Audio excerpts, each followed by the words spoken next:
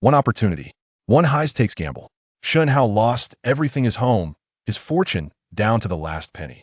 After a night of drowning his sorrows in alcohol, he opened his eyes only to find himself back in the lush green campus of his youth, with his mother still alive, his childhood friend who had died, too young, now breathing and laughing beside him, and his sweetheart from days gone by standing right before him. Shen Hao smiled faintly. This time, I'm going to beat the game on my own terms. Chapter 1. Back to my youth. April 23rd, 2003, 6 p.m. Zhongyang County Number 1 High School. The moment the dismissal bell rang, Shen Hao bolted out of the school gate like a shot. He stopped just outside, gazing at the aging residential buildings and the passers-by dressed in early 2000s fashion. Memories from his past life surged through him like a tidal wave.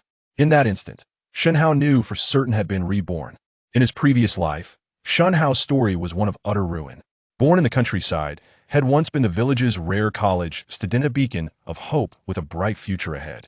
But to pay for his childhood sweetheart's father's surgery, he borrowed heavily from friends and relatives, amassing debts totaling hundreds of thousands of yuan. On the very day news arrived that the operation had succeeded, his girlfriend abruptly broke up with him. With his academic record, he should have easily secured a guaranteed postgraduate spot. Instead, devastated by the betrayal, he spiraled into despair. Forced to enter the workforce immediately after graduation, he took a job as a real estate sales agent just to repay his debts. Had it not been for Lin Mingzi, his future wife who stood by him through hardship, Shen Hao might have collapsed under the weight long ago. After finally clearing his debts, they naturally married and started a family. Life seemed to be turning around. Yet Shen Hao couldn't accept mediocrity. In 2021, amid economic turbulence in the internet sector, the sharing economy boomed. Seizing the opportunity, Shen Hao poured every last yuan of his family's savings into the trend only to lose everything. So complete was his failure that when his daughter's dance class demanded tuition, he couldn't scrape together a single cent. That very incident triggered the first major argument in his 10-year marriage with Lin Mingxi. Shen Hao remembered clearly. After the fight, consumed by regret, he drank alone all night. He only fell asleep on the living room sofa at dawn. When he awoke again, he heard his high school homeroom teacher scolding him. To his shock, had been sent back to 2003. There are only 2 months left until the college entrance exam. Shaking his still foggy head, Shen Hao finally accepted reality. A strange mix of sorrow and euphoria flooded his heart. He couldn't forget his wife and daughter from his past life, especially his sweet little girl. But this second chance, this return to youth, was a miracle granted by fate itself.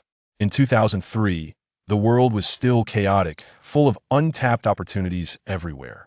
At that thought, a determined light sparked in Shen Hao's eyes. His past life had been a disaster, but now, he finally had the chance to right every wrong. Slowly clenching his fists, Shen Hao vowed, "This time, I will rewrite my destiny with my own hands." And when he met Lin Mingxi again, it would be as the best version of himself, ready to give her all the happiness he failed to provide before. But first, I must rush home and stop my father from being sold by that bastard Shen Hai into a black coal mine.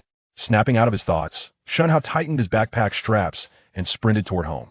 Because on the evening of April 23rd in his past life, a catastrophe struck, one that altered his entire family's fate forever. Shen Hao's family was already dirt poor, surviving solely on income from their dozen or so mu of mountain farmland. When he was 6, his mother was diagnosed with uremia, chronic illness requiring lifelong medication and dialysis. The medical costs were crushing, pushing an already struggling household to the brink. To afford treatment and feed the family, his father worked from dawn till dusk. Though barely 50, the man looked ancient, his hair completely white, his frame gaunt and worn. And on that afternoon of April 23rd, his uncle Shen Hai came calling, promising big money if his father joined him working in a coal mine. It was a black coal mini and illegal operation where Shen Hai colluded with out-of-town bosses to trick locals into slave labor for profit. Once sold into that mine, Shen Hao's father suffered a collapse accident within a month. He miraculously survived, but his right leg was crushed, leaving him permanently disabled. With no income and no access to proper care, Shen Hao's mother soon passed away.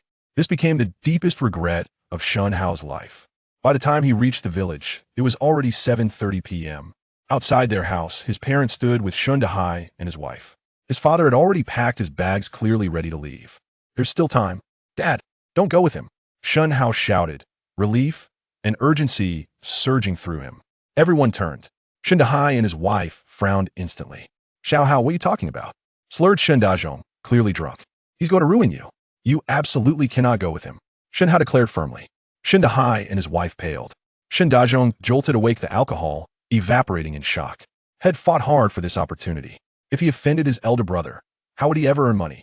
You little brat. How dare you speak to your uncle like that? Apologize right now. Shen Dazhong roared, eyes blazing. Xiao Hao, what nonsense are you spouting? His mother, Su Qing, pleaded anxiously. How could your uncle possibly harm your father? Dad, just don't go. I'll find a way to pay for mom's treatment myself. Shen Hao insisted. Everyone froze. You?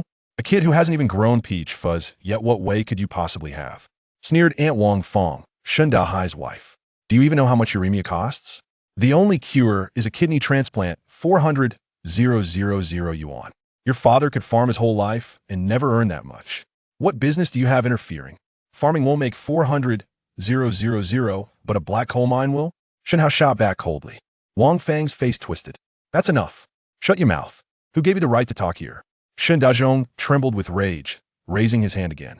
Shen Dahai watched Shen Hao carefully, then placed a seemingly gentle hand on Shen Dazhong's shoulder.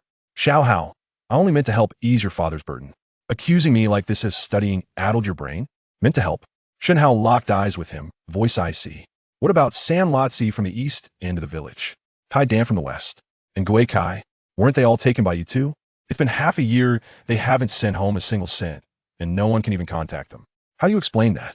His tone was relentless. Those men had been victims just like his father. San Lotzi and Tai Dan had died in the same mine collapse.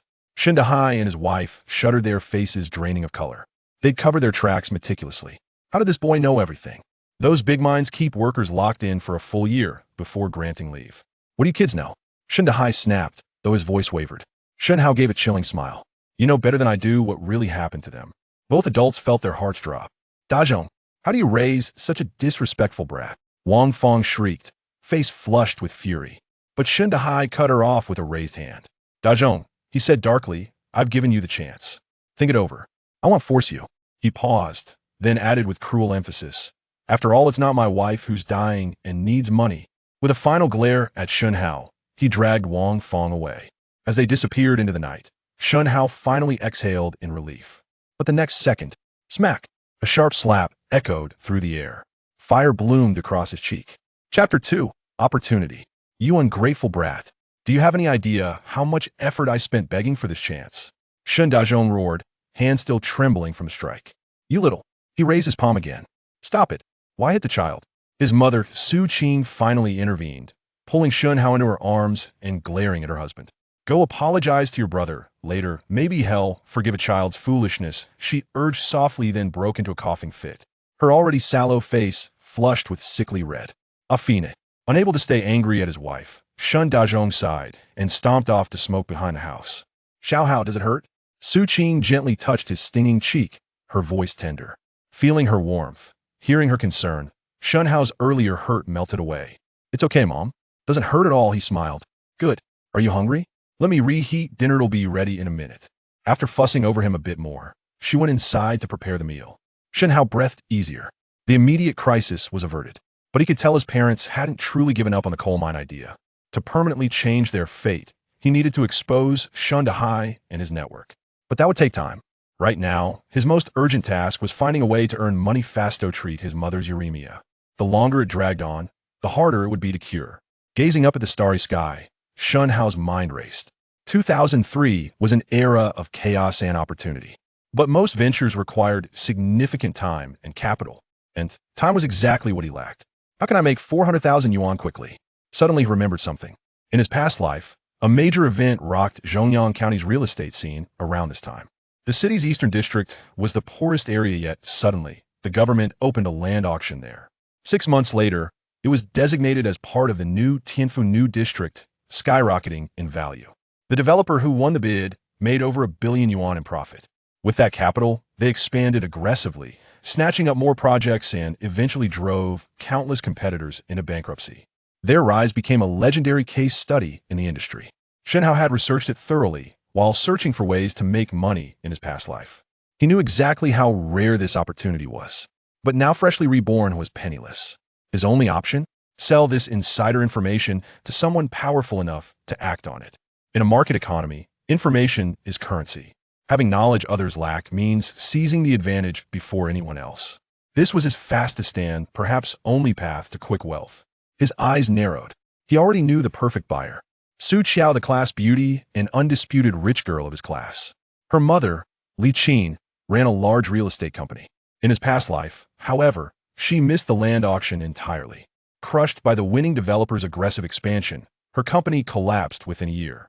Li Qin herself sank into severe depression. Buying Shen Hao's tip could save her entire family. Now, he just needed to convince her. Xiao Hao, dinner's ready. His mother's call pulled him from his thoughts. Inside, the small table held 3 dishes and a soup, all his favorites, steaming and fragrant. The scent so familiar, yet absent for over a decade, brought tears to his eyes. Hungry? Sit down. Su Qing smiled, turning to serve rice. Under the dim yellow light, her frail body looked even more fragile. Mom Shen Hao choked up, tears spilling silently. What's wrong, dear? Why are you crying? She set down the bowl and hugged him tightly. Your dad didn't mean it. He's just hot-tempered. He's probably regretting it right now. It's okay. Though she misunderstood the reason, her words warmed his heart. Mom, I promise he'll find a way to cure you. I know, sweetheart, she whispered, touched by his sudden maturity. After dinner, Shen Hao returned to his room, mind still racing. The next morning, he arrived at the school gate extra early, waiting for his target. As an only child, Su Qiao was spoiled like a princess. Her mother, Li Qin, personally drove her to school every day in a brand new 2003 Beijing Hyundai, the kind of luxury car rarely seen in the entire county. Impossible to miss. Just then, whop, a heavy hand slapped his shoulder. Shen Hao turned. A round, moon-shaped face stared back at him. It was Liang Feng, Fatty, his burly, 200-pound classmate and childhood friend since diaper days. In his past life, Fatty's family was also poor. After high school, he followed relatives to the city for construction work. Without education, he was stuck doing brutal manual labor. Tragically, he fell from scaffolding soon after breaking both legs and becoming permanently disabled. Unable to bear being a burden, he eventually took his own life. Shen Hao had been devastated, grieving for half a year. Seeing him alive again, Shen Hao couldn't contain his emotion. He lunged forward and wrapped Fatty in a bear hug. Brother, long time no see. Dude, are you insane? We saw each other yesterday. Fatty squirmed, grossed out. Shen Hao just grinned. Fatty narrowed his eyes. Wait, you came this early just to hug me? Something's up. Get lost, you're disgusting with all that fat. Shen Hao rolled his eyes. I'm waiting for Su Qiao. At that name, Fatty perked up. Oh, you trying to chase Su Qiao now? Chapter 3. Limit your interactions with such men. What are you thinking? I have serious matters to attend to.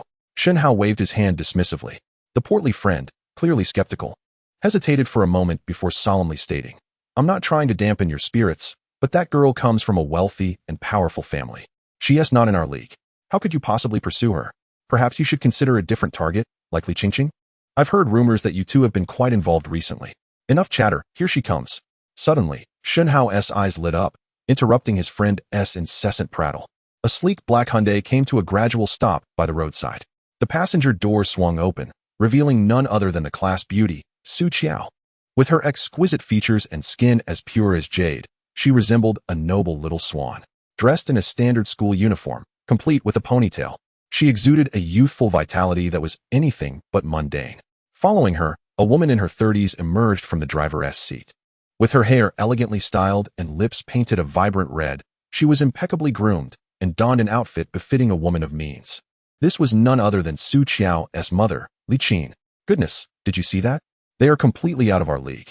The portly friend's eyes widened in astonishment, his voice trailing off. Mid-sentence, Shen Hao had already dashed towards them. No way, is he really going for it? The portly friend stood frozen in disbelief. Shen Hao? Su Qiao looked on with a hint of confusion as he approached. Good morning, he offered casually before turning his attention to Li Qin, getting straight to the point. Hello, Annie, my name is Shen Hao. I possess information worth hundreds of millions. Are you interested? Huh. Shen Hao's declaration left everyone momentarily speechless. Li Qin furrowed her brows, regarding Shen Hao as if he were a fool. The portly friend, accompanying him, felt his face flush with embarrassment, wishing he could disappear into the ground. How humiliating. Brother, I understand that you wish to bridge the class divide to get closer to Su Qiao, but to lead with a claim of a project worth hundreds of millions? That is a bit far-fetched. I am serious. I am not joking. Shen Hao took a deep breath, his tone earnest. His conviction momentarily caught Su Qiao off guard, her gaze turning inquisitive. However, Li Qin remained unimpressed by Shen Hao's claims. Young man, you are still a student. Your focus should be on your studies. Li Qin said in a measured tone. In her eyes, Shen Hao was merely attempting to get closer to her daughter. Auntie, this matter has nothing to do with Su Qiao, Shen Hao reiterated. Tomorrow, there will be a bidding event in the county, which presents not only an exceptional opportunity to earn money, but also a potential turning point for your family's fortune. My information could genuinely assist you. Shen Hao's words left everyone momentarily stunned. Then, Li Qin's derisive laughter broke the silence. You think you know more about real estate than I do? You little brat? Su Qiao also frowned, looking at Shen Hao in confusion. The portly friend, standing to the side, wore an expression of acute embarrassment. Truly, the saying that love can drive one to madness holds true. Shen Hao was not merely losing his wits. He appeared utterly deranged. Auntie, Shen Hao grew anxious, eager to continue his explanation. As soon as she finished speaking, Li Qin's delicate face darkened entirely. She still had business to attend to, and engaging in a few words with Shen Hao had already been a concession. Yet this young man was indeed rather oblivious. Li Qin, disinterested in furthering the conversation with Shen Hao, turned to Su Qiao and coldly advised, Qiao, in the future, avoid mingling with such boys. With that, she departed without lingering, driving away in her car. Staring blankly at the receding Hyundai, Shen Hao found himself at a loss for words. However, Su Qiao broke the silence. Shen Hao, what do you truly mean by those words? We've been classmates since middle school, and I know you to be a person of principle. There must be a reason behind your statement. Pausing, Su Qiao softened her tone. To be honest, have you encountered any difficulties? Shen Hao, known for his honesty and diligence, consistently ranked at the top of his class, which had always earned Su Qiao's admiration. Thus, her curiosity was piqued regarding the circumstances that had led him to speak in such a manner.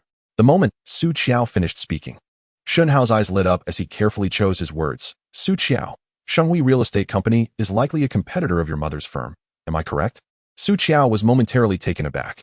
How do you know that? Let's not dwell on that for now. Shen Hao waved his hand dismissively, adopting a serious tone. What I am referring to is an opportunity that, if you do not seize it, will be grasped by Shenghui Real Estate. They will secure a multitude of projects and grow exponentially. In that eventuality, your family will lose not only money but will face comprehensive suppression from Shenghui Real Estate.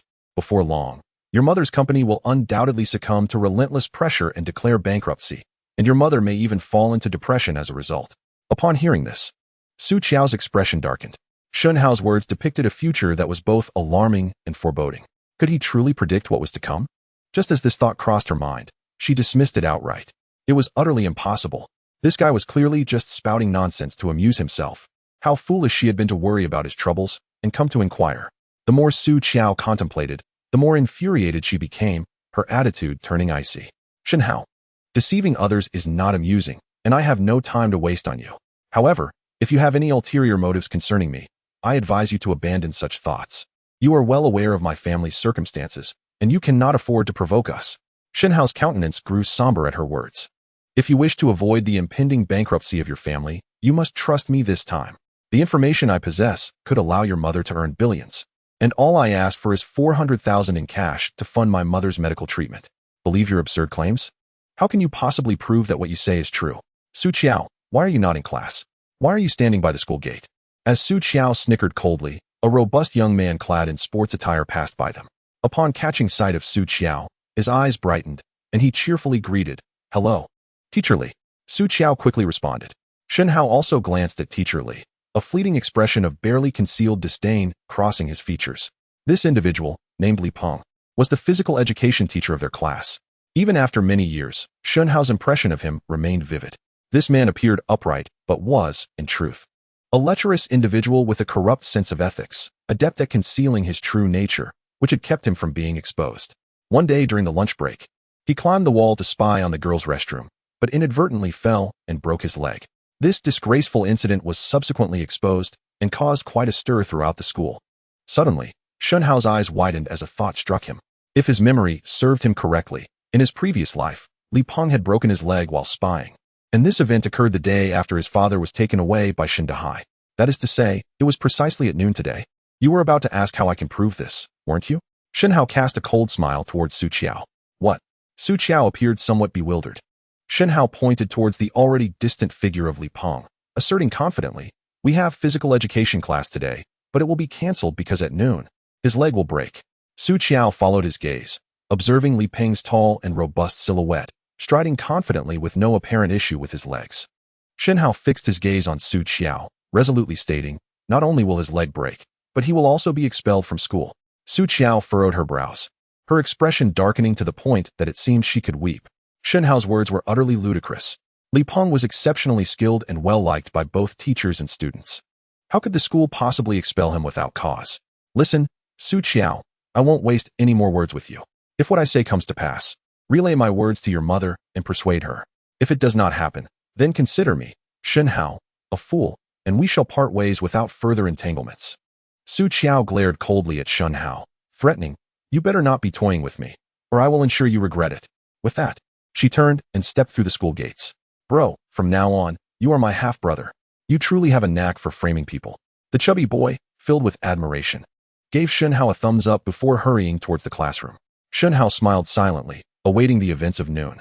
During the lunch break, the classroom was unusually quiet, with students resting their heads on their desks. Shen Hao watched the clock on the podium, waiting for the time to pass. Suddenly, the classroom door burst open. The chubby boy, drenched in sweat and clutching a basketball, rushed in with fervor. Everyone, something big has happened. This is absolutely explosive news. Su Qiao, engrossed in her studies, abruptly looked up. What could possibly be so significant? You're always making a fuss. The other students, disturbed by the interruption, cast numerous disdainful glances.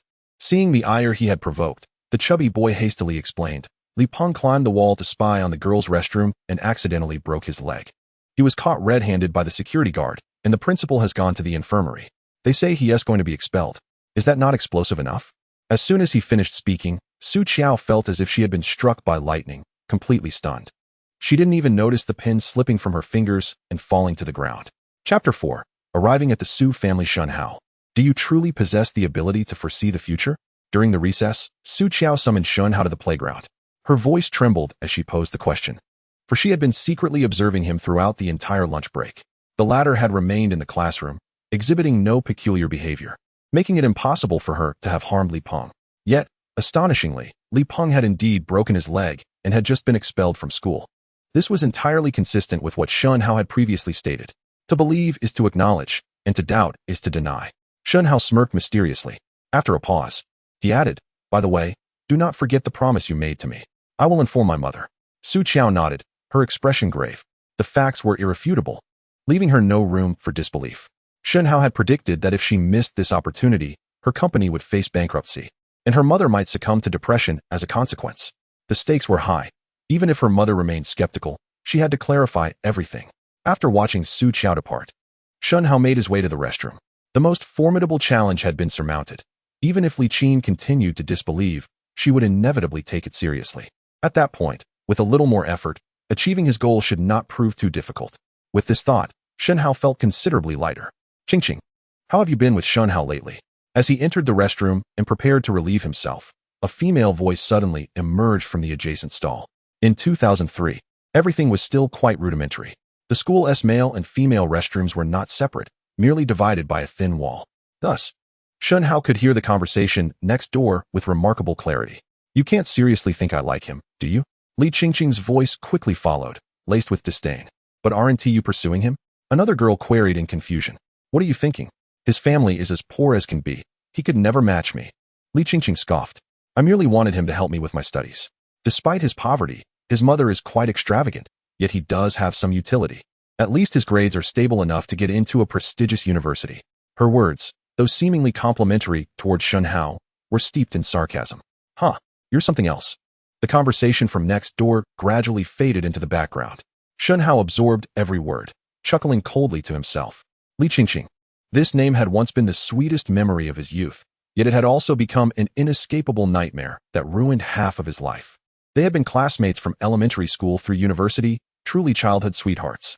In their senior year of high school, Li Qingqing had suddenly taken the initiative to befriend Shen Hao, asking for his help with her studies. Shen Hao had harbored a fondness for her, so he readily agreed. Li Qingqing's grades, which had been abysmal, skyrocketed under Shen Hao's attentive guidance.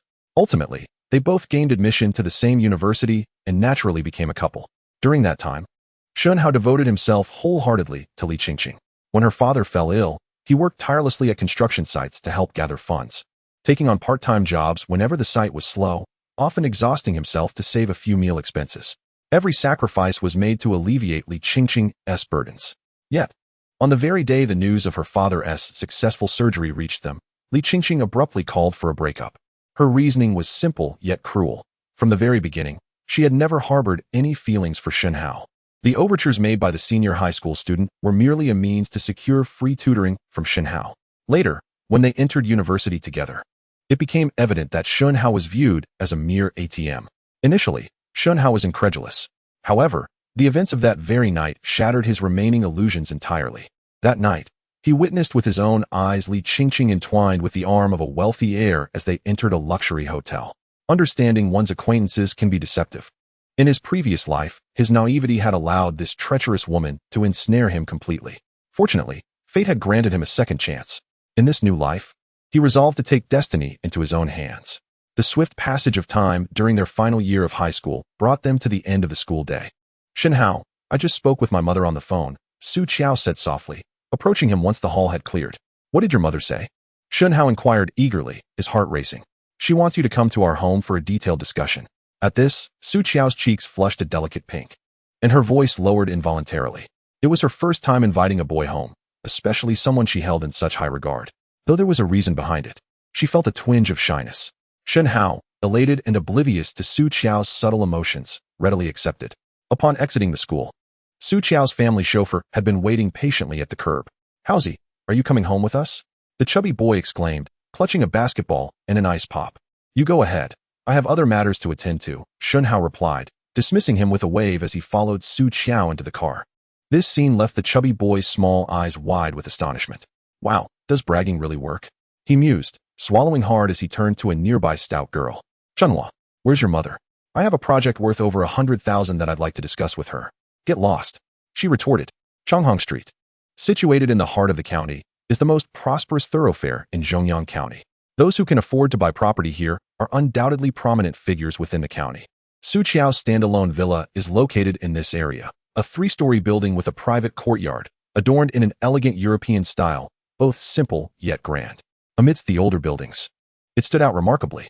Even Shen Hao found himself astounded, for even 2 decades later, this villa would still appear contemporary. Su Qiao's family wealth was indeed formidable. Upon entering the villa with Su Qiao, the lavish interior was laid bare. The classic European style exuded sophistication and opulence. In 2003, many families struggled to afford a television.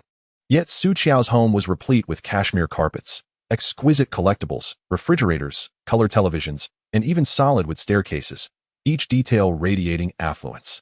Su Qiao's mother, Li Qin, sat on a genuine leather sofa, enjoying some fruit. Hello, Auntie, it's good to see you again. Shen Hao greeted her with a smile as he took a seat. Do you know which area will be up for bidding tomorrow? Li Qin inquired directly, cutting to the chase.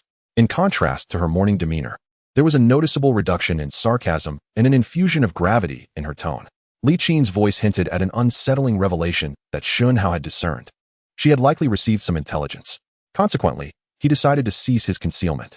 As his words lingered in the air, Li Qin's pupils constricted sharply. Indeed, she had just been informed that the government would be holding a bidding event for the Eastern District the following day.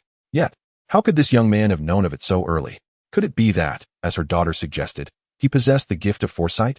The more she pondered, the more alarmed she became, though she maintained a facade of composure. Even if he had accurately predicted the bidding event, what significance did it hold? The Eastern District was impoverished, rendering participation unnecessary. She fixed her gaze on Shen Hao and coldly remarked, if this is the information you wish to sell, you may leave. With that, she prepared to ascend the stairs. Although the Eastern District appeared desolate, it was slated for inclusion in the Tianfu New area within 6 months. Shen Hao, however, remained unfazed, smiling as he spoke. Surely, Auntie understands the immense potential for development once it is incorporated into the Tianfu New area project? Li Qin was jolted, halting her movement. The Tianfu New area was a collaborative initiative launched months prior by the governments of several surrounding counties. Each participating county would designate a region within its jurisdiction to establish a high-tech economic development zone. Consequently, the Tianfu New area would evolve into the economic and cultural epicenter of the entire county, inevitably causing property values to skyrocket. She was acutely aware of the enormity of this opportunity. Yet, how could the authorities choose to site it in such a destitute area? The more she contemplated it, the more implausible it seemed. The bidding area is indeed the Eastern District. I have not erred. Surely, Su Qiao has discussed the events of this afternoon with you? Shen Hao tapped the table lightly with his knuckles, a slight smile gracing his lips. Whether my words hold truth, Auntie, you may deliberate at your leisure. Upon hearing this, Li Qin's expression began to shift unpredictably. After a prolonged contemplation, she finally spoke again. Even if what you say is true, what difference does it make? I have insider information that 5 real estate companies will be vying for the development rights tomorrow, leaving me with little chance. That is precisely the information I intend to sell you, Shen Hao replied, flashing a grin as he extended 4 fingers. For a mere 400,000. I can guarantee your success in securing the bid. A fair price, devoid of deception. Chapter 5. The price of 400,000. Very well. If your method proves effective, I can afford that price. Although Li Qin was a woman, she was known for her decisiveness in matters, having chosen to trust Shen Hao. She saw no need for subterfuge and readily agreed. Upon hearing her words, Shen Hao felt the last vestiges of his apprehension dissipate. The Tianfu New Area project, under government planning, was not to be completed in one phase, but was divided into 7. Thus, as long as you prepare the bidding documents correctly, Annie, your company will be able to finance the construction of the Eastern District land in phases, with the government settling the corresponding funds after each phase passes inspection. This phase project scheme is not something the government would divulge to you. Upon hearing this, Li Qin cast a profound glance at him, surprised that this young lad was aware of the method of full financing. Indeed, the approach you suggested could significantly enhance the likelihood of winning the bid. However, are you cognizant of the considerable risks that full financing poses for a real estate company? Furthermore, the project in Tianfu New Area is likely not a small-scale endeavor, even if it is merely one phase of it. Shen Hao chuckled lightly, then turned his gaze toward the array of exquisite furniture beside him. I believe Annie must have her ways, wouldn't you agree? When weighed against the risks, the opportunities here seem to overshadow them.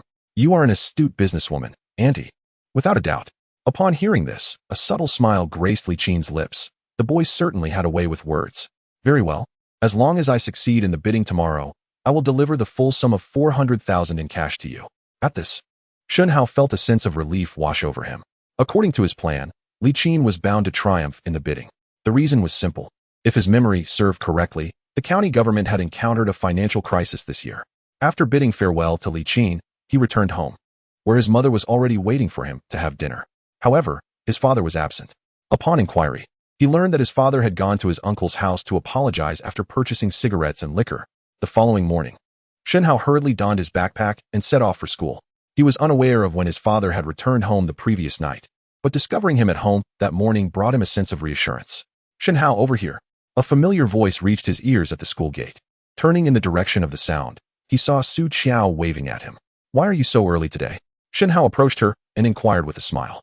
Su Qiao extended her hand, offering him a bottle of breakfast milk. My mother has a bidding event today, so we left early. I had a quick breakfast and brought this for you. Shen Hao glanced at the milk she handed him and quickly replied, I've already had breakfast. It's not necessary. Oh, just take it, will you? Honestly. Before he could protest further, she firmly grasped his hand and placed the milk into it. For some reason, after yesterday's events, her fondness for Shen Hao had intensified. If her family succeeded in the bidding today, it would indeed be a significant favor he had done for them. Whoa! An out-of-place voice rang out not far from them, causing both to turn and see Liang Feng staring at them in astonishment. He had witnessed Su Qiao taking Shen Hao's hand in its entirety. What is going on here? Things are moving rather quickly. The chubby boy pointed at them, walking closer as he spoke. Su Qiao's face flushed crimson at his words, and without uttering a word, she turned and sprinted toward the school gate. Shen Hao looked at Liang Feng and shook his head. What are you thinking? It's just me helping her family out. And she's giving me a bottle of milk. I don't see it that way. Did you not notice her expression just now? Hey, why are you kicking me? All right. I won't say anything more, my good brother. Let us hurry to class. Morning reading is about to start. Shen Hao chose not to pursue him further and turned to head inside. Time at school always seemed to pass swiftly, and before long, the bells signaling the end of classes rang. For the other children, it bore little significance. However, Shen Hao, having been reborn, could not help but feel a sense of nostalgia. Looking back, he realized how blissful his student days had been when he first entered society. At the school gate, Li Qin's car was already parked by the roadside. Upon seeing Su Qiao and Shen Hao walking together, she quickly waved at them. Auntie. Shen Hao greeted Li Qin from the car window. Hello there. Li Qin replied enthusiastically, her demeanor markedly warmer than the previous day. You were right. during the bidding meeting. The government did not mention that the project was planned in 7 phases. I followed your advice and submitted the bid. Guess what? She chuckled. They didn't even hold the second round of bidding, as I was the only one the government took notice of after the first round.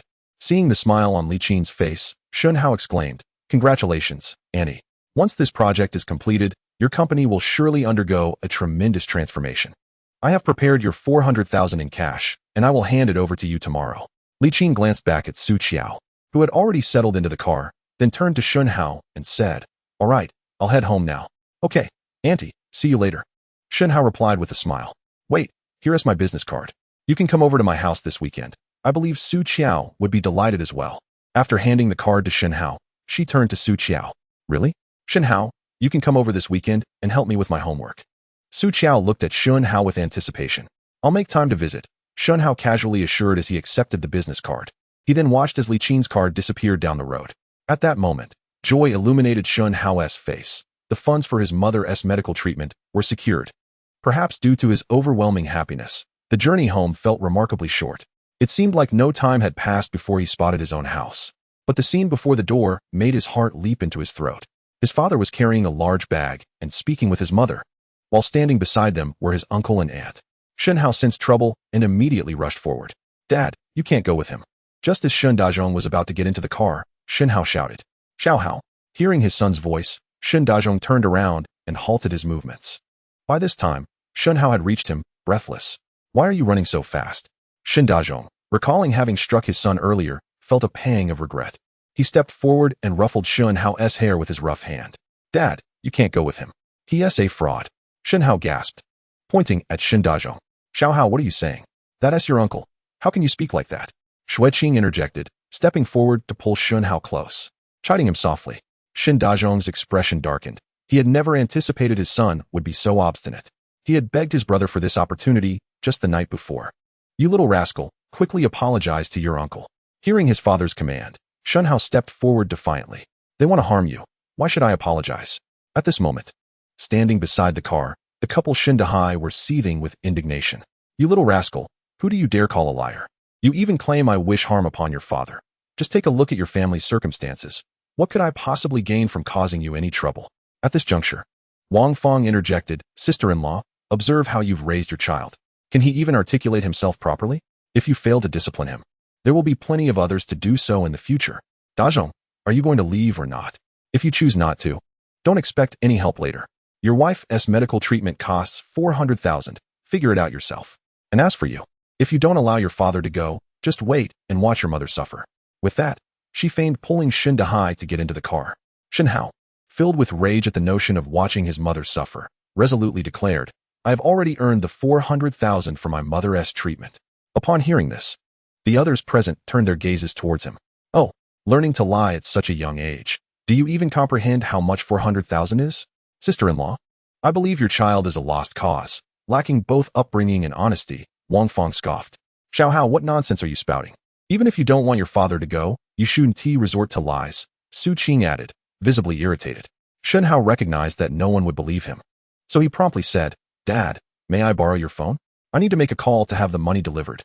Seeing his son unrepentant, Shen Dazhong was about to reprimand him, but was met with his son's resolute gaze, which eventually led him to hand over the phone. Shen Hao took the phone, extracted a business card, and directly dialed Li Qin's number. "Auntie Li, I need the 400,000 right now." Chapter 6. The launch of a business blueprint. Shen Hao's expression was grave. "Please send someone right away. I will text you the address." "Huh, today. I'm eager to see what kind of tale you concoct, young man," Shen Dahai remarked. "Dazai, don't leave just yet. Let us wait here. After all, we aren't the ones who are desperate for money," Wang Fong said, nonchalantly cracking open some sunflower seeds. Shen Dazhong snatched the phone back, shooting a fierce glare at Shen Hao before turning to Wang Fong. "Sister-in-law, do not stoop to the level of a child. I will discipline him properly." "Dad, I'm not lying. They are the ones lying. Please, just trust me this once," Shen Hao insisted, looking steadfastly at Shen Dazhong. A resigned sigh escaped Shen Dazhong's lips. Sigh? Observing this, Shen Dahai inexplicably felt a sense of amusement. Calling to have someone deliver money? Why does this make me want to laugh? 400,000, indeed. He seems to believe that money is just lying around for the taking. The couple exchanged remarks, alternating between scorn and mockery. However, It wasn't too long before a Beijing Hyundai slowly rounded the corner and halted before the group. As the window descended, Li Qin's figure appeared. "Auntie, what brings you here in person?" Shen Hao queried, surprised, as he had assumed she would send someone from her team. "You sounded so urgent on the phone. I thought something might be amiss. I came to deliver it personally and see if I could be of assistance." Li Qin replied with a beaming smile, clearly quite pleased with Shen Hao. After speaking, she stepped out of the vehicle, clutching a small leather briefcase. "This is your 400,000. Upon seeing this, Shen Hao promptly expressed his gratitude, and with her assistance, he opened the case, revealing 4 bundles of cash before his eyes. "Mother, the money for your treatment is here." "I did not lie." Shen Hao looked up at his astonished mother. "Little brother, did you borrow from loan sharks?" Wang Feng gazed at the money in the briefcase, her eyes filled with skepticism. "This is his own earnings," Li Qin interjected. "Impossible. Absolutely impossible.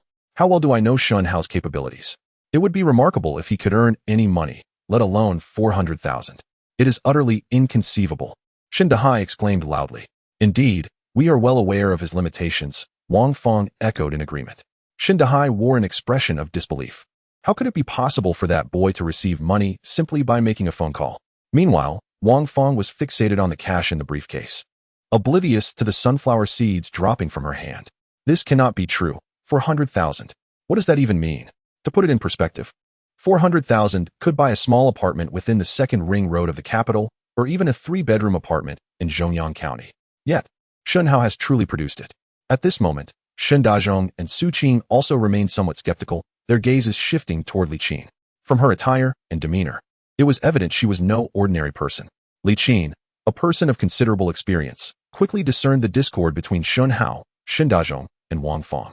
Noting their doubts, she stated, "I am the chairwoman of Jinka Real Estate. I can unequivocally confirm that this 400,000 is the remuneration obtained from a transaction between Shen Hao and our company. As for the specifics of the transaction, it is a business secret that I cannot disclose here. In any case, on behalf of Jinka Real Estate, I express my gratitude to Shen Hao and look forward to future cooperation." After speaking, she extended her hand toward Shen Hao, and amidst the witnesses, both parties shook hands in a gesture of amicable collaboration. Upon witnessing this scene, everyone began to realize that Shen Hao might indeed have earned 400,000. Wang Feng immediately donned a smile and approached, eager to grasp Shen Hao's hand, only to have him subtly evade her. Her expression darkened instantly. At that moment, Li Qin had already taken her leave, feeling concerned about Su Qiao being home alone. Shen Hao turned to his father. "Dad, you can refrain from going to the coal mine now, can't you?" Shen Dazhong glanced at him, reflecting on how he had consistently opposed his son and had even scolded him, feeling a sense of shame as he replied, "I won't go, I won't go." Upon hearing this, the heavy burden in Shen Hao's heart finally lifted. "My father won't go anymore. You all may leave now." Wang Feng was about to speak, but Shen Dahai hastily pulled her away. Inside the house, Shen Hao handed the briefcase to Shen Dazhong, urging him to take his mother for treatment as soon as possible. Shen Dazhong looked at the briefcase. Had it not been for the lady's firm assertion earlier, he would likely still be doubting his son's claims. That night, as Shen Hao lay in bed, he pondered many thoughts. "Now, the funds for my mother's surgery have been resolved. It is time to devise my business blueprint. As a reborn individual, I am acutely aware of how golden the years from 2000 to 2008 are. My primary task now is to seize this opportunity. Although I have recently earned 400,000, that sum is designated for my mother's medical expenses. At this moment, I find myself devoid of any financial resources. Thus, methods of generating income that require substantial capital, such as stock trading, real estate investment, or land acquisition, are simply not feasible for me. What can I do to secure my initial fortune?" Reflecting on previous methods of profiting from information asymmetry, I began to ponder what remains undiscovered in the county as of 2003. Undiscovered? Yes, coal mines. Beneath the barren hills on the outskirts lie vast deposits of coal. Presently, it is widely believed that the coal mines of Zhongyang County are primarily located around Putoy Ridge, which is 80 kilometers from the county seat, whereas Putoy Ridge and the barren hills are in entirely different directions. The coal resources of the barren hills would not be uncovered until 2 years later, when they made headlines. However, at this moment, this knowledge is solely mine. I must seize this opportunity. Such thoughts swirled in my mind, and a plan began to take shape. I must obtain a certificate for exploration rights. Although the application fee is not exorbitant, the challenge lies in the requirement for the applicant to provide a bank statement as proof of funds. Conversely, acquiring mining rights appears to be somewhat easier. It seems I must enlist the assistance of Aunt Lee. Fortunately, We have collaborated before, which will undoubtedly facilitate this process. Moreover, Sue's mother, who has never been involved in the mining industry, aligns perfectly with my vision for a partner. This time, I seek not cash, but equity in the newly established coal mine. Soon, I drifted into a deep slumber. The following day, I arrived at school as usual. Today, we had only a half day of classes. Tomorrow marks National Day, and many teachers will attend county celebrations, with rehearsals scheduled for the afternoon. The students eagerly anticipated the upcoming holiday. During physical education class, on the playground, beneath a patch of green grass, Li Qingqing appeared bashful, while two girls beside her urged her on, occasionally bursting into laughter. Go on, go find Shen Hao. Didn't you say there was a problem you couldn't solve? Exactly. Hurry up. If you don't go soon, Su Qiao might steal Shen Hao away. Hearing this, Li Qingqing felt a pang of confusion and quickly inquired, what about Su Qiao? The girls glanced around and lowered their voices. You really don't know? Su Qiao is pursuing Shen Hao. No way. Shoo. Someone saw Su Qiao holding Shen Hao's hand and giving him a bottle of milk. Upon hearing this, a sense of urgency washed over Li Qingqing. Although she felt no romantic inclination towards Shen Hao and had only been using him, she could not bear the thought of him being taken by someone else. With this realization, she turned and made her way towards Shen Hao. Shen Hao, I would like you to help me with a problem, Li Qingqing said, approaching him. Her face flushed with a hint of shyness as she spoke gently. Upon witnessing this, Liang Feng promptly nudged Shen Hao with his elbow. An expression of lewdness etched upon his face. Shen Hao cast a glance at Li Qingqing, a cold smile curling within him. For had he not endured the tribulations of his previous life, he might have been deceived by her facade. However, he had long since seen through Li Qingqing's true nature and intended to return the favor in kind. If she sought to exploit him through her feigned affections, he would graciously oblige. In the classroom, Li Qingqing retrieved a mathematics test paper and settled beside Shen Hao, playfully exclaiming, this question is so difficult. I cannot comprehend it at all. Will you teach me? She leaned in closer, drawing nearer to him. Shen Hao did not shy away. One should never refuse a fortuitous opportunity. Such individuals deserved a lesson. All right, do not fret. I shall teach you at my own pace, Shen Hao responded, extending his hand to accept the test paper, seizing the moment to feel the softness of her small hand. He then feigned meticulousness in his explanations. But due to their proximity, his elbow occasionally brushed against her side. Before long, a blush crept onto Li Qingqing's cheeks, her breath quickening, making it difficult for her to focus. You have indeed posed the right question. This will likely be on the upcoming monthly exam, Shen Hao stated earnestly. Ah, Shen Hao, please teach me more. This question is worth 12 points. If I cannot solve it, my rank will surely plummet, Li Qingqing exclaimed, her urgency prompting her to inch even closer. In an instant, they were nearly pressed against one another. Listen closely, and I will make sure you understand. This question takes a considerable amount of time to solve using conventional methods, but I possess my own technique, which I generally do not share with others. Shen Hao whispered softly. Upon hearing this, Li Qingqing pouted playfully. Please reveal your method to me. I promise I will not share it with anyone else. In the midst of their conversation, one of her hands had already found its way onto Shen Hao's thigh. Ah, in my past life, I was thoroughly deceived by you, gaining nothing in return. Thus, this time, I must collect some interest, Shen Hao thought to himself with a cold smirk, relishing in Li Qingqing's flirtation while continuing to explain the problem. Just then, the school bell rang, a timely interruption. Shen Hao, feeling somewhat dissatisfied, lamented, I still yearn for more. I will continue teaching you next time. There is still half a month until the monthly exam, so we have time, he said, setting down his pen and addressing Li Qingqing. Yes, that sounds good, she replied, her cheeks flushed, while Shen Hao's elbow continued to graze her chest, leaving her flustered. At the school gate, as Shen Hao and Liang Feng engaged in idle banter, Su Qiao's voice suddenly rang out from behind. Shen Hao, my mother asked me to tell you that she hopes you can visit our home during the National Day holiday. Having said this, Su Qiao blushed and hurried away to await Li Qing's arrival. My good brother, teach me, Liang Feng implored. Teach you what? How to woo girls? Shen Hao replied. Did I not mention? Master the art of boasting. With that, he turned and made his way home, waving goodbye with his right hand. Liang Feng stood still, pondering if his boasting technique was flawed. Upon returning home, Shen Hao prepared a simple meal for himself. In the morning, the father took the mother to the hospital. During mealtime, he recalled Su Qiao's earlier invitation, feeling no surprise whatsoever. After all, Li Qing had tasted the benefits of their relationship and undoubtedly wished to extract more useful information, even if the foresight seemed somewhat surreal. Moreover, Shen Hao was currently in need of Li Qing's assistance, thus he was bound to visit her home once again. However, prior to that, He had a pressing task to attend to, ensuring that Shen Hao and his wife faced justice. In his previous life, their actions had left his father incapacitated and indirectly led to his mother's demise, resulting in the ruin of his family.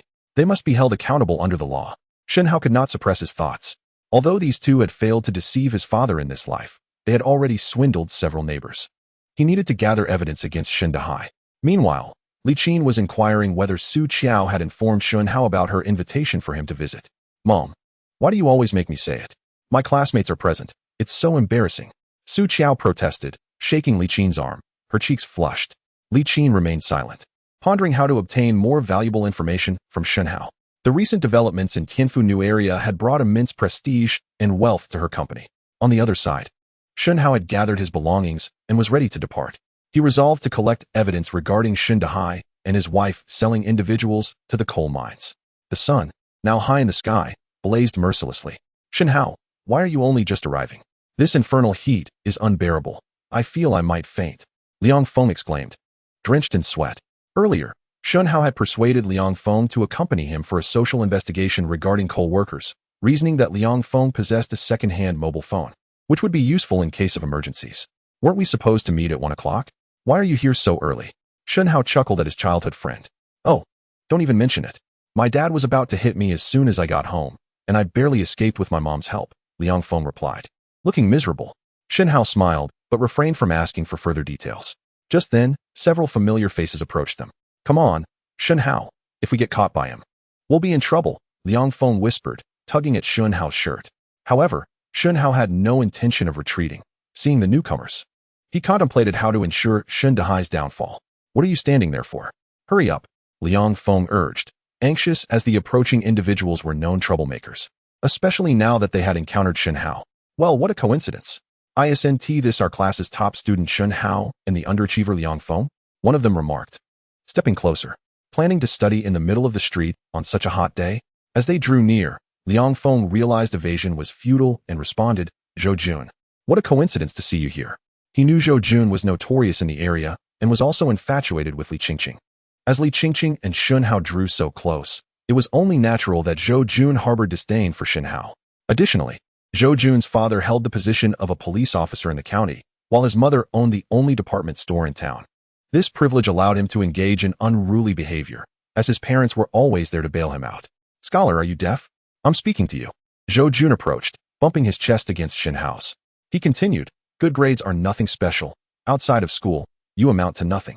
What are you trying to achieve by tutoring girls so closely? Zhou Jun, known for his explosive temper, rolled up his sleeves as he spoke. Behind him stood a group of over a dozen unruly youths, all eager for confrontation. Seeing Shen Hao remain silent, Zhou Jun smirked inwardly, thinking even the scholar must fear him. Suddenly, he swung a punch towards Shen Hao's face. At that moment, Shen Hao spoke up. Is your father still sighing heavily every day and often leaving the house in the middle of the night?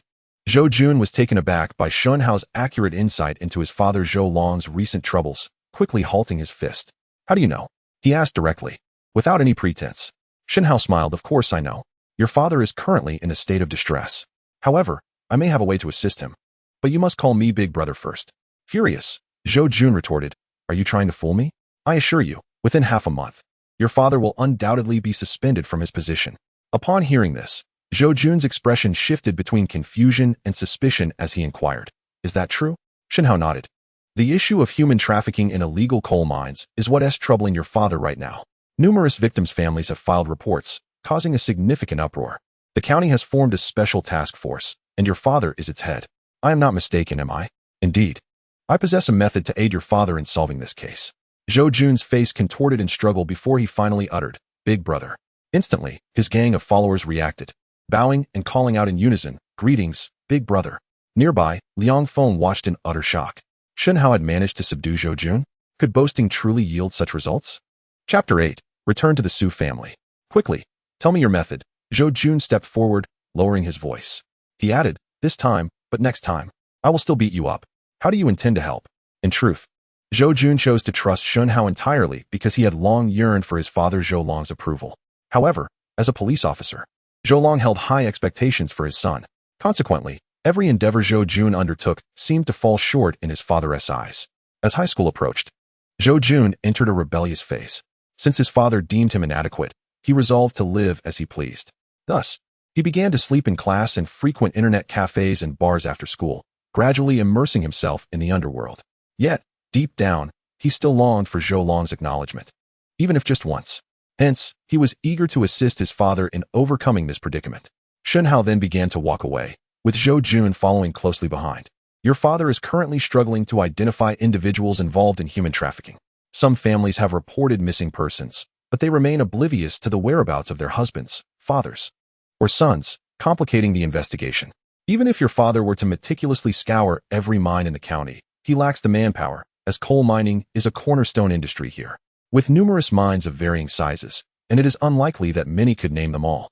However, I am aware of the key figures involved, as well as the names and locations of the mines. Given the gravity of the situation, higher authorities have imposed a deadline for resolving the case. Yet, as time slips away, Zhou Long is unable to uncover the complete structure of this web of interests. You should convey this information to your father, urging him to trace the lead downwards. Additionally, ensure that you accurately relay the names of the individuals and the mine locations I provided. Shen Hao spoke with unwavering confidence. Upon hearing this, Zhou Jun regarded Shen Hao with a look of incredulity, akin to staring at a monster. How could he possibly know such details?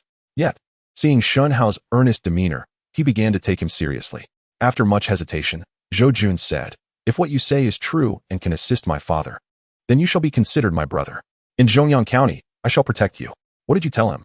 Liang Feng, still in shock, approached to inquire. Just a casual chat, Shen Hao replied with a smile. Reflecting on his previous life, where Shen Dahai and others were apprehended during an operation led by Zhou Jun's father, Zhou Long, he felt assured in his assertions. "All right, let's head back," Shen Hao said, his expression relaxed. "What? Aren't we conducting a social survey?" Liang Feng questioned, confused. "The sun is too intense today. It's best not to go," Shen Hao casually fabricated a reason. "This is terrible. My father's wrath is surely still simmering." Liang Feng wore a sour expression as he prepared to return home. Shen Hao chuckled as he called out to his retreating figure. "Make sure to tell your father that you guarantee you will get into college." At this, Liang Feng waved his hand dismissively. The reason for his father's frequent outbursts was his poor academic performance. With his current grades, gaining admission to a reputable university seemed nearly impossible. Upon returning home, Shen Hao received a call on the landline from his father, Shen Dazhong, who informed him that Shen Hao's mother would need to be hospitalized for a time, requiring his presence there. He instructed Shen Hao to remain at home, reminding him to secure the doors and windows and mentioning that there were several hundred yuan tucked inside his pillow. Shen Hao had no objections. The most important thing was his mother's recovery, which would bring him the greatest joy. The next day, Shen Hao rose early, as he intended to visit Su Qiao's residence. He had little time to squander and needed to earn his first bucket of gold promptly. After freshening up, he prepared a bowl of noodles, changed into a clean outfit, retrieved 100 yuan from his pillow, and then set out. Having visited Su Qiao's house once before, he was familiar with the address, and since it was somewhat distant, he decided to take a taxi.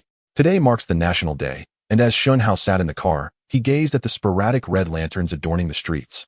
Feeling a sense of nostalgia, he mused that perhaps people could not fathom how prosperous and stable the nation would become in just a decade or so. "Here we are." "Young master," the driver's voice jolted him back to reality. After settling the fare and receiving his change, Shen Hao alighted from the vehicle and, guided by his memories, arrived at the entrance of Su Qiao's standalone villa. He pressed the doorbell, and it wasn't long before the door swung open. "Oh, Shen Hao, it's you," exclaimed Su Qiao, the one who had opened the door. "Yes, I'm here to see Aunt Li," Shen Hao replied with a nod. "Darling, who is it outside?" came Li Qin's voice from within. "Mom, it's Shen Hao," Su Qiao called back. "Ah, Shen Hao has come. Quickly, let him in," Li Qin urged from inside. Inside, Shen Hao settled into the plush sofa as Li Qin descended the stairs, dressed casually, likely due to the comfort of being at home. "Auntie, I have some matters to discuss with you," Shen Hao stated directly, catching Li Qin by surprise. "Yes, do tell. I was just about to ask if you have any more promising ventures like last time," Li Qin said, tossing her hair back and regarding Shen Hao with interest. "I would like you to facilitate a mining exploration permit.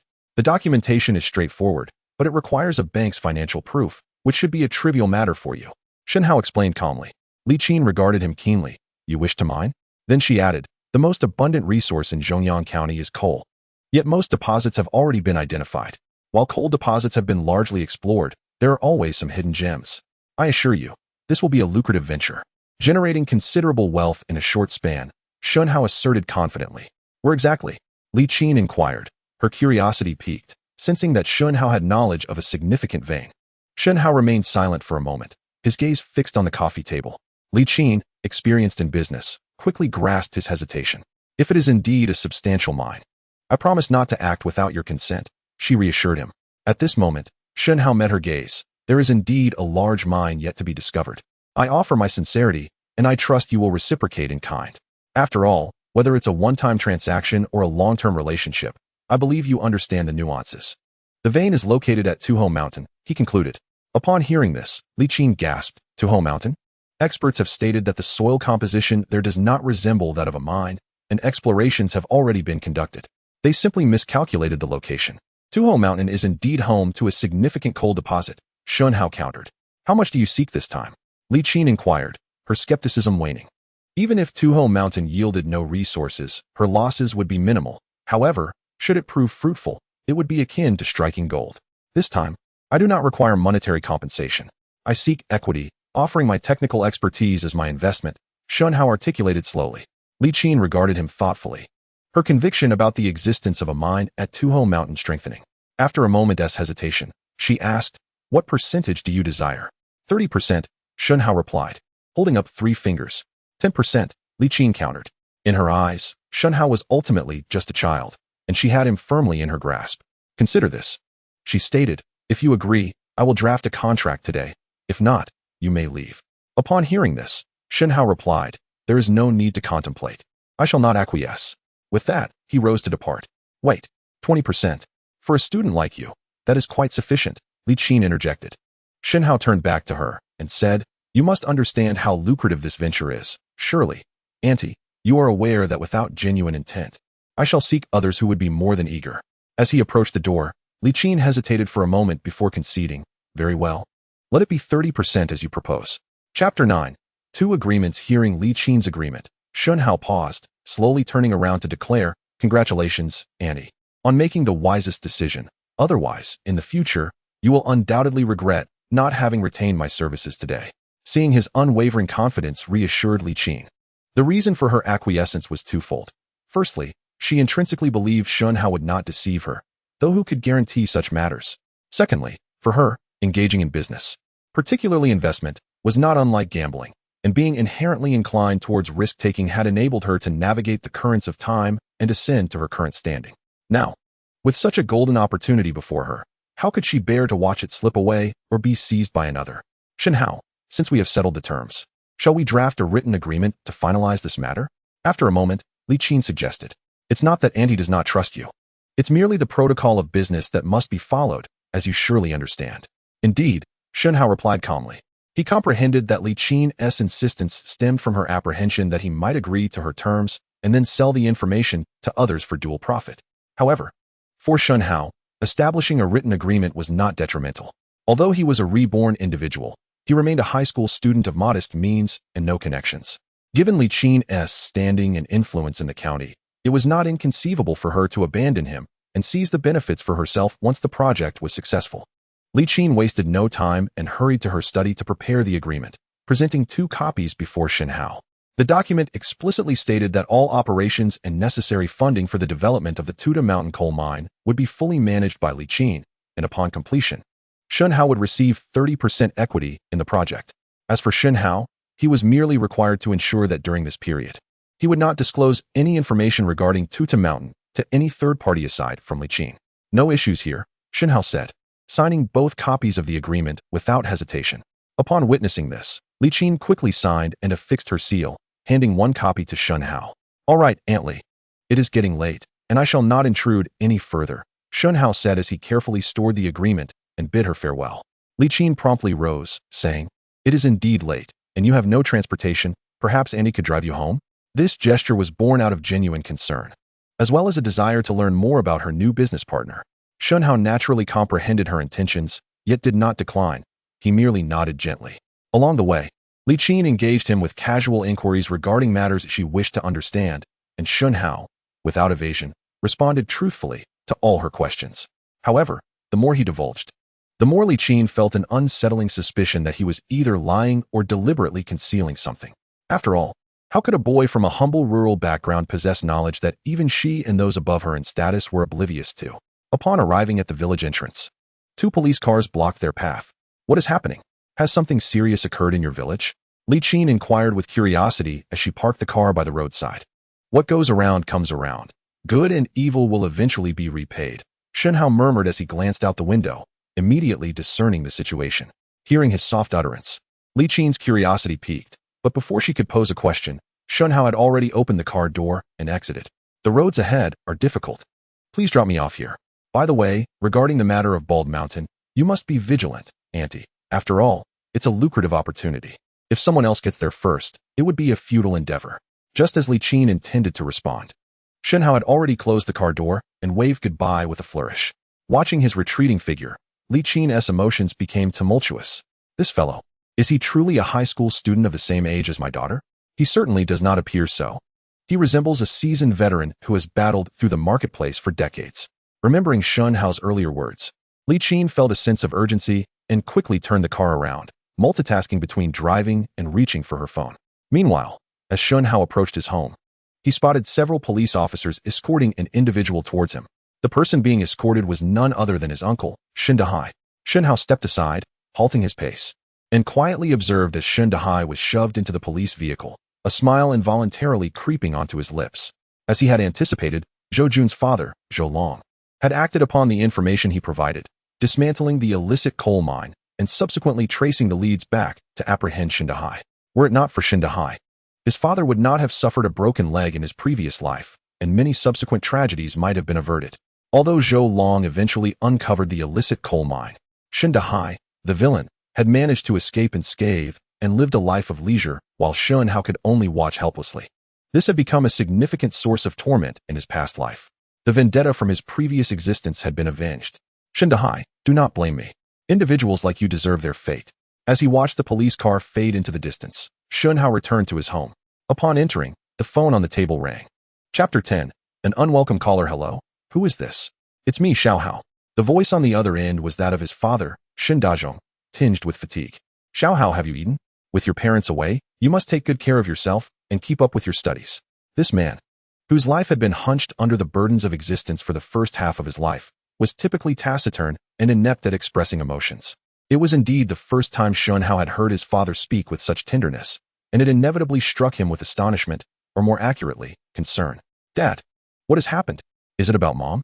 No, your mother is fine. Do not think irrationally, Shen Dazhong hastily reassured.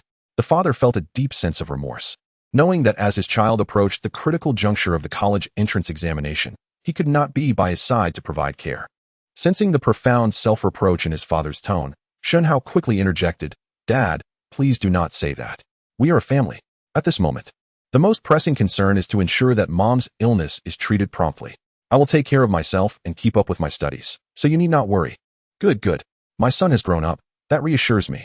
Listening to his father's comforting words, Shen Hao was reminded of the hardships of his past life, and a wave of melancholy washed over him.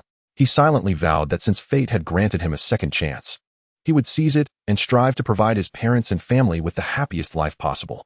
Lost in thought, he was suddenly roused by Shen Dazhong's voice on the phone. Oh, Xiao Hao. I called to inform you that the doctors at the county hospital have indicated that your mother's condition is complex. They recommend that we go to the city hospital for better treatment. Then you should go. Do not worry about the expenses, Shen Hao replied solemnly. Yes. We have already arranged for a vehicle and will be departing shortly. I just wanted to inform you to avoid causing you any concern. After hanging up, Shen Hao prepared a simple meal of noodles, accompanied by pickled vegetables that had long since lost their freshness. Following this, he returned to his room and perused all his textbooks. Fortunately, after a span of 20 years, he still retained a profound understanding of the knowledge contained within those pages. He believed that with a brief review, he could adequately prepare for the impending examination. This would afford him ample time to devise plans for his future endeavors. It is often said that opportunity favors the prepared. Even as a reborn individual, he could not escape this principle if he sought to make a name for himself. His aspirations should not be confined to this small county. With only 2 months remaining until the college entrance examination, he needed to seize the moment to secure his first fortune and venture forth to create a significant impact. The following morning, shortly after Shen Hao settled into his classroom, a call resonated from outside. Shen Hao, come out for a moment. He looked up to see Su Qiao standing outside the classroom, somewhat bashfully waving at him. Although it was not a significant matter, it caused quite a stir. Almost simultaneously, every student turned to glance at Su Qiao outside, and then stared at Shen Hao in astonishment. It was well known that Shen Hao was one of the poorest students in the school, while Su Qiao was an authentic heiress. Logically, there should be no intersection between their worlds. Unfazed, Shen Hao stood and walked slowly towards the door. His good friend Liang Feng, upon noticing, immediately followed with an expression of curiosity. "Do you need something?" Shen Hao asked nonchalantly. "My mom asked me to give this to you. She said it would make it easier to contact you in the future." Su Qiao replied rapidly, handing him an item. Shen Hao glanced at it and saw it was a brand new phone. "Please thank Annie for me," he said, accepting it without hesitation. Su Qiao said nothing further and quickly turned to leave. "Wait, am I seeing things? Su Qiao actually gave you a phone. Isn't that the latest model from LG? I saw it in an advertisement. I heard it costs around 5,000. Shen Hao turned around and found Liang Feng staring at his phone with an expression of astonishment. In this era, earning over 1,000 a month in their county was already considered quite high. Thus, this phone represented nearly half a year's income for an ordinary person, making Liang Feng's surprise quite understandable. "Shen Hao, you rascal. I had no idea you possessed such prowess. In just 2 days, you managed to have Miss Su come to you willingly," Liang Feng exclaimed, regaining his composure and giving a thumbs up. "How did you accomplish this? Teach me your ways. I too wish to abandon my struggles." Shen Hao furrowed his brow, unsure of how to explain. Surely, he could not reveal that he was a reincarnation from 20 years into the future, currently collaborating with Su Qiao's mother on a billion-dollar project. "Can I borrow your phone for a bit? I've never even touched one in my life," Liang Feng said eagerly. Just as Shen Hao was about to hand over the phone, a large group of people approached with an imposing demeanor from a distance. Leading the pack was Chen Jun, a brash youth in a flashy shirt, flanked by his sycophants. Upon seeing him, Shen Hao immediately sensed that trouble was brewing. Chapter 11. If there's an issue. Directed towards me as Shen Hao anticipated, Chen Jun strode forward and waved his hand, signaling his lackeys to encircle him. He then pointed an accusatory finger at Shen Hao, barking, "Shen Hao, you have some nerve. How dare you lay a hand on my goddess? Are you tired of living?" It turned out that Chen Jun was an ardent admirer of Su Qiao, yet she had never even glanced in his direction. Hearing that Shen Hao sought out Su Qiao yesterday had already displeased him, and seeing her approach Shen Hao today ignited his jealousy. Moreover, coming from a wealthy family, he could hardly accept being outdone by a poor boy like Shen Hao, which only fueled his resentment. Encouraged by those around him, he had come to confront Shen Hao. "I do not comprehend what you are implying," Shen Hao replied calmly, maintaining his composure. Chen Jun, infuriated by this response, erupted, "You little brat, don't pretend to be oblivious. You're simply trying to climb the social ladder because you think Su Qiao's family is wealthy. Look at yourself. You're nothing but a toad yearning for a swan's meat. I advise you to keep your distance from Su Qiao, or I shall not hesitate to break your legs." As Chen Jun grew increasingly aggressive, his lackeys wore expressions of disdain and mockery toward Shen Hao. While Shen Hao remained unperturbed, his good friend Liang Feng could no longer tolerate the scene and stepped forward, positioning himself protectively in front of Shen Hao. "Chen Jun, do not presume that your family's wealth grants you the right to bully others. This is not your domain to be arrogant. Moreover, such matters are consensual. You cannot simply resort to trouble when you cannot compete. Let's not forget, it was Su Qiao who sought out Shen Hao today. If you claim her as yours, why not confront her instead of making a scene here?"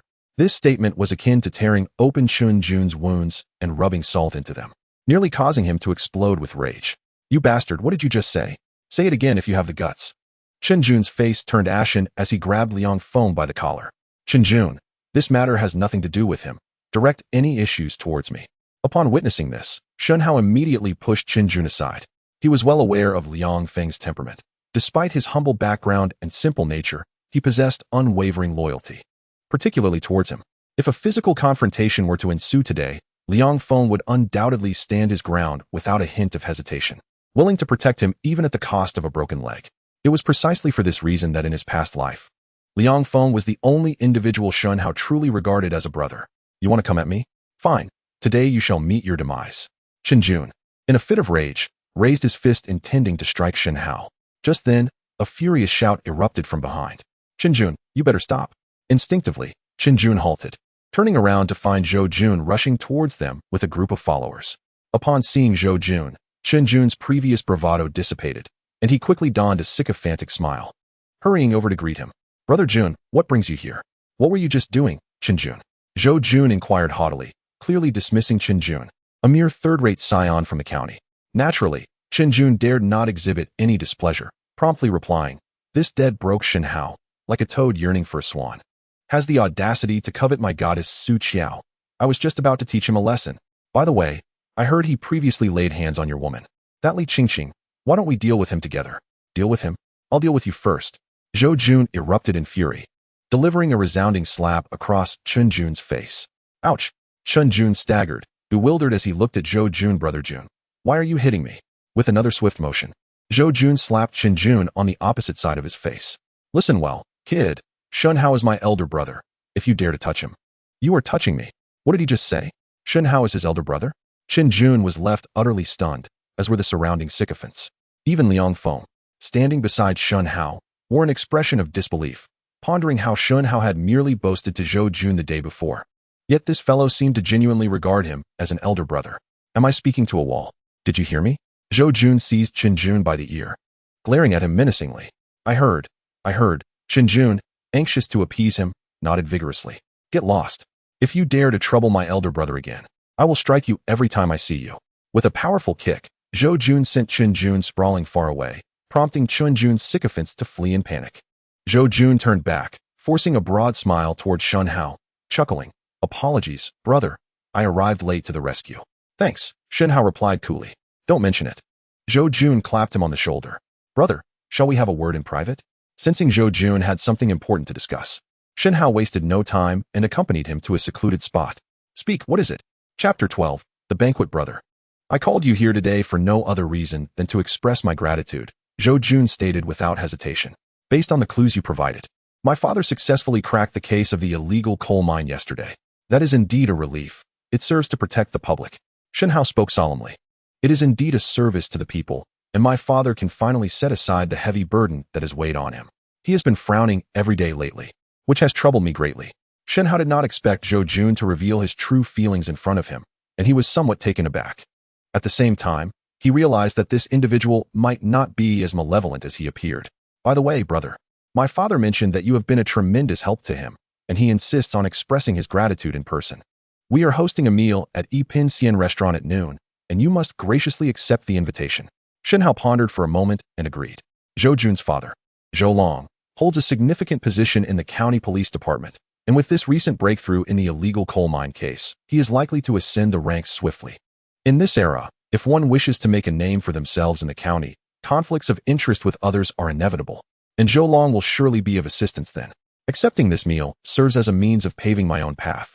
By the way, brother, that Chen Jun fellow dared to trouble you. Should I help you deal with him? Zhou Jun asked earnestly. Shen Hao shook his head, dismissively replying, "Forget it." In the past, he would have seized the opportunity to vent his frustrations, but now he found it beneath his dignity to waste time on such inconsequential characters. Zhou Jun said nothing more, merely gazing at Shen Hao with an expression that hinted at his internal conflict. "Do you have anything else to discuss?" Shen Hao inquired tentatively. Zhou Jun hesitated briefly before saying there was nothing. He actually wanted to express that if Shen Hao truly had feelings for Li Qingqing, he would be willing to step aside, but after a moment's thought, he found himself reluctant to do so. "Since there's nothing pressing, I shall take my leave. Class is about to start." After watching Shen Hao return to the classroom, Zhou Jun departed with his companions. "Shen Hao, what on earth did you say to Zhou Jun that caused him to truly regard you as a big brother?" Liang Feng followed closely behind Shen Hao, perplexed. Shen Hao was at a loss for how to respond, so he shifted the topic. "Liang Feng, the college entrance examination is approaching.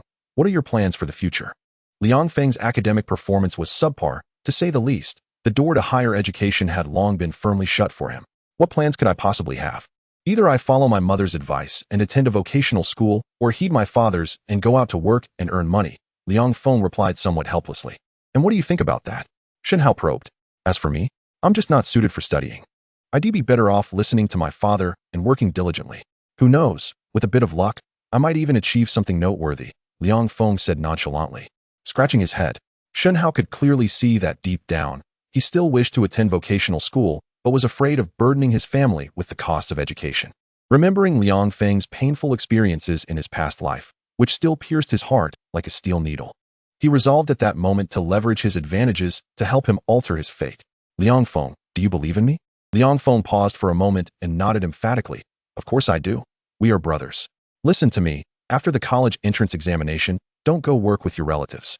Follow me, and I assure you that within a few years, I will elevate you to the status of a great boss." Upon hearing Shen Hao's sudden proclamation, delivered with an earnest tone, Liang Feng found himself momentarily taken aback. However, he quickly brushed aside his doubts and responded with a naive grin. "All right, I'll stick with you from now on. You are quite clever. Even someone like Zhou Jun has been brought to heel by you, so you are bound to achieve great success in the future. But let's be clear, if you can't make me a big boss, I won't let you off the hook." Little did he know, years later, as the barely 20-year-old Liang Feng stood before the New York Stock Exchange, ringing the bell to mark his company's listing, he would reflect on these jesting words and wonder what tumultuous waves of emotion would rise within him. Perhaps he would feel as though fate had granted him a splendid dream. Enough of this for now. Shen Hao waved his hand. He understood that no amount of discussion with Liang Feng would be fruitful at this moment. He knew precisely what actions to take. Determined not to let his only brother's life come to a hasty conclusion as it had in his previous life. At noon, after school, Shen Hao arrived at the county's finest restaurant, Yipin Xian. Zhou Jun awaited him at the entrance and escorted him to a secluded private room on the second floor. Likely to avoid drawing attention, seated within was a middle-aged man with a tall, upright posture and a neat crew cut. This was Zhou Jun's father, Zhou Shen Hao. "This is my dad." "Dad, this is Shen Hao. He provided me with the lead on the illegal coal mine." Zhou Jun introduced them. Shen Hao politely greeted, "Good day, Officer Zhou. Please, have a seat." Zhou gestured, nodding in acknowledgement while discreetly appraising Shen Hao. Shen Hao did not hesitate to take a seat opposite Zhou.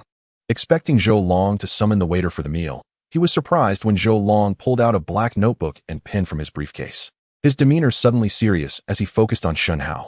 "Shen Hao, regarding the illegal coal mine case, there are still a few matters I need to inquire about." "I thought you were thanking me. Why does this feel like an interrogation?" Shen Hao furrowed his brow, feeling somewhat uneasy. "Don't misunderstand. It's merely a procedural formality," Zhou clarified. "I was supposed to bring you to the station for questioning, but I wanted to avoid causing you any undue distress, which is why we're meeting here." "I understand." Shen Hao nodded lightly. "Please, Officer Zhou, feel free to ask any questions you have. Just one question. How did you come to know the location of the illegal coal mine?" Zhou asked directly. "Well, Officer Zhou, one of the individuals you apprehended is named Shen Hao, who happens to be my uncle. He has been involved with the illegal coal mine, and several young people from our village have been deceived by him. Just a few days ago, he even attempted to lure my father. To protect my father from falling victim, I secretly followed Shen Hao, which is how I discovered the mine's location." Anticipating Zhou inquiry, Shen Hao responded swiftly, positioning himself as a victim in the narrative. "This Shen Hao is utterly depraved, even deceiving his own brother," Zhou exclaimed indignantly, striking the table with force. It was evident that he was indeed a man of strong principles and justice. "I have already comprehended the situation. By the way, this is a reward from the Bureau for you." Zhou took out 1,000 yuan and handed it to Shen Hao. "How can I accept this?" Shen Hao hesitated. "This is what you deserve. Take it," Zhou insisted. Considering his own meager situation, with merely 3 yuan and 5 cents to his name, Shen Hao decided against further politeness and, after expressing his gratitude, tucked the money into his pocket. As they were halfway through their meal, the door suddenly swung open, and a middle-aged man in a shirt and glasses entered the private room, exuding an air of refinement. Shen Hao recognized him as Li Ming, the proprietor of the Lingyun Internet Café in the county. "Zhou, I finally found you here. It was quite a search," Li Ming exclaimed, striding towards Zhou with fervor. However, Zhou expression darkened at the sight of him, and he replied sternly, "How did you find your way here?" "Zhou, I had no choice," Li Ming lamented. "I called you, but you didn't answer. Your sister-in-law mentioned you might be dining here, so I came to take a chance." His face contorted with despair, he continued, "Zhao Changhe is truly overstepping. He is clearly trying to drive me to ruin. If this continues, I fear I may not even be able to afford a meal. I implore you, for the sake of our past friendship, please help me. I have little left, and this is a small token of my appreciation. Please accept it." As he spoke, he extended an envelope towards Zhou, and it was evident what it contained. "Li Ming, what are you doing?" Zhou stood up abruptly, a serious expression on his face as he pushed the envelope back. "I have made my position very clear. It's not that I do not wish to help, but I truly cannot. Zhou, Officer Zhou, I beseech you, have mercy on me." Li Ming's face was a portrait of desolation as he sank to his knees. Zhou, witnessing this, quickly pulled him back up and led him out of the private room. The scene stirred a memory in Shen Hao's mind. In 2003, the internet had begun to proliferate, and internet cafes had emerged as a burgeoning industry. At that time, there were 7 or 8 cafes in their county, with Li Ming's Lingyun Internet Cafe being the largest and most prosperous among them. However, this prosperity was short-lived. In early 2003, the local bully Zhao Changhe set his sights on this lucrative venture, taking advantage of his influence and his brother Zhao Changjiang's position as a county leader. He employed various unscrupulous tactics to suppress competitors and monopolize the market, ultimately driving all internet cafes in the county out of business, including the once thriving Lingyun. From Li Ming's words, it was evident that the Lingyun Internet Cafe was now cornered by Zhao Changhe. How could I have forgotten about this lucrative venture? Shen Hao mused to himself, a smile unconsciously gracing his lips. Indeed, he had caught a whiff of opportunity, more accurately, a serendipitous chance. Chapter 14. Follow me. Just as he was contemplating this, the door to the private room swung open once more, and only Zhou Long returned. Dad, Uncle Li and our family share a good relationship. Why don't you help him? Zhou Jun inquired, rising with a hint of innocence in his tone. Help? How can I help? Zhou Long, visibly infuriated, exclaimed, the one behind this is Zhao Changhe. If I assist him, it would be tantamount to opposing the Zhao brothers. Zhao Changhe is utterly despicable, Zhou Jun replied with a fierce demeanor. It was evident that both father and son genuinely wished to aid Li Ming.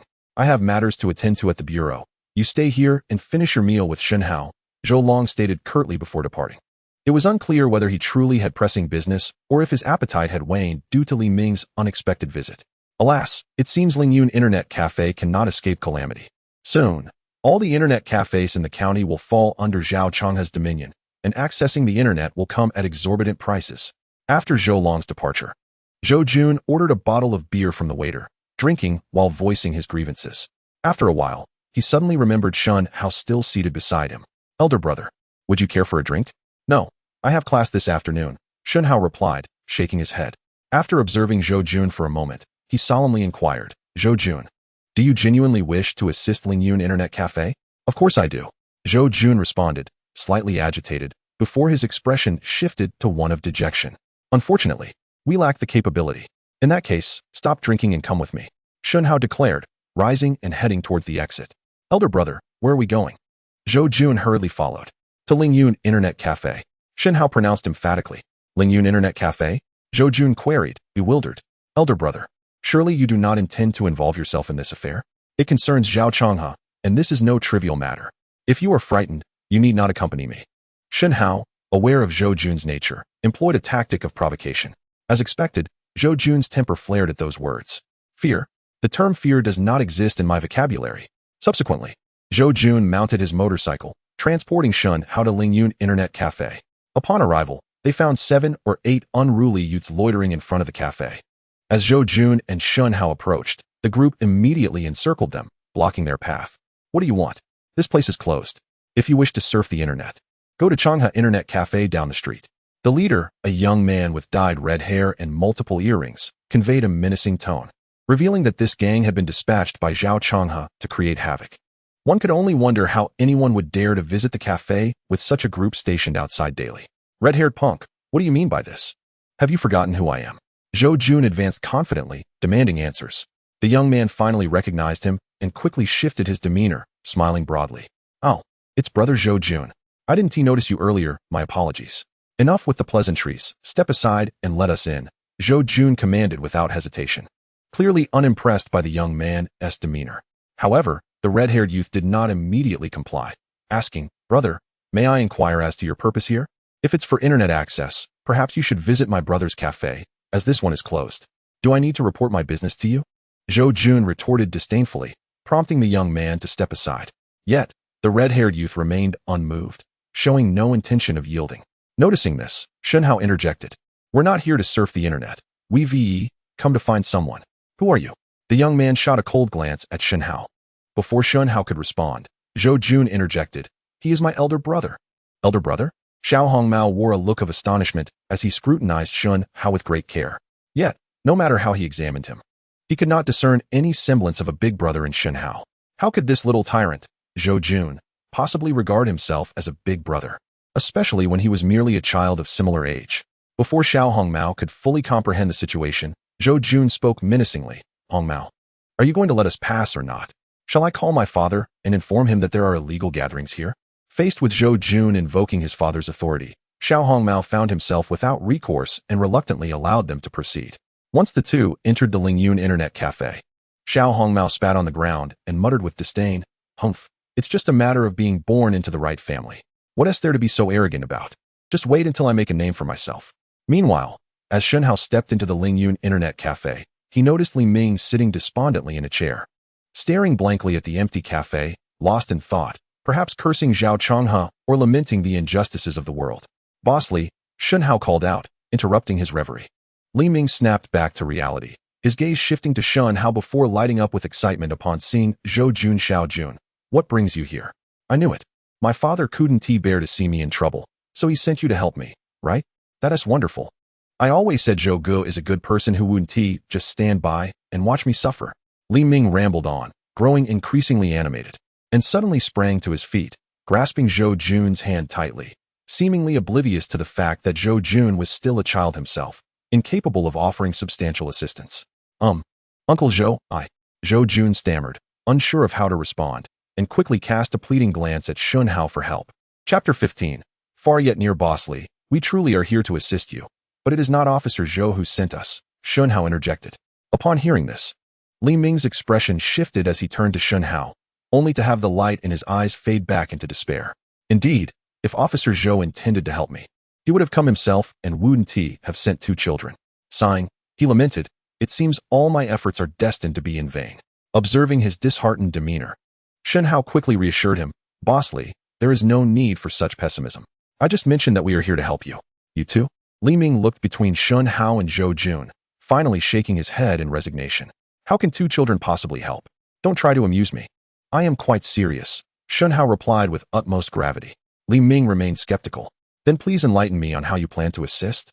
Are you intending to confront Zhang Changhe?" "Naturally, we cannot engage in reckless confrontation. That is the way of fools. However, I have prepared a far better path for you. Should you be willing to embrace it?" Shen Hao said, pointing to his head as he spoke slowly. "What path?" Li Ming inquired tentatively. Zhou Jun instinctively turned to Shen Hao, pondering what solution this individual could possibly propose for a situation even his own father dared not meddle in. Shen Hao, without any pretense, cut straight to the chase. "It's quite simple. Sell this internet cafe, and let someone else contend with Zhao Changhe." "What did you say? You want me to sell the cafe?" Li Ming's eyes widened in shock. Zhou Jun, standing nearby, wore a bemused expression, thinking to himself that he had expected Shen Hao to propose a genuine solution, but it seemed he was merely jesting. "All right, young man. I see now that you are here merely for amusement. I'm afraid I lack the inclination for such frivolities at the moment. You should leave." After fixing a piercing gaze on Shen Hao for a moment, Li Ming issued an expulsion order. Yet, given the current circumstances, he managed to restrain himself.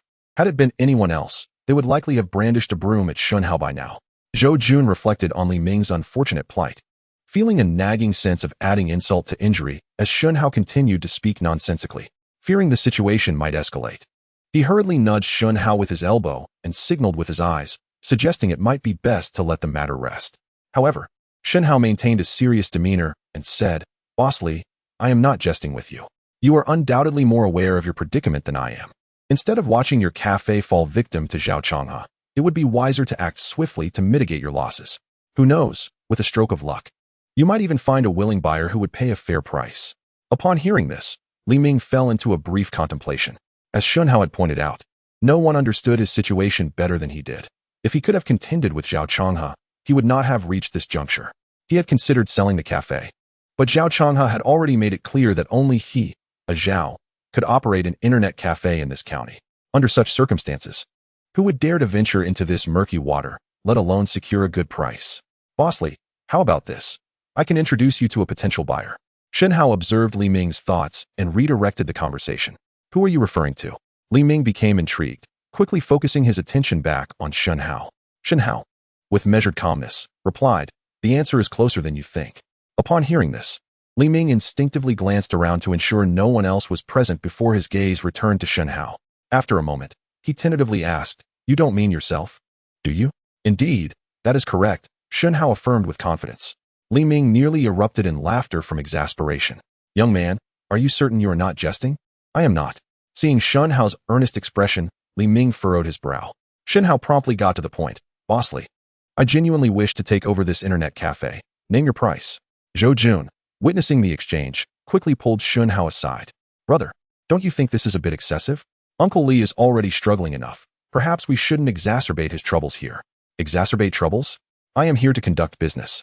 Shen Hao replied casually before returning to focus on Li Ming. After pondering for a while, Li Ming finally spoke. I have invested nearly 500,000 into this café. If you are truly sincere about taking over, you can have it for 400,000. For 100,000? Upon hearing this figure, Zhou Jun's eyes widened in astonishment. In this day and age, the sum of 400,000, especially in such a small county, is a fortune that many may never earn in a lifetime. He instinctively cast a glance at Shen Hao, pondering whether the fellow was rendered speechless by the staggering amount. To his surprise, Shen Hao appeared remarkably composed, as if the figure of 400,000 held no significance for him whatsoever. Well, young man, are you still interested in purchasing my internet cafe? Li Ming inquired again, eager to bring this farce to a close. After silently calculating in his mind, Shen Hao finally spoke, uttering 3 words with nonchalance. 200,000. Chapter 16. Bargaining. What do you mean? Li Ming looked at Shen Hao, bewildered. Without a moment's hesitation, Shen Hao clarified, I am willing to offer 200,000 to acquire this internet cafe. Li Ming was momentarily taken aback, his emotions surging as he exclaimed, Are you joking? 200,000? That's impossible. Boss Li, let us not pretend to be naive. Shen Hao replied with a slight smile, maintaining his composure. I understand that you believe I cannot afford it, prompting you to inflate the price to intimidate me. I am well aware of the market conditions. For an establishment of this scale, the investment was at most around 300,000. Considering depreciation, 200,000 is already a generous offer. Upon hearing this, Li Ming was momentarily stunned, realizing that this young man truly understood the business. When he initially opened the internet cafe, he indeed invested around 300,000. However, after being vandalized by Zhao Changhe's subordinates 2 months ago, he had to renovate and purchase a new batch of computers, adding nearly 200,000 to his expenses. Thus, when he claimed an overall investment of 500,000, he was not entirely misleading Shen Hao. You are correct, young man. I did initially invest 300,000. But as you can see, the renovation and various equipment are nearly all brand new. 200,000 is indeed a bit low. How about we each make a concession to meet at 300,000, and I will immediately transfer ownership of the cafe to you. After much deliberation, Li Ming recounted his unfortunate circumstances once again, hoping to elevate the price. However, from the buyer's perspective, Shen Hao was not inclined to shoulder any of his losses, especially since he was poised to make a fortunate investment today. Boss Li, I have heard of your predicament and sympathize with you. Precisely because of this, I am willing to extend such a generous offer under these circumstances, Shen Hao stated earnestly, shaking his head. You must understand that, given the current situation, this internet cafe holds no market value whatsoever. Ultimately, your only option would be to sell the equipment as secondhand, and you might not even recoup 10,000. Furthermore, assuming I take over this venture, it equates to confronting that scoundrel Zhao Changhe. You are well aware of his character, and one can only speculate what might transpire in the future. It is quite possible that this sum could be squandered. Therefore, I cannot offer a penny more than 200,000, nor a penny less.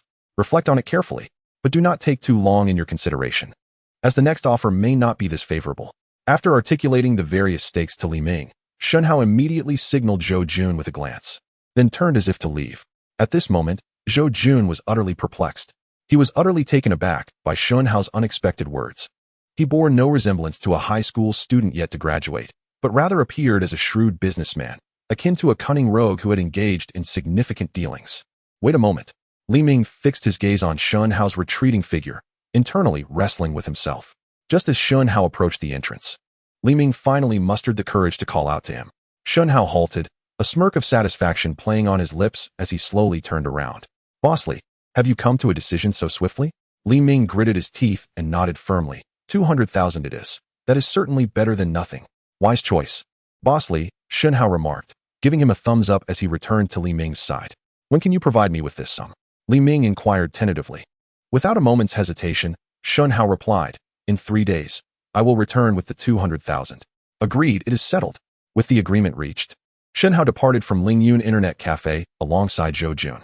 A group of onlookers, known as the Red-Haired Gang, crouched along the roadside, smoking and immediately straightened up, casting watchful eyes as the duo exited, only resuming their previous posture once Shen Hao mounted his motorcycle. Bro, you can't be serious about purchasing Lingyun Internet Cafe, can you? Zhou Jun finally regained his composure on the way back to school, asking timidly. Shen Hao replied in a low voice, "Of course. Do you think I'm so idle that I would orchestrate a performance for Li Ming's benefit? But that is 200,000. Do you possess such wealth?" Zhou Jun asked incredulously. "Money is not an issue," Shen Hao replied nonchalantly, exuding an air of affluence. Zhou Jun was momentarily taken aback, abruptly coming to a stop and turning to scrutinize Shen Hao. He had known Shen Hao long enough to be well aware of his background. Given Shen Hao's family circumstances, 200,000 seemed far-fetched, let alone the sum of 20,000. Where did this young man derive such confidence? Had he won the lottery or stumbled upon a sudden fortune? "What? Do you doubt my ability to procure this amount?" Shen Hao discerned Zhou Jun's skepticism and asked lightly. Zhou Jun instinctively nodded before hurriedly shaking his head, chuckling. No, it's not that I doubt you. I'm merely curious. All right, on the next trip, I shall bring you along, and then you will see whether I possess this capability," Shen Hao urged, dismissing further discussion and prompting Zhou Jun to hasten his return to school. Upon reaching the classroom, Shen Hao rested his head on the desk, contemplating avenues to acquire the 200,000. Certainly, he could call Li Qin, who would undoubtedly be indifferent to lending him an additional 20,000. However, he refrained from doing so, wishing to avoid the impression of being an insatiable, greedy individual. Where else could he secure funds? After pondering for quite some time without a breakthrough, he suddenly spotted Qin Bin from the neighboring class passing by outside the window. Upon seeing him, Shen Hao's eyes widened, and he smacked his forehead. Eureka! Chapter 17. Seeking Treasures. Shen Hao, why have you brought me to this godforsaken place in the dead of night? That evening, Shen Hao deceitfully claimed he was tutoring Liang Feng, successfully convincing Liang Feng's father to let him stay overnight at Shen Hao's residence. Upon arriving home, Shen Hao did not assist Liang Feng with his studies, but instead urged him to get some rest. Later, in the dead of night, he roused Liang Feng and stealthily led him to a desolate mountain known as Swallow's Nest, situated behind the village. As they stood before the depths of the dense forest, accompanied by an eerie breeze that seemed to arise from nowhere, Liang Feng felt a chill run down his spine and hesitated in his tracks. Treasure hunting. Shen Hao glanced back at Liang Feng, whispering, "Treasure?" Liang Feng queried, increasingly perplexed. "In this godforsaken place, what treasure could possibly exist? Shouldn't we head back? Why is your courage so feeble, akin to that of a woman? Hurry, we are almost there." Shen Hao feigned bravado, though inwardly he too felt a twinge of fear. Nevertheless, driven by the prospect of acquiring 200,000 to secure Lingyun Internet Café, he pressed on. After traversing further, the duo reached a valley. "This should be the spot," Shen Hao exclaimed, raising a dim yellow flashlight to survey their surroundings. He then turned to Liang Feng, instructing, "Don't just stand there. Look around for any hidden caves or the like." Oh, Liang Feng momentarily snapped back to reality, and the two split up to search. Soon, Liang Feng's voice rang out with astonishment. "Shen Hao, come here. There is an entrance to a cave that appears to have been excavated by someone else." Shen Hao's interest peaked at once, and he hurried over. Just as Liang Feng had indicated, there lay a hole over a meter in diameter, unmistakably a thief's tunnel. "At last, I have found you." Shen Hao's lips curled into a grin as he approached the cave entrance and crouched down. "Shen Hao, what are you planning to do?" Liang Feng asked, his voice trembling. "I'm going down for a look. You stay up here and keep watch," Shen Hao replied decisively. "Go down. You can't possibly mean to crawl into that hole," Liang Feng exclaimed, panic rising in his voice. Indeed, without further ado, Shen Hao clamped the flashlight between his teeth and began to descend into the tunnel. "Hey, Shen Hao, what on earth do you intend to do? We don't even know what lies beneath. You can't just go wandering," Liang Feng called out anxiously from the cave entrance. When Shen Hao ignored him, Liang Feng reluctantly turned away, assuming the role of a lookout. Yet, at that moment, he resembled a guilty little thief more than a sentinel. On the other hand, Shen Hao swiftly reached the tunnel's bottom, discovering it to be an ancient tomb, albeit already pillaged. The scale of the burial chamber was modest, and before long, he successfully entered the main tomb room. Mustering his courage, he explored the area, ultimately unearthing an object from beneath a shattered coffin lid. When illuminated by the flashlight, it revealed a jade pendant shaped like twin fish, deep green in hue. "This is it," Shen Hao exclaimed, elated. With this artifact in hand, securing the Lingyun Internet Café would be a breeze. His nocturnal venture into this previously looted tomb was not a spur-of-the-moment whim. Earlier that day, while observing Qin Bin from the neighboring class, he had been struck by a memory from his past life. In the year 2003, shortly after the college entrance examinations concluded, Qin Bin's father had stumbled upon a similarly looted ancient tomb while clearing land in the area, and out of curiosity, he had ventured in. ultimately discovering a jade pendant, precisely the same one now in Shen Hao's possession. This matter was conveyed by Chunbin directly to Shen Hao. He mentioned that his father later sold the jade pendant to a relative for 5,000 yuan, only for that relative to resell it for 200,000. Unable to contain his anger, Chunbin's father sought compensation, but instead of payment, a confrontation ensued, resulting in him inadvertently causing severe harm to the relative. Ultimately, he was sentenced to 8 years in prison. Consequently, Chunbin lost the opportunity to continue his studies, leading a life of profound loneliness. Ah, Chunbin, do not blame me for my unscrupulous actions. This jade pendant is not a blessing for your family. It could even be deemed a calamity. Allow me to take it away, and perhaps your family will no longer encounter such distressing matters. Who knows, it might even turn your luck around. Rest assured, when I achieve success, I shall find a way to offer you some benefits as compensation. After murmuring to himself for a while, Shen Hao tucked the pendant into his pocket. At that moment, Liang Feng's voice echoed from above. Shen Hao, are you up there yet? I'm coming. Shen Hao replied, retracing his steps and quickly emerged from the hole. Liang Feng, give me a hand. Startled by the unexpected request, Liang Feng took a moment to regain his composure before extending a hand to pull Shen Hao up. What on earth is down there? Did you find the treasure you mentioned? Indeed, I did. Where is it? Let me see what treasure could compel us to crawl through a hole at this hour. Liang Feng, with wide eyes, began searching Shen Hao's person. Let's head back first. I'll show you at home. Shen Hao casually responded, eager to leave now that he had found what he sought. Chapter 18. Each to their own. Shen Hao, what treasure did you discover in that hole? Show me at once. Upon returning home, Liang Feng's earlier trepidation had vanished, replaced by eager curiosity as he leaned closer to Shen Hao. Shen Hao, not one to withhold, promptly retrieved the jade pendant and handed it to Liang Feng. As Liang Feng examined it closely, he inquired, is this jade? Yes. Is it valuable? If it weren't valuable, would I call it a treasure and risk crawling through a hole at night? Shen Hao chuckled. Liang Feng nodded in agreement, then asked, so how much is it worth? I'm not certain. I'll consult an expert tomorrow. Shen Hao replied, intentionally withholding the information that the pendant was worth hundreds of thousands. Fearing it might overwhelm Liang Feng did not press further. After a moment of contemplation, he suddenly exclaimed, wait, Shen Hao, how did you know there was a cave in that eerie place, let alone that it concealed a jade pendant? Well, that's a long story. I'll tell you later. Shen Hao was uncertain how to respond and offered a vague excuse.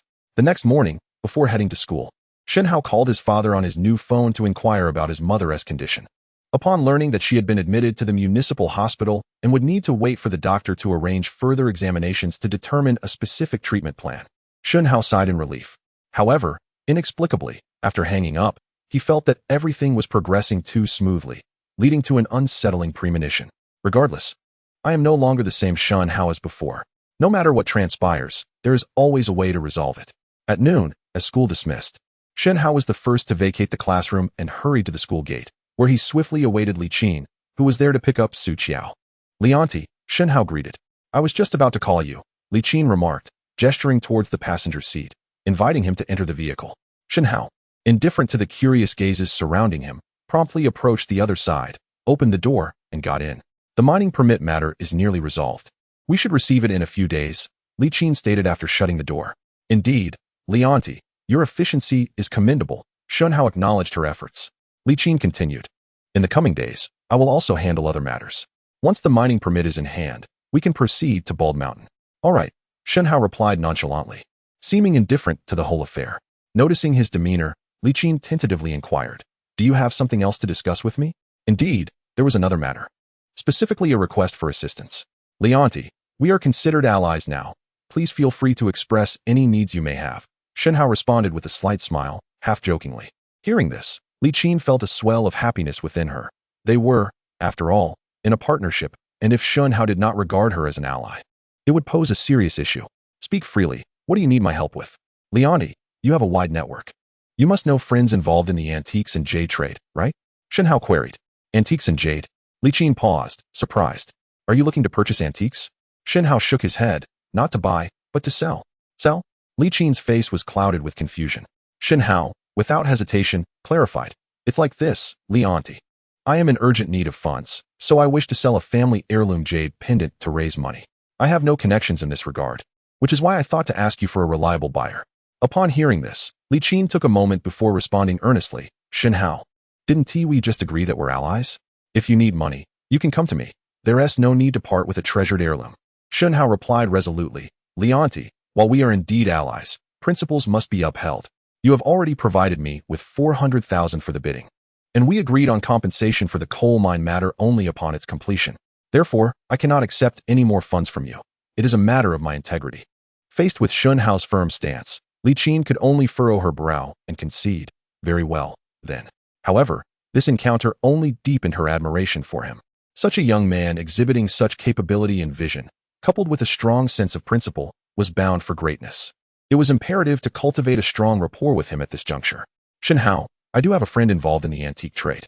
If you have the jade pendant with you, I can take you to see him right now. I have it with me. Upon hearing Shen Hao's affirmation, Li Qin wasted no time and promptly started the car.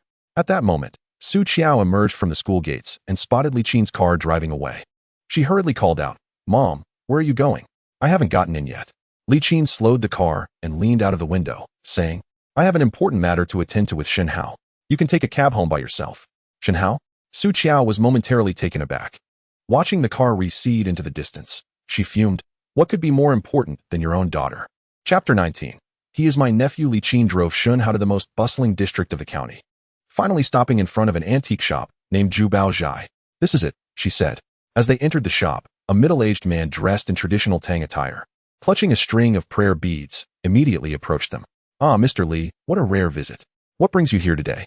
Looking to purchase something? This man was Yi Fei, the owner of the antique shop. A few years prior, he had lived in dire straits, but after spending some time away, he returned to the county with a newfound wealth and opened the largest antique store in the area. Whispers circulated that during his absence, he had engaged in tomb raiding. But such claims were merely baseless gossip. Mr. Yi, I'm not here to buy, but rather to sell, Li Qin stated directly. Sell? Yi Fei's expression turned curious. He wondered why someone as successful as Li Qin would suddenly want to sell something. Moments later, he chuckled and remarked, Are you considering venturing into the antique business? With a boss like you entering our realm, we might find ourselves out of work. Li Qin quickly clarified, Mr. Yi, you misunderstand. I can barely manage my own affairs, let alone delve into the antique industry. Besides, as a complete novice, I would only end up in dire straits if I attempted it. Yi Fei wore a knowing smile, but chose not to comment further. Li Qin, seemingly uninterested in idle chatter, pointed to Shen Hao beside her and said, To be frank, Mr. Yi, it is not I who is selling today, but him. Him? Yi Fei turned his gaze to Shen Hao, intrigued. And who might this be? He is my nephew, who has had a passion for antiques since childhood. Recently, he has come across a remarkable item he wishes to sell. Upon learning this, I immediately thought of you, Mr. Yi, Li Qin responded, hesitating only briefly before offering this explanation. Her intent was to impress upon Yi Fei the importance of Shen Hao, ensuring he would treat him with the utmost seriousness and refrain from any unscrupulous dealings. Had she directly stated that she and Shen Hao had only recently met and that he was in urgent need of money, Yi Fei would undoubtedly have seized the opportunity to negotiate a lower price. It must be said, Li Qin proved herself a shrewd businesswoman, indeed. Ah, so he is Mr. Li's nephew. A pleasure to meet you. Yi Fei's demeanor instantly shifted to one of affable cordiality as he shook Shen Hao's hand in a somewhat theatrical manner. He then returned to the matter at hand, asking, Pray tell, what fine item does this young man wish to sell? This, Shen Hao replied. I would appreciate your expert appraisal, Mr. Yi. Shen Hao, maintaining a semblance of politeness, produced the exquisite Pisces jade pendant and presented it to Yi Fei. In his previous life, Shen Hao often indulged in novels about antique appraisal and treasure hunting during his leisure time, so he believed he could easily handle someone as inexperienced as Yi Fei. The moment Yi Fei grasped the jade pendant, he was struck with a jolt of excitement, his eyes sparkling with wonder. It was evident that he had recognized the pendant's value. However, he quickly regained his composure and returned to the counter, where he meticulously examined the piece with a magnifying glass. Whether it was due to his lack of experience or the exceptional quality of the jade, his expression betrayed a sense of astonishment as he occasionally nodded and murmured to himself, lost in thought. Well, what do you think, Boss Yi? Isn't it quite remarkable? Shen Hao interjected after a few minutes. Yi Fei snapped back to reality, adopting an indifferent facade. After clearing his throat, he replied, Upon inspection, the craftsmanship of this jade pendant is indeed commendable. However, the materials and its age leave much to be desired. I fear that true connoisseurs of jade would hardly take notice of it. Instantly, Shen Hao understood the underlying implication of his words. It was merely a tactic to point out flaws and drive the price down. Before he could respond, Yi Fei continued. However, since you are the nephew of Mr. Li, I must extend you some courtesy. I wouldn't want your visit to be in vain. If you truly wish to part with it, I can reluctantly consider acquiring this piece. Shen Hao did not rush to expose the ruse. Very well, bossy. What amount are you prepared to offer for this jade pendant? Yi Fei pondered for a moment before raising 3 fingers. 300,000. Shen Hao inquired. Yi Fei quickly shook his head, exclaiming, No. Young man, are you jesting? This item could never be worth 300,000. I meant 30,000. 30,000. How audacious. Shen Hao's expression darkened, and he shook his head with a cold smile. Bossy, I believe you are the one jesting here. What do you mean by that? Yi Fei feigned calmness. Shen Hao stepped forward and snatched the pendant back.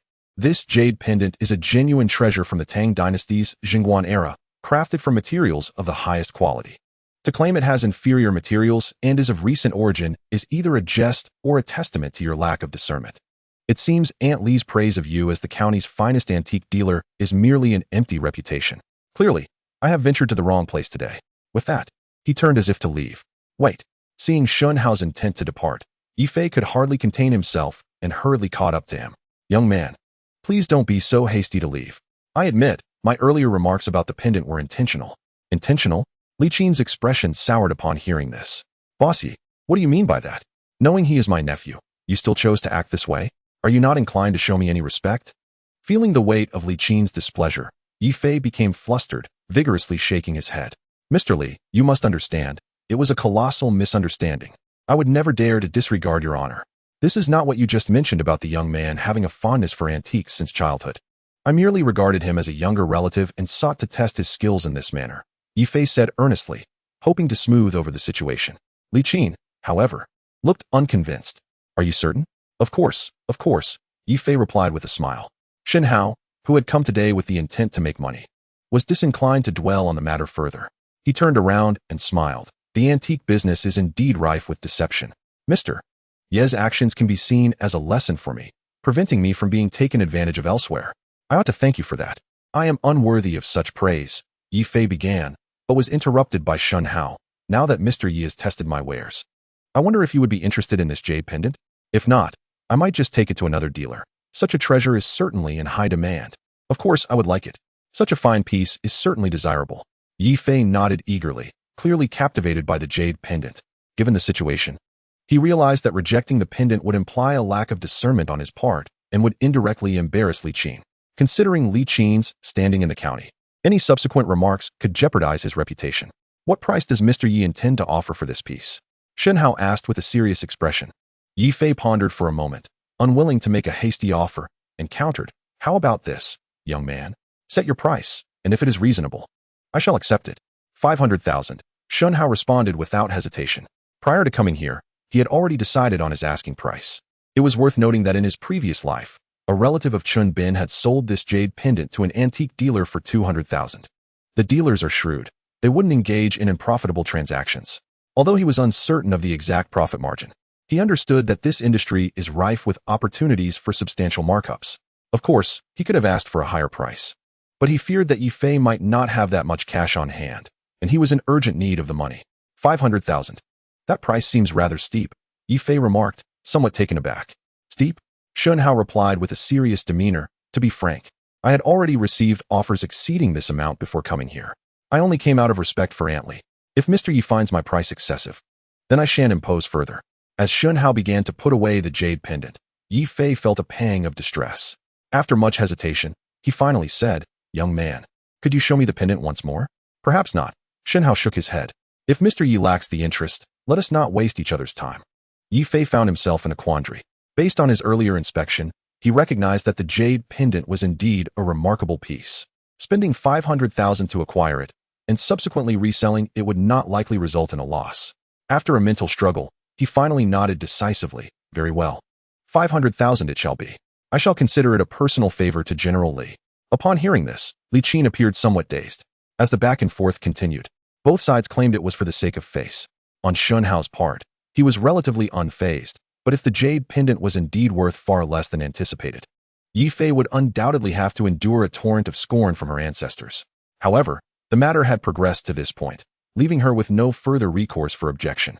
Since Mr. Shen is so agreeable, shall we proceed with a cash exchange for the goods? Shen Hao responded with a satisfied smile. Yi Fei, not one to hesitate, promptly returned to her safe to retrieve 500,000 in cash for Shen Hao. After verifying the amount, Shen Hao requested a black plastic bag to secure the cash before handing over the jade pendant. Mr. Shun, I had no idea you possessed such knowledge about antique jade. Li Qin remarked tentatively as they exited the Jubiozai. I am no expert. Merely a few words from the elders at home when the pendant was passed down. Coupled with my own casual musings, Shen Hao replied with a smile. Li Qin was taken aback, realizing that he had been completely misleading Yi Fei. Sensing her thoughts, Shen Hao reassured her, rest assured, Aunt Li, that pendant is undoubtedly a valuable item. Yi will profit from the transaction, and you shall not lose face. How does he know exactly what I'm thinking? Li Jing thought in astonishment, but upon hearing Shen Hao's words, she felt a sense of relief. By the way, Shen Hao, why the sudden urgency for such a large sum? Is it that your mother's medical expenses are insufficient? After they got into the car, Li Jing suddenly inquired. 20,000 is a mere trifle, Aunt Li. My need for this money has nothing to do with my mother. I simply wish to pursue another business venture that requires startup capital, Shen Hao responded after a moment of silence. Another business? Li Qin's interest peaked immediately. What sort of enterprise do you intend to embark upon this time? Apologies, Aunt Li, but I cannot disclose that just yet. However, you shall soon find out. Shen Hao teased, leaving her with an insatiable curiosity. Although they had known each other for only a few days, this young man had already brought her numerous unexpected surprises. Coupled with their 2 prior collaborations, she was convinced that Shen Hao's latest undertaking would be remarkable. By the way, you haven't eaten yet. Why not come to my house or find a restaurant? Annie would like to treat you to lunch. You have class in the afternoon. You can't go hungry. After a moment of contemplation, Li Qin shifted the topic, hoping to glean some useful insights from Shen Hao during their meal. However, Shen Hao was not inclined to offer her that opportunity. Aunt Li, I appreciate your kind offer, but I have other pressing matters that require my return to school. If you truly wish to treat me, let us save it for a celebratory feast once the Tupo Mountain coal mine issue is resolved. Very well, Li Qin replied. Somewhat disheartened by her foiled plans, yet increasingly intrigued by Shen Hao's business prospects, she said nothing further, promptly turning the car around to take Shen Hao back to school. Later that evening, as classes ended, Shen Hao quickly enlisted Liang Feng and hurriedly sought out Zhou Jun, who was just about to mount his motorcycle and join his friends for a night of revelry. Zhou Jun, do not wander off. I wish for you to accompany me on a journey. Where to, my dear brother? Zhou Jun inquired, a look of confusion on his face. Shen Hao replied with unwavering certainty, to Lingyun Internet Café, of course. Lingyun Internet Café? Zhou Jun paused momentarily and whispered, you mustn't tell me you have procured the funds? Shen Hao offered no response, merely patted the bulging backpack resting on his shoulder. This revelation sent a chill of dread through Zhou Jun. My heavens, that amounts to 200,000. Brother, where could you possibly have acquired such a sum in such a short time? Let us discuss that later. We must not delay. Shen Hao urged. Although Zhou Jun remained skeptical about Shen Hao's ability to amass such a fortune so swiftly, he dared not take any chances. He promptly dismissed his idle friends lingering nearby and, mounting his bicycle, hurriedly transported Shen Hao and Liang Feng to Lingyun Internet Café at breakneck speed. A group led by Xiaohong Mao continued to loiter at the entrance, their purpose unclear, engaged in what seemed a futile endeavor to gain favor from Zhao Chang'e. What brings this fellow back again? Upon spotting Shen Hao and his companions, Xiaohong Mao sprang to his feet. Just as he prepared to interrogate them, Zhou Jun preemptively shoved him aside. Stand clear, do not impede our path. Xiaohong Mao, brimming with indignation yet unable to voice it, could only wait for their entry. Muttering curses under his breath. Boss Li, we have returned. Li Ming, his heart heavy with despair and preparing to close up for the day, jolted at the shout. Mistakenly believing Zhao Chang'e's men had returned to stir trouble, he quickly snapped back to reality, seizing the fruit knife on the table. Upon recognizing Shen Hao and his entourage, he exhaled in relief, though a flicker of concern crossed his features as he hastened toward them. Young man, how is it you have returned so soon? Surely, you are not having second thoughts? Shen Hao smiled faintly in response. How could that be? I, Shen Hao, am always resolute. Then what brings you here today? Li Ming's face still bore signs of worry, clearly not believing that Shen Hao could gather 200,000 in such a brief period. To deliver the funds to you. Shen Hao proclaimed confidently. What? Li Ming was taken aback, and after a moment of stunned silence, he asked, you have already gathered the money? Shen Hao waved a hand dismissively, exuding an air of affluence. It is merely 200,000, not a considerable amount, hardly in need of gathering. At this revelation, Li Ming's astonishment deepened, and Zhou Jun regarded him with renewed interest. Only Liang Feng, unwittingly dragged along, remained oblivious to the unfolding situation. Shen Hao wasted no time. He unzipped his backpack and turned it upside down over the table, causing a cascade of 100 yuan bills to spill forth. Boom. The sight of the stacks of cash left everyone momentarily frozen, their expressions a blend of disbelief. 200,000. Not a penny more, not a penny less. Please count it, Boss Li. Hearing Shen Hao's words, Li Ming finally regained his composure, his eyes gleaming as he gathered the money from the table and meticulously counted it.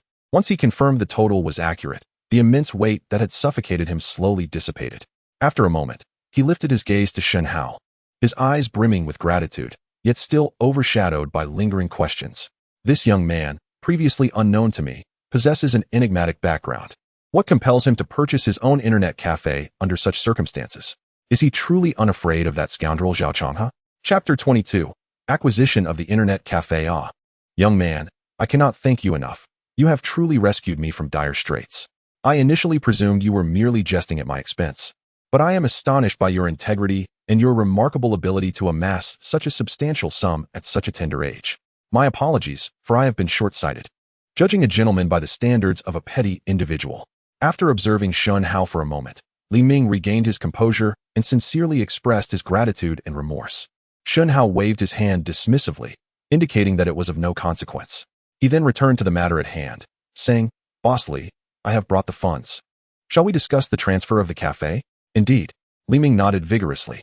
You mentioned providing the money within 3 days, so I have not rushed to prepare. How about this? I will go to the relevant authorities first thing tomorrow morning to transfer the ownership of the cafe to your name. Shen Hao pondered for a moment, deciding it would be prudent to finalize the arrangements without delay. Boss Li, I see you have a printer here. Why not let me draft a contract immediately? We can sign it now and handle the remaining formalities at our leisure. You can draft a contract? Li Ming expressed surprise. It's a trivial matter. Shen Hao replied with a confident smile, promptly taking a seat at the computer and deftly opening the office software to begin his work. As Li Ming watched Shen Hao's remarkably skilled maneuvers, particularly his swift fingers dancing across the keyboard, he was taken aback. It is worth noting that in this era, computers have not yet become ubiquitous. The average person rarely interacts with them. Most patrons of internet cafes are merely gamers, with little inclination to explore office applications, save for those with professional requirements.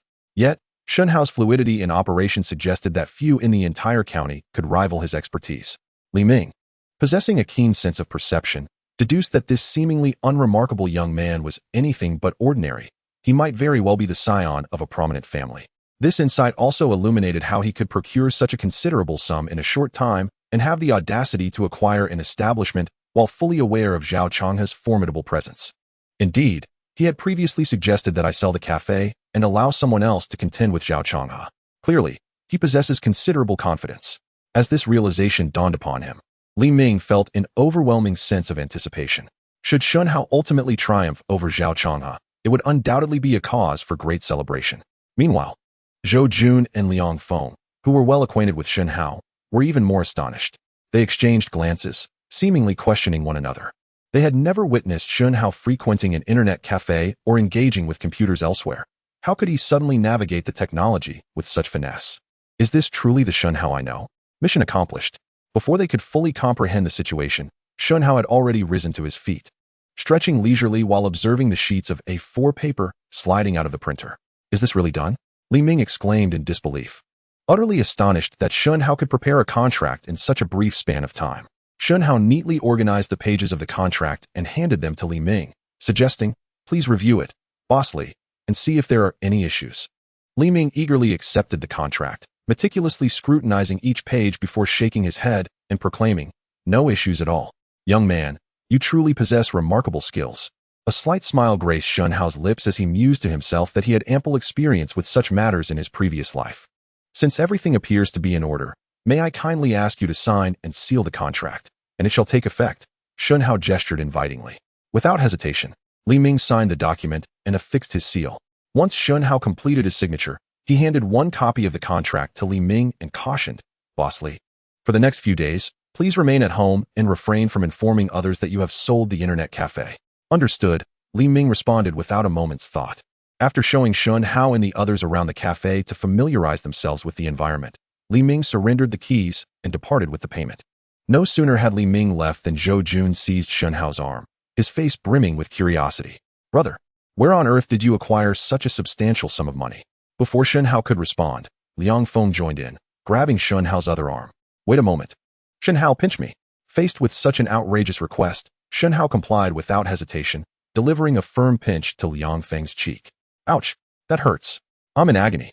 Liang Feng cried out dramatically, then widened his eyes, staring intently at Shen Hao. This isn't a dream, is it? Shen Hao, did you truly buy this internet cafe? Shen Hao shrugged, as if to convey that it was no great matter deserving such astonishment. The more Liang Feng pondered, the more incredulous he became, shaking his head in awe. My goodness, Shen Hao, you are absolutely incredible.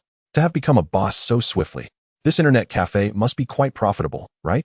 Just as they were reveling in their excitement, Zhou Jun interjected with a note of concern. I think we shouldn't celebrate too early. Chapter 23. There's still you. What do you mean by that? Liang Feng turned to Zhou Jun, his face filled with confusion at the sudden dose of cold water. Zhou Jun, equally astonished, retorted, You haven't heard about Zhao Changhe? What happened? Liang Feng recognized the name Zhao Changhe, but was unaware of the intricacies involved. Noticing Liang Feng's bewilderment, Zhou Jun wasted no time in elaborating on Zhao Changhe's ambitions to monopolize the internet cafe industry in the county, driving other cafes to ruin, and the situation concerning him and Lingyun Internet Cafe. Upon hearing this, Liang Feng's smile vanished, replaced by sheer terror. So, whoever purchases this internet cafe is directly opposing Zhao Changhe. Shen Hao, have you lost your mind? Don't you know who Zhao Changhe is? Shen Hao remained unfazed, calmly replying with 2 words, I know. You know, and yet you dare to buy this internet cafe? Isn't this akin to snatching food from a tiger's mouth or taking chestnuts from the fire? Liang Feng struggled to articulate these 2 phrases after a moment of contemplation. Beside him, Zhou Jun promptly interjected, I believe describing it as seeking one's own demise is more accurate. Listening to the 2 academically challenged individuals engage in a display of idioms, Shen Hao could not suppress a chuckle. Shen Hao, how can you still find humor in this? Liang Feng furrowed his brow. Perhaps we should swiftly retrieve that boss Li and abandon this internet cafe. Although he remained perplexed as to how Shen Hao had suddenly acquired such substantial funds, as a brother, he did not wish to witness Shen Hao suffer significant losses, especially with the looming threat of Zhao Changhe, the local tyrant, and his potential harassment. Rest assured, Liang Feng, I would never engage in a venture that results in loss.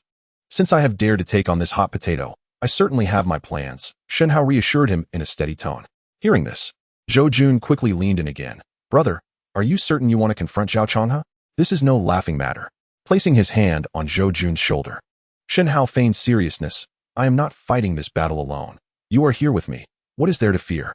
At this, Zhou Jun trembled slightly and hastily shook his head. Brother, I lack the capability for that. What? Are you afraid? Before Zhou Jun could respond, Shen Hao continued. Isn't it curious who claimed yesterday that the word fear never existed in their dictionary? It seems that was mere bravado, and I foolishly believed it. Undoubtedly, the tactic of provocation worked wonders on Zhou Jun's character. Prompted by Shen Hao's words, he immediately regained his vigor. Who said I was afraid? I am merely concerned for your safety. Since you are determined to confront the Zhao, as your brother, I shall accompany you to the end. That's the spirit. Shen Hao exclaimed with a cunning smile, then turned to Liang Feng. What are your thoughts, Liang Feng? Liang Feng glanced between Zhou Jun and Shen Hao, finally gritting his teeth. Since Zhou Jun is joined, as your closest brother, I cannot fall behind. Excellent. Shen Hao beamed. You both can rest easy. We shall undoubtedly prevail in this endeavor, and once successful, I assure you, you will not be neglected. Seeing his confidence, Zhou Jun could not help but inquire, Brother, do you already have a strategy in mind for dealing with Zhao Changhe? Let the soldiers meet the soldiers, and let the water be contained by the earth. Shen Hao replied earnestly. That was rather uninformative. Zhou Jun rolled his eyes and chose not to press further. Liang Feng then spoke up. Shen Hao, having acquired this internet cafe, when do you plan to commence operations? There's no rush. We shall close for a few days to strategize, Shen Hao replied without hesitation, then settled into the newly purchased office chair behind the counter. Compared to the coal mines of Bald Mountain, he found the internet cafe business far more intriguing. Of course, he was not merely interested in this modest establishment. He envisioned a vast industrial chain, with this locale serving merely as a testing ground for his future expansion plans. By the afternoon class, he had nearly finalized his upcoming strategy.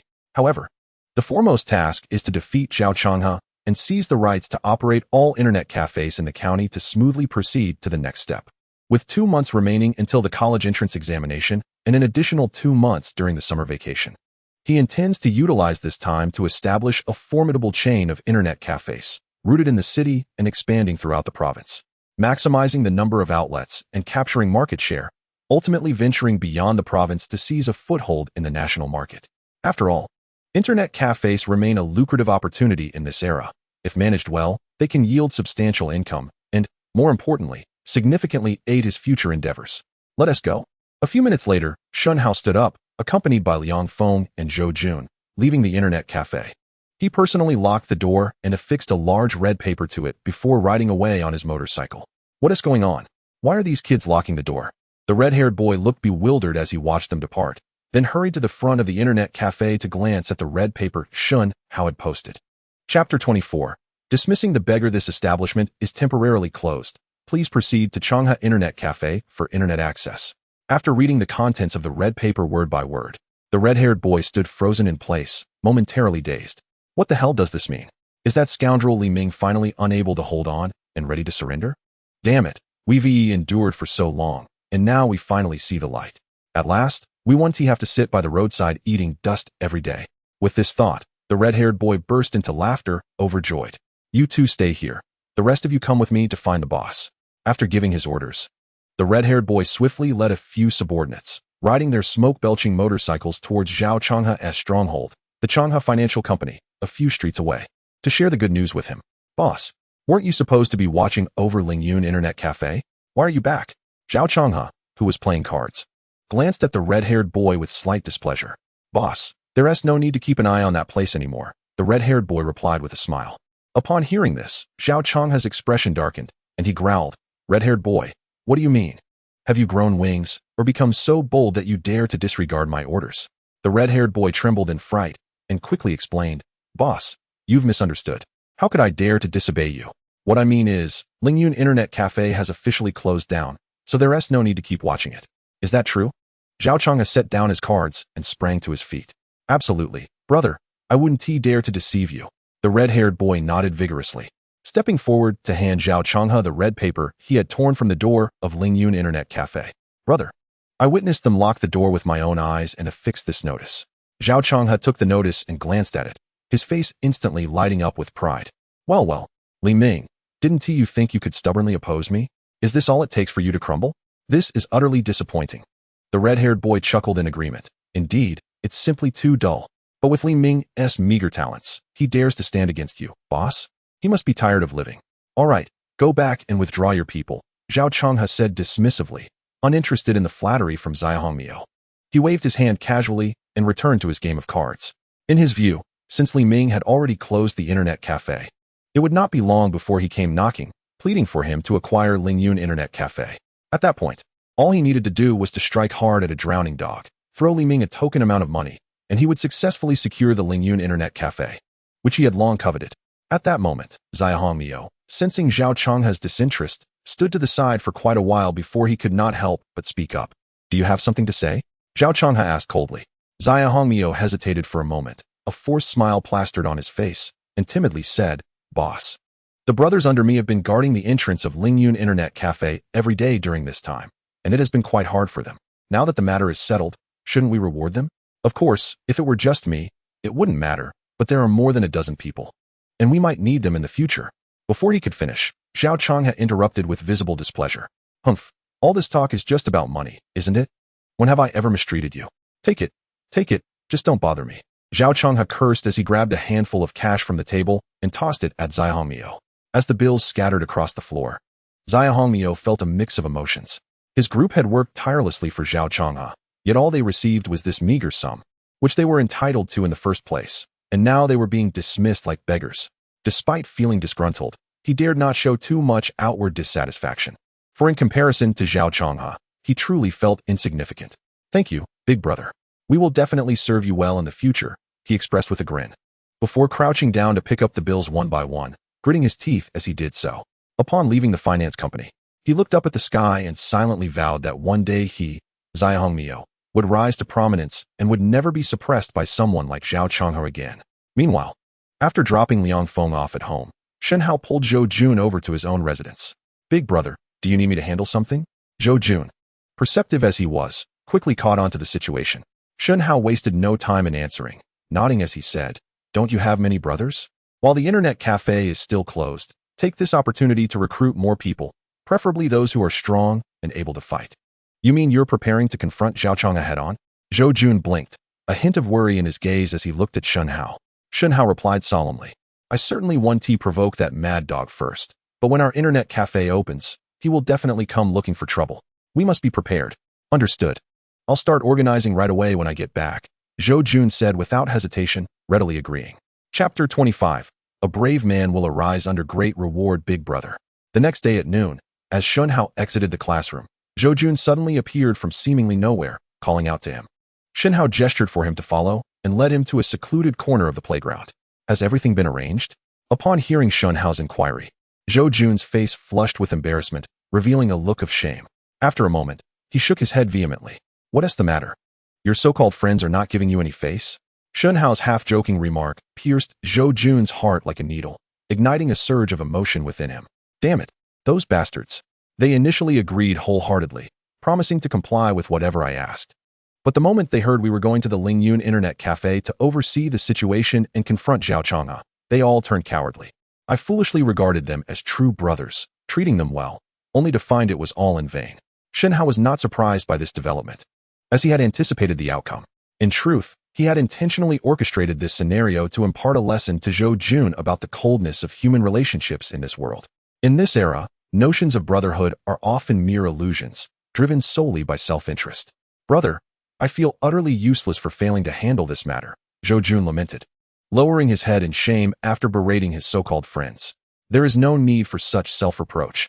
This isn't entirely your fault, Shen Hao reassured him, patting his shoulder. Moreover, this situation can be easily resolved.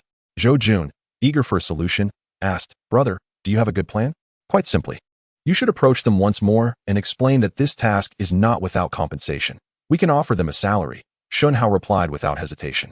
Zhou Jun, frowning, responded, Brother, I mentioned paying them yesterday, yet they still hesitated. This approach may not work. Shen Hao smirked and jested. It must be that your offer was insufficient. I propose we pay them 50 yuan each per day. Isn't that reasonable? Zhou Jun looked aggrieved. Indeed, 50 yuan per day was a fair wage for other work at that time, but such an amount was hardly enticing enough to inspire loyalty. Shen Hao shook his head. Speaking in a serious tone, tell them that if they are willing to oversee our internet cafe, we will pay them 200 yuan a day. If they still find that inadequate, you can increase the offer, but not exceeding 1,000 yuan per day. 1,000 yuan? Zhou Jun's eyes widened in shock, his expression a mix of disbelief and astonishment. 1,000 a day amounts to 30,000 a month. Those idle fellows would likely need to resort to robbery to earn that much. However, from Shen Hao's perspective, employing individuals at such a rate meant that if Zhou Jun managed to recruit 10 people, he would need to spend 10,000 yuan daily. Could he sustain that? Suddenly realizing this, Zhou Jun asked with concern, Brother, is that not too generous? The greater the compensation, the more steadfast their loyalty, Shen Hao replied sagely. Appearing as a seasoned veteran of the world, Zhou Jun contemplated this logic and, seeing its merit, refrained from further argument. He then turned to seek out his friends for another discussion. Wait a moment, Shen Hao called out to him. Is there something else, brother? Take this, Shen Hao said, pulling out a thick bundle of cash from his bag and placing it into Zhou Jun's hands, which appeared to contain around 40 to 50,000 yuan. Going to negotiate without anything in hand will make it difficult to sway them. Inform them that anyone willing to attend can first receive 1,000 yuan as a reward for their efforts. Zhou Jun glanced at the cash in his hand, instinctively swallowing hard. Although his family was relatively well off, he had never personally handled such a substantial sum of money. Go ahead and await good news. Zhou Jun nodded emphatically, turning to jog away. Within just over half an hour, Shen Hao, who was having lunch with Liang Feng at a fast food restaurant outside the school gate, received a call from Zhou Jun, who anxiously inquired about his whereabouts. Before long, Zhou Jun's motorcycle roared to a halt in front of the entrance. What is the emergency? Liang Feng asked curiously as he observed Zhou Jun enter, panting heavily. After gulping down a large mouthful of rice soup from the table, Zhou Jun beamed with joy and exclaimed, Brother, the task is accomplished. Here is the remaining money. Take it. Shen Hao glanced at the amount, seemingly unimpressed by the expenditure, and curiously asked, How many did you recruit? 10. Zhou Jun proudly puffed out his chest, delight dancing on his face. Those who have never seen money before.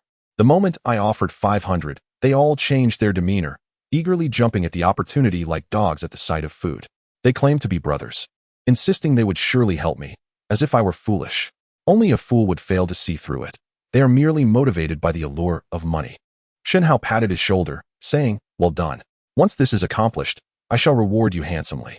Zhou Jun promptly shook his head, replying, "Brother, I am not like those shallow individuals. My assistance is purely out of brotherhood, certainly not for any form of reward." Chapter 26. This money is not given freely. I know you regard me as a brother, and precisely because of that bond, I cannot let you suffer a loss. I cannot be the only one reaping the rewards while you are left with nothing but a mere taste of the broth. That would not be right, would it?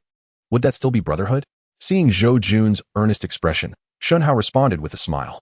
He believed that at this moment, Zhou Jun genuinely considered him a brother and sought no personal gain. Yet, the world changes, and so do hearts. Regardless of how good a brother may be, relationships must be nurtured with mutual benefit. Otherwise, they are destined to falter eventually. He had witnessed similar situations in his past life, granting him a clearer perspective than Zhou Jun and Liang Feng, who were still naive youths. While Zhou Jun was still processing Shen Hao's earlier words, Shen Hao took the cash from his hand and extracted 10,000 yuan to hand back to him. "Take this money. Consider it in advance on your wages." Zhou Jun, startled, quickly attempted to decline. Shen Hao, with a serious expression, insisted, "Accept it without hesitation. There is no need for formality between brothers. Moreover, this money is not a gift. There will be many tasks for you to undertake in the future." With that, Zhou Jun could no longer refuse, smiling as he accepted the money. "By the way, brother, now that we have the manpower, when do you plan to reopen the internet cafe?" 3 days from now." Shen Hao replied without hesitation. "Inform those individuals to report to the cafe in 3 days. In the meantime, refrain from wandering outside to avoid drawing attention." Understood. Zhou Jun agreed, and subsequently requested a bowl of rice from his boss. After casually consuming a few bites of the leftover dishes on the table, he departed. "Are you envious of the substantial sum I gave Zhou Jun?" After Zhou Jun left, Shen Hao suddenly posed a serious question to Liang Feng. Liang Feng was momentarily taken aback and quickly shook his head, saying, "Why would I be envious? Besides, Zhou Jun received that money because he was working for you." "I understand that much." Shen Hao revealed a satisfied smile and assured Liang Feng, "Rest assured, Liang Feng, we have grown up together. If you follow me diligently, you will receive much more than Zhou Jun in the future, and indeed, it will be considerably more." Without a moment's hesitation, Liang Feng nodded earnestly. "Yes, Shen Hao, I want to believe in you." Although he was simple-minded and lacked worldly experience, he could discern the significant changes in Shen Hao over the past couple of days. He had ascended to an almost unattainable height. "Come, accompany me to a place," Shen Hao said as he stood and walked towards the door. "Where are we going?" "To the advertising company," Shen Hao replied candidly. "The internet cafe is about to open, and we must prepare. It's strange, it's been 3 or 4 days. Yet that scoundrel Li Ming hasn't come to plead for mercy. I need to see what's going on." 3 days later, Xiao Changhe sat in his office, pondering the situation with Lingyun Internet Cafe. The more he thought about it, the more he felt something was amiss. Rising from his seat, he decided to find Li Ming and uncover his schemes. Before he could reach the door, a frantic underling rushed in. "Boss, something has happened." Xiao Changhe halted, glancing at the out-of-breath subordinate, and nonchalantly asked, "What happened? Why are you in such a state?" To him, as the local tyrant of the county, nothing significant could possibly transpire. The underling caught his breath and reported, "Lingyun Internet Cafe has reopened." "What did you say?" Xiao Changhe was momentarily stunned. "How could that be? Where did you hear this news?" The subordinate hastily replied, "Brother, I saw it with my own eyes just now when I was out for a stroll. It's absolutely true. Also, I noticed they set up an advertisement board at the entrance that read." "What did it say?" Xiao Changhe demanded fiercely. "It stated that starting today, all internet fees at Lingyun Internet Cafe are half price, and anyone who enters receives a complimentary drink." When I saw it, many people were already drawn inside. "What?" Xiao Changhe lost his composure. "You scoundrel Li Ming, pretending to close down, while pulling a fast one on me, is it? Humph. It seems this rascal is oblivious to his own peril and wishes to challenge me. Then I shall play along." After a few curses, Xiao Changhe regained his composure and instructed his subordinate, "Go, have Xiao Hongmao take some brothers to Lingyun Internet Cafe and properly greet that scoundrel Li Ming." "Yes." The subordinate hurriedly turned to leave. Before long, Xiao Hongmao arrived with a dozen men, still riding those dilapidated motorcycles that belched black smoke, arriving menacingly at Lingyun Internet Cafe. "Wow, with such low internet fees and free drinks upon entry, I'm tempted to come here to surf the net myself." Upon noticing the advertisement board outside the door, which advertised various promotional offers, a young man behind casually remarked, "Look at your pitiful achievements." Zia Hongmio turned around and shot him a disdainful glance. then waved his hand dramatically. Brothers, follow me. That scoundrel Li Ming dares to cause us trouble. Today we must teach him a lesson he won't forget. Chapter 27. Who told you I am alone, Xia Hongmiao? You actually showed up. I've been waiting for you. As Xia Hongmiao and his entourage entered the internet cafe, this remark reached their ears. Raising his eyes, he spotted Zhou Jun standing not far away, observing them with an expression of indifference. Zhou Jun, what is this fellow doing here again? Xia Hongmiao pondered. Wait, he just said he has been waiting for us. What does that mean? Stopping in his tracks, his mind raced. But before he could make sense of it, Zhou Jun spoke again. I presume, Xia Hongmiao, you've come here looking for trouble today? Xia Hongmiao returned to reality and glanced at Zhou Jun, feigning ferocity. What we do here is none of your business. Who do you think you are to meddle? Humph. Zhou Jun's gaze sharpened, his voice turning cold. It used to be that you could dismiss me, but things have changed now. What do you mean? Xia Hongmiao's confusion was evident. Zhou Jun wasted no time in clarifying. Adhering to Shen Hao's prior instructions, he stated plainly, listen well, my elder brother has acquired this internet cafe. This place now belongs to us. If you wish to surf the web, you are welcome, but if you're here to stir up trouble, there's no way in. What did you say? Xia Hongmiao's eyes widened in disbelief, memories of Zhou Jun referring to Shen Hao as his elder brother flashing in his mind. He claims his brother bought this cafe, but that so-called elder brother is merely a kid. How could that be? After some contemplation, Xia Hongmiao's expression shifted to one of realization. Come on, Zhou Jun, stop trying to scare me. You surely conspired with that scoundrel Li Ming to put on a show, right? Huh. That fool actually thinks this will save his pathetic cafe. Zhou Jun remained silent, his demeanor icy as he replied, Xia Hongmiao, I have said what needed to be said. If you don't believe me, feel free to test it. Truth be told, Xia Hongmiao harbored a certain fear of Zhou Jun. Yet Zhao Changhe had issued a stern command. There must be some commotion here today, or he would be unable to report back. Zhou Jun, don't think I'm actually afraid of you. I'll tell you straight. We are here to cause trouble. And I want to see what you can do against us. One person? Who told you it was just one person? A smile graced Zhou Jun's lips as he clapped his hands emphatically. In the next moment, a row of imposing figures stood up from the nearby seats. Each one a towering and muscular man, swiftly encircling Xia Hongmiao and his group. Faced with this scenario, Xia Hongmiao was rendered speechless. Damn it. It seems Zhou Jun was well prepared, digging a pit for me to jump into. Brother, there are many people on the other side, and each one of them is bigger than the last. If it comes to blows, we are likely to suffer a loss. How about we retreat for now? A timid subordinate whispered to the red-haired young man. Casting a glance at the imposing figures surrounding them, the red-haired youth felt a twinge of uncertainty. He thought to himself, the current situation clearly favored the adversary. Should a confrontation arise, they would undoubtedly come off worse. As the saying goes, a wise man does not suffer immediate losses. It would be wiser to withdraw for the moment and later enlist Zhao Changhe to deal with Zhou Jun and his men. That Zhou Jun. Oh no, Zhou Ge. With a calculated smile, the red-haired youth attempted to project an air of congeniality. You see, we are all in the same game, and I hold you in considerable esteem. Since you are here today, it would be remiss of me not to show you due respect. There is no need for such hostility. How about this? I will take my men and leave immediately, and you can pretend we were never here. Upon hearing this, Zhou Jun could not suppress a laugh. You, little red-haired one, truly are a man capable of bending and yielding. Unfortunately, I do not consider you a brother, and what do you take this place for? You think you can come and go as you please?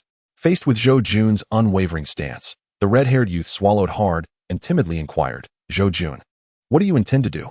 I warn you, don't act recklessly, or my brother, before he could finish.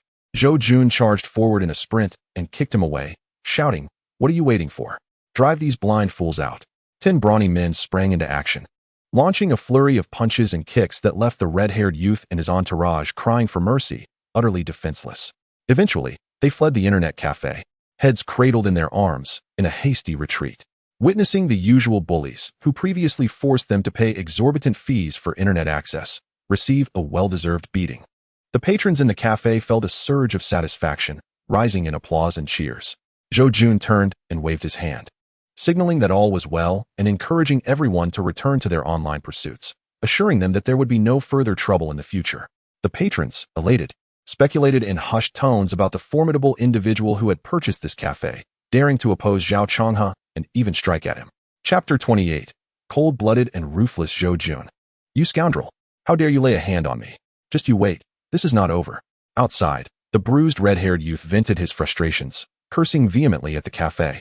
before kicking over an advertisement board in a fit of rage. However, his foot slipped, and with a resounding thud, he fell to the ground, only worsening his predicament. Witnessing this scene, even his subordinates could not contain their laughter. Laugh, laugh, laugh. Do you find this amusing? Hurry up and help me up. The subordinate, stifling his laughter, hurried over to assist him. Brother, what shall we do now? A subordinate, adorned with an axe tattoo on his arm, cautiously inquired. What else can we do? We need to return and seek reinforcements. The red-haired youth cursed, and with that, he led his subordinates toward Zhao Changhe's financial firm. How did it come to this? Was the task completed? Observing the dismal state of Xiao Hongmao, Zhao Changhe merely furrowed his brow, showing little concern. The timid Xiao Hongmao stammered, hesitant to respond. Upon witnessing this, Zhao Changhe's expression darkened, and in a chilling tone, he demanded, Don't you dare tell me the task was unsuccessful. Boss, this isn't my fault. Xiao Hongmao, trembling with fear, quickly pleaded, I never anticipated that those scoundrels would be prepared, waiting in the internet cafe with dozens of burly men. And they gave my brothers and me a beating. He gestured to his battered face, attempting to elicit sympathy from Zhao Changhe. However, he overlooked the fact that Zhao Changhe was inherently cold-blooded and had never regarded these fledgling ruffians as anything more than expendable pawns. In Zhao Changhe's eyes, individuals like Xiao Hongmao were merely dogs under his command. These dogs might be useful for attacking others, but if they could not even accomplish that, what purpose did they serve? Useless scum. You couldn't even handle such a trivial matter, and you still have the audacity to return to me? Unsurprisingly, rather than feeling sympathy for Xiao Hongmao's plight, Zhao Changhe erupted in rage. After hurling a few curses, he rushed forward and kicked Xiao Hongmao to the ground, then ordered several of his subordinates to pummel him mercilessly.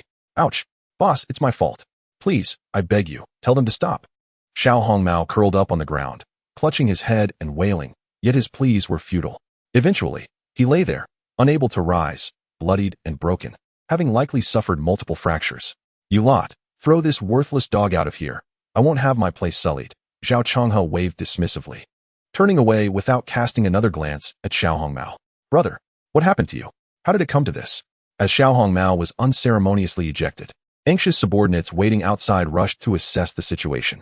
Zheng Biao, Zhao Changhe's trusted aide, surveyed them with disdainful eyes and barked, A bunch of useless fools, get lost. Understanding Zheng Biao's formidable reputation, they dared not disobey him, yet they still showed loyalty by lifting Xiao Hongmao and departing together. What on earth happened? Wasn't the boss supposed to fetch reinforcements? How did it end up like this? How would I know? The boss seems seriously injured. If this continues, it might cost him his life. What should we do now? What else can we do? We must hurry him to the hospital.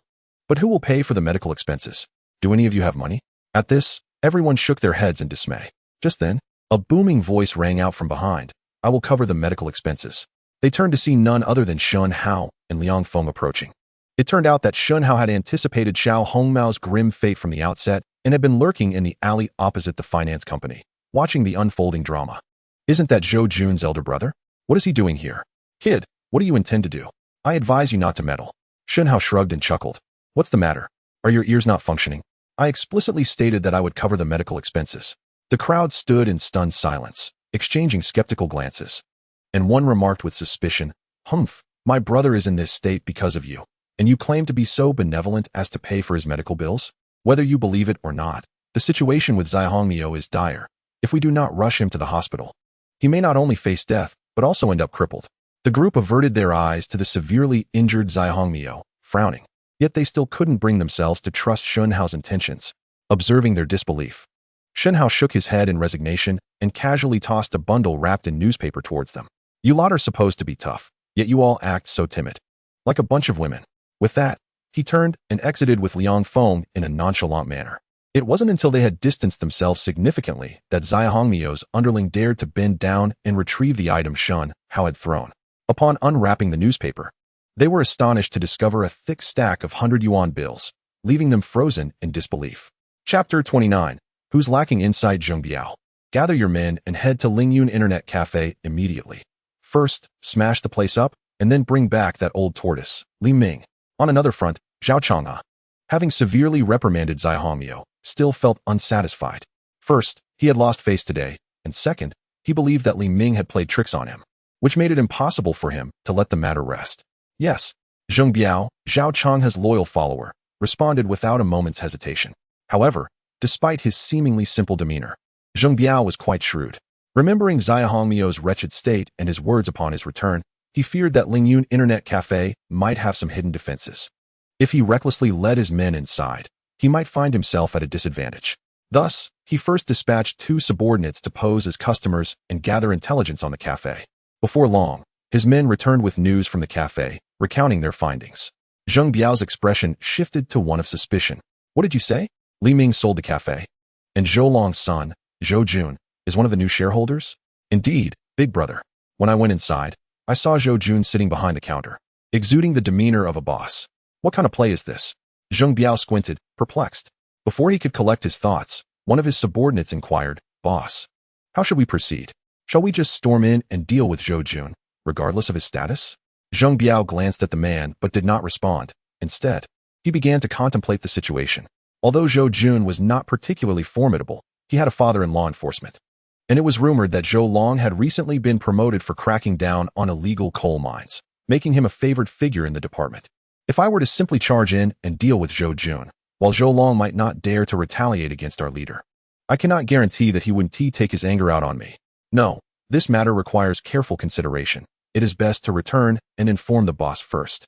Upon realizing this, he hastily commanded, You all stay here and do nothing until I notify you. Having said that, he rushed back to the finance company on his motorcycle. How could you be back so soon? Has everything been settled? Zhao Changhe inquired curiously upon seeing Zheng Biao's return, his tone revealing that he evidently trusted Zheng Biao far more than he did Xiao Hongmao. Zheng Biao shook his head, noticing Zhao Changhe's grim expression. He quickly interjected before Zhao could unleash his wrath. Brother, I just went to Lingyun Internet Café and discovered that the owner has changed. What do you mean? Are you saying that Li Ming, that little rascal, sold the café? Zhao Changhe asked, puzzled. Exactly. Zheng Biao lowered his voice and asked, Can you guess who the new owner of Lingyun Internet Café is? Who? Which blind fool dares to encroach on my territory? Zhao Changhe growled menacingly. It's the son of the police station S. Zhou Long. Zhou Jun Zhou Long's son? Zhao Changhe exclaimed in astonishment. Seeing that the groundwork had been laid, Zheng Biao continued, Boss, I initially intended to confront that kid directly, but considering Zhou Long is a police officer and has some ties with you, I refrained from acting rashly and thought it best to inform you first. Damn it, what is Zhou Long thinking? Knowing that I have my eyes on that place, he still lets his son come and stir up trouble? Zhao Changhe squinted, muttering curses under his breath. Yet he could not fathom why the Zhou father and son had suddenly involved themselves, and they seemingly lacked the financial means to purchase Lingyun Internet Café. Brother, how do you plan to handle this? Just say the word, and I will rush back immediately, Zheng Biao declared, puffing out his chest to demonstrate his loyalty. Humph, Zhou Long is but a mere nuisance. I fear him not. Zhao Changhe scoffed, initially intending to demolish Lingyun Internet Café. However, upon further reflection, he sensed something amiss. He felt it prudent to inquire further. Have your men wait. I'll first ask that damned Zhou Long what he means by this. Understood. Zheng Biao acknowledged and exited the office. Zhao Changhe promptly pulled out his phone and called Zhou Long. At that moment, Zhou Long had just changed his shoes and was preparing to leave for work when he unexpectedly received Zhao Changhe's call, furrowing his brow in confusion. Why is this guy calling me? After a brief hesitation, he pressed the answer button. Hello, Zhou. What the hell do you mean by this? Zhou Long was taken aback, and after a pause, he responded in a deep voice. Zhao Changhe, what has gotten into you to call me out of the blue and hurl insults? Out of the blue? Huh. Zhao Changhe laughed coldly. Zhou Long, I previously extended a hand to you, claiming you were too lofty to associate with someone like me. Yet now you secretly send your son to sabotage my plans. Do you think I wouldn't dare touch your son, or you? The more Zhou Long listened, the more bewildered he became, though hearing Zhao mention Zhou Jun made him uneasy. Zhao Changhe, what exactly do you mean? I have no idea what you're talking about. Chapter 30, I'm right here. Zhou, are you still pretending to be ignorant while fully aware of the situation? All right, then let us have a serious conversation. Noticing Zhou Long's persistent disbelief, Zhao Changhe, eschewing any indirectness, promptly recounted the events concerning Lingyun Internet Café. You mean to say my son has purchased Lingyun Internet Café? Zhou Long was momentarily taken aback, but soon erupted into laughter. Zhao Changhe, do refrain from jesting. I must hurry to work and have no time for your nonsense. Who has the luxury to jest at a time like this? Zhao Changhe, sensing Zhou Long's skepticism, grew increasingly anxious. Zhou, what I just shared is based on the first-hand observations of my subordinates. Your precious son is currently seated at the counter of Lingyun Internet Café, acting as the proprietor. If you doubt my words, feel free to verify for yourself. Recognizing Zhao Chang's insistence, Zhou Long began to sense that something was amiss. However, as a police officer, he refrained from jumping to conclusions before ascertaining the facts. Moreover, as a father, he would not permit anyone to harm his son. Zhao Chang, I shall inquire with my son once I finish work and provide you with a response. Until then, it would be prudent for you to refrain from any rash actions. As a favor to me, Zhou Long's tone, though firm, bore a hint of concession, which filled Zhao Changhe with a sense of triumph. Very well, Officer Zhou. That is the correct approach. I shall certainly respect your wishes. However, I do hope for a swift reply, as you are aware of the many brothers under my command. Should they grow impatient, there may be a few who do not heed reason, and the ensuing commotion could be quite troublesome. Though Zhao Changhe's words sounded mild, they were a blatant threat towards Zhou Long. Without further ado, Zhou Long terminated the call. He had intended to immediately investigate Lingyun Internet Café, but was interrupted by a call from the director, who insisted on discussing a matter of great importance. Reluctantly, he returned to the precinct. At 6 p.m, Zhou Jun, having spent the entire day in the Internet Café, was feeling exceedingly bored and yawning repeatedly. Just as he stood to stretch his legs, he heard the door creak open. Looking to surf the internet? Come here to get a card and receive a complimentary beverage.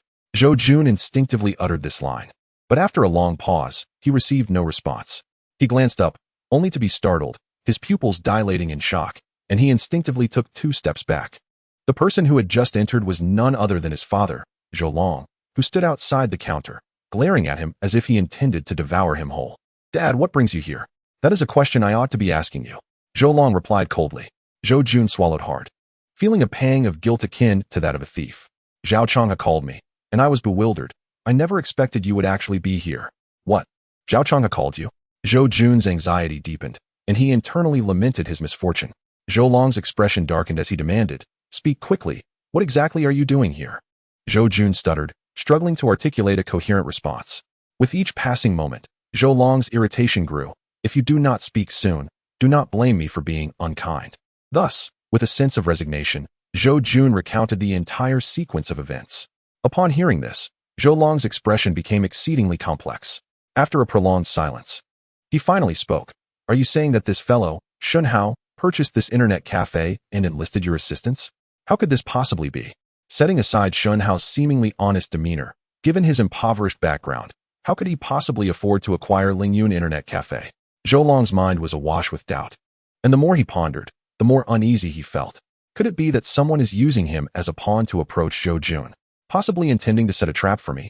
After much contemplation, Zhou Long arrived at such a conclusion, only to dismiss it shortly thereafter. Where is Shen Hao? I wish to see him.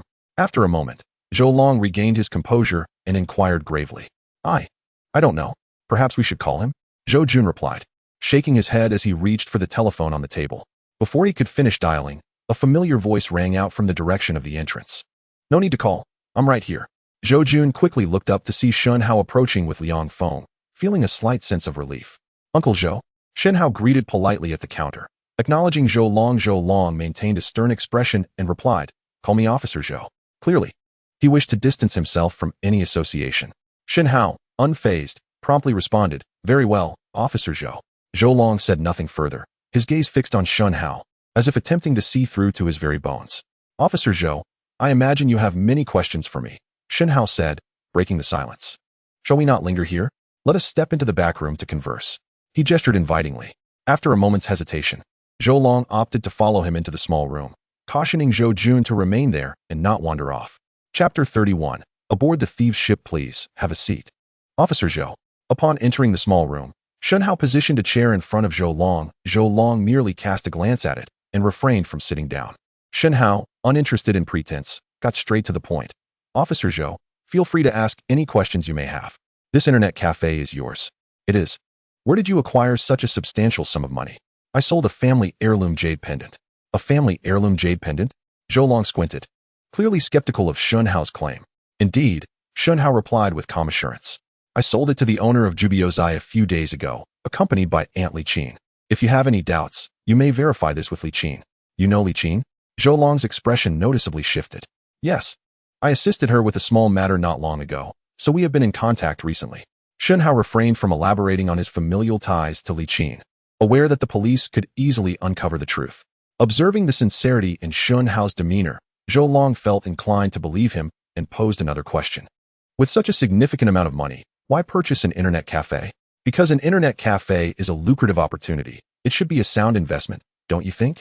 Shen Hao replied with a smile. Zhou Long furrowed his brow slightly, likely perceiving that such words were not typical for someone of Shen Hao's youthful age. Indeed. An internet cafe can be a lucrative venture, but are you not aware of Zhao Chang's situation? I am aware. Knowing this, why then do you involve my son? What is your true intention? Zhou Long's expression darkened as he spoke fiercely. Shen Hao remained unperturbed, his demeanor calm as he replied, Officer Zhou, my intention in bringing Zhou Jun into the fold is simply because I regard him as a brother and wish to earn money alongside him. Earn money? You are clearly playing with fire. Zhou Long's anger intensified. Moments later, a realization dawned upon him. I understand now. You must be targeting Zhou Jun because he is my son, intending to use him as a shield when things go awry. I did not foresee this. You are quite cunning for one so young. Shen Hao merely smiled faintly and remarked, if I truly harbored such thoughts, why would I not simply involve you directly? What did you say? You wish to draw me onto your pirate ship? Zhou Long's eyes bulged as he fixed his gaze on Shen Hao, likely believing him to be deranged. Shen Hao shook his head earnestly. Officer Zhou, you are mistaken. My vessel is no pirate ship, but rather a luxurious cruise heading towards the shores of enlightenment. Young man, cease your nonsensical chatter. I care not for your ulterior motives.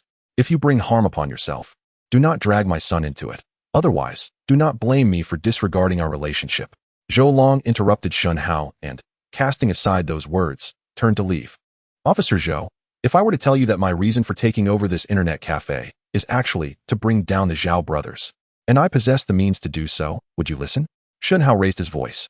Upon hearing this, Zhou Long instinctively halted. Shen Hao continued, I recognize your integrity, Officer Zhou, and your disdain for evil. The Zhao brothers have colluded over the years, committing numerous atrocious acts. You must wish to see them eradicated, correct? This opportunity lies before you. Will you allow it to slip away? Zhou Long could no longer contain himself and turned around.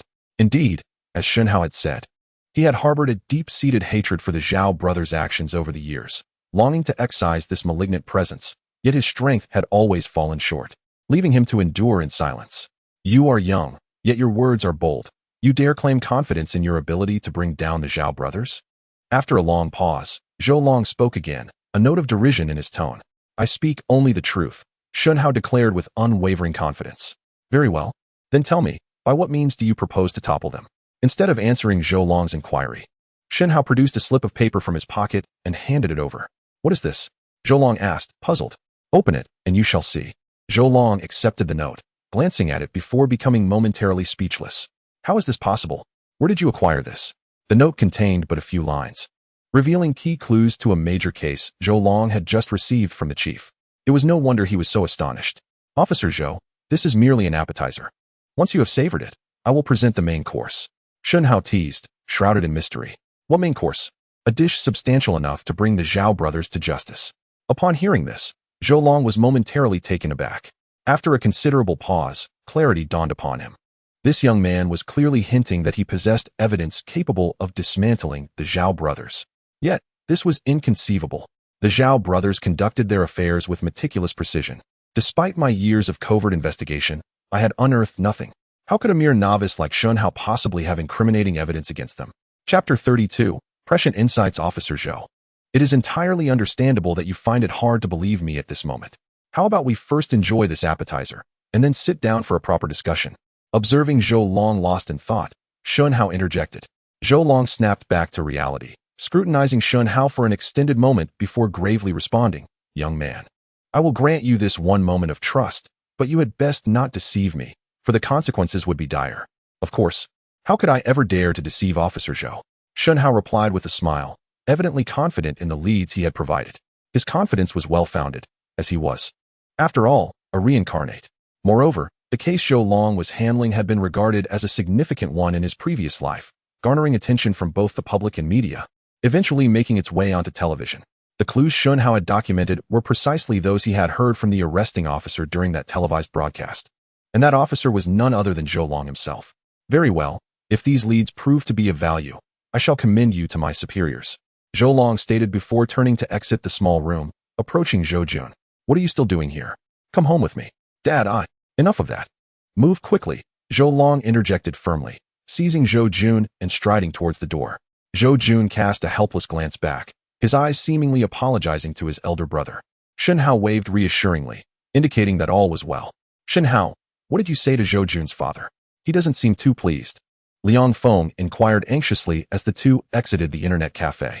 Do not worry, it is a good thing. Shen Hao replied nonchalantly before settling into his office chair, quietly devising his next steps.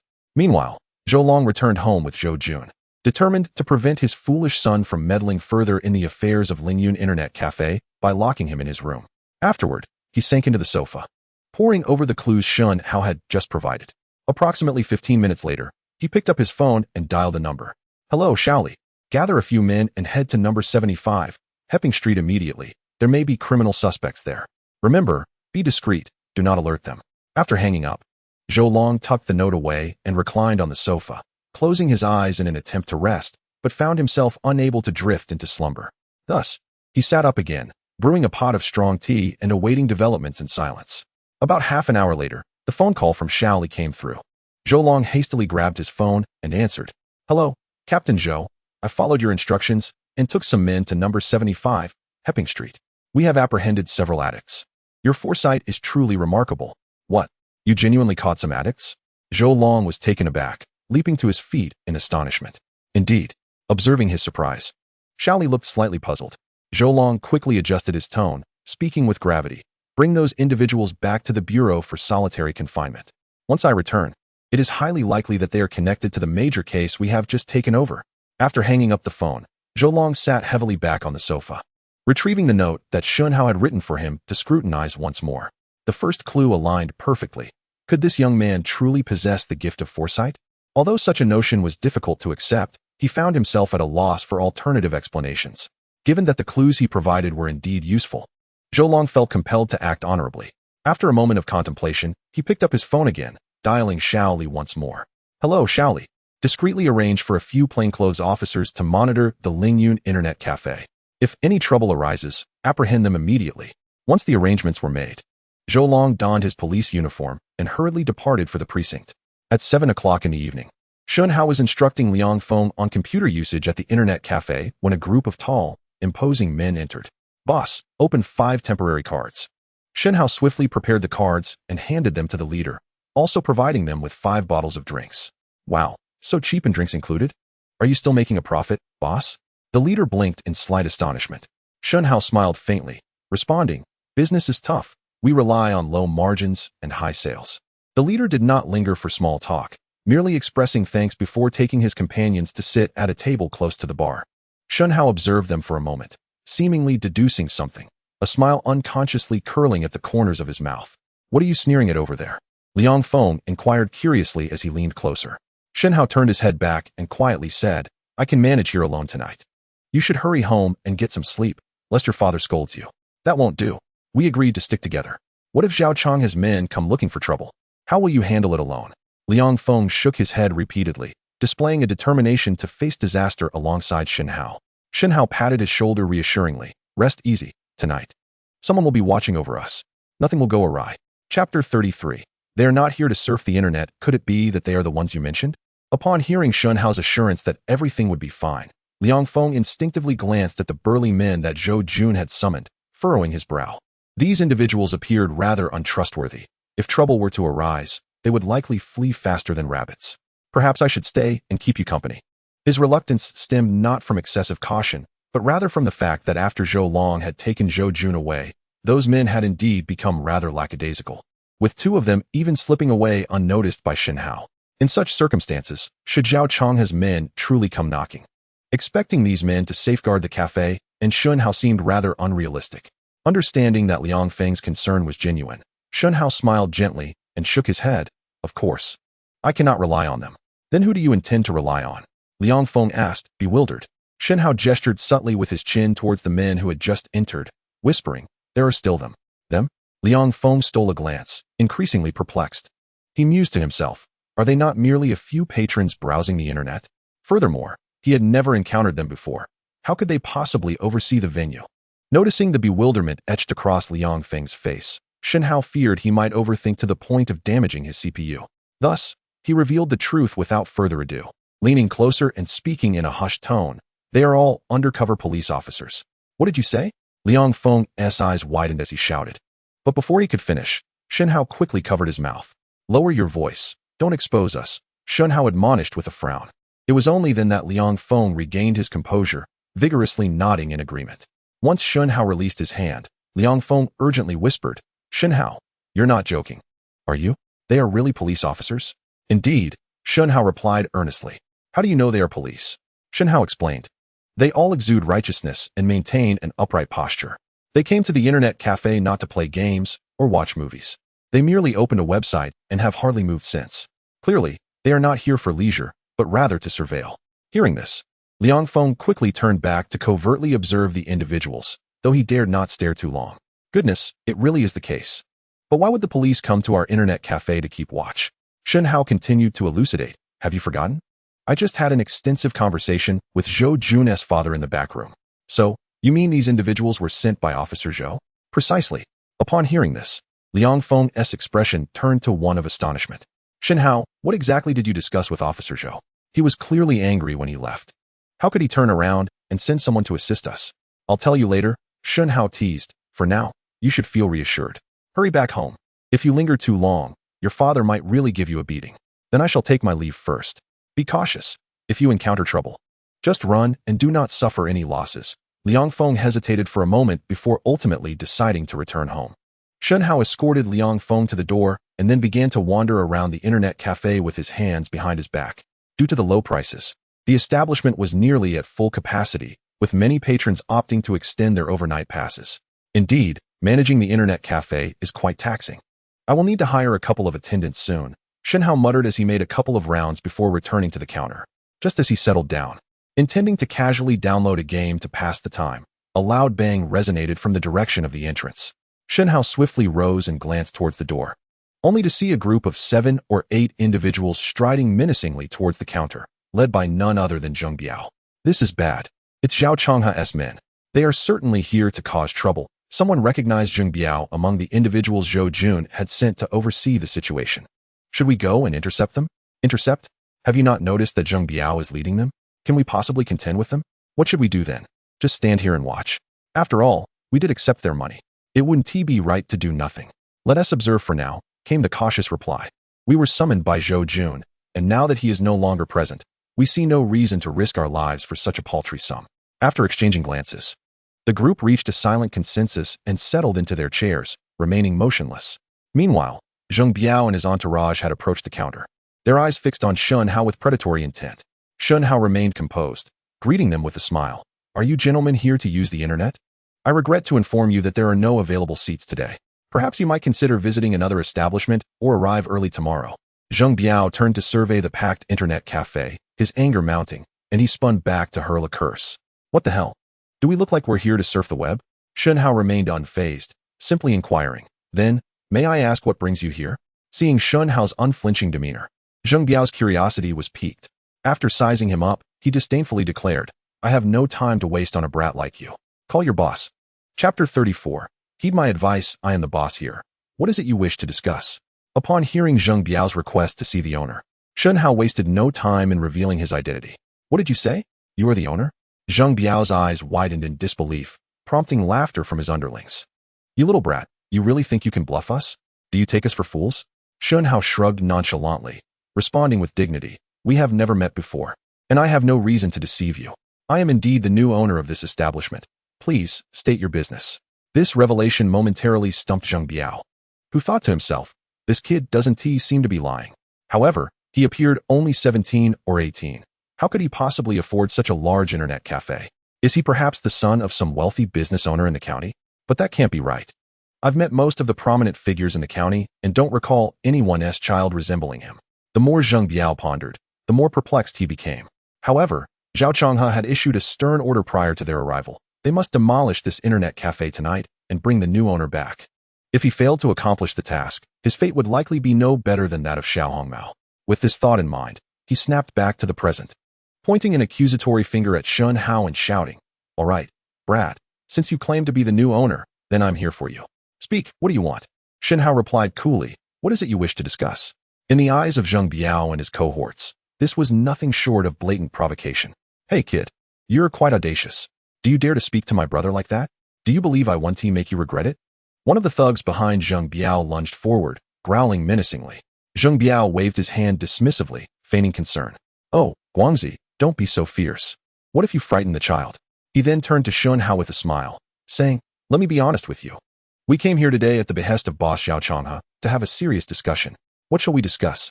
Shen Hao maintained his previous tone. Zheng Biao furrowed his brow slightly and addressed the matter directly.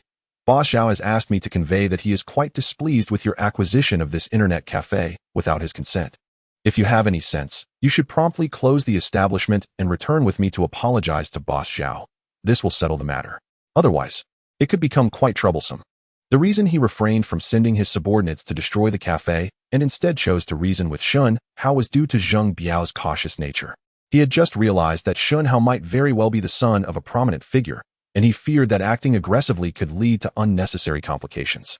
After a brief internal deliberation, he decided to take Shen Hao back and leave the resolution to Xiao Changhe, thereby distancing himself from the fallout. Upon hearing Zheng Biao's words, Shen Hao merely chuckled. Brother, I cannot comprehend your reasoning. My purchase of this café is entirely legitimate. Why should I require your boss's approval? As soon as he said this, Zheng Biao's followers became agitated, erupting in protests. What do you mean by that? It seems you are tired of living and looking for trouble. Others eagerly rolled up their sleeves, ready to resort to violence. Observing this, Zheng Biao quickly gestured for his subordinates to calm down and continued to persuade Shen Hao. Young man, your journey is still long ahead. I advise you not to act impulsively, lest you find yourself regretting it later. Heed my counsel and do as I suggest. It would be wise to leave yourself an escape route. In response, Shen Hao coldly retorted, what you speak of are merely fallacies. I have firmly decided to run this internet cafe. If you wish to challenge that, feel free to articulate your intentions, and I shall oblige. Zheng Biao was momentarily taken aback, his expression darkening as he retorted, what do you mean by that? Shen Hao shrugged. I believe I have made myself abundantly clear. There is no need for repetition. Zheng Biao gritted his teeth. So you are determined to oppose me, are you? Very well. Shen Hao responded unabashedly. This exchange thoroughly incensed Zheng Biao. I see now, you are clearly trying to provoke me. Since you are obstinately refusing to heed my warning, there is no need for further discourse. Brothers, attack. First, destroy this internet cafe, and then take this brat back with us to teach him a lesson about respect. As soon as these words were uttered, the group of eager ruffians behind him sprung into action, ready to strike. At this moment, the plainclothes officers seated closest to the bar stood up in unison. Stop! The lead officer barked, his voice laced with authority. Zheng Biao turned around, glaring at the approaching officers with malice. Who do you think you are? I advise you to mind your own business, lest you regret it. We are the police. The officer in charge replied coldly. Chapter 35. Bring it on, police? Upon hearing those two words, Zheng Biao and his crew were momentarily taken aback, all turning to scrutinize the officers who had approached. Perhaps seeing their lack of uniforms led them to believe it was a bluff. One of the thugs pointed a finger and arrogantly scoffed. Huh? You think you can impersonate the police? If you are the police, then I am the father of a police officer. The moment these words were uttered, they undoubtedly incited the ire of all the undercover officers present. The leader of the group stepped forward with great strides, pointing an accusatory finger at Zheng Biao, his voice stern and commanding. Zheng, do you possess such audacity? Open your eyes wide and see who I am. Upon hearing this, Zheng Biao instinctively squinted, peering closely at the man before him, and his expression shifted to one of sheer shock. Officer Liu, is that you? Zheng Biao, you still recognize me?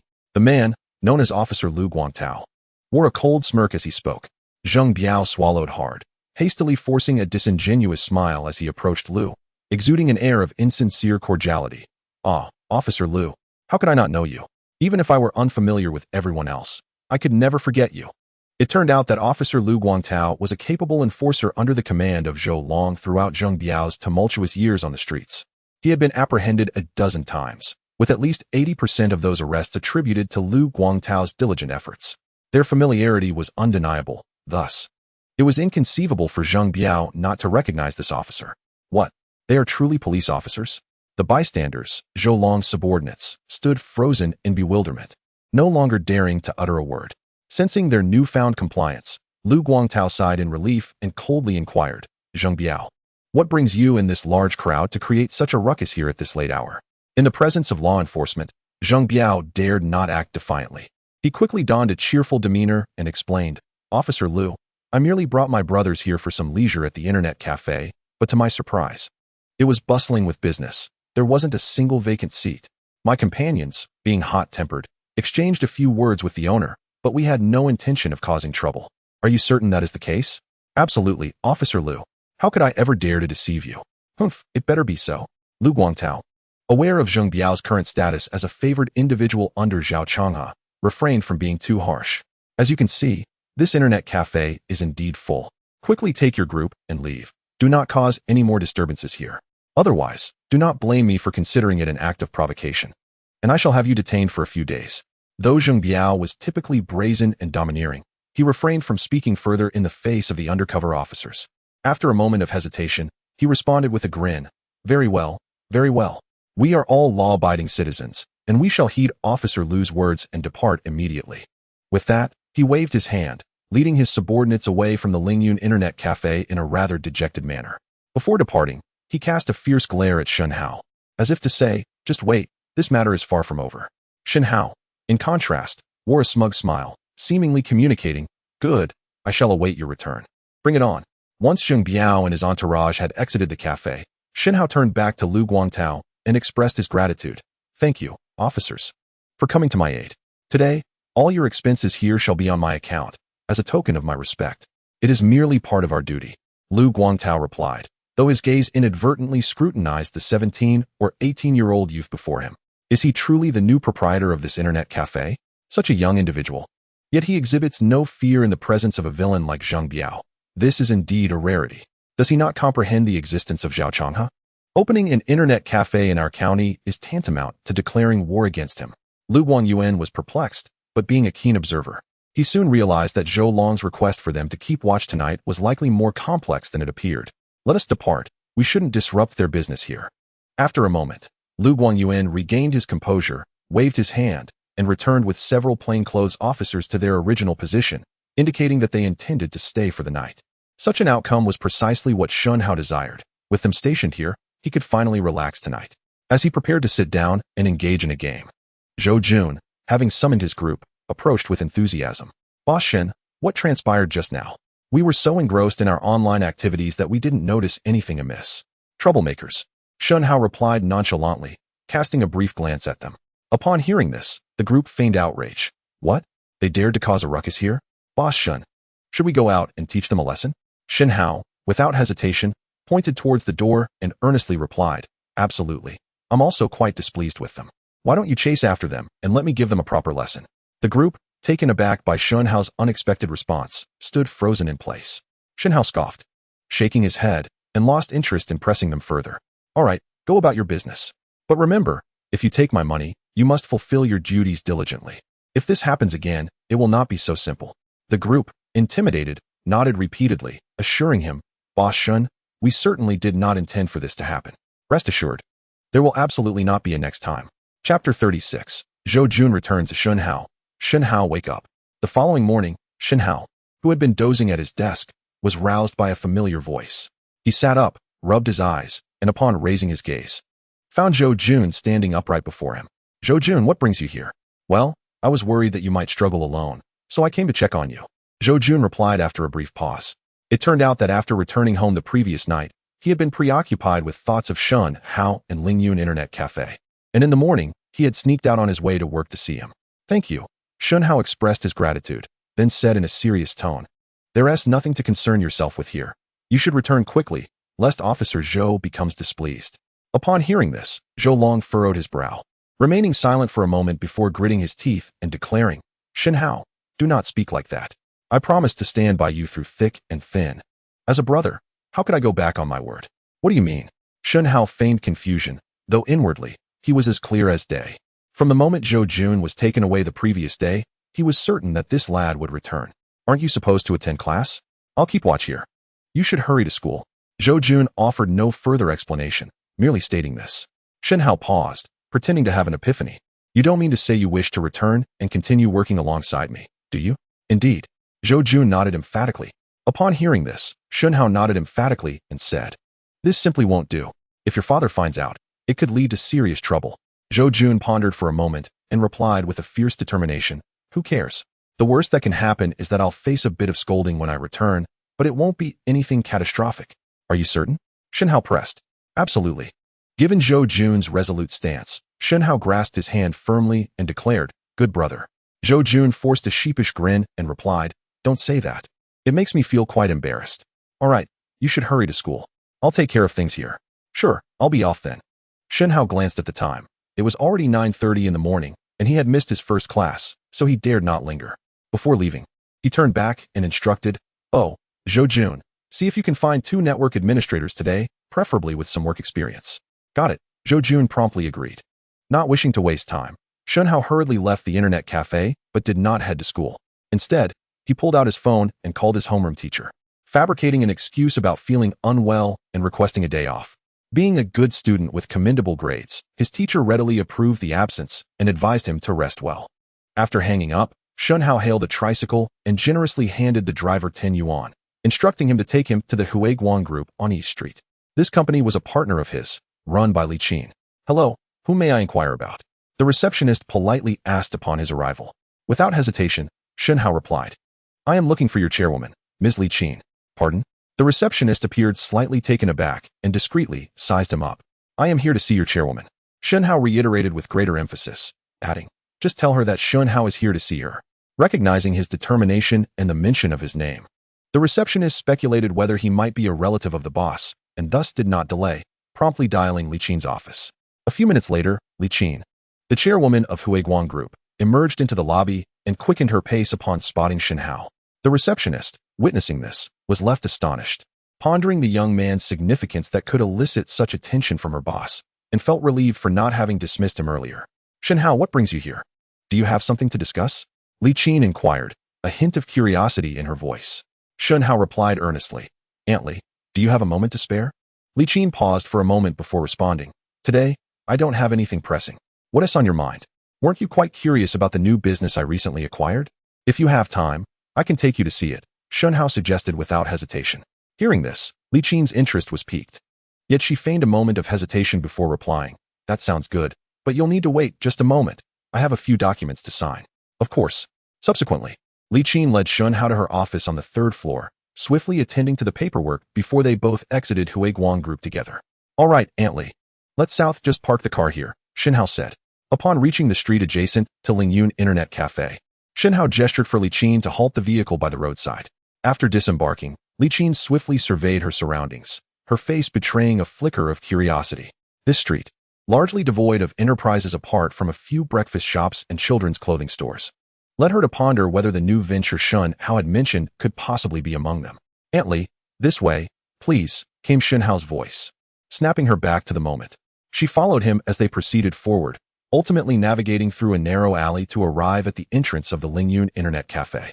"We're here." "Here?" Li Qin stood still, gazing at the cafe before her, momentarily taken aback. "Shen Hao, did you not say you would show me your new business? Why have you brought me to an internet cafe?" she inquired, a hint of confusion evident in her tone. Shen Hao pointed towards the Lingyun Internet Cafe and replied, "This is my new business." "What?"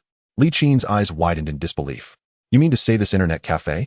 "Indeed," Shen Hao affirmed with a nod.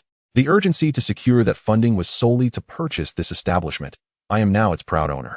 Upon hearing this, Li Qin's expression clouded with perplexity.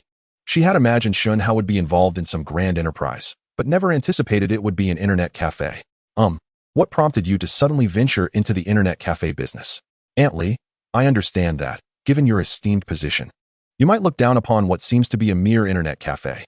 However, I perceive it as a business with considerable potential," Shen Hao explained directly, yet refrained from elaborating further. Li Qin pondered this for a moment, although she remained unconvinced about the promising prospects of an internet cafe. Her recent interactions had revealed Shen Hao to be a young man with a unique vision and foresight.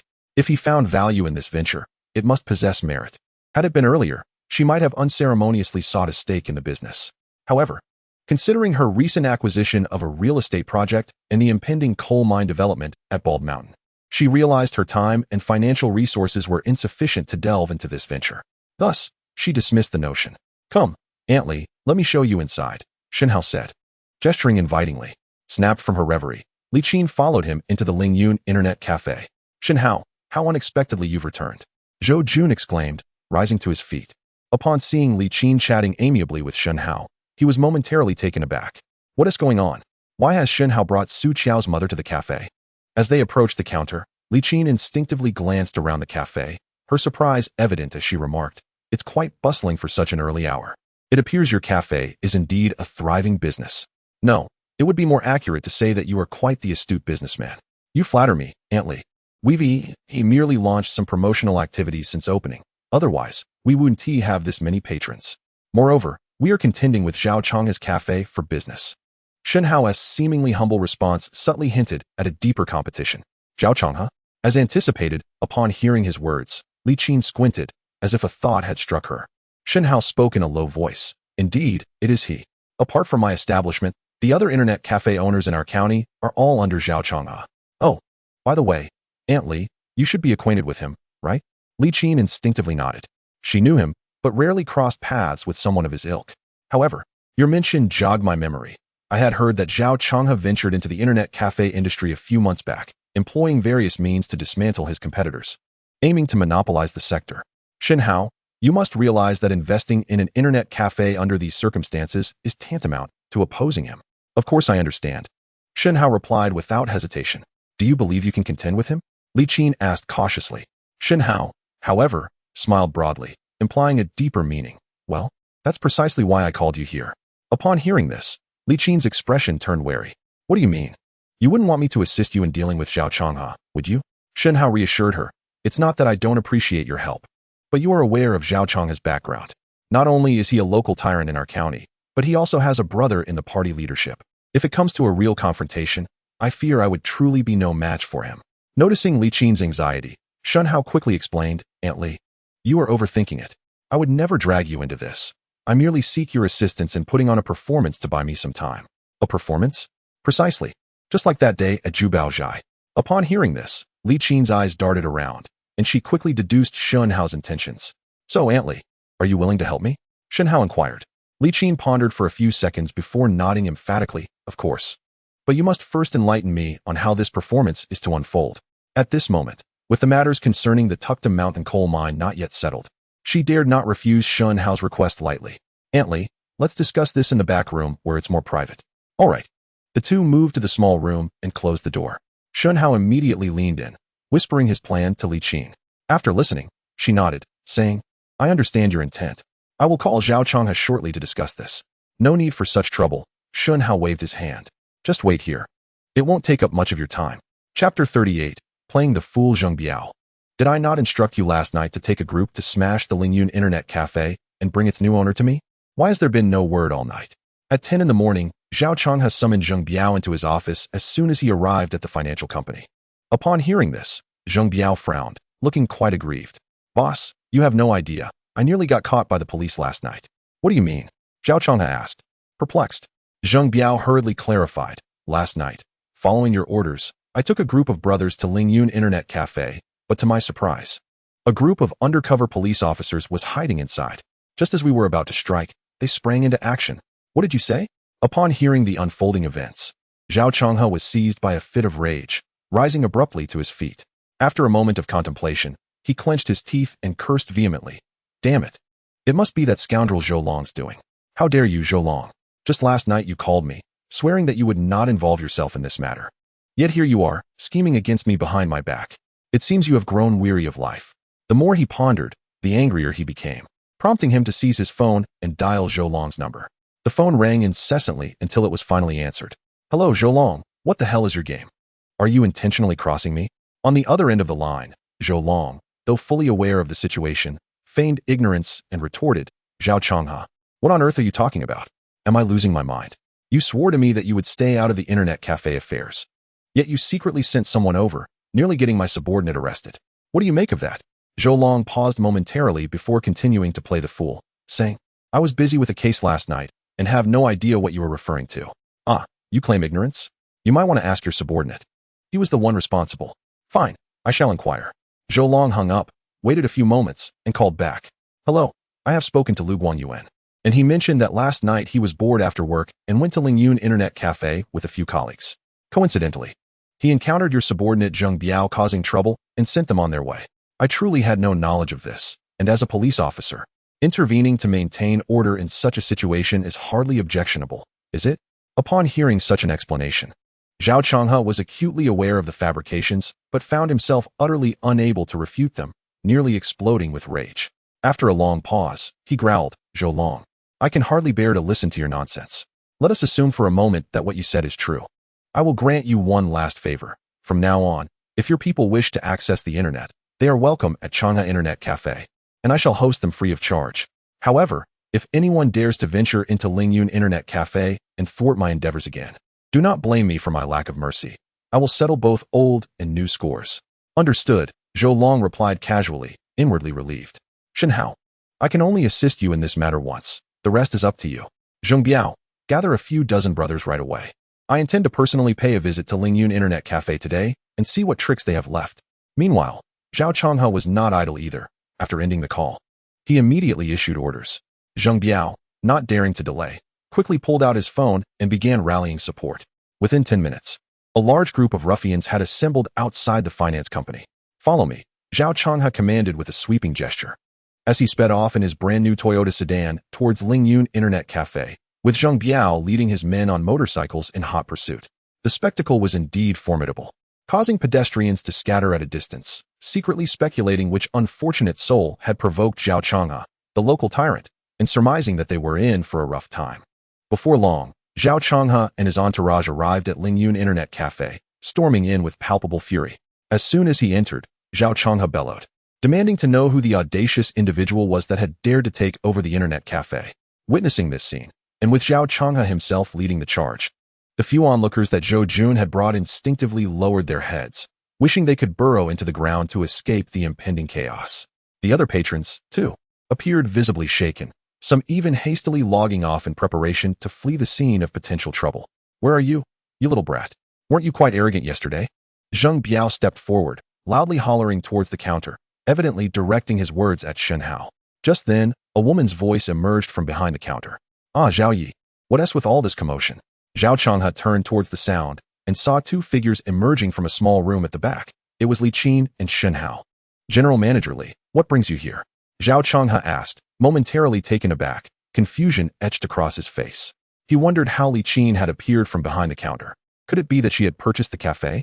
No, that seemed implausible, as she typically wouldn't be interested in such a trivial matter and had no reason to oppose him. "It's like this, Zhao Yi. My nephew has just taken over this internet café, and I happened to be passing by, so I came to have a look," Li Qin explained with a smile as she stepped away from the counter. "Are you saying your nephew bought this internet café?" Zhao Changhe squinted, his displeasure evident. "Indeed. This is my nephew." Li Qin gestured toward Shen Hao, introducing him. Upon hearing this, the previously arrogant Zheng Biao instinctively took a few steps back. "I knew it. This kid must have some backing," he thought. So, he was Li Qin's nephew. It was no wonder he had the audacity to act so brazenly. "General Manager Li, you must be aware that I have had my eye on this internet café for quite some time. By proceeding in this manner, are you not disregarding my reputation?" Zhao Changhe fixed his gaze on Shen Hao for a moment before directly questioning Li Qin without reservation. Li Qin hurriedly shook her head. "Zhao Yi, how could I possibly disrespect you? The truth is, my nephew has always been a bit unruly.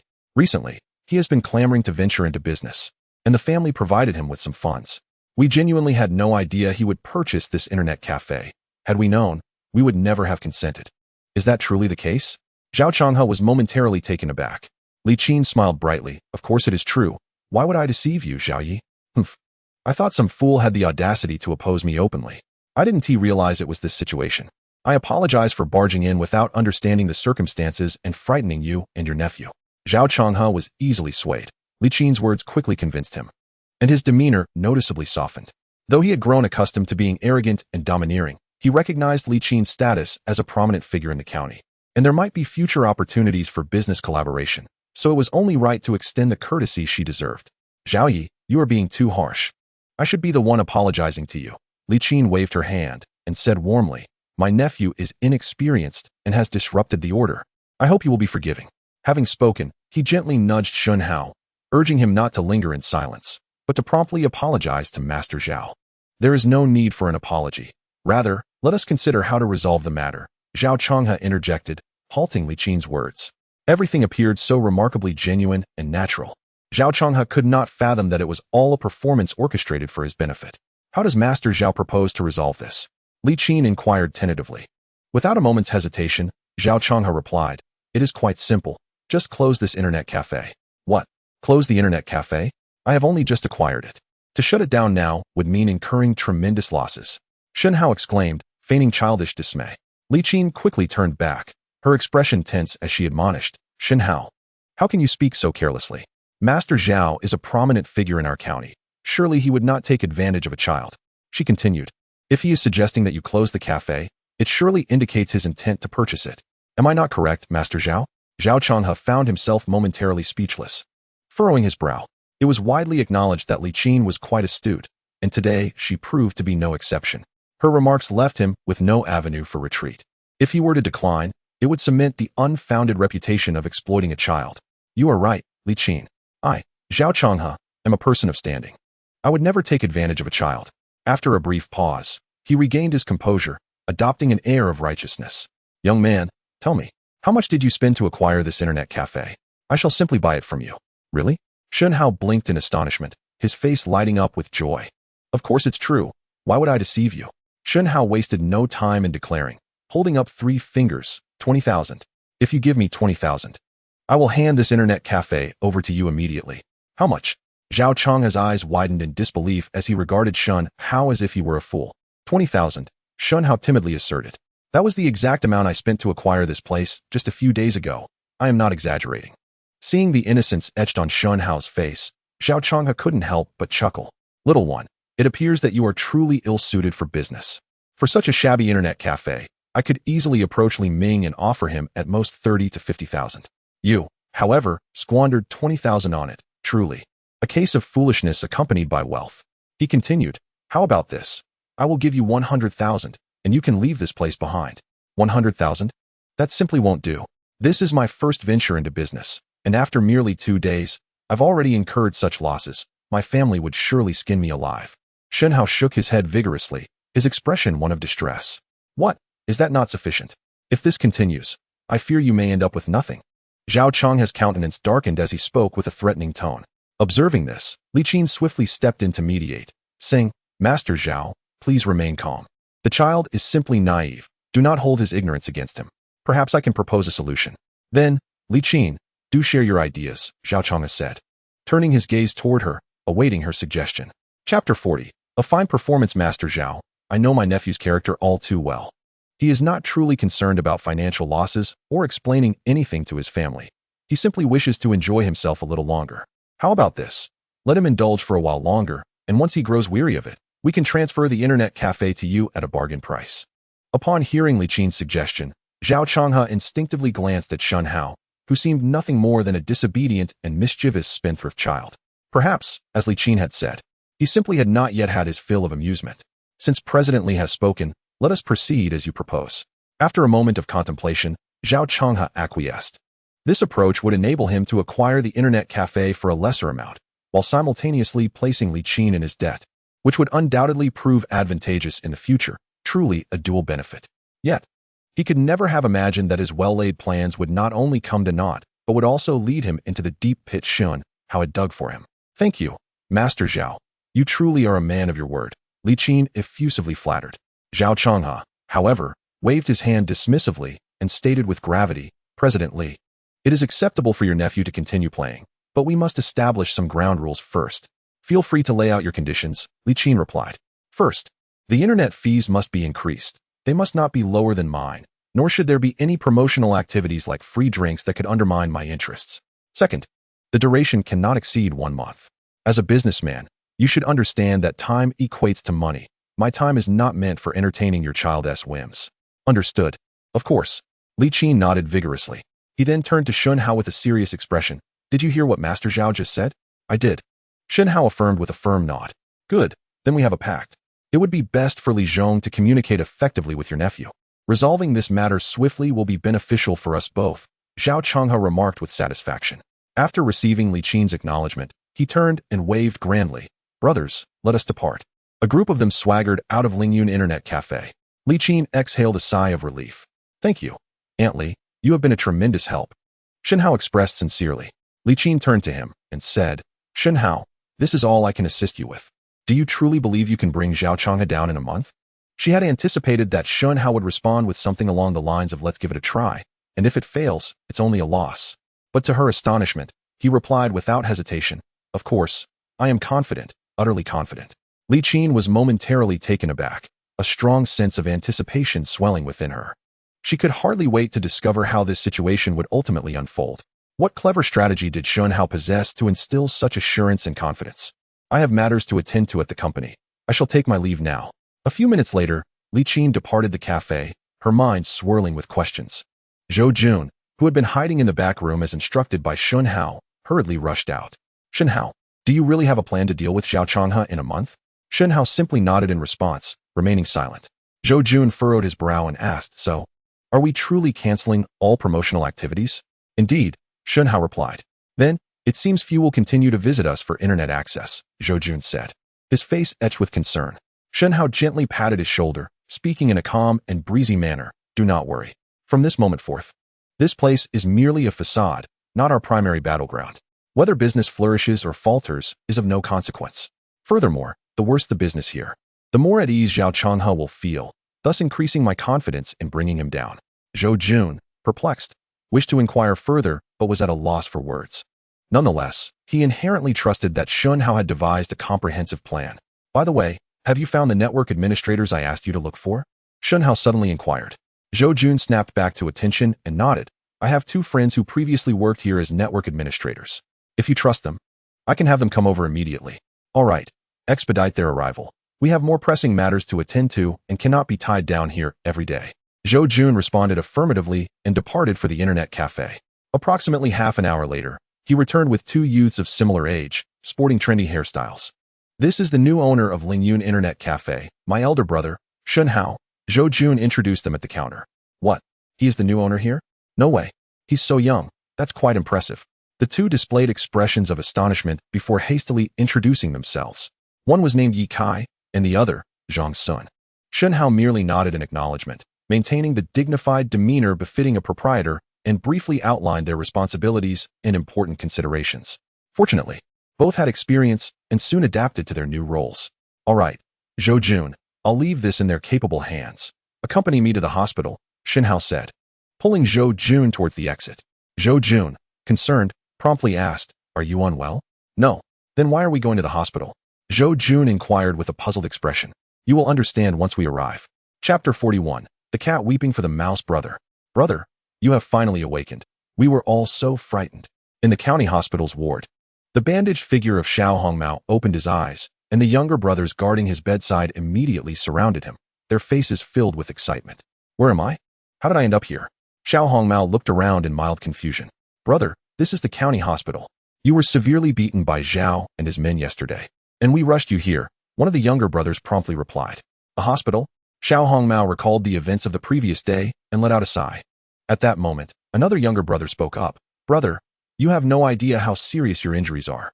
The doctor said if you had been sent any later, you might have had to live the rest of your life as a cripple.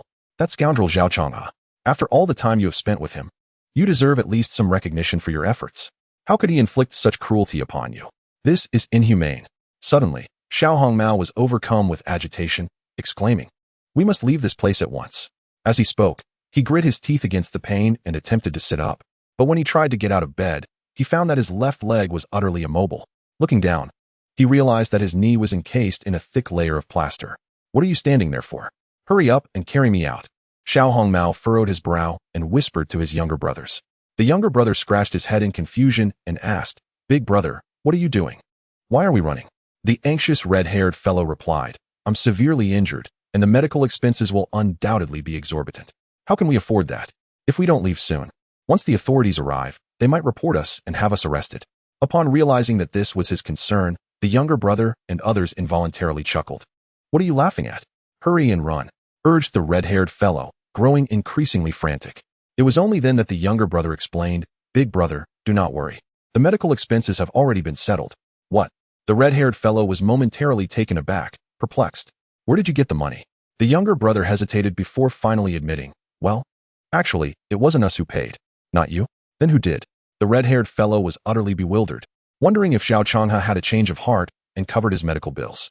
However, knowing him, He could hardly believe that he would act so benevolently. It was Zhou Jun's older brother who provided the funds. What did you say? The red-haired fellow felt as though he had been struck by lightning.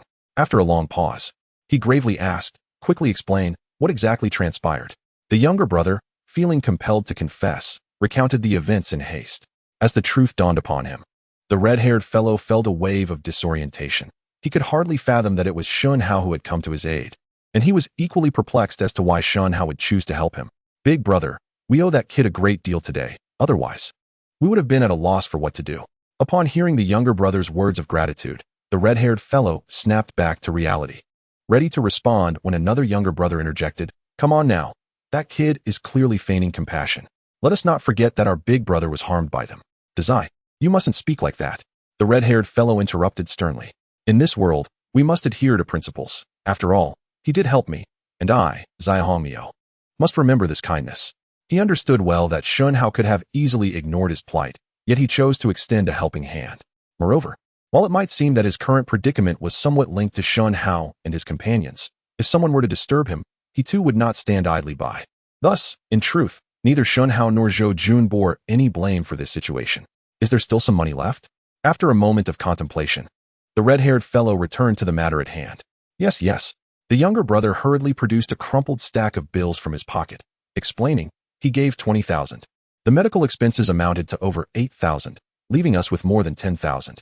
However, the doctor mentioned that we might need a few thousand more going forward." "Spent so much?" The red-haired fellow furrowed his brow. "Take good care of this money. Aside from the medical expenses, do not spend a single penny. We must return the remainder to him later." "Understood." The younger brother nodded earnestly and was about to tuck the money back into his pocket when a loud voice suddenly rang out from outside. "No need for that."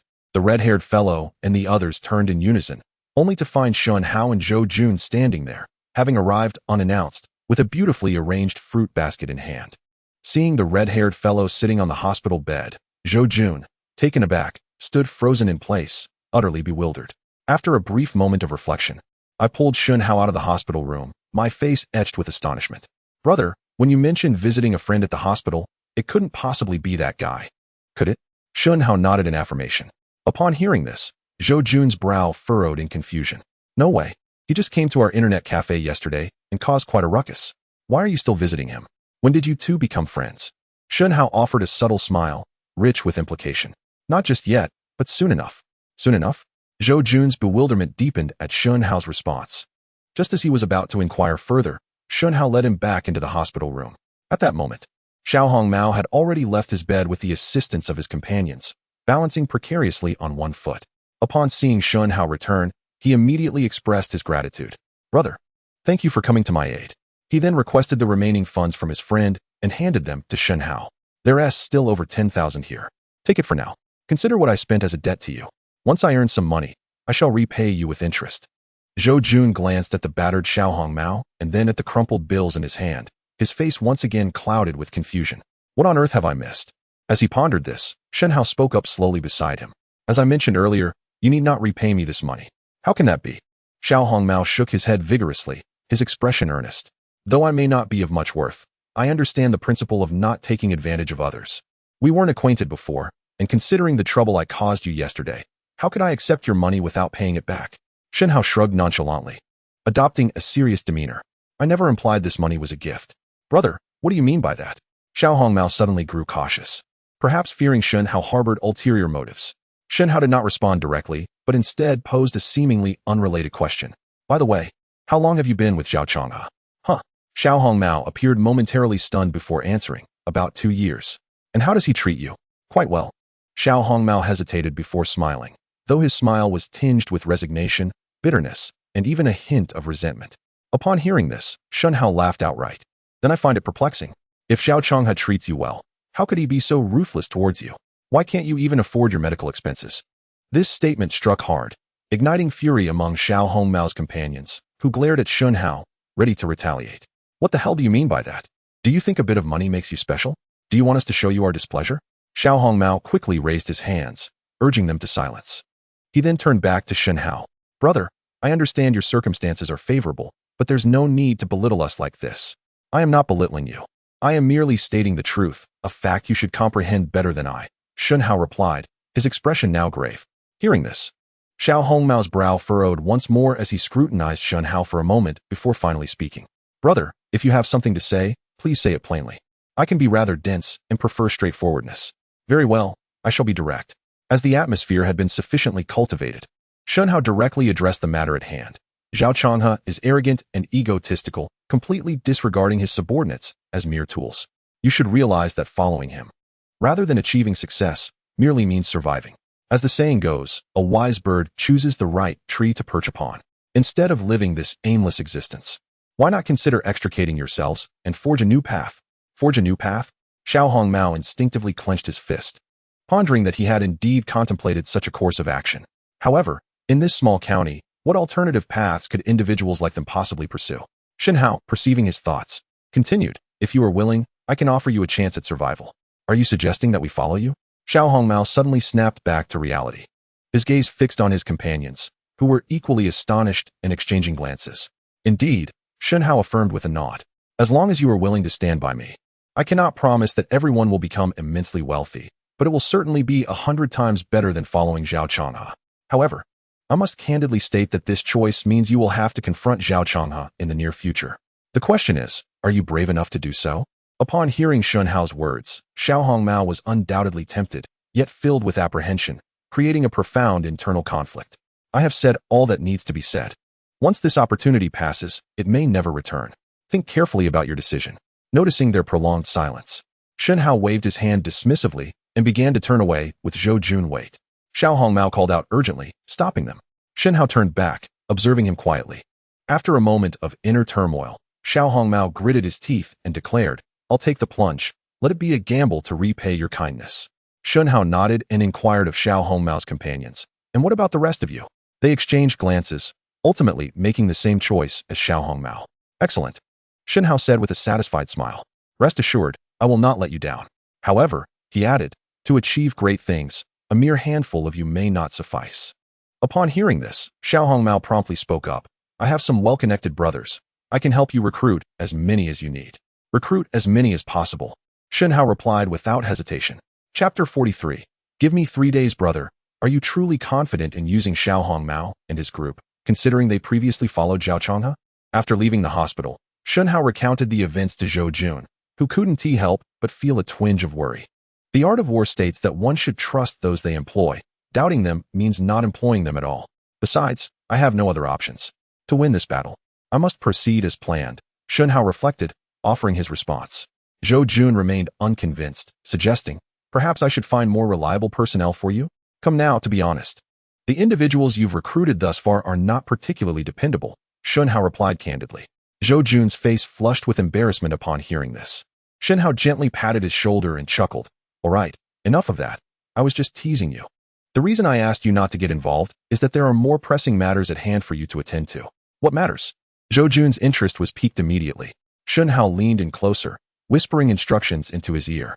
After a moment of contemplation, Zhou Jun nodded in understanding. Don't worry, big brother. I will handle this beautifully. Shen Hao nodded slightly. From now on, please refrain from calling me big brother. I do not fancy that title. What should I call you then? Just my name will suffice, Shen Hao replied casually. He was indifferent to such meaningless titles, especially since, from the moment Zhou Jun returned to the internet cafe that morning, he had genuinely considered him a brother. Make haste and take care of your tasks. We have only a month, and every second counts. All right, give me 5 days. No, 3 days. Within 3 days, I will ensure this matter is resolved. Zhou Jun vowed emphatically before departing on his motorcycle. After watching him disappear, Shen Hao hailed a tricycle and headed to Lingyun Internet Cafe, which had few patrons. Before returning home, having stayed up all night yesterday, he was utterly fatigued and longed to collapse onto his bed for a deep slumber. In the blink of an eye, 3 days had passed. During this time, Zhou Jun seemed to have vanished without a trace, not making an appearance at all. Oh, that Zhou Jun is quite a decent fellow. If only our paths did not diverge, Liang Feng remarked earnestly to Shen Hao one evening after school. Unaware of the underlying reasons, Shen Hao initially assumed that Zhou Jun had completely distanced himself from their group due to Zhou Long's influence. What are you talking about? Shen Hao feigned confusion, looking at him. With a sigh, Liang Feng continued, Zhou Jun. His father disapproved of his association with you, didn't he? He hasn't been seen for days. It seems he truly has left. Are you missing him? Liang Feng teased, half-jokingly. Zhou Jun quickly protested, of course not. Why would I miss him? Despite his words, his eyes betrayed him, revealing that after a few days of camaraderie, he too had come to regard Zhou Jun as a brother. Come, let me take you somewhere. Where to? Liang Feng asked with curiosity, hastily following Shen Hao when he received no reply. Before long, the pair arrived at a somewhat secluded storefront on North Street in the county, its door tightly locked, leaving them uncertain of its purpose. Shen Hao knocked firmly on the door several times. After a brief pause, he tapped lightly a few more times, as if signaling a secret code. Just as Liang Feng was pondering this, the small window in the iron door swung open with a clang, revealing none other than Zhou Jun, who had been missing for several days. Zhou Jun, what are you doing here? Liang Feng exclaimed, startled to see the very person he had just been thinking about. What is going on? Do I look like a ghost to you? Zhou Jun appeared bewildered, unsure of the situation. And nothing, Liang Feng quickly laughed to mask his embarrassment. Shen Hao, with unwavering candor, exposed the truth. Zhou Jun, let me tell you. In the past few days, Liang Feng has missed you terribly. He was just lamenting your absence in my presence. Upon hearing this, Liang Feng hastily interjected, Shen Hao, don't say such things. I merely mentioned it in passing. Zhou Jun, visibly anxious, retorted, Liang Feng, don't harbor any misguided notions. I have no interest in men. Go away. Liang Feng's face flushed crimson as he vigorously waved his hand. All right, enough jesting. Quickly, open the door and let us in. Shen Hao concluded the conversation on that topic. Zhou Jun promptly opened the iron door, allowing them entry, and swiftly secured the door behind them. What is this? Once inside, Liang Feng instinctively gazed ahead, eager to discern the nature of this place. But upon seeing the scene before him, he stood agape, eyes wide with astonishment. So what do you think? Is it acceptable? Zhou Jun smirked, casting a glance at Shen Hao. It will suffice, Shen Hao replied casually, though his expression betrayed satisfaction. Chapter 44. It depends on your father, Shen Hao. Zhou Jun, what on earth is happening here? Liang Feng, regaining his composure, inquired with a puzzled expression. To his astonishment, the modest shop was crammed with around 20 computers, complete with a cash register and sales counter, resembling a small internet cafe. The network is already set up. Later tonight, I will have someone bring in some beverages and instant noodles, and we can officially commence operations, Zhou Jun remarked, casting a brief glance at Liang Feng before turning back to report to Shen Hao. What about the other locations? Have they been secured? Yes, all taken care of. Zhou Jun nodded earnestly. However, we are short on computers. I've borrowed a few dozen from Lingyun Internet Cafe. That is of no concern. Lingyun is merely a facade now. Shen Hao replied nonchalantly.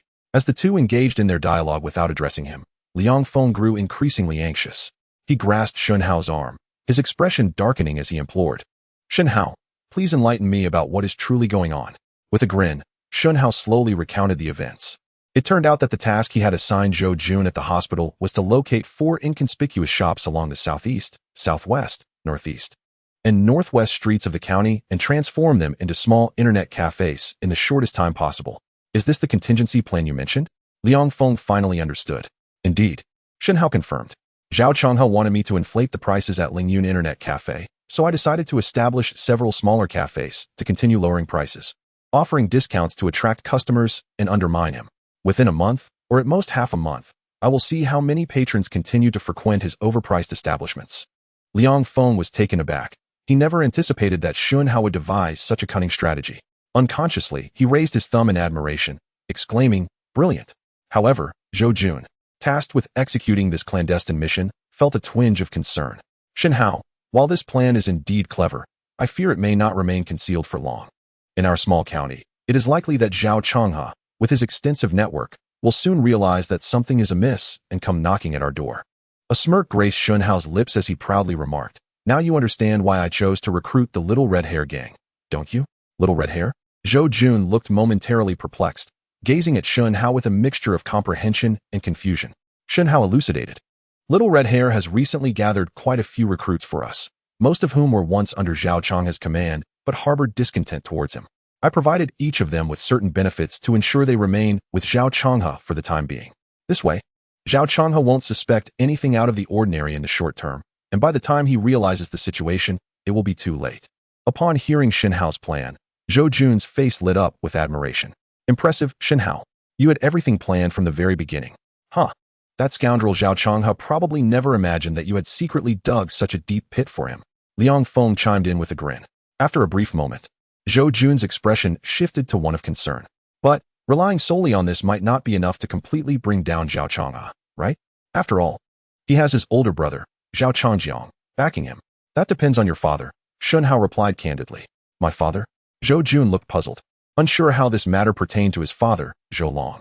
Nothing much, you'll understand everything in due course, Shen Hao said with a vague smile before checking the date on his phone.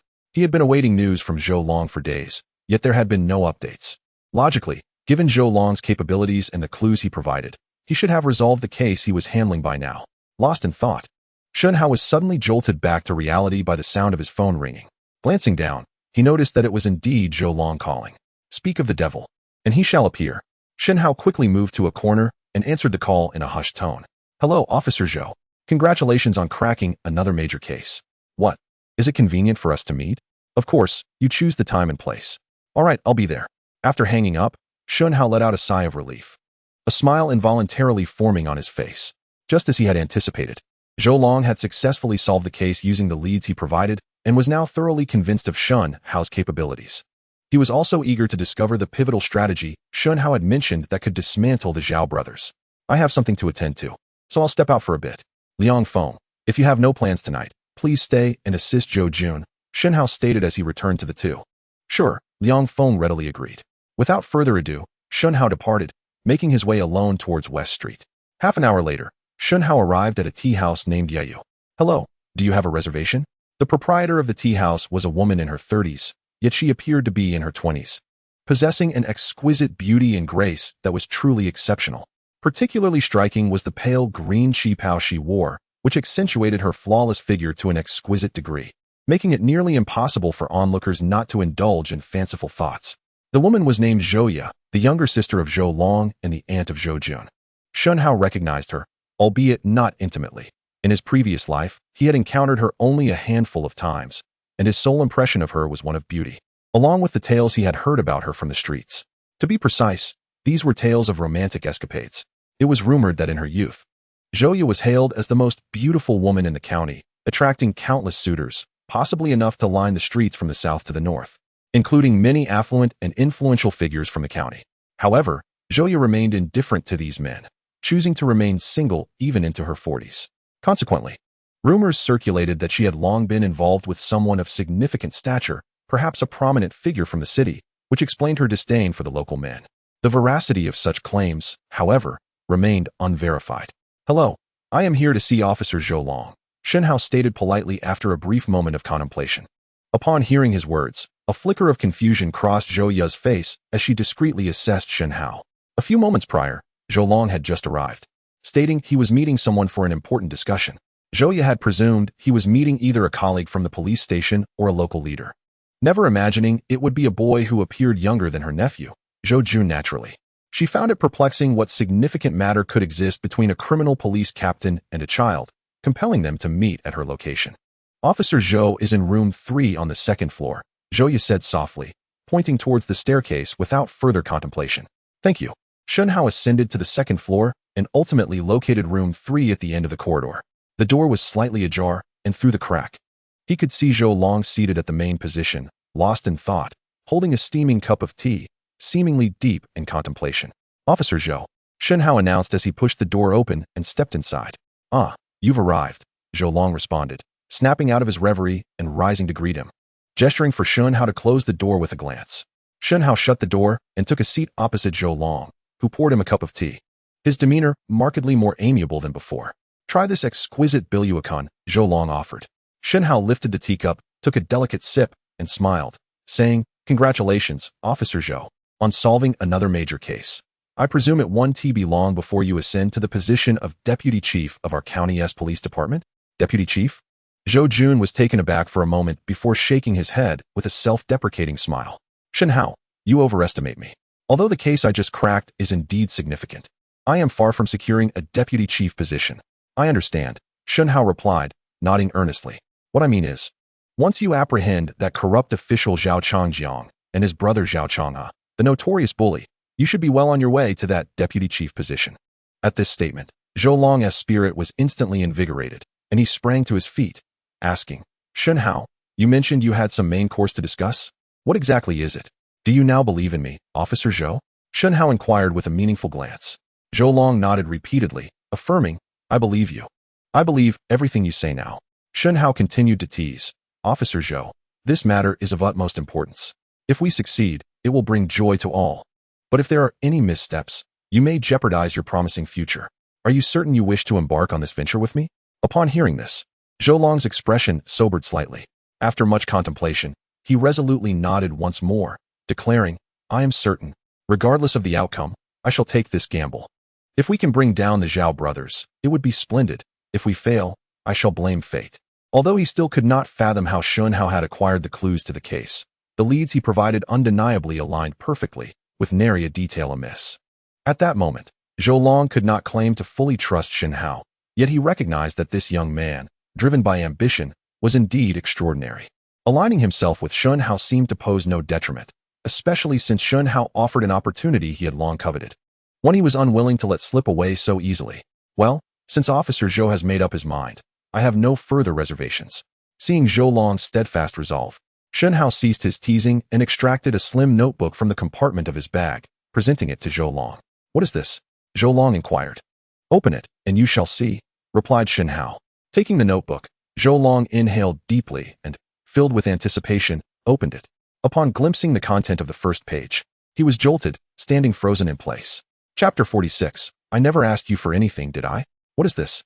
As Zhou Long meticulously read the first page and turned several more, his expression transformed into one of astonishment as he gazed at Shen Hao.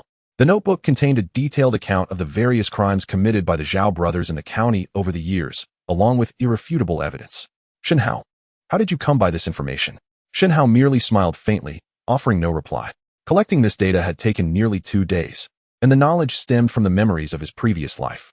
In his former existence, although Zhao Changjiang had navigated his ascent with caution, ultimately nearing the pinnacle of the city's leadership, he was unexpectedly implicated by his younger brother, Zhao Changhe, leading to an investigation. To Shen Hao's astonishment, Zhao Changjiang, either struck by a sudden pang of conscience or overwhelmed by fear, confessed his crimes without the investigator even uttering a word, revealing the multitude of offenses he had committed over the years. Having held a poor opinion of the Zhao brothers, Shen Hao had rejoiced upon learning this news, even taking the time to search for related news articles online. Furthermore, since this incident occurred merely months before Shen Hao's unexpected rebirth, the details remained vividly etched in his memory.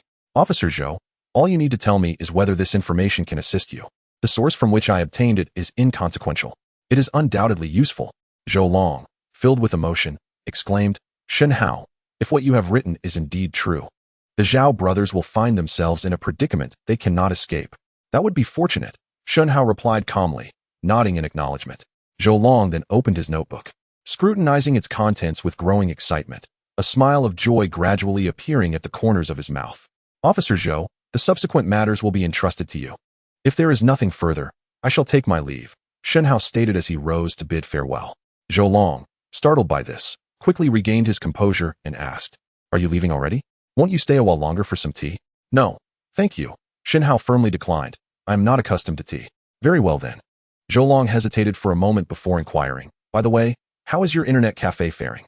Taken aback by the question, Shen Hao paused briefly before smiling in response. I must express my gratitude to you, Officer Zhou, for your discreet assistance, which afforded me some time. Zhou Long was momentarily stunned, recalling the arrangement he had made to have Lu Guangyuan and others monitor the cafe. It was merely a small effort on my part, and maintaining social order is our duty as law enforcement personnel, so there is no need for thanks. However, Zhao Changhe has already conferred with his brother, and I fear I will no longer be able to assist you. Zhao Changhe will certainly not relent, so you must exercise caution. Thank you for the warning. Shen Hao nodded. I have plans for the cafe, but it is imperative that you act swiftly to deal with Zhao Changjiang. Indeed, Zhou Long affirmed with a firm nod. Shen Hao chose not to elaborate further and soon departed from the Yuan tea house. As he exited, Zhou Ye entered the private room. Pray tell, what national matters are you discussing so mysteriously, like a child hiding away? Zhou Ye asked playfully. Zhou Long glanced at her, furrowing his brow slightly. After a long pause, he finally spoke. Xiaoya, have I ever asked you for anything in my life? No, Zhou Ye replied, momentarily taken aback, her face now filled with curiosity. Why do you bring this up all of a sudden? Xiaoya, I find myself in a bit of difficulty and wish to seek your assistance. Difficulty? Zhou Ye jested. Is there something that you, Officer Zhou, cannot handle? Zhou Long sighed, his expression serious. Please do not jest about this, elder sister. Seeing his demeanor, Zhou Ya's smile faded. And she asked earnestly, what is it that I can assist you with, Officer Zhou? Could you deliver this to that person for me? Zhou Long hesitated for a moment before handing over the notebook Shen Hao had given him. Zhou Ya was taken aback by his request. She was well aware of whom he referred to. Indeed, the rumors circulating were not without foundation. Zhou Ya had a lover of considerable standing in the city. Zhou Long, as her elder brother, had long been privy to this matter but had never mentioned it, let alone asked Zhou Ya to seek assistance from that individual. In other words, had he desired, he could have leveraged this connection long ago to elevate his status. Understanding her brother's character, Zhou Ya realized that since he broached the subject today, it must be of significant importance. May I take a look at this? She asked tentatively after a moment of contemplation. Certainly. Zhou Long pondered for a moment before nodding emphatically. Zhou Ya cautiously opened her notebook, glanced at its contents, and her expression morphed into one even more astonished than Zhou Long's prior reaction. Where did you acquire this? She inquired, her voice barely above a whisper after hastily shutting the door. A child gave it to me. What? Zhou Ya's eyes widened in disbelief. He gave this to you?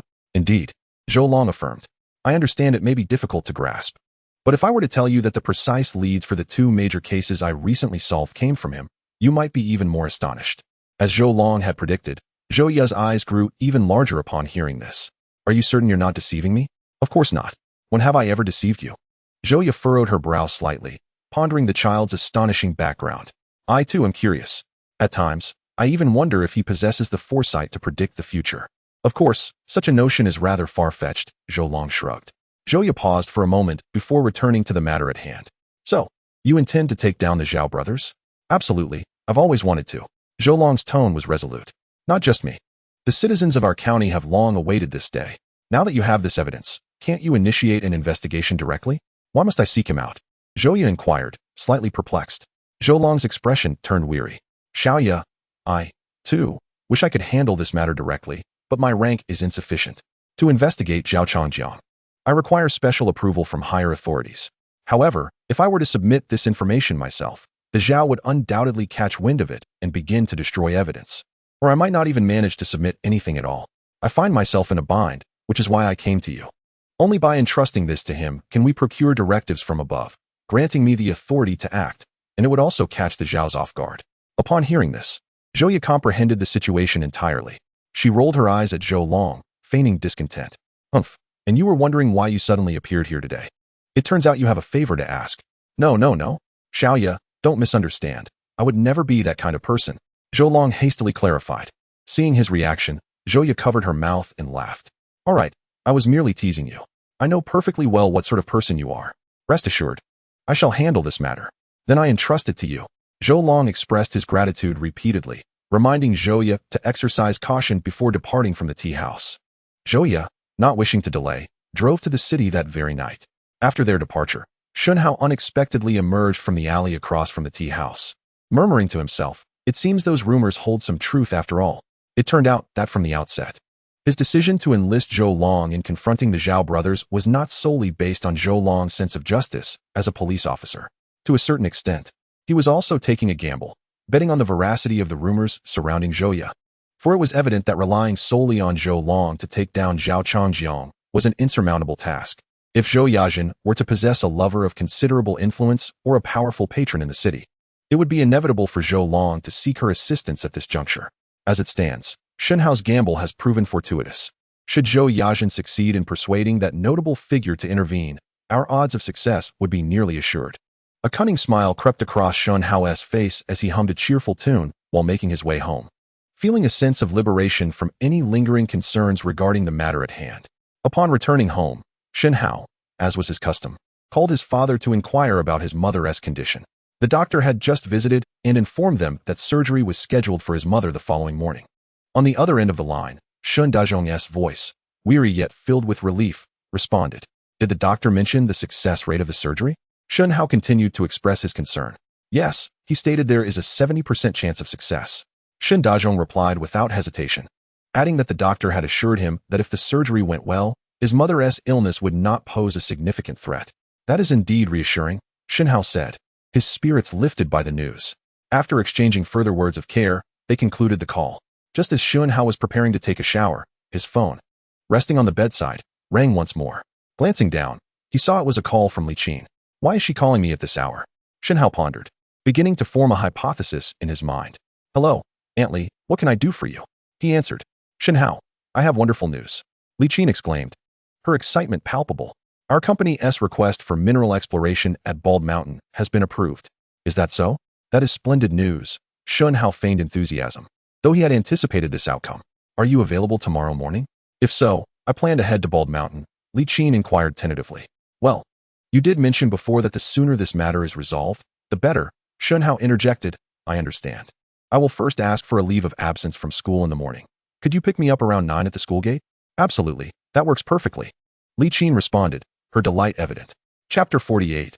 Unexpected developments the following morning. Shen Hao arrived at school as promised to request a sick leave from his teacher before standing at the school gate to await Li Qin's arrival. Noticing that he had been frequently taking sick leave, the homeroom teacher insisted on giving him 50 yuan to seek proper medical attention, lest his health interfere with his preparations for the college entrance examination. Shen Hao, unable to refuse the gesture, accepted it graciously. After approximately 15 minutes, Li Qin's vehicle arrived before him. I apologize for being late. There was a sudden issue at the company, she said. No worries. Shen Hao replied with a slight smile, curious to ask, are we the only ones going? Not quite. I've sent the exploration team ahead to wait at the foot of the mountain. They should be arriving shortly, Li Qin quickly clarified. All right, then let us set off, he said. Li Qin nodded and started the car, heading south, leaving the county town behind, and continuing for over an hour until they finally reached the desolate Bald Mountain. At the foot of the mountain, several vehicles were parked, belonging to the exploration team that Li Qin had hired at great expense. Ms. Li, you've arrived. As Li Qin approached, the team members alighted from their vehicles to greet her, casting curious glances at Shen Hao. It is evident that everyone is curious about who Shen Hao is and why Li Qin has brought him along for the exploration. Li Qin acknowledged the crowd with a nod and introduced Shen Hao. This is our company's vice president, Shen Hao, who will lead today's exploration mission. What? The vice president? How can that be? He looks no older than a teenager. The crowd gaped in disbelief at Shen Hao. However, since Li Qin had introduced him as such, they dared not question it further and quickly extended their greetings to him. Hello, Vice President. I am Zhou Peng, the captain of our exploration team. I look forward to your guidance. Shen Hao, emulating Li Qin's demeanor, nodded with composure and stated, the vehicle cannot navigate the upper path. We shall proceed on foot with the equipment. Yes. The group, eager to comply, hurried back to retrieve their gear. Moments later, a contingent of over 10 individuals, fully equipped, began their ascent along the rugged trail toward Bald Mountain under Shen Hao's leadership. For reasons unknown, from the moment they entered the mountain, Shen Hao's right eyelid began to twitch uncontrollably. As the saying goes, the left is auspicious while the right is ominous. Thus, the sudden twitch of his right eyelid was clearly an ill omen, causing Shen Hao to feel an increasing sense of unease. Unbeknownst to them, they had been traversing the mountain for nearly an hour, without any awareness of the distance covered. Li Qin, struggling to keep pace, halted to catch her breath and inquired, Shen Hao, are we not yet at our destination? There's probably still about half an hour's journey left, Shen Hao replied without hesitation. Li Qin furrowed her brow, hesitated for a moment, and then suggested, shall we pause for a brief rest? Very well. Noticing her fatigue, Shen Hao readily agreed. Just then, his phone rang unexpectedly. Upon checking, he saw it was a call from his father. Hello, Dad. Before he could finish his greeting, his father, Shen Dazhong, interrupted him with an agitated tone. Not good. Xiao Hao, your mother has had an accident. What? Shen Hao's heart sank at the news. Remembering the incessant twitching of his right eyelid throughout the journey, he felt an overwhelming sense of dread. Dad, what happened to Mom? Her surgery cannot proceed, Shen Dazhong said, his voice tinged with tears. Shen Hao was taken aback. Wasn't the surgery scheduled for today? How could it possibly be cancelled? After much stammering, a nearby doctor took the phone and explained the situation to Shen Hao. It turned out that his mother's condition had suddenly worsened the previous night. Performing surgery at this juncture would pose significant risks, and the doctors at the municipal hospital lacked confidence in proceeding. They presented two options, either to continue monitoring her condition until it stabilized for surgery, though this carried the risk of further deterioration, making even the most skilled physician helpless, or to summon the city's most esteemed doctor, Hong Jingxiong, to undertake the procedure, which would significantly increase the chances of success. What is there to deliberate? Quickly summon Dr. Hong to perform the surgery for my mother, Shen Hao exclaimed, a hint of frustration evident in his voice. The doctor, however, was in a dilemma. This family member, It is not that we do not wish to summon Dr. Hong, but we simply cannot persuade him to come. Unable to comprehend how it could be so difficult to summon him, Shen Hao felt an urge to curse, yet he understood that such outbursts would be futile. He ultimately suppressed the simmering anger within him. Doctor, please prioritize my mother's care and ensure her safety. I will hasten to find a way to bring Dr. Hong out of retirement. We will do our utmost, the doctor assured him. After hanging up the phone, Shen Hao took a deep breath, and just as he turned around, Li Qin stood before him. Chapter 49. A false alarm. What happened? Shen Hao? Is there a problem? Li Qin inquired, stepping closer to seek clarity. Yes, Shen Hao nodded, not wishing to conceal the situation, and recounted the events. I apologize, Aunt Li, but I must hurry to the city hospital. It appears I cannot continue the mineral exploration with you today. Although slightly disappointed, Li Qin harbored no resentment. Instead, she comforted him. It's all right. The mines can be explored at any time. Family is of paramount importance. I'll take my leave now, Shen Hao said, taking a few steps forward when Li Qin suddenly called out to him. Wait a moment, Shen Hao. Is there something else, Aunt Li? Shen Hao's face betrayed his anxiety. Li Qin quickly approached him. How about I drive you? You'll have to first return to the county to catch a bus, and it will take at least 2 hours to reach the city. I know a shortcut. We can arrive in half an hour. That would be wonderful, Aunt Li, Shen Hao replied, feeling the urgency of the situation and unwilling to engage in pleasantries. Li Qin waved her hand dismissively. We are all family here. There is no trouble at all. Besides, didn't you just mention that only Dr. Hong Jingxiong could save your mother? I might be able to assist with that. You know Dr. Hong? Shen Hao exclaimed, his excitement palpable. Indeed, his wife is my classmate, and we have a good rapport. Hearing this, hope ignited within Shen Hao's heart. That is splendid, Aunt Li. Let us hurry. Zhou Peng, we shall depart now. Rest assured, we will not make this trip in vain. Li Qin assured the exploration team before swiftly descending the mountain with Shen Hao. Mother. Half an hour later, the pair arrived in the city, conveniently picking up Hong Jingxiong en route to the hospital. Following Dr. Hong's assessment, although Shen Hao's mother was in a serious condition, the prognosis was not dire. Immediate surgery was all that was necessary. A collective sigh of relief escaped both Shen Hao and his father, having narrowly avoided disaster. Dr. Hong, please proceed with the surgery for my mother at once. Shen Hao implored. Very well, Dr. Hong replied succinctly, promptly exiting the ward. Shortly thereafter, medical personnel arrived to transport Shen Hao's mother to the operating room. Aunt Li, I am truly grateful for your assistance today. Shen Hao expressed his thanks. Li Qin hastily waved her hand. We are family. There is no need for formality. Shen Hao, disliking the feeling of indebtedness, insisted, Aunt Li, your time is precious. You should return home. Do not worry. I will remain until after the surgery, and at most, I will stay one more night before returning tomorrow. All right. I shall take my leave then. Li Qin nodded gently, reassured. As time ticked by, 4 hours later, the doors of the operating room finally opened once more. A weary Dr. Hong emerged, removing his gloves as he stepped outside. Dr. Hong, how is my mother doing? Shen Hao and his father hurriedly approached to inquire about her condition. The surgery was very successful. The patient is out of danger, Hong Jingxiong stated solemnly. That's wonderful. Upon hearing this news, Shen Hao was overjoyed, and Shen Dazhong couldn't help but shed tears of relief. The patient will need to remain in the intensive care unit for a few days, and after a month of hospitalization, she should fully recover, he continued. Thank you. Dr. Hong, your immense kindness. How can we ever repay you? Such is my duty. There is no need for gratitude, Hong Jingxiong replied with a sense of righteousness before departing. Soon after, Shen Hao's mother was transferred to the intensive care unit. Father, you've been by the hospital alone these past few days. You must be exhausted, Shen Hao observed, looking at Shen Dazhong, whose smile was overshadowed by fatigue. There is a hotel next to the hospital. You should quickly check in, take a hot shower, and get some rest. I can stay here tonight, Shen Hao suggested. Can you manage alone? Shen Dazhong asked with concern. Rest assured, I am not a child, and besides, there are medical staff in the intensive care unit 24 hours a day. There will be no issues, Shen Hao assured him without hesitation. Very well. I leave it to you, Shen Dazhong conceded, not wanting to argue further. He had scarcely slept these past few days and was indeed worn out. Shen Hao escorted him downstairs and purchased a cup of instant noodles along the way. On their return to the ward, they encountered a group of individuals, with a distinguished-looking man in his 50s leading the way, flanked by several tall, expressionless bodyguards. Why does this man seem familiar? Shen Hao pondered, scrutinizing the leader. After a moment of reflection, he finally recognized him.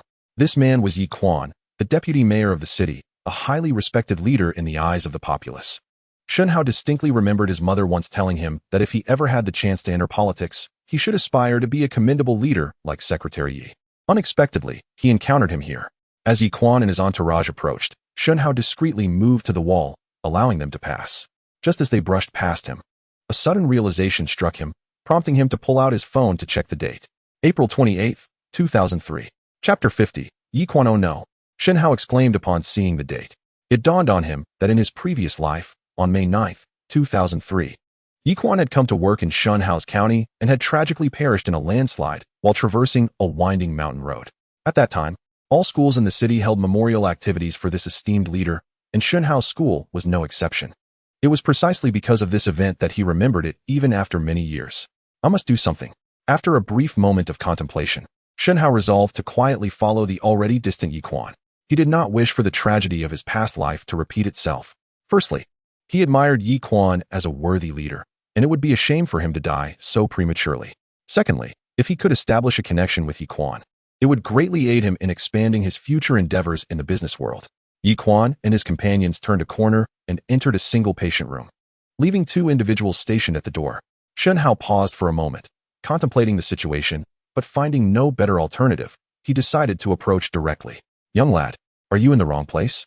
One of the guards at the door inquired politely. Shen Hao shook his head, his expression earnest as he replied, I'm not mistaken. I am here to see Secretary Yi. To see Secretary Yi? The guard's demeanor shifted to one of caution. After scrutinizing Shen Hao, he spoke sternly, child. Secretary Yi is not someone one can just meet at will. Be on your way. Do not create trouble for yourself. No, Shen Hao insisted, raising his voice towards the room. I have something of utmost importance to discuss with Secretary Yi today. Little brat, are you looking for trouble? Hurry and take him away. Don't disturb Secretary Yi, the guard growled, with one of them stepping forward to seize Shen Hao's arm. Hey, what are you doing? I genuinely have something critical to communicate with Secretary Yi.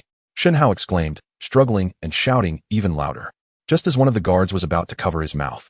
The door to the patient room swung open, revealing Yi Quan, his hands clasped behind him as he walked out. Let him go. Upon the leader's command, the guards complied. Yi Quan turned his gaze towards Shen Hao, his expression warm. Child, I am the Secretary Yi you seek. Hello, Secretary Yi, my name is Shen Hao, a senior student from Jiangbei County High School. I have something very important to discuss with you, Shen Hao said, rubbing his sore arm politely. What is it? Speak. Yi Quan replied without hesitation. However, Shen Hao shook his head. Secretary Yi, this matter is too significant. I can only discuss it with you privately. Hearing this, Yi Quan narrowed his eyes slightly and, after a moment of consideration, agreed. Very well, you may come in. You all, please step outside for now. The guards, upon hearing this, were taken aback. Secretary Yi, this is not appropriate. Secretary Yi, think this through. Enough, there is no need for further discussion. Yi Quan decisively dismissed the protests, ushering Shen Hao into the patient room and closing the door behind them. Child, now it is just you and me. What is it you wish to say? In his mind, he assumed that a high school student approaching him could only be about reporting a teacher or some misconduct within the school. Yet, as a people-oriented leader, he felt it prudent to listen, regardless of the gravity of the matter. Secretary Yi, are you scheduled to visit our county on May 9th? Shen Hao asked, his demeanor serious. At this, Yi Quan was momentarily taken aback. He indeed had plans to inspect work in Jiangbei County on May 9th. However, this decision had only been made in a morning meeting. How did this child know? Before Yi Quan could respond, Shen Hao continued, Secretary Yi, what I am about to say pertains to your safety. You must remember this well. Pertains to my safety? Yi Quan's expression hardened as he fixed his gaze on Shen Hao, eager to hear the startling information that would follow. On the 9th, when you travel to our county from the city, you must avoid Route 805, that winding mountain road. Remember, do not take it. Skinghag spoke with a heavy tone. Yi Quan was momentarily taken aback, only to inquire after a pause. Could you tell me why? I have said all that I needed to say. Whether you believe it or not is entirely your decision. With that brief warning, Shen Hao turned and hastily exited the hospital room. In his view, if Yi Quan was willing to believe, that was sufficient. If not, no amount of clarity would sway him, and he might even perceive it as mere nonsense. This child was truly perplexing. Yi Quan did not attempt to detain Shen Hao for further questioning. He simply watched him leave the room in silence, initially dismissing it as ridiculous. He found himself haunted by Ak's words after returning home. On the 9th, when you travel from the city to our county, be sure to avoid the 805 mountain road. Remember, do not go that way. This sparked a flicker of concern within Yi Quan, and the more he pondered, the more he felt that something was amiss. Who was this child, and why did he come to the hospital to relay such warnings? He did not seem to harbor any malice. Rather, he appeared to be offering a benevolent caution. Yi Quan was baffled, but he subsequently pushed the matter from his mind and retrieved a notebook from his drawer, diligently reviewing the neatly pinned entries within. Had Shen Hao been present, he would have been utterly astonished. For the notebook in Yi Quan's hands was the very one he had given to Zhou Long the previous day. Chapter 51. Found it meanwhile. Due to the absence of accommodations for companions in the intensive care unit, Shen Hao spent the night on a chair in the corridor. Aware that he would likely be unable to sleep under such conditions, he instead sat and continued to strategize his business aspirations. If all went according to plan, Zhou should have delivered the items to that individual by now, and it would not be long before the Zhao brothers faced their downfall. By then, the project at the Bald Mountain coal mine should be secured, and he would need to expedite the search for a buyer to divest the coal mine shares and realize a cash exit. It remained uncertain how much he could procure. Yet establishing a chain of internet cafes seemed feasible. Subsequent endeavors would depend on the capital recovery from the cafe project. Lost in thought, he unknowingly awaited the dawn. Before 7 in the morning, Shen Dazhong arrived to take over the shift, bringing Shen Hao steaming buns and soy milk. Xiao Hao, quickly eat your breakfast while it's hot. After eating, you should return to the county. I will be here to watch over your mother. You are about to take your college entrance examination. Your studies must not be delayed. For families like ours, the only path forward is to attend university and break free. Shen Hao nodded obediently, accepting the breakfast. After many years, he once again felt the warmth of paternal love, stirring a mix of emotions within him. After finishing his meal, at 7:15, Shen Hao glanced through the glass wall at his mother, still in a coma, before departing the hospital. He initially intended to hail a taxi back to the county, but paused as he noticed a modern sedan slowly approaching from a distance. Upon glimpsing the license plate, he confirmed it was Li Qin's vehicle and thus chose to wait in place. Shen Hao, why are you standing here? I was about to go up and see your mother.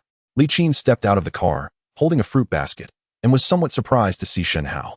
I was just about to take a taxi back to the county. Li Qin paused for a moment, her face lighting up with a smile.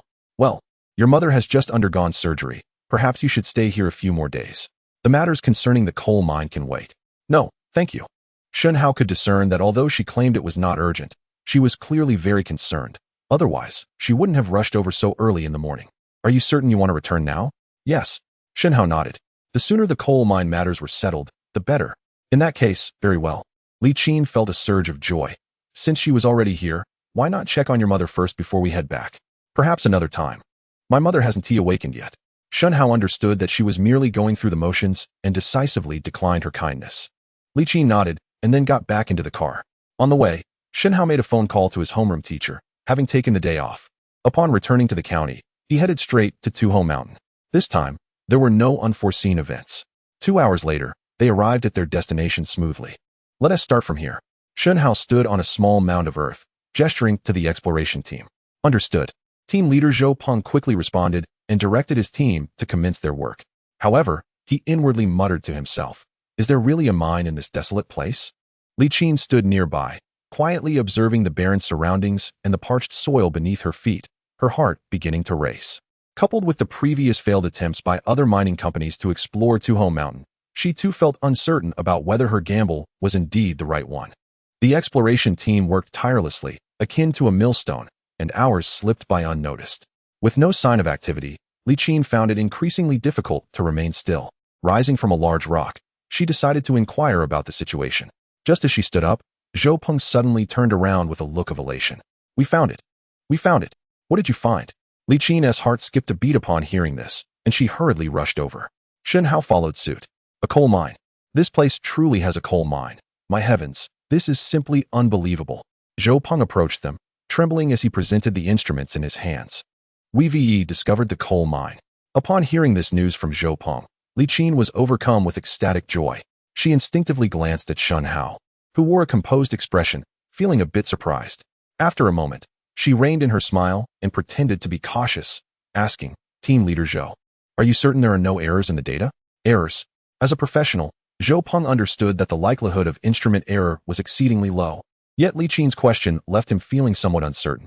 Please hold on. I will conduct another test.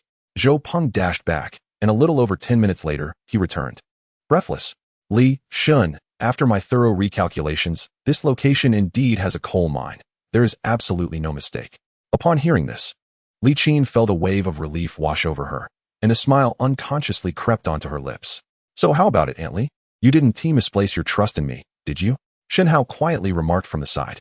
Li Qin swiftly turned around and gave him a thumbs up. At that moment, her curiosity piqued regarding how Shen Hao had discerned the existence of a coal mine in this location.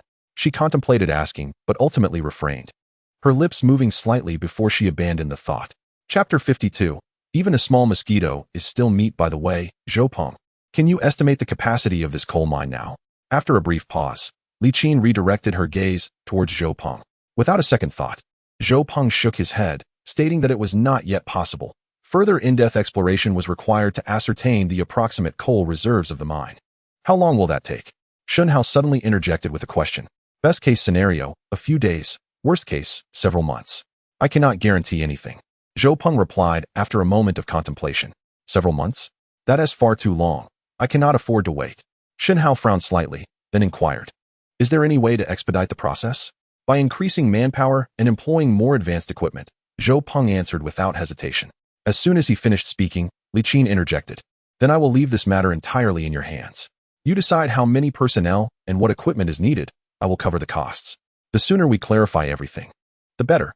Not only Shen Hao, but she too was eager to obtain a definitive answer swiftly, as it would reveal whether her gamble had paid off and to what extent.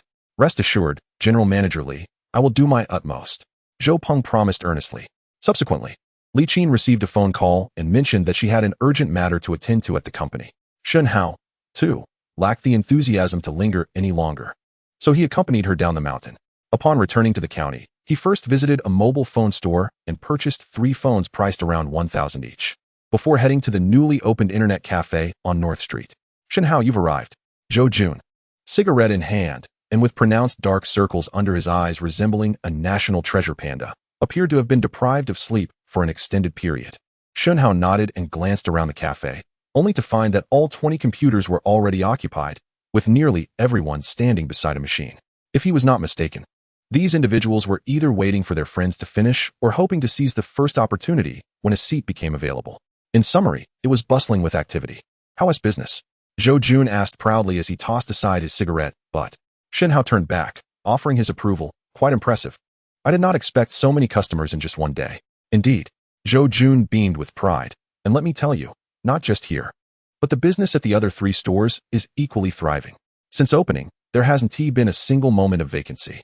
I'm worried that the computers might not hold up. Do not worry. These computers are not that fragile, Shen Hao replied with a smile, while internally calculating. Currently, aside from his virtually non-existent Lingyun internet cafe, he had 4 other small cafes, each with around 20 computers, totaling 100 machines. Although he had lowered the prices and offered various promotions, there was still profit to be made. If things continued as they were, operating 24 hours a day would yield at least 20 to 30 in profit per computer each day, amounting to 2,000 to 3,000 in total for 100 computers. In those times, an income of 2,000 to 3,000 a day was certainly not insignificant. If the townsfolk were to discover this, the majority would undoubtedly feel envious. However, for Shen Hao, such a sum was inconsequential, as he harbored grand ambitions. Yet, who among us would ever complain about having more money? As the saying goes, even the smallest mosquito is still a morsel of meat. Moreover, the prospect of using this money to bring Zhao Changhe to his knees was too tempting to resist. By the way, here you go. Shen Hao snapped back to reality, retrieving a mobile phone from a plastic bag and handing it to Zhou Jun. What is this? Zhou Jun exclaimed, his eyes widening in surprise upon examining the device. Wow, a phone. Shen Hao, your generosity is astounding. You earned it, Shen Hao replied nonchalantly. If you diligently follow my lead, what you gain in the future will surely surpass your expectations. Rest assured, I, Zhou Jun, will recognize you as my only elder brother for life and will work hard alongside you, Zhou Jun declared, thumping his chest with conviction. Shen Hao smiled with satisfaction and produced another phone from the bag. This one, you must find a way to deliver to Xiaohongmao shortly. It will facilitate our communication. But remember to be discreet. We must not attract Zhao Changhe's attention. Zhou Jun glanced at the phone Shen Hao had handed over, momentarily taken aback before nodding and accepting it. I'll handle it. You can count on me. However, I can't help but wonder about Xiaohongmao. He seems like a treacherous person and spending such a substantial amount on him. Aren't you worried? Shen Hao smiled slightly, exuding confidence as he replied, have no fear. I have a keen eye for people. Moreover, My alliance with Xiao Hongmao's group is, in fact, paving the way for you. Paving the way for me. Zhou Jun looked utterly bewildered. Indeed, Shen Hao affirmed with a serious nod. However, there are matters I cannot yet explain to you, for you may not comprehend them at this moment. In due time, you will understand the rationale behind it all. Zhou Jun listened, somewhat perplexed, ultimately nodding as if he grasped the sentiment. To him, Shen Hao was a trustworthy brother who would never lead him astray. Chapter 53. Clarity. I shall take my leave now. You should find someone to cover for you and get some rest. Those dark circles under your eyes are alarming. If you keep this up, you might end up being mistaken for a panda and placed in a zoo, Shen Hao said, playfully patting Zhou Jun on the shoulder. Zhou Jun, scratching his head, chuckled sheepishly. You're exaggerating. It's not that serious. I can hold on a bit longer. If it becomes unbearable, I'll deal with it then. Very well, Shen Hao replied, not pressing the matter further, and soon departed the internet café, strolling toward the school. Although he had taken a day off, he felt there was little to do, and returning to school seemed preferable, allowing him to hand over the remaining phone to Liang Feng. He understood the principle of fairness and knew he could not favor one over the others. Moreover, among the three, only Liang Feng was his true brother. Zhou Jun and Xiao Hongmao, if one were to speak candidly, were merely pawns in his current game. As for his earlier assertion that allying with Xiao Hongmao was paving the way for Zhou Jun, it was indeed the truth, devoid of any empty promises or deceit. In just a few months, he would be leaving Jiangbei County, and he would undoubtedly leave behind a considerable mess. Furthermore, with his parents still residing within the county, it was essential for someone to keep watch in his stead. Shen Hao halted his steps, softly murmuring to himself, as he previously articulated. Regardless of where he may venture in the future or the circumstances he may find himself in, this place shall forever be his home. Thus, it is imperative to have someone to safeguard it. Zhou Jun emerges as the most suitable candidate. Firstly, Zhou Jun's role will diminish on the path ahead. His presence could potentially become a burden. Secondly, Zhou Jun naturally embodies a strong social demeanor, well suited for the vagaries of the world. Hence, remaining in the county would be a more advantageous choice for him. Once I resolve matters with Zhao Chang'e, the entire Jiangbei County will undergo a transformation, and it will be essential to rely on Xiao Hongmao and his companions to elevate Zhou Jun into a position of prominence. Only then will he possess the requisite capability to protect my home. Having experienced life, the current Shen Hao perceives many individuals and situations with greater clarity and contemplation. Shen Hao, why didn't you come to school again this morning? Upon returning to school, Liang Feng promptly approached Shen Hao.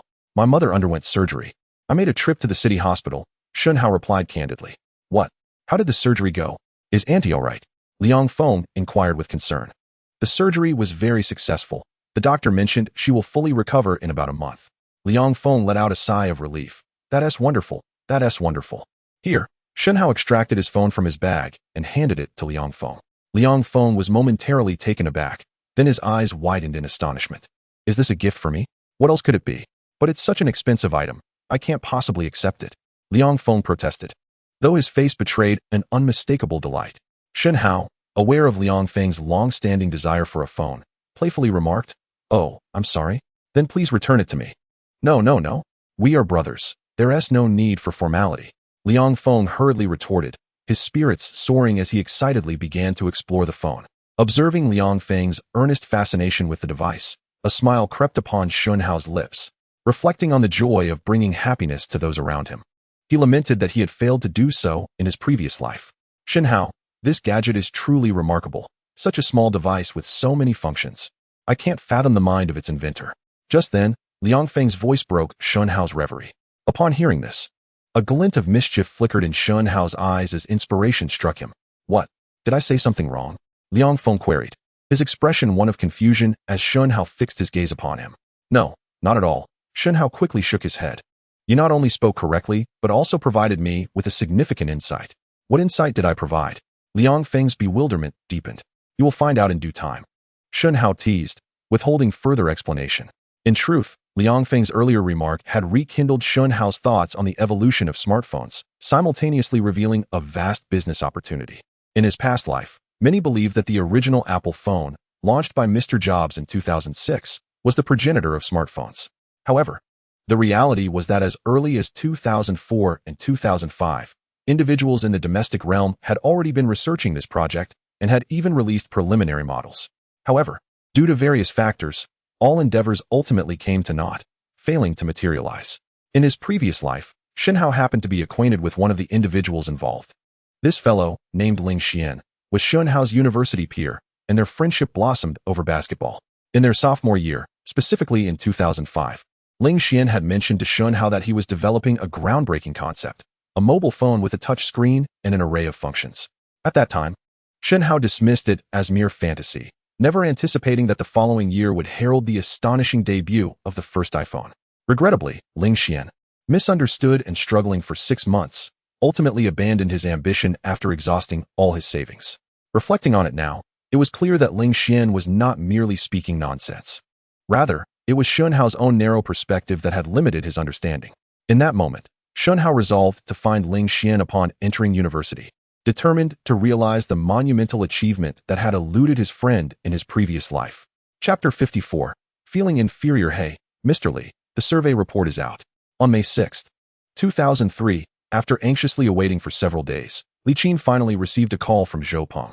What is the outcome? Li Qin feigned calmness while her heart raced with anticipation. Zhou Peng hesitated for a moment before responding in a voice that trembled slightly. Congratulations, Mr. Li. After our detailed calculations, the total coal reserves at Bald Mountain exceed 10 million tons, with an annual extraction potential of at least 300 to 500,000 tons, making it the largest known coal mine in Jiangbei County. Are you certain? Absolutely certain, Zhou Peng assured her. Upon hearing this, Li Qin's heart raced even faster, and a radiant smile broke across her face. Not only had she emerged victorious in this gamble, but she had also reaped substantial rewards. Captain Zhou, I appreciate all your hard work these past few days. Rest assured, I will not neglect your contributions. Zhou Peng replied with a smile. Mr. Li, we've known each other long enough for me to trust your character. By the way, Captain Zhou, I must ask you to keep this matter confidential, Li Qin instructed solemnly. Understood. Zhou Peng readily agreed.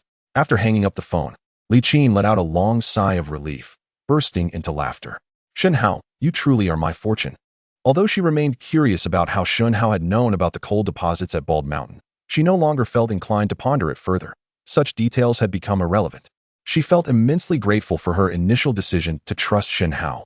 Otherwise, this golden opportunity might have slipped away. Simultaneously, she resolved to cling tightly to Shen Hao, hoping that more fortuitous events would come their way in the future. After a moment, Li Qin regained her composure, glanced at her watch to confirm it was not class time, and dialed Shen Hao's number. Shen Hao, I have wonderful news. She wasted no time in relaying the information she had just received from Zhou Peng. She expected Shen Hao to be overjoyed upon hearing this good news. But to her surprise, he remained unexpectedly composed, casually remarking, I already knew. This set of data was something Shen Hao had been aware of in his previous life. So there was little cause for astonishment. You knew? Li Qin was momentarily taken aback. I know now. Li Qin, momentarily taken aback, could not help but marvel at Shen Hao's composed demeanor. By the way, Aunt Li, are you aware of the current price of raw coal? Shen Hao suddenly posed this question on the other end of the line. Regaining her focus, Li Qin promptly responded, to my knowledge, it should range between 150 and 170 per ton, and it has been rising year by year. It is likely to increase even further. Indeed, in 20 years, it could reach around 1,500 to 1,600, with the highest possibly hitting 1,900, Shen Hao casually remarked. 20 years from now? How do you know this? Li Qin blinked in astonishment. Shen Hao quickly clarified, I merely extrapolated based on the recent trends in price increases. It should be able to reach that level. I see. Li Qin said cheerfully, if it truly reaches the price you mentioned, we would indeed attain great success. The next 20 years will be an era of economic boom. With inflation and rising overall costs, which isn't significantly different, Shen Hao softly noted. Li Qin was momentarily taken aback by his words, then praised, I didn't expect you, at such a young age, to possess such profound insight into future economic developments. I am truly humbled. You flatter me, Aunt Li. These are merely my own speculations. Shen Hao humbly replied. After exchanging a few more pleasantries, Li Qin ended the call and hurried to the county mining bureau. She needed to secure the mining rights for Tatushan as swiftly as possible to finalize the matter. Mr. Li, what brings you here today? Greeted Lu Bo, a director at the mining bureau, as he welcomed Li Qin. The two shared a cordial rapport, prompting Li Qin to believe that approaching him directly would save her from unnecessary detours. Director Lu, I won't beat around the bush. I'm here to seek your assistance. Assistance? Lu Bo appeared puzzled, thinking to himself that Li Qin had no dealings related to mining, so what could she possibly need help with? Yet, out of courtesy, he readily responded, Mr. Li, Given our friendship, feel free to speak. I will do my utmost to assist you. I wish to acquire the mining rights for Titushan, Li Qin stated without hesitation. You mean where? Lu Bo exclaimed, his eyes widening in disbelief, thinking he must have misheard. Titushan, Li Qin reiterated. Upon hearing this, Lu Bo was even more bewildered. After staring at her for a considerable time, he burst into laughter and said, Mr. Li, you must be joking. I am not joking. Li Qin replied earnestly. Mr. Li, that cursed place has been surveyed several times and has been confirmed as a barren area. Why would you bother with it? Lu Bo furrowed his brow, realizing that Li Qin was indeed serious. You need not concern yourself with that. I have my own plans, Li Qin teased, keeping him in suspense. At that moment, Lu Bo suddenly recalled that Li Qin had previously obtained an exploration permit, and he wondered if she intended to explore Titushan. Could it be that she discovered a coal seam in that forsaken area? How could that be possible? Although he harbored doubts, he nonetheless leaned closer to Li Qin and quietly inquired, Director Li, could it be that you are seeking treasure in that desolate place? Director Lu, I cannot divulge much at this moment, but you shall know once the matter is settled, Li Qin replied after a brief hesitation. Although her words seemed ambiguous, they effectively conveyed the answer to Lu Bo. Upon hearing this, Lu Bo's face clouded with astonishment. He had indirectly participated in several probes at Tuda Mountain, and by all accounts, there should be no coal deposits in that area. However, given Li Qin's serious tone, he refrained from pressing further.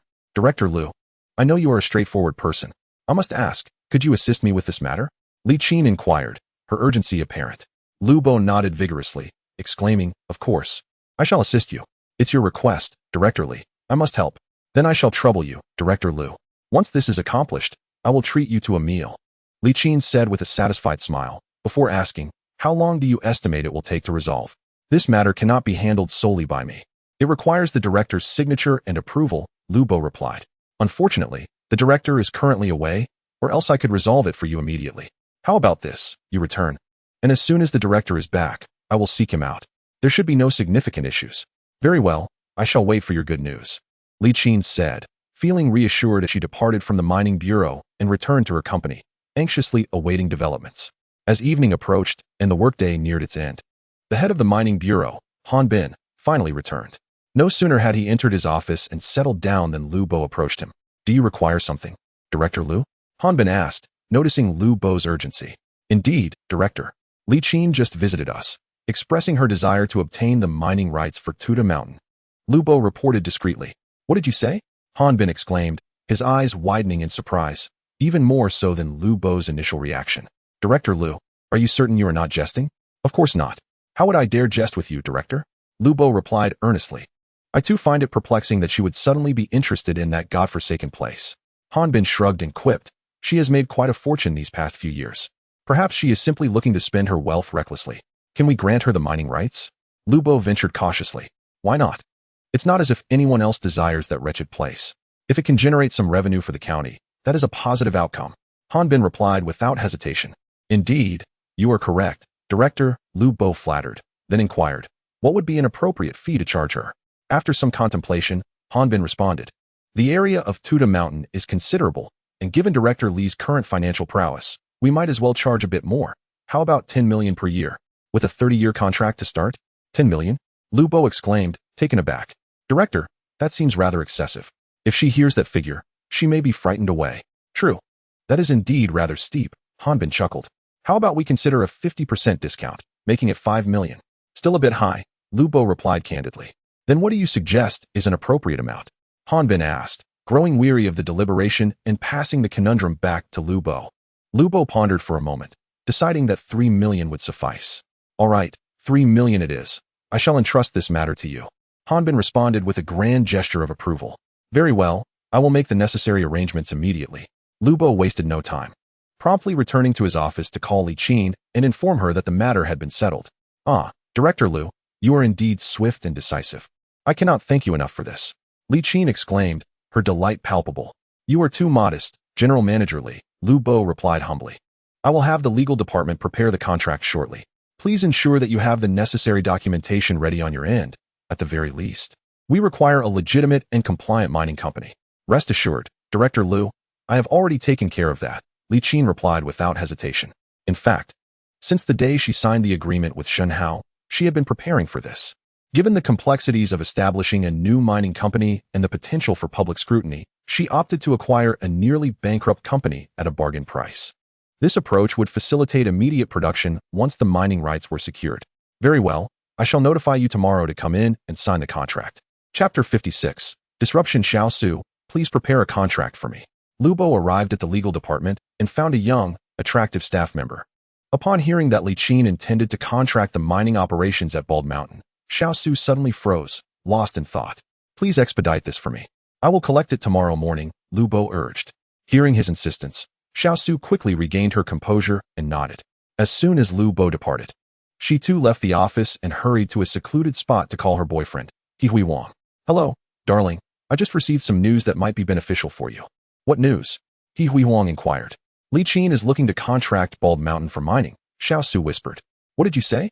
He Hui Wang's voice rose, clearly intrigued. After a thorough inquiry, he ended the call and rushed to the adjacent office to speak with his father, He Bishing, the chairman of He Corporation. Upon hearing the news, He Bishing squinted thoughtfully, pondering. Li Qin is a woman who never acts without a profit motive.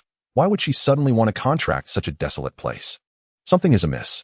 Hui Wang, you must discreetly investigate what that woman is up to. Understood.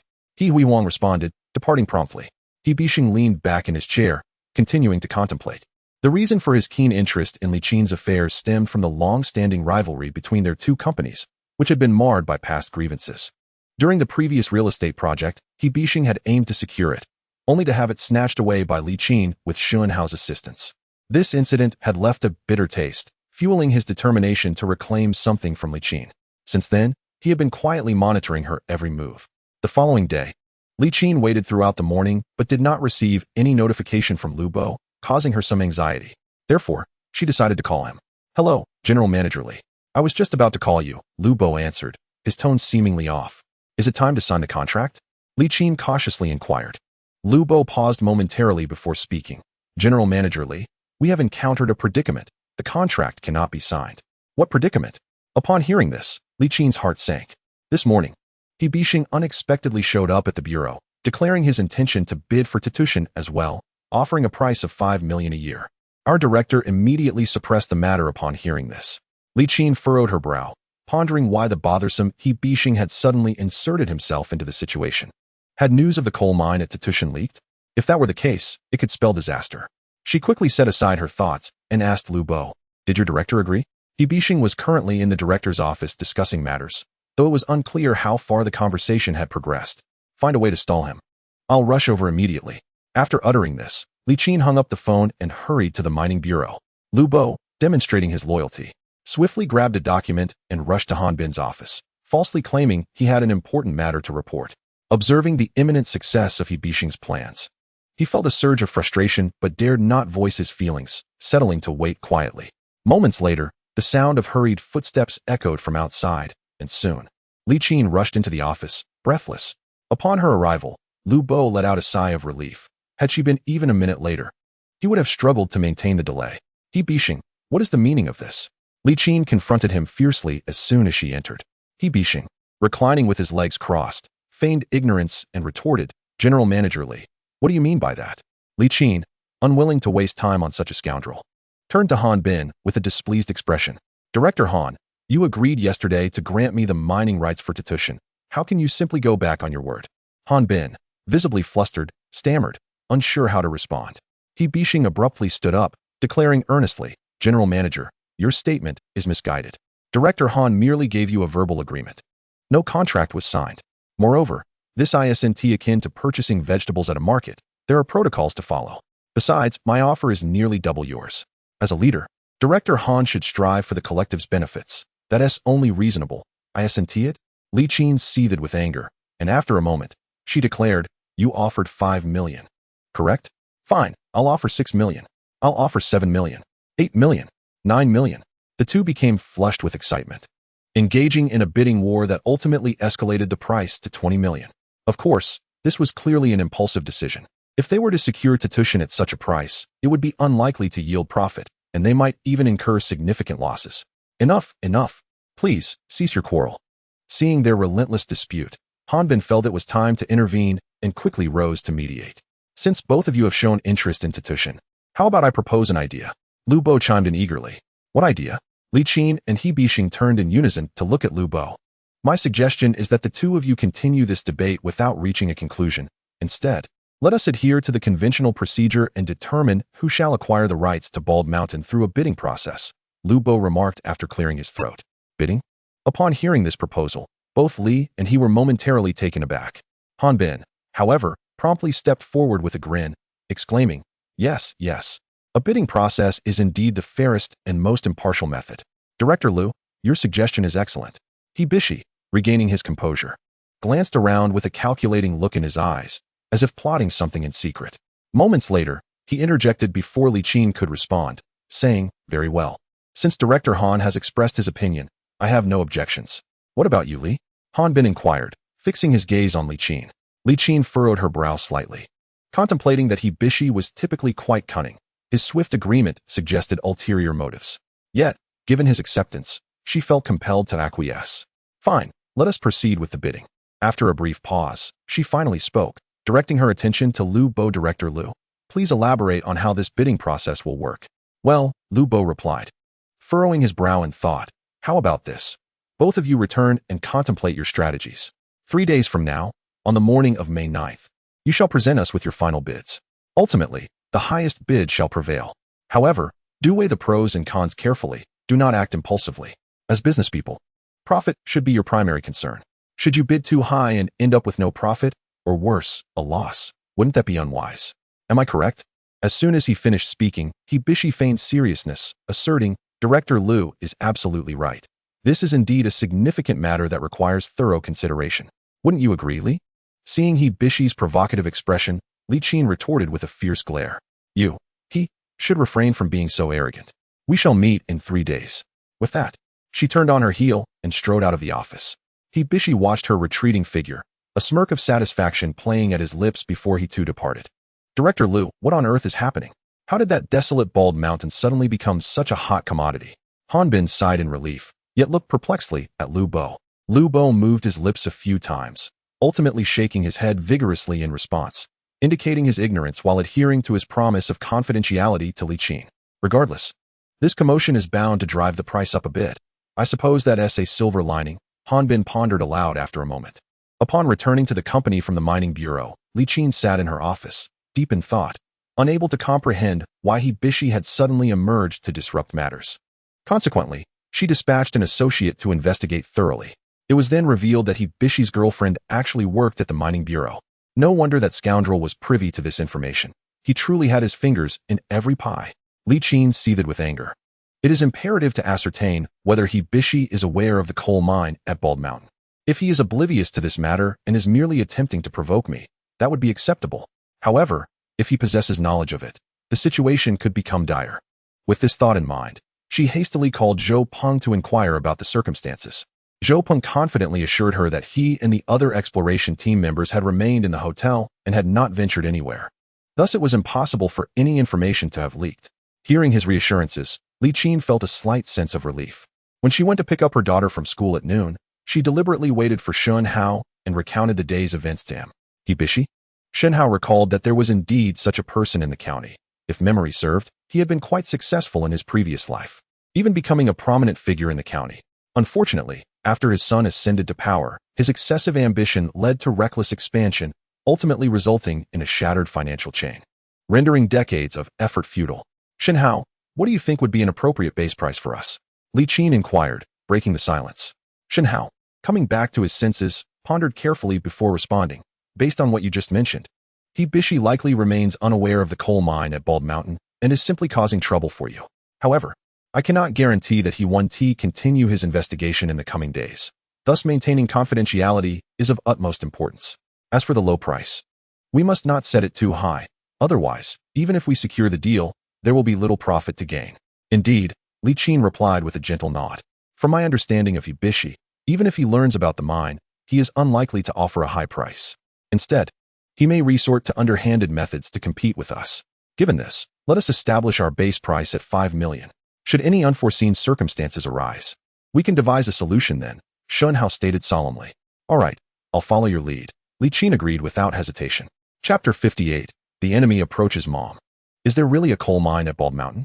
After Shen Hao exited the vehicle, Su Qiao, who had been seated in the back, could no longer contain her curiosity and asked. Li Qin turned to glance at her before eventually nodding. Indeed, that place harbors a coal mine, one that surpasses any in our county in scale. If we can successfully acquire it, it could potentially yield billions in profits for our family in the future. What? Su Qiao's eyes widened in disbelief. After a moment, she murmured, I can't believe that guy actually got it right.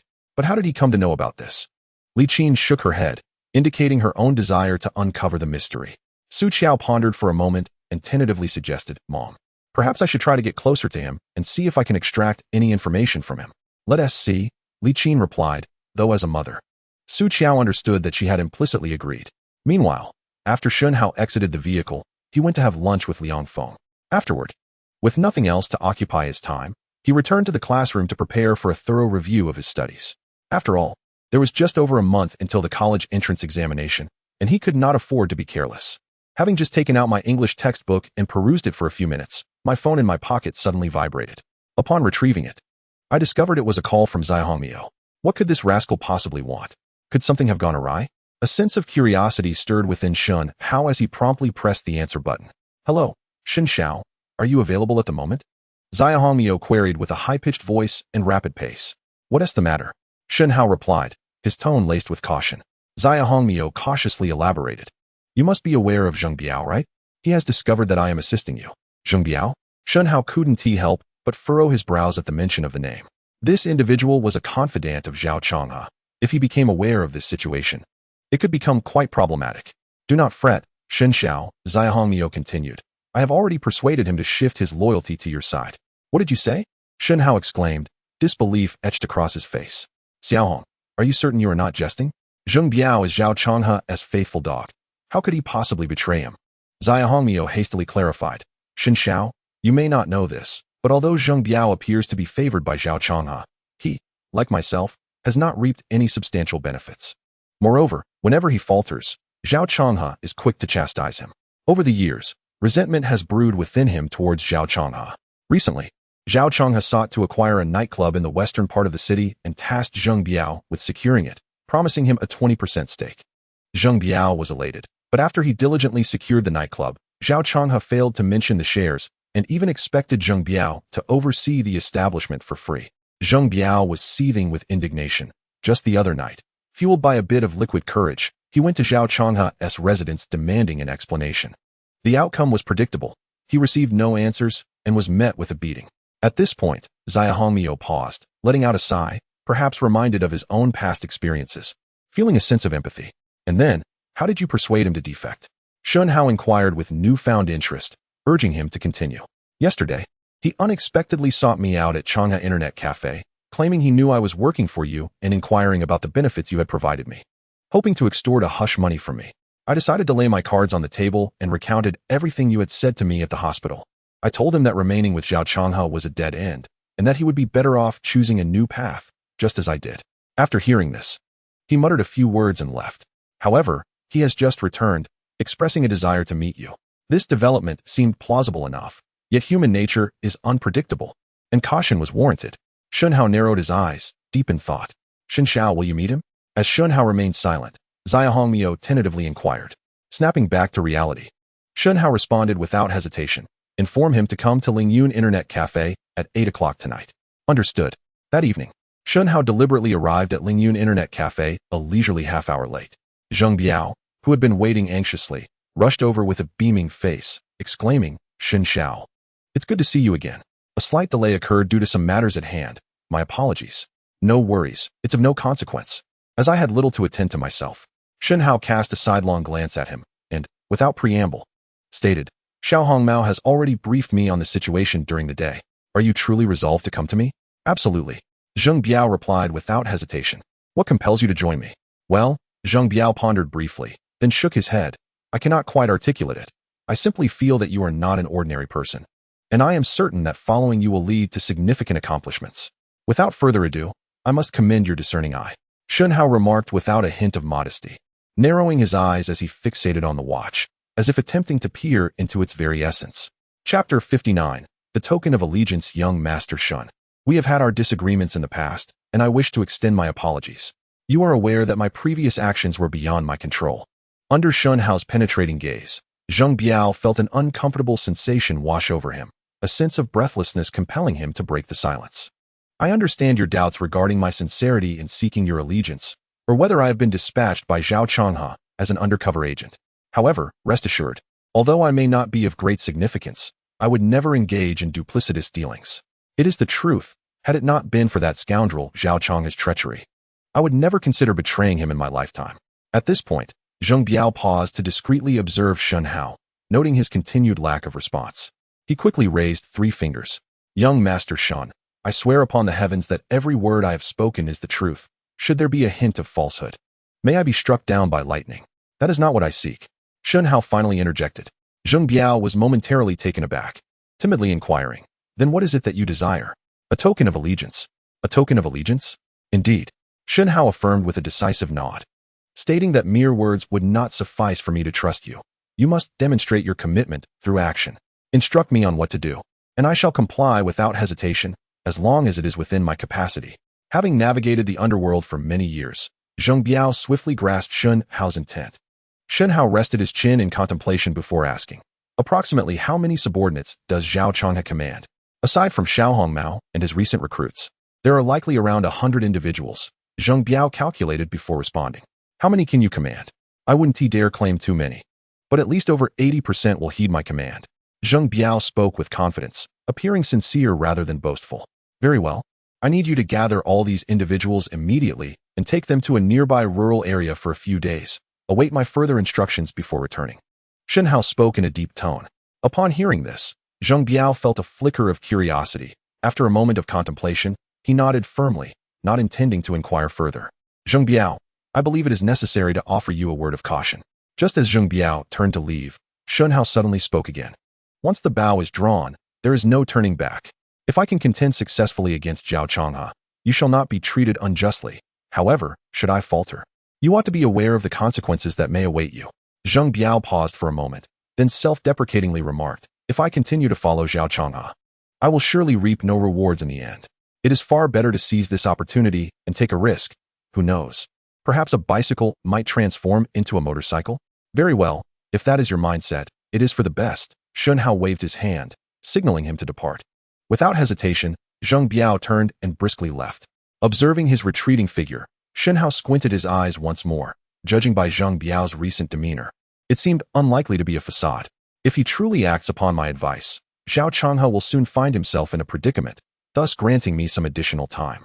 Yet, I wonder how matters are progressing on Zhou Long's end. It has been several days without a whisper of news. With this thought, Shen Hao reached for his phone, contemplating a call to Zhou Long to inquire about the situation, but upon further reflection, he decided to forego that notion for the time being.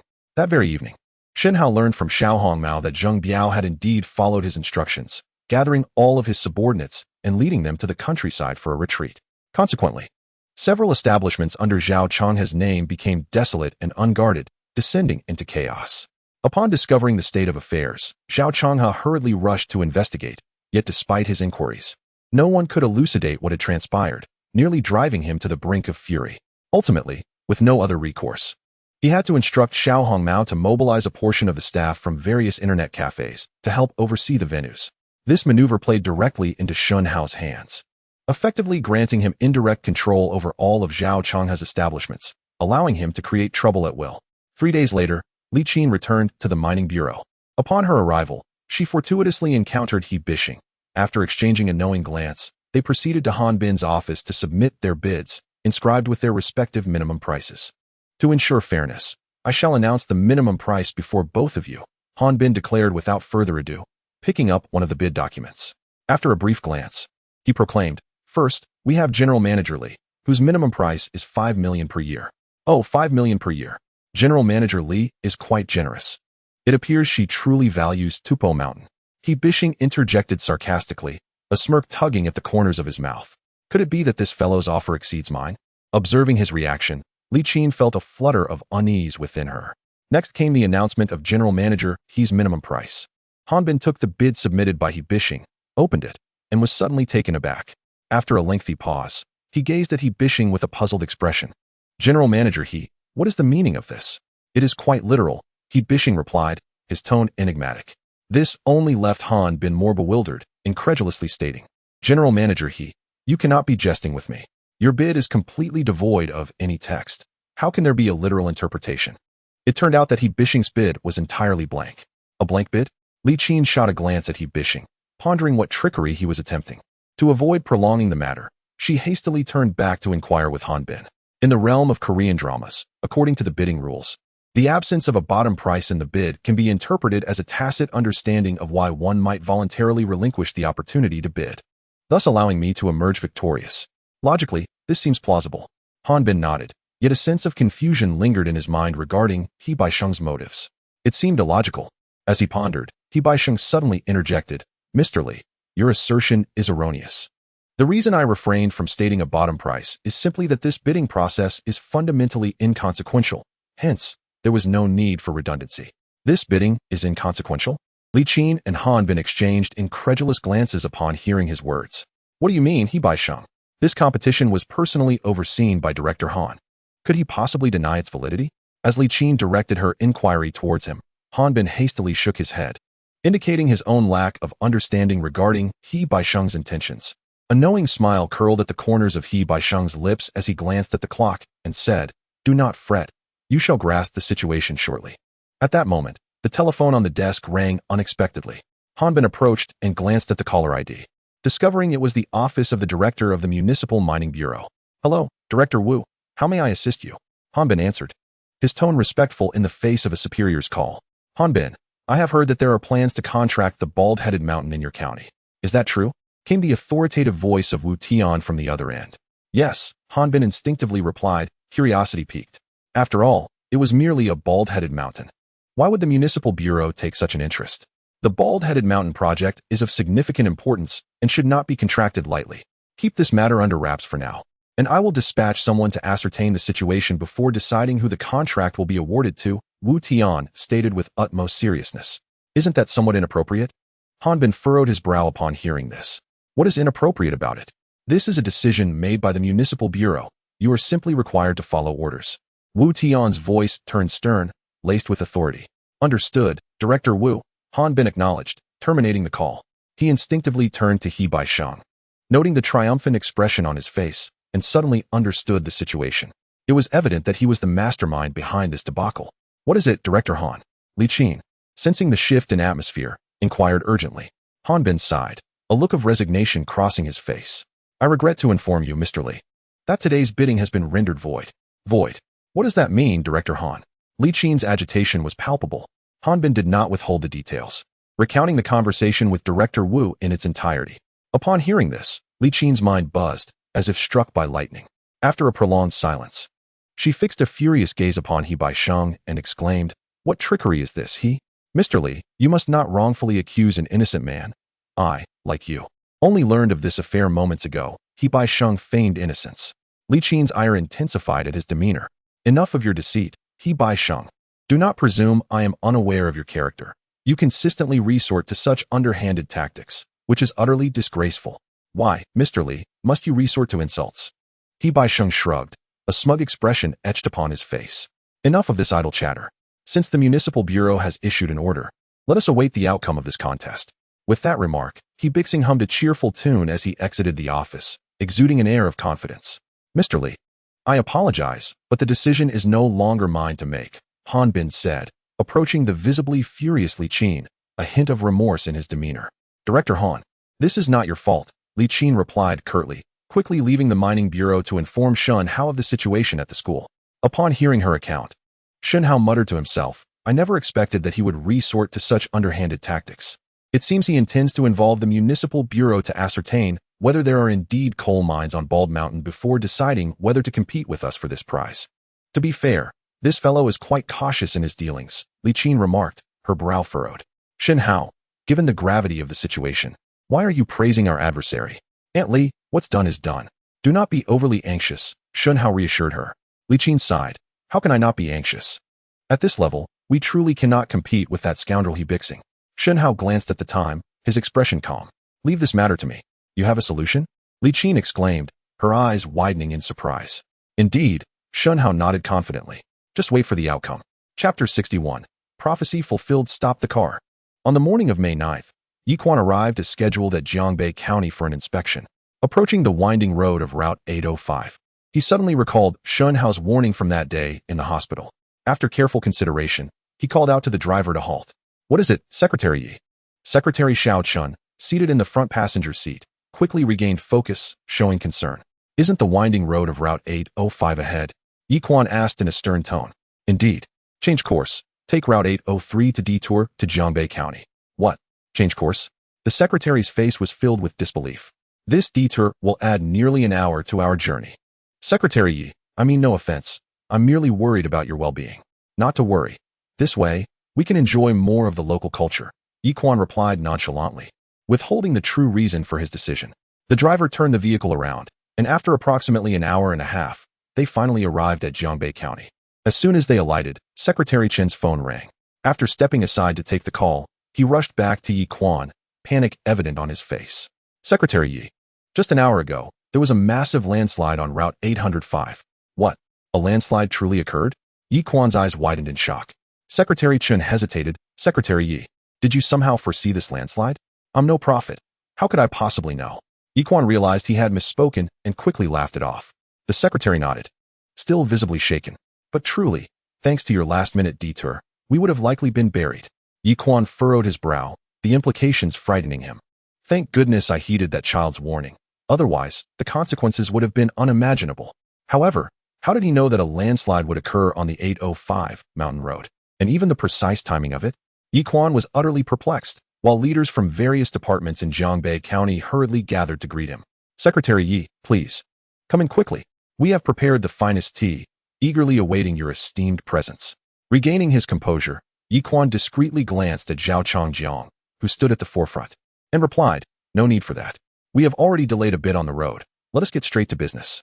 The county leaders, upon hearing this, dared not say more and led Yiquan on a tour of the county town. In the evening, after concluding his inspection, Yiquan resolutely declined the welcome banquet prepared by the county and returned directly to the guest house, instructing his secretary to summon Zhao Changjiang. "Secretary Yi, is there something you need?" Zhao Changjiang approached with a beaming smile. Upon learning that Yiquan wished to see him privately, Zhao Changjiang could hardly contain his joy. Having spent many years in this county, he had long desired a transfer to the city, having pursued numerous connections and approached Yiquan multiple times without success. With such a promising opportunity before him, he was determined not to squander it, eagerly thinking of how to flatter Yiquan and boast about his accomplishments, hoping to win his favor. "Do you know why I called for you?" Before Zhao Changjiang could speak, Yiquan suddenly turned around, his expression icy. I don't know." "Secretary Yi." Sensing the tension in Yiquan's demeanor, Zhao Changjiang felt a pang of anxiety and quickly added, "Please, command me as you wish." "Deputy County Head Zhao, I believe you should take a good look at this," Yiquan said, retrieving a notebook and placing it gently on the table. "What is this?" Zhao Changjiang was bewildered and began to recall any recent indiscretions, but nothing came to mind. "Why don't you take a look?" Yiquan narrowed his eyes and inquired ominously. "Of course, I will look," Zhao Changjiang stammered, swallowing hard as he cautiously picked up the notebook. Upon opening it, he was immediately struck with dread, freezing in place. "Well, Deputy County Head Zhao, is the content within captivating?" Yiquan asked, his tone laden with meaning. Zhao Changjiang quickly regained his composure and fervently shook his head. "Secretary Yi, I cannot comprehend what is written here." "Zhao Changjiang, your name is clearly inscribed in black and white, and you claim not to understand? Are you feigning ignorance?" Yiquan's expression darkened as he spoke with a fierce tone. "Secretary Yi, this is a grave injustice. I assure you, someone must have deliberately framed me. You must see through this." Zhao Changjiang protested, but his words were cut off by Yiquan. "Enough. Any matters you have, discuss them with the investigators." No sooner had he spoken than the door swung open, and Zhou Long strode in with several police officers, promptly handcuffing the once mighty Zhao Changjiang of Jiangbei County. "Zhou Long." Zhao Changjiang's eyes widened in horror as he realized that Yiquan's visit was not for inspection, but rather directed at him. After school, Shen Hao received a call from Zhou Long, informing him that Zhao Changhe had been apprehended, eliciting a satisfied smile from the corner of his mouth. Just as he hung up, he noticed the principal and his homeroom teacher rushing towards him in a frenzy. "Shen Hao, wait a moment. What's the matter, principal?" Shen Hao paused, curiosity etched on his face. "Someone wishes to see you. Please accompany me to the office," the principal replied, panting heavily. "Someone wants to see me? Who could provoke such urgency in the principal? Shen Hao pondered briefly and quickly surmised the likely reason. Chapter 62. Could it be his doing? Secretary Chun. This is our student Shen Hao. The principal introduced Shen Hao respectfully to a refined man in his 30s, wearing glasses. The visitor was none other than Yi Quan's secretary. Hello, Shun. I am Chen Wenbin, the secretary of Secretary Yi from our city. He wishes to meet with you. Please come with me. Secretary Chen introduced himself while observing Shen Hao closely. As he had not been present during the previous incident at the hospital, and with Yi Quan not disclosing the reason for this meeting, he was baffled as to why the secretary would suddenly request an audience with an ordinary high school student from a small county. Secretary Chun. Might I inquire why Secretary Yi is so suddenly interested in our Shen Hao? Has he gotten himself into trouble? Before Shen Hao could speak, his attentive homeroom teacher hastily posed the question. The specifics were not disclosed, but it appears to be nothing alarming. Rest assured, Secretary Chun reassured them. Upon hearing this, the homeroom teacher felt relieved, and the principal exhaled deeply, realizing that if Shen Hao had indeed stirred up trouble significant enough to catch Yi Quan's attention, he too would face repercussions. Student Shun, the secretary is waiting. Let us hurry, Secretary Chen urged. All right, Shen Hao nodded, following him out. As they traveled, Shen Hao contemplated where he might be taken for this meeting, only to be astonished when the vehicle finally halted before Zhouya's tea house. Could it be? Shen Hao glanced at the tea house's sign, his eyes widening in surprise. Inside the elegant tea house, the previously private room 00 unexpectedly received guests, with the owner Zhouya personally attending to them. The esteemed visitor was none other than Yi Quan, who had stealthily arrived from the county guest house. This spring's newly harvested Longjing tea, specially acquired through a friend, is yours to taste, Zhouya said, presenting a cup to Yi Quan. He took a sip, casually remarked that it was good, and then set the cup down, gazing intently at Zhouya. What is troubling you? She asked tentatively.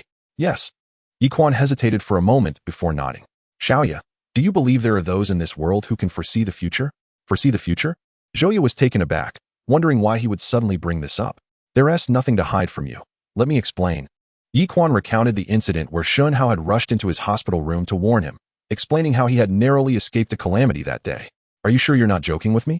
Zhouya asked, astonished. Yi Quan shook his head firmly, insisting that it was certainly not the case. I truly cannot fathom how that child came to know of this matter. It seems that heaven has deemed you a commendable leader and has dispatched a celestial being to your aid, Zhouya remarked half-jokingly. You know I have never subscribed to such superstitions, Yi Quan replied with a smile, though his conviction appeared somewhat wavering. After all, if Secretary Chen fails to locate Shen Hao, his atheistic beliefs might endure a tremendous upheaval. By the way, did that child mention his name or where he is from? Zhouya suddenly inquired with curiosity. He did. Yi Quan replied without hesitation. The child stated his name is Shen Hao and that he is a student at your county's high school. I have already instructed Secretary Chen to find him. What name did he mention?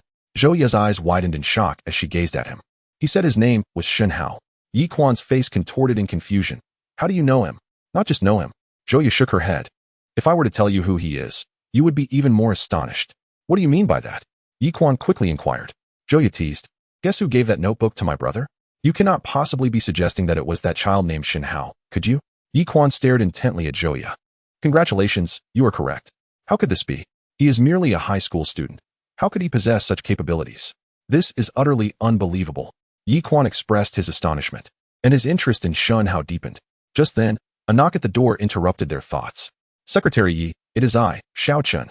I have brought the student Shen Hao you were looking for. May I come in? Please do. Yi Quan quickly regained his composure, calling out loudly. The next moment, the door to the private room opened, and Shen Hao entered with measured steps, first nodding in greeting to Zhouya, then turning his gaze to Yi Quan, who was intently watching him. Secretary Yi, we meet again. You two may converse. Zhouya, being considerate, left without waiting for Yi Quan to speak and closed the door behind her. Noticing Yi Quan's unwavering gaze, Shen Hao spoke again. Secretary Yi, may I inquire what you wish to discuss with me? Yi Quan finally withdrew his gaze and offered a warm smile. Shen Hao, I intended to thank you today, but it seems I have more gratitude to express. Thank you twice? Upon hearing Yi Quan's words, Shen Hao slightly squinted, quickly realizing that Yi Quan had learned he was responsible for reporting Zhao Changjiang. You are too kind, Secretary Yi. It was merely a small effort on my part. With a leader as commendable as you, it is indeed a blessing to have you around. And as for a pest like Zhao Changjiang, he has long been overdue for retribution. Surprised by Shen Hao's audacity, Yi Quan's expression reflected his astonishment. He certainly did not resemble an ordinary high school student. After a long moment of contemplation, he finally asked, Shen Hao, I am quite curious. How did you come to know about the landslide on the mountain road? And how did you obtain the evidence against Zhao Changjiang? Well, Shen Hao blinked, pondering that an explanation may be futile. Thus, in a cryptic manner, he remarked, Secretary Yi, you are still alive, and Zhao Changjiang has been apprehended. This is indeed the best outcome. As for certain matters, knowing the answers is of little consequence. And even if I were to disclose them, you might not believe me. Perceiving his reluctance to elaborate, Yi Quan slightly furrowed his brow, but chose not to pursue the matter further. With a faint smile, he replied, Very well, if that is the case. Let us keep these matters shrouded in secrecy. However, you have not only saved my life this time, but also helped to unearth the major pest that is Zhao Changjiang. Regardless of personal or professional reasons, I must extend my heartfelt gratitude. Speak freely of any reward you desire, as long as it lies within my capabilities. I shall comply without hesitation. Since Secretary Yi has made such a statement, I shall not be modest. As Shen Hao spoke, a meaningful smile graced his lips. To be candid, I do indeed require your assistance with a matter. Yi Quan pondered what a high school student could possibly need from him, assuming it could not be of significant importance, and thus he readily encouraged Shen Hao to proceed. Secretary Yi, the situation is thus. Without further ado, Shen Hao recounted the issues surrounding the Tahushan coal mine. Upon hearing this, Yi Quan was momentarily taken aback. After a brief pause, he cautiously inquired, Are you suggesting that you would like me to issue an order to grant the contracting rights for Tahushan directly to your mining company? He had never anticipated that Shen Hao would make such a request, and he was even more astonished to learn that this high school student owned a mining company. Indeed, Shen Hao affirmed with a nod. If I recall correctly, you just mentioned that as long as it is feasible, you would not hesitate. This matter should be a mere trifling task for you, no? Yi Quan's brow furrowed in contemplation. After a moment's hesitation, he replied, Shen Hao, it is not that I, Yi, am being disingenuous. This matter, while not monumental, does adhere to certain protocols. Your request implies that I would be using my authority for personal gain, and I cannot acquiesce to that. He added, Perhaps you should propose an alternative condition. Understanding that Yi Quan was a commendable leader who did not wish to place him in a difficult position, Shen Hao, with a serious demeanor, stated, Since Secretary Yi has mentioned protocols, allow me to elaborate. The Tahushan area was previously deemed a barren mining zone, which I have recently explored and was the first to apply for the contracting rights. Initially, the Mining Bureau had reached an agreement with us, and just as we were about to sign the contract, someone suddenly intervened. Shen Hao detailed how he Bishi had muddied the waters and colluded with Director Wu of the Municipal Mining Bureau to suppress Li Qin. Is this truly the case? Yi Quan, who detested such criminal behavior, was instantly incensed. There is not a shred of falsehood. If Secretary Yi does not believe me, he may investigate, Shen Hao asserted resolutely. Yi Quan's eyes widened in rage as he declared, How outrageous! To dare conduct such deeds right under my nose. Secretary Yi. Hibishi has always been one to engage in underhanded tactics. He has done this numerous times. If he were to obtain the development rights for Tahushan, it is likely that not only would he fail to contribute to the county's production and revenue, but he may also incite unnecessary troubles. Shen Hao continued to embellish the narrative. Yi Quan's eyes darted back and forth as he meticulously weighed his options, finally slamming the table with conviction. Rest assured, Shen Hao, I will take charge of this matter and ensure that such scoundrels do not prevail. Thank you, Secretary Yi, Shen Hao exclaimed, expressing his gratitude without delay. Yi Quan, however, waved his hand dismissively, his expression turning grave. Nevertheless, you must sign a military order. Should this mine be granted to your company, you must adhere strictly to the law, avoiding any illicit or unscrupulous dealings. I assure you, I will not show leniency if you stray from this path. Rest easy, Secretary Yi. My partners and I are law-abiding and honorable businessmen. Shen Hao assured him without a moment's hesitation. I will make the necessary arrangements. Simply await my news, Yi Quan declared, his decisive nature evident as he picked up his phone to make a call. The phone rang, startling Li Qin, who was in her office, troubled by her own thoughts. Shen Hao, why are you calling me at this hour? She queried. Auntie Li, I have splendid news, he proclaimed. What news could that possibly be? Li Qin asked, perplexed. Without delay, Shen Hao replied, I have resolved the coal mine issue. What did you say? Li Qin's eyes widened in disbelief. Her spirits suddenly lifted. Shen Hao, you're not joking with me, are you? She inquired, her excitement tinged with skepticism. Although she felt a surge of hope, the complexities of the situation, reaching the municipal level, left her questioning how a high school student from a modest background could possibly influence such matters. However, given their interactions, Shen Hao had never uttered a falsehood, which instilled a sense of anticipation within her. I assure you, I am not jesting. As for how I accomplished it, do not inquire. Simply await the good news. Shen Hao responded instinctively, preempting her next questions. All right then, I shall remain here at the company, awaiting your news. After hanging up, Li Qin exhaled a sigh of relief, glancing at the clock to find it was already 6 in the evening. The mining bureau had closed for the day, and if any good news were to come, it would likely be delayed until tomorrow.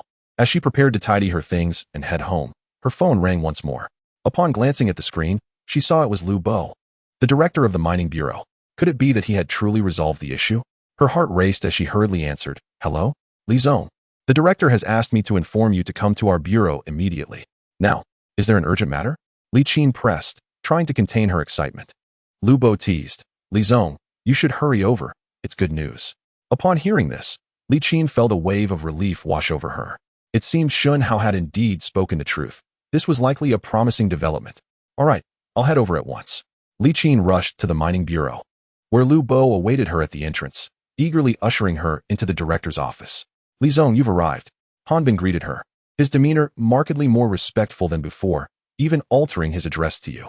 "Director Han, why the urgency in summoning me?" Li Qin inquired. With a smile, Han Bin replied, "Li Zong, are you not feigning ignorance? Just moments ago, Secretary Yi personally called to give instructions. I never expected you to share such a close connection with him. Why didn't you mention it sooner?" "Secretary Yi? Which Secretary Yi?" Li Qin asked, her face filled with confusion. Han Bin paused for a moment and respectfully replied, "Of course. It's Secretary Yi Quan, who wields considerable influence." "What did you say?" Li Qin was momentarily taken aback. After a brief pause, she quickly inquired, "What did Secretary Yi say during the call?" "He instructed us to ensure that the mining rights for Bald Mountain are transferred to your company, Mr. Li." Han Bin confidently believed this connection was solely Li Qin's, oblivious to the fact that she was backed by someone of great significance. Moreover, he could never have anticipated that this influential figure would be a mere high school student. "So, the Bald Mountain coal mine is ours?" Li Qin swallowed hard and asked. "Indeed." Han Bin replied without a second thought. "Wonderful." Li Qin was ecstatic, yet utterly astonished. She could hardly fathom that Shen Hao had actually resolved such a challenging issue, and that Secretary Yi had intervened personally. This young man is simply unfathomable. What secrets does he harbor? Regardless, his capabilities have far surpassed my expectations, and I must cling tightly to this valuable ally. Lost in thought, Han Bin approached her and said, "Mr. Li, I have prepared the contract. Shall we sign it now?" "Certainly." Li Qin quickly snapped back to reality, accepting the contract Han Bin extended. After meticulously reviewing it and confirming there were no issues, she excitedly picked up a pen in preparation to sign. Just as she was about to put pen to paper, a resounding bang echoed as the office door was forcefully pushed open. Everyone turned to see He Bishing storming in, his face contorted with rage. "He Bishing, what are you trying to do?" Han Bin asked, momentarily taken aback, and questioned sternly. He Bishing abruptly pointed a finger at Han Bin, shouting without reserve, "What do you mean, Han? How dare you secretly sign a contract with Li Qin? Are you openly defying the orders of the municipal bureau?" He Bishing, refrain from slandering me. I acted upon orders from above. Han Bin declared with righteous indignation. "Ha, from above?" He Bishing scoffed. "Then tell me, which superior has such authority? The order from Secretary Yi Quan is sufficient, isn't it?" Lu Bo, who had been silent until now, couldn't resist chiming in with a smug expression. "What did you say?" He Bishing trembled, utterly shocked. "This is impossible. You must be colluding to deceive me." Han Bin shook his head and chuckled awkwardly. "Mr. He, I can understand your feelings, but this is the truth. If you don't believe me, you can ask Secretary Yi. He happens to be inspecting our county today." Thunderstruck, He Bishing was momentarily speechless, struggling to grasp the unfolding situation. After a long while, he regained his composure and left the mining bureau in a daze. Once outside, he hastily called Wu Tian. "He Bishing, how dare you question me about what's happening? You are so well connected, yet you remain oblivious. Are you deliberately trying to drag me down with you? Don't ever call me again." Wu Tian, without hesitation, berated him before abruptly hanging up the phone. What on earth was happening? He Bisheng was utterly perplexed, yet he was unwilling to concede defeat so easily. He had just uncovered that there was a coal mine at Bald Head Mountain, one that was substantial on a county scale. No, he must devise a plan. He could not simply watch Li Qin monopolize this lucrative opportunity. Chapter 65, Fateful Encounters. Shen Hao, I just finished signing the contract at the mining bureau. The coal mine at Bald Head Mountain is now ours. As soon as Li Qin settled into her car, She eagerly called to share this splendid news with Shen Hao, her voice brimming with excitement. Was it resolved so swiftly? It is said that Secretary Yi is efficient in his dealings, and indeed, the rumors hold true. Although Shen Hao was aware that the matter had been settled, he was taken aback by the speed of it all. Shen Hao, I never imagined you could persuade Secretary Yi to lend a hand. It's utterly astonishing, came Li Qin's voice from the other end. If it's not too much trouble, could you share how you came to know Secretary Yi? Shen Hao replied without hesitation, I assisted him with a minor task, and he owes me a favor. Is that so? Li Qin responded, astonished. She thought to herself, how could a high school student possibly assist Yi Quan in any meaningful way? Furthermore, for Yi Quan to intervene in such a significant issue, the favor must be considerable. Indeed, Shen Hao replied nonchalantly. Aunt Li, now that the contract is signed, you can expedite preparations for the mining operations. Yes, I will ensure the coal mine is operational as soon as possible. You can rest assured. Li Qin assured him without a moment's thought. Just as Shen Hao was about to hang up, Li Qin's voice echoed again. By the way, Shen Hao, you don't have any plans for this evening, do you? What's up? He inquired. I've reserved a private room at Yipin Xian. Remember we discussed celebrating once everything was finalized? Tonight, Aunt must treat you properly. Absolutely, Shen Hao replied readily. Subsequently, he set off for Yipin Xian with Liang Feng. And along the way, he called Zhou Jun to invite him as well. Wow, no wonder this is the finest restaurant in the county. It's even more upscale inside than it appears from the outside. Upon entering Yipin Xian, Liang Feng's eyes widened, rendering him momentarily immobile. Just as Shen Hao was about to pull him along, a derisive voice broke through from behind. Well, if it isn't Shen Hao and Liang Feng. Turning around, they recognized Chen Jun, who had previously clashed with them, accompanied by 4 older youths exuding a distinct streetwise demeanor. To encounter Chen Jun here was indeed a case of fateful encounters. Liang Feng frowned, muttering, this fellow is petty, having suffered a setback last time. He surely won't let it go easily. Shen Hao thought to himself. Just as he prepared to lead Liang Feng away, Chen Jun began to shout loudly. I say, what are you 2 poor kids doing here? Immediately, Liang Feng retorted, of course, we're here to eat. What else would we be doing? Eat?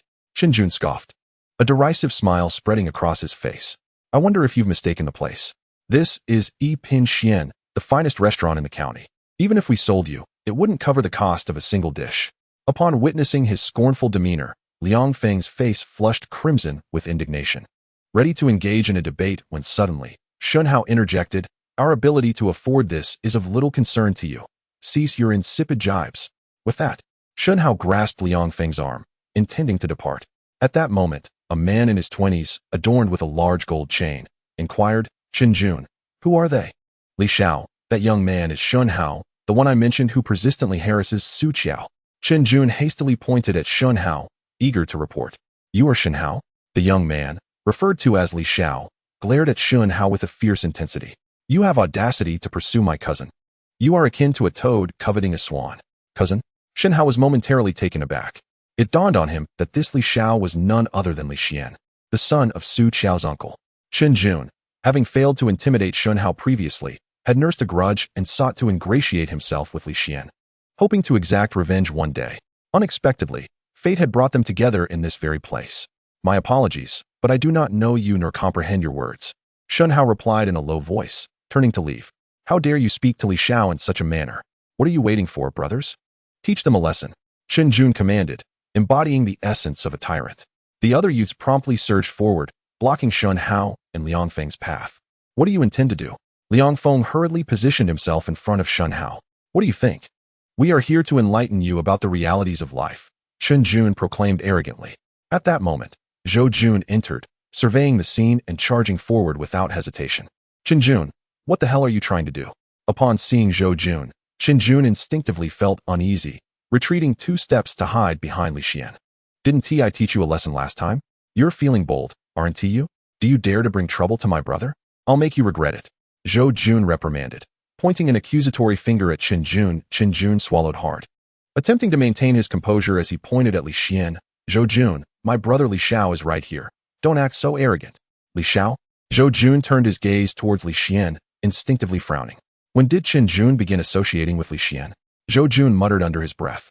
Behind him, Liang Feng leaned in, asking, Zhou Jun, who is this Li Xian? Is he formidable? This fellow is notorious in our county, leveraging his aunt Li Qin, Su Qiao's mother, to act lawlessly and arrogantly. Currently, aside from Zhao Changhe, he is the most brazen around. Are we in for trouble today? Liang Feng's concern grew. At that moment, Li Xian spoke up, exuding an air of superiority. So you are Zhou Jun? I've heard you've been quite arrogant lately. I've long wanted to cross paths with you. Today, your luck has run out. Li Xian, I advise you to tread carefully, otherwise, you may find it difficult to explain yourself at home. Shen Hao stepped out, wearing a smile as he uttered a few words. Upon witnessing this, Chen Jun immediately seized the opportunity to strike back, exclaiming, Li Xiao, did you see that? This brat is utterly arrogant, daring to issue a warning to you. Little rascal, it seems if I don't show you a bit of color today, you truly won't know how to write the word death. Li Xian declared fiercely, casting a glance at his subordinates, who promptly rolled up their sleeves, ready to take action. Stop. At that moment, a furious reprimand echoed from above. Who the hell dares to meddle in my affairs? Chen Xian cursed while looking up towards the source of the voice, only to find himself speechless in astonishment a moment later. Auntie, why are you here? The one who called out from upstairs was none other than Li Qin. She had been waiting in the private room for Shen Hao's arrival and, upon hearing the commotion below, decided to investigate, only to stumble upon this scene. Li Xian, what are you doing here? Li Qin's expression darkened as she coldly interrogated. Auntie, I merely came here to have a meal and coincidentally encountered a few troublemakers. So I was just helping Boss Zhou deal with them. Li Xian hastily explained, shooting a look at his subordinates. What are you waiting for? Hurry up and escort them out. Don't spoil my aunt's mood. They are my esteemed guests. Let us see who dares to touch them. Li Qin rebuked sharply, descending the stairs with determination. What? They are Li Qin's guests? How is that possible? Li Xian and his companions stood frozen in disbelief. Even Liang Feng and Zhou Jun gazed at Shen Hao with astonishment. Shen Hao had only mentioned treating them to a grand meal, but he never disclosed that Li Qin was the one hosting. Annie, are you mistaken? What? Do I need your permission to invite anyone to dinner? Li Xian stared at Li Qin, still somewhat incredulous, but his words were abruptly cut off by her icy interruption. No, Auntie, that is not what I meant. Li Xian quickly shook his head in explanation. Just as Li Qin was about to speak, Shen Hao's voice suddenly rang out behind her. Aunt Li, I lack the appetite with certain people present. Perhaps we should forego today's meal. Li Qin glanced at Shen Hao and immediately understood his intent. Turning back to Li Xian with a serious expression, you and your unruly friends need to leave this place at once. But Annie, what if I stay here and just change the location? Li Qin narrowed her eyes, her tone imbued with an imposing authority. Seeing her demeanor, Li Xian dared not utter another word, quickly nodding in agreement before leading his entourage out of Yipin Xian in disgrace. I apologize, Shen Hao, for this unfortunate incident.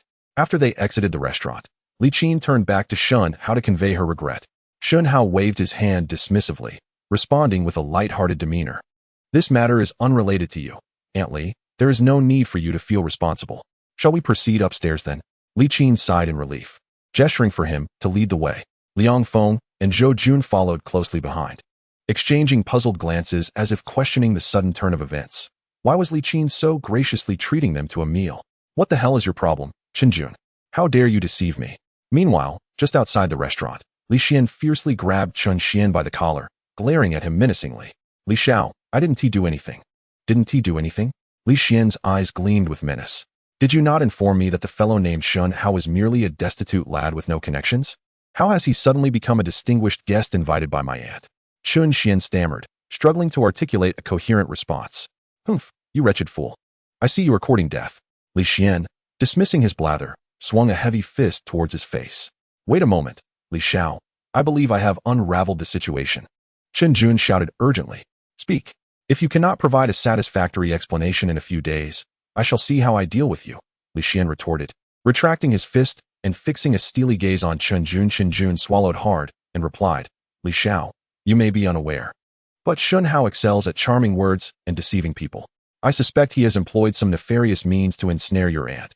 You must caution her to be vigilant, lest she falls under his spell. Are you certain you are not merely fabricating nonsense to mislead me?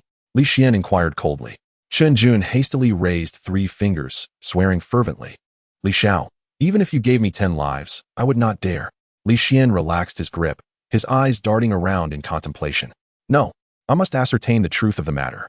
Chapter 67. A decisive battle to the death, Aunt Li. These two are my dear friends, Liang Feng and Zhou Jun.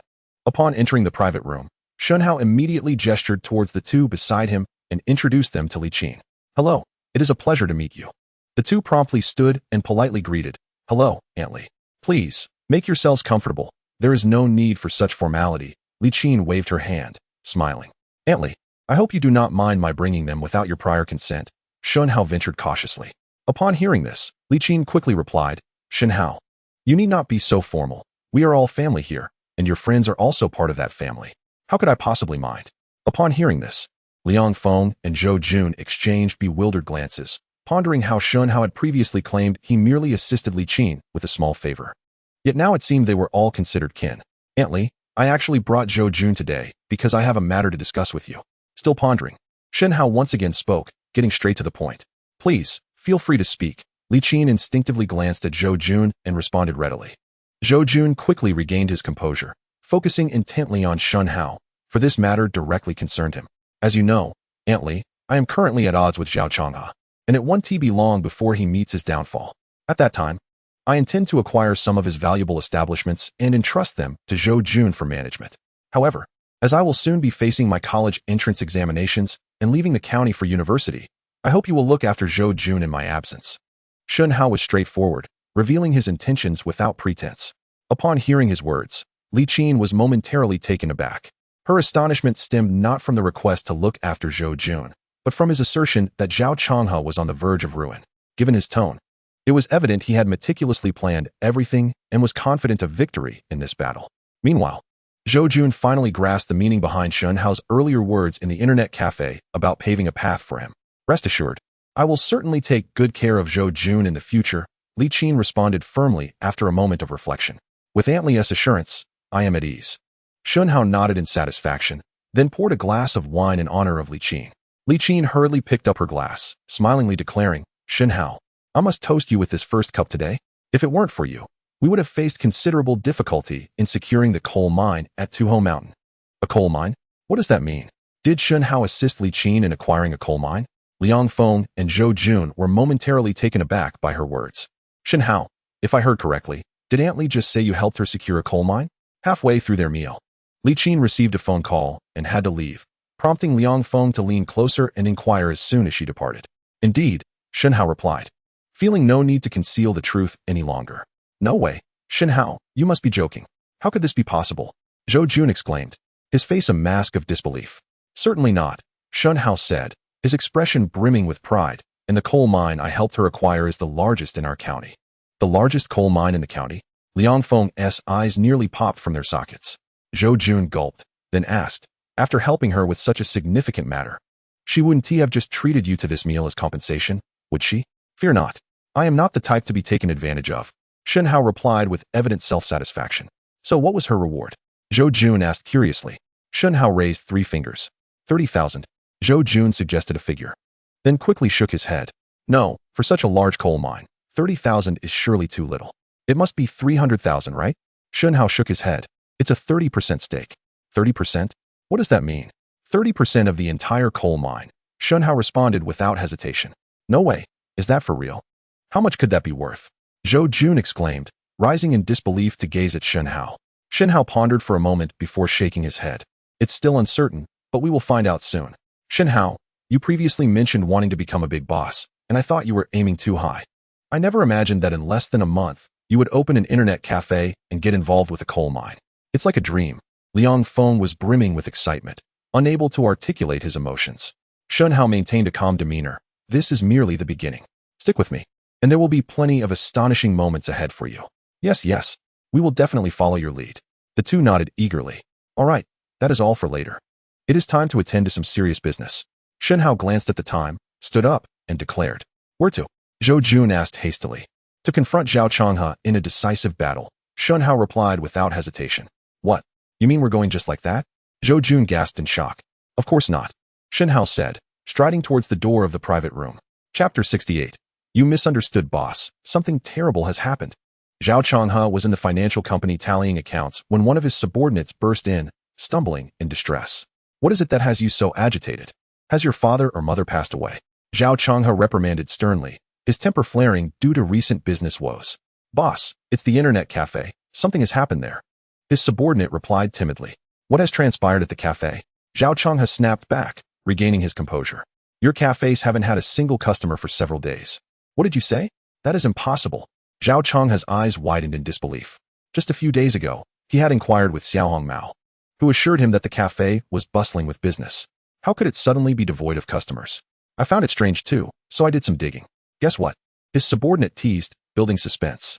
Frustrated, Zhao Changhe slammed a hand on his subordinate's head. Enough with the nonsense. Speak plainly, what is going on? Recently, someone has opened a cafe on each of the 4 streets, stealing away our customers. His subordinate explained hastily after receiving a slap. Upon hearing this, Zhao Changhe erupted with rage. Damn it! Which fool dares to compete with me? They must be tired of living. He then roared at his subordinate. What are you still doing here? Go gather some people and smash those cafes to pieces. Boss, it's not that I don't want to go. I tried to rally some folks, but after shouting for a while, only 4 or 5 kids showed up. I called Biao Gu, but he didn't answer either. His subordinate lamented. Damn it!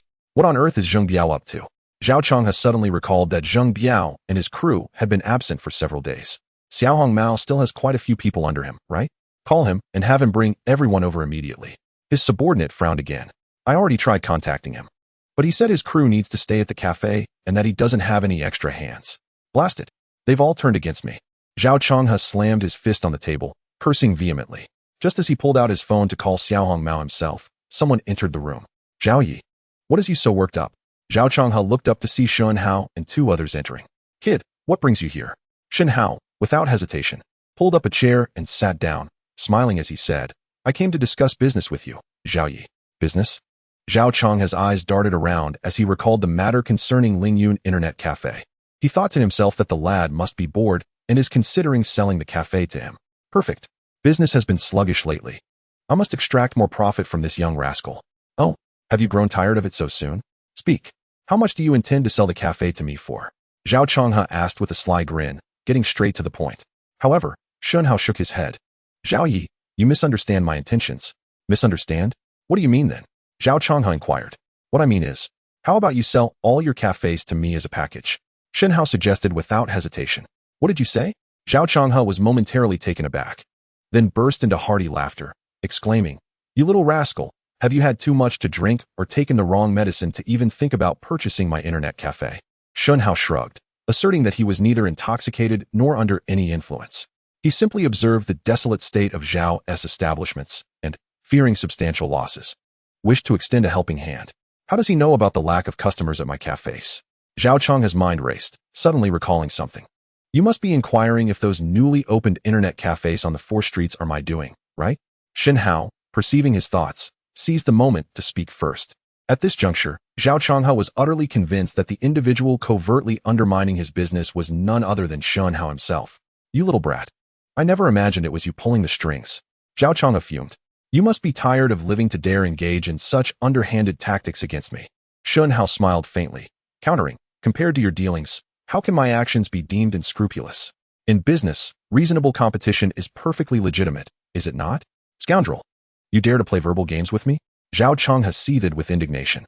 Last time I fell for your deceit, but today, I shall teach you a proper lesson on how to conduct oneself. Bring them here. I intend to deal with them thoroughly. As his words echoed, a throng of individuals surged through the door. Zhao Changhe was momentarily stunned, pondering how his subordinates had claimed only 4 or 5 remained. Yet suddenly there appeared such a multitude. Upon closer inspection, he realized it was Little Red Hair and his followers. Little Red Hair? Just in time. Recognizing his own men, Zhao Changhe sighed in relief. However, before he could issue a command, Little Red Hair waved his hand, and the crowd instantly turned against him, eager to confront Zhao Changhe. Chapter 69. Inevitable Demise. What is the meaning of this, Little Red Hair? Zhao Changhe fixed a fierce glare on him, as if he could devour him whole. Little Red Hair smirked and replied, Isn't it obvious, Zhao Yi? You. Zhao Changhe clenched his teeth. You ungrateful wretch. After all these years of my support, you dare to turn against me?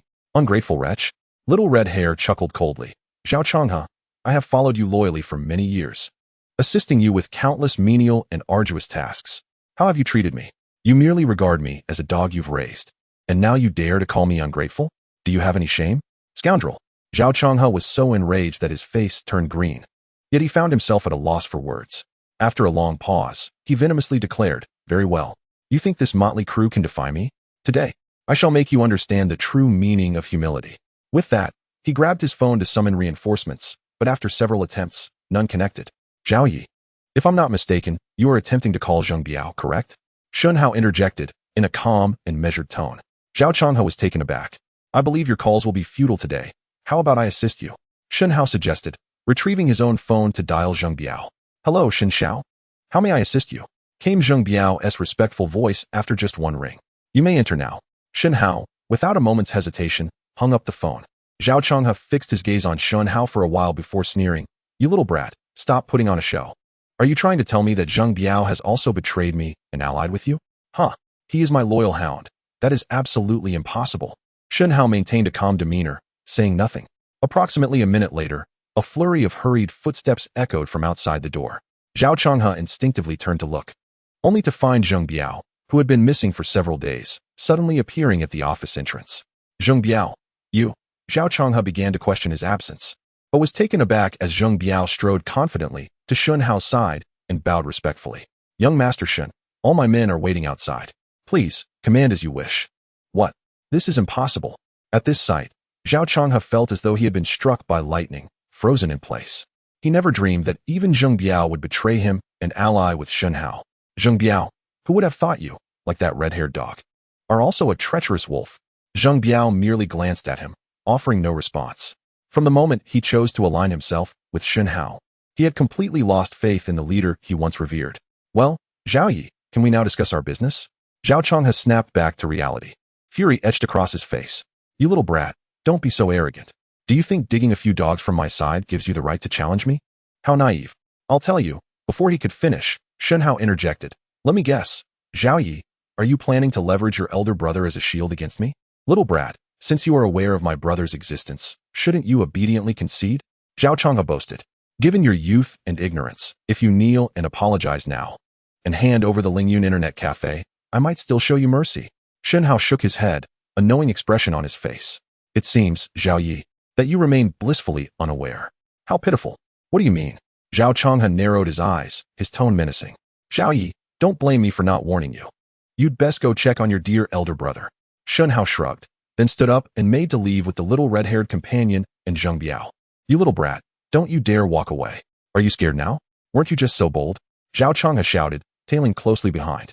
Shen Hao paid him no mind and continued straight out of the financial company. Young Master Shen, are we really leaving like this? Shouldn't we take advantage of the moment and deal with Zhao? Zheng Biao asked anxiously. At this point, he had no path of retreat. If they failed to eliminate Zhao Changhe, they would all suffer the consequences. Shen Hao paused, speaking lightly. Do not worry. We shall not need to intervene further. The Zhao brothers are undoubtedly doomed. Seeing his unwavering confidence, Zheng Biao and the others finally breathed a sigh of relief, while also quietly wondering what method he possessed to bring about the downfall of the Zhao brothers.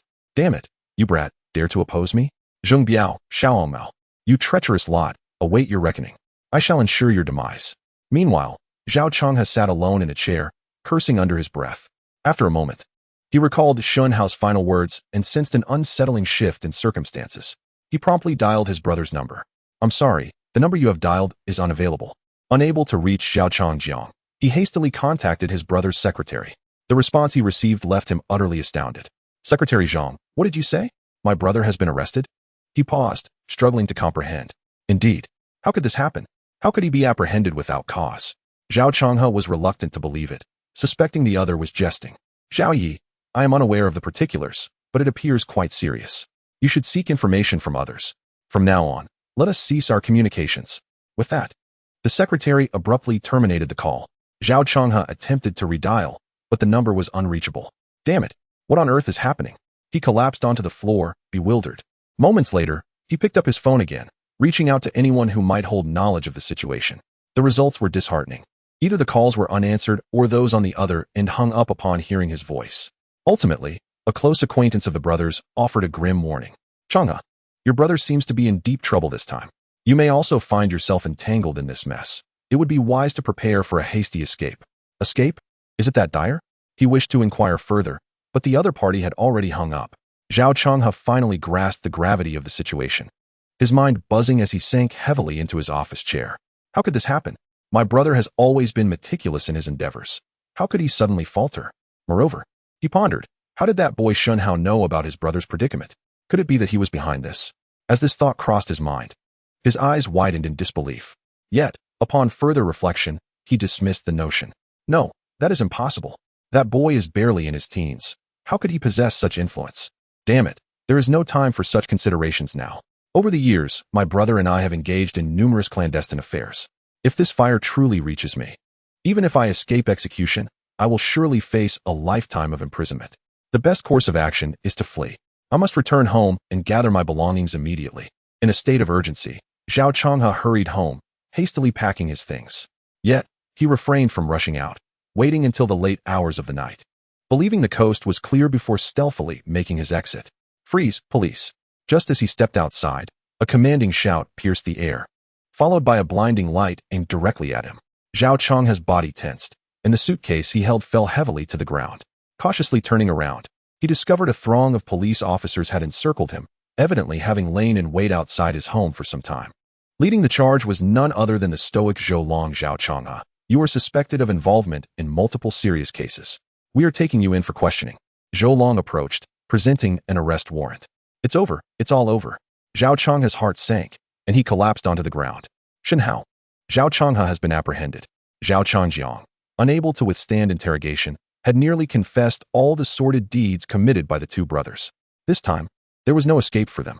After bringing Zhao Changhe back to the station, Zhou Long immediately called Shen Hao to share this jubilant news. Wonderful. Shen Hao rejoiced inwardly, though he feigned modesty, saying, "Congratulations, Officer Zhou, on cracking the major case, and for helping us eliminate two significant threats in Jiangbei City." Upon hearing this, Zhou Long humbly responded, "Your words truly embarrass me, Shen Hao. Without your assistance, we would never have been able to dismantle the Zhao brothers. You have played an instrumental role in this. Rest assured, I have already informed my superiors about your contributions. You will undoubtedly receive your due rewards. If you have any requests, do not hesitate to voice them. I will do my utmost to accommodate you within my capabilities." Shen Hao had been eagerly awaiting this affirmation and did not hold back. "Officer Zhou, I have but one request." "What is it?" Zhou Long inquired. "I wish to take over Zhao Changhe's operations." "What did you say?" Zhou Long was taken aback by Shen Hao's request. Understanding his astonishment, Shen Hao quickly clarified. "Do not worry, Officer Zhou. I am not the person you might suspect. What I desire are merely the internet cafes, dance halls, and KTVs he manages. As for the illicit ventures like casinos and financial companies, even if they were offered to me, I would not dare to touch them. Furthermore, these establishments will eventually need a successor. Rather than handing them over to someone else, it would be prudent to entrust them to me. This way, you will encounter fewer troubles in the future, correct?" Hearing this, Zhou Long felt a sense of relief and found merit in Shen Hao's reasoning. He then assured him, "Very well, regardless of the circumstances, I owe you this favor, and I will see to it. Await my news. I appreciate your assistance, Officer Zhou." After hanging up the phone, a smile crept across Shen Hao's face. In truth, his desire for these enterprises was not solely for personal gain. It was also to pave the way for Zhou Jun, enabling him to possess enough capability to safeguard their home, allowing Shen Hao to venture into the world with peace of mind. Moreover, in a hypothetical scenario of failure, this would provide him a fallback, a place to return to and make a fresh start. Having endured numerous experiences in his previous life, Shen Hao was no longer the reckless youth who charged headlong into challenges. Chapter 71. Comfort beneath the great tree. What did you say? The Zhao brothers have been captured? The following day, news of the Zhao brothers' downfall spread throughout the county. With Li Qin's influence, she was among the first to learn of this astonishing development. And she was equally astounded. Could it be that Shen Hao was responsible for this? This young man was truly remarkable. To be honest, despite the numerous troubles Shen Hao had recently helped her resolve, it was still hard to fathom that a high school student could dismantle the deeply entrenched Zhao brothers in such a short span of time. Regardless of the secrets he harbored, one thing was certain. She needed to cling tightly to this formidable ally. Just as she pondered this, her phone suddenly rang. The caller was her father, Li Bo, the head of the Li family. "Hello, father. Xiaoqin, do you have time to return home? I have an important matter to discuss with you," Li Bo said in a deep voice. "All right, I also have something significant to share with you," Li Qin replied, mistakenly assuming her father wished to discuss the Zhao brothers. Without further thought, she promptly left the office for the Li family estate. "Dad, why the rush to see me? What is so urgent?" Upon arriving at the old residence, Li Qin noticed not only Li Bo in the hall, but also her two older brothers, Li Cheng and Li Tao, which made her feel that something was amiss. "Xiaoqin, I have heard that you have been quite close to a high school student lately. What is the matter?" Li Bo asked straightforwardly. "A high school student?" Li Qin was taken aback, quickly realizing he must be referring to Shen Hao. She also suspected that Li Xian, the little rascal, had returned home after a humiliating experience at Xian and spread rumors. Dad, what do you mean by that? Do you really think I would engage in a scandalous relationship with a high school student? Li Qin snapped back to reality, her expression stern. Li Cheng, Li Xian's father, hurriedly clarified, little sister, that's not what Dad meant. He.S. just worried. Our family is well respected in the county, and we must be mindful of our influence. You know how dreadful those rumors can be. Li Qin shot him a glance, coldly retorting, I may be unaware of the gossip outside, but the winds at home are certainly stirring. Since you brought it up, I shall address this matter. What do you mean, Xiaoqin? Li Bo asked, perplexed. Li Qin did not keep them in suspense. Dad, do you remember that key real estate project I secured not long ago? Of course. That is a tremendous project that could yield significant profits for our company. Li Bo replied cheerfully. I must inform you that I have just acquired an even larger project. An even larger project? What is it? Li Bo's eyes widened, and Li Cheng and Li Tao stood up from the sofa, their eyes gleaming with curiosity. A coal mine, the largest coal mine in the entire county. Li Qin stated emphatically. What? At this revelation, Li Bo and the others were instantly unsettled. Xiaoqin, you're not joking, are you? Of course not. Li Qin replied without hesitation. The mining rights have been secured, and the factory and mining facilities are in the process of being arranged. We should be able to commence operations by next month at the latest. Oh, Xiaoqin, you are truly remarkable. I must say, among the Li family, you possess the sharpest business acumen, Li Bo exclaimed with a broad smile. Li Cheng and Li Tao also chimed in with praise, momentarily forgetting their earlier concerns. However, Li Qin had not forgotten. After surveying the room, she said solemnly, Dad, my ability to secure these two projects is not solely due to my efforts. It fundamentally relies on the high school student you just mentioned. What did you say? How are these two projects related to him? They all looked at her in confusion. Li Qin wasted no time and recounted the events that had transpired over the past few days. Li Bo and the others listened, their expressions shifting to disbelief. How could a high school student possess such extraordinary capabilities? This is simply incredible. Now you understand why I chose to walk so closely with him, don't you? Li Qin asked coldly. The crowd hastily nodded, wary of saying anything further. After a moment, Li Bo finally spoke. Xiaoqin, as you mentioned, that young man not only secured two major projects for you, but also has a profound connection with Secretary Yi from the city. Even the recently toppled Zhao brothers fell due to his machinations. The forces backing him likely far exceed our imaginations. Our Li family must take care to lean on this formidable tree for shelter. We must not provoke him. After all, if he could dismantle the Zhao brothers, he could just as easily bring us down. This elder, having lived a long life, indeed had a clearer perspective. I understood this well, which is why I have instructed Xiaoer to draw closer to Shen Hao. If they were to become a couple, it would undoubtedly be a tremendous boon for our family. Li Qin did not conceal her intentions, articulating her thoughts directly. Indeed, this is a splendid strategy. Li Bo responded, nodding repeatedly. He then turned to Li Cheng and said, contact Xian immediately. Have him extend a proper apology to this young Master Shen. He is a benefactor of our family, you know. Understood, father. Li Cheng replied, promptly retrieving his phone to call Li Xian. Chapter 72. Unrequested favors. Shen Hao, I want to be returning home for lunch today. How about we dine together? As the noon bell rang and students poured from their classrooms, Su Qiao suddenly leaped out from the side, her face beaming with a smile. Dining together? Shen Hao narrowed his eyes slightly. Although he had been in frequent contact with Li Qin recently, this girl had always maintained a lukewarm attitude towards him. Why was she being so solicitous today? Favors bestowed without reason often conceal ulterior motives. After a moment's contemplation, Shen Hao surmised the underlying reason. It must be that Li Qin, having gone through recent events, recognized his worth and was eager to push her precious daughter towards him. What's the matter, Shen Hao? You wouldn't dare to decline, would you? Seeing Shen Hao silent, Su Qiao pouted. Before he could respond, Liang Feng eagerly interjected, Miss Su is treating us. How could we refuse? Do tell us where you plan to take us for a delightful meal. Su Qiao shot Liang Feng a glance, then turned back to Shen Hao. Only after receiving his nod did she flash another smile, unabashedly linking her arm through Shen Hao's. I know of a newly opened Western restaurant near the school. You haven't had Western cuisine yet, have you? Shall we go there? Her enthusiasm was infectious, and Shen Hao felt no need to hold back, striding forward with confidence. This scene left onlookers astounded, particularly Qin Jun, who was lurking in a corner, seething with rage, nearly bursting into flames. Look, isn't that Shen Hao and Su Qiao? With their demeanor, could they possibly be together? A friend of Li Qingqing urgently nudged her to witness the unfolding drama. What does Su Qiao have aside from wealth? How could she possibly compare to me? Li Qingqing's face darkened with frustration as she complained, her posture asserting her well-developed figure. No, Shen Hao is my type. I cannot allow him to be so easily snatched away. Her actions were not driven by an overwhelming affection for Shen Hao, but rather stemmed from a blend of jealousy among women and other trivial thoughts. Consider, for a moment, the background of Su Qiao. Her interest in Shen Hao suggests that he possesses certain exceptional qualities. He is indeed a hidden gem. Just then, as Shen Hao and his companions had scarcely stepped outside, a shout echoed from behind. Turning around, they beheld Li Xian, accompanied by several others, hastening towards them, effectively blocking their path. What do you want?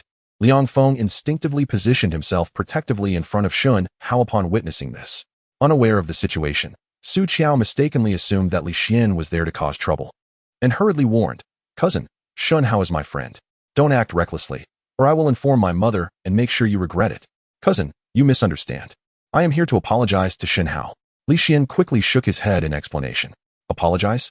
The mere mention of the word astonished both Liang Feng and Su Qiao, while Shen Hao remained composed.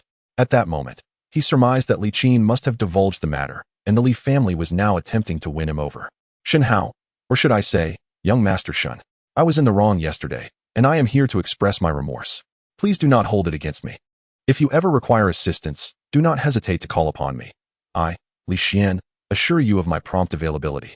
With utmost respect, Li Xian conveyed his apology while casting a furtive glance at Shen Hao. "Are you attempting to gain my favor?" Shen Hao paused for a moment before posing a seemingly unrelated question. Li Xian appeared bewildered, though a hint of anxiety flickered in his eyes. Shen Hao smiled knowingly.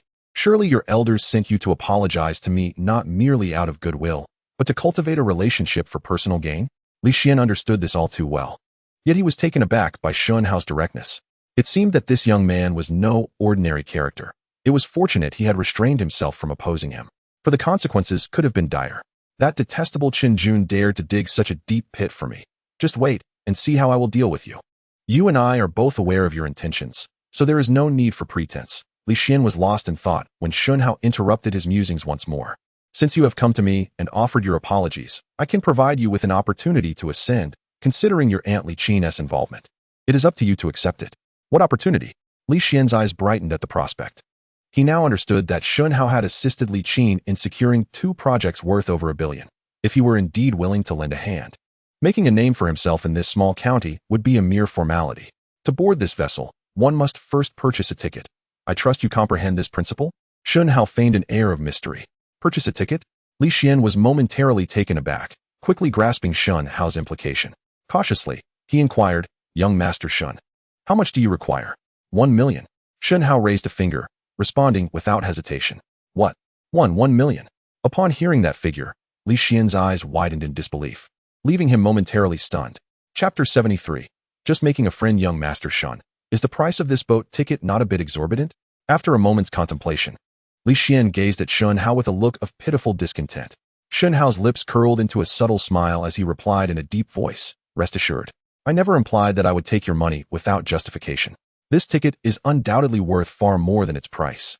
Could you perhaps enlighten me on the benefits I would receive from purchasing this ticket?" Li Xian inquired with an innocent expression. Shen Hao's countenance darkened slightly as he responded, "I'm afraid that information can only be disclosed post-purchase. Young Master Li, I possess only a single ticket, and there are countless individuals eagerly waiting in line for it. You would do well to act swiftly. Once this opportunity passes, it may never return." After such a cryptic revelation, Li Xian found himself somewhat tempted. Had he possessed $1 million in his hand at that moment, he likely would have purchased the ticket without hesitation. Unfortunately, he did not. Young Master Shen, this is a significant matter, and I cannot decide unilaterally. Perhaps you could wait a moment while I consult with my family. Please be prompt. My time is exceedingly precious." Li Xian, not daring to delay, eagerly nodded and withdrew to a secluded spot to call his father, Li Cheng.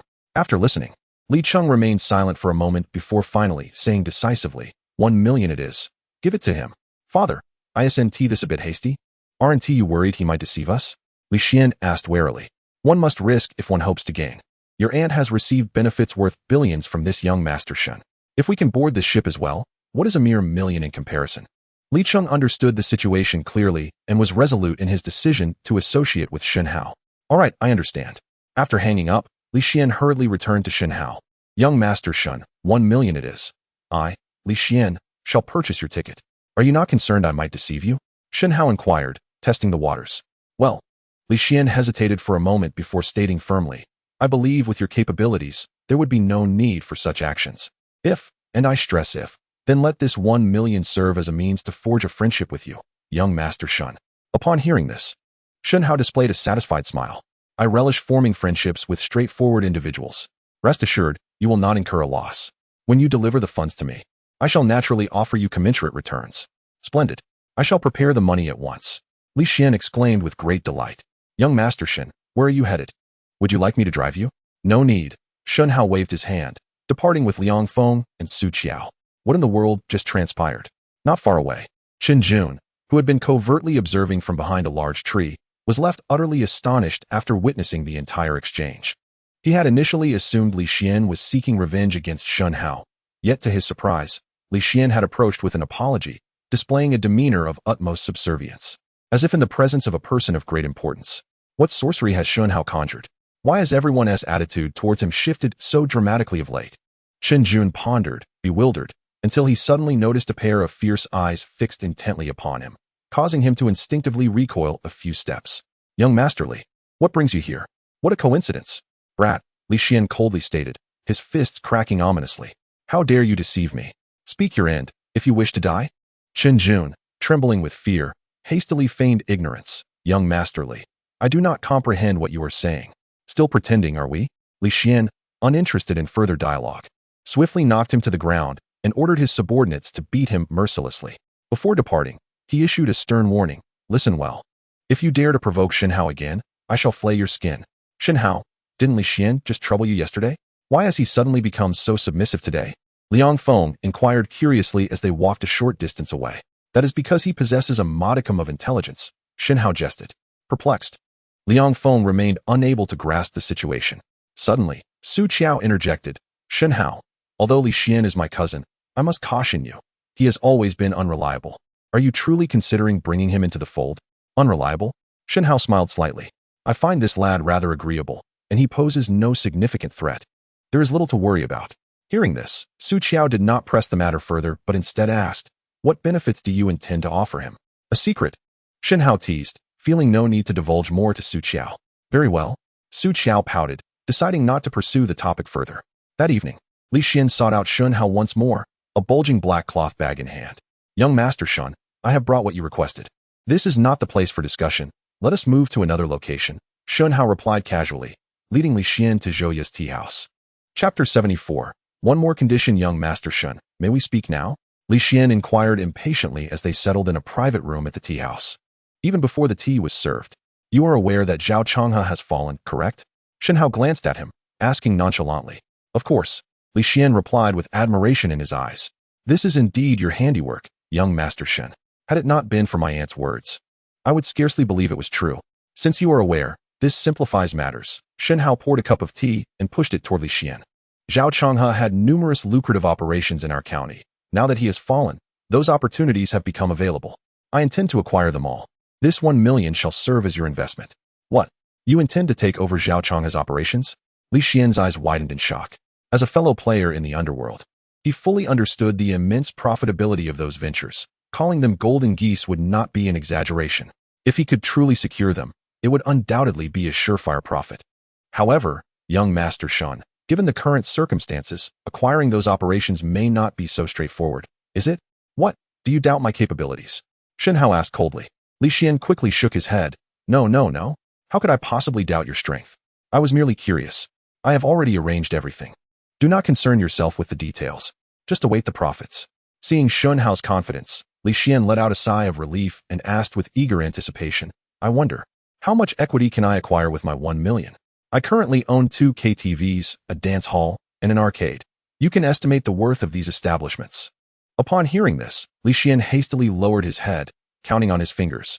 Based on his understanding, these venues combined could be valued at several million, though he could not ascertain the precise figure. All right, stop calculating. Shen Hao interrupted his thoughts. Since you intend to join my venture, we are now allies. And I shall be frank with you. I acquired these establishments for a total of 3 million. With your investment of 1 million, you would normally receive 30% equity. However, I am not one to shortchange those who stand by me, So I will grant you an additional 5 percentage points. That means 35% equity, correct? Li Xian asked, barely concealing his excitement. It was worth noting that when Zhao Changhe owned these establishments, they collectively yielded a net profit of at least several hundred thousand each month. At this rate, he could recoup his initial investment and start generating profit within 6 months. Such a lucrative opportunity would make anyone envious. Tell me, does this ticket to the venture seem worthwhile? Shen Hao asked gravely. Li Xian quickly responded, absolutely. It is exceedingly worthwhile. Encountering you, Shen Hao, is truly a stroke of fortune. I am also grateful that you have overlooked past grievances to offer me this splendid opportunity. Rest assured, I, Li Xian, will follow your lead unfailingly. If you direct me east, I shall not dare to venture west. Shen Hao waved his hand. Not so fast. Before we proceed, you must assist me with a task. What task? I am at your service. Li Xian stood tall, ready to demonstrate his willingness to go to great lengths for Shen Hao. Shen Hao rose and leaned in to whisper instructions in his ear. Understood. I will ensure it is executed flawlessly. Li Xian promised earnestly, his eyes darting with determination. Very well, you may return for now. I have other appointments. Shen Hao gestured with his hand. Li Xian dared not linger, handing over the money to Shen Hao before departing the tea house. Not long after his departure, a series of knocks echoed at the door. Come in. A tall and robust figure strode into the room. It was none other than Officer Zhou Long, now dressed in plain clothes. Officer Zhou, you arrived swiftly. I was nearby and rushed over immediately upon receiving your message, Zhou Long replied, taking a seat opposite Shen Hao. You summoned me urgently. Is there something amiss? Shen Hao placed the bag left by Li Xian on the table and tapped it. Here is 1 million in cash. Zhou Long nodded. You managed to gather the funds so quickly? Surprise etched across his face. Through Zhou Long's efforts, the authorities had agreed to sell the venues, previously slated for auction, to Shen Hao for merely 1 million, as a reward for his significant contributions. After a prolonged struggle against Zhao Changhe, Shen Hao had only a few thousand left, insufficient for his capital. Thus, he had orchestrated a ruse, prompting Li Xian to provide the investment needed. Thus, not only did he successfully acquire 65% of the shares without any investment, but he also inadvertently provided Zhou Jun with a capable ally, making it a truly fortuitous endeavor. A mere 1 million, hardly an astronomical figure, should not astonish Officer Zhou. Shen Hao responded with a calm smile.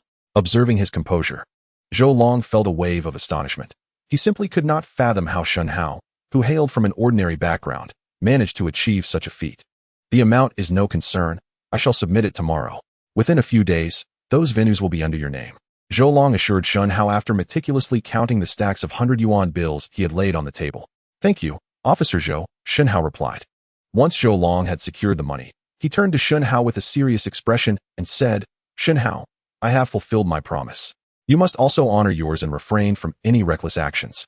Otherwise, do not blame me for lacking compassion. Rest assured, Officer Zhou, Shen Hao replied, patting his chest in assurance. Zhou Long wasted no more time and departed the tea house with the money. Chapter 75. Zhou Jun's ascendancy in just a few days. Those venues successfully transitioned into Shen Hao's ownership. He promptly began to integrate his internet cafes with those of Zhao Changhe. Thanks to affordable pricing and an array of innovative events and services, the business thrived beyond expectation. Shen Hao, I just calculated it. In just one day, the combined revenue of the internet cafes has exceeded 10,000 yuan. I nearly fainted from the numbers. In the evening, Zhou Jun, temporarily overseeing the management of the cafes, rushed to report the results to Shen Hao. Shen Hao glanced at the hastily scribbled ledger in Zhou Jun's hands and could not help but chuckle. After a moment, he replied with utmost calmness, what is this sum? The figures in the future will likely be so vast that you won't be able to comprehend them. Is it truly that exaggerated? Zhou Jun blinked, unable to envision the heights Shen Hao would eventually reach. Yet, for him, his current life was already quite splendid. Zhou Jun, you need not concern yourself with the internet cafes any longer, Shen Hao suddenly stated. Zhou Jun was taken aback and half-jokingly said, what? Do you intend to discard me now that I have served my purpose? Do you believe I am that kind of person? Shen Hao replied with a serious demeanor. Of course not. Zhou Jun patted his shoulder and asked, so, what else do you need me to do? A good thing, Shen Hao teased. Zhou Jun, impatient by nature, furrowed his brow and exclaimed, oh Shen Hao, stop being mysterious and just tell me. Leaning in to whisper, Shen Hao's words caused Zhou Jun to jump back in shock. Shen Hao, you cannot be jesting. With my abilities, how could I manage such a large operation? I say you can, and thus you shall, Shen Hao replied without hesitation. Since you have faith in me, I shall give it a try, Zhou Jun said after a moment of silence, gritting his teeth. He had always aspired to reach such heights, yet he had not anticipated that this day would arrive so swiftly and unexpectedly. Rest assured, my brother, I will not leave you without reward. Once those venues reopen, I shall grant you 20% of the shares, Shen Hao promised, presenting an enticing offer. What? This is too much, Shen Hao. Zhou Jun was taken aback. The income from those venues constituted a significant sum. How could I possibly take so much money from you? Indeed, it is a considerable amount, but you are my brother, and it is worth this price, Shen Hao replied with a smile. Enough of the chatter, just take it. Zhou Jun, Shen Hao interrupted directly, preparing for the evening banquet, and you must accompany me. What banquet? Zhou Jun inquired with curiosity. You will know once we arrive. At 7 o'clock in the evening, Shen Hao brought Zhou Jun to Yipin Xian. Upon entering the private room, they were greeted by the sight of Xiaohong Mao, Zheng Biao, and several of their underlings standing up in unison. Young Master Shen, you have arrived. Shen Hao waved his hand, indicating there was no need for formality among comrades. They should sit down. I have called you all here today. Firstly, to express my gratitude for your assistance in bringing down Zhao Changhe. Before Shen Hao could finish his sentence, Xiaohong Mao immediately stood up, beaming with enthusiasm. Not at all.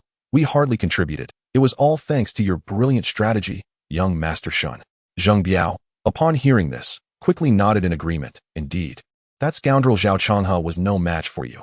We dare not claim any credit and must thank you for providing us with a clear path forward. Shen Hao refrained from responding. Once they had finished, he continued, having concluded the first matter, there is a second. I have taken control of most of Zhao Changhe's venues, and I will entrust all related affairs to Zhou Jun. You all should follow him diligently from now on. What? Follow Zhou Jun. Upon hearing this, Xiaohong Mao and the others lost their composure. They had no objections to following Shen Hao, given his strength, but to follow Zhou Jun was somewhat disconcerting. Do you have any objections? Before they could voice their concerns, a loud shout came from outside the door. Everyone looked up to see Li Xian swaggering in. Li Xian? What brings him here? Zheng Biao, who had some prior acquaintance with Li Xian, quickly stood to greet him. Young Master Li, long time no see. What brings you here today? Li Xian merely glanced at him before turning to greet Shen Hao, then walked over to Zhou Jun, putting his arm around his shoulder. I am here for no other reason than to inform you all that from now on, Zhou Jun is my elder brother. Anyone who dares to oppose him will be opposing me, Li Xian. What? Li Xian, the scion of the Li family, wielded considerable influence in the county, and yet he was submitting to Zhou Jun? How could this be possible? The crowd stood in stunned silence, their resolve beginning to waver. Little did they know, this entire scenario had been meticulously orchestrated by Shen Hao. He had anticipated their discontent, which is why he had arranged for Li Xian to play this role, aiding Zhou Jun in his ascent. Chapter 76. 2 paths before you, brothers. Allow me to say a few words. Seizing the opportune moment, Zhou Jun, who had received guidance from Shen Hao, stood up. I am aware that my youth and lack of experience may cause some discontent among you. However, I fully comprehend the significance of integrity in our endeavors. In this recent undertaking, each of you has contributed immensely. Regardless of whether you choose to follow me in the future, I, Zhou Jun, will ensure that you are not wronged. To be candid, Shen Hao has granted me a 10% stake in several establishments, and I am willing to distribute the entirety of it among you. Is this truly the case? Upon hearing this, the crowd was taken aback, their eyes fixed intently on Zhou Jun. Without hesitation, Zhou Jun affirmed, indeed. I have already prepared the contract for the transfer of shares. This declaration deeply moved Xiaohong Mao and Zheng Biao, who had long endured oppression from Zhao Changhe. They never anticipated such generosity from Zhou Jun. Zhou Jun, I had no idea you possessed such loyalty at such a young age. I, Zheng Biao, am truly impressed. From this moment forward, you shall be my leader. After exchanging glances, Zheng Biao was the first to rise, his expression one of humility. Seeing this, Xiaohong Mao eagerly stood as well, sincerely declaring, Zhou Jun, or rather, Brother Jun, I too am in awe, as we are all brothers. There is no need for such formalities. Come, let us toast together. Everything is contained within this cup. With the atmosphere shifting positively, Zhou Jun breathed a sigh of relief, exchanged a few pleasantries, and promptly raised his glass. After dinner, as the group remained unfulfilled, they relocated to a nearby bustling eatery to continue their revelry. Shen Hao initially resisted the idea, but ultimately succumbed to their enthusiasm and joined them. Just as he settled in, he turned and spotted a familiar figure sitting alone in a corner, drinking and mumbling to himself. Upon closer inspection, he realized it was none other than Li Ming, the former owner of Lingyun Internet Café. Planning to approach him at a more opportune moment, Shen Hao was surprised to encounter him here. With a quick glance, he seized a bottle of liquor and made his way over. To his astonishment, Shen Hao had truly managed to bring Zhao Changhe to ruin. And now the internet cafe business thrived. It was indeed enviable. Envy is futile. That is merely a testament to his capabilities. Had I been in his position, I would have likely succumbed to Zhao Changhe long ago. Li Ming mumbled to himself, pouring another glass, just as a familiar voice interrupted him from behind. Bossly, why are you drinking alone? Instinctively turning at the sound, Li Ming stood up hurriedly upon seeing Shen Hao. Shen Hao, oh no, I mean Boss Shen. What brings you here? I'm with a few friends. Upon seeing you here, I thought I'd come over to say hello. Would you mind if I joined you? Shen Hao replied with a smile. Of course not, Li Ming said, moving a chair for Shen Hao. Unfazed, Shen Hao took a seat, clinked glasses with Li Ming, and then suddenly fixed him with a penetrating gaze. Boss Shen, do you have something to discuss? Li Ming asked nervously, sensing the tension. Shen Hao finally spoke. To be honest, do you now regret selling the internet cafe to me? Me? How could that be? Li Ming hastily replied with a grin. Bringing down Zhao Changhe was entirely your achievement, Boss Shen. If you hadn't stepped in to take over, I would have likely suffered irreversible losses. Bossly, Shen Hao inquired tentatively. May I ask what your plans are moving forward? Li Ming shook his head, expressing uncertainty. I had considered opening another small internet cafe. But now that all the cafes in our county are under your control, it seems both ungracious and impractical for me to venture out. Hearing this, Shen Hao smiled slightly. Bossly, I have always admired your capabilities. If you were to continue in the internet cafe business, I am certain you would achieve significant success. It would indeed be a pity to cease your endeavors. He continued, if you are willing, I can present you with two options. What are the two options? Li Ming asked, momentarily taken aback. First, you invest 200,000, and I will return Lingyun Internet Cafe to you. Second, you can join me. And I assure you will not be at a disadvantage. Shen Hao replied without hesitation. Join you? Are you suggesting that you want me to help manage your existing cafes? Li Ming inquired, puzzled. Not quite. Shen Hao shook his head directly. Then what exactly do you want me to assist you with? Li Ming queried, slightly bewildered, unable to fathom his potential usefulness to Shen Hao. Shen Hao, not one to beat around the bush, stated plainly. I am planning to expand and transform my internet cafes into a chain. Given your experience in this area, you could be of great assistance. A chain of internet cafes? Li Ming was momentarily taken aback, murmuring, Aoyang mentioned this to me as well. Aoyang. Shen Hao feigned curiosity. Oh, Aoyang is my cousin who runs an internet cafe in the city. He tends to be somewhat whimsical, Li Ming explained, regaining his composure. He has approached me multiple times about collaborating to establish a chain of cafes. Is that so? It seems your cousin and I share a similar vision. Shen Hao chuckled. In truth, his primary interest lay not with Li Ming, but rather with his cousin, Shan Liang. Boss Shen, you jest. That lad hardly qualifies as a hero. He merely harbors some impractical ideas, Li Ming remarked casually, clearly unimpressed by his cousin. He quickly added, please do not misunderstand, Boss Shen. I am not referring to you. With your capabilities, you can undoubtedly make this venture a success. Shen Hao, unfazed, recognized that the ambitions he proposed were indeed quite grand for Li Ming. Bossly, you flatter me. Shen Hao waved his hand dismissively. However, in this era, there is gold to be found everywhere. As long as one dares to dream and act, anyone can seize the opportunity to become a hero, provided they first have a vision. Anyone can become a hero? Li Ming was momentarily taken aback. Though he did not fully grasp the concept, he felt an implicit truth in it. While he pondered this, Shen Hao continued, Bossly, I am resolute in my intention to establish a chain of internet cafes. Since your cousin also shares this vision, why not have him join me as well? Boss Shen, you wish to recruit that lad? Li Ming exclaimed, his expression one of astonishment as he gazed at Shen Hao. Precisely. Li Ming fell into a moment of contemplation, a troubled expression gracing his features as he addressed Boss Shen. You do not understand my cousin. He has always been wild and restless since childhood. I fear that when the time comes, I may not be able to assist you and instead become a source of trouble. To be frank, Bossly, today I sought to recruit him on my own accord. Regardless of the outcome, I will not hold you accountable. In truth, I have a penchant for individuals with such spirited and untamed natures. Shen Hao interrupted Li Ming, almost revealing that his true desire was to recruit his cousin. The reason for Shen Hao's insistence on bringing Dan Liang into the fold was singular, to climb higher upon the shoulders of giants. In his previous life, Dan Liang had been the founder of a large chain of internet cafes. He embarked on his entrepreneurial journey in 2004, initially facing skepticism and setbacks, but ultimately gaining the favor of a renowned domestic investment firm. Within a mere 3 years, he expanded his company to thousands of internet cafes, virtually dotting the nation. In 2007, Dan Liang was even honored as an outstanding young entrepreneur in the province. And it was in that issue of the magazine that Shen Hao first encountered his story. In other words, from the moment he decided to take over Lingyun Internet Cafe. Shen Hao's true objective was to leverage Li Ming as a gateway to bring Dan Liang aboard his venture.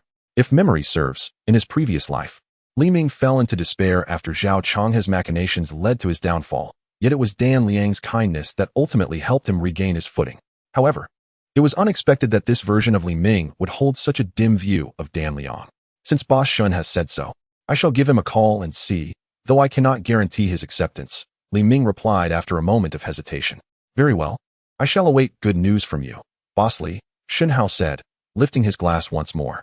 Shen Hao was not particularly concerned about whether Dan Liang would join his ranks, for he understood that Dan Liang was currently in a phase of unrecognized talent. The sudden emergence of a like-minded individual willing to wholeheartedly support him would leave Dan Liang with little reason to refuse. In your presence, I cannot bear the title of boss. Henceforth, please call me Old Li. Li Ming quickly raised his glass, speaking with genuine humility. Agreed, Shen Hao replied with a slight smile, finishing his drink before returning to his own table.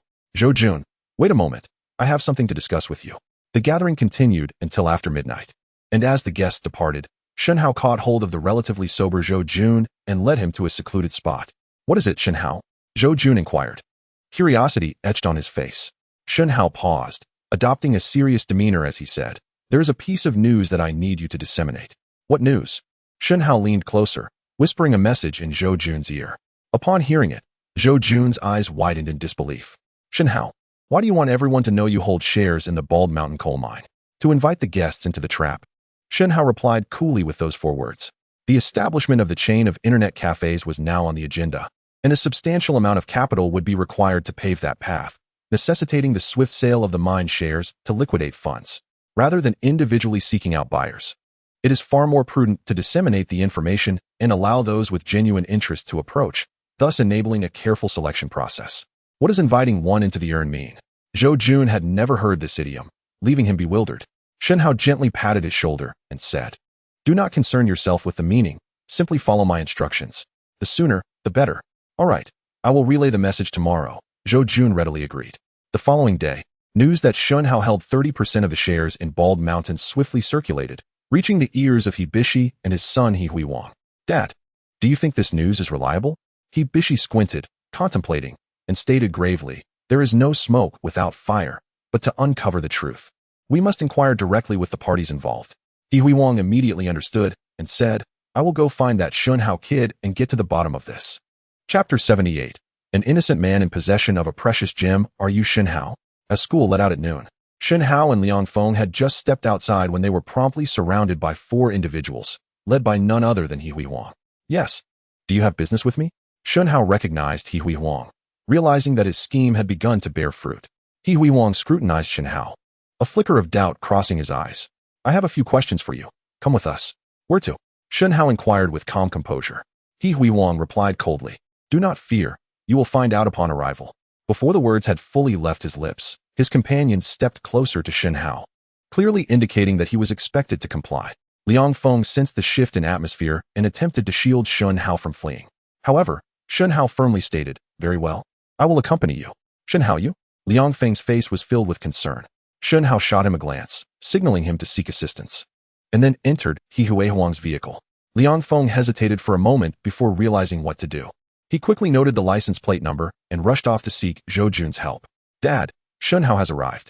He Huiwang brought Shen Hao to an abandoned factory on the outskirts.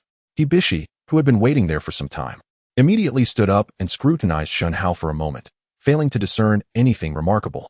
After a brief pause, he bluntly asked, young man, it is being said outside that you possess 30% of the Bald Mountain coal mine shares. Is this true? Indeed, Shen Hao replied without hesitation.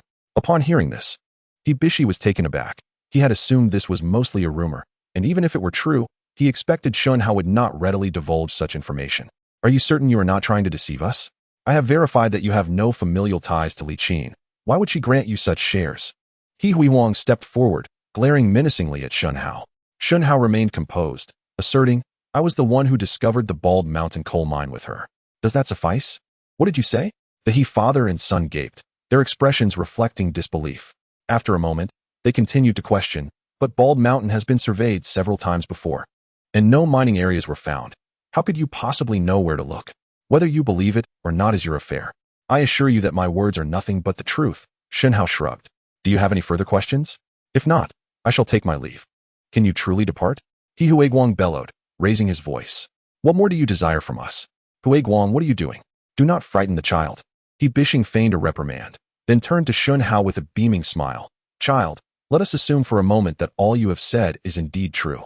However, there is a principle I wonder if you have heard of. What principle? A common man is innocent, yet possesses a treasure at his peril.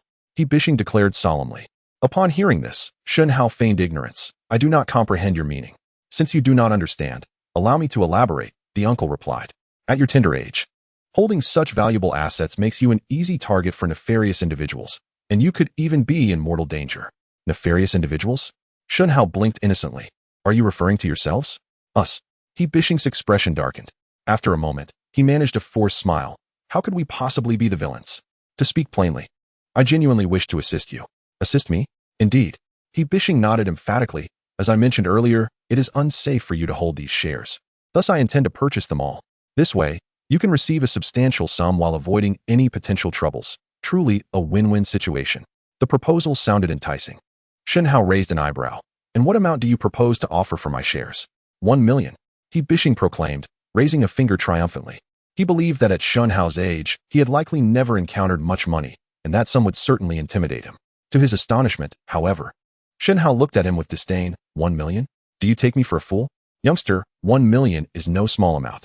He Huiguang shouted from the side. Shen Hao shot him a cold glance, scoffing. You do not genuinely believe I am unaware of the true value of these shares, do you? If you truly desire them, you ought to present some sincerity. He Bishing, realizing his scheme had failed, felt his face darken with frustration, coming to the realization that he had underestimated the youth before him. After a moment, he asked, Then tell me, what price do you seek? Forget it. Your lack of sincerity is evident. I shall not waste any more time, Shen Hao replied thoughtfully. In truth, the He family had never been part of Shen Hao's considerations. Upon hearing this, He Huiguang was furious. You little brat, are you toying with us? Do you dare to threaten me? Threaten you? Shen Hao chuckled derisively. Even if you were to end my life, you would gain nothing from it. He Huiguang was rendered speechless. He Bishing, however, darkened his expression and threatened. It seems you are quite a tough nut to crack. Very well, I shall confine you here without food or water, and we shall see how long you can maintain your bravado. Upon hearing this, He Huiguang immediately ordered his men to fetch some ropes. Just then, a tremendous crash reverberated as the factory door slammed to the ground. Chapter 79. The uninvited guest. What is happening? The He father and son were taken aback, looking up to see a throng of people rushing into the factory, led by none other than Zhou Jun and Liang Feng. Shen Hao, are you all right? Liang Feng rushed forward, concern etched on his face. I am unharmed. Shen Hao waved his hand dismissively, remarking that the two individuals were overly enthusiastic, insisting on keeping him there, and even suggesting they would bind him and leave him hungry for 3 to 5 days. What? Upon hearing this, Zhou Jun's face flushed with indignation. You bunch of scoundrels, how dare you attempt to bind my elder brother? In that case, I shall see to it that you all are tied up here and starved for a few days. With that, his companions surged forward, encircling he and his son along with their subordinates. What do you intend to do? Do you know who we are? Be cautious, or you will regret it. He Huiguang shouted hoarsely, but the overwhelming numbers on the opposing side rendered his bravado somewhat feeble. No matter who you are bound. Zhou Jun commanded, and his group immediately pounced, using the ropes intended for Shen Hao to secure he and his son firmly. You brats, you have some nerve. Just wait until I deal with you. He Huiguang bellowed as Shen Hao's group prepared to leave. Zhou Jun turned back, his expression fierce. Very well. I am Zhou Jun. If you have the guts, come and settle the score with me. If you dare to lay a hand on Shen Hao again, I will ensure your demise. Zhou Jun. The name sounded vaguely familiar to He Huiguang. After Shen Hao and his companions departed the factory, he suddenly recalled something. Damn it, how dare you bind me? You are doomed. He Bixing struggled and cursed, his fury palpable as he realized that, given his status, being bested by a group of youngsters was a bitter pill to swallow. Father, this debt may not be so easily settled, He Huiguang suddenly remarked. What do you mean? He Bixing asked tentatively. That fellow named Zhou Jun. I remember who he is, He Huiguang said, his brow furrowed. Who? the son of Officer Zhou Long from the Municipal Police Department. What? He Bixing's eyes widened in shock. Officer Zhou Long had recently solved several major cases and had been promoted to deputy chief, making it quite challenging for He Bixing to confront Zhou Jun. Moreover, He Wang continued, I have heard that Zhou Jun has recently taken over several establishments previously managed by Zhao Changhe, commanding at least 100 individuals. He is now a prominent figure in our county. This revelation left He Bixing even more astonished. I truly underestimated that Shen Hao. I never imagined he had such formidable connections. It seems we are destined to suffer a silent loss this time. He Wang's face was filled with despondency. Upon hearing this, He Bixing's expression turned furious. A silent loss? Absolutely not. By any means necessary, we must reclaim our standing. Otherwise, how can we hold our heads high? While he spoke of reclaiming their honor, his thoughts still lingered on the 3% stake in Shen Hao's possession. We should first contemplate how to leave this place. He Wang said helplessly, realizing there seemed to be no viable way to restore their standing. Ever since the incident at Bald Mountain had been suppressed by Yi Quan, all of He family's previous allies had distanced themselves, severing ties. To challenge Zhou Long and his son, who were currently at the peak of their power, seemed utterly foolish. That evening, Shen Hao returned home, first calling to inquire about his mother's recovery, then lying on his bed, deep in contemplation. In this county, apart from the He family, there are hardly any others who could consume the cake I hold in my hands. I am uncertain who the next visitor might be. If things do not work out, I will likely have to seek opportunities elsewhere. While lost in thought, a sudden knock at the door interrupted his musings. Shen Hao snapped back to reality and glanced at the time, pondering why anyone would come knocking at his door at this hour. After a brief hesitation, he swung his legs over the bed and swiftly descended the stairs. Upon opening the door, he was met by a stout man clad in a white shirt and black trousers, standing rigidly before him. Are you Shen Hao? The man asked in a deep voice. Shen Hao scrutinized him closely, almost certain that he was an unexpected visitor, yet he felt no concern that he was sent by the He family seeking revenge. After leaving the factory, he had called Zhou Long to explain the situation, and it was no surprise that Zhou Long had already confronted He Bijian and warned him. For the foreseeable future, the He family would not dare to act recklessly. What brings you to me? Upon confirming Shen Hao's identity, the man immediately gestured towards a black sedan parked in the vacant lot behind him. My boss wishes to see you. I kindly ask that you accompany me. Shen Hao followed his gaze and noticed a vehicle with a bomb license plate from the city, clearly indicating that the visitor was of considerable stature. Given the circumstances, he had no choice but to nod and follow the man. To Shen Hao's astonishment, the car ultimately came to a halt outside Zhou Ye's tea house in the county. Aunt Zhou, he greeted as he entered the tea house, deliberately making his way to the counter to acknowledge Zhou Ye. Shen Hao you. Zhou Ye, noticing the unease on his face and the imposing man following him, quickly grasped the situation. Once they entered the private room, she promptly made a call to Zhou Long. Inside the private room sat a portly man with slicked back hair who bore a familiar countenance, though Shen Hao could not immediately recall his identity. Boss, this is Shen Hao, the man who had brought Shen Hao reported. The man finally lifted his gaze, slightly taken aback. So young? Are you sure it's not a mistake? Indeed. Shen Hao replied, asserting his presence. Observing his calm demeanor, the man could not help but smile. Please, have a seat. Shen Hao took a seat directly opposite him without hesitation. Allow me to introduce myself. My name is Pan Sheng, and you may call me Mr. Pan. Pan Sheng. Upon hearing the name, Shen Hao finally recalled who he was. This Pan Sheng had established himself in the coal mining industry and was now among the top few tycoons in their city. Moreover, if memory served him right, this individual seemed to have some entanglement with Zhao Changjiang, who, in a previous life, had faced downfall, dragging Pan Sheng into the fray as well. Realizing this, Shen Hao began to comprehend the purpose of Pan Sheng's visit. Do you know why I sought you out? Pan Sheng poured a cup of tea and slid it towards Shen Hao. I heard that Zhao Changhe was brought down by you. I didn't expect someone of your youth to possess such remarkable skills. Pan Sheng deftly shifted the topic. Shen Hao chuckled. Zhao Changhe has committed numerous wrongdoings. His downfall is merely a consequence of his own actions. Consequences of his actions?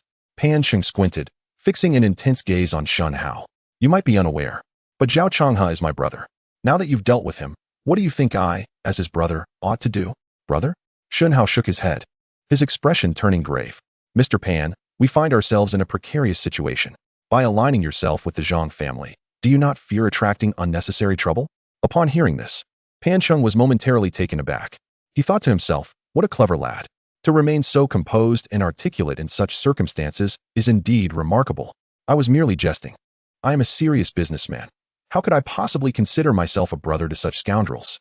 After a moment, Pan Sheng regained his composure, waved his hand, and chuckled. In truth, I sought you out for a different matter. You are referring to the Tupo Mountain coal mine, correct? Shen Hao replied succinctly. Pan Sheng was once again startled. You guessed it? Was there any need for guessing?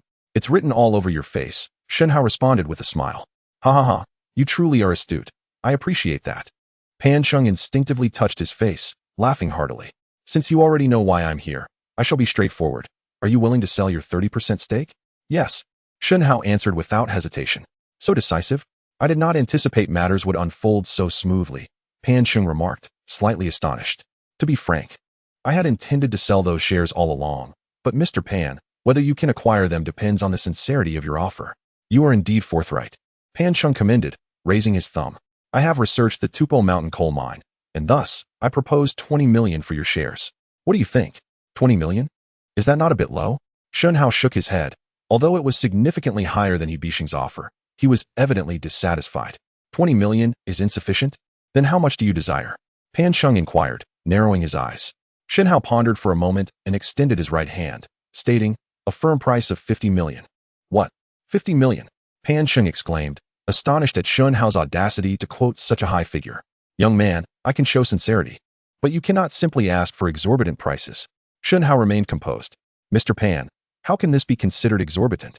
Allow me to present the facts. The Tupo Mountain coal mine has an annual output of at least 300,000 tons. At current prices, the annual net profit exceeds 10 million, and you would receive a share of 4 to 5 million. Over 30 years, that amounts to over 100 million. Moreover, coal prices rise each year, a reality you must be more aware of than I. The future profits will only increase. Furthermore, my 30% stake is a dry share. You need not worry about the initial establishment of the mine. Simply await your dividends. With such a lucrative opportunity, do you still consider 50 million excessive? As Shen Hao laid out his reasoning, Pan Sheng could not help but marvel. It was hard to believe that the young man sitting across from him was merely 18 or 19 years old. Mr. Pan, I have stated my price and laid out my arguments. The decision is now yours to contemplate. However, do not blame me for not warning you. Good opportunities wait for no one. With this remark, Shen Hao rose, feigning an intention to leave. Seeing this, Pan Sheng swiftly gestured for him to wait, exclaiming, Hold on. Hold on. We have not concluded our discussion yet. By saying this, it seemed that General Manager Pan was willing to accept my offer. After careful consideration, Pan Sheng finally nodded gravely. 50 million it is. Less profit is better than no profit at all. However, I currently do not possess that much cash. Perhaps you could wait for a few months while I gather the necessary funds? A few months? Shen Hao could not afford to wait. General Manager Pan, I perceive you are a straightforward individual. Kindly inform me of the amount you are able to provide at this moment. The liquid assets I can manage to procure amount to 30 million, Pan Sheng replied without hesitation. 30 million, yet that still leaves a deficit of 20 million. I must devise a method to secure the entire sum at once to avoid prolonged uncertainty. Shen Hao rested his chin on his hand, contemplating a strategy. Chapter 81. A fortuitous encounter. How about this, General Manager Pan? After a moment of deep thought, an idea struck Shen Hao. You provide me with 30 million in cash. And for the remaining amount, we could consider alternative forms of compensation. Alternative forms of compensation? Pan Sheng blinked in curiosity. Indeed, such as antique calligraphy and paintings, idle properties, or company shares. Pan Sheng scrutinized Shen Hao, realizing that this young man possessed a remarkable acumen for business, almost as clever as a monkey. However, as matters had progressed to this point, he genuinely wished to acquire shares in Tupo Mountain, and thus he nodded in agreement. The items you mentioned, antique calligraphy and paintings, I have never been interested in or collected. As for the company shares, those under my name are indeed inconvenient to transfer. However, I do have some idle properties, though I am uncertain if they might pique your interest. In that case, General Manager Pan, why not list these items for me to peruse? Shen Hao was unreserved as he handed Pan Sheng a pen and paper from the table. Pan Sheng furrowed his brow slightly, but accepted the materials, contemplating while he wrote. Minutes later, he presented Shen Hao with a list. Glancing at the paper, Shen Hao noted it was densely filled with dozens of items, encompassing real estate, commercial spaces, factories, and even vacant land. It was undeniable that Pan Sheng was among the first affluent individuals in the city, showcasing considerable financial strength. Little brother, the items I can offer are nearly all listed here. Take a look. Shen Hao nodded and sat down, studying the list while circling the properties he favored. His first choice was a villa located on North Street in Jiangbei County. covering nearly an acre with over 600 square meters of construction. In the county, it could undoubtedly be classified as a luxury residence, though currently, it was valued at only 1 or 2 million. He chose it because in his previous life, he had always dreamed of providing his parents with a home of their own, a wish that remained unfulfilled until now. Following that, he circled several commercial properties, all located within their county. If fully leased, they could generate an income of around $10,000 a month, ensuring his parents would never have to worry about their livelihood again. Having resolved his parents' issues, Shen Hao began to contemplate his own future. The single-story office building located in the heart of the city appeared quite promising. Once the chain internet cafe project officially commenced, it would be imperative to register a parent company, rendering this property useful in due course. Furthermore, following the year 2008, with property prices soaring, its value would undoubtedly appreciate as well.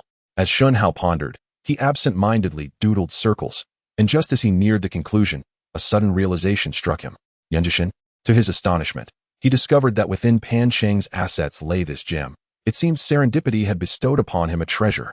Yanjishan, a stretch of desolate hills situated in the eastern suburbs of the city, spanned several hundred acres but, at present, held little worth, if one were to quantify it. Perhaps a few million at most based on its land area. However, by early 2004, a little over 6 months hence, the city planned a reform that transformed this hill into a cemetery, accompanied by the establishment of a large funeral home. Although the cemetery and funeral industry might sound intimidating, it is, in fact, a highly lucrative sector.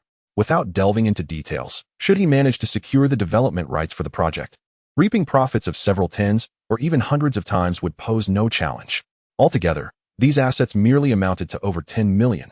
Thus, he needed to acquire something additional. After a rough estimate, Shen Hao revisited his selections and ultimately circled an abandoned factory with 2 production lines. Recalling from memory, this factory's area had yet to undergo redevelopment, but he felt confident in his ability to transform waste into wealth. Having finalized his choices, Shen Hao submitted the list back to Pan Sheng. Upon scrutinizing it closely, Pan Sheng exhaled a sigh of relief. The items Shen Hao had selected were of little significance to him, valued at no more than 15 million at most. Brother, these items are worth less than 20 million. If you wish, feel free to select a few more. I cannot take advantage of you, Pan Sheng insisted, revealing his principled nature. Other items hold little meaning for me, Shen Hao replied, his eyes glinting with mischief.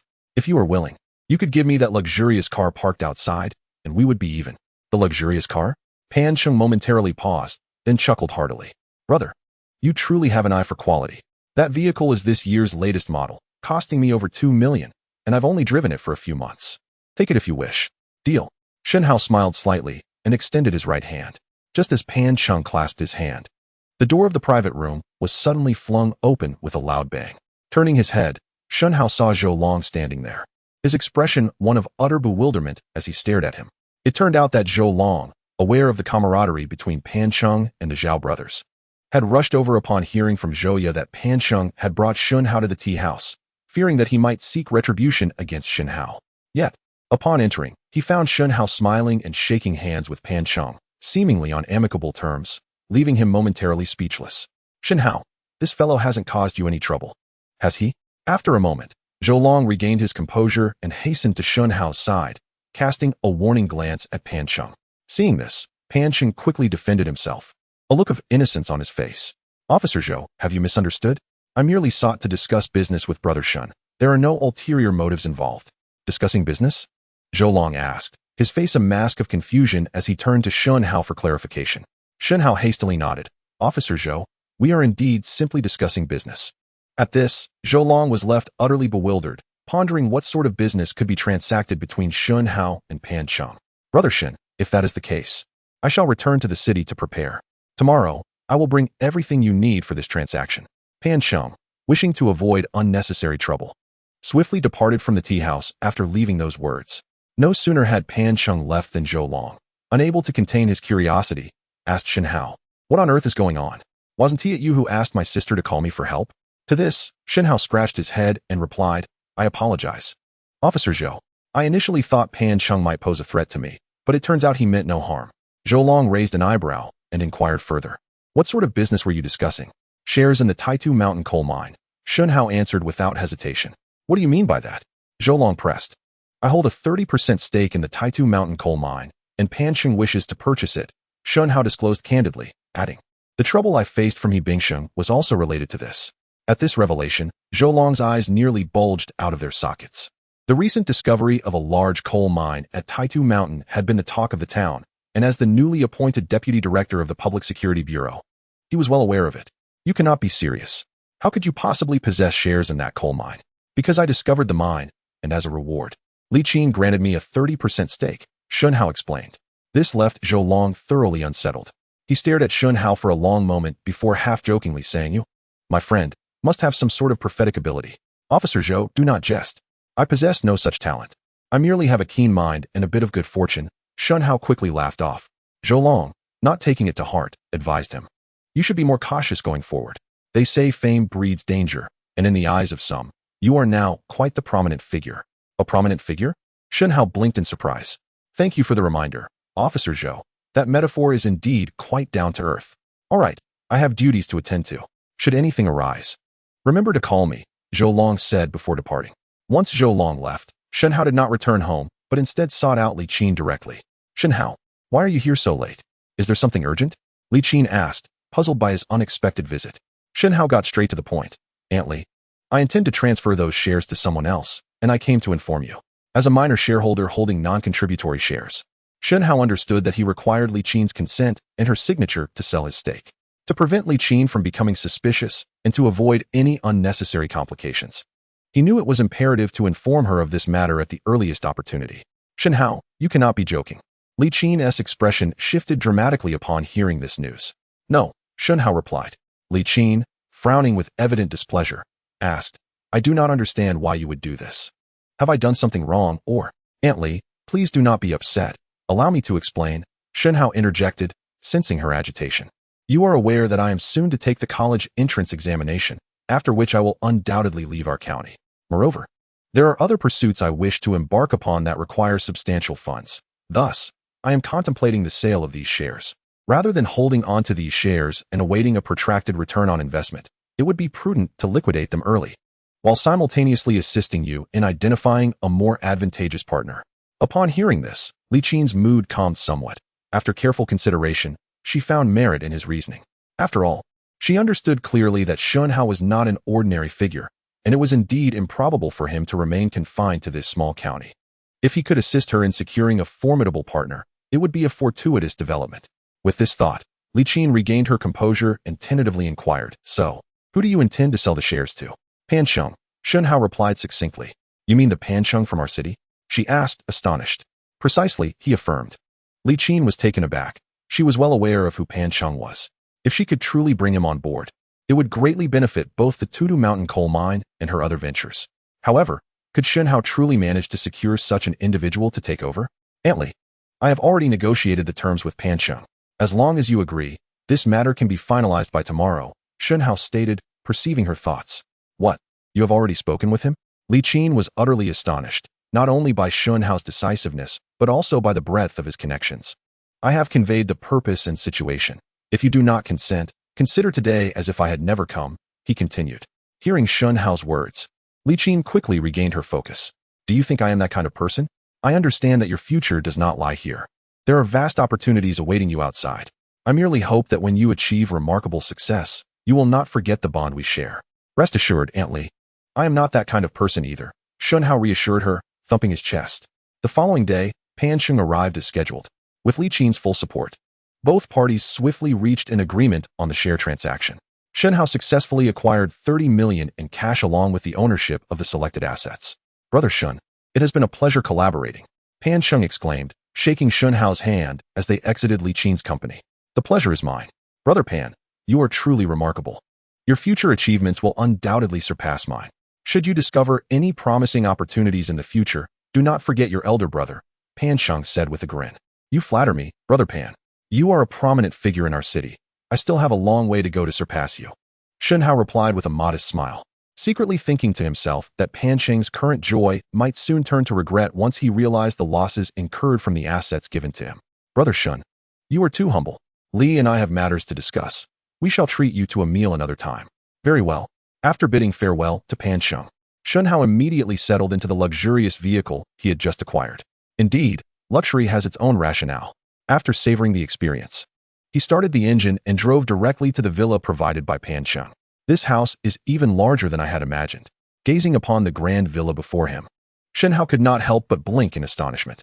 Upon entering, he found it even more opulent than he had envisioned. His parents would surely be overjoyed upon seeing this house. As he indulged in fantasies about their reactions, his phone suddenly rang from his pocket. Upon checking, he discovered it was a call from Li Ming. "Hello, Boss Shun, it's me, Old Li." "Yes, what is it?" Shen Hao inquired tentatively, fully aware that this call was undoubtedly related to Shan Liang, and his heart brimmed with anticipation. "Oh, remember you asked me to reach out to my cousin? I spoke with him yesterday about the situation, and he expressed great interest. He has already arrived in our county. I wonder if you would be available to meet him?" Upon hearing this, Shen Hao exhaled a sigh of relief. His greatest fear was that Shan Liang would not come, but now that he had, the matter seemed all but settled. "Where are you now?" "I will come right away. We're at Lingyun Internet Café. My cousin insisted on coming to take a look, and I couldn't dissuade him," Li Ming replied nervously. "That's fine, I will be there shortly." After hanging up, Shen Hao hurried to the cafe. As he entered, he spotted two individuals pacing like sentinels.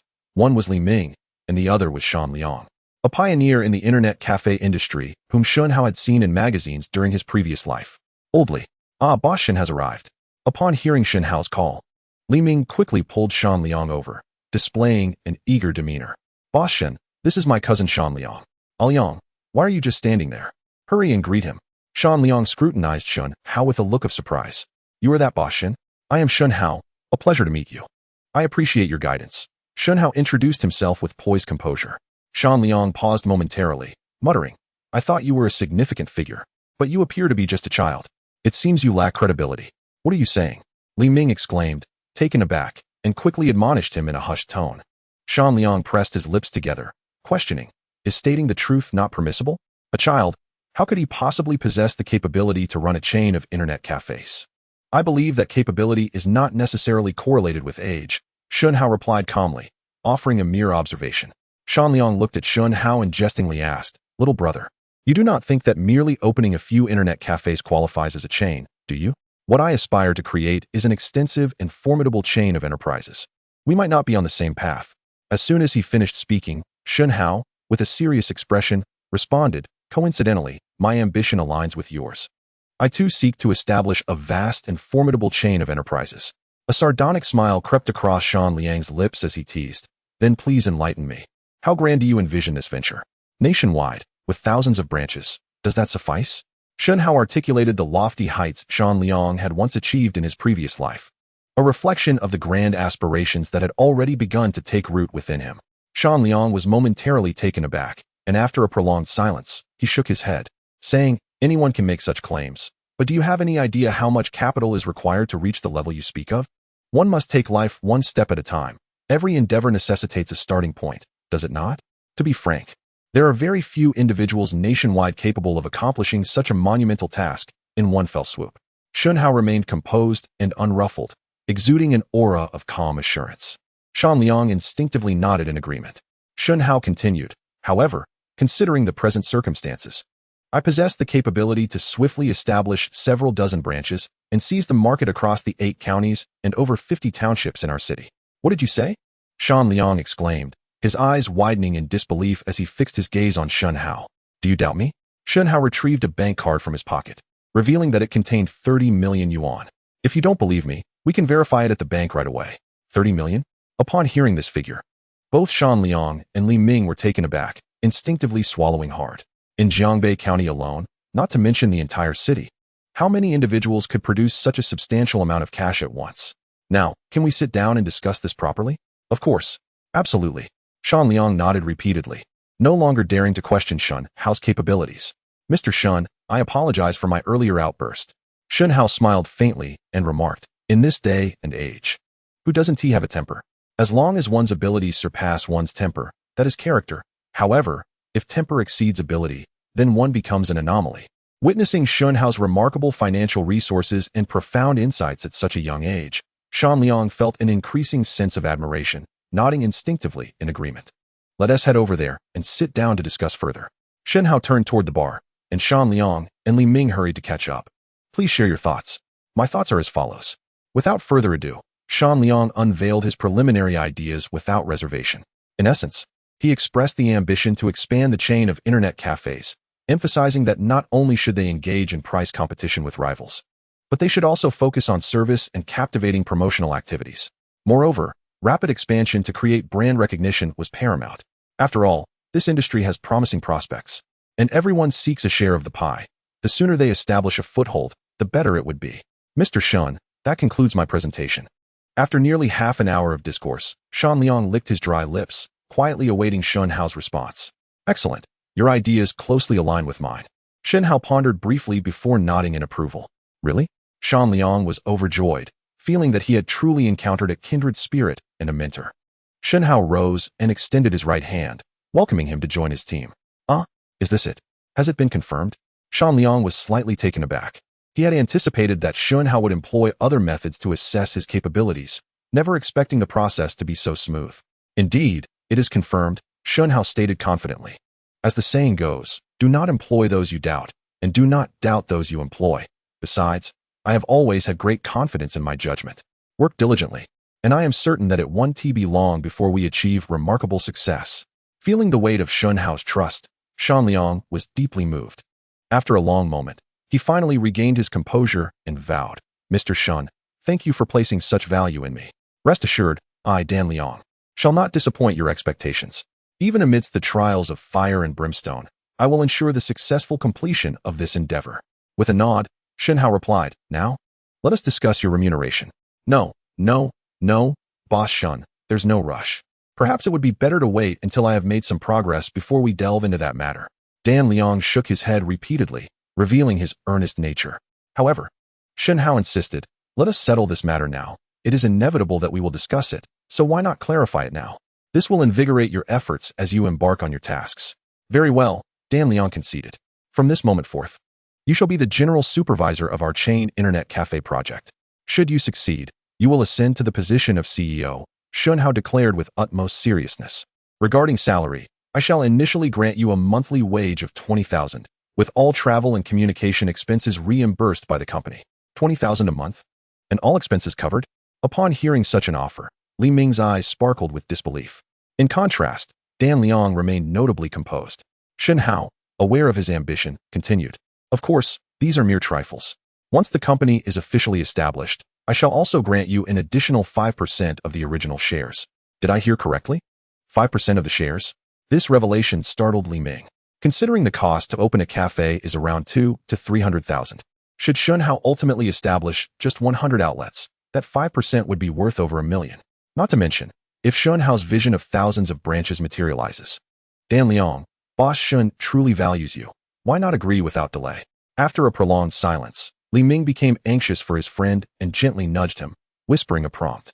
Dan Liang finally returned to his senses, beaming with a radiant smile, and declared, Boss Shen, I shall dedicate my life to you as my employer.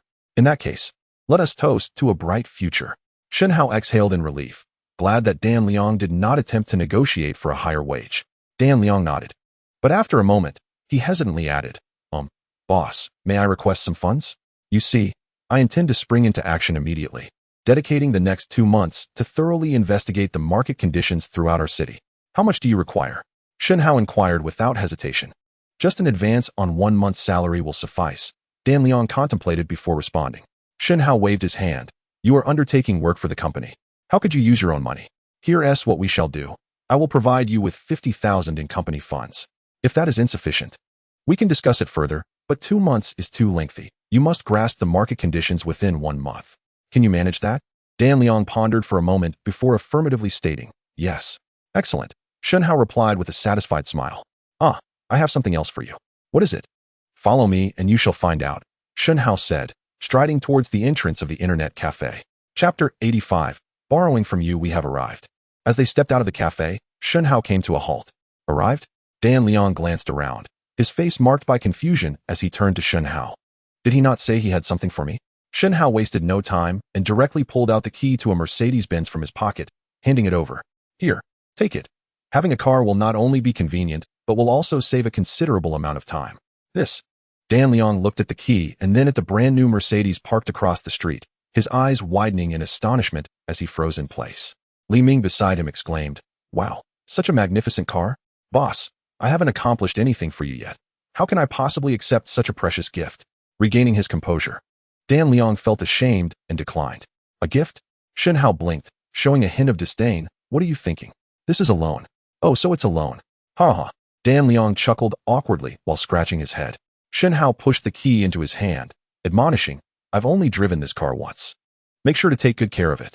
Rest assured, Boss Shen, I am always careful when driving. Dan Liang declared, thumping his chest proudly. Shen Hao then made a trip to the bank, withdrawing the promised 50,000 yuan to hand over to Dan Liang. The boss is decisive. No time to waste. I'm heading home to prepare for action right now, Dan Liang said as he took the money and bid farewell to Shen Hao. All right, upon your triumphant return, I shall host a celebration feast for you.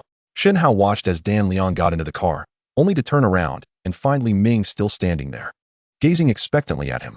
Oh, Lao Li, I almost forgot about you, Shen Hao suddenly realized, pulling Li Ming aside. Lao Li, from now on, you will assist Dan Liang. For the time being, I will offer you a monthly salary of 5,000 plus 1% of the original shares. Does that sound acceptable? Absolutely, absolutely, Boss Shen. Your generosity is remarkable. I, Li Ming, will certainly work diligently and not betray your trust. Although the compensation paled in comparison to Dan Liang's, it far exceeded Li Ming's expectations. He was perceptive enough to realize that Shen Hao truly desired Dan Liang, and he was merely serving as a bridge. Boss Shen, we'll take our leave now. With Shen Hao's promise secured, Li Ming felt completely at ease, quickly settling into the passenger seat of the Mercedes. If all goes well, they should return around the time my college entrance examination concludes. Shen Hao glanced at the date, brimming with anticipation. With all matters now settled, it was time to focus on the upcoming exams. Shen Hao, the college entrance examination is the day after tomorrow. How confident are you? On the eve of the exams, the school had suspended classes to prepare the examination rooms, and Liang Feng chatted casually with him on the way home. What do you mean by confidence? Shen Hao replied with confidence. If it's about getting into top-tier universities like Tsinghua or Beida, that's certainly out of reach, but surpassing the key score should pose no problem. Is it really that impressive? Liang Feng looked astonished. Although Shen Hao's grades were indeed commendable, they were merely at the tail end of the first tier. Considering how busy he had been with business lately, it should have had a significant impact.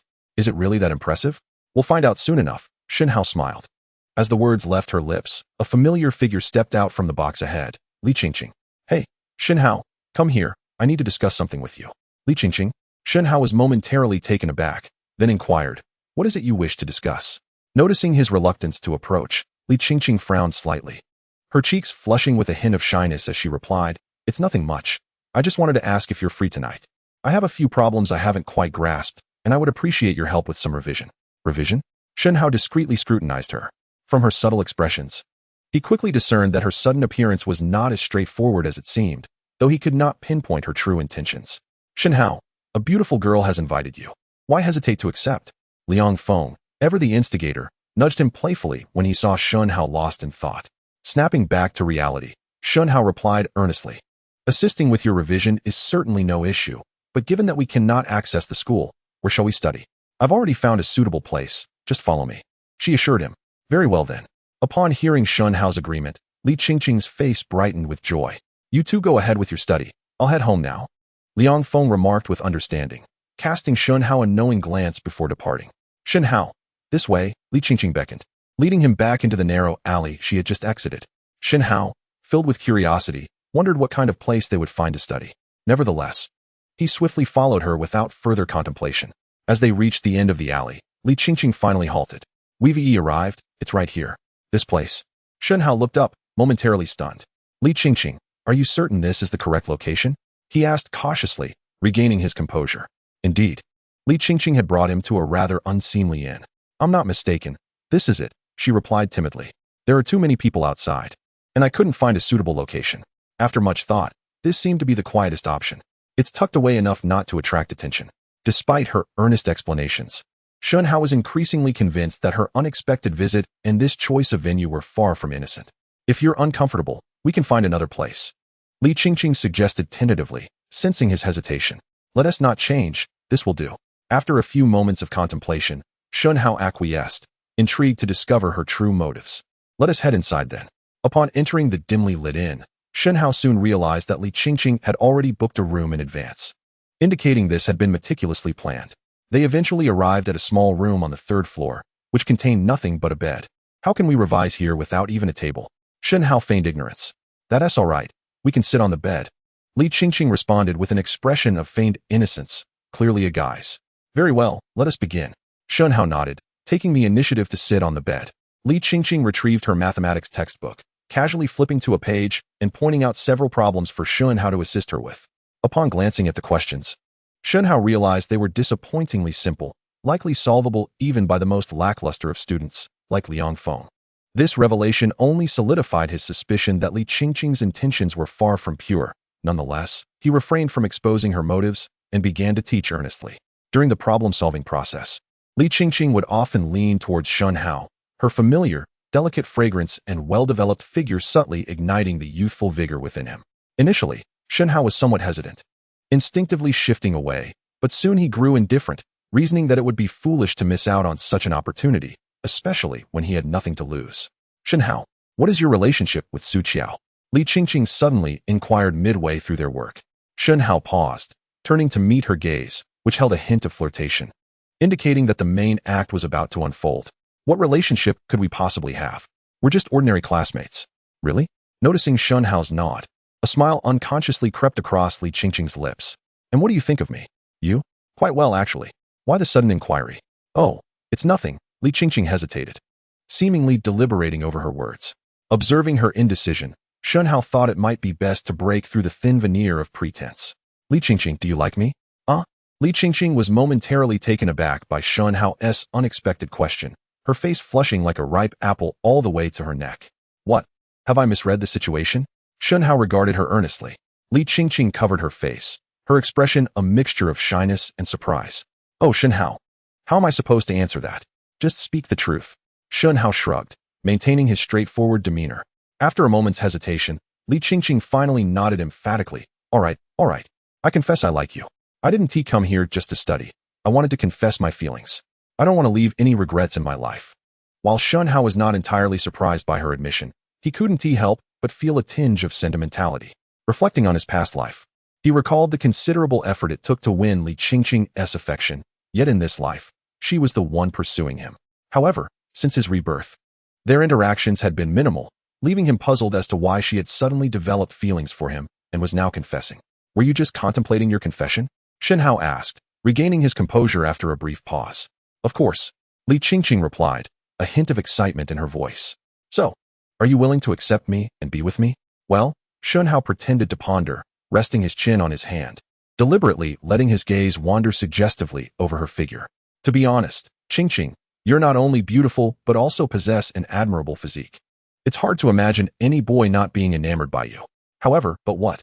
Li Qingqing leaned in closer, anxiously pressing for an answer. I'm quite pragmatic. If you genuinely wish to be with me, mere words won't suffice. You must demonstrate your sincerity to truly captivate me.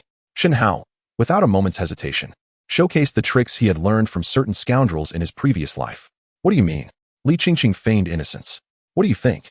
A sly grin played on Shen Hao's lips. Shen Hao, I genuinely wish to be with you, and I am willing to give you everything I have. Li Qingqing shyly uttered these words, then stood up and slowly began to tug at the hem of her garment. Witnessing her behavior, Shen Hao was momentarily taken aback.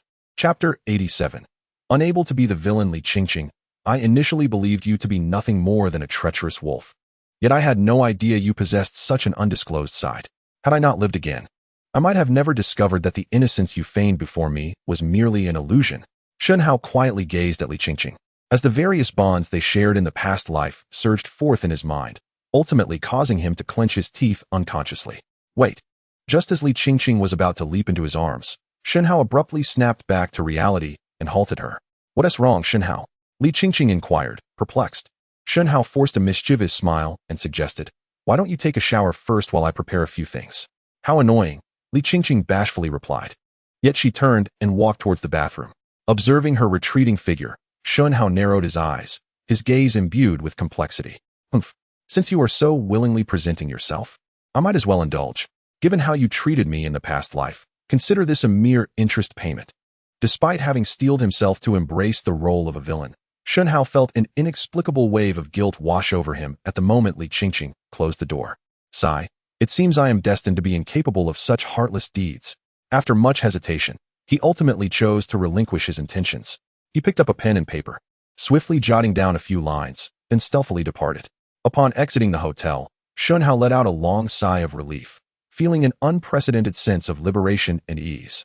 I'm ready, Shen Hao. You should take a shower too. A quarter of an hour later, Li Qingqing emerged from the bathroom, towel in hand. After waiting in vain for a response from Shen Hao, she finally looked up. The room was empty, devoid of Shen Hao's presence. What is going on?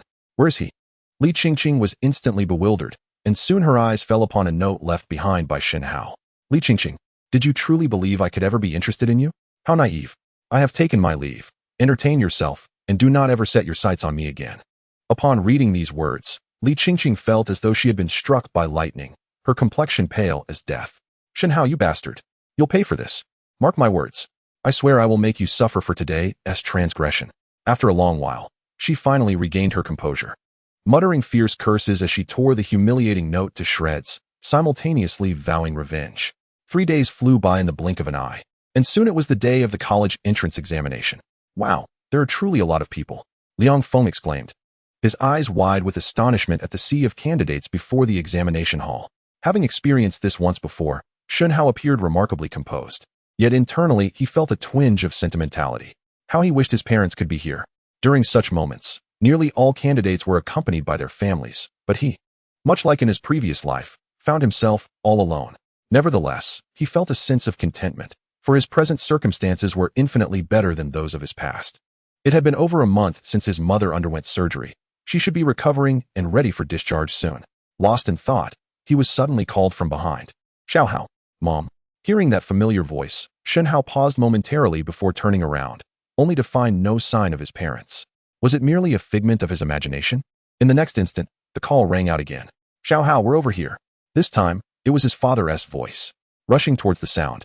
Shen Hao was indeed delighted to spot his parents amidst the crowd. Dad, Mom, what brings you here? He exclaimed as he hurried to them. His mother smiled gently.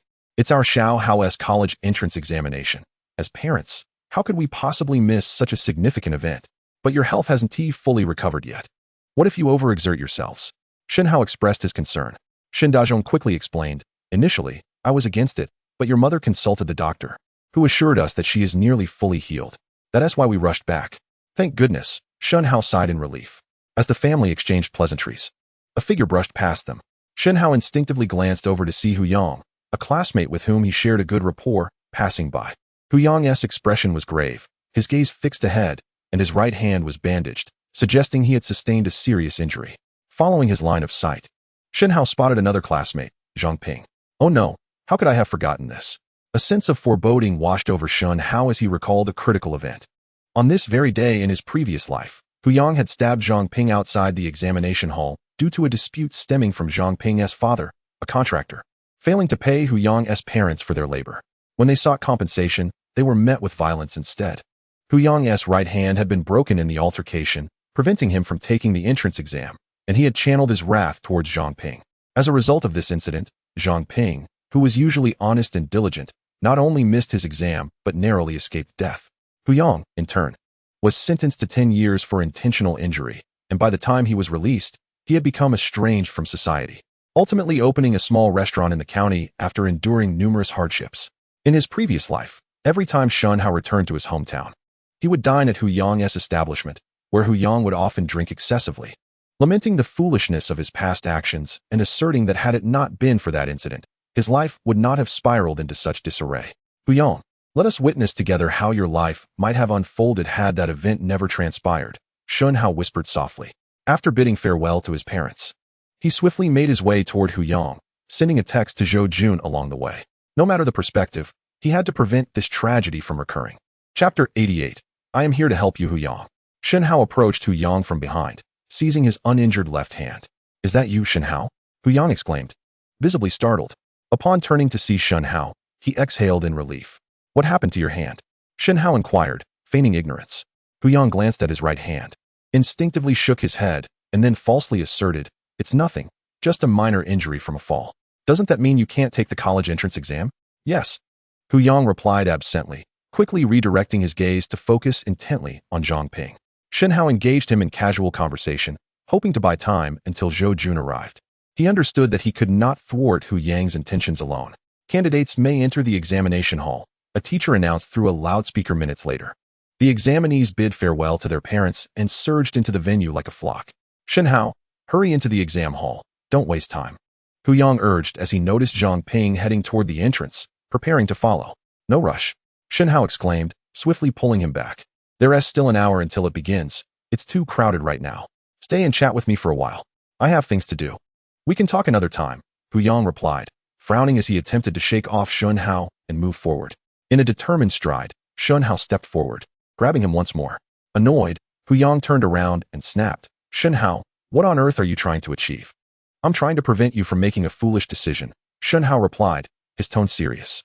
Hu Yang was taken aback, a deep confusion flickering in his eyes. Just as he was about to shake off Shen Hao again to pursue Zhang Ping, several individuals suddenly emerged from the side, encircling him tightly. The newcomers were none other than Zhou Jun and his subordinates, who had hurried over in response to Shen Hao's message. What do you want? Hu Yang asked timidly, clearly intimidated by Zhou Jun's domineering presence. Zhou Jun did not respond, but looked toward Shen Hao. Take him to your side. I'll come right after I finish the exam, Shen Hao instructed quietly. Take him away, Zhou Jun commanded, and his subordinates immediately stepped forward to restrain Hu Yang and forcibly escort him. Let go of me. Why are you doing this, Shen Hao? We have no enmity. Hu Yang protested, struggling against their grip. I'm sorry, Hu Yang, but I must stop you. I'll explain everything later, Shen Hao said, his brow furrowing. Once Hu Yang was shoved into a van by Zhou Jun's men, Shen Hao finally felt a sense of relief and turned to enter the examination hall. The first subject was language arts, Shen Hao's forte. The moment he received the exam paper, memories flooded back, and after a brief moment of contemplation, he began to write fervently. Within 2 hours, he completed his answers and promptly submitted his paper before exiting the hall. Xiao Hao, why are you out so early? His parents greeted him with worry etched on their faces, and other parents cast curious glances. What do you expect? Clearly, he couldn't solve the questions, someone remarked sarcastically. Upon hearing this, his parents frowned, yet they reassured him. It's all right, Xiao Hao, as long as you did your best. Yes, indeed, just do your best. Shen Dazhong quickly concurred. However, Shen Hao wore a smile, exuding confidence as he reassured his parents. Don't worry, Mom and Dad. I have completed all the questions on the test, and I will certainly achieve a good score. Really? Yes. Upon witnessing his unwavering confidence, his parents finally felt at ease. Mom, Dad, I have a little matter to attend to, so you may head home and rest. Shen Hao fabricated an excuse and departed first, hurrying towards Zhou Jun's location. Shen Hao, you're here. Where is he? Zhou Jun responded. That brat has been causing a ruckus. So I had no choice but to bind him in there for the time being. Gesturing towards a small room behind him, his expression laced with helplessness. Shen Hao did not blame him and promptly pushed the door open to enter. You scoundrel, why are you ruining my good fortune? Upon seeing Shen Hao, Hu Yang immediately became agitated. Good fortune? Shen Hao shook his head. Hu Yang, do you truly believe that stabbing Zhang Ping was a good deed? At this remark, Hu Yang froze, unable to comprehend how Shen Hao knew his intentions. Hu Yang, I understand your frustration, but this situation is Zhang Ping's father's fault. He is also innocent. By harming him, you will not only fail to change anything, but will also ruin Zhang Ping's life and your own. Even your parents will be implicated. After hearing this, do you still think you are doing something good? Upon listening to Shen Hao's words, Hu Yang finally calmed down. After a moment, with tears in his eyes, he said, but I am unwilling to accept this. Shouldn't they face some punishment for their wrongdoings?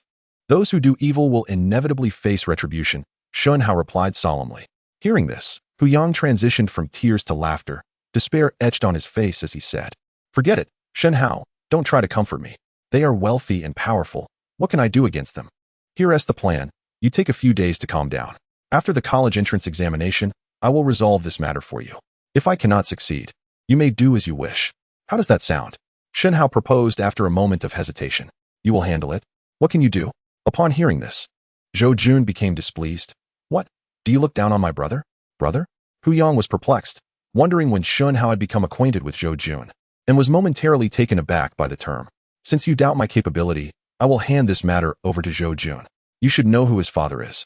Resolving this issue should be a piece of cake for him. Shen Hao smoothly shifted the burden onto Zhou Jun. Really? Upon hearing this, Hu Yang instantly saw a glimmer of hope. I will take care of this. You can rest easy, Zhou Jun assured, patting his chest. Chapter 89. A sword drawn in aid of justice. Shen Hao, what brings you here? The moment the college entrance examination concluded, Shen Hao promptly arrived at Hu Yang's home.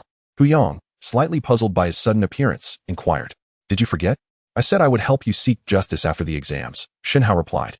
Hu Yang was momentarily taken aback. After that day, he had waited in vain for a resolution, thinking Shen Hao was merely speaking out of turn and had little hope left. "How do you plan to help me seek justice?" "You will find out shortly. First, summon your parents," Shen Hao casually responded. After a moment's hesitation, Hu Yang ran back to fetch his parents. "What's the matter, Yang? Is something wrong?"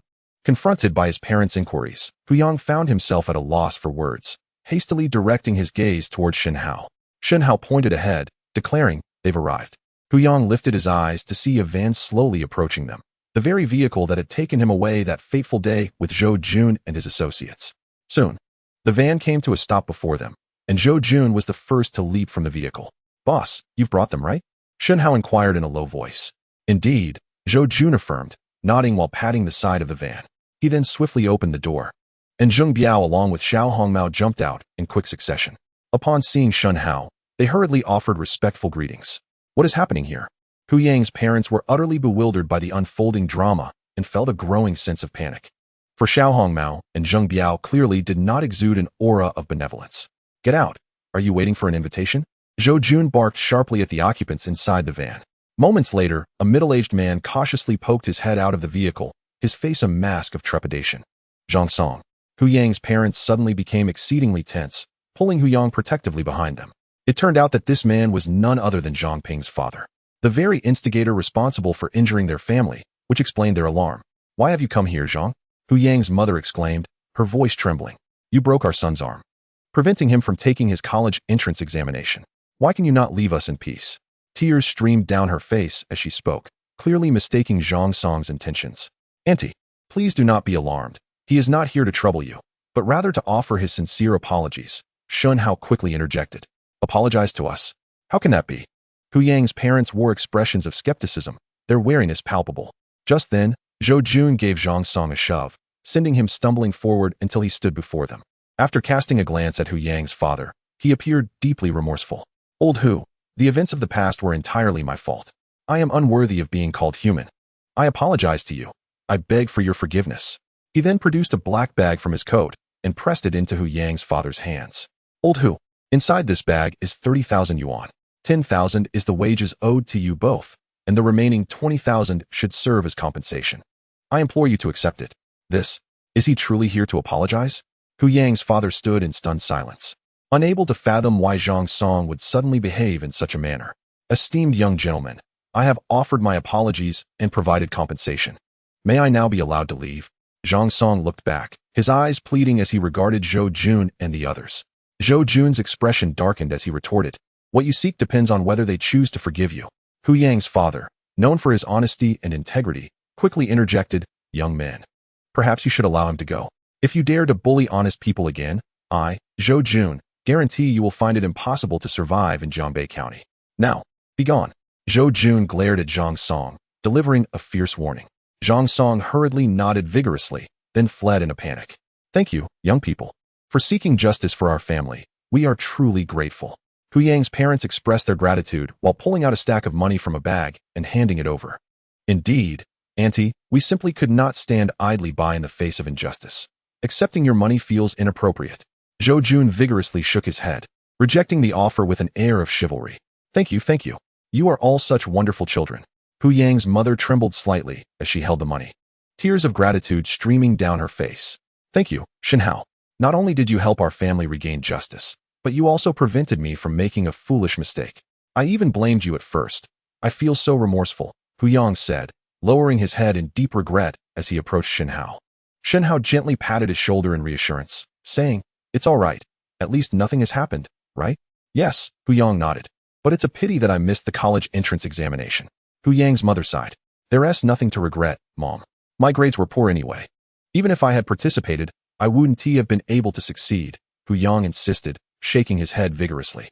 "What are your plans moving forward?" Shen Hao inquired cautiously. "I don't know. Perhaps when I recover, I'll look for suitable work in the city," Hu Yang replied. Shen Hao contemplated for a moment and said, "How about this? I'll introduce you to a good job later." "You'll introduce me?" Hu Yang was taken aback. In the past, he wouldn't have believed that Shen Hao could offer him any substantial job opportunity, but times had changed. Now even Zhou Jun, the local bully, had become Shen Hao's subordinate. Though he couldn't quite grasp what had transpired, Hu Yang recognized that Shen Hao was no longer the same person he once knew. Just wait. I'll inform you once things settle down, Shen Hao said, not waiting for Hu Yang to respond before leaving with Zhou Jun and the others. Hu Yang watched their retreating figures quietly, silently vowing, Shen Hao, thank you. In the future, I will surely repay your kindness. Chapter 90. Our new home. It was time to take my parents away from here. After spending a few days at home, Shen Hao made a significant decision and called Zhou Jun. Before long, Zhou Jun arrived at the doorstep in a van. Xiao Hao, are you going out? His mother inquired upon seeing him. Shen Hao shook his head, saying, not just me. It's us. Mom, please go call Dad. I want to take you both somewhere. Where to? His mother asked, curiosity piqued. You'll know once we arrive. This child, always so mysterious. Although she complained, his mother quickly ran to fetch Shen Dazhong. The family boarded Zhou Jun's van and left the village, heading straight for the county. After more than an hour, the vehicle stopped in front of a grand villa. All right, Mom and Dad, let us get out. Xiao Hao, why have you brought us here? His parents stepped out of the car, taken aback by the sight of the large villa, easily deducing that it was the residence of the wealthiest people in the county. Mom and Dad, this will be our new home from now on, Shen Hao said, pointing to the villa's grand entrance with utmost seriousness. What did you just say? The parents widened their eyes in disbelief. Xiao Hao, stop joking. How could we possibly live in such a magnificent house? We should leave quickly, lest the owner sees us and thinks we are troublemakers and calls the police. It would be quite problematic if we were apprehended. Seeing their skepticism, Shen Hao pulled the villa key from his pocket. Mom, Dad, I am not jesting. This house truly belongs to us.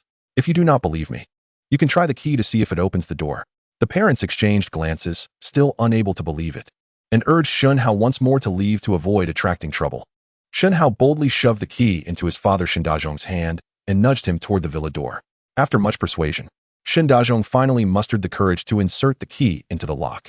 With a crisp click, the villa door indeed swung open. My goodness, Shen Dazhong gasped, recoiling several steps as though shocked. What's wrong, Dad? The door, it really opened. What? The mother, glancing at the door Shen Hao had pushed open, instinctively swallowed hard, her face betraying concern. Mom and Dad, welcome to our new home. Still in disbelief, the parents hurriedly cautioned, Xiao Hao, this is no time for jokes. Did you perhaps find someone else's key? If so, you must return it immediately. Mom and Dad, this is genuinely our house. If you don't believe me, look at this. As Shen Hao spoke, he retrieved the property deed from his backpack and handed it to his parents. Shen Dazhong, who had not graduated from elementary school, cautiously unfolded the deed, scrutinizing the address and names inscribed upon it, nearly fainting from the shock. The mother, equally astounded, grasped Shen Hao's hand and implored, Son, what on earth is happening? To allay his parents' concerns, Shen Hao hurriedly provided an explanation. He refrained from mentioning the coal mine on Bald Mountain or the internet café, instead fabricating a story that he had rendered significant assistance to Li Qin, and this house was her token of gratitude. You mean, this house was given to you by President Li? Yes, Shen Hao nodded, then produced another property deed from his bag. In addition to this villa, she also gifted me several commercial properties on the main street. Once I rent them out, you won't need to work anymore. What? The parents were struck speechless, their disbelief palpable. Xiao Hao, what kind of favor did you do for President Li that she would bestow such valuable gifts upon you? Shen Hao hesitated for a moment, then falsely stated, I'm sorry, Mom and Dad, but I promised Aunt Li I would keep this confidential. However, rest assured, it's certainly not a bad thing. Hearing this, the parents were finally reassured. Heavens, I never dared to dream that one day Shen Dazhong would live in such a splendid house. The father pinched his own cheek vigorously to ensure he was not dreaming. With the assistance of Zhou Jun and others, Shen Hao's family quickly moved into the villa in the county town. Although the villagers congratulated them upon hearing of their new home, deep down, they remained skeptical. Not long ago, Shen Dazhong had scoured for funds to cover medical expenses for Shen Hao's mother, even nearly falling victim to human traffickers. In such a short span, how could they suddenly afford a house in the county? A few villagers, who typically had grievances against Shen Dazhong, covertly ventured to the county to investigate, intent on exposing what they presumed to be deceit. However, upon arrival, they were dumbfounded to discover that not only had Shen Hao's family indeed acquired a residence in the county, but it was also a grand villa resembling a castle. Goodness, Shen Dazhong was not lying. They had truly relocated to the county, and a magnificent villa at that.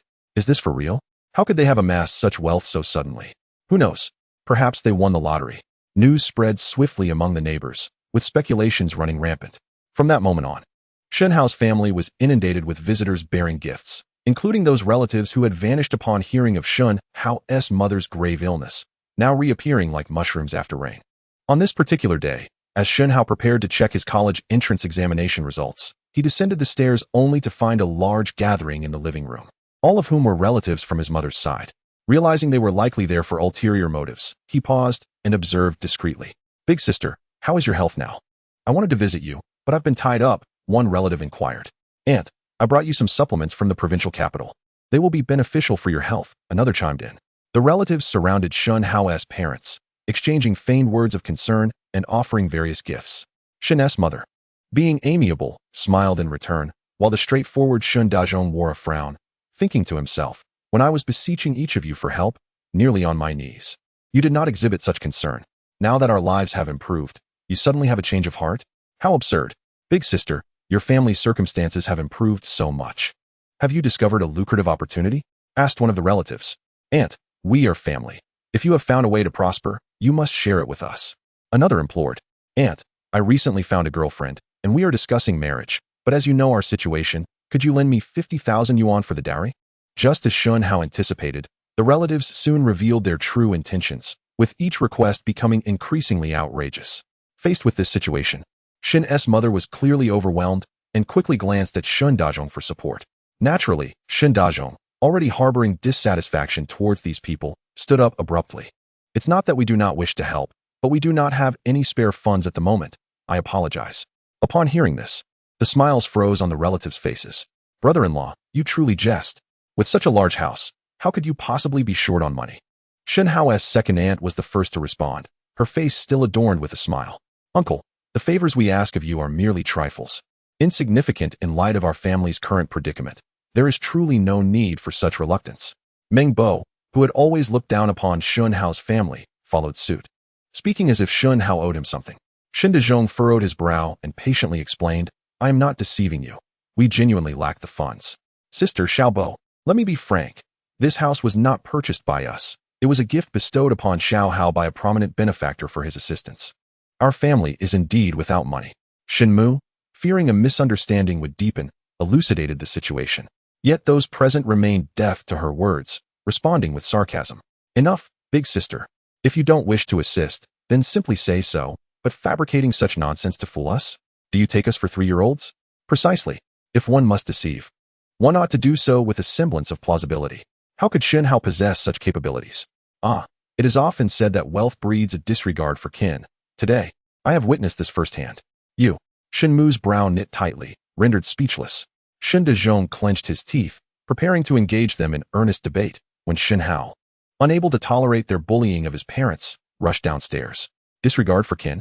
Second aunt, I find your words rather amusing coming from your lips. Shen Hao, what do you mean by that?"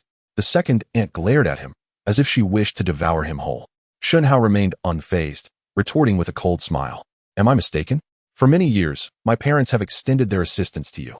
Your family's establishment owes its very existence to their efforts. Yet how have you treated them? You shoved my father out the door for a mere 50 yuan, treating him like a beggar. That was your doing, was it not?" The second aunt's face twisted in anger, but realizing her guilt, she found herself at a loss for words. Meanwhile, Meng Bo sprang to his feet, pointing an accusatory finger at Shen Hao, cursing him fiercely. "Shen Hao, how dare you speak to your elders in such a manner? Such a lack of respect. You have no upbringing. How dare you mention upbringing?" Shen Hao fixed Meng Bo with a piercing gaze.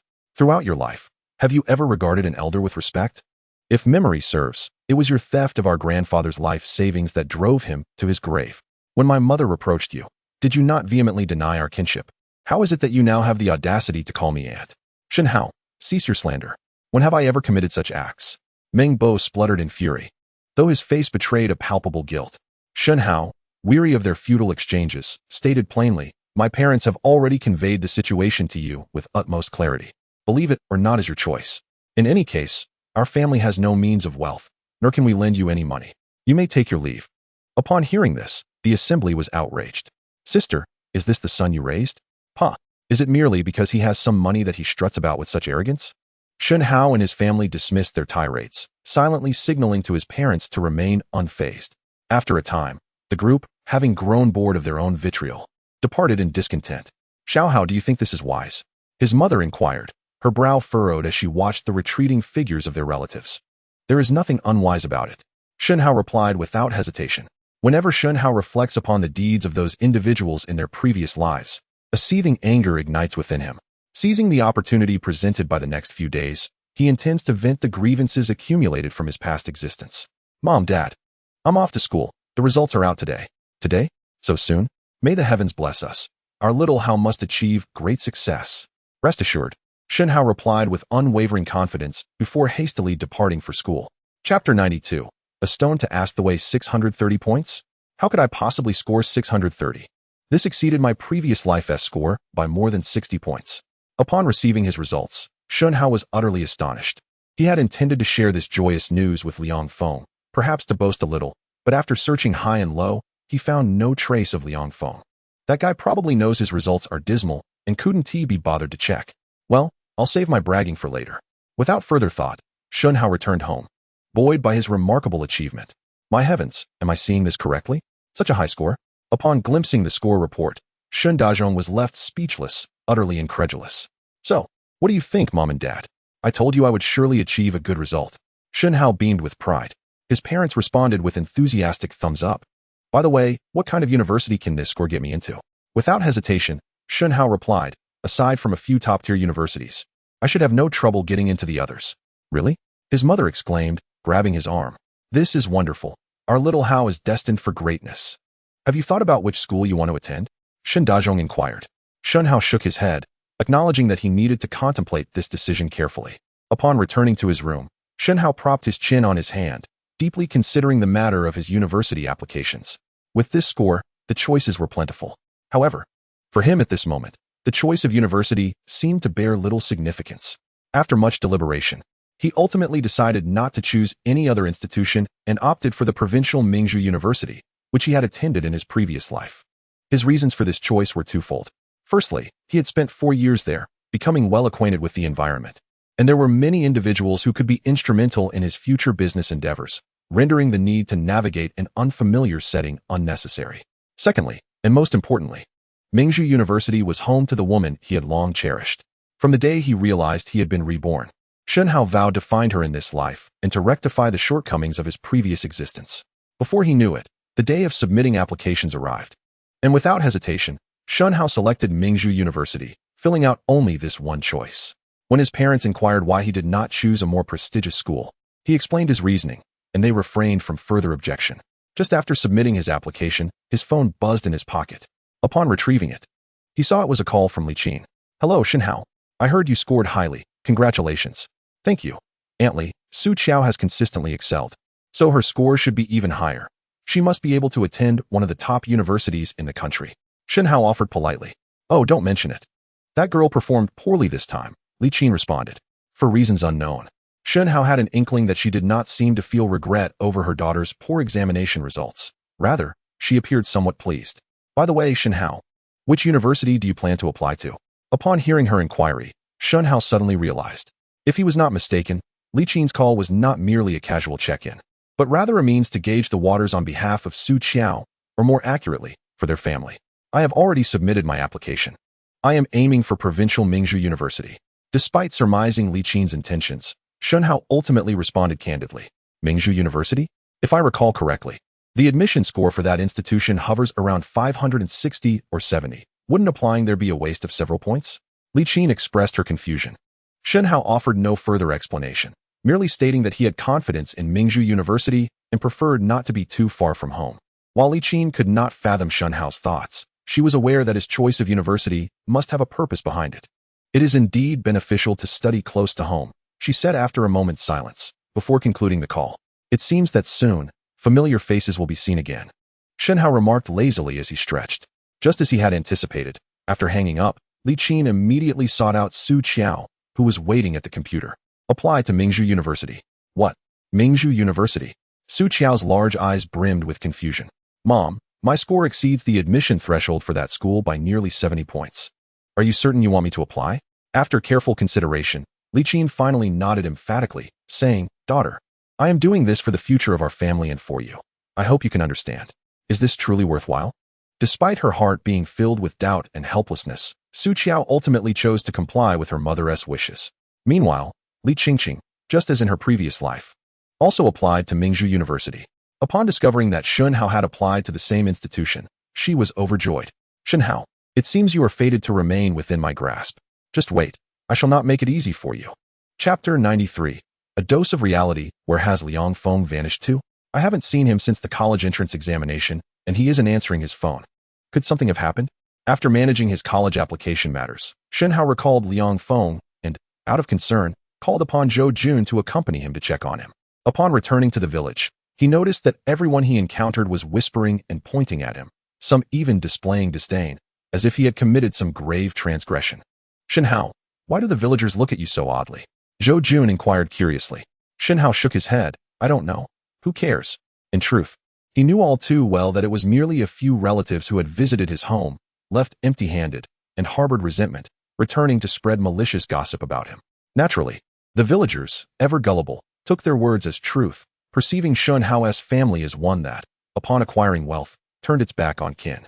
With Shen Hao's current perspective, how could he let such trifles disturb his peace of mind? Before long, they arrived at Liang Feng's home. Liang Feng's father, who was in the courtyard, suddenly appeared tense upon seeing Shen Hao. Shen Hao, what brings you here? He inquired. Oh, it's nothing. I haven't seen Liang Feng for several days, so I came to check on him. Shen Hao replied without hesitation. My little Feng has gone to the city to work with his third uncle. There's nothing to worry about. You may return home, Liang's father said with a serious expression, clearly not welcoming Shen Hao.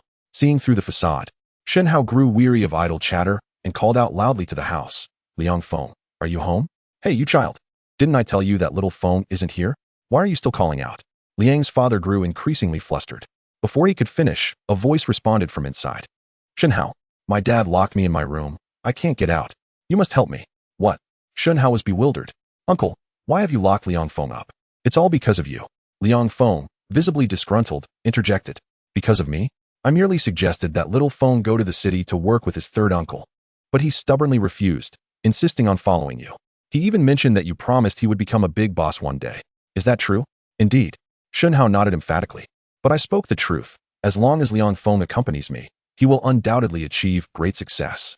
Enough with the lofty promises. Success, you say?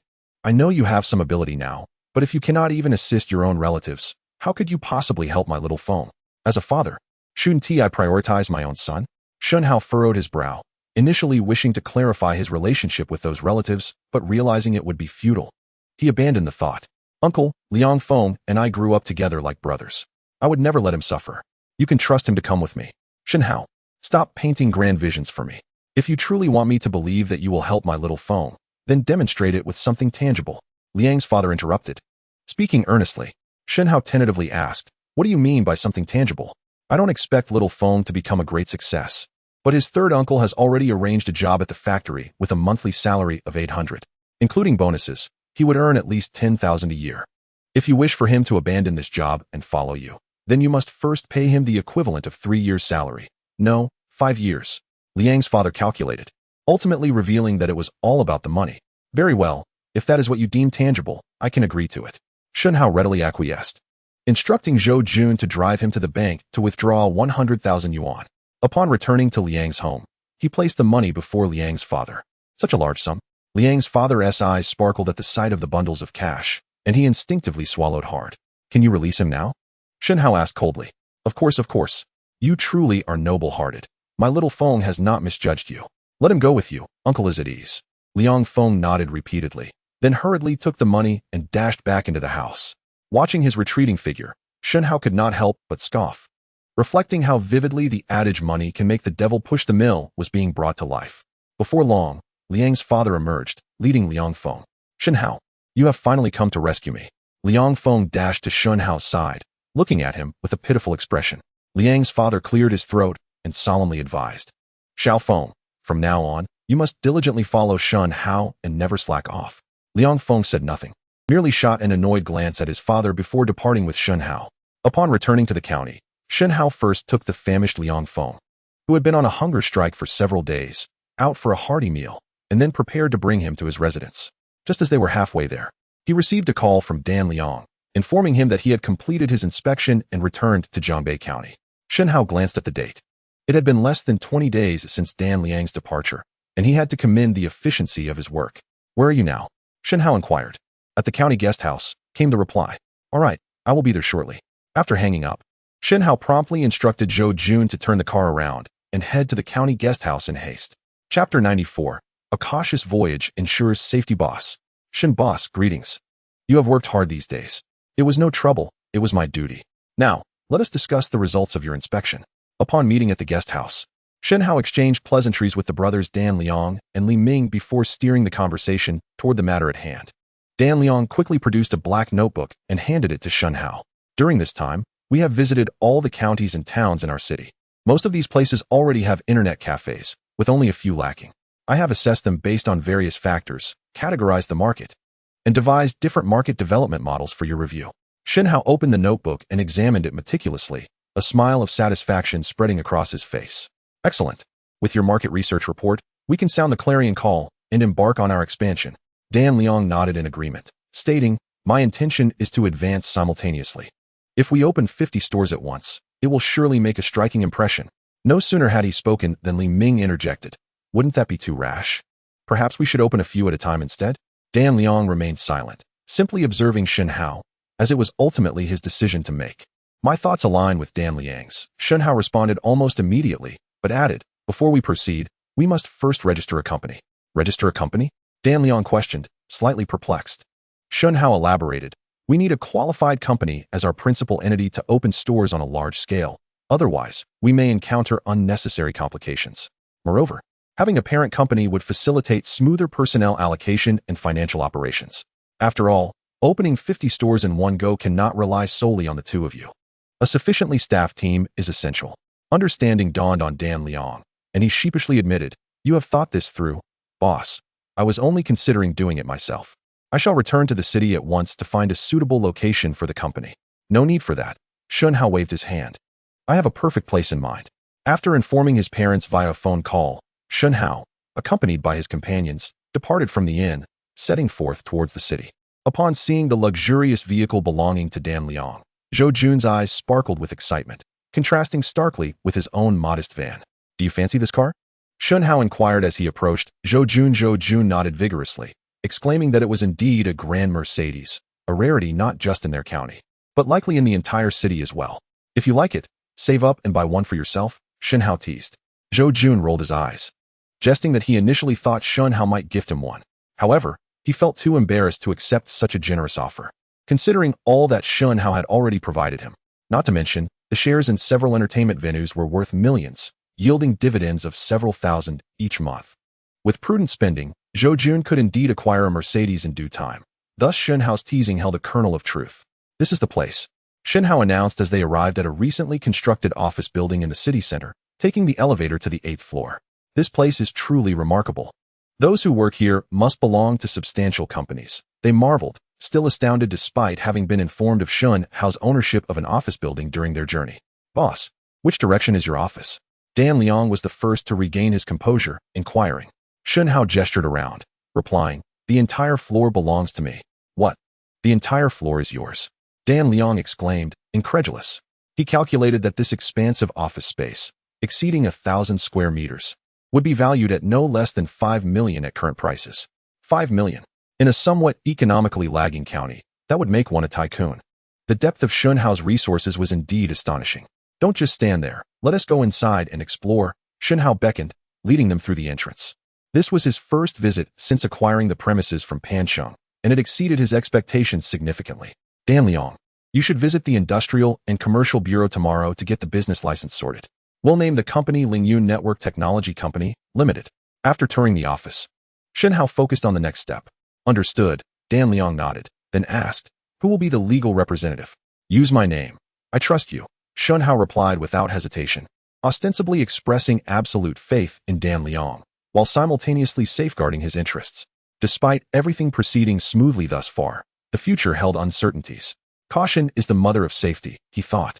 This way, in the event of unforeseen circumstances, he could at least ensure his own escape. There is still time. Perhaps I should go now, Dan Liang suggested after glancing at the clock. Yes, do so. The sooner we finalize this, the better, Shen Hao affirmed. Dan Liang nodded, and promptly left with Li Ming. With the headquarters staff and the heads of 50 branches included, they would need to recruit at least 100 people, and the space would require renovation before it could be operational. It seemed a visit to a renovation company and a talent market was in order. After a moment of contemplation while seated, Shen Hao departed the office building with Liang Feng and Zhou Jun. Before he could find a renovation company, Dan Liang suddenly called. "Boss, we are in trouble." Chapter 95. A visit requires purpose. Hearing Dan Liang's words, Shen Hao was momentarily taken aback. Though he had just considered that it was unlikely everything would proceed smoothly, he did not expect to encounter difficulties so soon. "Do not panic. Take your time and explain what has happened." "It is like this, boss. We went to the Industrial and Commercial Bureau, and the staff initially claimed she lacked the authority to process our business and needed to report to her superiors. When the supervisor arrived, she stated that handling our type of company was troublesome and asked us to leave our contact information and wait for news." Dan Liang continued, "In my view, this is clearly an intentional obstruction aimed at extracting some benefits from us. What do you think we should do to resolve this?" Upon hearing the account, Shen Hao breathed a sigh of relief, realizing it was not a significant issue after all. If they desire benefits, let us provide them with something. Matters that can be resolved with money are not a problem. "And how much should we offer?" Dan Liang inquired tentatively. "For such matters, a few thousand or 10,000 should suffice," Shen Hao replied casually. "Understood, I will take care of it immediately." Just as Dan Liang was about to hang up, Shen Hao's voice came through again. "Wait a moment. What is it, boss? Is there anything else?" Shen Hao replied in a serious tone. "Do not concern yourself with this matter. I have alternative methods to resolve it. First, go find a renovation company to spruce up our office. Then visit the talent market to recruit some staff." "All right, I understand."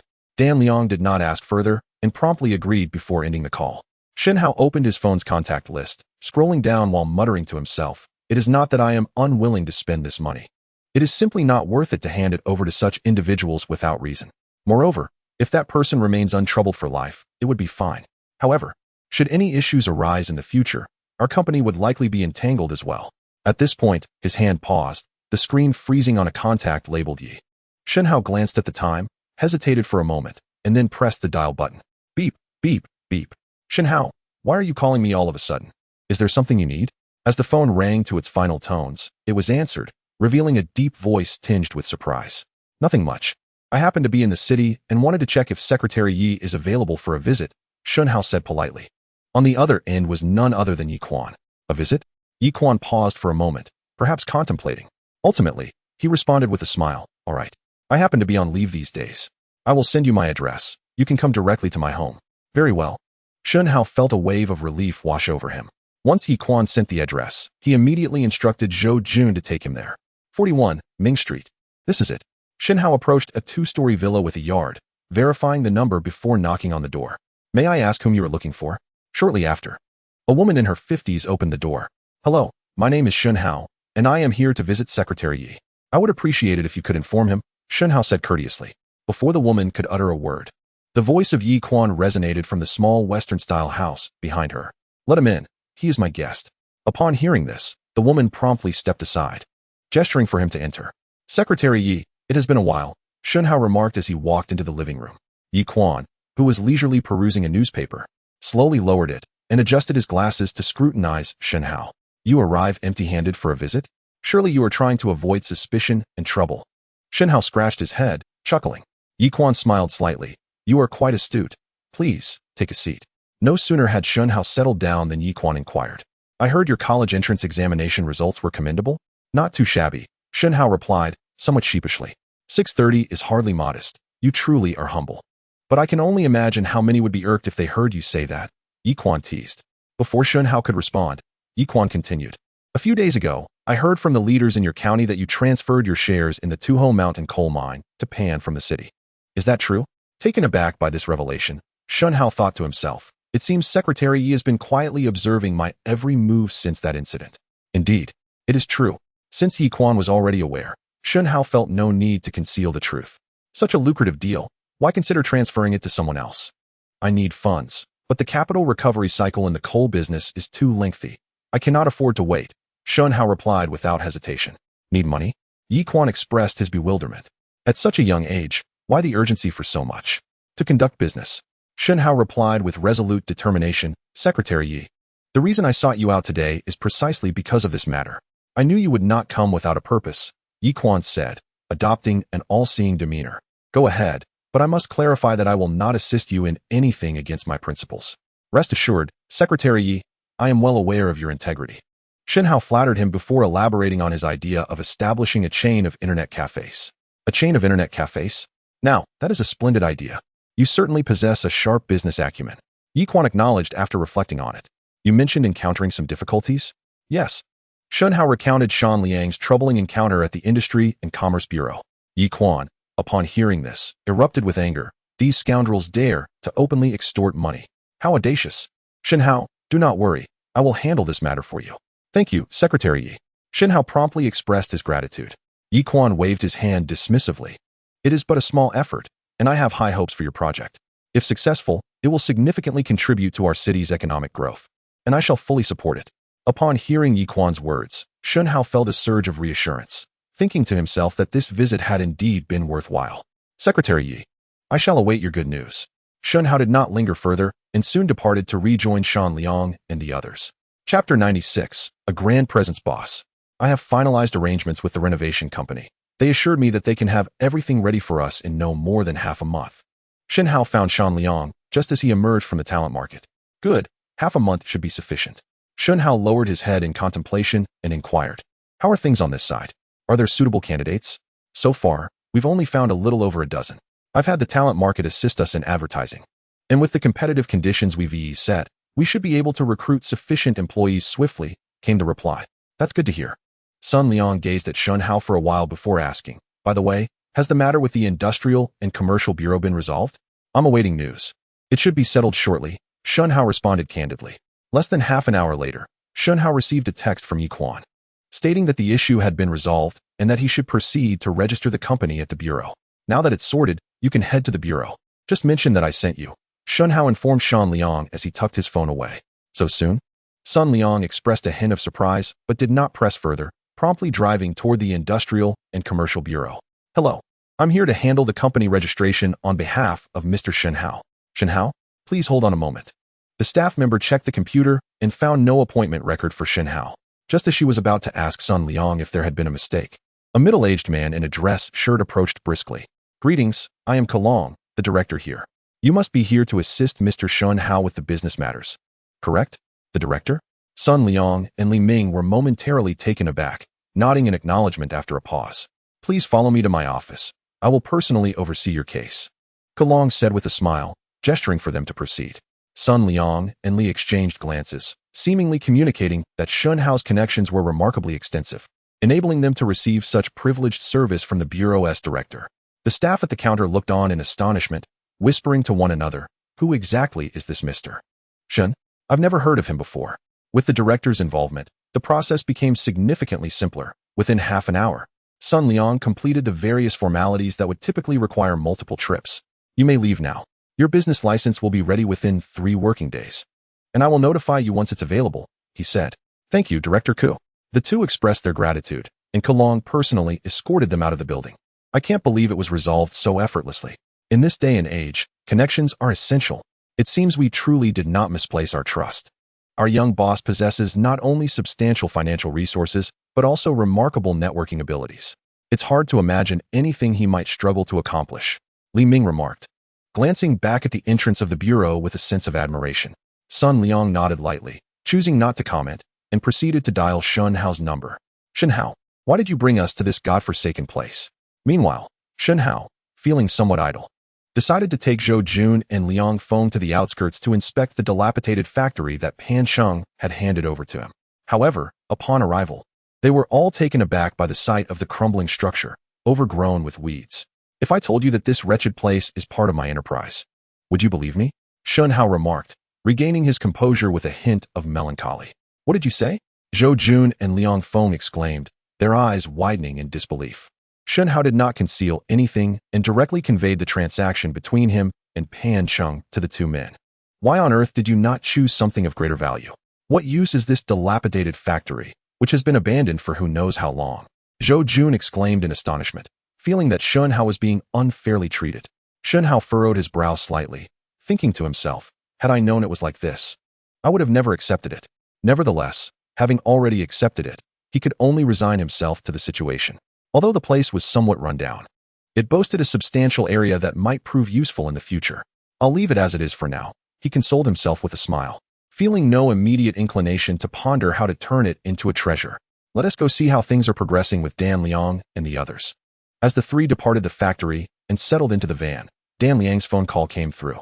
Hello, boss. Everything is in order. The director personally handled it for us and mentioned that we can obtain the certification in 3 days.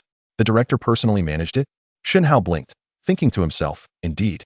Secretary Ye's intervention carries considerable weight. Excellent. Now we merely need to wait for the company to finalize preparations for the grand opening. Since you are more familiar with the city, let us find a decent restaurant tonight. I'll treat you all to a meal as a reward for your hard work recently, Shen Hao suggested after a moment's reflection. There's no need for such extravagance. Boss, let us hold a celebration banquet once everything is finalized, Dan Liang politely declined. Shen Hao did not insist. After delegating the subsequent tasks to Dan Liang and Li Ming, he returned to the county. Half a month later, the newly established Lingyun Network Technology Company, Limited, emerged with a workforce exceeding 100, yet the scope of its operations remained undisclosed, sparking a flurry of speculation and attention. Chapter 97. An unwelcome request, boss. I have organized the newly recruited employees into groups. We can expedite their training in the coming days, after which they can be assigned to their posts, Dan Liang reported. Shen Hao nodded gently, acknowledging Dan Liang's efficiency. He then inquired, how long will it take to complete the deployment? At most, 1 month, Dan Liang replied after some contemplation. A month? Shen Hao glanced at the calendar and stated firmly, today is July 15th. By August 15th at the latest, I must witness the simultaneous opening of 50 branches, or there will be consequences. He continued, of course, if you accomplish the task smoothly, I shall not treat you unfairly. So what do you say? Are you willing to make a solemn pledge with me? Without hesitation, Dan Liang nodded emphatically, no problem. I will do my utmost to complete the task ahead of schedule. Excellent. I appreciate your enthusiasm. Shen Hao responded with a satisfied smile. I shall get to work then. Dan Liang, not daring to delay, promptly exited the office. No sooner had he left than Li Ming knocked on the door and strode in. Boss, 2 individuals outside wish to see you.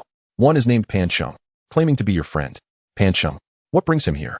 After a moment of contemplation, Shen Hao replied, please show them in. Li Ming swiftly turned and departed.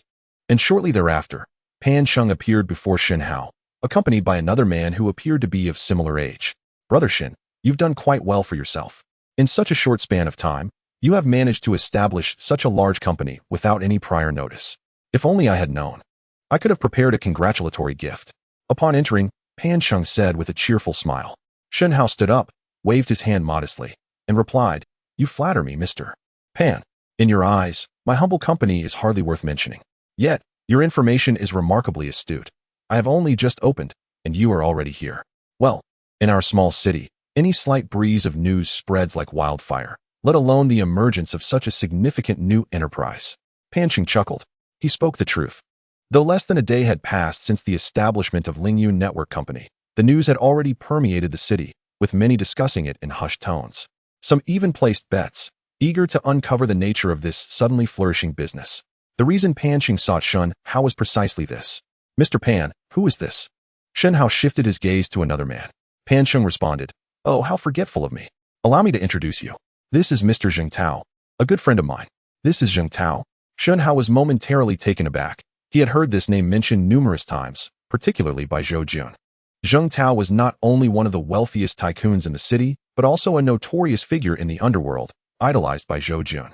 It was a surprise to encounter him here. Had Zhou Jun been present, he would surely have been ecstatic. Hello, Brother Shen. I have heard of your remarkable achievements from Mr. Pan and wanted to meet you, hoping to forge a friendship. I trust you won't mind? Zheng Tao greeted warmly, presenting an amiable demeanor that belied his formidable reputation. Shen Hao quickly regained his composure and replied with a smile, Mr. Zheng, you flatter me. I have long been aware of your esteemed name. It is indeed an honor to befriend you. Zheng Tao waved his hand dismissively. Oh, they are merely titles. Please do not take them to heart, Brother Shen. Let us sit and converse. Shen Hao gestured towards the nearby sofa.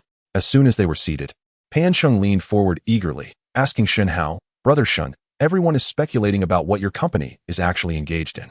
To be honest, I am quite curious myself. Would you mind sharing? Shen Hao pondered for a moment, realizing this information would eventually become public knowledge anyway. Moreover, Revealing it to Pan Chung would bear no significant consequences. Of course, he nodded decisively. I established this company with the intent of creating an extensive chain of internet cafes. An internet cafe chain? Pan Chung appeared slightly puzzled. Shen Hao, not wishing to keep anything hidden, proceeded to outline his business concept. Impressive. You certainly have a broader vision than us old-timers. Pan Chung praised verbally. Yet he remained skeptical about the venture. His reservations stemmed from his lack of faith in the still-maturing online industry and his concern that Shen Hao was being overly ambitious. Taking such a substantial leap might lead to failure, leaving no opportunity for a fresh start. In contrast, Zheng Tao, who stood nearby, developed a keen interest in the project. Brother Shen, it seems that old Pan was not exaggerating. You are indeed a rare talent. You flatter me, Boss Zheng. Shen Hao humbly gestured with his hand. After observing Shen Hao for a moment, Zheng Tao continued, Brother Shen, I have a somewhat unreasonable request. An unreasonable request? Upon hearing this phrase, a sense of foreboding crept into Shen Hao's mind. Please, Boss Zheng, feel free to speak your mind. After a moment's hesitation, Shen Hao decided it was better to accommodate a guest, especially someone of Zheng Tao's stature, rather than leave him in silence. To be frank, Brother Shen, I have always been intrigued by the internet business, but my lack of understanding has held me back from making any rash moves, Zheng Tao said candidly. Having just heard your concept for the chain internet cafe, I find it quite impressive. Would you be willing to let me participate? So this fellow is after a share of the pie? Shen Hao realized, instinctively furrowing his brow. Naturally, he was reluctant to share such a promising project with someone he had only just met 10 minutes ago. However, considering the stature of the person in question and the fact that he was brought by Pan Chung, a direct refusal would mean embarrassing both of them and could potentially invite unnecessary trouble in the future. Brother Shen, I merely wish to try something new. I won't take too much of your shares, rest assured. Noticing Shen Hao's frown, Zheng Tao quickly added, Of course, if you are unwilling. Just consider it as if I never mentioned it. Boss Zheng, your regard for our company is truly appreciated. I am more than delighted. Shen Hao replied. Though he realized that given Zheng Tao's insistence, he had little room to decline. He would have to find another way. But what? Zheng Tao looked at him with eager anticipation. After a moment's hesitation, Shen Hao replied earnestly, The investment required for our project is substantial and carries considerable risks. Are you truly certain you wish to join? Zheng Tao pondered for a moment and tentatively asked, Why not tell me the amount needed if I were to acquire a 20% stake? 20%? This fellow certainly had lofty ambitions, just moments ago. He insisted he wouldn't take too much. Shen Hao calculated silently before responding. So far, I have invested 50 million. 20% would amount to 10 million. What? 10 million for just a 20% stake? That seems excessive. Zheng Tao was taken aback, and before he could voice his thoughts, Pan Chung interjected with a look of astonishment. Mr. Pan, Boss Zheng, I assure you, I am presenting nothing but the truth. There is no intention to inflate the price to mislead you, Shen Hao stated with seriousness. Brother Shen, that was not my intention at all. Pan Chung quickly clarified with a smile, turning his gaze to Zheng Tao, who remained deep in thought.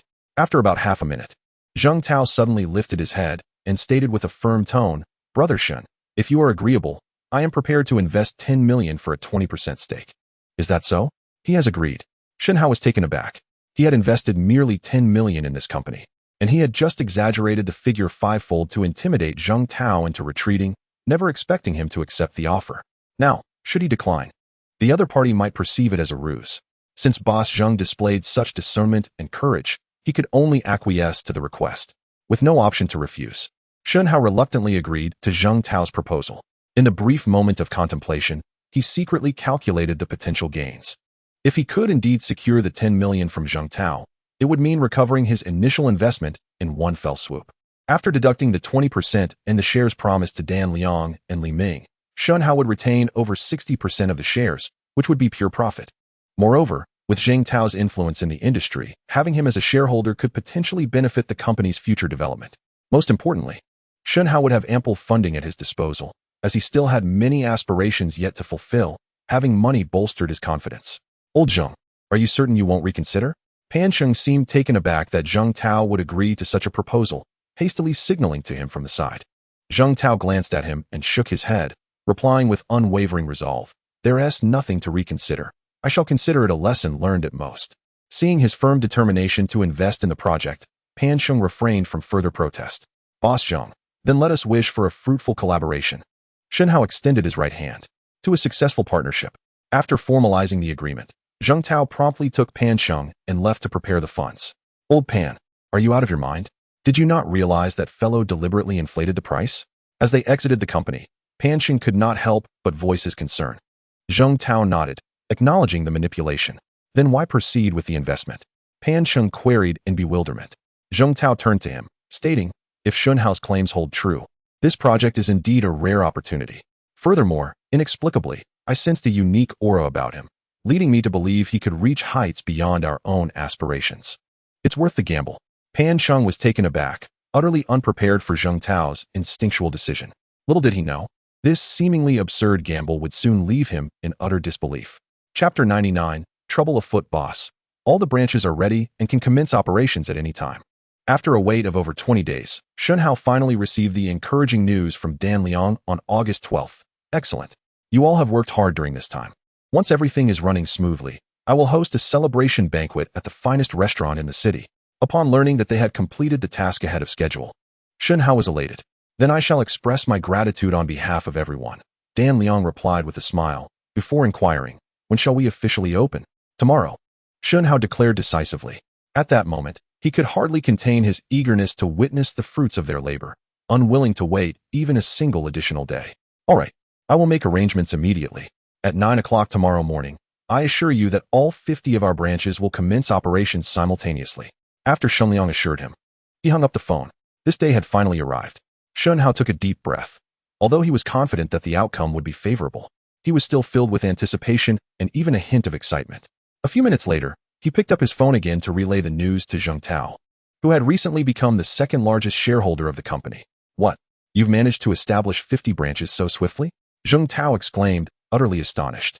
It was hard to fathom how this was achieved, considering that less than a month had passed since the founding of Lingyun Network.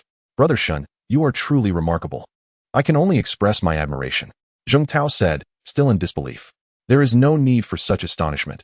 We are merely at the beginning. What lies ahead will surely astonish you even more, Shen Hao replied, half-jokingly. After exchanging a few pleasantries, he ended the call. Shen Hao strode to the window, gazing at the azure sky, as if envisioning his grand future.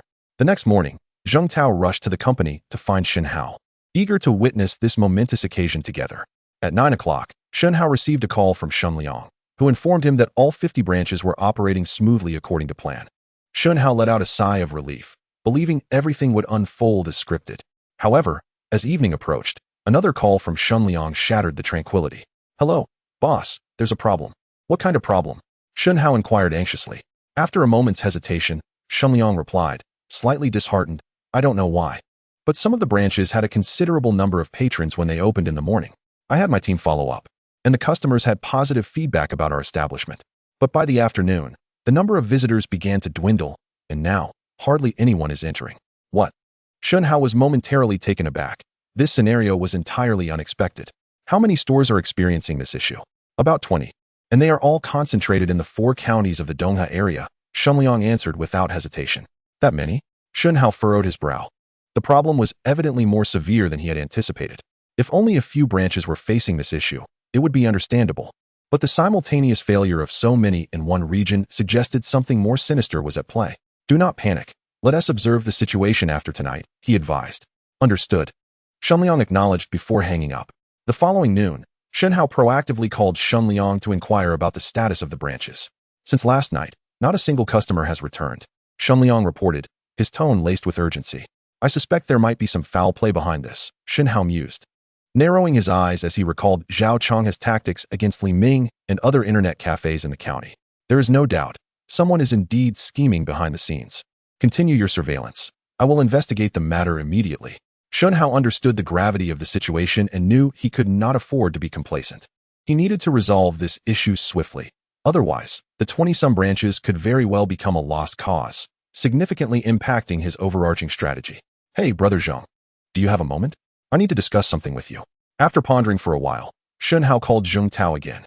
Given the current predicament, Zheng Tao's influence and status were undoubtedly the most suitable resources to expedite the investigation and resolution of the problem. Initially, Shen Hao had considered having Zheng Tao as a backup shareholder, never anticipating that he would be called upon so soon. What happened? Zheng Tao inquired. Just come over. I'll explain in person. All right, I'll be there shortly. Soon, Zheng Tao arrived, and upon hearing the situation from Shen Hao, he was instantly enraged. Damn it! How dare that fool disturb the peace in my territory? Rest assured, Brother Shen, I will send someone to investigate immediately and ensure that this troublemaker is apprehended. Well, I appreciate your assistance, Brother Zheng. Just as Shen Hao finished speaking, his phone rang unexpectedly. It was a call from Dan Liang. Hello, what is going on? Okay, I understand. After hanging up, a hint of relief washed over Shen Hao's face. He then looked up at Zheng Tao and remarked, Brother Zheng, it seems I won't need to trouble you with the investigation after all. What do you mean? Has the issue been resolved? Zheng Tao asked, curiosity evident on his face. Shen Hao shook his head, not resolved, but the culprit has revealed himself. What exactly happened? Zheng Tao pressed further, intrigued. Shen Hao wasted no time and explained the unfolding events. It turned out that almost simultaneously, the 20-some branches that were struggling to attract business had received unwelcome visitors. These visitors were a group of thuggish young men who, upon entering, threatened the staff, claiming that the several counties in the Dongha area belonged to their boss, Black Tiger. They asserted that the Lingyun Internet Café had opened multiple establishments in his territory without paying due respect. They concluded their threats by stating that if they wished to continue doing business in Dongha, the only way forward was to honor their boss, Black Tiger, which essentially amounted to extortion. So, it's that scoundrel Black Tiger pulling the strings behind the scenes. I had my suspicions about who it was. Zheng Tao cursed vehemently. Brother Zheng, do you know this Black Tiger? Shen Hao inquired. Zheng Tao nodded affirmatively. Of course I know him. He has quite a reputation in the Dongha area. And most of the influential figures there are his associates. Given that, this issue might be challenging to resolve, Shen Hao remarked, feigning concern to gauge Zheng Tao's resolve. Brother Shen, do not fret. With their level of incompetence, they are nothing more than a mere nuisance in my eyes. Zheng Tao retorted without a moment's hesitation. Hearing this, Shen Hao felt a wave of relief. It seemed that bringing Zheng Tao on board as a shareholder was indeed a wise decision. Otherwise, this predicament would have been much harder to navigate alone. Wait here. I will confront Black Tiger and make it clear that encroaching on my territory is tantamount to courting disaster. As Zheng Tao prepared to leave, Shen Hao hastily followed suit, exclaiming, I shall accompany you. The two exited the company and boarded Zheng Tao's imposing Range Rover, accompanied by merely two subordinates. As they swiftly made their way to the Dongha area, an hour later, they arrived at the stronghold of Black Tiger, situated in Jiangyang County, one of the 4 counties in Dongha. Through Zheng Tao's inquiries, they soon discovered that Black Tiger was currently at an arcade in the southern part of the city, prompting them to proceed there without delay. Bring Black Tiger out. Zheng Tao boldly commanded the gatekeeper. Who are you, and what business do you have with our boss? Several thugs, noticing Zheng Tao's formidable presence and the imposing vehicle behind him, refrained from causing a scene. Just tell him that the owner of Lingyun Internet Café has come to pay his respects, Shen Hao replied with a smile. Lingyun Internet Café? The thugs, suddenly recalling something, dashed inside the arcade to find Black Tiger, who was deeply engrossed in a game. Boss, a few people are outside claiming to be the owner of Lingyun Internet Café. Come to pay their respects to you. So soon, they've come knocking? Black Tiger perked up upon hearing this.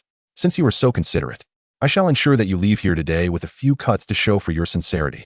With this declaration, Black Tiger rose and, waving his hand, led a group of over a dozen followers towards the entrance with an aggressive demeanor.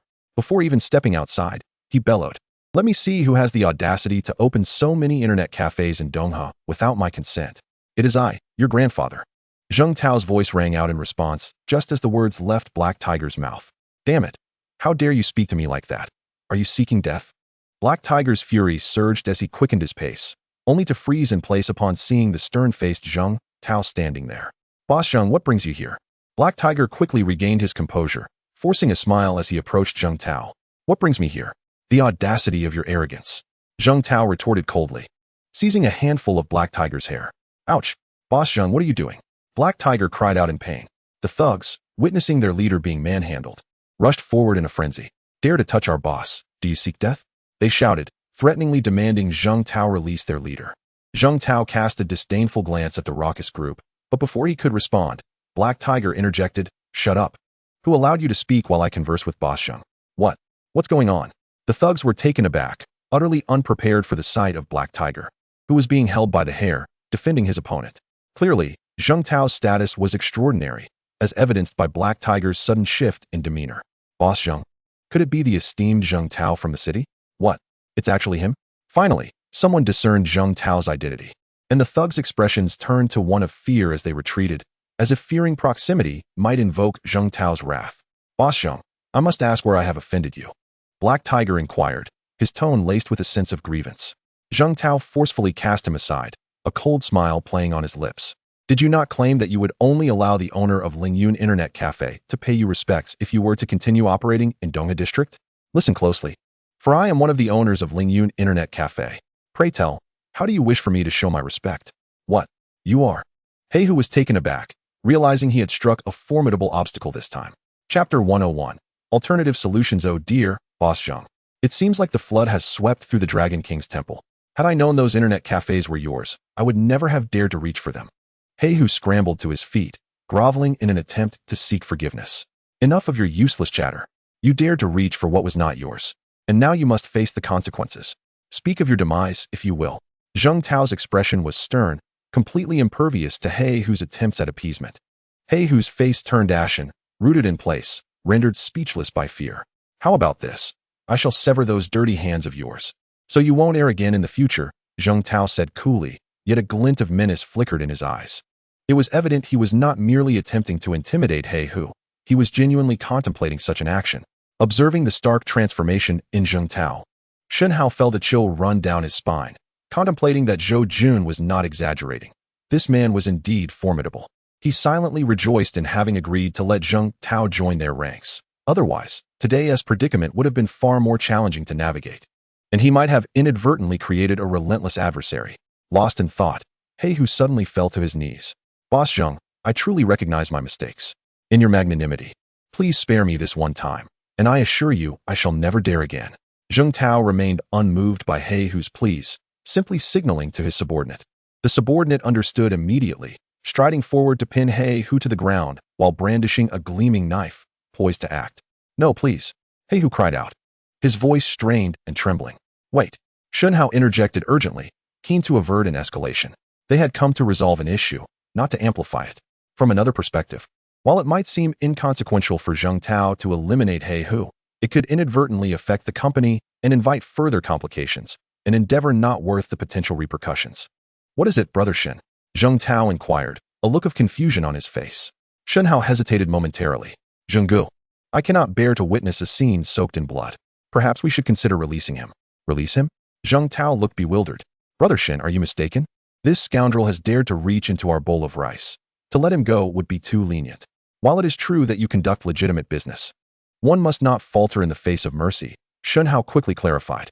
Naturally, we cannot simply let him off the hook. However, we might explore an alternative approach. What alternative? Zheng Tao asked, intrigued. He Hu, too, lifted his head, cautiously regarding Shen Hao. Curious about how such a young man could hold the ear of the formidable Zheng Tao, while simultaneously apprehensive about what more dreadful punishment might be proposed. With no warning, Shen Hao delivered a powerful kick, sending He Hu crashing to the ground. The black tiger let out a grunt, not daring to resist, and simply cradled his head with his hands, awaiting further punishment. Surprisingly, after a considerable wait, Shen Hao did not strike again. Enough, you may rise, Shen Hao said coldly. What? Is that it? The black tiger could hardly believe his ears. Zheng Tao, equally astonished, looked at Shen Hao and asked, Shen, are you jesting? Is this truly over? Certainly not, Shen Hao replied without hesitation. However, I prefer reasoning over violence. With that, he addressed the black tiger. Stand up. It is tiresome to speak while bowing your head. The black tiger scrambled to his feet, standing there timidly, appearing quite disheveled. You acted without decorum and overstepped your bounds. Consider that kick a mild admonition. This matter is settled, Shen Hao stated with a serious demeanor, resembling a strict headmaster. Settled?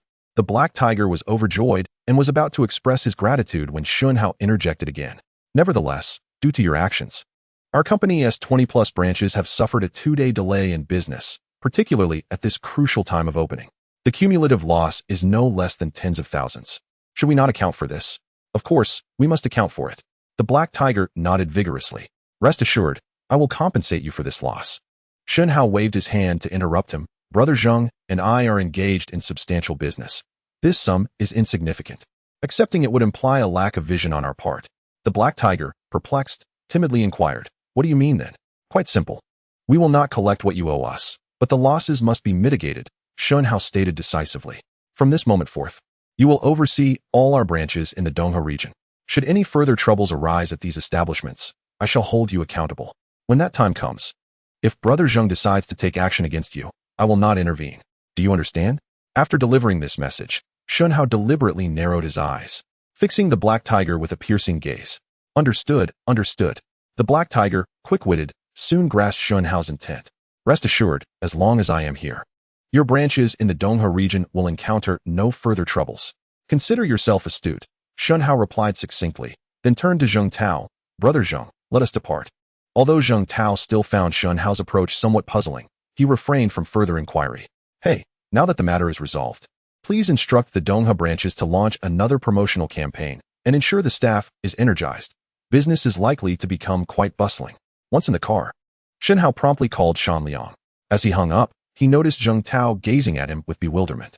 Brother Zheng, I presume you wish to ask why I so readily let the black tiger off the hook? Shen Hao stated, revealing his thoughts. Zheng Tao nodded in agreement. Shen Hao continued without delay. It is simple. Had blood been shed today, the situation could have escalated into something far more complex, detrimental to our company's growth. Although the black tiger is rather despicable, he undoubtedly holds a certain stature in the Donghe district. Having his assistance not only spares us considerable trouble, but also saves us a substantial sum that would otherwise be spent on hiring someone to oversee the area. Truly a twofold advantage. Ah, I see now. This is what one calls a combination of grace and authority, is it not? Zheng Tao pondered carefully, a look of realization dawning upon him. Indeed, came the reply. Zheng Tao gave a thumbs up, exclaiming, it's still you, Brother Shen, who thinks things through. Together, with your martial prowess and my intellect, we shall undoubtedly carve out a significant enterprise. Certainly, Shen Hao replied with confidence. Initially, Shen Hao intended to take Zheng Tao along just this once and not include him in future outings in the provincial capital. However, after this incident, he recognized certain attributes in Zheng Tao that could be advantageous, prompting a slight shift in his perspective. Once the matter of the black tiger was resolved, the business of the over 20 branches in Donghe experienced a remarkable transformation, with seats filled to capacity and even queues forming within just 2 days. Of course, the booming business was also partly due to the black tiger's influence, which was why Shen Hao had refrained from being excessively difficult with him. As August came to a close, after more than half a month of relentless effort, Lingyun Internet Café firmly established itself, thoroughly dominating the market in the city. Boss, here are the financial statements since our opening. Please have a look. Dan Liang, who had been on the front lines, returned to the headquarters and placed a thick stack of documents before Shen Hao.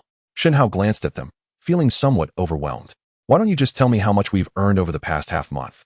Certainly, Dan Liang nodded, reporting, according to my calculations, our 50 branches have amassed a total revenue of 1,500,000. So much. Upon hearing this figure, even Shen Hao was taken aback. He had initially thought that a profit of around 1,000 per store each day would be commendable. He never expected it to double. Indeed, it is somewhat unexpected, Dan Liang acknowledged. However, it is still early after our opening, and there may be a decline in the future, though it should not be significant. Excellent. Shen Hao expressed his satisfaction. You have worked hard during this time. Now that the market here is relatively stable, I will soon be heading to the provincial capital for university. From here on, you will remain at headquarters to strategize on how to penetrate the markets of other counties and cities within the province. Are you suggesting that we continue to expand? Of course.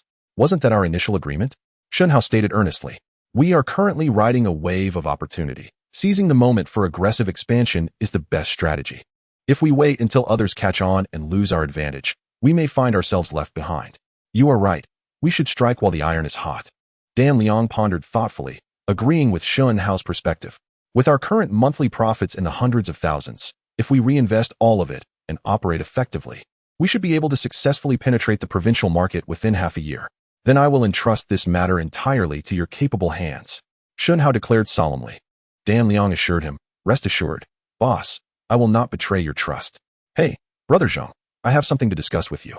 After Shan Liang departed, Shen Hao promptly made a call to inform Zheng Tao about the earnings of the past half month. Shen, are you jesting with me? In just half a month, you've amassed such wealth? Zheng Tao exclaimed, utterly astonished. At this rate, it would take merely about a year for his investment of 10 million to be fully recouped. This is just the beginning, Zhenggu, Shen Hao replied with a smile. I plan to continue expanding, aiming to capture the entire provincial market within 6 months and dominate the national market within 3 years. At that point, with thousands of franchise stores, if each store earns 50,000 a month, you can calculate the astronomical sum for yourself. Zheng Tao gulped. The figures were evidently beyond his reckoning. However, Shen Hao was not yet finished painting his vision. Zhenggu, I have merely understated our potential. If we continue on this trajectory, our company's scale will only magnify further. Eventually, we can consider going public, and the profits we stand to gain will indeed be astronomical. Going public? Zheng Tao's eyes sparkled with excitement. Though he was already considered a wealthy individual, he could hardly dare to dream of becoming a shareholder in a public company one day. But let us save that discussion for later. Shen Hao interjected, redirecting Zheng Tao's daydreams. By the way, I am hosting a celebratory feast tonight to reward our employees. You must attend. Upon hearing this, Zheng Tao eagerly responded, absolutely, I will be there. And I insist on treating everyone. Do not even think of competing with me for the bill, Shen. Then I shall graciously accept your offer, Shen Hao replied, eagerly anticipating this moment. Chapter 103. A surprise for Zhou Junshun. You've arrived. That evening, Shen Hao, accompanied by Shan Liang and over 100 employees from the company, made a grand entrance into the finest hotel in the city. As they stepped through the door, Zheng Tao, already awaiting their arrival, approached with a few companions, including Pan Cheng. Shen Hao nodded in acknowledgement and then turned to introduce Zheng Tao to the crowd. Let me introduce this gentleman. He is our company's second largest shareholder and your boss, Zheng Tao. Today's feast is graciously hosted by Zheng. Let us all express our gratitude. Thank you, Boss Zheng, for your hospitality. Li Ming led the chorus, and the rest promptly followed suit, their voices resonating throughout the hotel and drawing the attention of many onlookers. Oh, it's nothing. You're all too kind, Zheng Tao replied, hastily waving his hands. The banquet is on the 5th floor. Please, let us ascend and take our seats. Once they reached the banquet hall on the upper floor, the guests settled in, and Shen Hao pulled Shan Liang and Li Ming to join him at the main table with Zheng Tao. Allow me to introduce my friends, Zheng Tao said as he stood, gesturing towards the individuals beside him. They were so impressed by your talents that they insisted on coming to witness your remarkable abilities firsthand. As expected, all of these individuals were prominent figures in the city. My goodness, young man, when Boss Zheng mentioned you, we were skeptical. But we never imagined you would be so youthful, one of them remarked. Shen, oh no, I should properly address you as President Shen. At such a tender age, your remarkable acumen in business is truly commendable, Wu. I am immensely impressed and shall certainly indulge in a few more drinks as a toast to this occasion. Observing their warmth, Shen Hao felt compelled to reciprocate their enthusiasm, rising to his feet with a smile and saying, Gentlemen, you flatter me. In comparison to your achievements, my abilities seem trivial. Brother Shen, your humility is unwarranted, Pan Cheng interjected, stepping closer and throwing an arm around Shen Hao's shoulder, presenting an image of camaraderie. I am not exaggerating. At your age, it is rare to find someone with such vision and accomplishments across the country. Shen Hao waved his hand dismissively, half-jokingly replying, Pan Go, are you not afraid of elevating me to lofty heights with such praise? I speak nothing but the truth, Pan Cheng asserted earnestly, before casting a knowing glance at Shen Hao, suggesting they speak privately.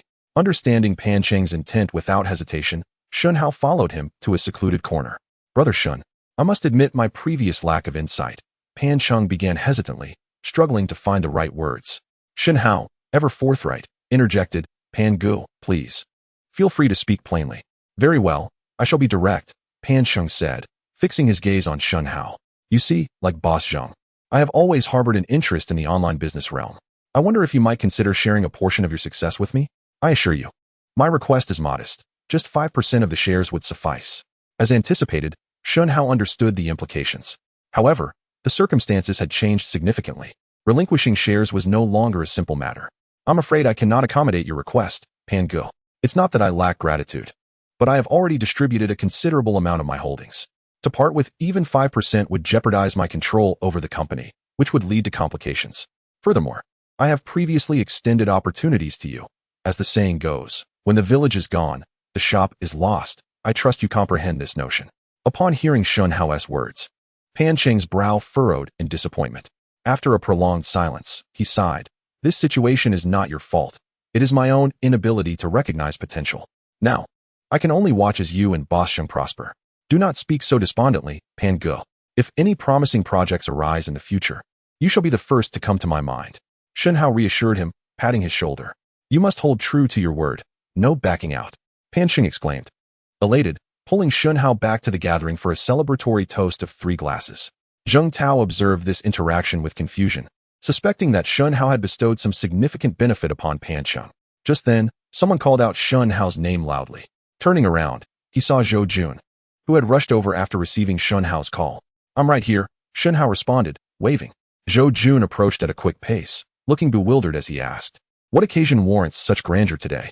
"A celebration banquet," Shen Hao replied, drawing him closer. "And I shall introduce you to your idol." "Idol?" Zhou Jun inquired, puzzled. Without further ado, Shen Hao pointed directly at Zheng Tao, introducing him. "This is Zheng Tao, the esteemed boss Zheng. Zhenggu, this is my good friend Zhou Jun, who has always held you in high regard. Today, you both must indulge in a few more drinks." "What? He is Zheng Tao?" "No, that's not right. How did Shen Hao come to know Zheng Tao, and how is he able to share a table with him?" Zhou Jun's face was a picture of astonishment, his eyes wide and fixed intently on Shen Hao. It turned out that Shen Hao had deliberately withheld the information about Zheng Tao to surprise him.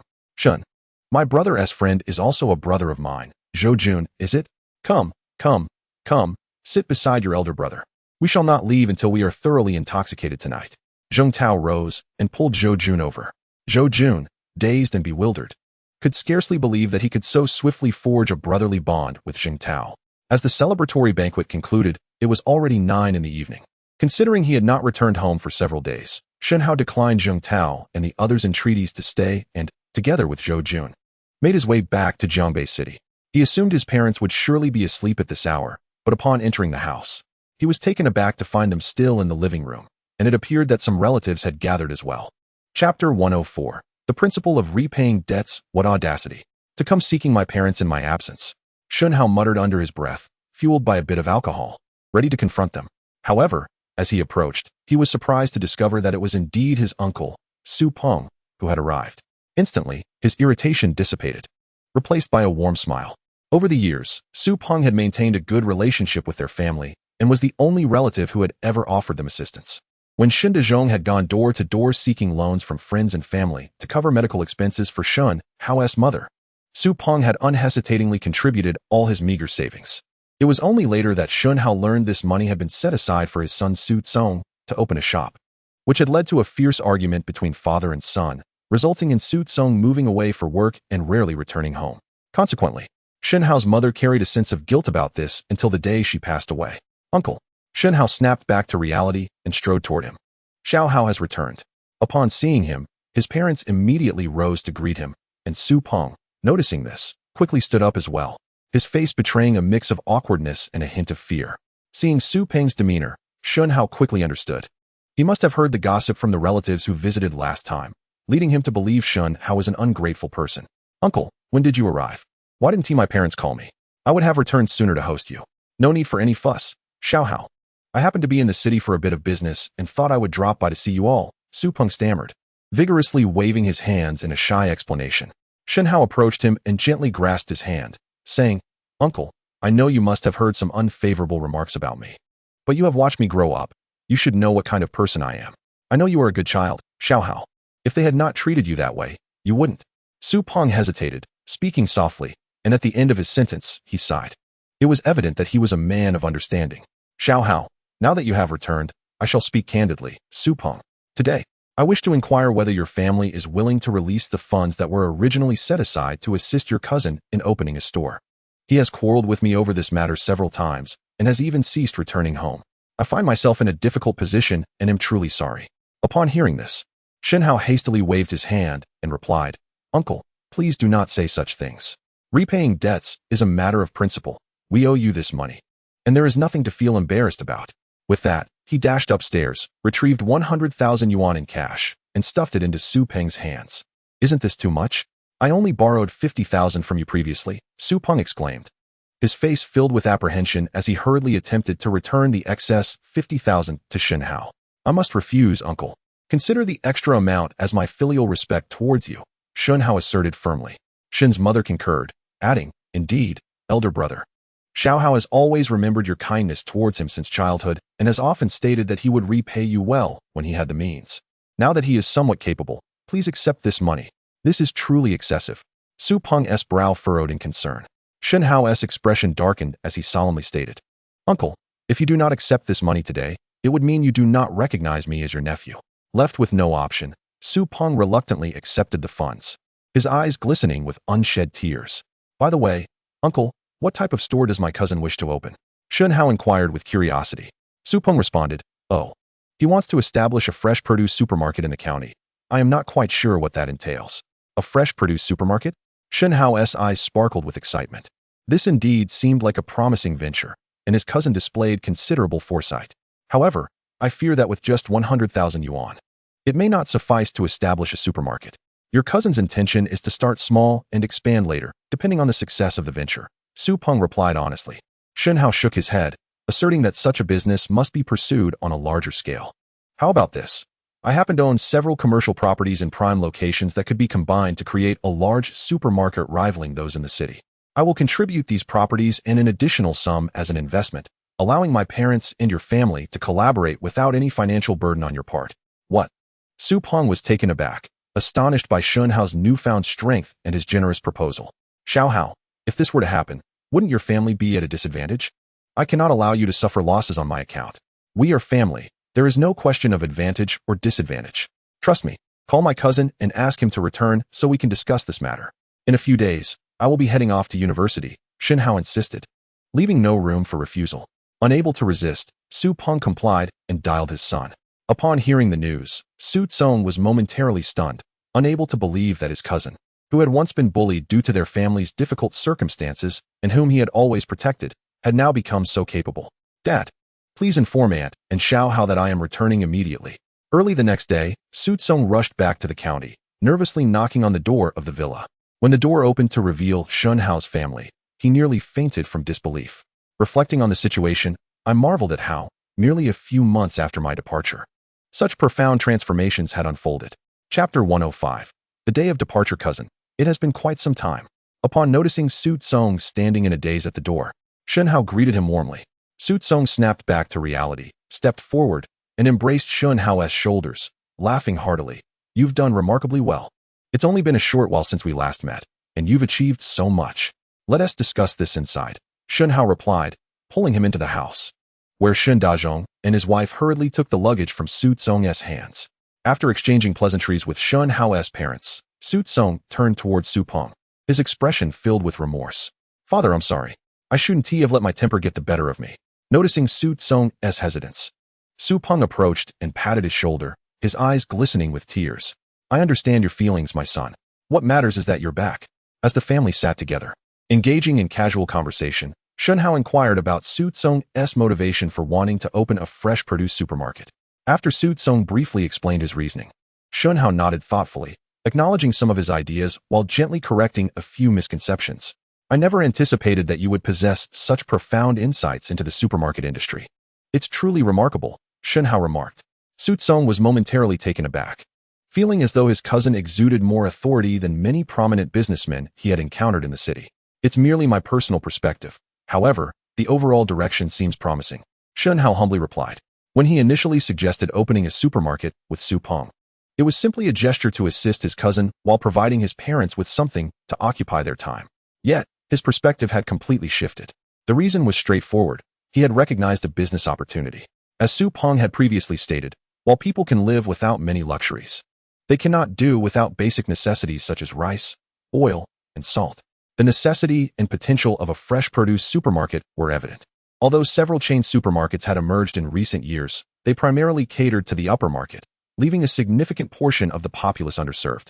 Therefore, Shen Hao planned to use this supermarket as a trial, exploring whether he could replicate the success of Lingyun Internet Café and establish a chain supermarket brand, focusing on secondary markets such as county towns and rural areas.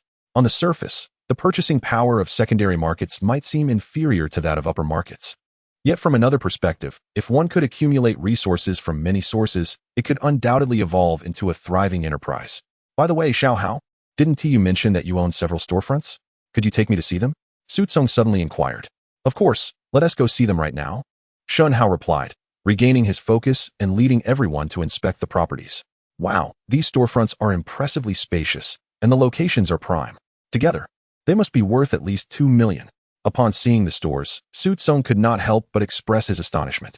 However, recalling Shen Hao's grand villa, which was among the best in the county, he soon felt that these storefronts were not as significant by comparison. Xiao Hao, do enlighten me. How much wealth do you possess now? Surely, it must be over 10 million? Su Tsong asked tentatively after scrutinizing Shen Hao for a moment. Roughly that amount. Shen Hao nodded, refraining from elaborating further, concerned that Su Tsong might faint upon discovering the true extent of his wealth. My goodness, millions, what a concept. I doubt we could find anyone in our entire county wealthier than you, murmured Su Kong. Shen Hao shook his head, dismissing the exaggeration. Let us first discuss the supermarket. Indeed, Su Tsong returned to the moment.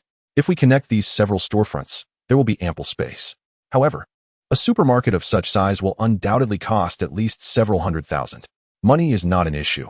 You should feel free to proceed without concern, Shen Hao declared with confidence. With your assurance, I feel at ease, Su Tsong, a man of ambition, responded, clearly pleased by Shen Hao's words. Cousin, I am about to head off to university, so you will need to take full responsibility for the upcoming matters. I shall find you a diligent assistant. If you encounter any troubles or challenges, seek out Zhou Jun. He is my brother and well-connected in the county. After Shen Hao's authoritative instructions, he led Su Tsong to meet the assistant he had mentioned, none other than Hu Yang. What? A supermarket? You want me to help? Hu Yang exclaimed, astonished. Shen Hao nodded affirmatively. Indeed. Did I not promise to find you a better job? But I lack the necessary skills. What if I end up being a hindrance? Hu Yang expressed his concerns, though his tone revealed a genuine desire for the position. No special skills are required. Just be obedient and hardworking. My cousin will certainly not treat you poorly, Shen Hao assured him, nudging Su Tsong with his elbow. Su Tsong quickly affirmed, absolutely. Just based on your friendship with my little Hao, as long as you work diligently with me, you will not be at a loss. Thank you, Shen Hao. Hu Yang gazed at Shen Hao with heartfelt gratitude.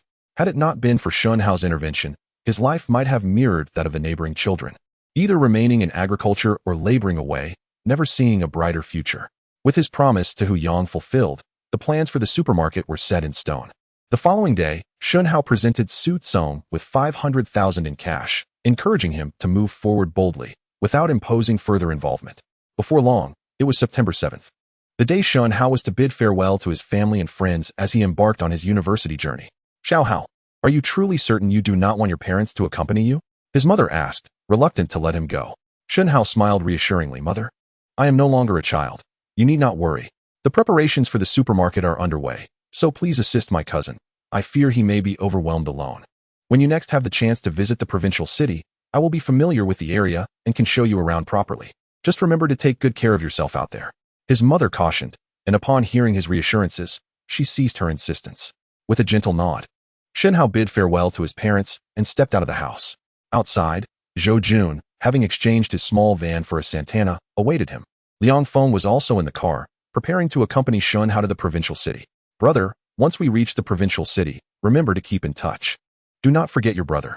Standing on the platform, Zhou Jun, with tears streaming down his face, exclaimed, leaving several nearby travelers utterly astonished. Shen Hao cast a disdainful glance at him and remarked, I am merely going to university, not departing this world. Why are you weeping so? Zhou Jun, feeling aggrieved, replied, Don't worry, I could never forget you. You rascal.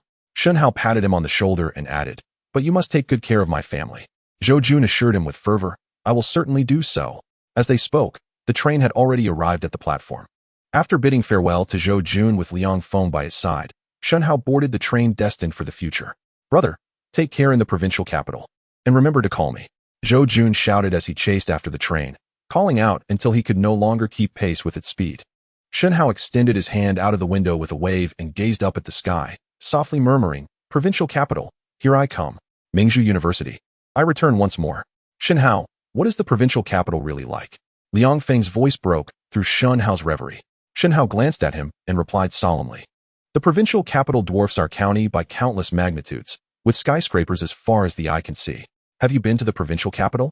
Liang Feng asked, curiosity piqued by Shen Hao's vivid description. No, Shen Hao admitted, but then cleverly fabricated, I read about it in books. Who knows if it's true? All right then.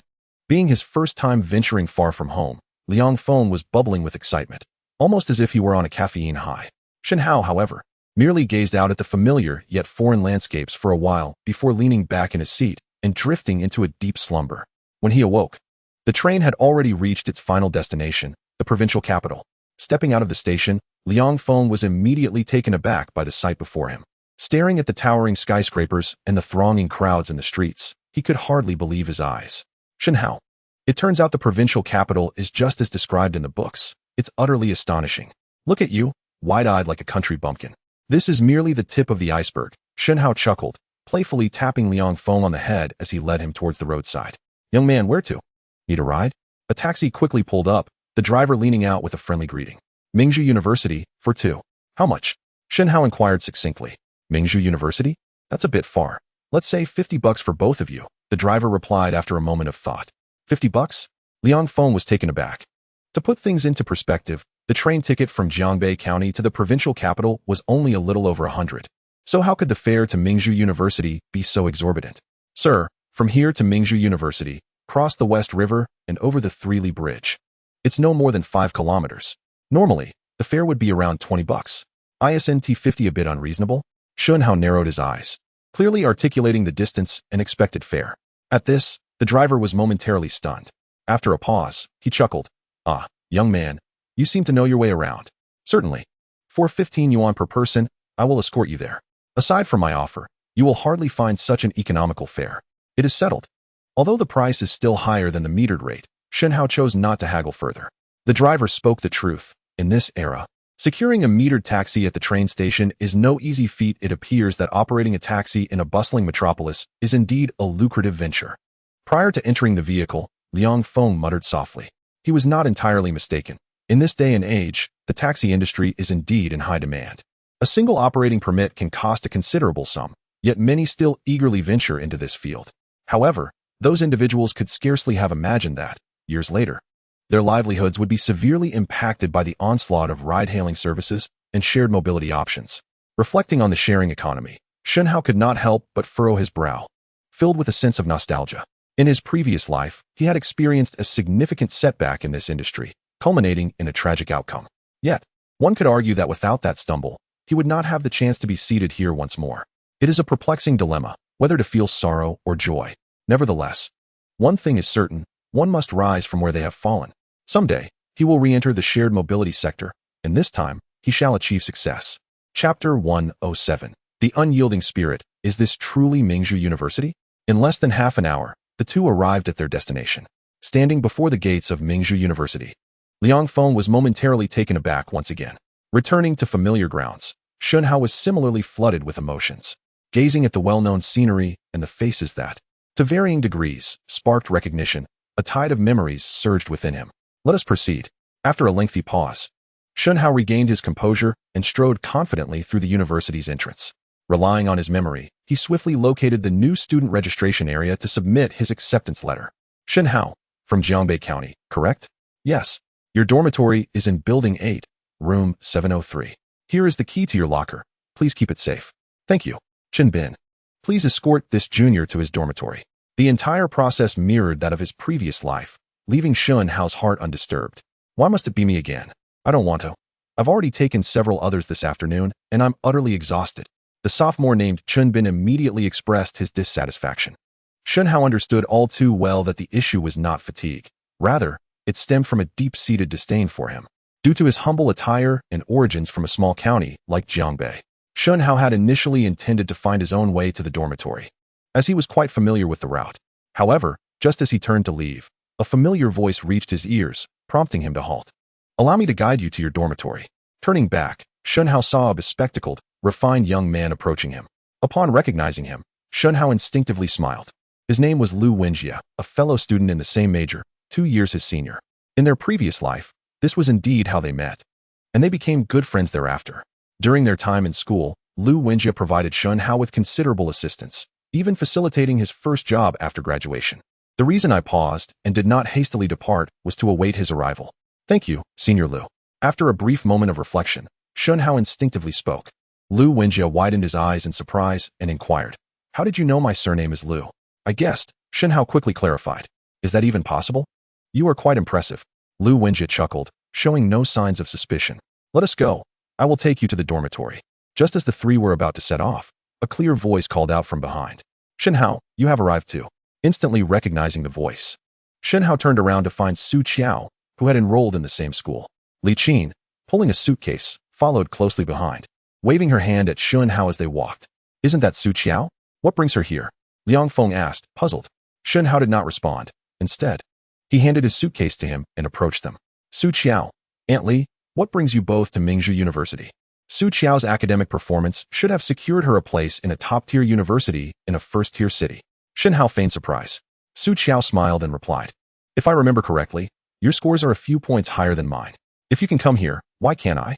Upon hearing this, Li Qin, concerned that their intentions might be uncovered, quickly interjected, "Our Qiao has always had a fondness for this university, and she did not wish to stray too far from the Li family. We could not dissuade her, so we had to let her be. However, after arriving here, we discovered that Mingzhu University is indeed quite commendable."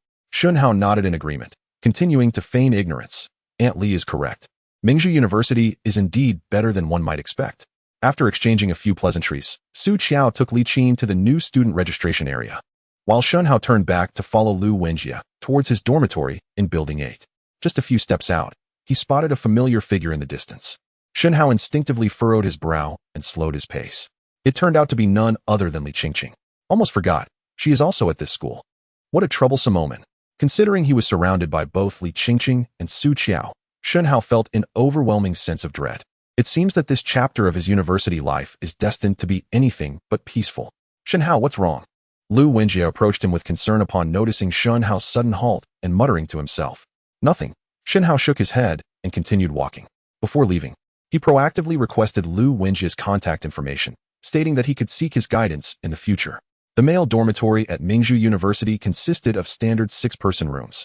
And when Shen Hao entered, 4 individuals had already arrived. "Oh, we have another new roommate." Upon seeing Shen Hao, the 4 immediately greeted him warmly. "Hello, new roommate. I am Jiang Yu. I am Mo Fan. I am Zhang Xian. I am Li He." These 4 individuals had a good rapport with Shen Hao in his previous life, especially Jiang Yu, who was the first to introduce himself. "Hello everyone. I am Shen Hao. I look forward to your support. We are all comrades in the same trench. No need for formalities," Jiang Yu said jovially. Turning to the timid Liang Feng beside him, he inquired, "Who is this classmate?" "Oh, this is my friend Liang Feng, who accompanied me for enrollment." "Hello, hello." Everyone expressed their friendliness, and Liang Feng relaxed a bit. As they were chatting, 2 more individuals entered the dormitory. The first, clad in a floral shirt and sporting a sideswept fringe, was a boy named Mu Yi, whose countenance bore a look of disdain. He was also Shen Hao's roommate, and, without a doubt, the most detestable person throughout his entire college experience. Following him was a middle-aged, rotund man named Mu Yuan, who, if memory served him correctly, was engaged in the catering business and came from a wealthy family. This affluence had contributed to Mu Ye's arrogant and unruly demeanor. "Look at this place. Is this fit for human habitation?" As the roommates prepared to greet him, Mu Ye's voice rang out in complaint. Mu Yuan quickly attempted to placate him, saying, "Xiao Yi, don't be upset. The school mandates that first-year students must reside on campus. There's nothing your father can do about it. For now, stay here, and I will find a solution, so don't worry." He then produced a thick stack of cash from his bag and handed it to Mu Yi, saying, "Take this. It should last you a month." "Now that's more like it," Mu Yi replied, flaunting the money as he received it, exuding an air of ostentation. His roommates gazed in disbelief. The amount he held likely equated to their entire living expenses for 4 years. Yet, for him, this was merely his monthly allowance. "Xiao Yi, just stay here and don't cause any trouble. I have work to attend to," Mu Yuan remarked before exiting the dormitory, not even casting a glance at Shen Hao and his companions, let alone greeting them. "Hello, I'm Mo Fan." After Mu Yuan departed, the roommates regained their composure and approached Mu Yi to introduce themselves. However, Mu Yi disdainfully waved them off and shouted, "Get lost. Stop bothering me. I have no interest in knowing you poor folks from the countryside." His words left everyone taken aback, their brows furrowed in disbelief. The forthright Jiang Yu could no longer tolerate the affront. He stepped forward, defending his roommates. "What's wrong with you? We were trying to be friendly. And if you don't appreciate it, that's one thing, but why hurl insults at us? Huh? Do you think I can't see through your petty thoughts? You merely want to cozy up to me because of my better circumstances," Mu Yi sneered. "I advise you to save your breath." "What did you say?" Jiang Yu retorted, his anger escalating. "So what if you come from money? That doesn't make you anything special. Do you honestly believe everyone should revolve around you? Let us go. We don't need to engage with someone like him." As Jiang Yu turned to leave, Mu Yi was infuriated by their defiance. "You have some nerve, daring to oppose me. I will make you regret it." While cursing under his breath, he concocted a devious plan. Moments later, he stealthily approached Jiang Yu from behind while the latter was preoccupied with arranging his bed, deliberately removing his watch. Just as Jiang Yu turned around after finishing his task, he inadvertently bumped into Mu Yi. "Ouch! With a loud shout, I intentionally let go of his grip. A sharp crack echoed as the watch fell heavily to the ground, shattering the glass face into countless fragments. "It's over, my watch," Jiang Yu exclaimed in panic, hastily apologizing. "I'm so sorry, I didn't mean to. My watch is broken, and you think a mere apology suffices?" I thundered angrily. Jiang Yu, his brow furrowed, hesitated for a long moment before timidly offering. "How much is your watch?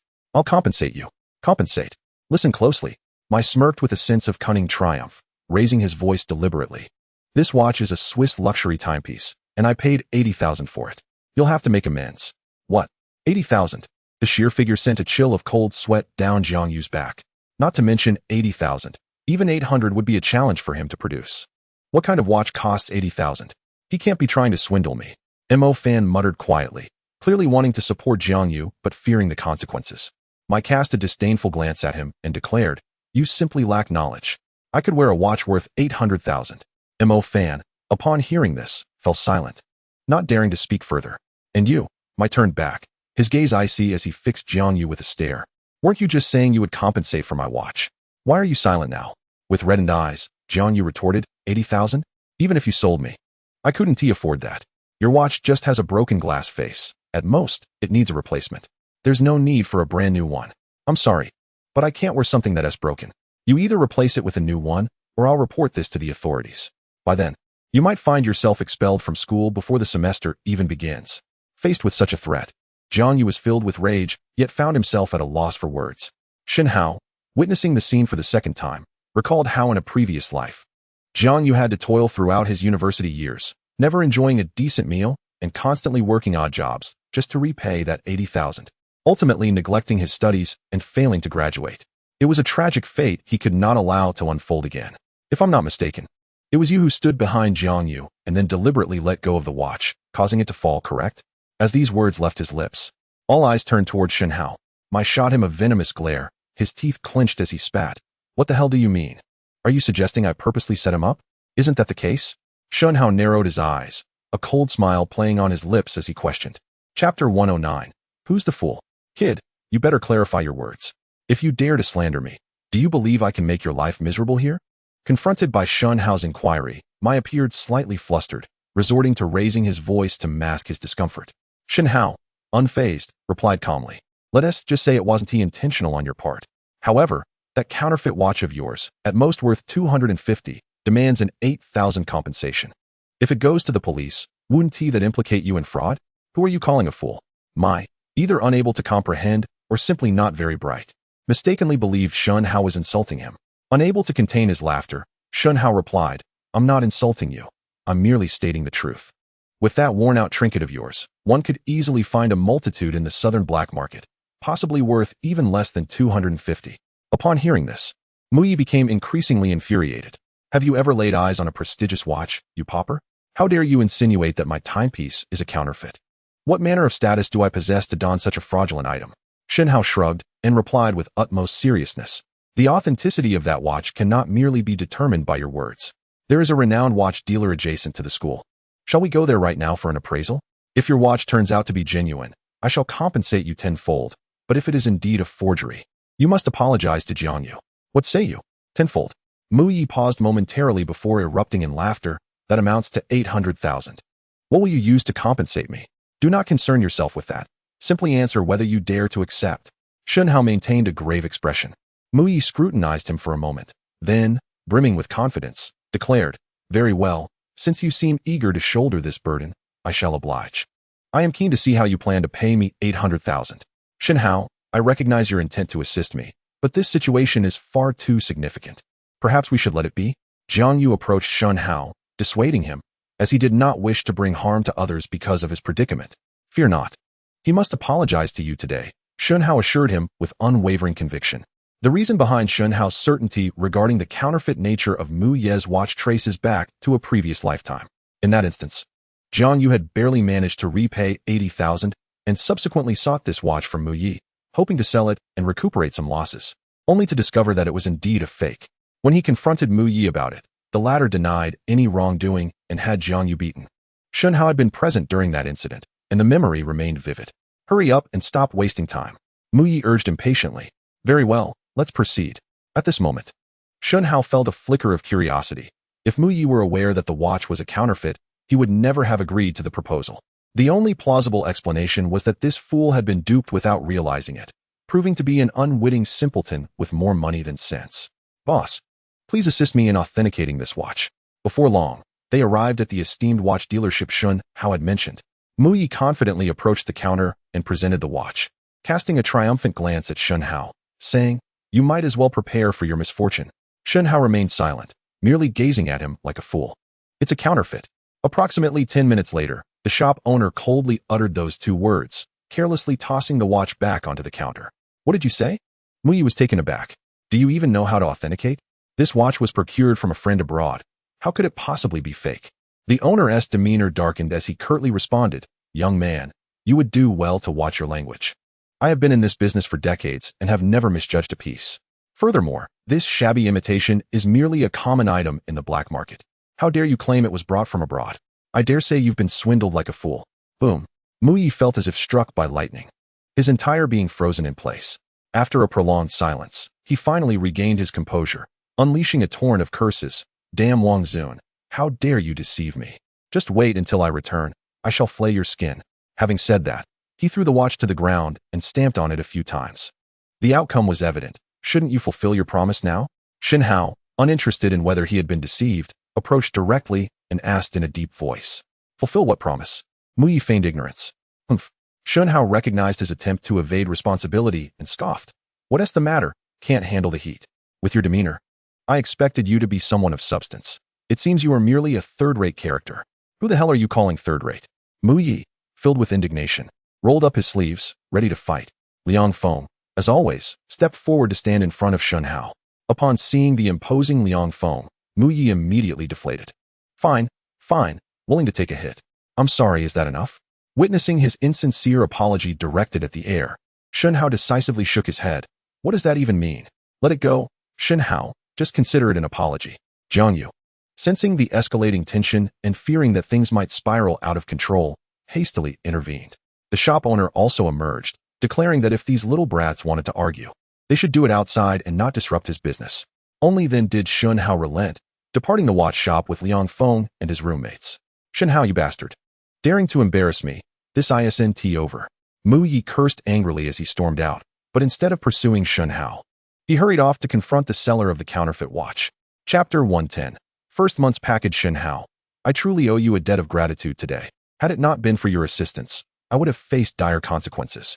As they left the watch shop, Jiang Yu expressed his heartfelt thanks to Shen Hao and suggested treating him to a meal in return. Knowing Jiang Yu's ulterior motives all too well, Shen Hao, not wishing to burden him, feigned having other commitments and politely declined his generous offer. "I want to help you find a place to stay." After parting ways with his roommates, Shen Hao took Liang Feng for a stroll around the vicinity. Liang Feng intended to settle for a modest inn, but Shen Hao adamantly refused, insisting on entering a 4-star hotel. After all, having come all the way to the provincial capital, one must indulge a little. Besides, we aren't short on funds now. Furthermore, this isn't just for you. Someone else will be joining us during the holidays. Reluctantly, Liang Feng acquiesced upon hearing this. "Hello. Do you have any rooms available?" As Shen Hao approached the front desk to inquire, he overheard Liang Feng's astonished exclamation. "Wow, what kind of hotel is this? A standard room costs a couple of hundred per night. The better ones are even more expensive, reaching into the thousands. Isn't that a bit exorbitant? Shen Hao, shall we consider another place?" The front desk attendant squinted at the two of them, unconsciously displaying a look of disdain. "I'm sorry, but we're fully booked. You'll need to find accommodation elsewhere." "Fully booked?" Shen Hao glanced at the nearby signage, clearly seeing several vacant rooms. "What? Do you think I lack experience, or that we can't afford it?" Undoubtedly, it was the latter. Realizing the attendant's intentions, Shen Hao felt a surge of indignation. In his past life, he had often been looked down upon, and he could not tolerate such condescension from those with a narrow perspective. "Are there not still vacant rooms available? How can it be fully booked?"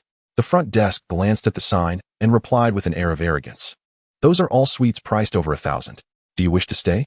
Shen Hao narrowed his eyes and responded gravely, "What of 1,000? How much is your most expensive suite for one night?" "The Supreme Suite is 2,000 per night," the front desk said, raising 2 fingers coldly. "Then I shall take it."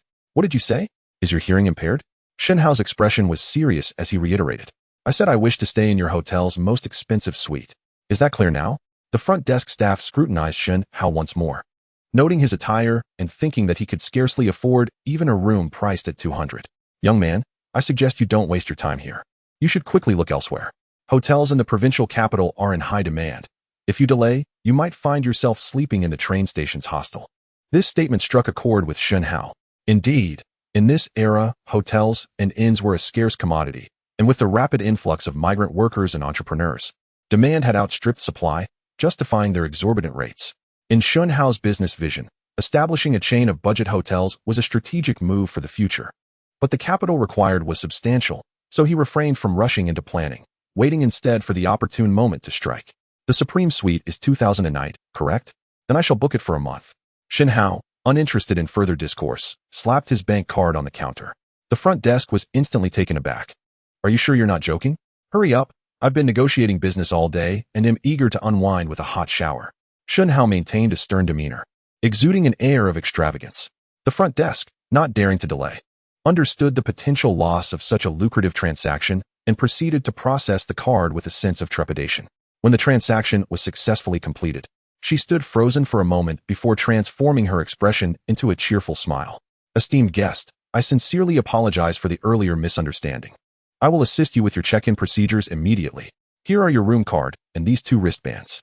With these wristbands, you may enjoy complimentary meals on the 2nd floor, a sauna on the 3rd, and the entertainment center on the 4th floor. Shen Hao, uninterested in her lengthy explanations, snatched the room card and wristbands, pulling Liang Feng upstairs. 60,000 just like that. It's gone, Liang Feng lamented, curious about the appearance of a room costing 2,000 a night. Upon opening the door, Liang Feng was left speechless. Is this a guest room? This must be a palace. Look at you, so lacking in composure, Shen Hao remarked, patting his head. Though he too felt a tinge of awe, even in his previous life, he had never stayed in such an opulent suite. This 60,000 was not only to reclaim dignity, but also served as compensation for past regrets. Come, let us go enjoy everything this place has to offer. After dropping off their luggage, Shen Hao eagerly dragged Liang Feng to experience all the complimentary amenities the hotel provided. So, do you still think the money was wasted? He asked as they exited the 2nd floor restaurant. Liang Feng, patting his nearly bursting belly, chuckled. Not unjust, not unjust. If it weren't for the exorbitant price, I would truly wish to reside here for a lifetime. Well then, in the future, I shall open a hotel and ensure you can live here indefinitely. Shen Hao replied solemnly. Chapter 111. Finally waiting for you the next morning marked the official reporting day for the new students. Upon entering the classroom, Shen Hao began to survey his surroundings, yet after a prolonged gaze, he could not find the figure he had been yearning for day and night.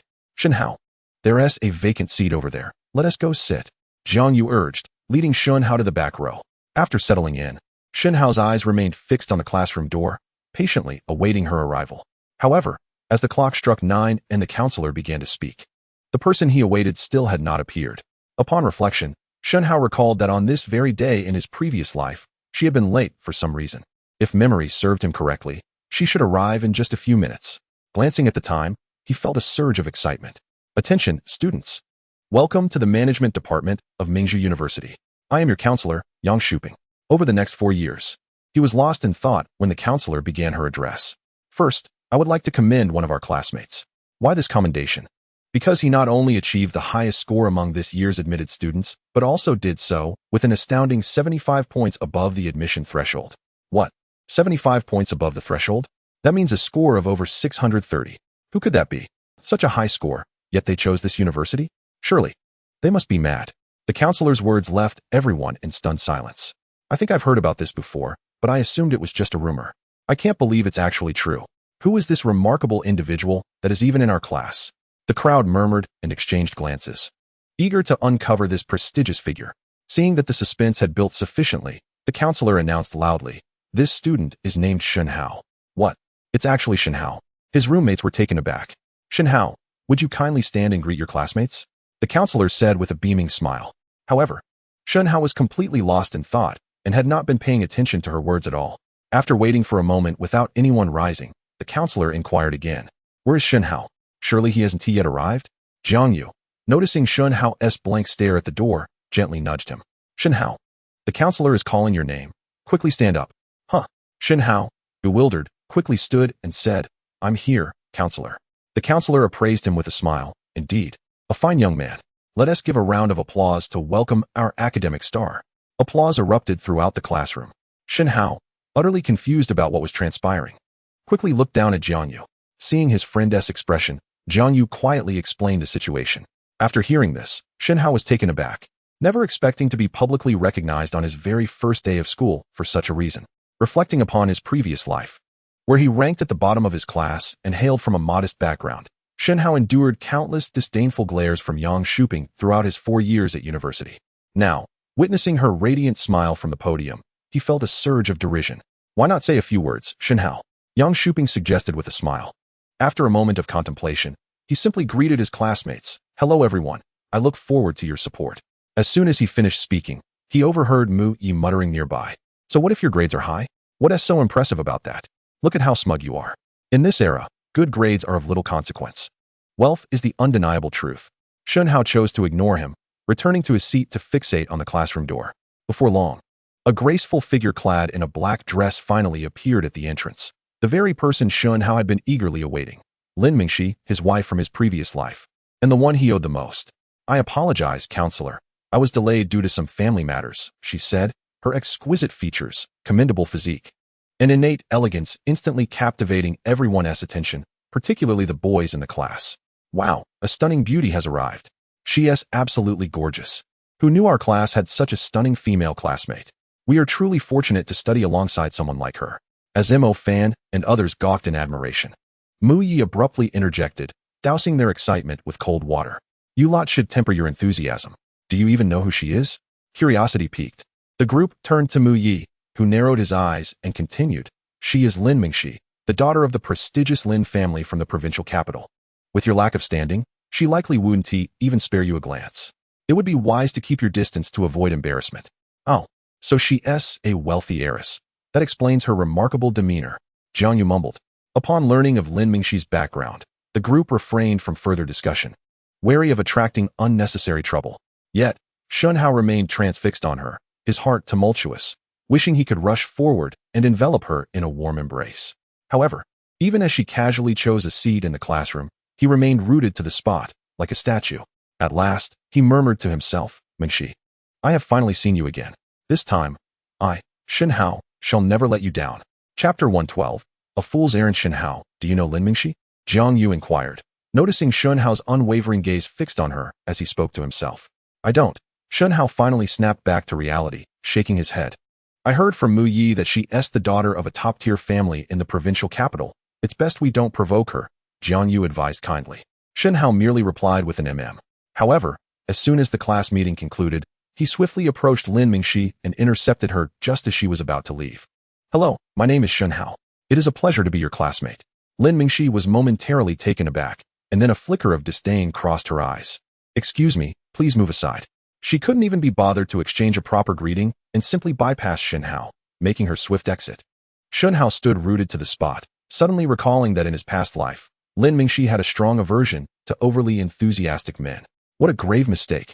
He mentally berated himself for his foolishness, realizing that he had undoubtedly left a poor impression on Lin Mingxi. However, in such a situation, suppressing his inner excitement and maintaining complete rationality was far from easy. Humph. How the country bumpkin must be feeling now. They warned you not to provoke Miss Lin, yet you insisted on making a fool of yourself. Mu Yi approached with a smug smirk, mocking him. What is the matter? Did you really think that just because your grades are decent, you're something special? A country bumpkin like you.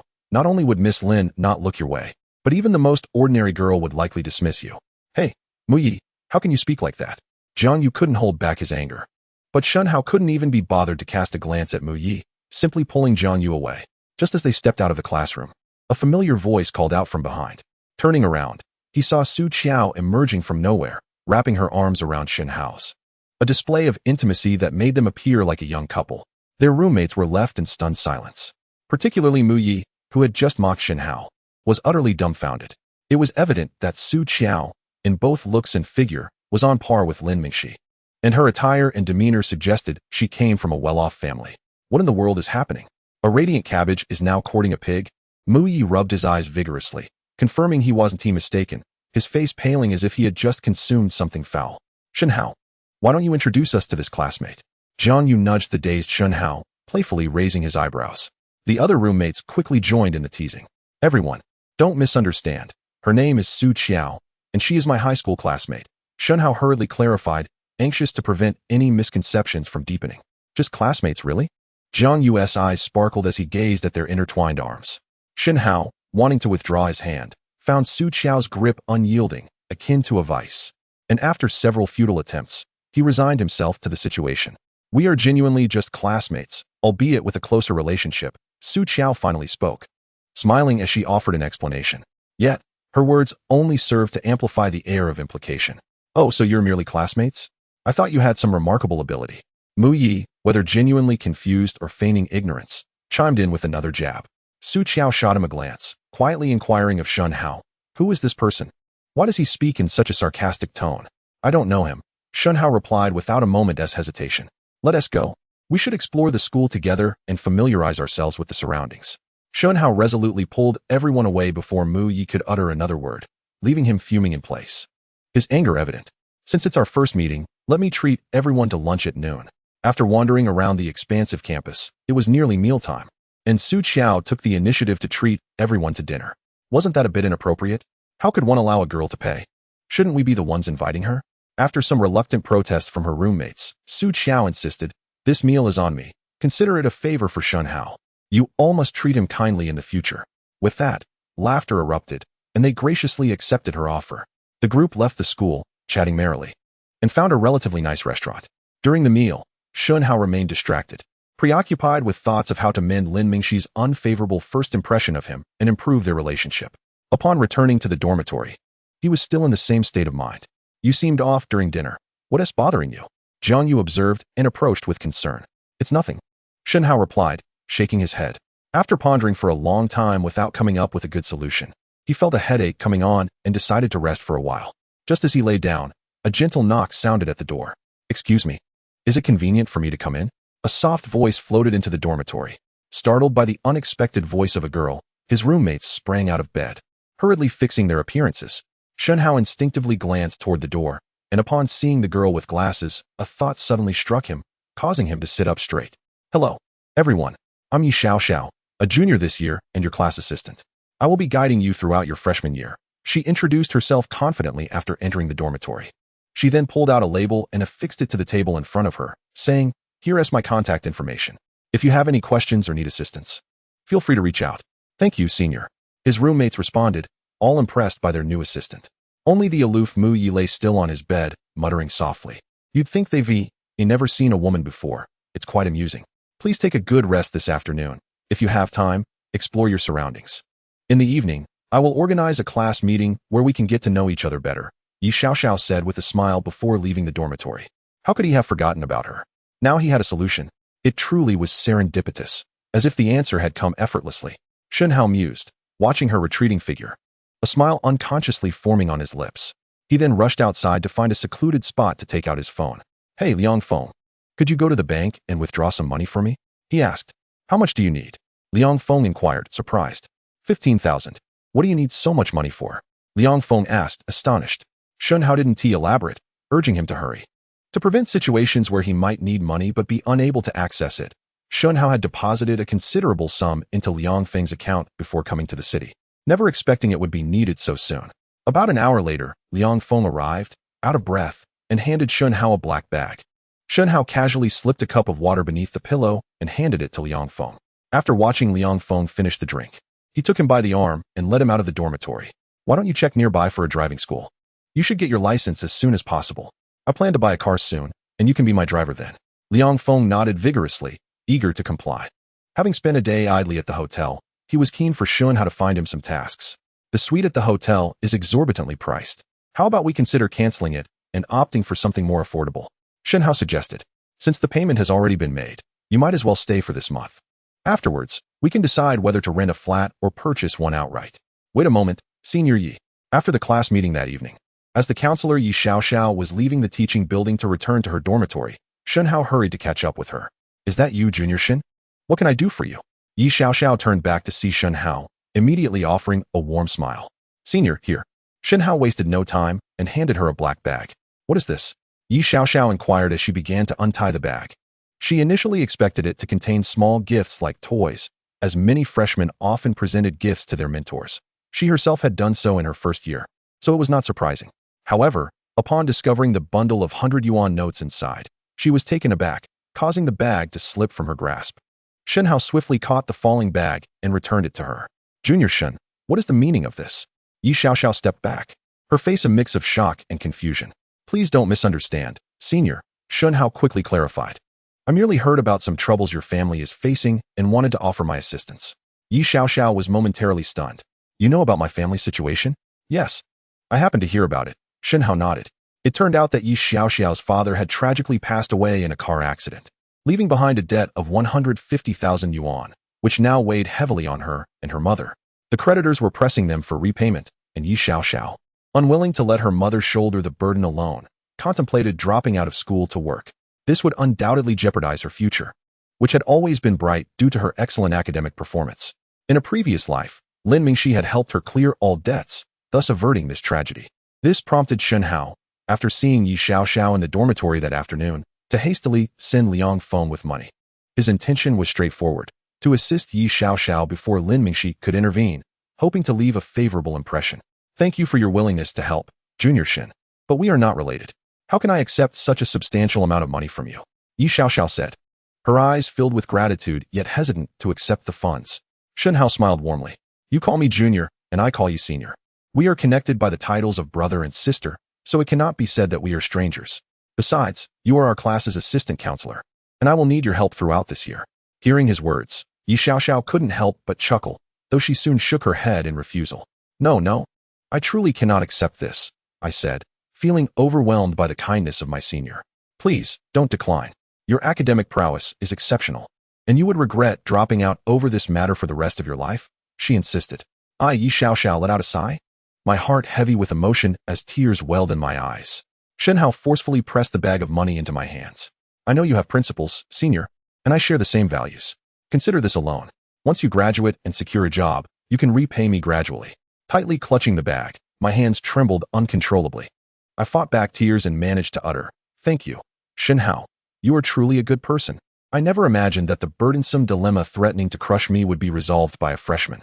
All right, Senior, I shall take my leave now. We have military training tomorrow. Without waiting for my response, Shen Hao turned and hurried away. Shen Hao, I called after him, taking a few steps forward. Thank you. I promise I will repay you, and I will find a way to return your kindness. Phew. Shen Hao concealed himself behind a large tree, watching me discreetly. I hope this proves useful, otherwise, the 150,000 would be in vain. Chapter 114. A new understanding. The next morning, as I accompanied Shen Hao's class to collect military training supplies, Lin Mingxi suddenly pulled me aside. Senior Yi, it's Lin Mingxi. Do you remember me? Of course. I tutored you at your home during my part-time job. I replied with a smile. Over the past 2 years, I had taken on various tutoring jobs during holidays to help support my family. While I might forget other students, Lin Mingxi was unforgettable. After all, her opulent private estate was like a castle, and I still occasionally dream of it. Senior Yi, this card contains 150,000, and the password is 123456. Take it to alleviate your urgent situation, she said, directly presenting a bank card upon realizing I remembered her. I was momentarily taken aback, wondering why someone else was offering me money. Mingxi, I cannot accept this. Please, don't feel embarrassed. You have already helped me with tutoring. Consider this a gesture of gratitude, Lin Mingxi urged, noticing my hesitation. No, you misunderstand. I quickly shook my head and clarified, my troubles have been resolved. So I no longer need this money. Resolved? Lin Mingxi appeared puzzled. Just last night, she had heard I was contemplating dropping out to work. How could everything be settled so swiftly? I decided to be transparent and recounted the events of last night when Shen Hao approached me.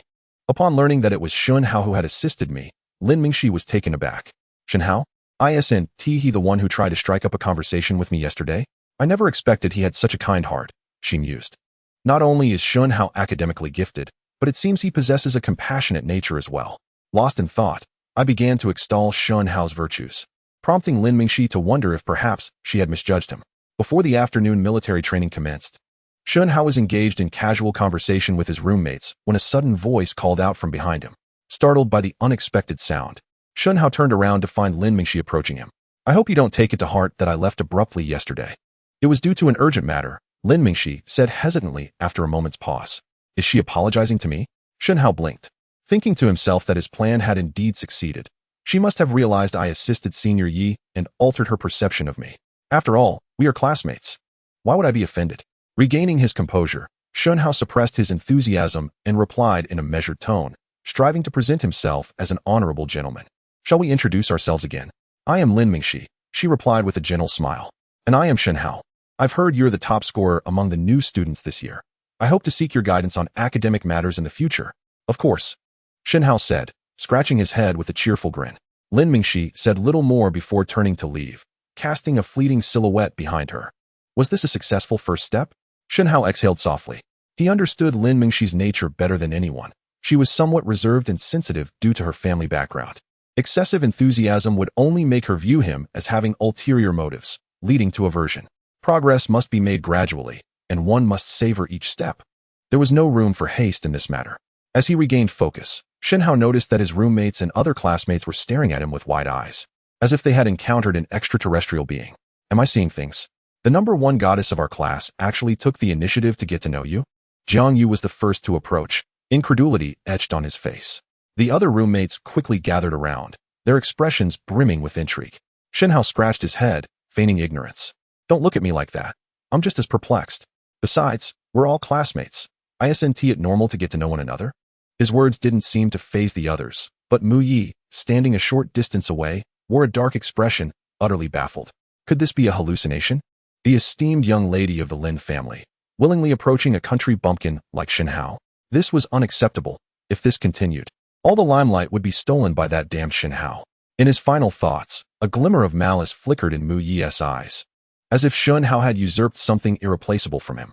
As evening military training concluded, Shen Hao, weary to the bone, was preparing to head to the cafeteria with his roommates when a large group of individuals clad in military training attire suddenly blocked their path. Which one of you is Shen Hao? The leading boy coldly inquired, scanning the group. This individual was Liao Fan, a freshman from the civil engineering department, notorious in the provincial capital for his reckless behavior. More importantly, he was a close ally of Mu Yi. Others might not be aware of this connection, but Shen Hao, having lived a previous life, was all too familiar with it. I am Shen Hao. What do you need? He asked, maintaining a composed demeanor. Liao Fan sized him up, a disdainful smirk curling at the corners of his mouth. I have heard that you possess a rather ostentatious demeanor. I would like to invite you to dine outside the school and perhaps forge a friendship, if you don't mind. Dining? You must be intending to treat me to dumplings, I presume. A cold smile crept across Shen Hao's mind. I apologize, but I have neither the time nor the desire to make friends. What did you say? Upon hearing Shen Hao's response, Liao Fan's expression darkened, revealing his displeasure.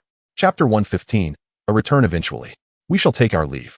Shen Hao, disinterested in Liao Fan and wishing to avoid conflict, prepared to depart with his roommate. Did I permit you to leave? Liao Fan obstructed his path.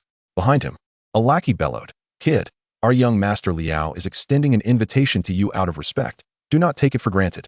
Liao Fan narrowed his eyes and coldly inquired of Shen Hao. I shall ask you one final time. Will you accompany me? No. Shen Hao replied without hesitation, emphatically articulating a single word. Excellent. You possess quite the audacity, which I admire. Liao Fan gritted his teeth. But today, whether you wish to dine or not, you shall partake. No sooner had he spoken than two individuals approached, gripping Shen Hao's arms, prepared to forcibly escort him away. Stop. At that moment, the crowd of onlookers suddenly parted, and a familiar figure gracefully approached. It was none other than Lin Mingxi, fortuitously passing by. Upon her unexpected appearance, everyone was momentarily stunned, particularly Shen Hao. Miss Lin, what brings you here? Liao Fan stammered, quickly donning a courteous smile. As a local scion of the provincial capital, he was well acquainted with Lin Mingxi and understood that she was a person he could not provoke. Liao Fan, what are you doing? Lin Mingxi inquired. Liao Fan hastily explained. Nothing much, just wishing to invite this classmate to dinner and perhaps make a friend. Lin Mingxi turned her gaze toward Shen Hao. Do you wish to dine with him? Shen Hao? No, I do not. Shen Hao replied without a moment's thought. You have heard. Shen Hao does not wish to dine with you. Let him go, Lin Mingxi stated with a calm demeanor, yet an underlying authority emanated from her, rendering Liao Fan utterly subdued. Damn it, you are fortunate, having Lin Mingxi appear out of nowhere. Liao Fan cursed inwardly but dared not defy her wishes, retreating in disgrace. Thank you for your assistance, Lin Mingxi. Shen Hao expressed his gratitude, slightly bashful. It is only natural for classmates to help one another. Lin Mingxi replied casually before turning to leave. Shen Hao silently observed her until she exited the gate, ultimately entering the Rolls-Royce that had previously been responsible for her transportation during their freshman year. Why only during freshman year? Because during her sophomore year, the Lin family succumbed to a tremendous crisis and went bankrupt in less than 6 months. Had it not been for this incident in his past life, Shen Hao and Lin Mingxi, two individuals from entirely different worlds, would have never had the opportunity to come together.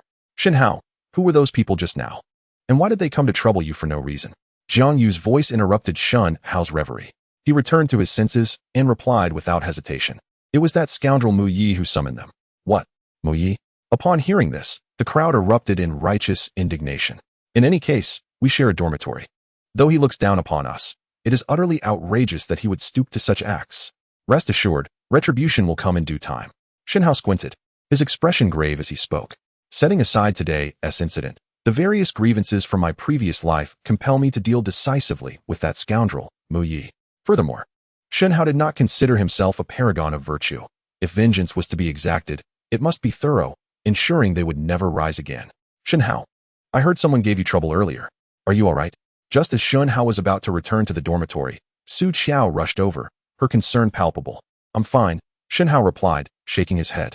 That's a relief, Su Qiao said, visibly easing. By the way, I heard from Jiang Yu that a girl named Lin Mingxi from your class came to your aid. Who is she? How does she have such influence? Shen Hao discerned her implication but chose not to elaborate.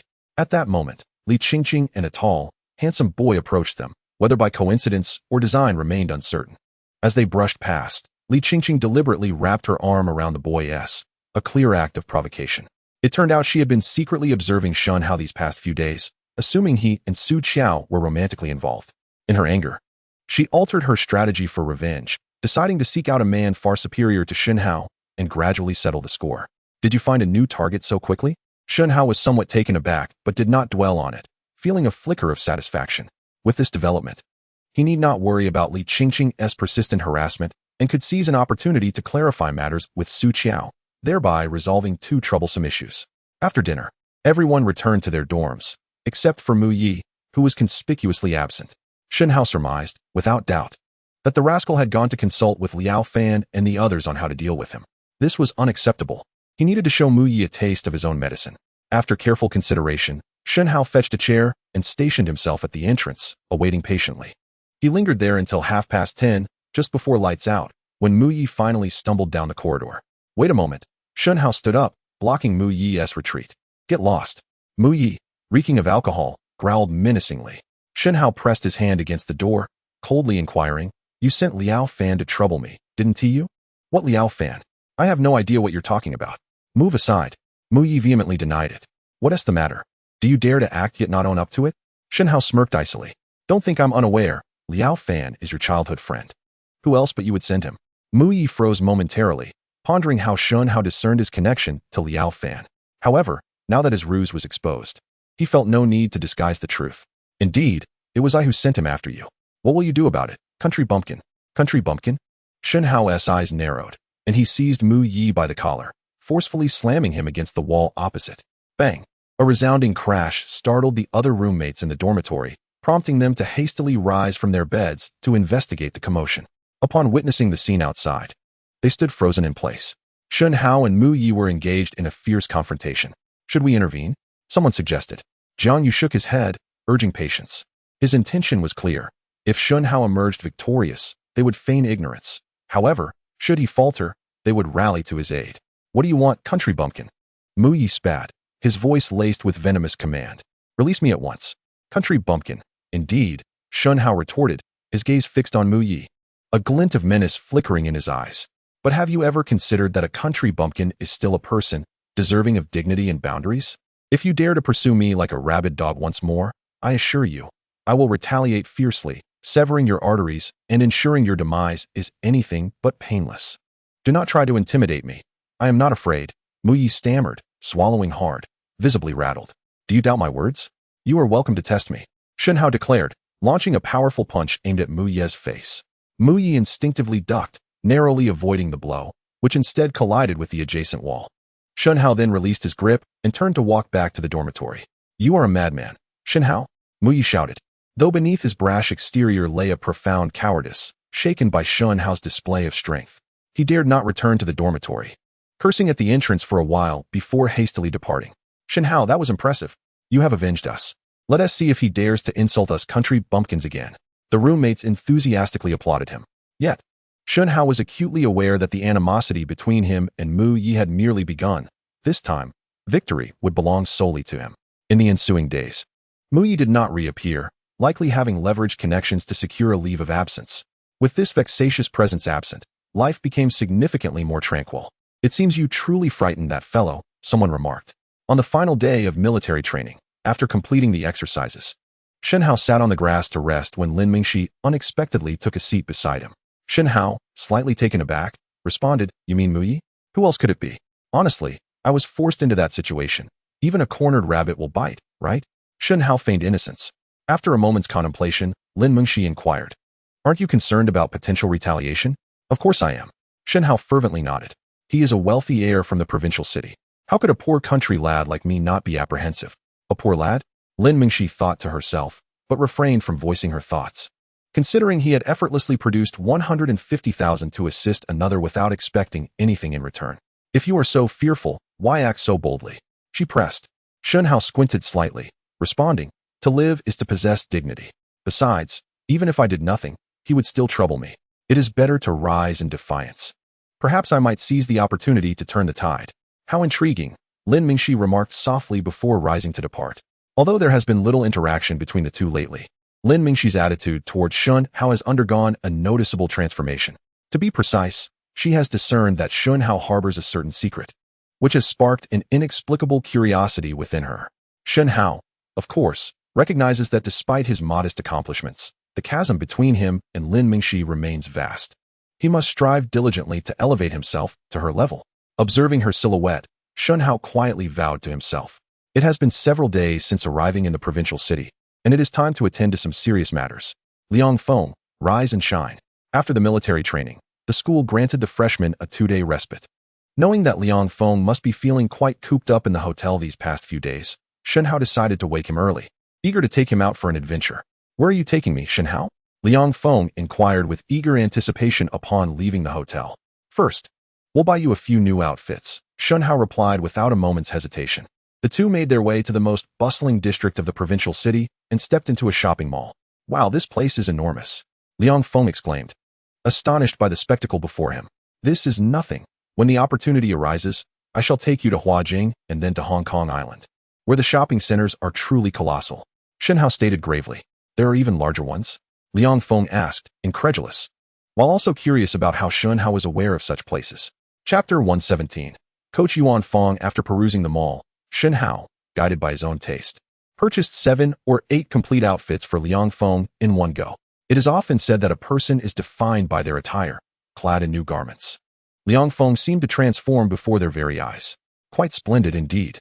Shen Hao urged Liang Feng to twirl a couple of times, a satisfied smile gracing his face. Yet Liang Feng, intrigued, questioned, Why don't you buy anything for yourself? I have enough clothes, Shen Hao replied without a second thought. Liang Feng, upon hearing this, promptly countered, With your few outfits, I bet they are even older than mine. Shen Hao remained silent. The reason he refrained from purchasing new clothes was not due to having sufficient attire, but rather his desire to maintain the persona of a humble country lad for the time being. All right, let us be on our way. After a brief moment, Shen Hao regained his focus and led Liang Feng out of the mall. Where shall we go next? Shen Hao did not answer directly. Instead, he inquired of Liang Feng. By the way, have you taken care of that driving license you were supposed to get? I have registered, but the instructor said there is a queue, and I don't know when I'll be able to start practicing, Liang Feng responded. Hearing this, Shen Hao furrowed his brow. This matter must be expedited. Do you have the instructor's phone number? No, Liang Feng shook his head. After some contemplation, Shen Hao concluded, Then we must pay a visit to the driving school. The two returned to the hotel to drop off their newly acquired clothing before hastily making their way to the driving school where Liang Feng had registered. Hello.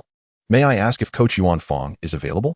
Oh, he is currently supervising an examination with students and will be out shortly. Please wait over there for a moment. Thank you. After inquiring, Shen Hao and Liang Feng sat quietly on the steps in front of the driving school, waiting patiently. As they sat there until nearly noon, their stomachs growling with hunger, a middle-aged man of average build, with a scruffy beard and hair disheveled like a bird's nest, emerged from the driving school, clutching a worn thermos. This was Coach Yuan. Liang Feng hurriedly nudged Shen Hao. Turning around, Shen Hao was momentarily taken aback by the man's distinctive appearance. Coach Yuan. Please hold on. Coach Yuan paused. You too. What do you need from me? Shen Hao pulled Liang Feng closer. Coach Yuan. My friend registered here a few days ago to take the driving test. Do you remember him? Coach Yuan cast a glance and nodded. Liang Feng? Didn't I tell you to wait for news? He then protectively clasped his pocket, resembling a miser guarding his treasure. Shen Hao, amused yet exasperated, quickly clarified. Coach Yuan. You misunderstood. We just wanted to inquire when he can start practicing. Oh, I see. Coach Yuan relaxed. I can't say for certain. It could be 10 days. Half a month, or even longer. Shen Hao furrowed his brow. Coach Yuan, my friend is eager to get his license. Could you possibly expedite the process? These are regulations, and I have little say in the matter. Coach Yuan replied, nonchalantly rubbing his fingers. I understand. Shen Hao nodded repeatedly. I've reserved a private room at the Rejuvenation restaurant. Since it's mealtime, how about we discuss this over lunch? All right. Coach Yuan feigned contemplation before agreeing. Over the course of lunch, Shen Hao and Coach Yuan engaged in a lively conversation, particularly as Coach Yuan seemed to take a liking to Shen Hao, almost as if they were old friends ready to pledge brotherhood. Sensing the opportune moment, Shen Hao inquired, Coach Yuan, did you enjoy this meal? Coach Yuan glanced at Shen Hao, likely guessing his intentions, yet remained silent while patting his belly. Observing this, Shen Hao promptly retrieved 2 packs of the prepared Chinese cigarettes from his bag, offering, Coach Yuan, a small token of appreciation. Please accept. You've got some style? Coach Yuan finally smiled. It said that one who dines from another's plate is beholden to them. Today, it seems I've benefited in both ways. So, when can my friend start practicing? Tomorrow. So soon? Liang Feng was taken aback, thinking to himself that Shen Hao was indeed right about money being able to work wonders. Thank you, Coach Yuan. My friend can be a bit simple. Please take extra care in teaching him. Shen Hao expressed his gratitude with cupped hands. No problem. Coach Yuan waved his hand dismissively, suddenly giving Shen Hao a knowing look. What's the matter, Coach Yuan? Coach Yuan chuckled. Young man, do you have a driver's license? Not yet. Then why not sign up here as well? You two could learn together for mutual support. Coach Yuan's eyes sparkled as he pitched his offer. Shen Hao hesitated, explaining that he was in university and lacked time for practice. Yet Coach Yuan reassured him, that's easily arranged. I can offer you special evening sessions. Is that feasible? Shen Hao blinked, pondering if this man was genuinely committed to his work or if he had some personal difficulties at home. Upon careful reflection, this indeed appears to be a commendable approach. Moreover, after our recent interaction, it seems that Yuan Feng, despite his rather unique appearance, possesses admirable qualities in other respects. Although he exhibits a somewhat mercenary disposition, who in this era is not similarly inclined? After contemplating this for a moment, Shen Hao ultimately decided to pay the fee on the spot and register with Yuan Feng. Starting tonight, I shall meet you at the entrance of Mingzhu University each evening at 8. Do not be late, Yuan Feng stated before departing. Chapter 118. Not simple Shen Hao. I can't shake the feeling that this Coach Yuan might not be entirely reliable. Liang Feng expressed his concerns immediately after Yuan Feng left. I find him rather intriguing. Shen Hao mused, resting his chin on his hand in contemplation. For reasons unbeknownst to him, he sensed an inexplicable air of mystery surrounding Yuan Feng, as if he harbored secrets. That evening, Yuan Feng arrived punctually at the school gate to pick up Shen Hao and Liang Feng. He drove them to the eastern outskirts of the city and casually found an open space to park. Let us practice here. Liang Feng inquired, Coach Yuan. What shall we focus on today? You possess no foundational skills, so we shall begin with the basics, Yuan Feng replied, gesturing towards the steering wheel before exiting the vehicle and allowing Liang Feng to take the driver's seat. Liang Feng dutifully spent over an hour maneuvering the wheel, his hands trembling by the end. All right, that's enough. It's Shen Hao's turn now. However, Shen Hao shook his head. Coach, I do not require practice in this. What do you mean? Are you asking for a refund? Upon hearing this, Yuan Feng immediately clutched his pocket, unsure if it contained any money. Shen Hao, both amused and exasperated, reassured him, Coach Yuan, do not be alarmed. I have already paid, and I certainly will not seek a refund. Then what do you mean? I merely wish to inform you that I can actually drive. What? You can drive? Yuan Feng was taken aback, suspecting Shen Hao was jesting. If you do not believe me, I can demonstrate, Shen Hao replied, and before Yuan Feng could react, he had already started the car and sped away. Oh no! My car! My car! Yuan Feng exclaimed, anxiously stamping his feet. When did Shen Hao learn to drive? How was I unaware of this? Upon hearing Liang Feng's remark, Yuan Feng's face turned a shade of pale, fearing for the fate of his vehicle that night. Yet, amidst his worries, Shen Hao turned the car around and returned. Before he could even bring the vehicle to a complete stop, Yuan Fong rushed over to meticulously inspect it, only relaxing after confirming that the car had sustained no damage. He then opened the door and pulled Shen Hao out of the vehicle. Shen Hao, scratching his head in embarrassment, anticipated a reprimand, but to his surprise, Yuan Fong burst into laughter. You are quite capable. Not only can you drive, but your skills are commendable. This means I can afford to teach one less student, thereby profiting from the tuition. Shen Hao was taken aback, pondering the fact that this man was indeed quite the money-minded individual. Coach Yuan, since you have acknowledged my driving abilities, might it be possible for you to arrange my examination ahead of schedule? Shen Hao tentatively inquired. That can indeed be arranged. Yuan Fong replied nonchalantly, rubbing his fingers together. I understand. As Shen Hao spoke, he retrieved several hundred yuan bills from his pocket and discreetly placed them into Yuan Fong's hands. Not much, merely 500. Yet, Yuan Fong appeared quite pleased. Since you are so thoughtful, I shall make arrangements for you tomorrow. The following day, Shen Hao returned to the driving school, and true to his word, Yuan Fong took him directly to the examination venue. It was unclear how this fellow managed it, but he successfully scheduled all the necessary tests in one go. Shen Hao was astounded and began to realize that his initial assessment might have been correct. This seemingly careless and disheveled individual was undoubtedly more complex than he appeared. After all, how could a mere driving instructor possess such remarkable capabilities? No, he thought, I must find another opportunity to verify this. Perhaps this man could prove useful in the future. In less than half a day, Shen Hao had successfully passed all examinations and obtained his driver's license. Excellent. Yuan Fong remarked with satisfaction, deliberately showcasing his protégé's achievement to a fellow instructor who was berating his own students for their foolishness. Look, my student is remarkably astute. He secured his license in just one day. The other instructor was at a loss for words, but offered no retort. Yuan coach, do you have time for lunch? I'd like to invite you for a meal, Shen Hao inquired, pulling Yuan Fong aside.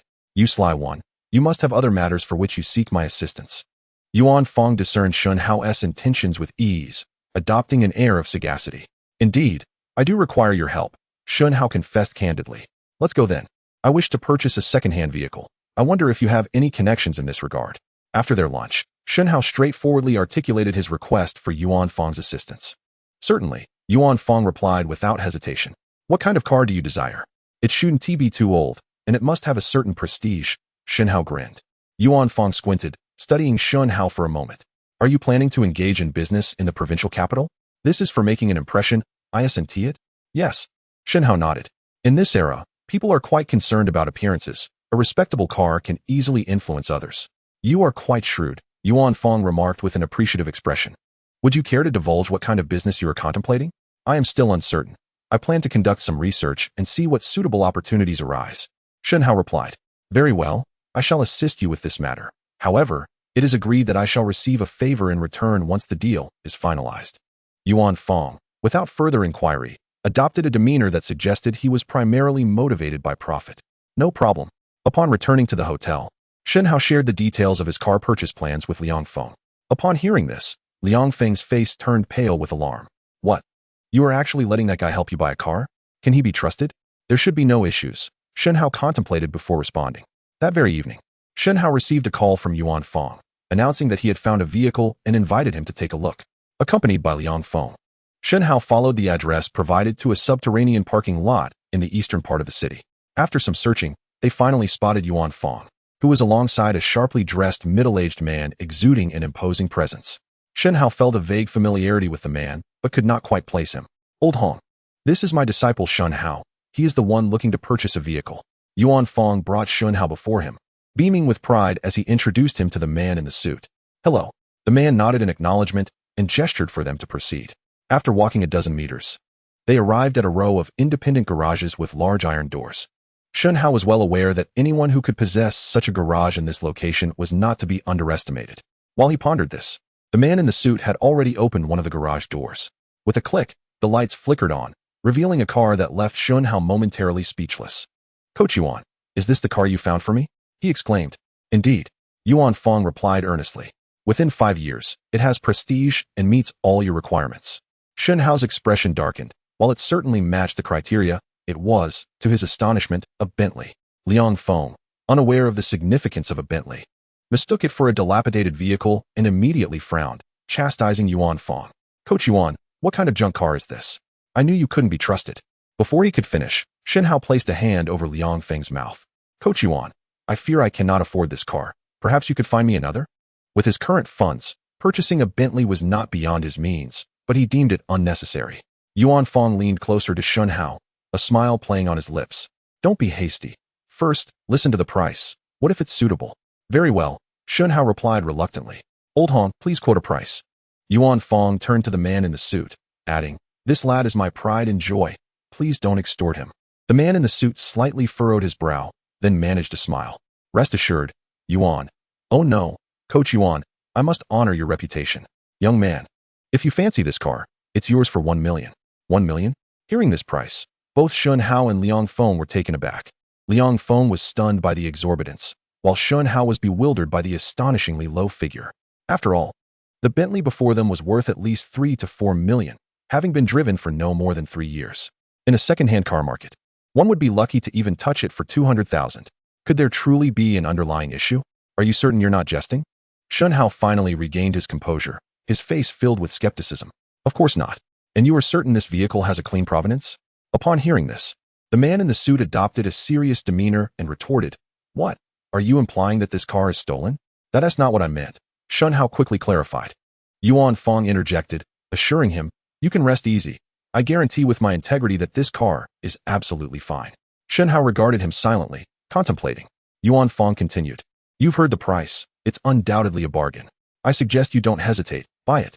Suddenly, Shen Hao had an epiphany, narrowing his eyes as he inquired.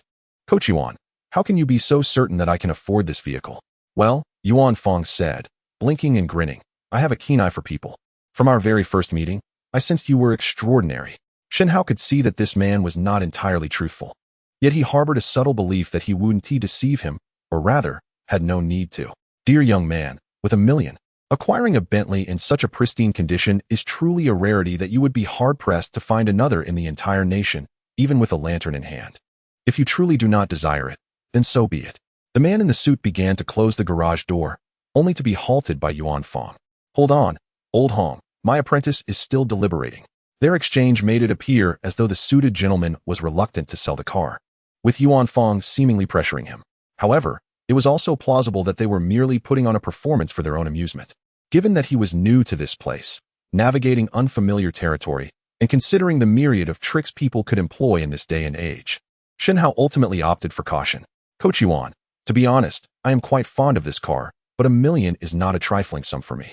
How about allowing me a night to ponder? I assure you, I will provide you with a response by tomorrow. Very well, Yuan Fong replied, though his expression was one of displeasure. You must act quickly. I exerted considerable effort to locate this vehicle for you, and once this opportunity passes, it may never return. Understood. Shen Hao promptly agreed, hastily departing with Liang Feng. What do you think he will do upon returning? After the two had distanced themselves, Yuan Fong unexpectedly turned to inquire of the man in the suit. At that moment, both his tone and demeanor were markedly different from before. The suited man stood respectfully behind Yuan Fong, contemplating for a moment before shaking his head. Mr. Fong, have you taken a liking to that young man named Shen Hao? After a brief pause, the suited man posed another question. I cannot say, Yuan Fong replied, shaking his head. I merely find the lad quite agreeable, and I vaguely perceive a reflection of my younger self in him. It seems someone is destined for great fortune, the suited man remarked with an air of envy. Chapter 120. A fog of uncertainty. Shen Hao. Those two do not appear to be trustworthy individuals. Perhaps we should cease any further contact with them. Upon returning to the hotel, Liang Feng expressed his concerns anxiously. Shen Hao shook his head. They are not outright frauds, but I am certain the situation is far from straightforward, particularly that man in the suit. I feel as though I have encountered him before. I must ascertain the true circumstances. Shen Hao picked up his phone and, after a moment of hesitation, called Zheng Tao. Hello, Shen, why are you calling at this hour? Missing your brother Zheng, are you? Zhenggu, I need your assistance with a matter, Shen Hao stated directly. What is it? Speak freely. You should have connections in the provincial city, correct? Please help me identify the owner of a specific license plate. No problem, Zheng Tao readily agreed. Shen Hao wasted no time, promptly relaying the license plate number and urging him to investigate swiftly before ending the call. Approximately an hour later, Zheng Tao returned the call. Shen, the license plate you mentioned belongs to a Bentley, correct? Indeed. I have looked into it. The owner of that vehicle is Hong Yishuan, the head of Hongxing Investment Group. Hongxing Investment, Hong Yishuan? Upon hearing these two names, Shen Hao was momentarily taken aback. If he recalled correctly, Yuan Fong had consistently referred to the man in the suit as Old Hong. Could it be? How could this possibly be true? Although I do not personally know Hong Yishuan, I have certainly heard of him. He seems to be a prominent figure in the investment sector in recent years, reportedly worth several hundred million. Why the sudden interest in him? Zheng Tao inquired curiously. It's nothing, just a casual inquiry. Thank you, Brother Zheng, was Shen Hao's nonchalant response before he hung up and hurried to the computer in his hotel room to conduct some research. Before long, he discovered relevant information about Hongxing Investment, including a photograph of its owner, Hong Yishuan. Shen Hao stared in astonishment. The man in the photo was none other than the suited gentleman who had just attempted to sell him a car. No wonder he seemed familiar. But what on earth was going on? Why would the owner of a prestigious investment firm be eager to sell his vehicle at such a bargain to me? Shen Hao was utterly perplexed. If that man truly was Hong Yishuan, then who was Yuan Fong? Surely, one would need considerable prowess to associate with someone like Hong Yishuan. Yet, if he were indeed such a formidable figure, why would he be working as an instructor at a driving school, and in such a manner? The more he pondered, the more muddled he became. Liang Feng approached with concern. Shen Hao, what's the matter? It's nothing. After an indeterminate period, Shen Hao finally stood up. It seems the only way to uncover their true intentions is to purchase that car first. It was now evident that the suited man was the genuine owner of the vehicle, as long as all the paperwork was in order. Acquiring the car should pose no issue. Are you planning to buy that car? Liang Feng asked hastily. Yes. Aren't you worried about being deceived? Not really. Shen Hao shook his head. Given their level of experience, there was no need for them to con a novice like him. For some reason, Shen Hao felt that this could turn out to be a fortuitous opportunity. I have class tomorrow, so I'll be heading back now. He prepared to leave. What about my practice with the car? Liang Feng caught up with him. As long as Yuan Fong continues to come, you can practice without worry. Shen Hao replied without hesitation. All right then, and do your best to cultivate a good relationship with that individual. He may prove to be quite beneficial for us in the future, Shen Hao added. What could he possibly do for us? Liang Feng was baffled. Shen Hao smiled slightly. It's too early to say, but time will reveal all. On his way back to school, Shen Hao called Yuan Fong to inform him of his decision to buy the Bentley. Upon hearing this, Yuan Fong was delighted. You've finally come to your senses. Letting such a great deal slip by would be foolish. You're right. It would be foolish not to seize a bargain, Shen Hao agreed. I'll call him right away to arrange for the transfer of ownership tomorrow. Don't forget to bring the money, and remember my share. Rest assured, you won't be shortchanged. Shen Hao replied readily. The next morning, Shen Hao received a call from an unfamiliar number. The voice on the line belonged to the suited gentleman, Hong Yishuan. Hey there, do you have a moment? Let us go handle the car transfer paperwork. Absolutely. As the morning class concluded, Shen Hao promptly hailed a taxi to rush to the vehicle administration office. All right, my young friend, this car is now yours. After completing the formalities, Hong Yishuan cast a lingering glance at the Bentley before handing the keys to Shen Hao. Mr. Hong, consider this a favor from me to you. Next time, when the opportunity arises, we shall collaborate again, and I shall ensure you benefit, Shen Hao remarked, taking the keys with a meaningful expression. Hong Yishuan was momentarily taken aback. You know who I am now? Chapter 121, An Unwarranted Visit. The illustrious chairman of Hongxing Investment, Mr. Hong Yishuan. Even one as dull, as I cannot fail to recognize you at this point. Shen Hao shrugged. Ha ha ha, you clever lad. Hong Yishuan laughed heartily. Mr. Hong, I must admit, I still find it perplexing as to why you would sell me the car at such a low price. Isn't it a cardinal sin for investors to engage in losing transactions? Shen Hao inquired tentatively. With a sigh, Hong Yishuan replied, slightly exasperated, what can I say? I owe someone a favor that I must repay. Are you implying that you owe Coach Yuan this favor? Indeed, that fellow once saved my life. Hong Yishuan responded earnestly before excusing himself, clearly unwilling to provide Shen Hao with further opportunity for inquiry. What a cunning fox. Shen Hao furrowed his brow as he settled into the Bentley, contemplating for a moment before deciding to seek out Yuan Fong to glean some insights. Hey, Coach Yuan. I've got the car. Where are you? I'm coming to deliver your money. I'm at the driving school. Come over. Yuan Fong replied without hesitation. Shen Hao wasted no time, hastily driving the newly acquired Bentley at breakneck speed toward the driving school. Indeed, luxury cars possess an unparalleled driving experience. This is your share. Upon arrival, Shen Hao promptly handed a black bag to Yuan Fong. Yuan Fong grinned, his previous avaricious demeanor resurfacing. Upon opening the bag, he discovered it contained no less than 200,000 to 300,000 in cash. Why so much? The car, if sold on the market, would fetch no less than 2 million. I leveraged a significant favor, and considering the life-saving gratitude involved, I couldn't possibly shortchange you. Shen Hao replied with utmost sincerity. Did Lao Hong tell you about my dealings with him? Yuan Fong inquired, blinking curiously. Yes. Well, it's not as exaggerated as he made it sound. He's just a sentimental man, and over the years, he has been adamant about repaying me. I simply decided to give him the opportunity, and in the process, I profited as well. An advantageous arrangement for both parties, Yuan Fong explained thoughtfully. Since you wish to offer him a chance to repay, why not directly ask him for a sum of money? Wouldn't that yield a greater return? Shen Hao probed cautiously. Yuan Fong became agitated at this suggestion. Do I strike you as someone who is solely motivated by profit? There is a world of difference between receiving this and outright demanding it. What difference does it make? Shen Hao observed Yuan Fong closely, noting his reactions, which did not appear deceptive. Could it be that I am overthinking this? Perhaps there is no hidden agenda, and I simply stumbled upon a stroke of good fortune? No, that cannot be. After careful contemplation, Shen Hao still felt that the matter was not as simple as it appeared. Young man, you have given too much. Take this back, Yuan Fong suddenly interjected, interrupting Shen Hao's thoughts. Coming to his senses, he had already handed over a thick stack of cash. I stated this is what you deserve. Though I am avaricious, I still adhere to principles. I shall give you precisely what was promised. Yuan Fong shook his head, and as he spoke, he returned the money to Shen Hao's hands.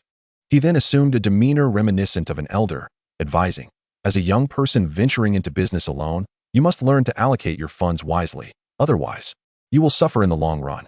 In a half-joking manner, Shen Hao replied, Coach Yuan, your tone suggests you possess considerable wisdom.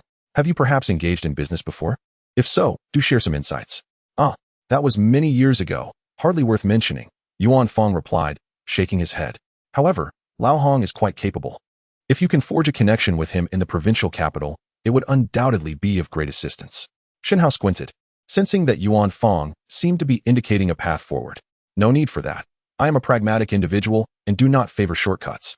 Moreover, I have confidence in my abilities and do not require the aid of others to achieve success. Though Yuan Fong was correct that establishing a connection with Hong Yishuan could indeed ease the journey, Shen Hao politely declined. Firstly, their paths diverged, and secondly, to be candid, Hong Yishuan's stature was not sufficiently imposing for Shen Hao at this juncture. You young man certainly hold yourself in high regard. Yuan Fong chuckled, but I appreciate that spirit. Well then, I have matters to attend to. You should head back. He added, if you still think of this little gesture as a sign of friendship. Do remember to bring some fine wine and delicacies when you visit. If not, consider it as if we have never met. Upon hearing Yuan Fong's words, Shen Hao quickly responded, how could I possibly look down upon that? I would love to hear more of Coach Yuan's stories and perhaps receive further guidance. Next time, just call me Brother Yuan. No need for all this Coach Yuan formality.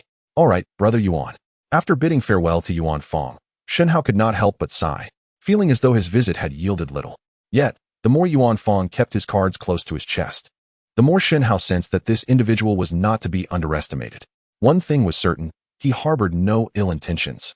Well, since we have established a friendship, there will be ample opportunities in the future to delve deeper. Chapter 122. All bought up, although thoroughly satisfied with the Bentley, for Shen Hao at this moment. Driving it out would be overly ostentatious, especially to school. He rented a parking space at the hotel, leaving the car there, and then took the opportunity of a free afternoon to visit a real estate agency with Liang Feng. Good day, gentlemen. Are you looking to rent? Which location do you prefer? What size are you looking for? And what is your budget? A beautiful young female agent approached, bombarding them with questions. We are not renting. We are here to purchase a property, Shen Hao replied without hesitation. Buying a property? The agent was momentarily taken aback, clearly in disbelief. Please assist me in finding a standalone house with a spacious courtyard near Mingzhu University. A residential property would also suffice. Without waiting for her to speak, Shen Hao promptly articulated his request. Please hold on a moment. I will check, the agent replied hastily as she rushed to the front. Sir, I have found a location just a short distance east of Mingzhu University, where there is a village within the city. Numerous houses are available for sale there, and they largely align with your requirements. However, the location is somewhat remote, and it does not qualify for urban residency. I wonder if that would be acceptable to you? You must be referring to Guangming Village, correct? Indeed, that is correct. I am familiar with that area. It may be a bit isolated, yet it offers tranquility. Shen Hao responded with an air of familiarity. The agent nodded vigorously, saying, yes, indeed, that place is quite peaceful and suitable for living. Moreover, should the city expand in that direction in the future, it could potentially yield a handsome profit. Her intention was to persuade Shen Hao, yet she inadvertently foretold the truth. The reason Shen Hao specifically sought such a property was due to his knowledge that, in 6 months, a new provincial leader would take office and, with a decisive stroke, initiate the demolition and reconstruction of Guangming Village. It is worth noting that Guangming Village is home to merely dozens of households, each possessing substantial houses, often with gardens suitable for cultivation. Following the demolition, the village witnessed a sudden emergence of numerous millionaires overnight, generating envy among many. Unfortunately, those villagers who had sold their homes prematurely lamented their decisions. Shen Hao mused, since you are unable to enjoy the fruits of your labor, allow me to bear that burden instead. Sir, it seems you have a keen interest in the properties over there. Would you like me to take you to see them? The agent inquired tentatively, noticing Shen Hao's silence. Very well, Shen Hao replied affirmatively. Soon, they arrived at Guangming Village. Upon entering the village, 3 words echoed in Shen Hao's mind: dirty, chaotic, and dilapidated. It is no exaggeration to say that although this area lies within the provincial capital, its condition, particularly the environment, is even worse than that of his hometown. It is no wonder that many villagers were eager to sell their homes and escape this place. Sir, there are 3 houses connected here, and 4 over there, with a few more behind that are also for sale. Which one would you like to see? The agent pointed out. Shen Hao was not genuinely interested in purchasing a property, so he casually indicated one nearby. The agent retrieved the key and opened the door, revealing an interior that was nothing short of a crumbling ruin, seemingly abandoned for ages. However, its size exceeded Shen Hao's expectations. When combined with the courtyard and garden, it must encompass at least 2 acres. Is this place even habitable? Liang Feng asked, his mouth agape in disbelief. With some tidying up, it should be fine. The primary advantages are its size and tranquility, the agent explained, albeit somewhat defensively. Liang Feng frowned and quickly pulled Shen Hao aside. You can't be seriously considering buying this rundown house, can you? It's clear this woman is trying to deceive you. Be patient. I have my own plans. Shen Hao replied, offering no further explanation. After surveying all the houses available for sale in the village, the 3 returned to the agency. Sir, having viewed all the properties, do any of them catch your interest? Shen Hao contemplated for a moment before inquiring. Could you please disclose a figure? What is the price of each house? The asking price was 1 million. If you are genuinely interested in purchasing, I could negotiate with the owner to secure a reduction of several thousand. 1 million? For that dilapidated house? Why not just rob it? Liang Feng exclaimed, visibly agitated. Shen Hao gestured for him to calm down and then asked, is this the price for every house? Roughly speaking, yes. Very well, I shall offer 800,000. Please negotiate on my behalf. And should you succeed in obtaining a lower price, the surplus will be yours, Shen Hao stated solemnly. 800,000? A glimmer of excitement flickered in the agent's eyes, clearly perceiving the potential profit. All of them, Shen Hao stated calmly. Pardon? The agent's eyes widened in disbelief, suspecting she had misheard. I mean to say, for any house in that village willing to be sold, I will offer 800,000, Shen Hao reiterated emphatically. At this, the agent lost her composure entirely. Sir, are you certain you're not jesting? In Guangming Village, there are at least a dozen houses currently on the market. I am absolutely serious. Shen Hao replied with unwavering conviction. As he spoke, he withdrew several thousand yuan from his pocket and placed it emphatically on the table. Consider this as an advance for your efforts. Please expedite this matter. Certainly, no problem. This is entirely within my purview. It was evident that this amount equaled several months of her salary, and witnessing Shen Hao's lavishness left her with no doubts. Chapter 123. Join me, Shen Hao. Have you lost your mind? Upon exiting the agency, Liang Feng couldn't resist reaching out to touch Shen Hao's forehead, concerned he might be feverish. Those houses in that wretched place are in ruins. Why would you want to buy them, and why all at once? What? Are you aspiring to be a landlord in the provincial capital? Shen Hao found himself amused by his friend's incredulity, yet struggled to articulate his reasoning. There are matters that you would not comprehend at this juncture. In due time, you will recognize the wisdom behind my actions. Liang Feng furrowed his brow, racking his brain for an explanation that eluded him. 3 days later, Shen Hao received a call from the female agent, informing him that she had successfully handled the arrangements and requested a meeting. They convened at a café near the school, and as soon as they sat down, the agent began to recount her accomplishments. Mr. Shen, I have nearly exhausted my voice these past few days, but the villagers finally agreed to sell their houses at your proposed price. Initially, there were 15 houses, but after a few more villagers heard about this, they too expressed willingness to sell, bringing the total to 18. Very well, 18 houses it is. Shen Hao feigned calmness while inwardly rejoicing. After all, they were practically offering him money, and what reason did he have to refuse? If you confirm everything is in order, I will arrange a meeting for them tomorrow so we can finalize this. How does that sound? Sounds good. The next day, Shen Hao feigned illness to take a day off, bringing Liang Feng along. At the agent's behest, they bypassed the agency and went directly to the real estate transaction center.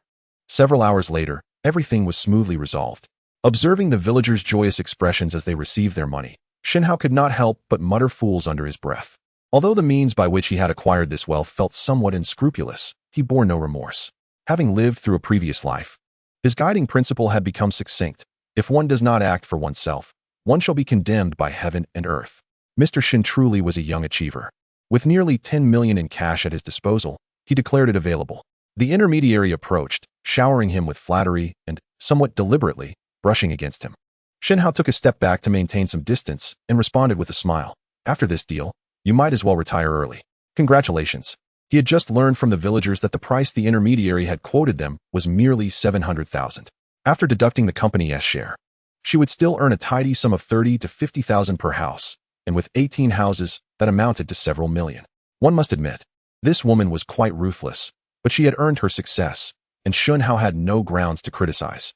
After all, if the negotiation had been left to him, he would have surely failed to secure such a price. Mr. Shen, you jest. I hardly made any money, the intermediary explained, a hint of embarrassment in her tone. Shen Hao did not expose her, instead shifting the conversation. By the way, I still do not know your name. My name is Xiejia. Should you require any assistance with real estate in the future, feel free to reach out to me, she replied. Shen Hao pondered for a moment and joked. With your bargaining skills, it's a waste for you to be an intermediary. Mr. Shen, you flatter me. I lack such abilities, Xiejia responded modestly. I have noted your name, and if the opportunity arises, you should consider joining me in my endeavors. Thank you, Mr. Shen, she replied, viewing it merely as a jest. While Shen Hao was entirely sincere, he would not overlook any chance to profit, nor would he disregard any talent that could aid him in making money. And Xiejia evidently belonged to the latter category. As September swiftly passed, Shen Hao resolved to return home, for there were many matters and people there that occupied his thoughts. Are you heading back to your hometown? Jiang Yu asked suddenly as Shen Hao finished packing his belongings. Yes. Could you possibly take me along? Jiang Yu inquired shyly, resembling a bashful maiden. Shen Hao glanced at him, intrigued. You're not going home for the National Day holiday. Why do you wish to visit our small town? My parents work in another province, and there's no one at home. I previously mentioned my interest in the Lingyun Internet Café in your area, so I thought I might accompany you to see it. Jiang Yu explained. Very well, hurry up and gather your things. We'll be leaving shortly, Shen Hao conceded after a moment's consideration. Before long, the two arrived at the train station, and after purchasing their tickets, Jiang Yu suddenly remembered to ask, Hey, what about Liang Feng? Isn't he coming back? Oh, that fellow is busy acquiring his driver's license and has no time to return, Shen Hao replied casually. A few hours later, they arrived smoothly at Jiangbei County. Upon receiving notification, Zhou Jun was already waiting outside the station in his Santana, eager to greet them. The moment he spotted Shen Hao, he rushed forward as if encountering a long-lost relative, enveloping him in a bear hug, nearly kissing him on the cheek. Mind your manners, there are others around. Shen Hao gently pushed him away. Allow me to introduce my roommate Jiang Yu and my dear friend Zhou Jun. Greetings. Zhou Jun hurriedly mimicked the demeanor of a refined individual and shook hands with Jiang Yu. Shen Hao, is this your home? Upon arriving at Shen Hao's doorstep and gazing at the magnificent villa before him, Jiang Yu found himself momentarily speechless. Chapter 124, A New Arrangement in a Small County. Real estate holds little value, which renders such a spectacle unremarkable. However, if such a residence were situated in the provincial capital, that would indeed be impressive. Shen Hao, maintaining his composure, replied calmly, and then led Jiang Yu inside. Mom and Dad, I'm back. After calling out numerous times without a response, Shen Hao surmised that his parents were likely at the supermarket assisting. A few days prior, he had received a call from Su Tsong, informing him of the supermarket's grand opening. It must be said, their efficiency in handling matters is commendable. Let us go for a stroll. After setting down their luggage, Shen Hao took Jiang Yu out. Their first stop was the newly opened supermarket. Upon entering, they were greeted by a bustling crowd, indicative of a thriving business. After searching for quite some time, Shen Hao finally spotted his parents. Mom, Dad. Xiao Hao, you're back. Why didn't you inform us in advance? We could have picked you up at the station. Upon seeing their son return, his parents were naturally filled with joy. I wanted to surprise you. Shen Hao feigned disappointment. Noting the absence of anyone at home, the supermarket has been exceedingly busy since its opening, Shen Dezhong chuckled. Shen Hao glanced around. It was indeed lively. We never anticipated such a booming business. To be honest, your cousin does possess a certain business acumen. Mom, you just recovered. Please take care not to overexert yourself. Shen Hao expressed his concern. His mother quickly nodded, assuring him, don't worry, I'm well aware of my limits. By the way, this is my college roommate Jiang Yu, who has come to visit. Only then did Shen Hao remember Jiang Yu standing beside him. Hello, uncle and aunt. Jiang Yu promptly extended his greetings. Such a polite child. It's rather noisy here. Why don't you take your friend outside for a walk? I'll prepare a delicious meal for you when you return. All right. After leaving the supermarket, Shen Hao took Jiang Yu to the internet cafe he had been eager to show him. This is the Lingyun Internet Cafe. Jiang Yu marveled at the unique elements within the establishment, lost in thought. How does it compare to your imagination? Shen Hao inquired tentatively. It far exceeds my expectations. It appears my imagination is rather limited. I wonder what kind of individuals founded this place. Do their minds operate differently from ours? Jiang Yu jested, though it was evident he was genuinely impressed. Since you're so intrigued, I happen to be going to the city tomorrow. I could take you to tour their headquarters. Shen Hao suggested thoughtfully. What? You can actually enter their headquarters? Jiang Yu was taken aback. Shen Hao chuckled. Their company headquarters isn't secret base. Why wouldn't I be able to go in? Hearing this, Jiang Yu's heart swelled with anticipation. After dinner, Shen Hao remained in the living room, waiting until 11 o'clock at night, when Su Tsong finally returned from work. Xiao Hao, when did you come back? Upon seeing Shen Hao, the weariness on Su Tsong's face vanished instantly. I arrived home in the afternoon, just stopped by the supermarket. Not wanting to disturb your busy schedule, I refrained from interrupting your work. How long are you staying this time? Su Tsong inquired as he settled beside him with concern. I'm not sure.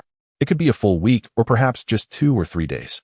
Shen Hao replied casually, then added, Cousin, you should take a shower first. I have something to discuss with you. All right. Su Tsong hurriedly ascended the stairs. Okay, what is on your mind? A few minutes later, after showering and changing clothes, Su Tsong returned downstairs. Shen Hao stood up and led him to the yard before speaking. I've observed the supermarket's business, and it confirms that your management model is sound. Therefore, I plan to capitalize on this momentum and immediately expand our supermarket chain. What? Are we going to change so quickly? Isn't that a bit hasty? Su Tsong expressed his surprise. Shen Hao replied earnestly, we are currently in a time of rapid development across all industries, particularly in emerging sectors. If we do not seize this opportunity, there is a strong possibility that someone else will emerge and claim this market share. That makes sense. Su Tsong pondered for a moment before nodding gently. So what are your plans? Shen Hao asked, how many towns and villages are there in our city's 9 counties? Let me think. Approximately 100, Su Tsong estimated. Then we must swiftly capture the market in these 9 counties and 100 towns, Shen Hao stated solemnly. Upon hearing this, Su Tsong's eyes widened in disbelief. You mean you want to open supermarkets in all these places? Precisely, and we must act quickly. How much investment would that require? Su Tsong hesitated to calculate, fearing the enormity of the figure. Shen Hao patted his shoulder reassuringly. You need not worry about the finances. I will handle that. However, you may need to spend some time learning about the management models of chain supermarkets. Once you return, we shall commence our work. All right. I trust your judgment. When should I leave? Shen Hao reflected for a moment before responding. I will notify you once I have established the necessary connections. The following day, Shen Hao rose early. After breakfast, he took Jiang Yu to the city. Lingyun Network Technology Company, Limited. This must be the headquarters of Lingyun Internet Cafe. Jiang Yu thought, feeling a surge of excitement as he glanced at the sign above. Come, let us go inside, Shen Hao urged, pushing the door open. As they strolled through the company, Jiang Yu noted the absence of any security or supervision, which piqued his curiosity. Is the management here really that lax? Anyone can just walk in without concern for potential issues. Just then, someone rushed towards them in a flurry. It was none other than the brothers Shan Liang and Li Ming. Jiang Yu, allow me to introduce you. This is Shan Liang, the general manager of Lingyun Network. And this is Li Ming, the deputy general manager, Shen Hao said, gesturing towards them. What? The general manager and deputy general manager are both here? They appeared to be quite familiar with Shen Hao. Could they possibly be relatives? Jiang Yu was intrigued, when suddenly, Dan Liang shouted, Boss. Upon hearing those words, Jiang Yu's mind was struck with a sudden realization. At that moment, he recalled what Liang Feng had said during their meal. Shen Hao, is this company truly founded by you? After a brief pause, Jiang Yu gathered his courage to inquire. It's nothing extraordinary, really. There's no need for astonishment. Shen Hao replied with a slight smile, his demeanor as relaxed as a gentle breeze. Initially, he had not intended to reveal his identity so soon. But considering Jiang Yu's amiable relationship with him in both this life and the last, he felt there was no need for secrecy. Is this not considered a significant business? Jiang Yu marveled, perceiving Shen Hao in that moment as a completely different person from the one he had known in school. He could hardly fathom that a mere teenager could achieve such monumental feats, and yet, Shen Hao appeared to feel it was still insufficient. "Let us proceed to my office for further discussion," Shen Hao said, leading the still-dazed Jiang Yu, along with Dan Liang and Li Ming, towards the office. "Boss, here is the financial report for our 50 branches for September. Please take a look," Dan Liang said, presenting a thick folder as they settled down. Shen Hao furrowed his brow. "Have you forgotten? I detest reviewing these. Just summarize it for me." "The total revenue for September is 3.6 million. Adding the 1.5 million from August. Our company currently has a total of 5.1 million in funds," Dan Liang reported. 5.1 million? Hearing that figure, Jiang Yu nearly toppled from his chair. This was merely the earnings of a month and a half. It was simply unfathomable. Have markets in other cities begun to take shape? Shen Hao inquired. "Teams have already been dispatched for investigation. We should have results after the National Day holiday, at which point we can begin to formally develop the market across the province," was the response. "Well done," Shen Hao expressed his satisfaction. They then delved into various other matters, and the meeting lasted approximately half an hour. Jiang Yu was left in a daze, only seeing ambition reflected in Shen Hao's countenance. "Shen Hao, why did you invite me to observe your company's senior meeting?" Jiang Yu asked curiously after Dan Liang and Li Ming had departed. "It's not confidential. Besides, you're not an outsider. I intend to recruit you to my company after graduation, so consider this a learning opportunity," Shen Hao replied with a smile. "What? You want me to work at your company?" Jiang Yu's eyes widened in disbelief. "What? Do you look down upon our humble establishment?" Shen Hao teased. "No, not at all. I would be thrilled to join such a prestigious company," Jiang Yu quickly assured him. "Then it is settled." At noon, Shen Hao took Jiang Yu and Dan Liang out for lunch. Just after ordering, he overheard a conversation from a nearby table among two young men. "Xiaobo, you've been the manager of your store for quite some time now, haven't you?" one asked the other. "Yes, it's been 3 years since I became the manager. Time truly flies." Indeed, the fast food industry is a lucrative venture. After so many years in this field, have you never considered venturing out to establish your own restaurant? The man named Xiaobo paused briefly and shook his head, responding, "I have thought about it, but the challenges are substantial. Currently, those foreign brands do offer franchising opportunities. Yet the franchise fees range from hundreds of thousands to millions. Where would I find such capital? As for the emerging domestic brands, while their fees are somewhat lower, they are still in their infancy, and the risks are considerable." His friend pondered for a moment before suggesting, "Why not create an independent brand? Many individuals are doing just that nowadays. Who knows? It might flourish and evolve into a renowned chain." Xiaobo chuckled lightly and replied, "Ah Chong, business is not as simple as you envision. My savings are barely sufficient to open a shop, let alone establish a brand." Hearing their conversation, Shen Hao couldn't help but smile. He thought to himself, "Fate has truly favored me. Encountering Wu Xiaobo here feels like a divine intervention, as if fortune is being offered to me." Chapter 126. A brief introduction. "Hello, may I sit here?" Shen Hao approached after overhearing the discussion at the adjacent table. "Do we know each other?" the man named Ah Chong asked warily. "No, we do not." "Then what brings you here?" Shen Hao replied candidly. "I was at the next table and happened to overhear your conversation about fast food restaurants. I find it quite intriguing and wish to join the discussion." The two men were momentarily taken aback, and before they could gather their thoughts, Shen Hao took a seat without hesitation. "Allow me to introduce myself. I am Shen Hao, from Jiangbei County." Seeing his assertiveness, Ah Chong grew even more cautious and remained silent, while Wu Xiaobo appeared more composed. "I am Wu Xiaobo, a local resident. What would you like to discuss with us?" Shen Hao got straight to the point. "If I heard correctly, you are the manager of a fast food restaurant in the provincial capital, am I right?" "Yes, I manage a branch of the Golden Arches. I have been there for 7 or 8 years, Wu Xiaobo replied after a brief hesitation. "I heard your friend suggest that you create your own fast food brand. I believe that is an excellent idea. Why do you seem opposed to it?" Shen Hao inquired cautiously. "Lack of funds and fear of risk," Wu Xiaobo replied succinctly. Shen Hao blinked, recognizing Wu's forthrightness, yet he held a differing perspective. "Perhaps you could elaborate?" Wu Xiaobo set down his chopsticks and turned his gaze toward Shen Hao. "As I understand it, the most successful fast food brands currently in our nation are indeed the Golden Arches and Old Grandpa Ass. However, their overall pricing remains somewhat elevated relative to our market conditions, resulting in a limited market reach. Regarding the domestic brands you mentioned, they are indeed in their nascent stages and have a long journey ahead. However, given the vastness of our nation and its dense population, I am confident that this industry holds immense potential for the future. If one were to seize the opportunity at this moment, achieving success should not be an arduous task." Although Wu Xiaobo outwardly expressed difficulties to Chang, he secretly harbored aspirations of establishing his own brand, yet hesitated to act due to various apprehensions. To be precise, he feared failure, well aware that for someone like him, a fall would make it exceedingly challenging to rise again. Over time, he gradually dismissed this notion, convincing himself that leading a stable life was quite satisfactory. After listening to Shen Hao's extraordinary insights, a flicker of longing ignited within him once more. As for the less knowledgeable Lei Chang, upon hearing Shen Hao's words, he adopted a serious demeanor and inquired, "Young man, considering how you extol this industry, it sounds as if one could easily dive in and amass wealth. Why don't you pursue it yourself?" Wu Xiaobo, observing this, quickly interjected, "Chang, do not speak so hastily. What this young man has said carries significant merit." Chang was momentarily taken aback and promptly apologized to Shen Hao. Shen Hao waved his hand dismissively, indicating it was of no consequence. To speak candidly, the reason I have come forth to share these thoughts is to inquire whether Wu Gu would be interested in collaborating with me to create our own Western fast food brand. What? Wu Xiaobo's eyes widened in astonishment, and after a prolonged silence, he finally managed to respond, "Young man, you cannot be serious." "Indeed not." Shen Hao shook his head.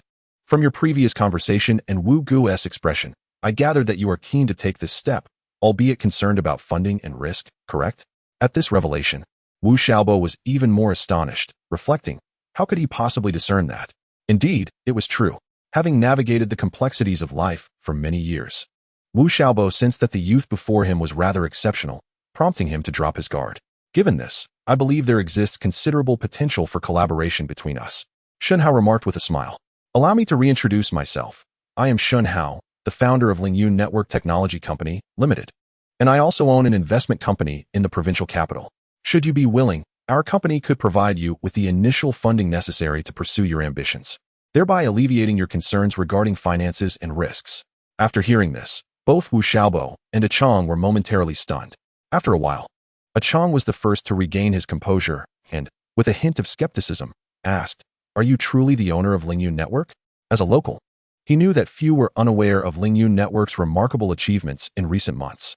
Yet it was hard to believe that the founder of this dark horse was merely a teenager. "I have no reason to deceive you," Shen Hao replied with calm assurance. "Currently, the general manager of Lingyun Network, Dan Liang, and the deputy general manager, Li Ming, are seated next door. If you do not believe me, feel free to inquire with them." Chang instinctively glanced to the side and, to his astonishment, spotted Shan Liang, whom he had recently seen on a local television station. He immediately stood up, unable to contain his excitement. Chapter 127. Consider carefully. Are you truly the founder of Lingyun Network? After staring at Shan Liang for a considerable time, Chang finally regained his composure. Disbelief etched across his face as he sought confirmation. "What's the matter? Do you still doubt me?" Shen Hao replied, turning to wave at his original table. Shan Liang, Li Ming. Upon hearing their names, the two promptly rose to their feet. "Boss, what is it?" they inquired. "Oh, nothing much. I simply wanted you to greet my two friends here," Shen Hao said politely, gesturing towards the two men in front of him. This revelation left Chang and Wu Xiaobo utterly dumbfounded, obliterating any remnants of skepticism they might have harbored. "Little brother, oh no, I should address you as Mr. Shen," Chang exclaimed, his face alight with admiration. "I never imagined that the illustrious owner of Lingyun Network would be so youthful. Meanwhile, we are in our 20s and have yet to achieve anything significant. It is truly embarrassing." No sooner had he finished speaking than Wu Xiaobo hurriedly chimed in, "Mr. Shen, you are indeed a remarkable young talent. I hold you in the highest esteem." Shen Hao first signaled to Shan Liang and the others that all was well, then waved for Wu Xiaobo to sit down. "Well, Brother Wu, might you now take a moment to reflect on our earlier proposal?" Wu Xiaobo quickly declined. "Please, Mr. Shen, do not call me Brother Wu. I am not worthy of such a title. Brother Wu, you are being overly modest. We are in a private setting.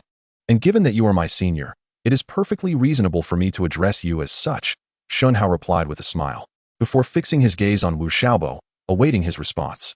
After a moment of contemplation, Wu Xiaobo ventured, "Mr. Shen, may I inquire why you have taken an interest in me?" Anticipating this question, Shen Hao responded without hesitation, "In truth, I have only recently entertained the idea of venturing into the fast food sector, and coincidentally, I stumbled upon you discussing this very matter. It seems to be fate. Furthermore, we are fellow townsmen. Offering you this opportunity is far preferable to extending it to an outsider, and I trust you implicitly. More importantly, I sense an extraordinary quality within you that assures me you will succeed and achieve great things." Though his words were delivered with passion and reason, they were, in fact, a spontaneous fabrication on Shen Hao's part. The sole motivation behind his desire to recruit Wu Xiaobo for this venture stemmed from a pivotal moment in his previous life. In early 2004, just half a year later, Wu Xiaobo found the courage to resign from his position at Degongmen and embarked on establishing his own brand of Western fast food. Drawing upon years of experience and his unique insights into the field, he swiftly attained considerable success, opening branches in counties and cities across the province within a year. By 2005, he had garnered the attention of a renowned investment firm, securing a specialized investment of $50 million. Subsequently, his momentum became unstoppable. Within 2 years, he successfully penetrated the national market, and by 2009, he had ascended to the forefront of domestic Western fast food brands, ultimately going public in Hong Kong.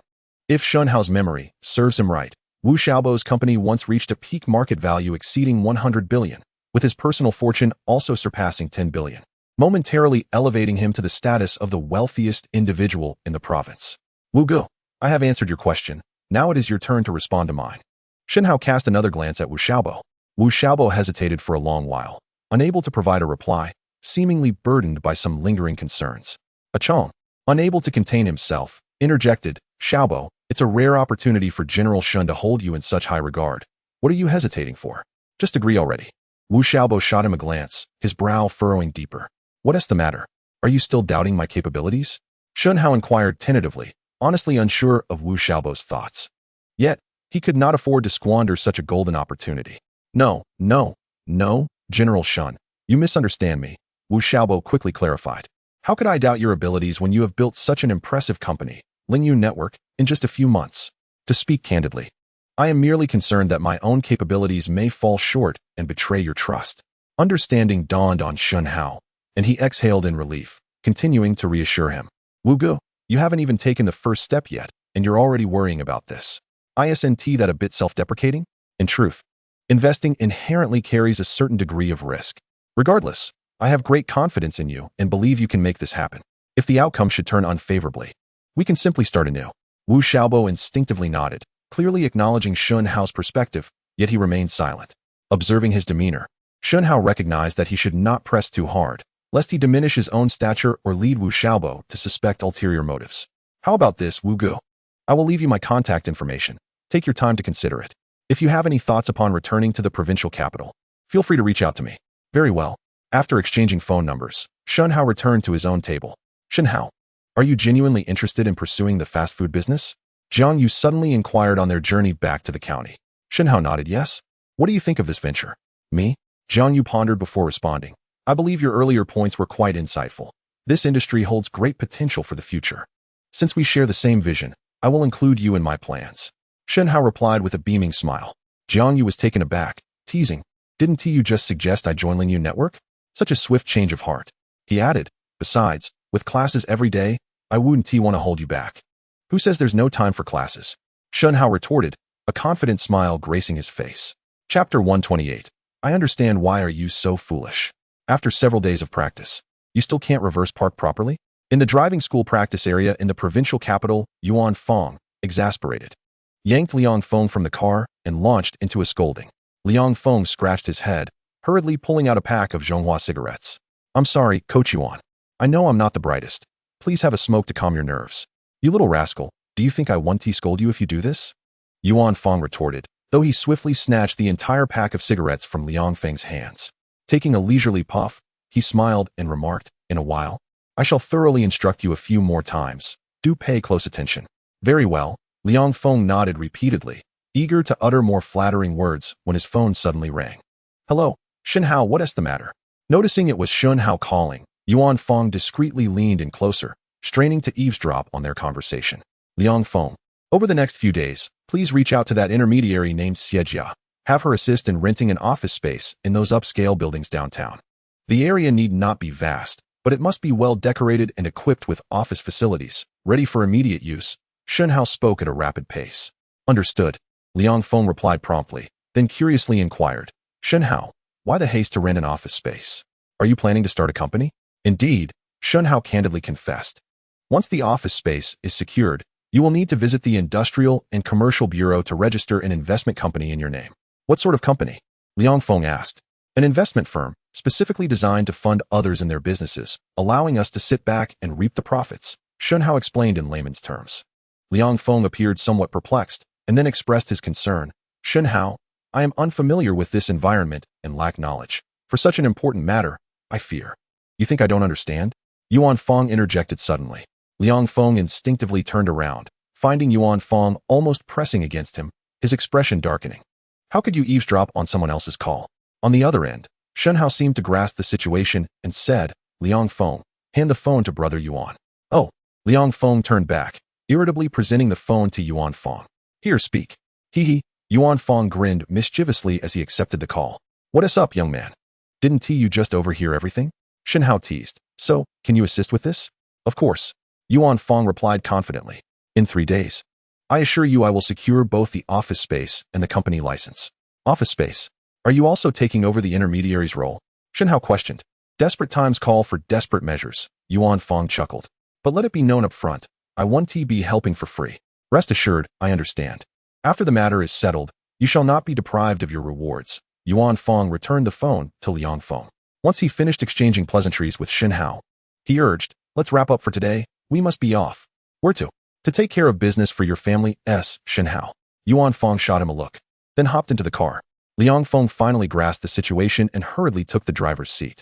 Meanwhile, Shen Hao was also busy, having just hung up. He promptly made his way to the engineering company run by Zheng Tao. Ah, Shen, my dear brother, when did you return?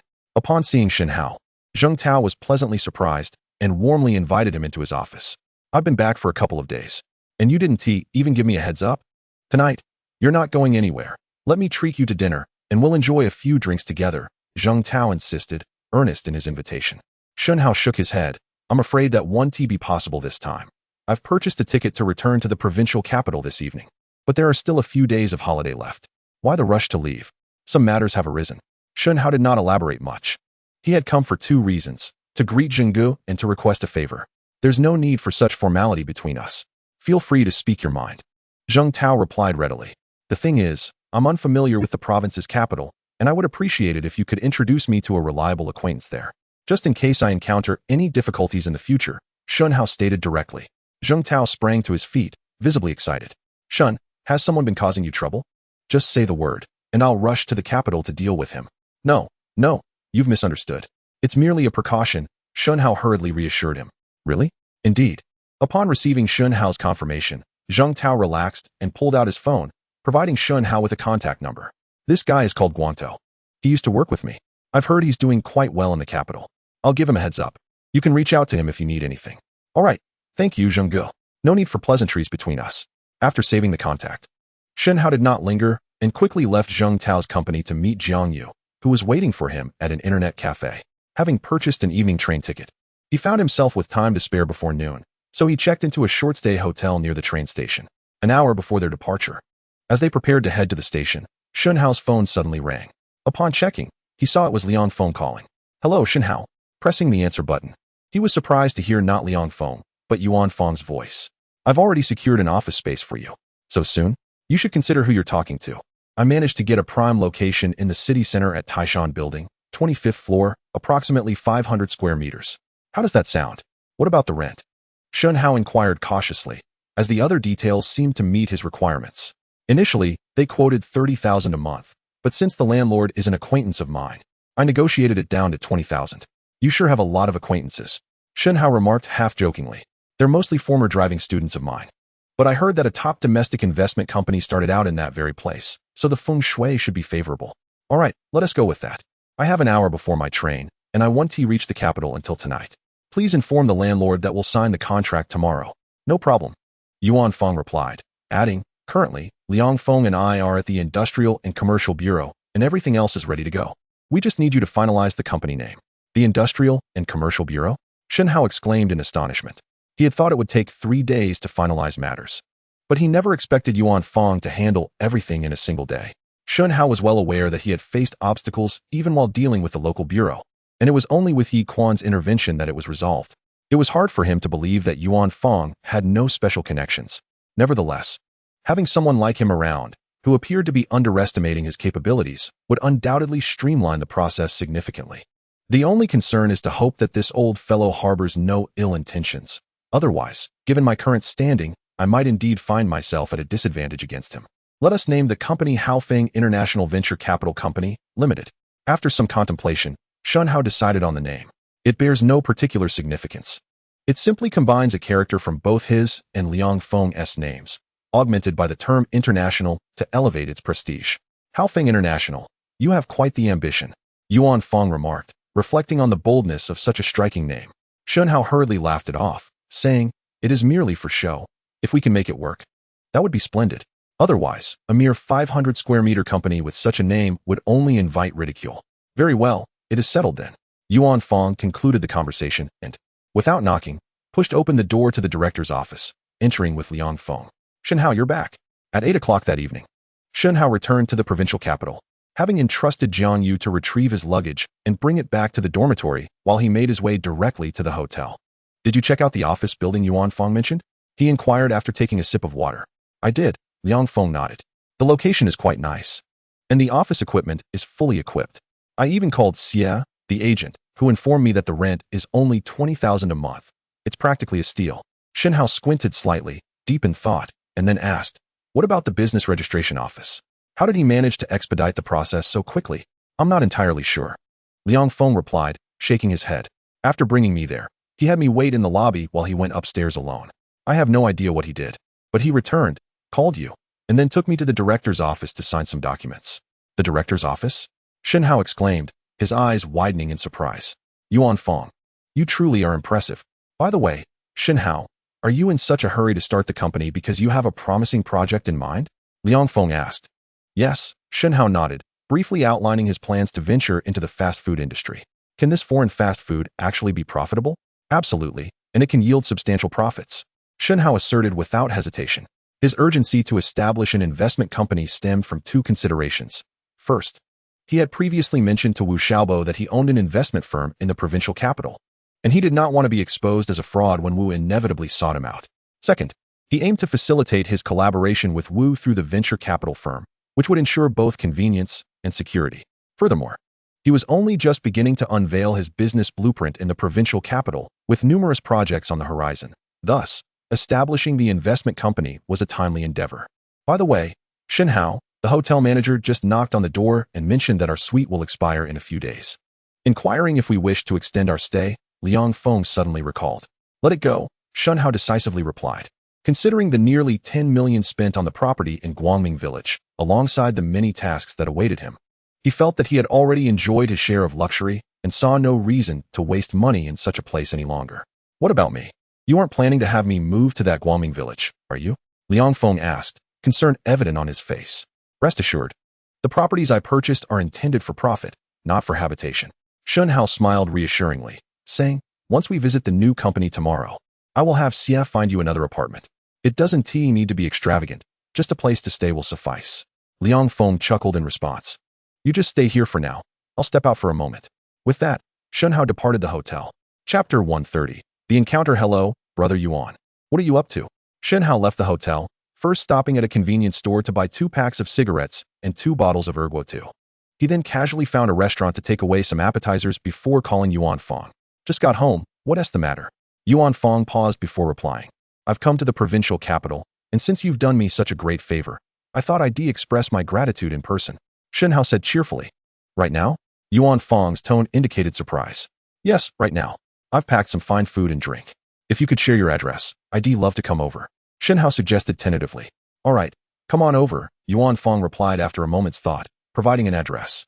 Recalling the location, Shen Hao realized it was an old neighborhood primarily inhabited by migrant workers due to the affordable rent. Without further contemplation, he took a taxi and headed there. Upon arrival, the door was already ajar. "Brother Yuan," Shen Hao greeted, stepping inside while instinctively surveying the surroundings. The apartment was modest, with decor typical of a bygone era and sparse furnishings, even lacking a television. However, Shen Hao inadvertently noticed that a door across the room was slightly ajar, revealing a computer that appeared to be one of the most advanced models in existence, exceedingly rare in the country and prohibitively expensive, requiring significant connections to acquire. Beside the computer desk stood a transparent glass cabinet filled with numerous folders, the contents of which were a mystery. How could a driving instructor have so many folders? Stop staring. That computer was bought for gaming. I don't indulge in many hobbies, just enjoy playing games. As for the folders, they're merely the records of my students over the years. Yuan Feng's voice suddenly broke Shen Hao's reverie. Shen Hao quickly regained his composure, nodding nonchalantly, and teasingly remarked, No, brother Yuan, you must have another hobby. What hobby? Yuan Feng inquired, slightly puzzled. Money, Shen Hao replied earnestly. Yuan Feng was taken aback momentarily before responding with the same seriousness. Aren't you also quite fond of money? Hee. Shen Hao chuckled as he approached. Just before sitting down, he noticed a small altar in the corner of the dining room, adorned with a palm-sized black and white photograph. The photo depicted a woman in her 30s, possessing striking beauty and grace. This is my wife. She passed away 7 or 8 years ago, Yuan Feng said nonchalantly, though a hint of sorrow flickered in his eyes. My apologies, I didn't know, Shen Hao quickly expressed. It's nothing, please have a seat. Shen Hao nodded as he placed the takeout dishes and erguotu on the table. Yuan Feng glanced at the spread with displeasure, questioning whether this was truly the splendid fare you had promised. It's a hasty arrangement, and I'll make it up next time, Shen Hao replied, simultaneously retrieving a pack of cigarettes and 50,000 yuan he had prepared in advance. You've certainly put in considerable effort today, brother Yuan. Please accept this. Now that's more like it, Yuan Feng responded with a satisfied smile. After downing a couple of drinks, Yuan Feng suddenly inquired, Why the rush to establish an investment company? Have you stumbled upon a promising project? Indeed, I have my eye on a venture. Although it's still in the nascent stages, Shen Hao reflected before answering. To plunge into such expenditures without certainty, your audacity is remarkable. In these times, the bold thrive while the timid perish. Since we're already here, why not take a leap of faith? Shen Hao feigned an innocent demeanor. Yuan Feng shot him a skeptical glance. You're craftier than a monkey. Spare me the theatrics. I suspect you must possess considerable confidence to take such risks. Shen Hao shrugged, choosing silence. Yuan Feng pressed on. I heard you recently acquired over a dozen dilapidated houses in Guangming village. Shen Hao instinctively furrowed his brows. Realizing that Liang Feng's loose lips had betrayed him, he had not divulged this matter, yet it was already out in the open. He resolved to have a serious talk with Liang Feng upon his return. It wasn't Liang Feng who mentioned it, he thought. Just then, Yuan Feng interjected. You've forgotten, I'm the well-informed one in the provincial capital. That nickname was given by you. Brother Yuan, you truly are impressive, Shen Hao remarked, though he remained puzzled. It seems your family's wealth is substantial. But what is the purpose of spending nearly 10 million on those rundown houses? Yuan Feng mused thoughtfully. Considering your level of insight, it shouldn't be too difficult to deduce, Shen Hao teased, hoping to elicit more from him. After a moment of contemplation, Yuan Feng suggested. You're hoping for a windfall when they initiate redevelopment, aren't you? Yet, I've heard that the province has no intentions of touching that area, and it may remain untouched indefinitely. Realizing that Yuan Feng was well informed about the provincial stance, Shen Hao marveled at his depth of knowledge. He then declared earnestly, The heavens are unpredictable, one can never be certain. What if a new figure emerges in power one day? It's a gamble worth taking. And if the gamble fails? Yuan Feng countered. Then I shall simply start anew. Shen Hao replied without hesitation. At this, a subtle smile flickered across Yuan Feng's lips, laden with meaning. As the two conversed and dined, they were oblivious to the passage of time, and soon it was 11 at night. Shen Hao, still wishing to indulge in another drink, was gently ushered out by Yuan Feng, who insisted he had had enough. Humph, I'll return often, and I refuse to believe you can remain so tight-lipped. Fully convinced of Yuan Feng's formidable nature and possibly high status, Shen Hao murmured to the worn door. Chapter 131. Another acquisition, sir. You have thoroughly examined this place inside and out. Are you satisfied? The following day, Shen Hao visited the office premises for an on-site inspection. Yuan Feng was unable to attend due to other commitments, and instead, a young and attractive office lady, who introduced herself as the property representative, was present. Shen Hao nodded in satisfaction. It was evident that Yuan Feng had not misled him. Although the office building showed some signs of age, its overall condition was quite commendable. Shall we proceed with the contract? The property representative inquired softly. Of course, Shen Hao replied. She swiftly produced the prepared contract and handed it to him. As he reviewed the document, he casually inquired, By the way, do you know the driving school instructor, Yuan Feng, who visited the site previously? I'm sorry, but I wasn't the one who came last time, and I'm not familiar with any instructor Yuan Feng, she responded without hesitation. Unfamiliar? Shen Hao paused momentarily before continuing. Then, who is the landlord of this office building? Surely you must know. I'm afraid, sir. That we have a confidentiality agreement in place and cannot disclose the landlord's information to tenants. I hope you understand, she replied apologetically. After receiving no answers to his two inquiries, Shen Hao instinctively furrowed his brow. Once he signed the contract, he couldn't help but ask, by the way, I heard from a friend that a top domestic investment company originally started here. Is there any truth to that? Expecting a definitive answer, he was met with an awkward shake of the head from the property representative, who indicated that she had only heard rumors about it, but could not confirm their validity. Nor did she know which investment company was being referred to. Thank you for your assistance. Please feel free to contact me if anything arises, Shen Hao said politely as he blinked. As soon as the property representative departed, he sighed deeply, lamenting yet another day without uncovering any substantial leads. What's wrong, Shen? Are you dissatisfied with the place? Liang Feng asked curiously. Shen Hao shook his head. No, it's quite satisfactory. Then why the sigh? It's nothing, just a sudden thought, he replied. Not pressing for further explanation, Liang Feng continued. When do you plan to establish this company of yours? Right now, it's just the two of us here. I'll wait until I find the right people before proceeding, Shen Hao considered before responding. Come on. Let us find you a new place to stay before your hotel room expires and they kick you out. Although merely a jest, Liang Feng became noticeably anxious and nodded vigorously. Hello, Miss Xie, are you free now? After leaving the office building, Shen Hao promptly called the previous female agent, Xie Jia. Mr. Shen, what can I do for you? Xie Jia sounded somewhat flustered on the other end of the line. Shen Hao, sensing her apprehension, got straight to the point. Don't worry, I'm not calling to discuss the properties I want to withdraw. I just need your help in finding a new place. Xie Jia sighed in relief, equally astonished. Are you planning to buy another property? Yes, but this time, it shouldn't be too large. Just a 3-bedroom apartment somewhere between Mingzhu University and the city center will suffice. Shen Hao succinctly outlined his requirements. Please hold on, Xie Jia replied, immediately checking her computer. There happens to be a property in the Shanghai community that fits your criteria. It was recently renovated 2 to 3 years ago, and the owner is preparing to move abroad, so the price is quite reasonable. I have come to pick you up. Let us go and take a look right away. After hanging up the phone, Shen Hao promptly drove to the place where Xie Jia worked. When she saw him lean out of the Bentley, Xie Jia was momentarily taken aback. After all, in this era, those who could drive such a car were indeed the wealthiest elite of the provincial capital. This Mr. Shen is truly remarkable. Get in the car, he called out, and Xie Jia quickly regained her composure, cautiously entering the vehicle. Witnessing this scene, both colleagues inside and outside the store widened their eyes, their faces brimming with envy. Xie Jia was indeed fortunate. Just recently, she had sold a batch of dilapidated houses in Guangming village, and now, unexpectedly, she had landed a significant client. You should have seen how confident she has been these past few days. She walks as if she owns the wind. Humph, it's merely a stroke of luck. What is there to be proud of? These individuals perfectly exemplified how jealousy can distort one's perception. Chapter 132. Of course, it counts Liang Feng. What do you think of this house? After visiting the property Xie Jia mentioned, Shen Hao suddenly inquired of Liang Feng. Me? Liang Feng was momentarily stunned, and then replied with a sincere expression, You can decide. Why are you asking me?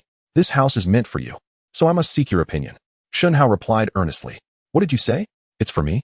Liang Feng's eyes widened in disbelief, and he instinctively swallowed hard. Shen Hao, please do not jest. This is a house in the provincial capital worth hundreds of thousands. How could I accept something so precious? Shen Hao placed his hand on Liang Feng's shoulder. Have you forgotten what I promised back then? I would ensure you stand out. Besides, you traveled all this way to the provincial capital with me. If you gain nothing, what will people say when you return home? That would tarnish my reputation. Faced with his reasoning, Liang Feng was at a loss for how to refuse. As for Xie Jia, although she was unaware of the nature of their relationship, she could sense the underlying bond and felt a wave of emotion. She never expected that Shen Hao, at such a young age, not only possessed considerable wealth, but also valued loyalty so deeply. This young man, named Liang Feng, was indeed fortunate to accompany him on this journey. If only I could encounter such a splendid boss. At that moment, she suddenly recalled what Shen Hao had mentioned previously, igniting a spark of hope within her. Miss Xie, my friend is quite satisfied with this house, and the price seems reasonable. Please check with the landlord regarding a convenient time for the transfer of ownership. Certainly. Please hold on. Xie Jia quickly regained her focus and called the landlord. That very afternoon, the property matter was resolved smoothly. Here, take it. This house is now yours. However, I must insist that you reserve a room for me. Shen Hao smiled as he handed the property certificate and keys to Liang Feng. Liang Feng trembled with emotion, tears glistening in his eyes. He had never imagined that he would so swiftly possess a home of his own in the provincial capital. Mr. Shun, do you remember what you told me just before we parted last time? After gazing at Liang Feng for a long while, Xie Jia could no longer contain herself and spoke up. Last time, Shen Hao pondered for a moment and then realized. You mean when I asked you to resign and join me, right? Xie Jia nodded emphatically, fearing that Shen Hao's next words would reveal that he was merely jesting. To speak candidly, I was quite serious at that moment. Does that still hold true now? Xie Jia inquired anxiously. Shen Hao feigned contemplation, resting his chin upon his hand for a moment before responding. Indeed, it holds true. Splendid, Xie Jia exclaimed, leaping with joy, then timidly asked, might I inquire if Mr. Shen has any suitable positions available for me? I am presently in the midst of establishing an investment company, which should come to fruition shortly. You will join us there. Shen Hao replied without hesitation. An investment company? Xie Jia furrowed her brow. But I am utterly inexperienced in this domain. Fear not. I shall appoint you as the manager of our property department. Your role will be to leverage your strengths and assist me in acquiring desirable real estate at the most favorable prices. I can assure you that your future earnings will far exceed your current salary. Thank you, Mr. Shun. Xie Jia's eyes sparkled once more. Then it is settled. I shall return immediately to resign and await your notification. Not so fast, Shen Hao interrupted. Xie Jia held her breath, fearing some unforeseen complication. Shen Hao, however, smiled and added, before you resign, I need you to help me secure a storefront, ideally situated directly across from the Grand Arch, and it must not be too small. Taken aback, Xie Jia quickly nodded, affirming, leave this task to me. The next day, Xie Jia located a storefront that met Shen Hao's specifications. It spanned approximately 300 square meters and faced the largest Grand Arch outlet in the province. Excellent, excellent. What a splendid location, Shen Hao remarked, standing before the entrance and gazing at the Grand Arch sign across the street, his satisfaction evident. Shen Hao, why are you renting such a large space? Planning to open an internet cafe? Liang Feng inquired with curiosity. You will understand in due time, Shen Hao replied, shaking his head without further elaboration. His true intention was to establish his first Western fast food restaurant at this site. Chapter 133. The list as of now, aside from Liang Feng and myself. The investment company only has Xie Jia as its sole employee, so it is imperative to expedite our preparations. Upon returning to school after the National Day holiday, Shen Hao began to contemplate this matter. After 3 days of careful consideration, he ultimately composed a list. The list contained 6 names: Mi Shui, Zhao Zong, Su Xiangbei, Ouyang Xian, Chen Yiqiu, and Lu Ximiao. Each of these individuals is a distinguished figure in various fields from my previous life. Mi Shui, if memory serves me correctly, was the founder of a company known as Elite Hunter, the premier headhunting firm in the province and even nationwide. Appointing her as our HR will ensure a wealth of talent for our company in the future. Zhao Zong is a top-tier network engineer. The gaming company he founded in my past life produced several leading intellectual properties and was widely recognized as an industry leader. Ouyang Xian, despite a humble upbringing, ultimately became a household name in finance. Chen Yiqiu, a magnate in entertainment and media, is responsible for the rise of countless renowned singers and film stars. With more than half of the blockbuster movies and television series in the country produced under his auspices, Lu Xijiao, a leading talent in the realm of renewable energy, remained inconspicuous for the first 40 years of his life. However, as the era of renewable energy dawned, he made a remarkable breakthrough, even ascending to the position of the richest individual in the country for a time. As for Su Xiangbei, he is the head of the prestigious international investment firm Green Oak Capital. Just the day before my rebirth, I had read in the newspaper that this fellow manages funds exceeding $500 billion. Shen Hao reflected on the illustrious achievements of these individuals in their previous lives. If I could recruit them to work for me, the heights that Haofeng International could reach are simply unimaginable. At this thought, Shen Hao couldn't help but let out a chuckle. His dormitory mates, noticing his amusement, cast curious glances his way. Zhang Yu even rushed over to inquire, Shen Hao, have you stumbled upon some good fortune? Share it with us so we can all revel in your joy. Oh, it's nothing, nothing at all, Shen Hao hastily laughed off, grabbing the list and darting out of the dormitory. He needed to acquire the contact information of these individuals as swiftly as possible and persuade them to join his company. Hey, what brings you here today? In the driving school hall, Yuan Fong, with a thermos cup tucked in his pocket, regarded the unexpectedly arrived Shen Hao with intrigue. Yuan Ge, you know I never visit without a purpose, Shen Hao replied with a playful smile. Yuan Fong frowned slightly. How did I become acquainted with a rascal like you? Speak up, what do you need my assistance with this time? These individuals should be in the provincial capital. I would greatly appreciate your help in obtaining their contact information as quickly as possible. Shen Hao wasted no time and handed over the list. Yuan Fong examined it, suddenly darkening his expression, and asked in a hushed tone, "What is this? Do these people hold a grudge against you, planning to silence them?" Shen Hao, both amused and exasperated, quickly clarified, "Yuan Gu, I'm not bold enough for such antics. The truth is, I'm establishing an investment company and am in need of personnel.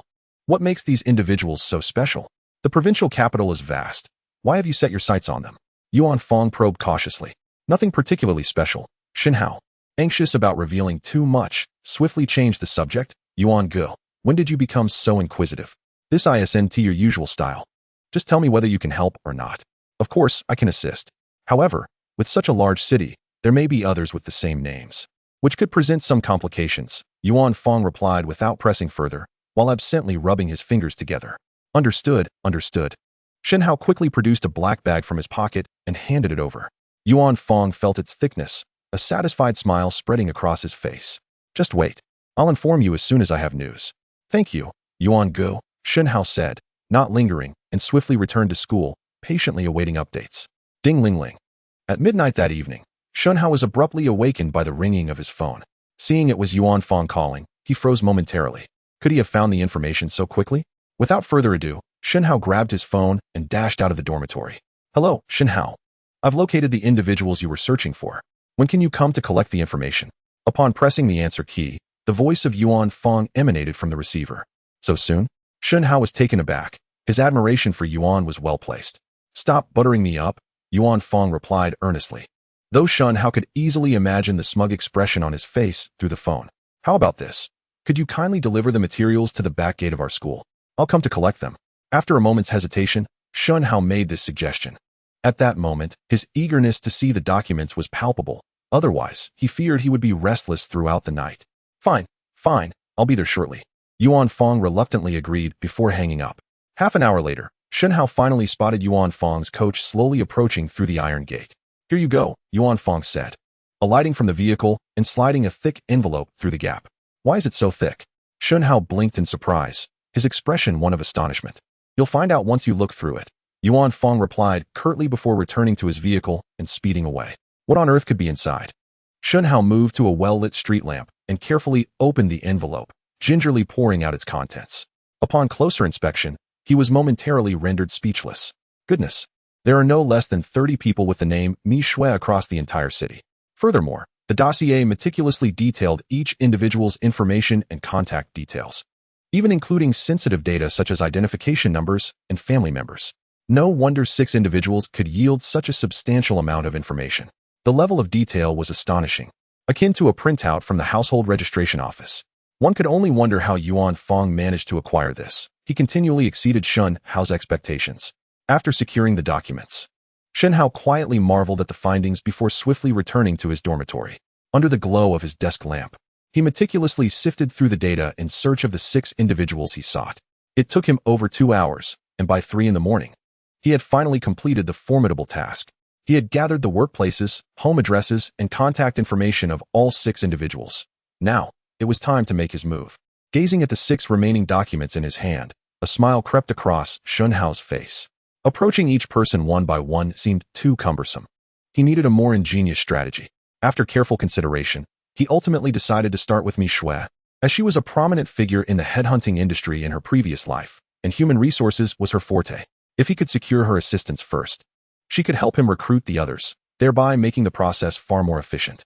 The following day, after school dismissed for the afternoon, Shen Hao hastily left the classroom, racing to the hotel parking lot before driving his Bentley to Mi Shui's workplace. Now 28. Mi Shui had been working at the talent market in the southern district of the provincial capital since graduating from university. If memory served correctly, she had only left her job to start a headhunting company with friends at the age of 30. Finally, she emerged at the entrance of the talent market. After waiting for nearly half an hour, a woman in a black professional suit, adorned with black-rimmed glasses, finally emerged. Although her appearance was rather ordinary, to Shen Hao, she exuded a subtle yet distinctive aura, perhaps due to the belief that she was destined for greatness. "Hello, Sister Mi Shui," he greeted. "Who are you? And how do you know my name?" Mi Shui replied, startled and staring at Shen Hao for a moment, before stepping back cautiously, confirming she did not recognize him. "Please do not be alarmed. My name is Shen Hao, a freshman from Mingzhu University," he introduced himself. Upon learning he was a student from Mingzhu University and noting his seemingly honest demeanor, Mishua's wariness began to dissipate slightly. How did you come to know my name? And what business do you have with me? She inquired. Well, I am in the process of establishing a new company and would like to offer you the position of Human Resources Manager, Shen Hao stated straightforwardly. What did you just say? Mishua's eyes widened in disbelief. Young man, you cannot be serious, she questioned him politely after scrutinizing him for a moment. Though she had encountered some young bosses in her line of work, they were usually affluent scions. Shen Hao, however, did not fit the mold of a wealthy heir. Sister, I understand this may be hard to believe, but I assure you I am not jesting, Shen Hao replied earnestly. If you doubt my words, you are welcome to visit my company. It is not far from here. As Mishua was about to decline, she noticed Shen Hao had opened the door of a nearby Bentley, causing her eyes to widen in astonishment. Just moments ago, she had contemplated whether a major corporation's owner had come to recruit, never imagining it would be this young man. This is your car? Yes. I purchased it a few days ago. I opted for a second-hand model to save costs, Shen Hao replied candidly, maintaining an air of calm. Mishua swallowed hard, realizing that such a luxury vehicle, coupled with a sequential license plate, was a rarity within the city. It seemed she had underestimated this youth due to her limited perspective. By the way, I still do not know how to address you, she finally asked. Her demeanor noticeably softened. My name is Shen Hao. Shen Hao, may I inquire what type of company you are planning to establish? Certainly, I am starting an investment firm, Shen Hao answered without hesitation. An investment firm? Mishua's expression turned to one of astonishment. With less than 10 investment companies in the entire province, those who could afford to establish such enterprises were typically billionaires. Sister Mishua, I genuinely wish to hire you. Since we are near a restaurant, how about I treat you to a meal so we can discuss this further? Shen Hao suggested with a smile. After a moment's hesitation, Mishua nodded in agreement. Shen Hao glanced around and spotted a nearby restaurant that appeared to be of decent quality. Let us dine there, he proposed. Upon seeing it, Mishua quickly shook her head. That place is too expensive. Let us choose another. No. To treat you to a meal, it must be at a fine establishment. Otherwise, how could I possibly convey my sincerity? Shen Hao said with a radiant smile. Upon arriving at the restaurant, he requested a private room and promptly handed the menu to Mishua. As she opened it and glanced at the prices, she was immediately taken aback by the exorbitance, hesitating to order for quite some time. Allow me, sister. Shen Hao retrieved the menu and swiftly placed an array of orders. Staring at the table laden with delicacies, Mishua was once again dumbfounded. A brief mental calculation based on the menu's prices suggested that this meal would consume at least half a year of her salary. Sister, let us eat while it's hot. Don't be shy, Shen Hao warmly urged, as if he genuinely regarded Mishua as his sister. Mishua hesitantly picked up her chopsticks, only to set them back down on the table. I think I should still call you Mr. Shan. I believe it's best to clarify things first, otherwise, I wouldn't dare partake in this meal. Shen Hao smiled slightly and replied, Feel free to voice any questions you may have. Mr. Shan, it's evident that you are an exceptional figure, yet we have never met before. Why have you taken an interest in me? Mishua pondered for a moment before asking her most pressing concern. Indeed, we have not met, but I have heard quite a bit about you from several friends, Shen Hao replied earnestly. From what I gather, you are a diligent and remarkably talented individual. If you choose to join us, it would greatly benefit our company's development. Mishua was momentarily stunned, unable to fathom where Shen Hao had acquired such insights about her. Sister me, rest assured, should you choose to join our company, I, Shen Hao, will ensure you are compensated handsomely. Here are the salary terms I am offering. Please take a look. As he spoke, he placed a prepared note before her. Mishua instinctively glanced at it, and upon seeing the first line, her expression turned to one of astonishment. An annual salary of 200,000. She knew her current monthly salary barely exceeded 1,000, meaning this offer represented nearly 20 times her current earnings. In this day and age, only a select few in the provincial capital could command such a salary, and they were typically the cream of the crop in their respective fields. Mr. Shen, are you certain there isn't a mistake? Such a high salary is far beyond what I could possibly deserve. Mishua looked at Shen Hao in sheer disbelief. There is no mistake, Shen Hao replied with unwavering calm. That's just the first item. Why not read further? Mishua hurriedly picked up the note and meticulously reviewed it, her expression shifting to one of profound complexity. It turned out that, in addition to the 200,000 annual salary, Shen Hao was offering various bonuses and even 1% of the company's original shares. She rubbed her eyes vigorously, ensuring she wasn't mistaken, and fell into deep contemplation. As an utterly ordinary wage earner, Mishua simply could not conceive what merits she possessed that would warrant such a generous offer from Shen Hao. Mr. Shen, are you sure you're not offering too much? After a lengthy pause, Mishue finally returned to reality and timidly inquired. Shen Hao chuckled. In this day and age, can anyone truly complain about an excess of money? Besides, you are indeed worth this price. However, Mishue hesitated, feeling an inexplicable discomfort that she could not articulate. Observing her demeanor, Shen Hao solemnly declared, Sister, I genuinely wish to have you join my team. If you remain uncertain, I can offer you an advance on your salary for a year. What? An advance on a year's salary? That amounts to 200,000. Mishue's eyes widened in astonishment, and after a brief pause, she vigorously shook her head. No, that's not what I meant. I merely worry that my abilities may fall short and disappoint your high expectations. Shen Hao gently shook his head, saying, I approached you of my own accord. You need not bear any psychological burden. As long as you put forth effort, I will accept the outcome, regardless of what it may be. Hearing his words, Mishue, who was already quite tempted, found her resolve wavering even further. She had always been a person unwilling to settle for mediocrity, yet the current job offered little in terms of prospects. Thus, she had long contemplated resigning and venturing into a new field, but had hesitated due to concerns about her family's disapproval.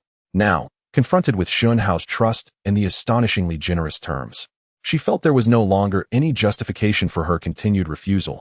It was indeed time to take that step forward. How about it, Mishue? Would you like a bit more time to consider? Shen Hao inquired tentatively. Without hesitation, Mishue shook her head. No need for consideration. Shen Hao looked at her with eager anticipation. I am willing to join your company. Just tell me when I can start. Mishue took a deep breath and stated with utmost seriousness. Splendid. Shen Hao, fearing her rejection, let out a sigh of relief. The thing is, our company is still in the preparatory phase, so it may take some time before we commence operations. However, as the Human Resources Director, you can start working ahead of schedule. Mishue, being astute, quickly grasped his implication. You wish for me to assist in recruiting the necessary staff for the company, correct? Exactly, Shen Hao affirmed, giving her a thumbs up as he retrieved a list from his pocket and handed it to her. There are 5 individuals on this list, all of whom I aspire to recruit, just like you. Your first task is to find a way to bring them over as swiftly as possible. As for the other employees, we can address them after securing these 5. Mishue glanced at the list, noting not only the contact information for each individual, but also the specific salary conditions that could be offered. You are indeed well prepared, General Manager Shen, she remarked, blinking in admiration. Rest assured, I will take care of this matter. If I cannot even accomplish the first task, I would feel unworthy of such a high salary. Then I shall leave it to you, Sister Mishue, Shen Hao replied, raising his glass in a toast. After lunch, as Shen Hao was driving Mishue home, he intended to return the car to the hotel before heading to school. Just as he arrived at the hotel entrance, his phone suddenly rang. Hello. Is this General Manager Shen? This is Wu Xiaobo. Upon hearing the familiar voice on the line, a smile crept across Shen Hao's face. After waiting for so many days, he had finally received this call. Wu Gu, are you back in the provincial city? Yes. Wu Xiaobo replied without hesitation. I am not sure if this is a convenient time for you, but I would like to discuss that matter we talked about last time. No problem. Where are you? I will come to pick you up. Shen Hao readily agreed. Chapter 137. If you do it big. Wu Gu, it's good to see you again. Following the address provided by Wu Xiaobo, Shen Hao arrived at an old neighborhood in the western suburbs, his grand Bentley attracting envious glances along the way. Wu Xiaobo and Achong, waiting downstairs, were equally astonished upon seeing the car. Wow, is that a Bentley?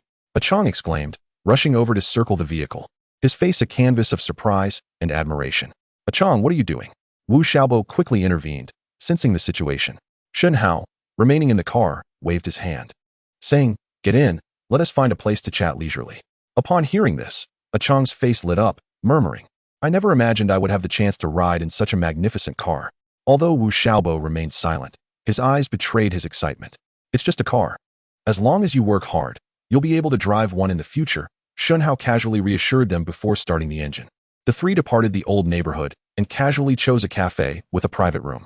Mr. Shen, I wish to join your team, but I have one condition. Wu Xiaobo stated as they settled in. What condition? I want to bring Achong along. Wu Xiaobo replied without hesitation. Though he lacks formal education, he is diligent and eager to learn. Having grown up together, we will be more in sync working as a team. Shen Hao chuckled upon hearing this. I thought it would be a more serious condition. Wu Gu, you are the core of this team. The choice of who joins is entirely yours. No need to report to me. Thank you, Mr. Shen.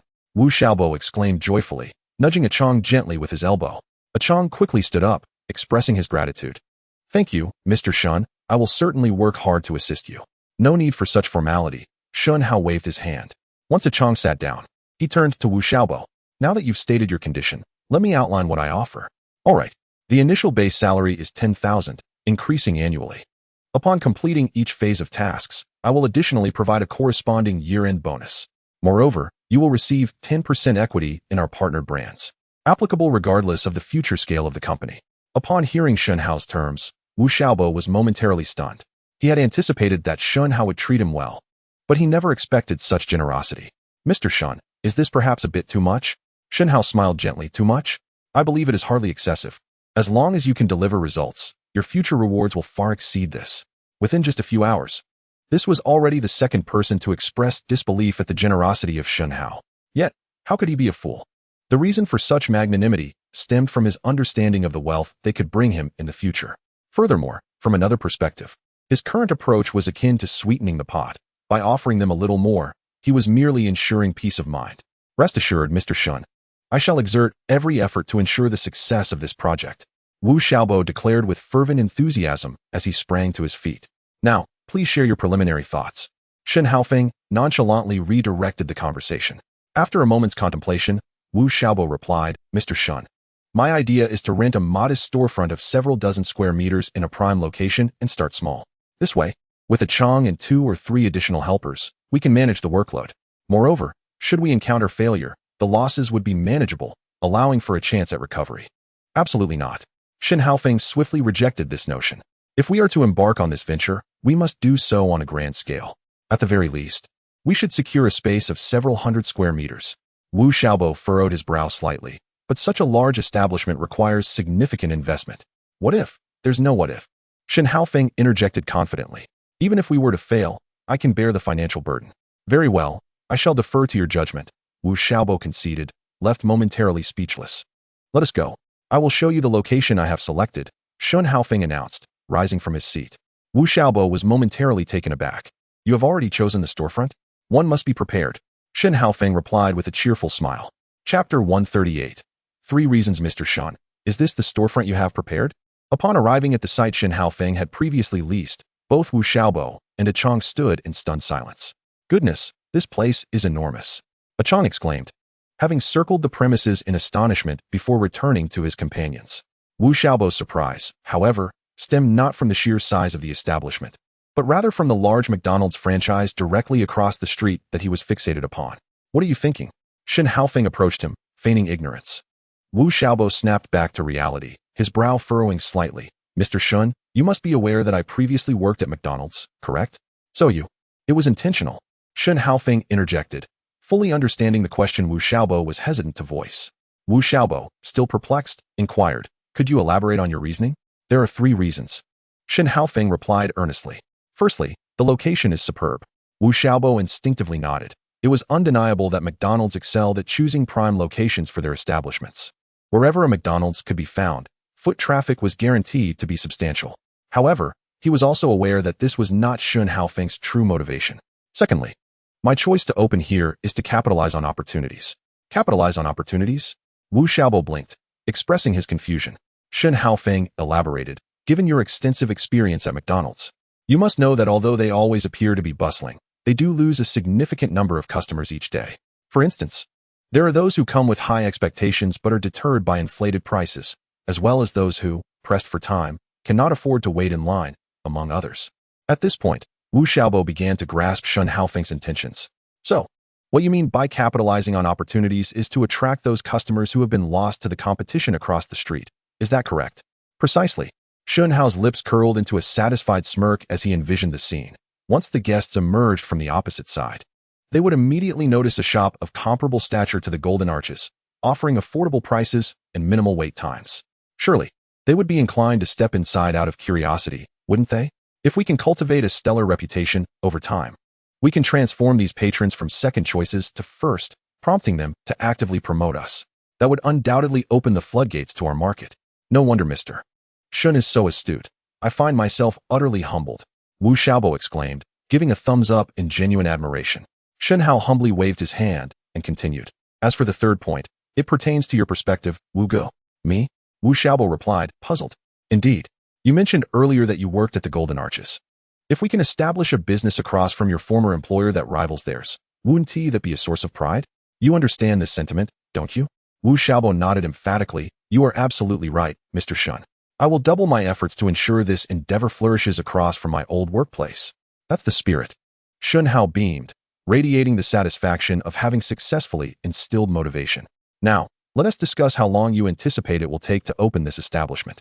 After careful consideration, Wu Xiaobo replied, as long as the funds are secured, I can have the shop up and running within a month. Excellent. Shen Hao expressed his satisfaction as he retrieved a bank card.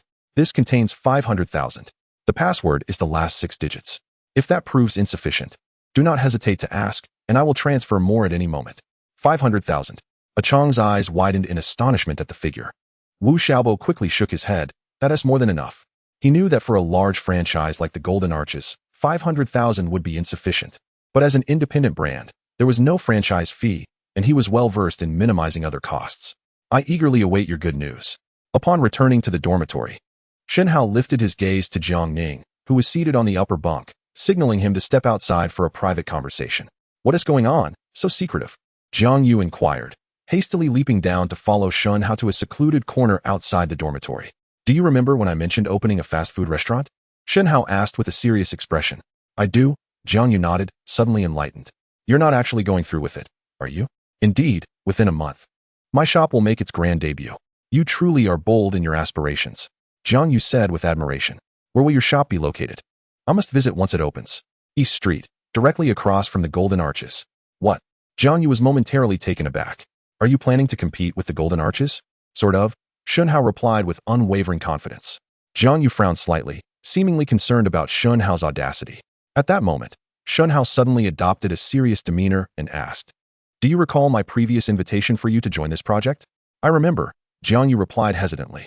Shen Hao's lips curled into a slight smile. But you thought I was merely jesting, didn't you? Jiang Yu instinctively nodded. Rest assured, I am a man of my word. Since I have invited you to join, I shall not go back on my promise.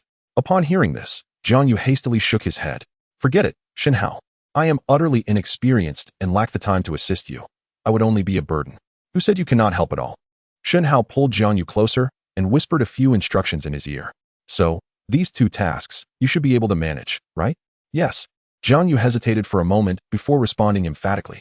In truth, Shen Hao's requests were not particularly demanding. He merely wanted Jiang Yu to utilize his spare time to promote his new shop at Mingzhu University and a few nearby institutions. Additionally, he needed Jiang Yu to purchase a batch of second-hand motorcycles before the shop's grand opening. I will provide you with some funds, and whatever remains after purchasing the motorcycles will serve as your transportation and reward for your efforts. However, you must select them carefully. These motorcycles can be used, but they must be in good condition without major issues. Hearing Shen Hao's admonition, Jiang Yu promptly patted his chest and assured, You can count on me, Shen Hao. My cousin runs a repair shop, and I have spent considerable time helping him with motorcycles. I certainly won't overlook any details. That's good. Shen Hao feigned nonchalance, fully aware that this was precisely why he had assigned this task, originally intended for Liang Feng, to Jiang Yu. Furthermore, Jiang Yu's strong-willed nature meant that without an opportunity to prove his worth, he would never consent to join this endeavor and take advantage of Shen Hao's generosity. However, Shen Hao, I am somewhat puzzled. Why do you need so many motorcycles for a fast food joint? You'll understand in due time, Shen Hao replied enigmatically, choosing not to elaborate further. A few days later, one evening, after concluding a phone call with Dan Liangtong, who was progressively penetrating the provincial market, Jiang Yu's call came through. Hello, Shen Hao. I have acquired the motorcycles you wanted. There are a total of 20. We need to find a place to park them. Upon hearing this, Shen Hao thought that the dilapidated houses in Guangming village might serve a purpose. Where are you now? I will come to you right away. You cannot manage all those vehicles alone. Wujia Hutong number 104, Jungu Repair Shop, Jiang Yu replied without hesitation. Hold on. After hanging up, Shen Hao promptly set off to leave the school and called Liang Feng to join him. Just as he stepped out of the school gate, before he could even signal for a taxi, he noticed a group of unruly young men suddenly appearing on both sides of him. A quick count revealed that there were at least a dozen of them, and judging by their demeanor, they were all heading in his direction. Realizing the situation was amiss, Shen Hao swiftly turned to retreat, but it was too late. A few agile thugs rushed forward, blocking his path, while the others surged towards him, encircling him completely. One of the thugs, clad in a floral shirt and adorned with a gaudy gold chain, appeared to be the leader of the group. After scrutinizing Shen Hao from head to toe, he coldly inquired, "You must be Shen Hao, right?" Upon hearing his name, Shen Hao instinctively narrowed his eyes, knowing without a doubt that this was yet another scheme orchestrated by that rascal Mu Yi. It had been nearly a month since that brat had last caused him trouble, and now that he was back, Shen Hao could not help but wonder if Mu Yi had truly reformed. However, given the current predicament, it was clear that he would be the one to suffer if a confrontation ensued. He needed to devise a plan to extricate himself from this situation. Regaining his composure, he replied earnestly, "I'm sorry, but you've mistaken me for someone else. I don't know anyone named Shen Hao." "Don't know?" The thug glared at him, his expression turning menacing. "You little brat, are you trying to play dumb with me? I really am not the person you're looking for. Perhaps you should ask someone else." Shen Hao continued to feign ignorance, attempting to sidle away through the crowd. Yet, before he could take a single step, the thug-s leader yanked at his clothing, pulling him back. "You think you can run away? You think we're that easy to deceive?" Furrowing his brow, Shen Hao contemplated for a moment before conceding. "You're right, I am Shen Hao. If I'm not mistaken, it's Mu Yi who sent you. I assenti it? What do you want? Just say it. Kid, do you have a death wish? How dare you speak to my brother Lightning like that?"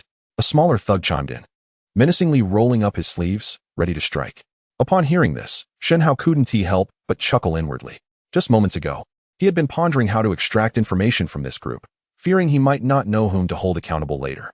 Little did he know that this fool would reveal everything himself. "Hey now, don't frighten the college student." Lightning, the leader, waved his hand dismissively and addressed Shen Hao with feigned sincerity. "Let me be frank with you. We're merely here to collect a debt for someone. With so many of your classmates around, we wouldn't want to make a scene. How about this? You come with us to a more secluded spot, and we'll teach you a lesson. Then this will all be over." "You certainly have thought this through," Shen Hao retorted sarcastically, thinking Shen Hao was complimenting him. Lightning puffed up with pride and replied, "Of course." Suddenly, Shen Hao's eyes darted around, and a brilliant idea struck him. He pointed across the street and shouted, "Look, the police are coming." "The police?" The thugs paused, turning their heads in the direction Shen Hao indicated. By the time they realized they had been tricked, Shen Hao had already sprinted a considerable distance away. "Damn it, how dare you fool me?" Lightning, furious and embarrassed, took off with his gang in hot pursuit. Shen Hao poured every ounce of energy into his flight, and as he rounded a corner, he caught sight of the luxurious Rolls-Royce that was there to pick up Lin Mingxi, slowly approaching him. Realizing that escape might be futile, he needed to think of another strategy. Out of the corner of his eye, he glanced back at Lightning and his gang, who were still relentlessly chasing after him, muttering softly to himself. In the next moment, he veered sharply, charging straight towards the Rolls-Royce. The driver honked frantically, yet Shen Hao appeared oblivious, advancing until he was less than a meter away, before suddenly collapsing to the ground with a thud. The Rolls-Royce screeched to a halt. Lightning and the others, witnessing this scene from a distance, mistakenly believed Shen Hao had been struck by the vehicle, rendering them momentarily speechless. "Brother, that kid seems to have been hit by the car. I'm not blind, I can see." Though Lightning maintained a facade of calm, his heart raced with anxiety. His concern stemmed not from Shen Hao's predicament, but rather from the owner of the Rolls-Royce. Those who could afford such a vehicle were undoubtedly influential figures in the capital. If they discovered that this incident was a result of their actions, trouble would surely follow. After some contemplation, Lightning opted for the safest course of action, hastily gesturing for his subordinates to retreat. "Uncle Zhang, did we hit someone?" Lin Mingxi timidly inquired from the Rolls-Royce. The startled driver instinctively nodded, quickly distancing himself from the incident, stating, "He ran into our car himself. Let us get out and check." Lin Mingxi insisted, alighting from the car only to find Shen Hao sprawled on the ground, leaving her momentarily stunned. Chapter 141. It was intentional. Shen Hao. How could it be him? Upon realizing the person lying there was indeed Shen Hao, Lin Mingxi's brows furrowed slightly. Throughout the past month since school commenced, she had hardly interacted with her classmates, having only exchanged a few words with Shen Hao, a boy who claimed to be from the countryside but evidently harbored secrets. Yet, she never anticipated such an event would transpire today. "Miss, do you know this person?" The driver inquired cautiously, breaking her reverie. "He my classmate." "What?" The driver looked taken aback. "Quick, let us see how badly he is hurt." As Lin Mingxi spoke, she pulled out her phone, preparing to dial emergency services. "No need, I'm fine."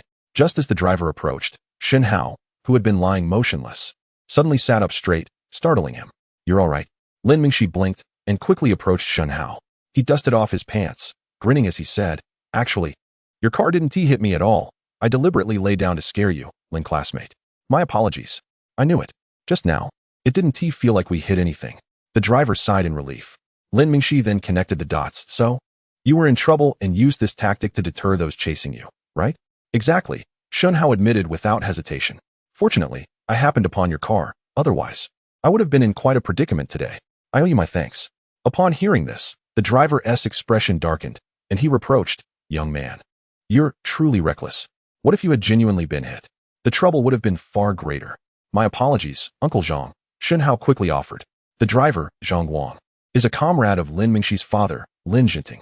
After retiring from the military, he has remained by Lin Jinting's side as his chauffeur, thus also becoming a senior figure in Lin Mingxi's life. In their previous life, even when the Lin family fell into decline, he steadfastly protected Lin Mingxi, ultimately suffering a broken leg while defending her. When Shen Hao married Lin Mingxi, her mother had already passed away, and Lin Jinting was imprisoned due to the turmoil surrounding the Lin group. Consequently, it was Zhang Guang who assumed the role of guardian and presided over their wedding. Therefore, Shen Hao held a deep impression of him, feeling a sense of familiarity upon their next encounter. Zhang Guang offered little commentary, merely advising Shen Hao to avoid such reckless behavior in the future. By the way, who were those people earlier? Why were they pursuing you? Lin Mingxi inquired, half curious and half concerned. You can probably guess, Shen Hao teased. After a moment's reflection, Lin Mingxi arrived at the conclusion that it was Mu Yi who had orchestrated the chase, to which Shen Hao confirmed. They were unsuccessful this time, but they will surely seek to trouble you again. What do you plan to do? Shen Hao pondered, adopting a resolute stance, stating that he had been careless this time. But next time, they would not find it so easy to succeed. You do seem quite confident, Lin Mingxi remarked with a smile, sensing an extraordinary aura about Shen Hao. Miss, we should head back now, Zhang Guang gently reminded. Lin Mingxi nodded lightly, and, after bidding farewell to Shen Hao, entered the car. As Shen Hao watched the Rolls-Royce disappear from view, he narrowed his eyes menacingly, declaring, Mu Yi, just wait, I will make you pay for this. At that moment, Liang Feng called to inform him that he had arrived at the designated location and inquired when he would be there. Immediately, Shen Hao hung up the phone and hailed a taxi, hurrying to the repair shop. How about these vehicles? Zhang Yu asked, pointing to a long line of motorcycles with a hint of pride as Shen Hao arrived. Not bad, Shen Hao replied, inspecting each one and giving a thumbs up. So, are you planning to park them there? In Guangming village, Shen Hao responded without hesitation. Upon hearing this, Liang Feng suddenly enlightened, realizing that with so many vacant houses, there was ample space for not only 20 motorcycles, but even 2,000. Zhang Yu looked on in confusion, not understanding their conversation. Upon reaching Guangming village, Liang Feng informed Shen Hao that, after discovering that over a dozen houses belonged to him, he was left momentarily dumbfounded. So many properties must be worth a fortune. Shen Hao, are you trying to become a landlord in this village? Chapter 142. A bird in a cage. I heard from old Zhang that you nearly had an accident earlier. Back home, Lin Mingxi was engrossed in a book when her mother, Xiang Yuqing, suddenly knocked and entered, posing the question.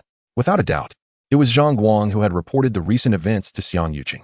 Why does Uncle Zhang insist on sharing everything with my mother? Lin Mingxi frowned, casually explaining. It's merely a misunderstanding. A misunderstanding? Xiang Yuqing responded with a cold smile. My dear daughter, you are still too naive. This society is far from as simple as you imagine. Often, what people say outwardly is entirely different from what they truly think. Lin Mingxi remained silent, quietly observing Xiang Yuqing, even able to anticipate her forthcoming words.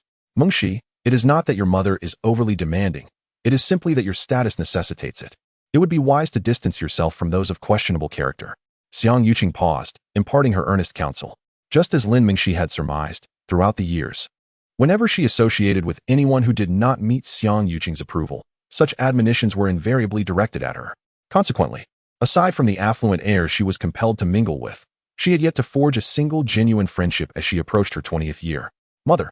Lin Mingxi intended to clarify that Shen Hao was not the sort of person she implied, yet after a moment's hesitation, she merely nodded gently. I understand, mother. Rest assured. Xiang Yuqing nodded in satisfaction. As long as you comprehend. Sighing, Lin Mingxi reflected, what a gilded cage her life resembled. After her mother departed, she rose and approached the expansive floor-to-ceiling window, gazing at the sky painted crimson by the setting sun, her heart brimming with emotion and longing. To be candid, if given the choice, she would relinquish her current identity to lead a more carefree existence as an ordinary person, much like Shen Hao, who roamed freely, unencumbered by societal constraints, pursuing his own path. Speaking of which, given his temperament, he would certainly not allow Mu Yi to bully him without consequence. She wondered how he would retaliate. For some reason, She found herself increasingly intrigued by Shen Hao and the circumstances surrounding him. Hello, is this Baldy? After securing the motorcycles, Shen Hao chose to remain in Guangming village rather than depart with Liang Feng and Jiang Yu. He dialed the number given to him by Zheng Tao, fully aware that today's affair was far from over. If Mu Yi were to see him return to the dormitory unscathed, he was certain that the same group would come seeking trouble. To avoid prolonged complications, he needed to resolve this matter before returning to school. This is Baldy. Who is this? Came the voice of a young man on the other end of the line. Shen Hao was taken aback. He had assumed Baldy would be of a similar age to Zheng Tao. I am Shen Hao, introduced by Zheng Tao. He mentioned that if I encountered trouble in the provincial city, I could reach out to you. Oh, it's Boss Shen. Upon hearing Shen Hao's name, the tone of the man shifted immediately to one of eager attentiveness.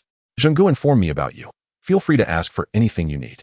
Shen Hao wasted no time, directly stating, recently, a group of thugs has been pestering me, and I would like your assistance in resolving this matter. Rest assured, I will ensure your needs are met without fail, Baldy replied promptly, eager to offer his support. However, do you know who these individuals are and what their affiliations might be? If memory serves, the ringleader is known as Lightning, likely in his 30s, Shen Hao responded, providing a brief description of the individual. Are you referring to the Lightning Gang from the South District? Baldy's tone conveyed surprise, tinged with a hint of anxiety. Shen Hao furrowed his brow, tentatively inquiring, is that fellow truly formidable? Are you unable to handle him? Boss Shen, to be frank, his influence is indeed slightly greater than mine, and as for handling the situation, I cannot guarantee success, the bald man admitted, a trace of shame evident in his demeanor. Upon hearing this, Shen Hao's expression darkened. It appeared that this individual was not faring as well as Zheng Tao had suggested. Chapter 143. Despite the quotation, rest assured. Boss Shen, although my standing is not as illustrious as Lightning's, I will not stand idly by while that fellow dares to create trouble for you. Lost in thought, Shen Hao was interrupted by the bald man's voice on the line. Just wait. I will rally my brothers to confront him, even if it leads to bloodshed. I will ensure your honor is restored today. Enough. Shen Hao quickly interjected to halt him. This is not how it should be. The bald man, now agitated, insisted. You needn't worry. I will bear the consequences myself, and you will not be implicated. While the bald man may not have been particularly successful, he possessed discernment and a sense of loyalty, leaving Shen Hao with a relatively favorable impression. It was but a minor issue, unworthy of such drastic measures. What shall we do then? The bald man queried, somewhat perplexed. Without hesitation, Shen Hao suggested, do you know anyone who could persuade that Lightning fellow with just a word? I do know someone. What are you planning? The bald man inquired, cautiously. Help me establish a connection. In this day and age, it is unnecessary to dirty one's hands when matters can be resolved with money. The bald man suddenly understood, agreeing, you are right, Boss Shen. I will make arrangements and call you back shortly. Approximately 15 minutes later, the bald man returned the call, stating he had found someone and inquiring about Shen Hao's availability. Right now will suffice. Please secure a decent restaurant and set a table. I will be on my way. Very well. Let us meet at the Tianhe restaurant in the Southern District. I will send you the address. Shen Hao swiftly departed from Guangming village, taking a taxi to the Tianhe restaurant as instructed by the bald man. Upon his arrival, he spotted a group of young individuals with a rough demeanor standing at the entrance of the restaurant. With a bald man at the forefront, there was no mistaking who he was. Are you the bald man? Shen Hao approached and asked. The bald man was taken aback, scanning Shen Hao from head to toe before exclaiming in astonishment, you are Boss Shen? I never expected someone so young, truly a youthful hero. Although he had discerned Shen Hao's youthful voice over the phone, he could not have imagined he would appear so young. Even more astonishing was the fact that a youth not yet 20 could be on familiar terms with someone like Zheng Tao, a figure who dominated the city, earning Zheng Tao's utmost respect in their conversation. This young man was undoubtedly exceptional. If he could align himself with this formidable ally, there would only be benefits to reap. He must make a commendable impression. What are you all standing around for? Hurry and greet Boss Shen. The bald man snapped back to reality, addressing his followers. The group of young men quickly nodded and cheered. Greetings, Boss Shen. There's no need for such formality. Shen Hao quickly waved his hand. Boss Shen, the person I contacted is already en route. Let us proceed to the private room upstairs to await their arrival. The bald man gestured invitingly.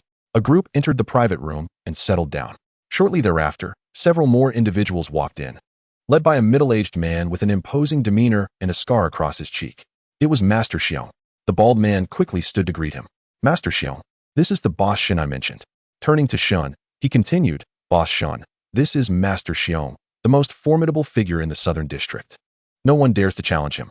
Greetings, Master Xiong, Shen Hao politely acknowledged.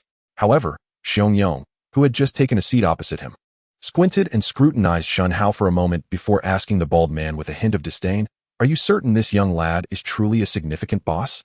Before the bald man could explain, Shen Hao interjected, "Master Xiong, whether I am a major boss is of little consequence. We are conducting business here. As long as I can meet the price, that suffices, does it not?" Upon witnessing this exchange, the bald man, well aware of Xiong Yong's reputation, swallowed hard, a cold sweat breaking out as he feared Shen Hao might provoke the man. Nevertheless, Xiong Yong narrowed his eyes and smiled. "You're an interesting fellow. Now tell me, what assistance do you seek?" Shen Hao replied resolutely, "There is someone named Lightning in the southern district who is troubling me. I would like Master Xiong to speak on my behalf, so they do not appear before me again." Lightning? Xiong Yong's lips curled into a disdainful smile, clearly regarding Lightning as nothing more than a lowly figure. "Frankly, this isn't a significant matter in my eyes. I could easily send someone to resolve it. However, since you've come to me, the price will be different." "State your price," Shen Hao said calmly. "State my price?" Xiong Yong observed Shen Hao's seemingly extravagant demeanor, a glint of cunning flashing in his eyes. "You asked for it." Shen Hao merely nodded in response, silent. After contemplating for a moment, Xiong Yong raised a finger and declared, 100,000. 100,000?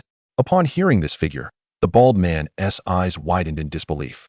He knew that even after a year of hard labor protecting others in the provincial capital, it would be challenging to earn such an amount.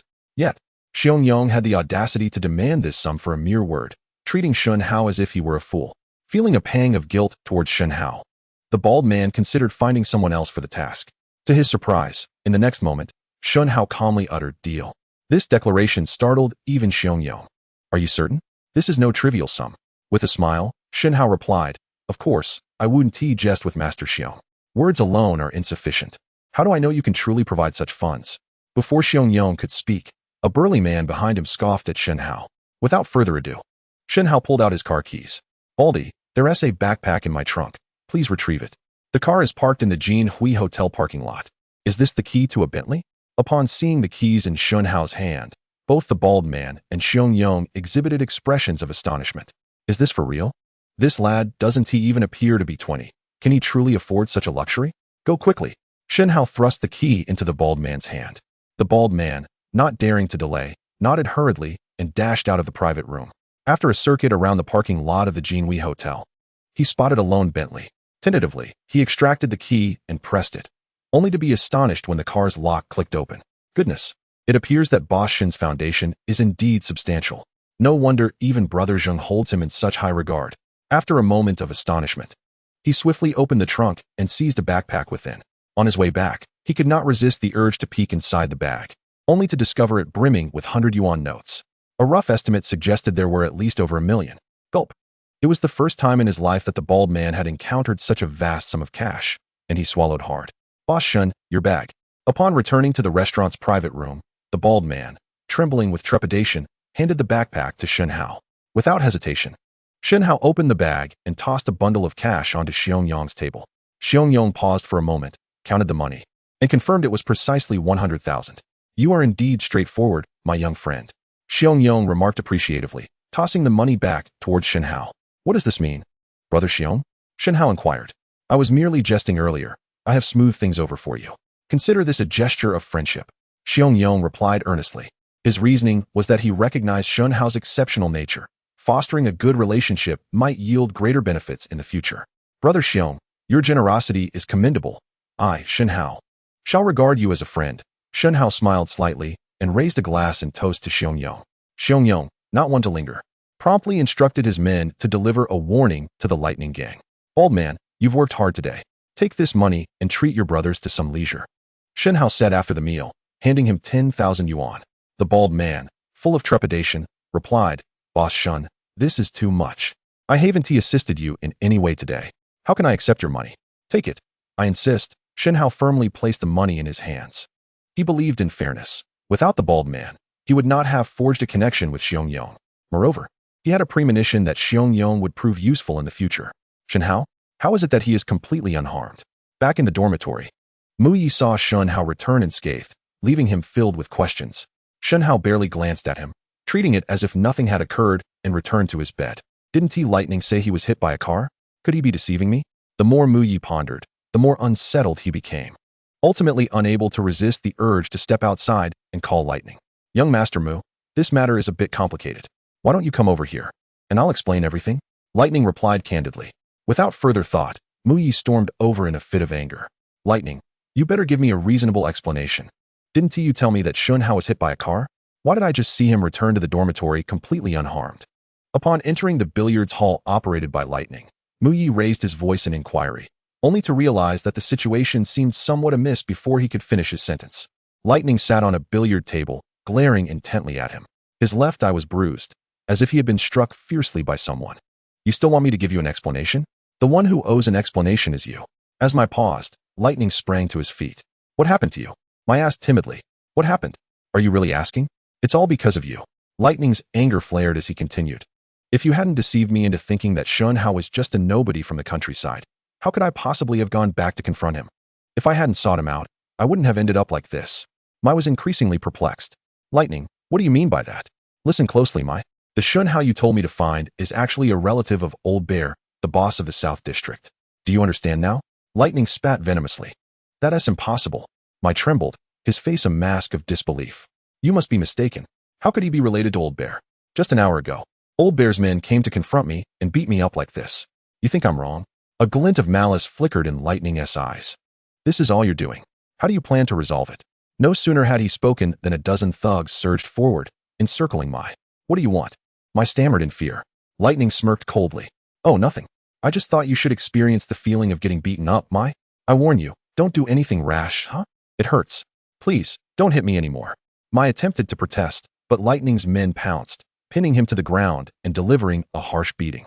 Well, if it isn't young Master Mai, how did you end up like this? The next day, a bruised Mai shielded his face with his hands as he entered the classroom. After waiting all night without seeing Shen Hao, he was immediately met with teasing remarks. You, recalling the painful experience from the previous night. Mai gritted his teeth in rage, but then remembered Lightning's words about Shen Hao being related to Xiong Yong, and his anger dissipated. Though he couldn't fathom how Shen Hao was connected to Xiong Yong, the fact remained that Xiong Yong was the boss of the South District, someone even his father, Mu Yuan, would hesitate to provoke, let alone him. Please move aside. Move aside. Hearing that tone, Shen Hao blinked in surprise. It seemed this fellow truly was intimidated. He hadn't expected Xiong Yong's influence to be so formidable. Mai said nothing further, simply circumventing Shen Hao and scurrying to the back of the classroom. Covering his head with a book, Shen Hao glanced at him, a smirk playing on his lips. Well, it seems I can enjoy some peace for a while. You did this. Just as Shen Hao was about to return to his seat, he heard Lin Mingxi's voice beside him. Huh. Shen Hao knew exactly what she was referring to, but chose to feign ignorance. Stop pretending. You know I'm talking about him, Lin Mingxi said. Casting a glance toward Mai, Shen Hao hurriedly explained, I truly haven't laid a finger on him. I suspect he sneaked out for a drink last night and fell into a ditch. Upon hearing this, Lin Mingxi couldn't help but laugh. Although Shen Hao did not admit it, she was more aware than anyone else that this incident was undoubtedly linked to him. Upon reflection, it was rather amusing that the arrogant scion of the provincial capital was brought low by a rural youth who boasted of his poverty, and he appeared utterly devoid of temper. Clearly, for the time being, no one would trouble him again. Congratulations were in order. Shen Hao shrugged, feigning a sense of helplessness. Lin Mingxi refrained from further comments, yet her curiosity about Shen Hao only deepened. Chapter 146. Preparations complete. Hello, Mr. Shen. The shop is fully prepared and ready to open for business. That noon, while Shen Hao was dining in the cafeteria, a call from Wu Xiaobo came through. So soon? Shen Hao was momentarily taken aback. If he recalled correctly, today was the 1st of November, and it had barely been 20 days since he had received Wu Xiaobo's call. While Shen Hao had confidence that Wu Xiaobo could establish the shop within a month, he had not anticipated such an early completion. Oh. It turns out that a Chong has a cousin who runs a renovation crew, and they work quite efficiently. I entrusted the shop's renovations to him, Wu Xiaobo explained. Rest assured, the quality will not fall short of any other renovation company, and we've saved quite a bit on costs. Shen Hao replied absently, his mind racing with calculations. Regardless of whether it was the established internet cafe industry or the nascent supermarket and Western fast food restaurant, all would inevitably pursue a path of large-scale chain operations. Considering future ventures, including real estate, it seemed that renovations were an indispensable aspect. When combined, this would represent a substantial income. Rather than allowing others to profit from this, why not establish my own renovation company and pocket the earnings myself? Mr. Shen, are you listening? Wu Xiaobo inquired, noticing Shen Hao's prolonged silence on the line. Snapping back to attention, Shen Hao replied, "Yes, go on." Wu Xiaobo continued, "I've procured all the necessary equipment for the shop at reasonable prices through a supplier I met while working at the archway. As for the staff, a few young people who previously worked under me came seeking employment, expressing their desire to join me. Since they performed well at the archway, I decided to bring them on board." Shen Hao interjected, "Wu Gu, I mentioned before that you are the primary responsible party for this project. You can make decisions regarding hiring without needing to report back to me." "All right, understood. When shall we open? Please set a date." "Well," Shen Hao pondered with his chin resting on his hand, "I'll visit the shop this evening and decide then." After classes that evening, Shen Hao arrived at the shop for an inspection and was thoroughly satisfied with all aspects. Indeed, in merely 20 days, such remarkable progress has been achieved. "I truly did not misjudge your capabilities, Wu." In response to the praise, Wu Xiaobo humbly remarked, "Mr. Shen, this accomplishment is not solely my doing. Aqiang has contributed significantly as well. Of course, the lion's share of the credit belongs to his cousin's renovation team. Initially, I harbored reservations, yet I was pleasantly surprised by their exceptional work." Shen Hao nodded thoughtfully, recognizing the talent involved. "How about this? Have Aqiang arranged for his cousin to join us for a meal, so I may extend my gratitude in person?" Wu Xiaobo promptly summoned Aqiang, who, upon hearing the suggestion, quickly shook his head, saying, "Mr. Shen, you are too kind. We are not asking them to work for free. A meal seems unnecessary." "Ah, Aqiang, that is not the point," Shen Hao replied earnestly. "This is merely a token of my appreciation. Please proceed as I suggest." Aqiang dared not protest further and swiftly retrieved his phone to call his cousin. After explaining the situation, his cousin expressed surprise but inquired where they would be dining. "Mr. Shen, my cousin wants to know where we are going," Aqiang relayed. "There is a delightful establishment nearby, Zhuai Lu. Let us go there," Shen Hao decided without hesitation. Once Aqiang concluded his call, Wu Xiaobo turned to Shen Hao and asked, "Mr. Shen, when do you envision our grand opening?" It was evident that he was eager to commence business, as success could only be validated through action. 3 days hence, on the morning of November 4th, we shall officially open our doors," Shen Hao declared resolutely. "Excellent. I shall make the most of this time to prepare thoroughly. We must not be overwhelmed by a surge of customers," Wu Xiaobo replied with a grin. "Very well, let us proceed to Zhuai Lu and await our guests," Shen Hao suggested, glancing at the time. Chapter 147. Entering the renovation company. "Mr. Shen, this is my cousin Lin Wei." After a brief wait in a private room at Zhuai Lu, a dark-skinned, earnest-looking man timidly entered. Aqiang promptly stood to make the introduction. "Cousin, allow me to present our esteemed boss, Mr. Shen Hao." "Greetings, Mr. Shen," Lin Wei said hastily. "Lin, I must express my sincere gratitude. Without your assistance, our establishment would not have been renovated in such a short time," Shen Hao said as he approached Lin Wei and extended his right hand. Lin Wei, seeing this, quickly wiped his hand on his clothing before shaking Shen Hao's hand and replied modestly, "Mr. Shen, you are too gracious. This is simply our duty. Your kindness is appreciated. I feel rather embarrassed to have you dine at my expense after receiving your payment," he added. "Not at all. My primary intention for this meal is to forge a friendship with you, Lin," Shen Hao stated, gesturing for Lin Wei to take a seat. Lin Wei, taken aback, replied, "Mr. Shen, you jest. You are a prominent businessman, while I am merely a laborer. I hardly warrant your friendship." However, Shen Hao insisted earnestly, "Every profession has its distinguished individuals. When we open our branch, we shall certainly require your expertise in renovations." Open a branch? Lin Wei was momentarily stunned, realizing that Mr. Shen harbored grand ambitions, contemplating expansion even before the first establishment had commenced operations. Certainly, his words bore no hint of sarcasm towards Shen Hao. Rather, they reflected his honest and straightforward character. Upon hearing this, Aqiang quickly interjected, "Cousin, do not presume that our general manager Shen is jesting. Allow me to share a secret with you. You must have heard of the recently flourishing Lingyu Network Company in our city, correct? That company was founded solely by General Manager Shen." "What?" Lin Wei exclaimed, momentarily taken aback. Although he rarely returned home, he had certainly heard his friends speak of the nearly 100 branches that Lingyu Network had opened in just a few months. "I had no idea that the renowned Lingyu Network was established by General Manager Shen. I am truly impressed." His expression revealed that he spoke not out of flattery, but from genuine admiration. "However, they are merely small businesses," Shen Hao waved his hand dismissively. While he spoke the truth, Lin Wei, being a rather earnest individual, perceived it as somewhat boastful. Just then, the waiter began to serve the dishes. After a few rounds of drinks, Shen Hao unexpectedly inquired, "By the way, Brother Lin, How many workers can you manage over there? Huh. Lin Wei paused, setting down his chopsticks, and replied earnestly, my renovation team is quite small. I only have 8 people in total. That is too few. Shen Hao shook his head. Lin Wei blinked in confusion and asked, what do you mean? To speak frankly, Brother Lin, I have observed your work efficiency, and more importantly, your craftsmanship is commendable, Shen Hao stated directly. Therefore, I intend to entrust all the renovation projects for my subsidiaries and future branches to your team. What? Lin Wei sprang to his feet, his expression one of disbelief as he looked at Shen Hao. General Manager Shen, you cannot be joking. Of course not. Then, how many branches do you have that require renovation? Lin Wei inquired timidly. Shen Hao shook his head. That is difficult to quantify. If all goes according to my plan, we will need to open at least several dozen fast food restaurants in the next 6 months alone, and there will be even more for internet cafes and other ventures. Is it truly that many?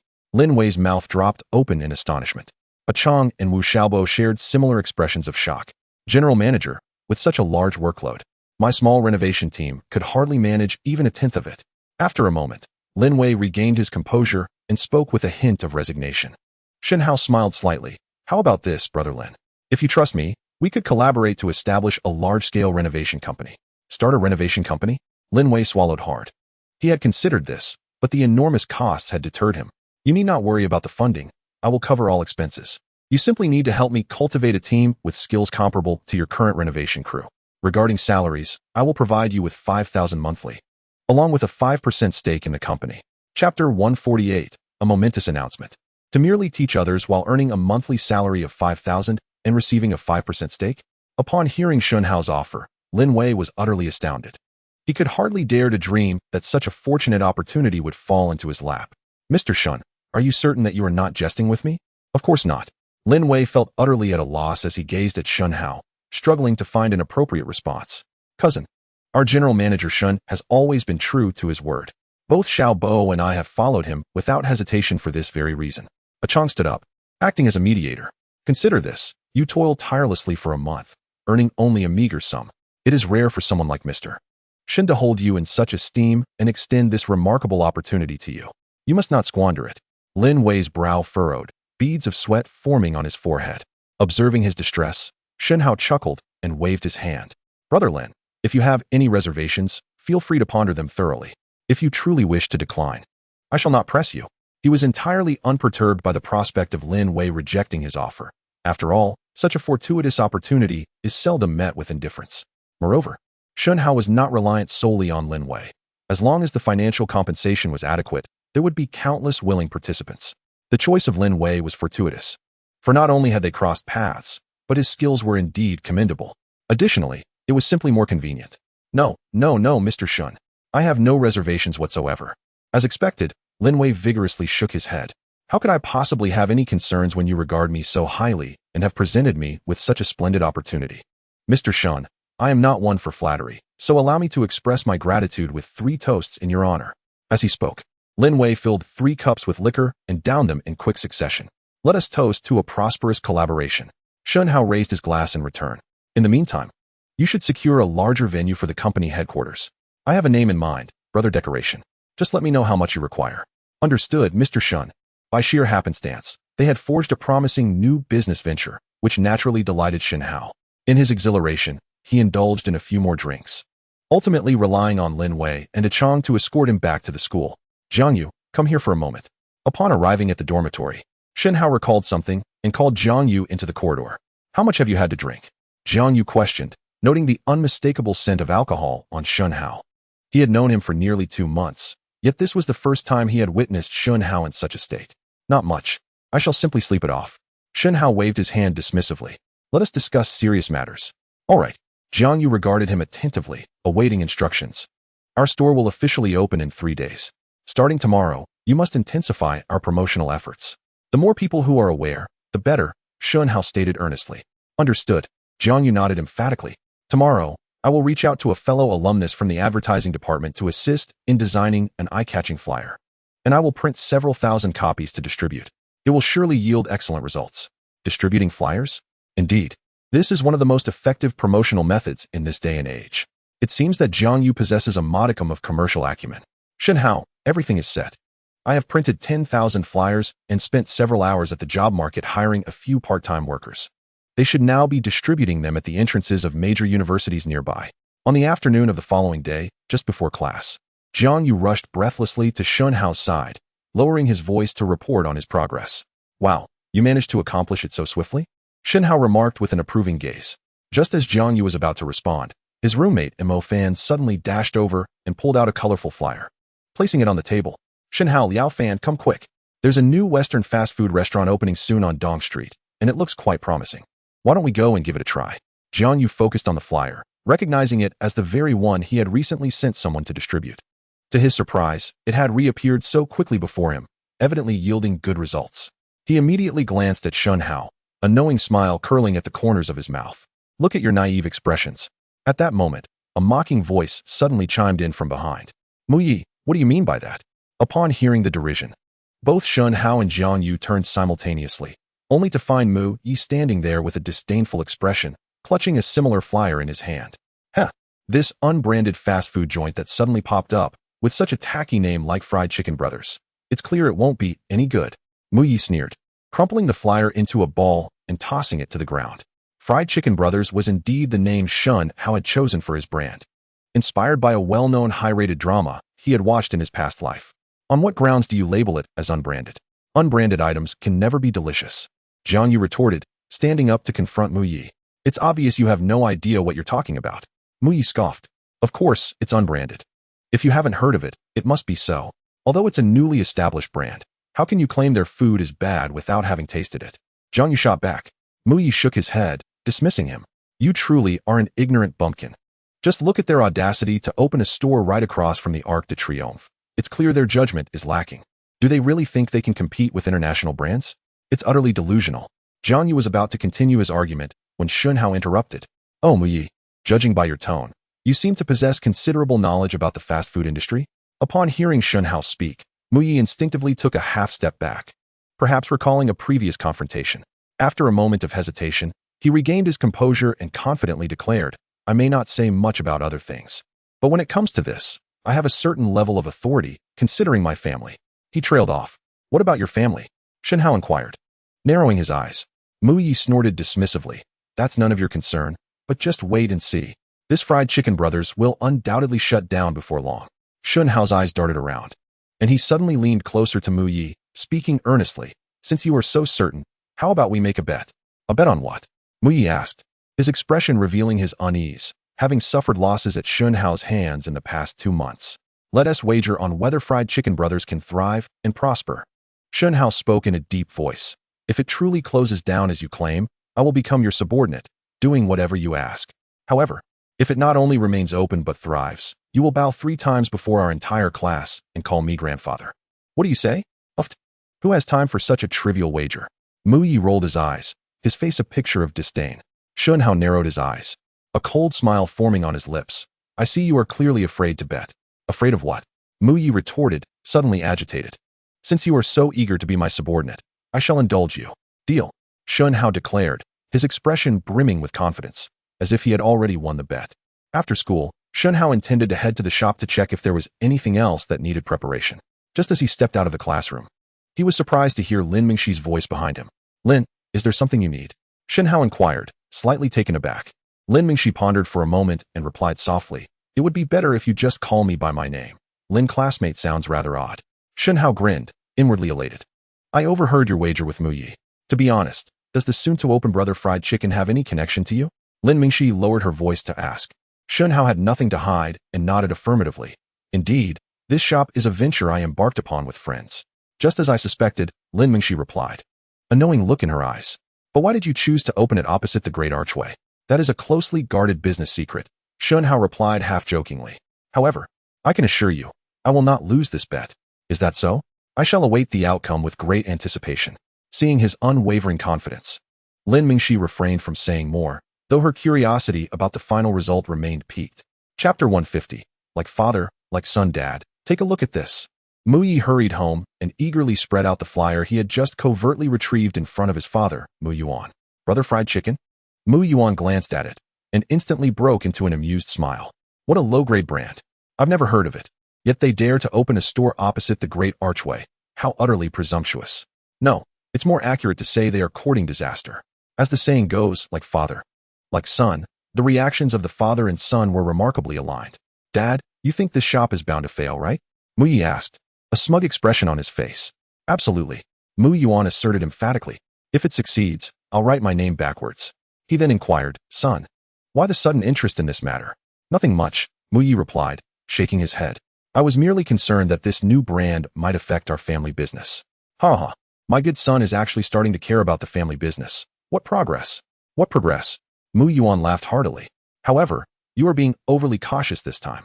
A brand so unaware of its own limitations won't last long, let alone impact our family in any way. Originally, the reason why my possessed knowledge of the Western fast food industry was that his family was also engaged in this business. Furthermore, among all the self-service Western fast food establishments in the provincial capital, their brand, Burger King, excelled above all others. To date, they have established over 30 branches, which serve as their primary source of income. On November 4th at 9 a.m., Chicken Brothers officially opened its doors with a grand promotion, offering all food and beverages at a discount of 30%, as the two colossal loudspeakers at the entrance continuously broadcasted advertisements. An increasing number of patrons were drawn to the venue. By noon, when Shen Hao and his roommates arrived, the spacious establishment was nearly filled to capacity. Goodness, the business here is thriving beyond belief. Upon witnessing the overwhelming crowd, Jiang Yu and others were left speechless. Although Shen Hao maintained a calm demeanor, he too was quite pleased with the scene before him. You all find a seat. I'll go place the order. After a moment, Shen Hao snapped back to reality and called out, then made his way alone to the ordering counter. Just as old A Chong was about to shout for the owner, Shen Hao quickly shook his head to stop him. I'll have 6 orders of combo A delivered to that table. All right. On his way back after placing the order, Shen Hao inadvertently spotted my seated at a solitary table in the corner. He observed as I took a bite of his fried chicken, his eyes widening in astonishment. He couldn't help but take another bite, his expression shifting to one of even greater surprise. It was evident that the flavor of the fried chicken was astonishingly good, to an extent that he could hardly believe it. Ah, surprised are we? Shen Hao smirked with a sense of pride and walked directly towards him. Oh my, what brings you here? Didn't you previously declare this place to be a second-rate establishment, claiming you wouldn't even eat here if it were offered to you? I paused, noticing Shen Hao's teasing gaze, and his face turned pale with anger. I merely came to see just how dreadful the food here truly was. And as I expected, it is utterly terrible, inedible, in fact. As he spoke, he spat out what he had managed to swallow onto the floor. How can you speak like that? Several nearby customers, having overheard his remarks, glared at him disapprovingly. If the food doesn't suit your taste, you needn't speak so arrogantly. Exactly. The food here is undeniably delicious, even rivaling that of the Golden Arches across the street. You wouldn't happen to be a competitor here to create trouble, would you? Faced with the onslaught of criticism, Mai appeared flustered, muttering under his breath about the ignorant crowd before he fled in embarrassment. Creating trouble as a competitor? Watching Mai's retreating figure, Shen Hao suddenly recalled the conversation they had a few days prior in class.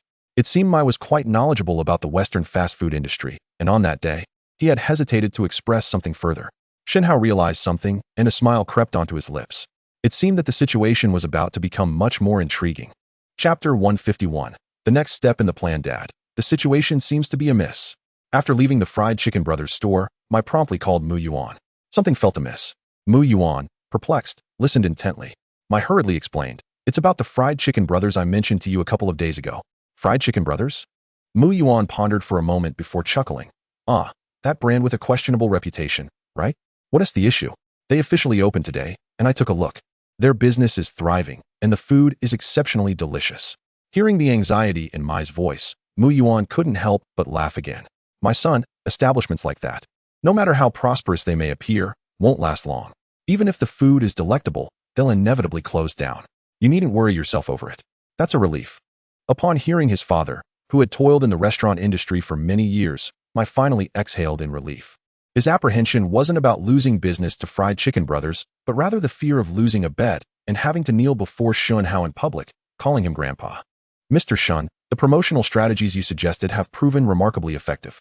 Our store's business has been improving day by day. We even have customers lining up now. Just when the public assumed that the newly opened Fried Chicken Brothers would soon fade away, its performance astounded everyone, as its sales approached those of the nearby Golden Arches. On the 5th day since its opening, Shen Hao, as was his custom, brought Jiang Yu to the store for lunch, only to find there were no available seats. Observing the ecstatic Wu Xiaobo, Shen Hao smiled slightly. I merely offered a few suggestions. The success of the business is primarily due to your diligent efforts. Mr. Shen, you flatter us. This is our duty. Rest assured, we will maintain this momentum without a hint of complacency, Wu Xiaobo vowed earnestly. In the past, seeing such success might have prompted him to grumble about the exhausting workload, but now it was different. He was not working for someone else. He was the owner. The better the business did, the more driven he felt. It seems we can commence the next phase of our plan ahead of schedule. Shen Hao glanced around before speaking suddenly. Next phase of the plan? Wu Xiaobo scratched his head, puzzled. What plan? Shen Hao glanced at the time, feigning mystery. You will find out shortly. Soon after, a cacophony of revving engines erupted outside. Wu Xiaobo was the first to look up, spotting a long line of motorcycles parked neatly in front of the store. All the motorcycles were a striking red, and the riders donned matching attire, resembling some clandestine organization. What is going on? Such a grand spectacle? Wu Xiaobo murmured in confusion. Shen Hao, however, patted his shoulder. Come, let us go see. As the group stepped outside, a figure suddenly leaped off the lead motorcycle. Upon closer inspection, it was Liang Feng, who had been absent for 2 days. Liang Feng. Wu Xiaobo's confusion deepened. Liang Feng grinned at him before turning to the group with a serious expression. Everyone, let us come together to greet the boss. As the last words faded, the riders promptly dismounted from their vehicles, removed their helmets, and lined up neatly before simultaneously exclaiming, Good day, boss. At this moment, Wu Xiaobo was utterly taken aback. And Jiang Yu displayed a look of astonishment as well. Mr. Shen, what on earth is happening? Shen Hao smiled slightly, responding, This is what I refer to as our next step. Noticing his confusion, Shen Hao promptly elaborated, Our establishment is thriving, and long queues have become the norm. Hence, I have assembled this team of riders specifically to facilitate our delivery service. Delivery service? Shen Hao nodded affirmatively, continuing, This way, customers can receive our offerings with just a phone call. After pondering for a moment, Wu Xiaobo raised a concern. This approach is indeed innovative and could effectively alleviate the challenges of in-house dining. But how do we handle payments? We cannot wait until the delivery arrives to collect payment. Such a method is fraught with potential mishaps. Of course, I have considered this issue, Shen Hao replied with a hint of satisfaction. Chapter 152. Strike while the iron is hot. Thus, Mr. Shen, do you have a strategy in mind? Wu Xiaobo's eyes widened as he gazed at Shen Hao, eager to learn of his clever solution. With this, Shen Hao produced a stack of cards resembling bank cards from his pocket. What is this? A membership card? Wu Xiaobo took the card and seemed to have an epiphany. Indeed, it is a membership card, Shen Hao asserted decisively. My concept is that our delivery service will initially be exclusive to customers who have purchased a membership with us. Members will deposit a sum onto the card, and each time they place an order via phone, the amount will be deducted directly from their balance, thereby circumventing numerous potential issues. If it were the era before Shen Hao's reincarnation, this dilemma would have been easily resolved. However, the current landscape is different, with smartphones not yet widespread. Thus, this method serves as a temporary solution, with plans for gradual improvements in the future. Moreover, the establishment of this rider team is not solely to address the challenges of this single outlet. It also lays the groundwork for future branches of Fried Chicken Brothers and other potential ventures in the culinary industry, as well as the delivery platform he intends to create. In his previous life, delivery platforms began to take shape around a decade later. Shen Hao aims to leverage his advantages to develop this promising industry several years ahead of time. So, the reason behind acquiring all these motorcycles was for this purpose. Jiang Yu finally grasped the situation and gave Shen Hao a thumbs up. It must be said that Shen Hao's foresight indeed left him in awe. With a proud smile directed at Jiang Yu, Shen Hao turned back to Wu Xiaobo and inquired, What do you think of my approach? Truly, Mr. Shen, your vision extends far beyond that of us ordinary individuals. Wu Xiaobo expressed his admiration with sincerity. Excellent, then it is settled. You may begin promoting our membership service to customers, Shen Hao stated earnestly. After a moment of contemplation, Wu Xiaobo suggested, Mr. Shen, a mere delivery service may not be sufficient to attract a substantial clientele. Should we consider adding further incentives? What do you think we should include? Shen Hao was well aware of the situation in his heart, yet he chose to hear Wu Xiaobo's opinion first. After all, he was the project leader, and as an investor, it would be imprudent for him to involve himself in every task. Otherwise, his role would lose its significance. More importantly, he had numerous other matters to attend to, and this project would ultimately rest entirely in Wu Xiaobo's hands. After pondering for a moment with his chin resting on his hand, Wu Xiaobo proposed, How about this? For anyone who applies for our membership card, if they recharge a certain amount, they will receive a corresponding reward. For instance, for a recharge of 100, they would receive an additional 10. For 500, an extra 100. Essentially, the more they recharge, the more they receive. What do you think? This approach is commendable. Shen Hao nodded in approval, as it was indeed one of the ideas he had considered. Regardless of the era, such overt incentives would invariably attract a considerable number of individuals. Additionally, Wu Xiaobo continued, customers holding membership cards would also enjoy a 5 discount when dining in. That sounds perfect, Shen Hao replied without a second thought, once again expressing his agreement. With the implementation of these 2 promotional policies, he was confident that many would be inclined to obtain our membership cards. Wu Xiaobo, brimming with confidence, declared, after work tonight, I will convene a meeting to disseminate this information, and we shall commence the promotion tomorrow. This is your domain. Arrange it as you see fit, Shen Hao remarked. Wu Xiaobo glanced at the long line of delivery personnel and suddenly pulled Shen Hao aside, whispering, Mr. Shen, even if our business thrives, do we truly require this many delivery staff? Have you forgotten that we are soon to open a branch? Shen Hao promptly responded, clearly having anticipated this question. Wu Xiaobo paused momentarily, tentatively inquiring, are you genuinely planning to establish a branch in the near future? Indeed, Shen Hao affirmed with a nod. In his lexicon, seizing opportunities was always paramount. Not only did he intend to establish a branch swiftly, but he also aspired to develop the vast market of the provincial capital in one fell swoop, akin to Lingyun Internet Café. Chapter 153. Not 1, but 20. Mr. Shen, I am aware you must have your own vision, but might this be too hasty? Upon receiving Shen Hao's affirmative response, Wu Xiaobo immediately furrowed his brow, clearly harboring concerns. I do not question your decision-making. It's simply that our current flagship store is experiencing such booming business that I fear I may not be able to manage the branch's affairs. With a slight smile, Shen Hao replied, you need not worry about that. I have arranged everything else, and there will be suitable individuals to take charge.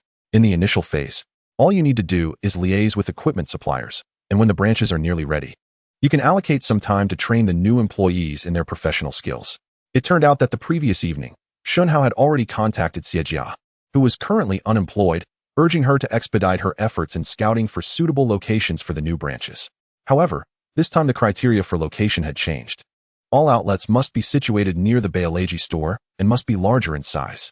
Upon the last observation of the peculiar behavior exhibited by that boy, Mu Yi, Shen Hao instructed the bald man to conduct an investigation. It was then revealed that the local brand, Bao Luji, which boasted several dozen branches in the provincial city and was flourishing in business, was, astonishingly, under their ownership. Rivalry among peers is an inevitable occurrence.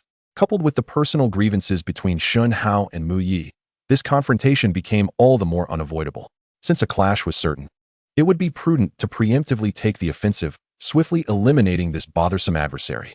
Meanwhile, his partnership with Lin Wei in the Brother Decoration Company was progressing rapidly, and his own company would be responsible for the renovation of the branches, thus enhancing efficiency and significantly reducing costs.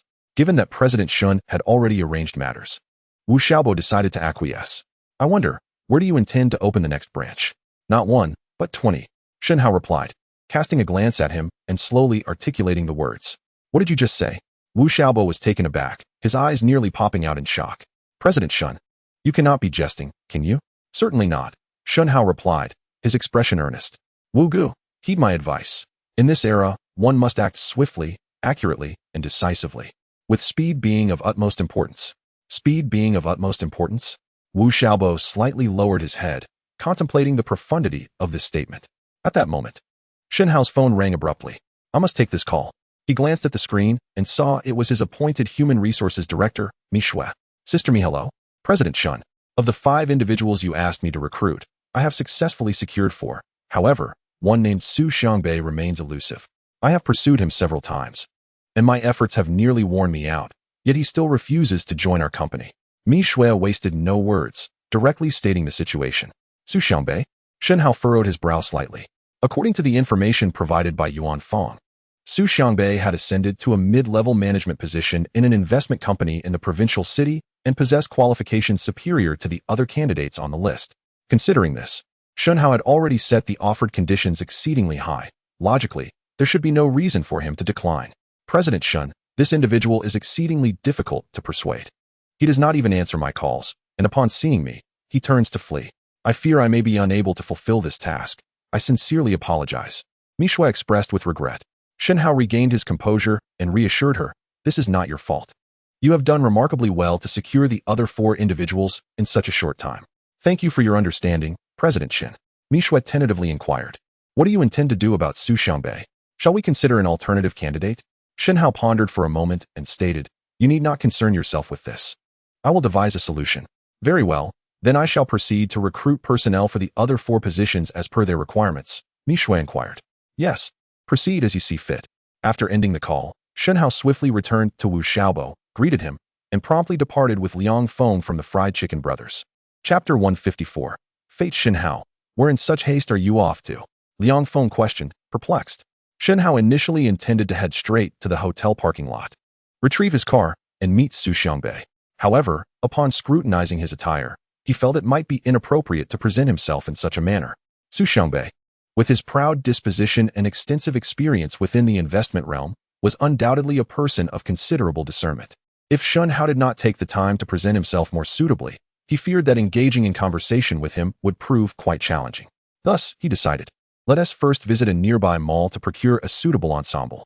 After reaching a resolution, Shen Hao promptly took Liang Feng to a nearby shopping center, leading them directly to a renowned international men's fashion boutique. Welcome. Several young and attractive sales associates greeted them enthusiastically upon their entrance. However, once they discerned Shen Hao and Liang Feng's appearance and attire, they collectively frowned and retreated, seemingly uninterested in assisting them. Clearly, in their eyes, the 2 gentlemen did not belong in such an establishment. Humph, yet another group of snobs, Shen Hao murmured softly. Yet he dismissed their disdain and resolved to seek out another store. Just then, a fresh-faced sales associate, appearing to be in her early 20s, approached them briskly. "Gentlemen, may I inquire about the type of clothing you wish to purchase? Are you looking for casual wear or business attire?" Noticing her amiable demeanor, Shen Hao paused. "I am seeking a suit, preferably leaning towards a business style, yet not overly mature," he articulated. Upon hearing his request, the sales associate nodded enthusiastically and gestured for him to follow. As they made their way to the suit display area, the other sales associates huddled together, openly mocking their new colleague. "She truly has no discernment. Just look at those 2. It's evident they are fresh from the countryside and likely cannot afford even a pair of our socks. I bet she is so desperate for sales that she is wasting her time on them." Hearing such remarks, the sales associate attending to Shen Hao instinctively furrowed her brow but chose to remain unfazed, maintaining her smile as she patiently recommended garments. Shen Hao, observing this dynamic, engaged her in light conversation as he browsed the selections. "Excuse me, are you new here?" he inquired. "Yes," she replied, nodding. "I've only been here for half a month. From your accent, I gather you are not a local from the provincial capital?" he continued. Again, she nodded. "I hail from Xia City. After graduating high school, I moved here for work." "Xia City? I have a roommate from there as well," Shen Hao remarked thoughtfully. "Really? What a coincidence." She responded politely, though she did not entirely appreciate the intrusion of the conversation. "What is your roommate's name? Perhaps I know him," he asked eagerly. "His name is Jiang Yu," Shen Hao replied without hesitation. "Jiang Yu?" Upon hearing this name, the sales associate was momentarily taken aback. Noticing her reaction, Shen Hao quickly inquired, "Do you know my roommate? Are you a freshman at Mingzhi University?" she asked, her eyes widening. "Indeed," he confirmed. "Then that must be it." The sales assistant beamed with a radiant smile, introducing herself as Jiang Xiaoyan, and remarked, "The Jiang Yu mentioned is my cousin. Is that so? What a delightful coincidence. No wonder I felt such a sense of familiarity upon meeting you," Shen Hao replied, also wearing a broad grin. He had previously heard Jiang Yu mention that he had a cousin working in the provincial capital, but he never expected to encounter her here. Such serendipity is often inexplicable. Just as they were engrossed in discussing Jiang Yu, a sharp voice interrupted them from behind. "What are you doing?" Turning around, they saw a middle-aged woman with a harsh demeanor glaring fiercely at Jiang Xiaoyan. "You were brought here to attend to customers, not to chat with some fellow townsfolk." "I apologize, manager. I won't do it again," Jiang Xiaoyan hastily replied. Shen Hao, unwilling to witness her being reprimanded, immediately pointed to the most expensive suit displayed before him and said, "Sister, I would like to try on that suit." "What did you just say?" Jiang Xiaoyan looked at the suit priced at 32,000 with astonishment. "This particular suit is the most expensive in our store and is not meant for casual trying on," the manager interjected, striding over in her high heels. Upon hearing her condescending tone, Shen Hao's expression darkened. "You are the manager, right? I find your statement quite problematic. Purchasing clothing is not akin to buying vegetables. How can one determine fit and appearance without trying it on? If you do not allow trying on, Why display it at all? The manager was momentarily rendered speechless by Shen Hao's retort. Disinterested in her response, he turned back to Jiang Xiaoyan, urging her to retrieve the suit for him to try on. Jiang Xiaoyan hesitantly glanced at the manager before cautiously taking the suit down and handing it to Shen Hao. When Shen Hao emerged from the fitting room, having changed into the suit, Liang Feng, who had been waiting outside, widened his eyes in astonishment, as did Jiang Xiaoyan and the other sales assistants, along with the stern manager. Why is everyone looking at me like that? Shen Hao asked, slightly puzzled. Upon seeing his reflection in the mirror, he too was momentarily taken aback. The adage clothes make the man rang true. He appeared transformed, exuding an air of sophistication and maturity. Little brother, this suit truly compliments you. Jiang Xiaoyan finally regained her composure after a moment of shock and approached Shen Hao's side. Understanding her concern about the suit's price and the potential reprimand from the manager, he waved his hand dismissively, declaring, I'll take this suit. Liang Feng will handle the payment. Liang Feng quickly snapped back to attention, nodding before heading to the cashier to retrieve his bank card. What? He actually bought it? The sales assistants, who had initially looked down upon them, stood frozen as they watched Liang Feng complete the transaction for the store's most expensive suit, regretting their missed opportunity to assist Shen Hao and earn a substantial commission. The manager, who had previously been so disdainful, suddenly adopted a fawning demeanor, bustling over to Shen Hao with a beaming smile, eager to ingratiate herself. Ah, this charming young gentleman, you unmistakably embody the essence of a promising and accomplished individual. I am Lian Hong, the manager here. What transpired earlier was merely a misunderstanding. Should you return, feel free to approach me directly. Ignoring her completely, Shen Hao took a detour and approached Jiang Xiaoyan. Sister, I have matters to attend to, so I must take my leave for now. I will bring Jiang Yu along next time. Jiang Xiaoyan, somewhat dazed, nodded in agreement. The manager, seething with frustration, gritted her teeth but dared not express her annoyance. For someone capable of purchasing such expensive attire was not one to be trifled with. Upon exiting the shopping mall, Shen Hao promptly drove to the hotel parking lot and, feeling that waiting at that location was inappropriate, altered his course towards Su Xiangbei's residence.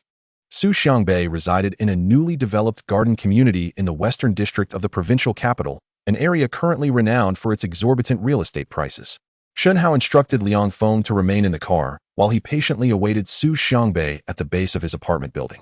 As night fell and the clock struck 7, he finally spotted a suited man with glasses, the very person he had been anticipating, Su Xiangbei. Good evening, Mr. Su. Su Xiangbei was momentarily startled and scrutinized the unexpectedly appearing Shen Hao with a wary gaze. Noting his polished attire and distinguished demeanor, he relaxed slightly. And you are?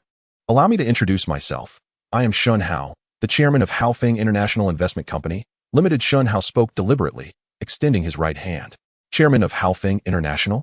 Su Xiangbei's face briefly registered surprise, likely astonished that the young executive attempting to recruit him was so youthful. However, this astonishment faded within seconds, replaced by a frown of impatience.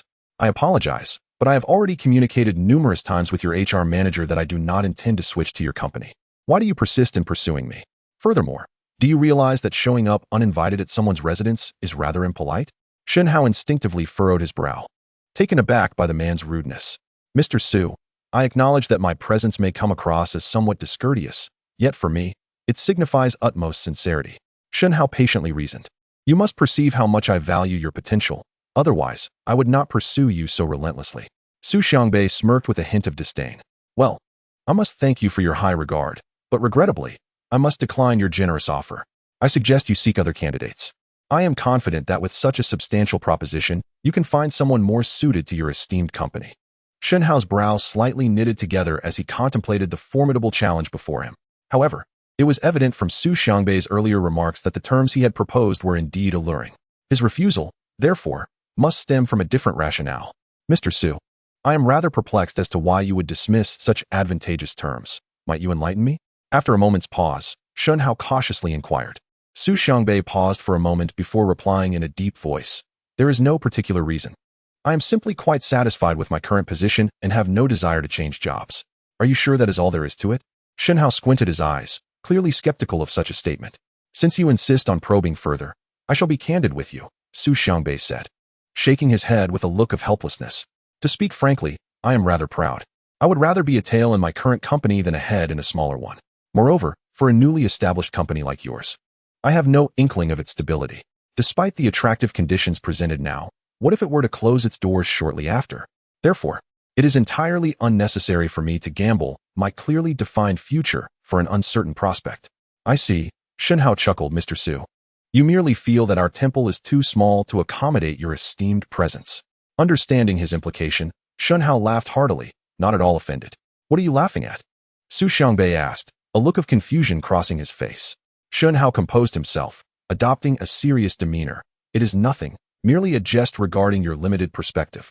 My perspective is limited? Su Xiangbei frowned slightly, clearly displeased by this assessment. Shen Hao continued, Mr. Su, have you ever considered how a young man not yet 20 possesses the capital and confidence to establish a company in the provincial capital, let alone an investment firm? What gives me the audacity to present you with such generous terms? What do you mean? Su Xiangbei was perplexed yet intrigued to uncover Shen Hao's intentions. Shen Hao feigned mystery. Let me be frank, Su Xiangbei. The reason I dare to venture into this field is entirely due to guidance from my elders, one of whom is a luminary in the investment world. You just mentioned that my company would fail if it were to open, correct? I can assure you, it will not only survive but thrive, eventually becoming a leader in the province and even the nation. Seeing Shen Hao's unwavering confidence, Su Xiangbei could not help but feel curious, prompting him to inquire. I wonder, who is this esteemed elder that instills such confidence in you?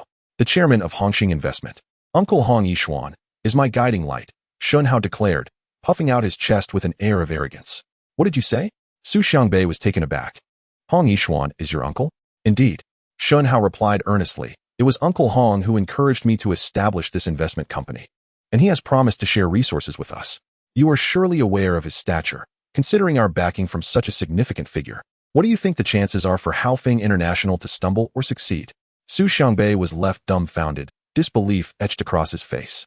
Over the years, he had idolized Hong Yishuan and had applied to Hongxing Investment multiple times in hopes of working alongside him to gain invaluable experience. Alas, his aspirations had never materialized. If Shen Hao was not deceiving him, and Haofeng International indeed had ties to Hong Yishuan, then joining Haofeng International would essentially mean aligning himself with Hong Yishuan's influence. The reason Shen Hao abruptly moved out of Hong Yishuan was precisely because he had grasped this particular clue. Chapter 157. How to prove it. Anyone can make claims, but who can ascertain whether what you say is genuine or merely a fabrication meant to deceive me? After a prolonged moment of hesitation, Su Xiangbei regained his composure and uttered this phrase. Although he was quite tempted by Shen Hao's words, he did not lose his rationality. Mr. Su, ordinarily, I cannot casually divulge such commercial secrets. Since you harbor doubts, let us consider this conversation as never having taken place. Shen Hao shifted his earlier demeanor, adopting an air of indifference, preparing to employ a strategy of feigned disinterest. While speaking, he retrieved his phone and called Liang Feng, instructing him to come and pick him up. Su Xiangbei furrowed his brow, scrutinizing Shen Hao, wanting to say something further but unsure how to articulate it. Just then, a Bentley slowly approached and came to a halt before them. That license plate, does it seem somewhat familiar?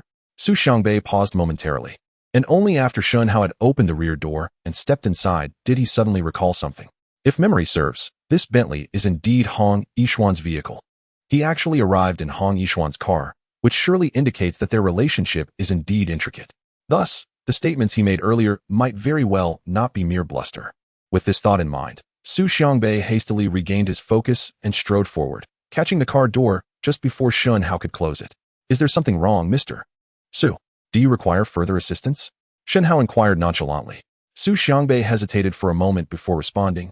Mr. Shen, I believe we should continue our discussion. Oh, and what? May I ask, does Mr. Su wish to discuss? Seeing that Mr. Shen appeared to be a straightforward individual, Su Xiangbei decided to be forthright. As long as you can substantiate your connection with President Hong and prove that what you just stated is not deceitful, I am willing to consider joining your company. Are you certain? Shen Hao displayed an expression of surprise, yet internally he lamented. After all, aside from this car and its association with Hong Yishuan, he had no means to provide further validation. Absolutely. Su Xiangbei clenched his teeth and replied with unwavering conviction. Shen Hao, disregarding the implications, directly inquired. How do you propose I demonstrate this to you? Quite simply, as it happens to be mealtime, why not invite President Hong to join us for a meal? That would clarify everything, Su Xiangbei suggested without hesitation. Shen Hao instinctively frowned, contemplating that this fellow was indeed cunning, even seeking to present Hong Yishuan for direct validation. What could be done? Given Su Xiangbei's disposition, It seemed impossible to refuse him today. What is the matter, Mr. Shen? Is it inconvenient? As he was lost in thought, Su Xiangbei suddenly posed this question. Shen Hao turned around to see the suspicion etched in his eyes. A golden opportunity that was nearly within grasp could not be allowed to slip away. Thus, he resolved to take a gamble. Inconvenient? How could that be? Shen Hao replied with a smile, as he pulled out his phone and scrolled through his contacts to find the number he had saved when purchasing the car. I shall call Uncle Hong right now. After a few rings, the call finally connected. Shen Hao? What prompted you to call me out of the blue? On the other end of the line, Hong Yishuan's voice conveyed a hint of confusion. Shen Hao promptly responded, Uncle Hong, I have no other matters at hand. I merely wish to inquire if you are available for dinner this evening. The title Uncle immediately alerted Hong Yishuan, who realized that Shen Hao's invitation was likely more significant than it appeared. I apologize, but I have an urgent call coming in. I shall return your call shortly. After a moment of contemplation, Hong Yishuan delivered this response and promptly hung up. What a fortuitous timing for that call. Shen Hao instinctively furrowed his brow, thinking to himself, if he does not wish to accept, so be it. There is no need for such theatrics. What did Mr. Hong say? Su Xiangbei inquired eagerly as Shen Hao set his phone down. Shen Hao lifted his head, forcing a smile as he replied. Uncle Hong happened to receive an important call and said he would return my call later. Su Xiangbei did not dwell on it further, merely standing there in quiet anticipation. Glancing at the time, Shen Hao felt an unsettling uncertainty, pondering how to navigate this situation. Meanwhile, Hong Yishuan had not received any important call. Instead, he retrieved another phone from his drawer and dialed a contact saved under the name Mr. Fong. Hello, Mr. Fong. What is it? A voice marked by experience responded on the other end. Had Shen Hao been present, he would have instantly recognized it as Yuan Fong's voice. Mr. Fong, I just received a call from Shen Hao, Hong Yishuan said leisurely, as if reporting to a superior. Shen Hao? Yuan Fong replied, slightly taken aback. And after a brief pause, he asked, what did the lad say? He wishes to invite me to dinner, Hong Yishuan replied without hesitation. Did you accept? Not yet. But I did not decline either, Hong Yishuan answered truthfully. I simply felt it necessary to inform you. So I fabricated an excuse about an incoming call and hung up. Yuan Fong pondered for a moment before smiling. If I am not mistaken, that young man must be in some kind of predicament and wishes to leverage your influence, Mr. Hong. Hong Yishuan remained noncommittal and then inquired, so, should I attend this dinner or not? Go ahead, Yuan Fong advised without hesitation. Make an appearance, engage in casual conversation, and then find a reason to excuse yourself. Understood, Hong Yishuan agreed readily, asking no further questions. Mr. Shen, has Mr. Hong returned your call yet? Meanwhile, Su Xiangbei had been watching the clock and, after several minutes of silence from Shen Hao, could not help but ask again. Dingling. Just as Shen Hao was about to respond, his perspiring hand finally felt the vibration of his phone. He quickly glanced at the screen and was pleasantly surprised to see it was indeed Hong Yishuan calling, releasing a breath of relief. See, speak of the devil, and he doth appear. After showing the phone screen to Su Xiangbei, Shen Hao swiftly pressed the answer button. I'm sorry, what were you saying earlier? Hong Yishuan initiated the conversation. Oh, I was merely inquiring if you were free for dinner this evening, Uncle Hong, Shen Hao replied with a smile. The second time he had called him uncle, now more familiar and natural. Initially, it was presumed that Hong Yishuan would likely decline the invitation, yet unexpectedly. He responded with a resolute three-word affirmation, no problem. Shen Hao was momentarily taken aback, regaining his composure after a pause to inquire. Shall we meet at the Zui Xianlu in half an hour? Certainly, Hong Yishuan replied with unwavering enthusiasm. Shen Hao was astonished by how readily he acquiesced. After hanging up, he still found it hard to believe, sensing that the arrangement had been too effortlessly accomplished. However, this merely constituted a small fraction of the task at hand. The more crucial matter lay in how to navigate their forthcoming meeting. Caution was imperative, should any slip occur. Not only would Su Xiangbei's endeavors be jeopardized, but it could also offend the influential figure of Hong Yishuan within the provincial investment sphere. After pondering for a moment, Shen Hao refocused and beckoned Su Xiangbei. Uncle Hong has agreed. Let us proceed now. Get in the car. Mr. Hong has agreed? Su Xiangbei's eyes widened in disbelief. It was well known that figures like Hong Yishuan were not only exceedingly busy, but also held significant stature. Even other prominent individuals found it challenging to secure a dinner appointment with him. The fact that Shen Hao managed to arrange this with a mere phone call suggested a remarkable rapport between him and Hong Yishuan. Naturally, Su Xiangbei, who had always idolized Hong Yishuan, would not let such a splendid opportunity slip by, hastily rushing to the other side to enter the vehicle without a second thought. Liang Feng, drive us to Zui Xianlu, Shen Hao commanded in a low voice. Understood, boss, Liang Feng replied with a semblance of formality before starting the engine. Having recently obtained his driver's license and being unfamiliar with the provincial roads, Liang Feng took over half an hour to traverse what should have been a 20-minute journey to their destination. As the trio entered the grand entrance of Zuixian Lu, they spotted Hong Yishuan waiting, flanked by two bodyguards, who seemed to have been there for quite some time. Apologies, Uncle Hong. We were delayed on the road and made you wait. Shen Hao hurriedly approached to express his regrets. No worries, I arrived not long ago, Hong Yishuan replied amiably, addressing Shen Hao as if he were a family member. Allow me to introduce my friend, Su Xiangbei. Shen Hao gestured towards Su Xiangbei. Su Xiangbei? Hong Yishuan mused, sensing a familiarity with the name. Chapter 159. Intrigue. Greetings, Mr. Hong, Su Xiangbei stammered, visibly flustered at the prospect of meeting his idol up close. He had prepared a plethora of remarks, yet upon facing him, the words eluded him. Hello, Hong Yishuan responded courteously to him. Shen Hao, wary of allowing them too much time for exchange, quickly interjected, Uncle Hong, shall we head to the private room and converse more comfortably? Indeed. Ascending to the second floor, they arrived at the private room Shen Hao had reserved in advance. After placing their order, Hong Yishuan unexpectedly inquired, how is your investment company faring? Upon hearing this, Shen Hao was momentarily stunned but quickly deduced that Yuan Fong must have informed him. Nonetheless, in the present context, Hong Yishuan's initiative to ask was indeed a fortuitous sign for Shen Hao. We are nearly ready. We should be officially opening in a few days, he replied. The youth acted with remarkable decisiveness. I recall when I contemplated entering this field, I spent over a year merely in contemplation, remarked Hong Yishuan with a cheerful smile. You were merely being thoughtful, unlike us young folks, Shen Hao modestly retorted. Uncle Hong, you are a veteran in the investment realm. I shall rely on your guidance in the future. Absolutely, Hong Yishuan responded without hesitation, appearing utterly sincere, far removed from a mere polite reply. Shen Hao couldn't help but feel a surge of surprise, sensing that Hong Yishuan's demeanor today was somewhat peculiar, as if they had conspired to deceive Su Xiangbei together. As for Su Xiangbei, upon encountering Hong Yishuan, he had entirely relinquished his suspicions about Shen Hao. Hearing their dialogue further solidified his conviction. By the way, I heard that the Lingyun network company you invested in has nearly 100 branches and is expanding at an astonishing pace. If I am not mistaken, you intend to penetrate the entire provincial market before the new year, correct? During the wait for their meal, Hong Yishuan suddenly inquired. A flicker of astonishment crossed Shen Hao's face as he thought, it seems this fellow has conducted considerable research on me. Sitting beside him, Su Xiangbei's eyes widened in shock. He had recently been studying the Lingyun network, a notable investment case within the province, and just before meeting Shen Hao, he had been pondering the identity of the mastermind behind it, never suspecting that it would be the young man sitting beside him. To his astonishment, such a minor project had caught Uncle Hong's attention. I am truly flattered, Shen Hao replied with a smile, attempting to conceal his brilliance.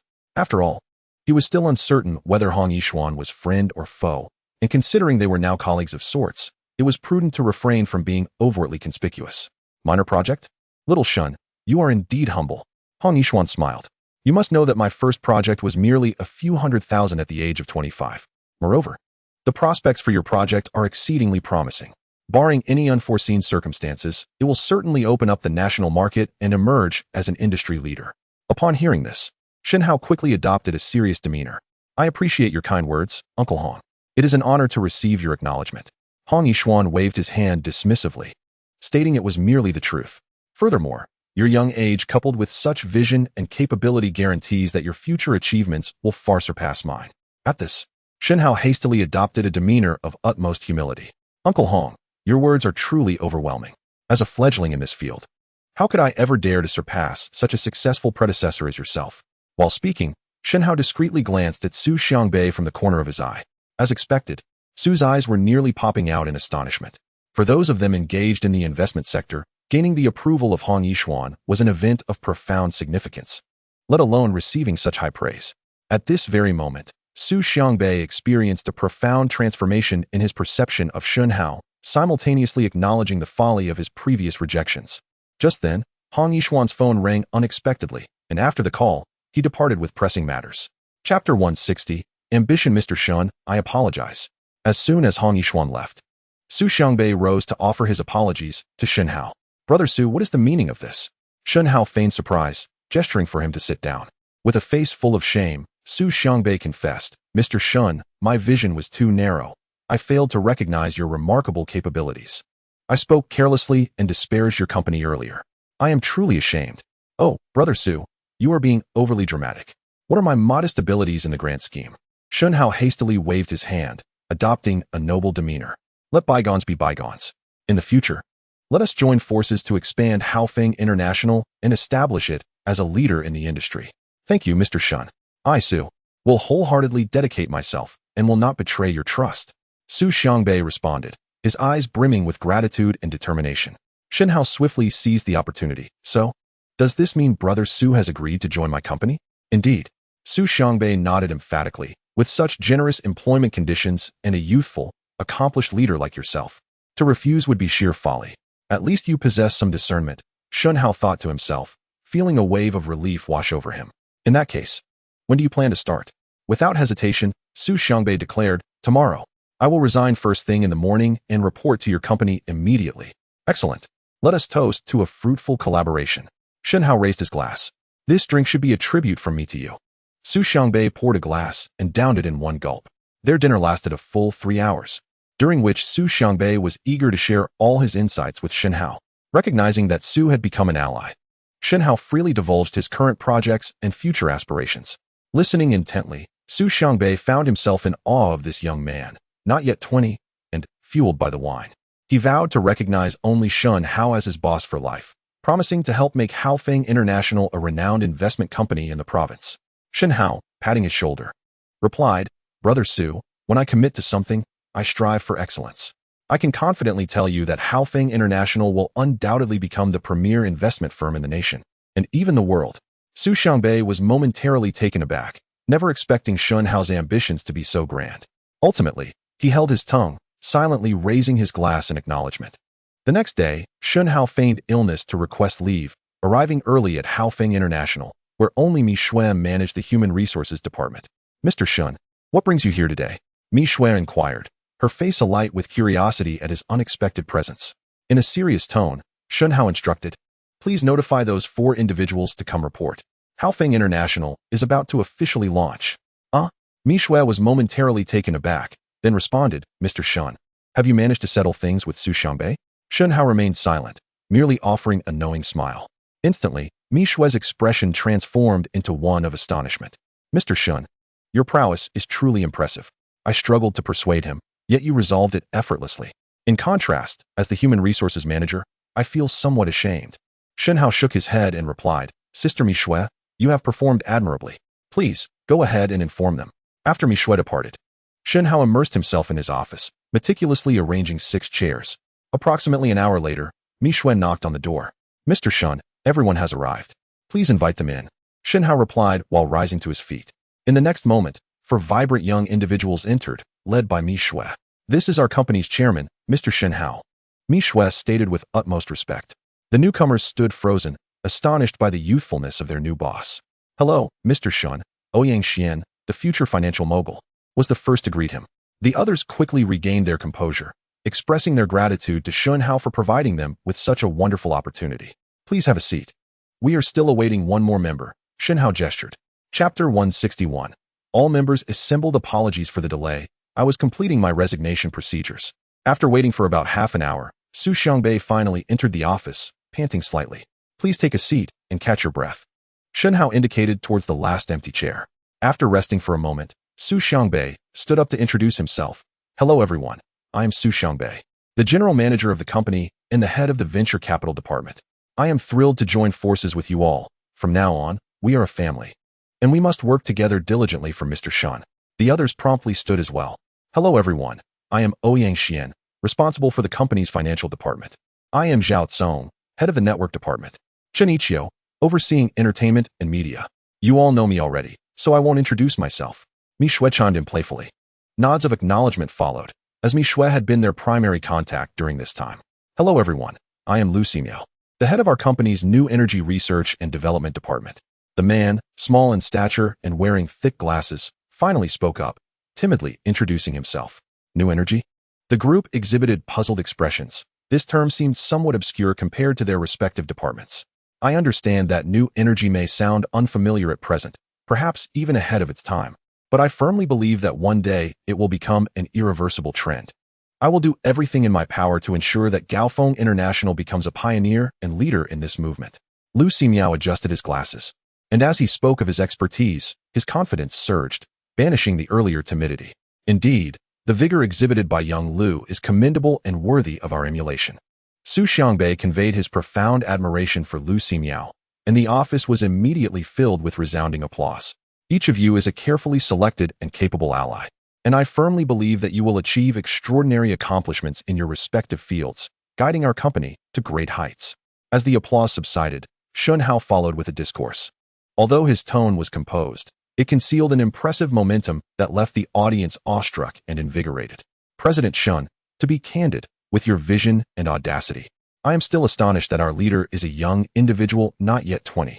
Su Xiangbei rose again, gazing at Shen Hao with admiration. With a pillar like you at the helm, I am confident that our Gaofeng International will undoubtedly reach remarkable achievements. This sentiment received unanimous approval, with praises for Shen Hao echoing throughout the room. Shen Hao understood that while some may simply be offering flattery, Su Xiangbei's admiration was genuine. A team of this caliber will surely astonish the world in the future. As he looked at the 6 individuals before him, Shen Hao felt an overwhelming excitement and a surge of imagination. It is worth noting that in their previous lives, these 6 were renowned figures, and their combined worth would certainly surpass trillions. Now, they had all become Shen Hao's employees, and with the memories he possessed, the heights to which Gaofeng International could ascend were truly unfathomable.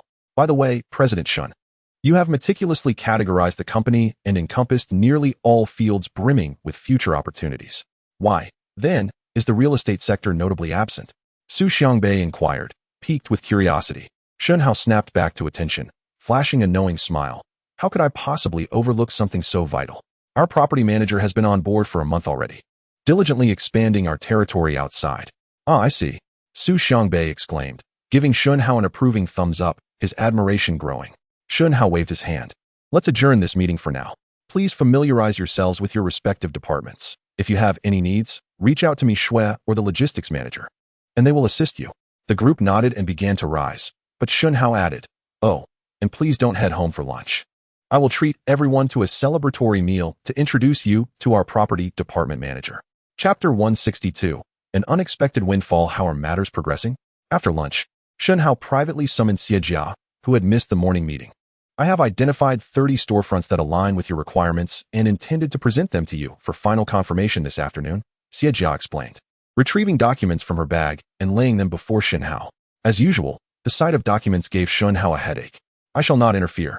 Make your own decision and select 20 to lease, he instructed. Understood, Xie Jia replied, nodding earnestly, touched by Shen Hao's trust. Now, please expedite the arrangements. As Shen Hao was about to rise and take his leave, Xie Jia suddenly spoke up. Ah, Shen, there is one more matter. What is it? He inquired. A couple of villagers from Guangming village approached me a few days ago, expressing their desire to sell their old houses. I was uncertain if you would be interested in acquiring them. Upon hearing this, Shen Hao chuckled heartily. Of course, I would. After all, these individuals were eager to offer him their money. How could one possibly decline? Very well, I shall finalize the store arrangements and then arrange to meet with these 2 villagers, he affirmed. Indeed, Shen Hao nodded, mentally calculating. With the addition of these 2 properties, his holdings in Guangming village would total 25, if memory served him right. The provincial leadership had changed in January of 2004, and merely half a month later, the new leaders had signed off on the development of Guangming village. This meant that in just over 2 months, these 25 houses would be liberated from their constraints, yielding him at least 300 million in returns. The overall yield would amount to a staggering 20-fold increase. To achieve such an extraordinary return in just a few months, it would be beyond their wildest dreams. Noticing Shen Hao lost in thought, Xie Jia could not suppress her curiosity. What are you pondering, Shen? Oh, it's nothing. Let us be on our way. That afternoon, Xie Jia successfully secured leases for 20 shops under the name of Wu Xiaobo, all conveniently located near the outlets of Beileji, with the closest ones merely next door. The following day, she promptly arranged meetings with the 2 villagers from Guangming village to facilitate Shen Hao's acquisition of their old houses. Thank you for your hard work. Manager Xie, Shen Hao expressed his gratitude as they exited the housing authority. Xie Jia quickly shook her head. You flatter me, Shen. As an employee, it is my duty to assist you.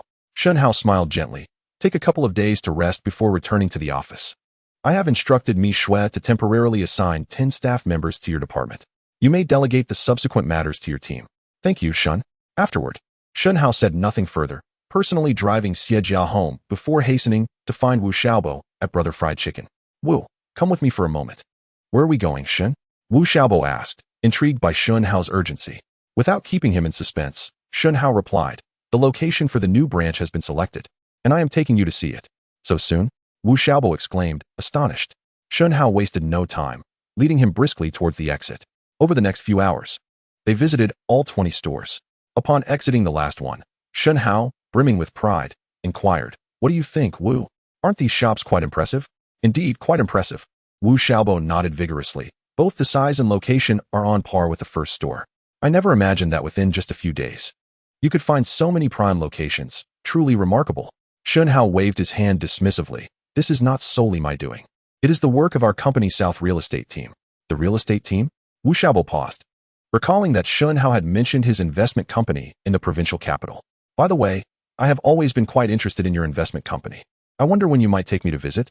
Shen Hao patted his shoulder and said earnestly, rest assured, the company has a position for you. Me?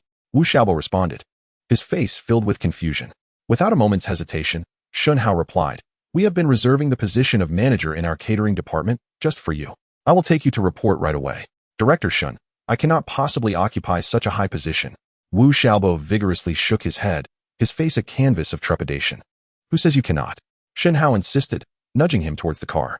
Chapter 163, Brother Decoration. From this moment on, you are the manager of the catering department at Haofeng International.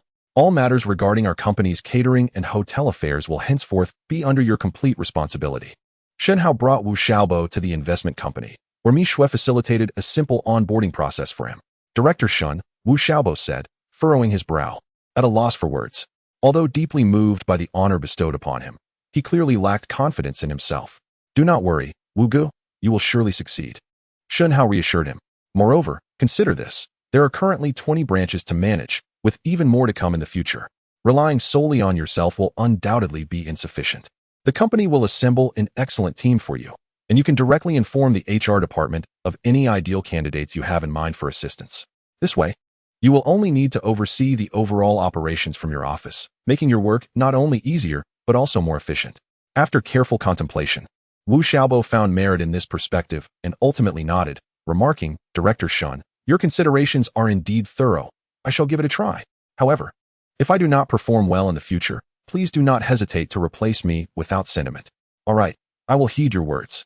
Shen Hao replied with a smile. Though Wu Xiaobo harbored doubts about his abilities, Shen Hao was wholly unconcerned. After all, he had witnessed Wu Xiaobo's remarkable achievements in his past life. If he could not handle the position of a mere catering department manager, it would be hard to believe that anyone else could. Now, Wu Gu, let us not dawdle. We have other matters to attend to. After showing Wu Xiaobo around his office for a few minutes, Shen Hao hurriedly pulled him away. Other matters? Wu Xiaobo glanced at the time, a hint of urgency creeping into his voice. Director Shen, it is almost mealtime, and I must return to the restaurant to oversee operations. Is this matter urgent? Could we perhaps discuss it tomorrow? Shen Hao shot him an exasperated glance. Do not worry. It will not take much time. Besides, you are now the head of the entire catering department. How can you allow yourself to be bogged down by a single branch? Later, you should train a Chong well, and once the branch is up and running, you can delegate its management to him. Understood, Wu Xiaobo nodded helplessly. The two departed from Haofeng International and drove for half an hour, arriving at Victory Road in the southern part of the city. As soon as Shen Hao parked the car, Wu Xiaobo excitedly pointed to a large sign by the roadside. Director Shen, ISNT that. Indeed, Shen Hao casually replied, stepping out of the car first. Seeing this, Wu Xiaobo hurriedly followed and quickly made his way to the sign he had just noticed. Brother Decoration Company, Limited. Indeed, the place where Shen Hao brought Wu Xiaobo was the very renovation company established by Lin Wei at his behest. Upon entering, a polite young woman in her early 20s approached them with an innocent appearance, inquiring, hello, are you here to consult about renovation services? Shen Hao pondered briefly before responding, not rushing to reveal his identity. The girl continued, may I ask if you are looking to renovate a house or a storefront? A storefront, Shen Hao replied without hesitation. Very well, please follow me.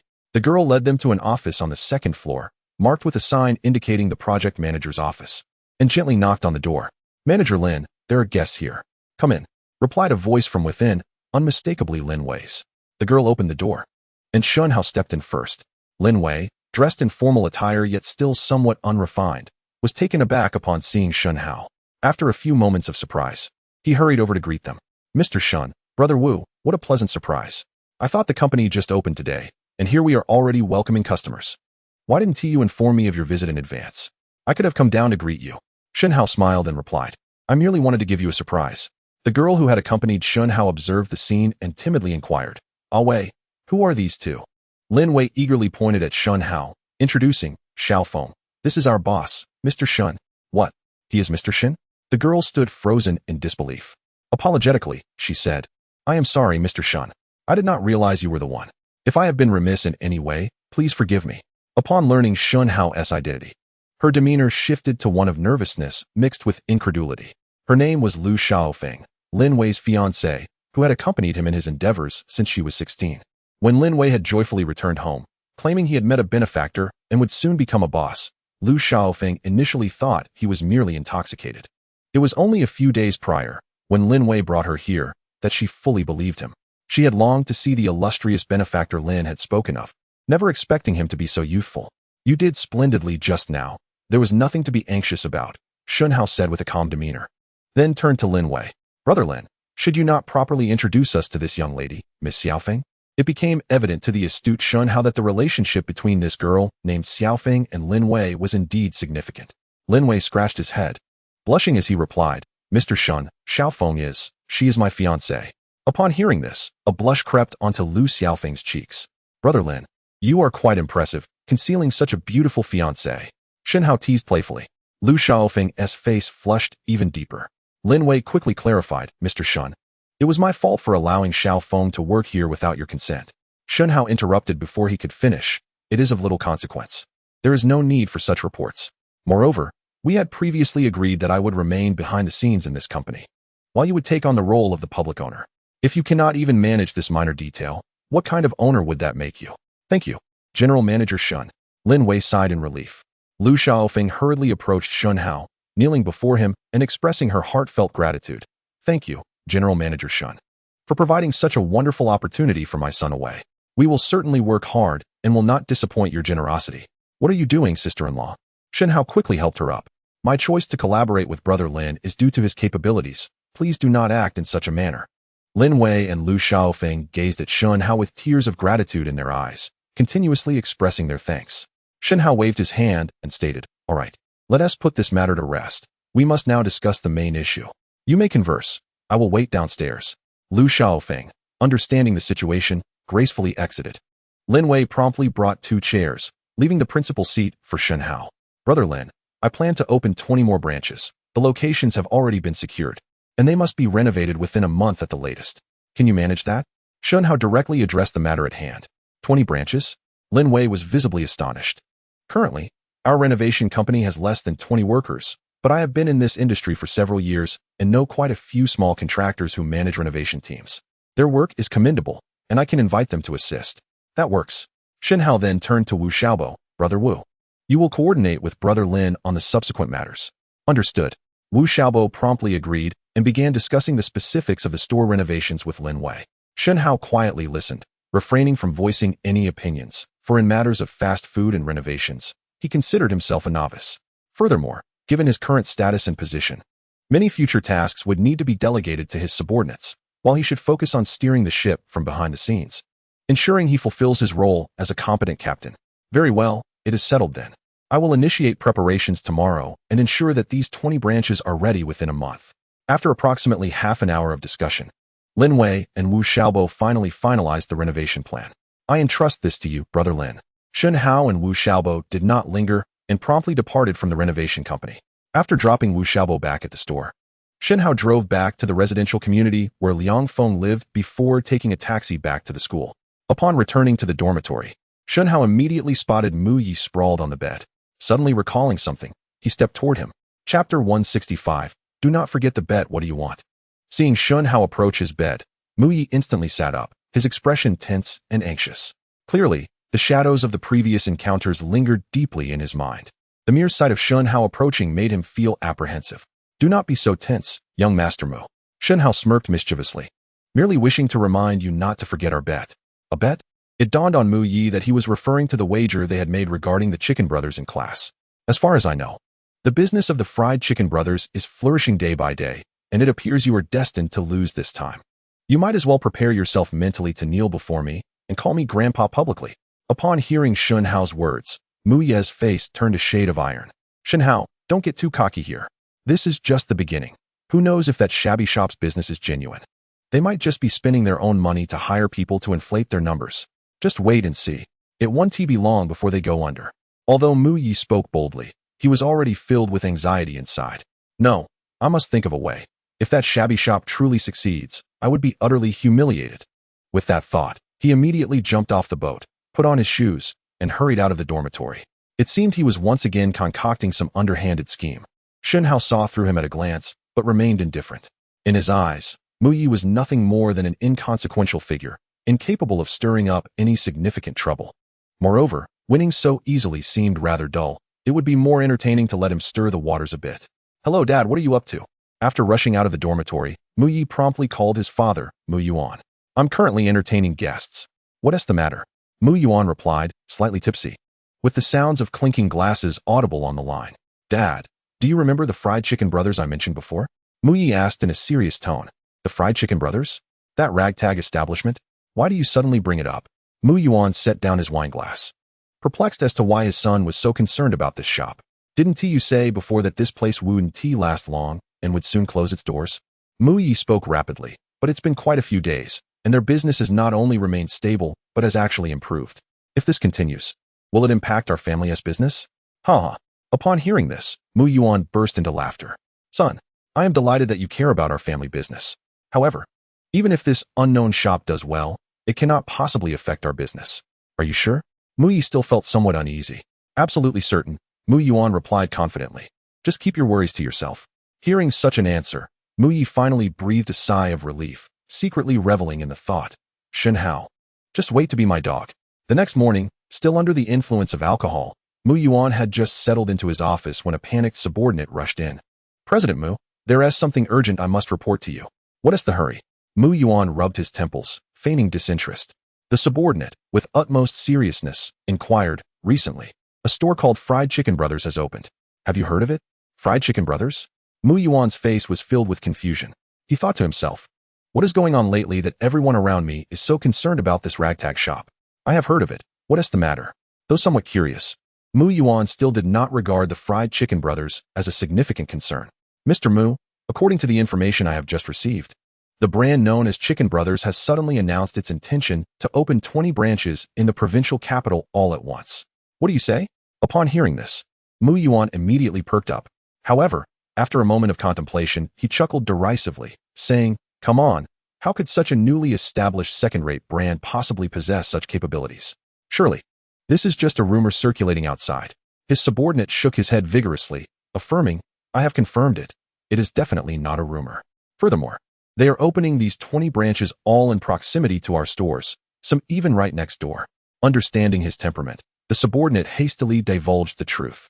Initially taken aback, Mu Yuan then sprang to his feet in a fit of rage, exclaiming, "What the hell does this mean?" "I believe the intention is quite evident," the subordinate replied timidly. "By opening so many branches right next to ours, they are clearly attempting to seize our market." Outrageous. Mu Yuan's anger intensified as he seized a cup from the table and hurled it to the ground. "Who dares to covet my livelihood? They clearly do not understand the gravity of their actions. Mr. Mu, shouldn't we take some countermeasures? We can't just stand by and watch them operate like this," the subordinate cautiously suggested. "Of course not," Mu Yuan responded without hesitation. "You must dispatch someone immediately to investigate who this so-called brother is." "Understood." The subordinate dared not delay and hurriedly departed. "Damn it, who is this insolent fool?" Mu Yuan resumed his seat, deep in thought. Something felt amiss. Xiao Yi had recently been inquiring about this establishment. Could he possibly have some insight? With this thought in mind, Mu Yuan promptly called Mu Yi. After inquiring, he found himself without any useful leads. "Dad, didn't you tell me to keep my thoughts to myself yesterday? Why are you suddenly asking about that place today?" Mu Yi queried, intrigued. Feigning nonchalance, Mu Yuan replied, "It's nothing, just a casual inquiry." Once the call ended, he rested his chin on his hand, contemplating. After some time, the anxious subordinate rushed back in. "Mr. Mu, I have found something. I have found something. What have you discovered?" Mu Yuan snapped back to attention, his tone icy. The subordinate quickly responded, I contacted a friend at the Industrial and Commercial Bureau. The legal representative of Chicken Brothers is named Wu Xiaobo, who is currently the store manager. Wu Xiaobo. Mu Yuan pondered, shaking his head as he remarked, I have never heard that name before. Is he a local? Yes, indeed. The subordinate hurriedly confirmed. According to my investigation, Wu Xiaobo hails from Jiangbei City and worked at Big Arch for several years, where he only managed to rise to the position of store manager. From Jiangbei City and worked at Big Arch? So, he is nothing more than a penniless young man without any roots or connections. Mu Yuan stared blankly at his subordinate. Logically speaking, it should be that way. How could such a character possibly set up such a large operation overnight? Are you certain there is no mistake? Mu Yuan questioned fiercely. I should not be mistaken, right? His subordinate stammered, his face betraying his unease. Useless. You can't even clarify this minor detail. What good are you? Mu Yuan berated, then fell into contemplation. Something is amiss. Could it be that a competitor, unable to show themselves, deliberately sent this young fellow to mislead us? Damn it, forget it, I'll confront that lad directly. After pondering for quite some time without arriving at a conclusion, Mu Yuan's patience began to wane. You, go find that Wu something or other. Wu Xiaobo. Yes, Wu Xiaobo. Go find him immediately and tell him that I invite him to dine at the Peony Pavilion. I wish to make his acquaintance. What if he refuses? The subordinate tentatively inquired. Upon hearing this, Mu Yuan was immediately incensed. Inquiring, all you do is ask questions, right? If I do not see him today, you can prepare to pack your things and leave. I know what to do. Please do not be angry, President Mu. Before long, Mu Yuan's subordinate arrived at the Fried Chicken Brothers store and located Wu Xiaobo. Are you Wu Xiaobo, the owner? I am Wu Xiaobo. Who are you? And what business do you have with me? Wu Xiaobo discerned that the visitors bore ill intent and asked warily. Allow me to introduce myself. I am Zhao Dong, the manager of the marketing department at Mu's Catering. Mu's Catering. That name seems somewhat familiar. Chapter 167, The Feast at Hongmen. Mu's Catering. Is that not the parent company of Baileji? Wu Xiaobo quickly recalled and instinctively frowned. He thought to himself, the 20 establishments that General Shen has found are all situated near Baileji's outlets. Their sudden approach now surely cannot bode well. After a moment, Wu Xiaobo regained his composure and feigned calmness as he asked, What brings you here, Manager Zhao? It is like this, Mr. Wu, my boss, President Mu, holds you in high regard and has specially arranged a table at the Peony Pavilion to forge a friendship with you. He sent me to invite you over. Zhao Dong stated without a second thought. Inviting me to dinner? Surely, it cannot be a feast at Hongmen. Wu Xiaobo saw through the facade but pretended to be oblivious. I apologize, Manager Zhao, but my establishment has only recently opened, and I am needed everywhere. I truly cannot spare the time. Please convey my apologies to President Mu, and I shall invite him another day when I am free. Zhao Dong's expression darkened, his tone icy. Mr. Wu, are you implying that you do not wish to give President Mu face? No, you misunderstand. President Mu is a prominent figure in the provincial capital's catering industry. How could I dare to disregard him? Wu Xiaobo hurriedly clarified. I truly am just unable to attend. Before he could finish his explanation, Zhao Dong interjected with a fierce demeanor. Mr. Wu, let me be clear. Before coming, President Mu repeatedly instructed me to ensure you attend today. If you insist on refusing, you may attract unnecessary trouble for yourself. As soon as the words left his mouth, several burly men stepped forward, encircling Wu Xiaobo. Seeing that the situation was amiss, a Chong hurriedly rushed over to shield Wu Xiaodong, demanding, What do you intend to do? Listen here, young man, I suggest you refrain from meddling, otherwise, you may find yourself in an unpleasant predicament. Zhao Dong warned menacingly, narrowing his eyes. The burly men nearby also displayed fierce expressions, their fists cracking ominously. Do not think you can intimidate me here in broad daylight. Do you truly dare to resort to violence? A Chong deliberately raised his voice, masking his inner trepidation. A Chong, return to your duties, Wu Xiaobo signaled to a Chong with a glance, indicating he should leave. Having navigated the culinary scene in the provincial capital for many years, Wu Xiaobo had heard rumors about the owner of Mu's Catering, Mu Yuan. It was said that before entering the restaurant business, Mu Yuan was involved in illicit activities, possessing a dubious background and a ruthless disposition. If provoked, the consequences could be severe. Mr. Wu, I shall ask you one last time. Will you grant this meal your esteemed presence? Zhao Dong inquired darkly. After careful consideration, Wu Xiaobo nodded solemnly. Since Mr. Mu holds me in regard, I can only acquiesce. Humph. You are wise to recognize that, Zhao Dong smirked, feigning politeness with a gesture inviting Wu Xiaobo to proceed. Without further ado, Wu Xiaobo stepped towards the exit. Observing this, a Chang quickly followed, exclaiming, Xiaobo, you cannot go with him. Do not worry. It is merely a meal, nothing to fret over. Wu Xiaobo reassured him verbally while subtly conveying a message through his eyes.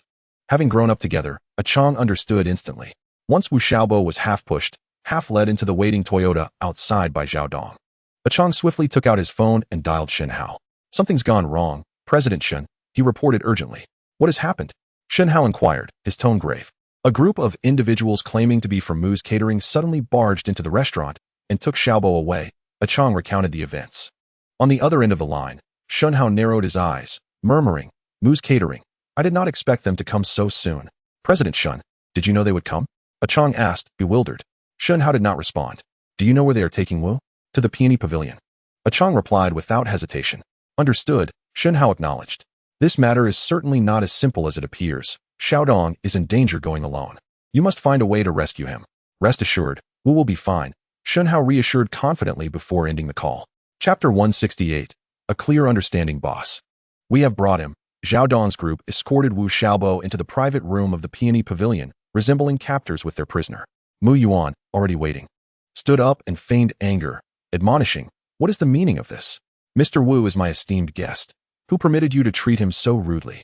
As he spoke, he discreetly assessed Wu Xiaobo, who appeared unremarkable in his chicken brother's uniform, embodying the image of a mere worker. A fleeting expression of disdain crossed Mu Yuan's face. Is this fellow truly the owner of Chicken Brothers? Observing him, one would hardly perceive the capability to establish over 20 branches in one breath. Mr. Mu, we have never met before. May I inquire as to the reason for your sudden invitation to dine with me? Wu Xiaobo initiated the conversation, feigning confusion. Only then did Mu Yuan regain his composure, plastering a false smile upon his face. I have heard that the recently opened Brother Fried Chicken is thriving, and I wish to see for myself the prowess behind this remarkable endeavor. However, I did not expect Mr. Wu to be so youthful, truly. You are a paragon of early achievement. Wu Xiaobo readily discerned the sarcasm hidden within his words and retorted in kind. You flatter me, Mr. Mu. As a mere fledgling in this industry, how could I possibly catch the discerning eye of an esteemed veteran such as yourself? Mu Yuan, oblivious to the underlying mockery, interpreted Wu Xiaobo's words as genuine flattery, a smirk of pride curling upon his lips. Let us sit and converse, Mr. Wu. Wu Xiaobo, unreserved, promptly stepped forward to occupy the seat opposite Mu Yuan. Zhao Dong and the others refrained from taking their seats or leaving the private room, instead standing in a straight line behind Wu Xiaobo, evidently providing an air of intimidation. Mr. Mu, your invitation to this meal today must surely carry a deeper significance, no? Noticing Mu Yuan's prolonged silence, Wu Xiaobo broke the quietude once more. Mu Yuan countered. What do you suppose my intentions might be, Mr. Wu? I am uncertain. I would appreciate your clarification, Mr. Mu. Wu Xiaobo shook his head, continuing his pretense of ignorance. Mu Yuan narrowed his eyes and lowered his voice, to speak candidly. The reason I summoned you here is simply because your business is prospering beyond measure. Mr. Mu, you jest. My modest venture is hardly noteworthy. Modest venture? Before Wu Xiaobo could finish his sentence, Mu Yuan interrupted, rising to his feet, his gaze fixed upon him with predatory intensity. It has barely been a moment since the foundation of your first establishment was laid. Yet you are already preparing to open 20 additional branches. Do you truly consider this a mere modest venture?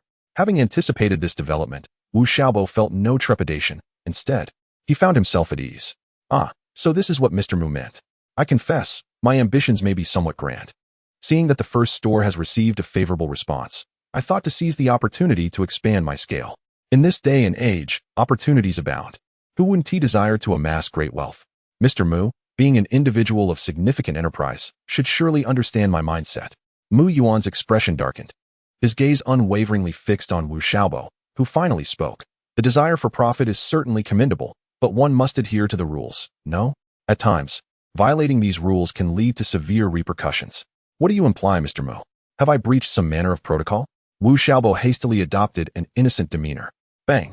Mu Yuan, increasingly incensed, slammed his palm upon the table. Wu, you are well aware of your own actions. Cease this charade of ignorance. I ask you, what does it signify that you have established all 20 branches in proximity to our Bolu base?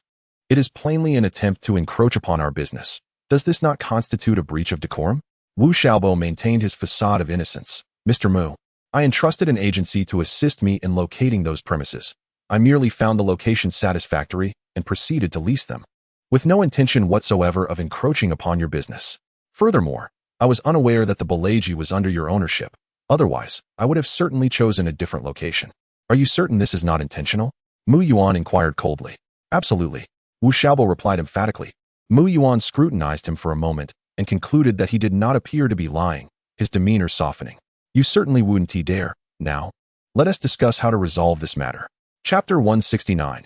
A lesson learned. Wu Xiaobo silently exhaled, astonished that Mu Yuan was so easily swayed. President Mu, I truly have no ideas. Perhaps you could suggest what you would like me to do? Without a moment's hesitation, Mu Yuan directed Fang Qiao. It's quite simple. Since your stores have yet to commence renovations, just relocate them. What? You want me to change locations? Wu Xiaobo feigned surprise, though he had anticipated Mu Yuan would propose such a solution. What's this, Boss Wu? You seem rather reluctant. Surely, you don't intend to compete with me for business? A glint of coldness flickered in Mu Yuan's small eyes. Wu Xiaobo hastily shook his head. No. President Mu, please don't misunderstand. It's just that I recently signed contracts for those stores and paid half a year's rent. Asking me to relocate now would be akin to taking my life. Seeing Wu Xiaobo's pitiful expression, Mu Yuan became increasingly convinced that he was not acting out of malice. And he also deduced that Wu Xiaobo's attempt to open these branches was merely a facade, likely having already drained his finances. Young man, as the saying goes, taking too large a step can lead to a fall. You can only blame yourself for not understanding anything and causing chaos here.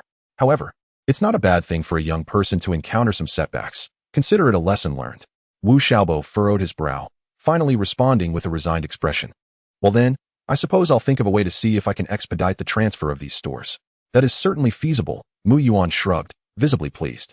Zhao Dong, call the waiter to serve the dishes. Today, I intend to have a few drinks with Boss Wu. Wu Xiaobo quickly stood and waved his hand. President Mu, I must return promptly to handle matters regarding the stores. I will forego the meal. Oh, if that's the case, then I shan't insist on keeping you, Boss Wu. Mu Yuan said, feigning politeness. His objective was already accomplished, and he no longer wished to maintain the pretense. Wu Xiaobo wasted no time, turning to leave without delay. Boss, you're just letting that kid go so easily. Aren't you afraid he might pull a fast one? Zhao Dong approached Mu Yuan, his brow furrowed with concern. Yet Mu Yuan appeared utterly unconcerned, scoffing. Did you not notice? That kid was practically terrified just now. With his limited capability, even if given tenfold courage, he wouldn't dare to challenge me. Hey, President Shen, I've just exited from the Peony Pavilion. Where are you? Upon stepping out of the restaurant, Wu Xiaobo quickly dialed Shen Hao. At that moment, he realized that his palms were already drenched in sweat. To be honest, as an honest man, managing to maintain composure in such a situation was no small feat. Do you see a couple of black vans to your right? The voice of Shen Hao came through the receiver. Wu Xiaobo glanced over and then strode towards the vans. Let us discuss inside the vehicle. Seated in the first vehicle, Shen Hao pulled the door open slightly and beckoned to him. Upon learning the situation, Shen Hao promptly contacted Baldi, requesting him to gather a dozen or so associates to come to Wu Xiaobo's aid. He had resolved that if Wu Xiaobo did not emerge within another quarter of an hour, he would instruct Baldi and his men to charge in and rescue him. Damn it, that scared me to death, Wu Xiaobo exclaimed as he settled into the van. Shen Hao patted his shoulder and inquired, that Mr. Mu did not give you a hard time, did he? No, Wu Xiaobo replied with a shake of his head, recounting the events in detail. It appeared that Mu Ye's self-righteous disposition was hereditary. Shen Hao couldn't help but chuckle at this. Huh. Wu Xiaobo looked at him with a puzzled expression. Shen Hao shook his head. It's nothing. Mr. Shen, what should we do next? Wu Xiaobo asked anxiously. If we don't comply with Mu Yuan's wishes to relocate our store, he certainly won't let it go easily. Why worry? The more he opposes us opening in those locations, the more determined we should be to do so. Shen Hao replied without a moment's hesitation. Are you prepared to confront him head-on? Wu Xiaobo inquired tentatively. Absolutely. However, as far as I know, that Mr. Mu wields considerable influence and has been entrenched in the provincial capital's dining scene for many years. He may be quite formidable. Shen Hao smiled reassuringly. Just focus on your work. I will handle the rest. Chapter 170. Deceived Baldi. How many men do you have under your command? After escorting Wu Xiaobo back to the store, Shen Hao began to strategize. I have about 20 to 30 men. Is there something you need, Boss Shen? Baldi pondered before responding. 20 to 30 seems a bit insufficient, Shen Hao remarked, stroking his chin. Is there any way to recruit a few more? How many do you require? 60. Shen Hao blurted out. His sudden request for manpower stemmed from the realization that once Mu Yi discovered the branch stores were still under renovation, he would undoubtedly come looking for trouble. To avert any potential damage, it was imperative to have someone watch over the renovations. Calculating 3 men for each branch, at least 60 would be necessary. So many? Baldy blinked, looking somewhat troubled. Shen Hao did not press him, but suggested, "How about this? Later, you could reach out to Xiong Yong and borrow some manpower from him. Just mention it's for me, and he should agree. All right, I'll go speak with Xiong Yi shortly." Following the previous incident, Baldy and his crew had benefited from Shen Hao's association with Xiong Yong, and now they were considered part of the same family. Shen Hao's request for Baldy to contact Xiong Yong was also a means to confirm whether Xiong Yong truly regarded him as one of his own. "Boss Shen, once we have the men, what shall we do?" Baldy asked curiously after a moment of silence from Shen Hao. Leaning closer to Baldy's ear, Shen Hao whispered a few instructions. Baldy's eyes darted around as he processed the information. "I understand. Hurry and take care of it. Once the task is accomplished, you will not be left wanting," Shen Hao assured him before exiting the van. After watching Baldy and the others depart, he immediately retrieved his phone and called Lin Wei. "Hello, boss. Brother Lin, how is the manpower on your end coming along?" Lin Wei replied, "Everyone is in position. I just spoke to Brother Wu, and he confirmed that work will commence early tomorrow morning. In that case, you should notify everyone immediately. We will begin work after 10 o'clock tonight." "Tonight?" Lin Wei expressed slight astonishment. "Indeed," Shen Hao declared resolutely, "not just tonight, but for the next few days. You are to wait until after 10 in the evening to commence work. Avoid appearing during the day, and try to select tasks that are quieter." Lin Wei, filled with curiosity, wondered why this renovation felt akin to a clandestine operation. However, he refrained from asking further questions, convinced that Shen Hao's instructions were grounded in reason. "Understood, General Shen. I will make the arrangements right away. Thank you for your efforts." After hanging up, Shen Hao lifted his gaze towards the overcast sky. "Mu, since you have come to me first, I shall indulge in a little game with you. I am eager to see just how formidable you truly are and how long you can keep this up. By the way, has there been any movement from Wu Xiaobo in recent days?" Mu Yuan casually inquired, glancing at Zhao Gang, who had just entered. Zhao Dong shook his head. "That fellow has been holed up in his shop these past few days, returning home immediately after work, and he hasn't even visited those 20 shops. It's as if they are of no concern to him at all. What is the situation with those 20 shops?" "They are all locked up, showing no signs of renovation," Zhao Dong replied without hesitation. Upon hearing this, Mu Yuan lifted his head, his face alight with pride. "See? I told you that fellow must be terrified. To think he would dare to challenge me is nothing short of a delusion. The boss is truly wise." Zhao Dong quickly offered a thumbs up, grinning as he flattered. "Enough of this. There's no need to waste any more thoughts on them." Mu Yuan waved his hand, signaling Zhao Dong to leave. Just when he thought matters had reached a conclusion, 2 days later, Zhao Dong burst into Mu Yuan's office, panic-stricken. "Boss, it's bad. We've been played." "What do you mean?" Mu Yuan looked at him, bewildered. Zhao Dong bent over, catching his breath, and cursed vehemently. "That bastard Wu Xiaobo has deceived us." Mu Yuan had almost forgotten about Wu Xiaobo, momentarily taken aback when he heard the name. It took him a moment to regain his composure before urging, "What on earth happened? Stop beating around the bush. Boss, the 20 shops of the Fried Chicken Brothers were never transferred, and they are secretly undergoing renovations every day." Chapter 171. The first one, what did you say? Upon hearing Zhao Dong's words, Mu Yuan's eyes widened in shock. "Just a couple of days ago, you said all those shops were locked up. How could they suddenly start renovations? Were your eyes closed before?" Zhao Dong quickly distanced himself from the blame. "Boss, you can't hold me accountable for this. That Wu is simply too cunning. He deliberately locked the shop doors during the day to mislead us, only to carry out renovations under the cover of night. If I hadn't happened to discover this while out drinking last night, I would have remained oblivious for who knows how long.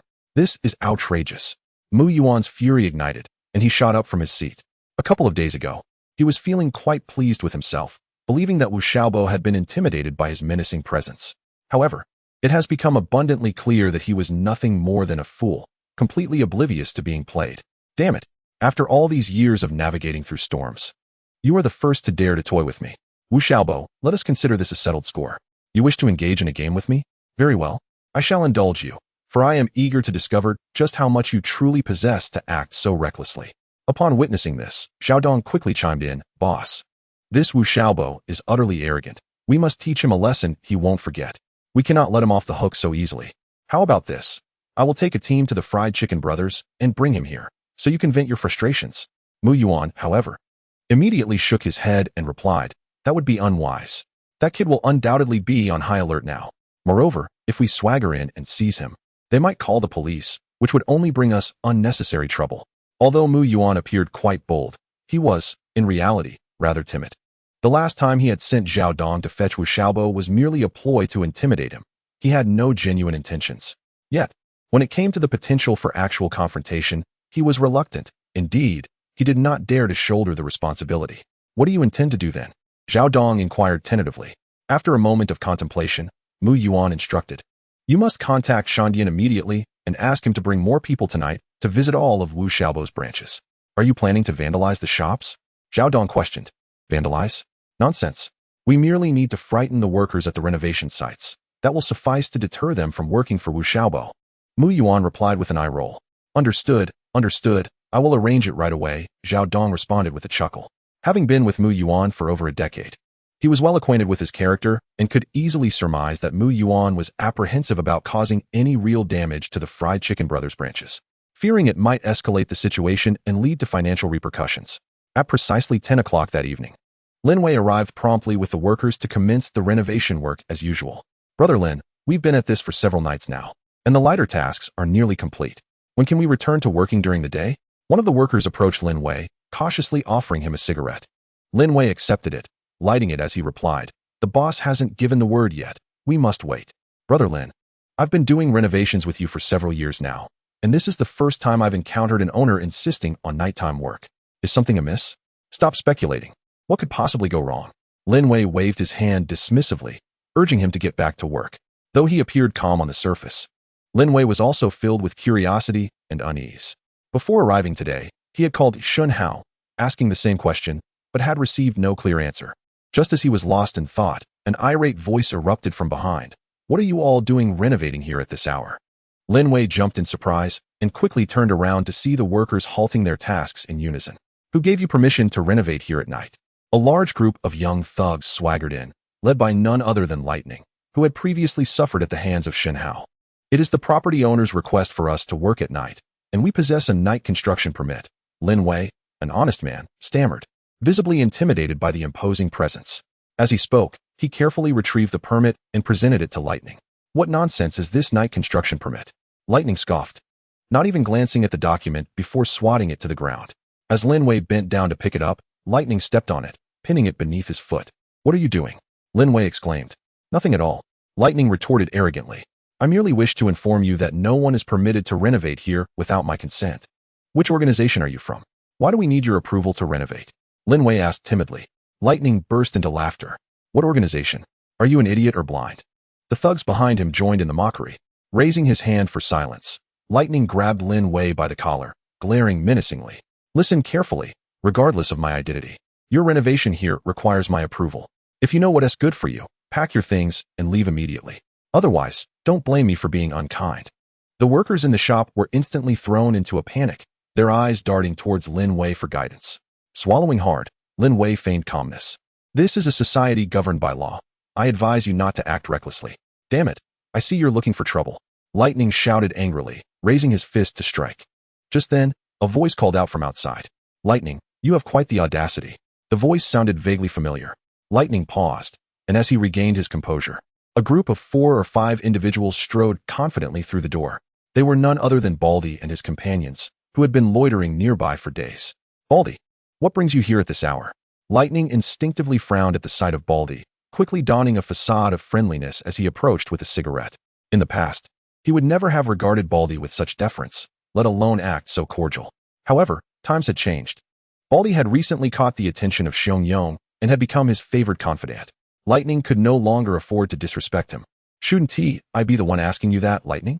Baldy replied coldly, ignoring the offered cigarette. "What are you doing here with such a large group at this late hour?" Lightning hesitated, struggling to find an excuse for his intimidating presence. Baldy narrowed his eyes, exposing his true intent. "If I'm not mistaken, you were just threatening these workers, weren't you?" Lightning opened his mouth to explain, but was abruptly seized by the collar by Baldy. "Lightning, you have some nerve." "Baldy, what are you doing?" Lightning seethed with frustration. Yet he dared not retaliate. The bald man pointed towards Lin Wei and his companions, his expression darkening as he said, "Do you have any idea who is responsible for the renovations at the Chicken Brothers outlets?" "Who?" Shandian gulped nervously, his face betraying his unease. Well, you better pay close attention. These 20 establishments are all under the supervision of Master Xiong. How dare you come here to stir up trouble? Do you have a death wish? What did you say? Shandian asked, confusion etched on his face. Bald brother, you can't be joking with me, can you? When did Master Xiong take up renovation work? Does Master Xiong need to report his business dealings to you? And no, that's not what I meant. Shandian vehemently shook his head. Enough of your nonsense. Come with me to see Master Xiong and witness how he deals with you. The bald man said, dragging Shandian towards the exit. Unjust. I'm innocent. Shandian panicked, hastily trying to stop. Bald brother, I merely came to check on the renovations at this hour, worried it might disturb the neighbors. I absolutely did not intend to cause trouble. Are you certain? Absolutely, I assure you. Just let me off this time. Shandian nodded vigorously, recalling his previous misadventure. Still shaken by the memory. Humph, I doubt you have the guts to face him. The bald man, having realized Shandian's fear, chose to relent rather than continue his intimidation. All right, hurry and take your people away. And do inform your companions that anyone who dares to cause trouble at any Chicken Brothers outlet will have to answer to Master Xiong. I understand, bald brother. Thank you for the warning. Shandian expressed his gratitude, hastily departing with his subordinates. Once Shandian and his group were out of sight, Lin Wei let out a quiet sigh of relief and approached the bald man. Thank you for coming to our aid, my friend. Please accept this small token of appreciation. Treat yourself and your companions to some cigarettes on us. The bald man glanced at the several hundred yuan bills in Lin Wei's hand and couldn't help but chuckle. Brother Lin, we are all on the same side. There's no need for such gestures. On the same side? Lin Wei asked, puzzled. Indeed. In truth, Boss Shen has assigned us to keep an eye on things here. Not just your location, but all 19 other outlets are also being watched by my brothers. Realization dawned on Lin Wei. He understood now why Shen Hao had instructed them to work at night. Brother Lin, continue with your tasks. I must report back to Boss Shen. The bald man waved and departed with his companions. As they stepped outside, he pulled out his phone to call Shen Hao. Hello, Boss Shen. I hope I'm not disturbing your rest. Not at all. What's the matter? Boss Shen, your predictions are truly remarkable. The bald man flattered. As you suspected, someone indeed came to cause trouble at the ongoing renovation site, and I caught him red-handed. Can you guess who it was? It must be that guy named Shandian, right? Shen Hao replied immediately. On the bustling streets of the provincial capital, he hardly recognized anyone. Coupled with the previous encounter with that rascal, it was plausible that he had been introduced through his father, Mu Yuan. Consequently, this was not difficult to deduce. The bald man was momentarily taken aback, exclaiming, Boss Shen, you truly possess remarkable insight. Indeed, it is the reckless crew of lightning that has arrived. How did you manage to deal with them? Shen Hao inquired cautiously. The bald man hastily responded. Their numbers were overwhelming. I feared that in a scuffle, Lin Guo and the others might get hurt. Thus, I employed a bit of cleverness, falsely claiming that the Fried Chicken Brothers had entrusted all renovation projects to Lord Xiong. Upon hearing Xiong's name, Lightning immediately cowered, and I believe they will think twice before troubling the Fried Chicken Brothers again. Well handled, Shen Hao acknowledged verbally. Yet he felt a tinge of discomfort within. While the immediate issue had been resolved, he inadvertently owed Xiong Yong a significant favor. Individuals like him, who navigated such circles, typically valued their pride. If Xiong Yong were to discover that Shen Hao acted without his consent, he might not take kindly to it. A misstep could complicate matters further. It seemed imperative to visit him the following day. Boss Shen, since we have invoked Lord Xiong's name, should we not inform him? The bald man echoed the same concern over the phone. I shall handle this matter. You need not worry. Have your men return home. Tomorrow, I will ask Liang Feng to deliver some funds to you for distribution among the brothers. Shen Hao replied without hesitation. All right. I will express my gratitude to you on behalf of the brothers. The bald man said gratefully. As soon as the call ended, Shen Hao promptly dialed Lin Wei. Lin Guo, the trouble has been resolved. Please inform the workers to return home and rest well tonight. Starting tomorrow, they can resume work as per the regular schedule. Understood. I will notify them immediately, Lin Wei responded. We experienced a few days delay, so I will need your assistance to ensure we stay on track for the scheduled completion. Shen Hao politely added. Rest assured, Boss Shen, I can guarantee with utmost confidence that we will not lose a single day of work. Lin Wei asserted without a second thought. That is reassuring, Shen Hao said as he pocketed his phone, contemplating how to approach Xiong Yong regarding this matter the next day. Chapter 174. An unexpected interruption. The following morning, Mu Yuan arrived at the office and summoned Zhao Dong into his office. Zhao Dong, brimming with confidence, replied, Boss, I already reached out to Lightning yesterday. Barring any unforeseen circumstances, he should have commenced action last night. What I require is a definitive answer, Mu Yuan stated sternly, his expression unyielding. Then I shall call him now to inquire. Zhao Dong instinctively frowned, and then retrieved his phone to contact Lightning. Hello, Lightning. How did you fare with the task I assigned you yesterday? How dare you ask? Before Zhao Dong could finish, Lightning's furious voice erupted from the receiver. What do you mean by that? Zhao Dong was left utterly perplexed. Lightning bellowed. I took a group to the Fried Chicken Brothers branch last night. And before we could do anything, the bald thugs under Old Bear charged out. They claimed that all the renovation contracts for Fried Chicken Brothers branches were entrusted to Old Bear, warning that anyone who dared to stir trouble would be opposing him. Luckily, I was clever enough. Otherwise, I would have likely faced dire consequences. What are you saying? Zhao Dong exclaimed in disbelief. How did this suddenly involve Old Bear? If you're asking me, I'm wondering the same about you. Lightning cursed. I must have owed something to the Mu family in a past life. Last time, Mu got me beaten up by Old Bear.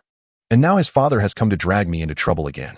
Seriously, do the Mu family members lack vision? Why provoke Old Bear of all people? After venting for a while, Lightning abruptly hung up the phone. Zhao Dong couldn't interject and held the phone at a distance until the tirade concluded. What is going on? Is there another issue? Noticing the tension, Mu Yuan sensed something was amiss. Boss, we have a serious problem. Zhao Dong set down his phone. His brow furrowed as he gazed at Mu Yuan. Mu Yuan's expression darkened as he snapped. What now? Well, just now Lightning said he went to the Fried Chicken Brothers branch looking for trouble, but suddenly Old Bear's men showed up to intervene, claiming that Fried Chicken Brothers had handed all their renovation business to Old Bear. Old Bear? Which Old Bear? Mu Yuan inquired, puzzled. Xiong from the East City District. What? Upon hearing this name, Mu Yuan's body tensed, his eyes nearly bulging in shock. What the hell is going on? Why is Xiong suddenly involved? I have no idea. Zhao Dong replied innocently. After a moment, he added, Boss, Old Bear is not someone we can provoke lightly. Don't you have some connections with him? Perhaps we should ask him to clarify the situation? Yes, we must ascertain the truth. Mu Yuan concurred with Zhao Dong and swiftly took out his phone to call Xiong. However, upon reflection, he deemed it inappropriate and hurried home to grab 2 bottles of fine liquor and a box of tea, rushing to Xiong's construction company to discuss matters face to face. Ah, President Mu, what brings you here today? Xiong greeted Mu Yuan with curiosity at his unexpected arrival. I just realized it's been a while since I've seen Old Bear, so I thought I'd pay a visit. Mu Yuan replied with a smile, placing the liquor and tea on the table. President Mu, how generous of you. I suspect there's more to this visit than meets the eye, Xiong observed, his demeanor suggesting he was somewhat wary of Mu Yuan. After a moment's hesitation, Mu Yuan cautiously said, I heard Old Bear has recently ventured into the renovation business, and I wanted to see if there's a possibility for collaboration. Renovation? A flicker of doubt crossed Xiong's eyes as he replied non-committally, Where did you hear this news? From your bald thug, who told me directly. Bald thug. Xiong sensed that something was amiss and spoke in a serious tone. What is really going on? Be clear with me, don't beat around the bush. Chapter 175. An apology to you, dear Mr. Xiong. You must be aware that the Boleji franchises are currently my most lucrative venture and my lifeblood. The owner of the Fried Chicken Brothers has shown a complete lack of decorum, not only opening a shop right next to ours, but also resorting to underhanded tactics against me. Otherwise, I would not have been compelled to take such measures. Mu Yuan recounted the sequence of events, feigning a look of grievance on his face. After listening intently, Xiong began to piece together the situation. The bald man had always been associated with Shen Hao, and just a couple of days ago, he had come to me seeking assistance from Shen Hao's renowned physician. Now, this unexpected incident had arisen. If my suspicions are correct, that Fried Chicken Brothers owner Mu Yuan mentioned must indeed be Shen Hao. Mr. Xiong, I wish to inquire if there is any connection between you and the Fried Chicken Brothers. If there is none, that would be ideal. However, if there is indeed a link, I implore you to show some leniency and leave me a path to follow. Before Xiong could fully comprehend the situation, Mu Yuan could not help but add this remark. Xiong regained his focus and, after scrutinizing Mu Yuan for a considerable moment, remarked, Mr. Mu, the bald man did not deceive you. The renovation projects for the Fried Chicken Brothers franchises have indeed been contracted to me. What? Upon hearing this response, Mu Yuan was utterly taken aback. Mr. Xiong, I do not wish to interfere in the competitive landscape of the restaurant industry, but I have already secured this contract. You cannot expect me to breach it, not to mention the financial loss I would incur if I were to halt the work. What would this do to my reputation if it were to become known? Mr. Xiong, Mu Yuan furrowed his brow, uncertain of how to respond. Mr. Mu, do not wear such a sorrowful countenance. Although I am, subjectively, aligned with Shen Hao, The truth of the matter has yet to be fully clarified, and I do not wish to offend you outright at this moment. As I mentioned earlier, I am not involved in your industry as competition. Once I successfully complete these renovation projects, you may proceed as you wish, and it will be of no concern to me. However, during the renovation period, I would prefer not to have any additional troubles arise. Understood, Mr. Mu? Understood. Realizing that Xiong had made his position clear, Mu Yuan could only nod in acknowledgement before departing with his tail between his legs. As he watched Mu Yuan leave his office, Xiong leaned his chin on his hand, contemplating the situation. Shen Hao is quite the character, managing to run such a substantial business under his banner. Yet, what does it mean that he used my name without my consent to pressure others? While lost in thought, one of his subordinates abruptly entered to report, Mr. Xiong. The last time Shen Hao visited, he mentioned he had something important to discuss with you. Speak of the devil. Xiong snapped back to attention and gestured for the subordinate to let him in. Soon, Shen Hao entered the office, carrying a black bag. Mr. Xiong, it's a pleasure to see you again, Shen Hao greeted. It has been a while. What brings you here today, my dear brother Shen? Xiong inquired politely. Actually, I am here to offer my sincerest apologies, Shen Hao replied without hesitation. Apologies? A glimmer of cunning flashed in Xiong's eyes. Shen, my dear brother, you have not wronged me in any way, so why should you apologize? Well, it is as follows, Master Xiong. I possess a business that is currently expanding with new branches. However, some individuals, envious of my success, attempted to create trouble last night. Seeing that they were numerous and imposing, I feared for my interests, so I invoked your name to frighten them away. Shen Hao feigned remorse as he recounted the tale. I acted without your consent in using your name, and thus, I must extend my sincerest apologies to you. I expected something of greater consequence. Upon hearing Shen Hao's candidness, Xiong's already limited ire dissipated. Brother Shen, we are friends. I could not stand idly by while someone troubled you. It was merely a matter of invoking a name. It is of little significance. Master Xiong, I understand you regard me as a friend, yet certain protocols must still be observed. Here is a token of my appreciation. I hope you will accept it. As he spoke, Shen Hao placed a black bag upon the table. What is this? Xiong feigned ignorance of the bag's contents, yet his hand had already begun to untie it. Upon discovering a thick stack of cash, at least 200,000 to 300,000, a glimmer of greed flickered in his eyes. Brother Shen, you are far too generous. This is unnecessary. After a moment's hesitation, Xiong unexpectedly pushed the money back toward Shen Hao. Realizing Xiong was attempting to curry favor, Shen Hao nevertheless returned the gesture. Master Xiong, this money is not merely an apology. What do you mean? Xiong's expression turned inquisitive. Without further preamble, Shen Hao stated plainly, it is this. My 20 branches have just begun renovations, and they have already drawn unwanted attention. This money is intended as a means to continue utilizing your esteemed name for protection. Your intention, Brother Shen, is to seek my assistance in safeguarding your establishments, ensuring they complete their renovations without incident, correct? Xiong inquired with a smile. Shen Hao nodded. Master Xiong, you are astute. Then I shall accept this sum with a clear conscience. Xiong took the money and gestured toward the gift bag in the corner. To be candid, prior to your arrival, the owner of Bo Luji, Mu Yuan, also visited me. Oh, really? Shen Hao narrowed his eyes slightly. What did he say? Xiong responded truthfully. That fellow wished for me to refrain from interfering in your affairs. And how did you respond, Master Xiong? Shen Hao gazed intently at Xiong, keen to ascertain his stance and attitude. Xiong fixed his gaze on Shen Hao, seemingly deliberating his final decision. After a moment's silence, he finally revealed a smile. Rest assured, Brother Shen, I made it abundantly clear to him that your branches are indeed under my protection, and he should abandon any thoughts in that regard. Thank you. Master Xiong. Shen Hao rose, clasping his hands in gratitude. Xiong's response to Mu Yuan before Shen's arrival was a clear indication of his stance. Brother Shen is too courteous. Xiong waved his hand, and, after Shen Hao took a seat, continued, however, I can only assure you that that fellow Mu will no longer dare to strike against you. Yet, he has navigated the treacherous waters for many years and is known for his cunning. He will not easily relent. At this very moment, he may be concocting other schemes to oppose you. Shen, my dear brother, you must remain vigilant.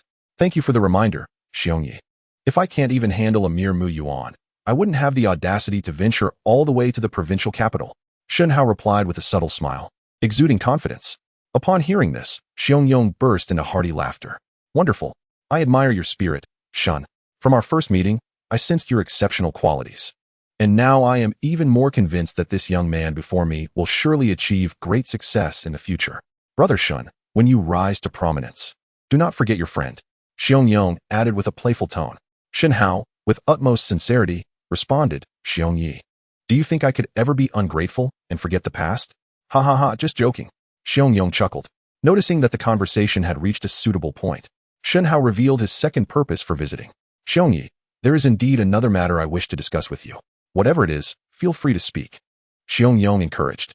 I would like to invite you to invest in my decoration company, Shen Hao stated without hesitation. Invest in your decoration company?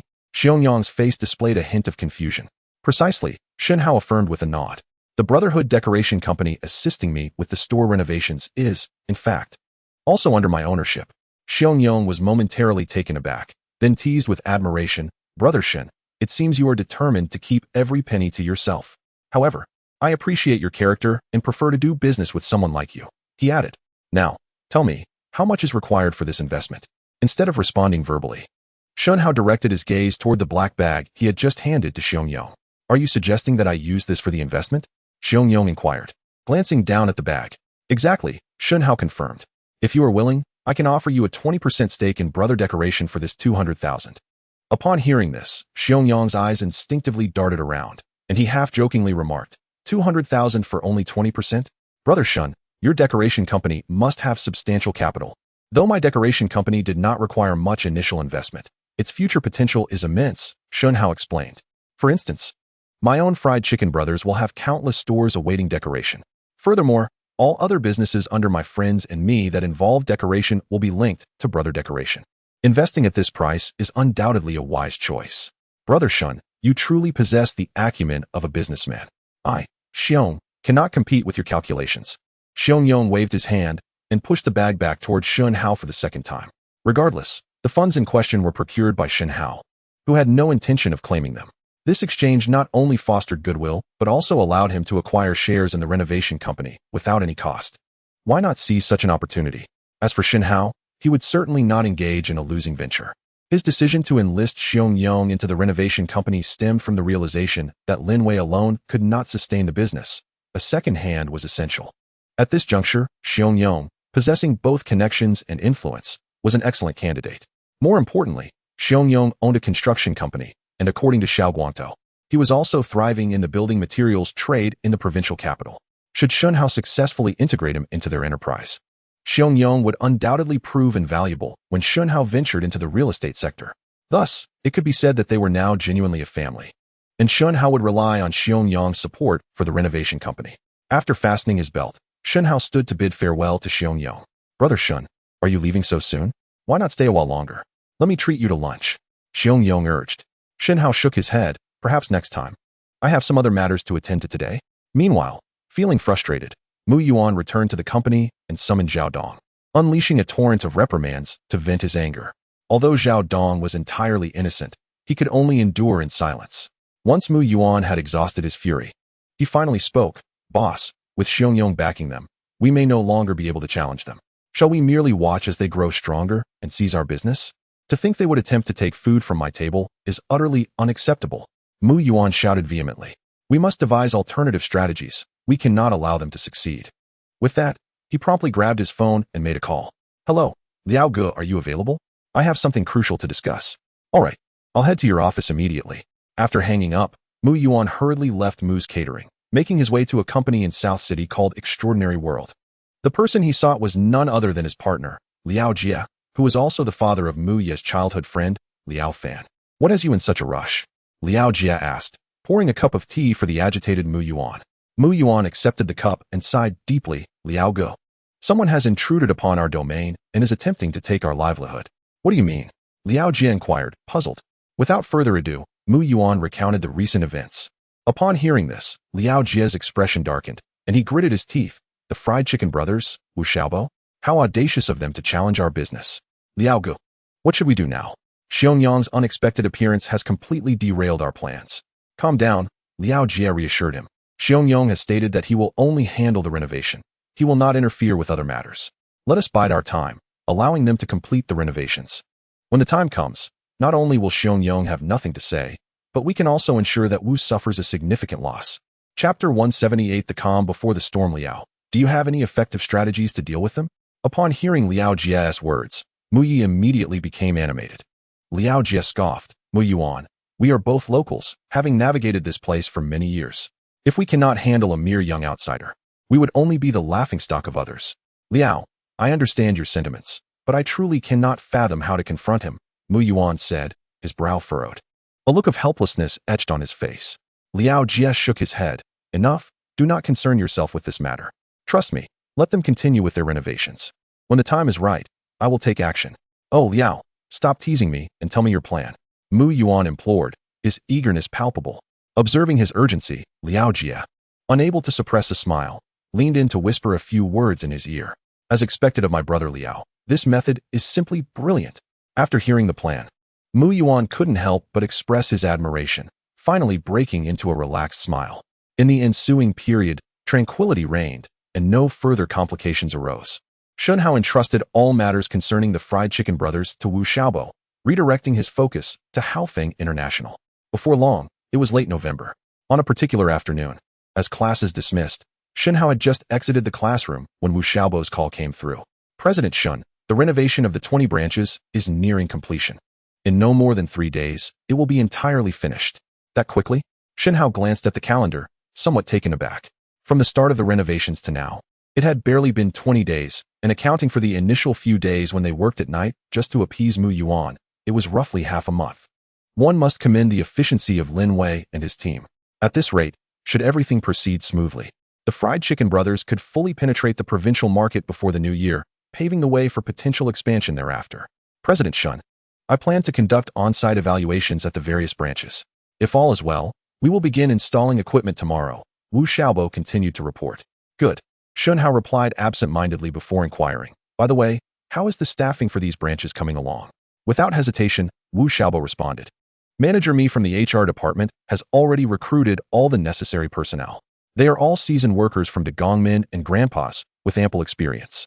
I will take a day or two to provide them with some rudimentary training before they can start." "Excellent." A smile graced Shen Hao's lips. With such a capable team at his disposal, any task would become significantly easier. "President Shen, unless there is anything else, I will hang up now." Shen Hao snapped back to the moment and asked, "Which branch do you plan to visit first?" "The one on Huanxi East Road." "Why?" "I happen to be free this afternoon. Since I have no classes, I might as well accompany you." "Then let us meet at the Huanxi East Road branch." "Agreed." Shen Hao swiftly departed from the school, hailing a taxi to the Huanxi East Road branch, while simultaneously calling Liang Feng to have the car brought over. On the other side, Wu Xiaobo, who was closer to the destination, arrived first. Without waiting for Shen Hao, he began his inspection. A few minutes later, a group of uniformed individuals stormed in with an air of authority. Upon entering, they shouted, "Who is in charge here?" Hearing the commotion, Wu Xiaobo hurriedly emerged from the kitchen. Upon seeing the uniforms, he instinctively furrowed his brow. Business had yet to commence, so why were the business inspection officials here? "Did you not hear my question? Who is in charge here?" The leading uniformed officer called out again, casting a sharp glance in Wu Xiaobo's direction. Wu Xiaobo quickly regained his composure and responded, "I am the person in charge. How may I assist you?" "You are in charge?" The man scrutinized Wu Xiaobo before revealing his identity. "I am Liao Ming, the captain of the city's business inspection team. We received a report claiming that your fried chicken establishment is operating without a permit, and we are here to investigate and gather evidence." "Operating without a permit?" Wu Xiaobo was momentarily taken aback. Chapter 179, Trouble Approaches. Captain Liao was indeed the captain. Wu Xiaobo barely managed to utter a title when Liao Ming, visibly displeased, interrupted him, clearly taking great pride in his position. Wu Xiaobo blinked and quickly corrected himself, saying, "Captain Liao, all our company's documentation is in order. Could there be a misunderstanding?" "It's hard to say whether there is a misunderstanding, but since we have received a report, we must conduct an investigation. Please cooperate," Liao Ming stated sternly, adopting a stern demeanor. "Rest assured, I will fully cooperate," Wu Xiaobo replied. "Then please present all your documents for my examination," Liao Ming commanded. Extending his hand, Wu Xiaobo, not daring to delay, rushed to the office to retrieve a book of documents and handed it over. Liao Ming glanced at it, his expression darkening. "There is only a renovation permit here. Where are the other documents?" "Captain Liao, we have yet to complete the renovations. The other documents are stored at the headquarters," Wu Xiaobo quickly explained. "How about this? You return, and I will fetch the documents and bring them to you for verification." Logically, this should not pose a problem. Yet Liao Ming firmly replied, "No, you must provide the documents immediately, or we will treat this as operating without a permit. Wu Xiaobo's brow furrowed in concern as he sensed that something was amiss. Are you going to provide the documents or not? As he pondered, Liao Ming coldly urged him again. Just a moment. I will call someone to bring them over, Wu Xiaobo said, pulling out his phone, unsure of whom to call. At that moment, a voice called from outside. Wu, what is happening? Wu Xiaobo looked up, relieved to see Shen Hao had arrived. As Shen Hao entered, he immediately sensed something was amiss upon seeing the group of uniforms. Mr. Shen, your timing is perfect, Wu Xiaobo sighed with relief, quickly approaching him.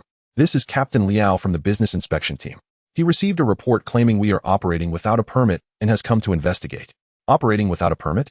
Shen Hao wore an expression of utter bewilderment. He pondered, my establishment has yet to officially open. How can I be accused of operating without a permit?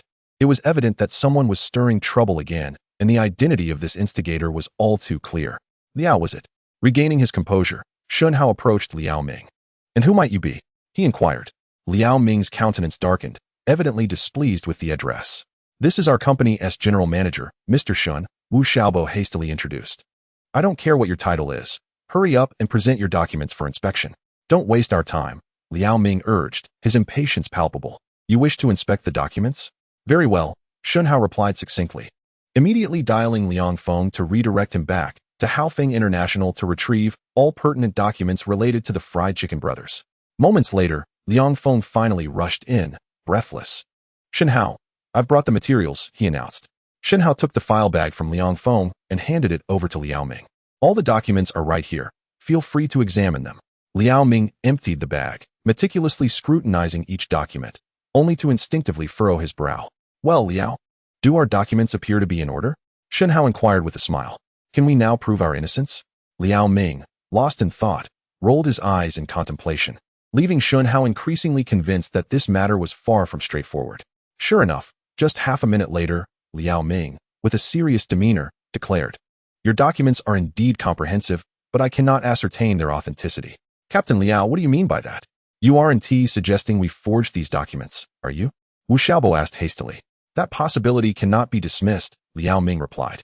Wu Xiaobo, incredulous, retorted, these documents were issued by the Bureau of Industry and Commerce. How could they possibly be fake? Captain Liao, isn't that a bit excessive? Liao Ming's expression darkened as he glared menacingly at Wu Xiaobo, silencing him. Shen Hao, maintaining his composure, inquired, then what does Captain Liao propose to do? Chapter 180. Accusations without basis. What to do? Liao Ming redirected his gaze towards Shen Hao. It's quite simple. We will take these documents back for professional evaluation. If they are genuine, your innocence shall be restored. However, if they are forged, you will find yourselves in considerable trouble. True gold fears no fire. Shen Hao remained unflustered. From the moment he suspected that Mu Yuan was behind this scheme, he had no illusions that this issue would resolve amicably. Very well, Liao Ming smirked with satisfaction and firmly commanded, all unrelated personnel, vacate immediately. We are closing this establishment. Closing the establishment? Upon hearing this, Wu Xiaobo was taken aback, frozen in place. But, Captain Liao, this matter hasn't been thoroughly investigated. On what grounds can you shut us down? On these grounds, Liao Ming asserted, tapping his uniform with authority. Not just this location, but all branches under your brand must cease operations until this matter is resolved. Your actions are clearly nonsensical. I shall file a complaint against you. By all means, feel free to complain. Liao Ming's face bore a mocking expression, entirely dismissing Wu Xiaobo's words. As Wu Xiaobo attempted to voice his thoughts, Shen Hao raised his hand to halt him. No worries. Let Liao proceed as he wishes. We shall cooperate fully. However, let us place our grievances at the forefront. Should it later be revealed that we have committed no illegal or improper acts, we shall certainly pursue legitimate means to safeguard our rights. Do as you please. Liao Jie scoffed, his expression suggesting that this impudent youth could do nothing to him. Everyone, please disperse. Shen Hao wasted no time, swiftly dismissing the renovation workers and then ushering Wu Xiaobo out of the establishment. What is the meaning of this? After Liao Ming and the others departed, Wu Xiaobo pointed at the seal on the door, his brow furrowed in discontent. Shen Hao replied with a calm smile. Have you not perceived it yet? This matter is evidently more complex than it appears. What do you mean? Wu Xiaobo awakened to realization, finally understanding. It must be that scoundrel Mu Yuan's doing. That bastard. He has gone too far. Shen, what shall we do now? After a moment's contemplation, Shen Hao responded. Let us visit the Industrial and Commercial Bureau tomorrow and ascertain what tricks they may be attempting. Very well. Early the next morning, anxious Wu Xiaobo arrived at the entrance of the Industrial and Commercial Bureau. After a long wait for them to open, he hurried inside to inquire about the situation.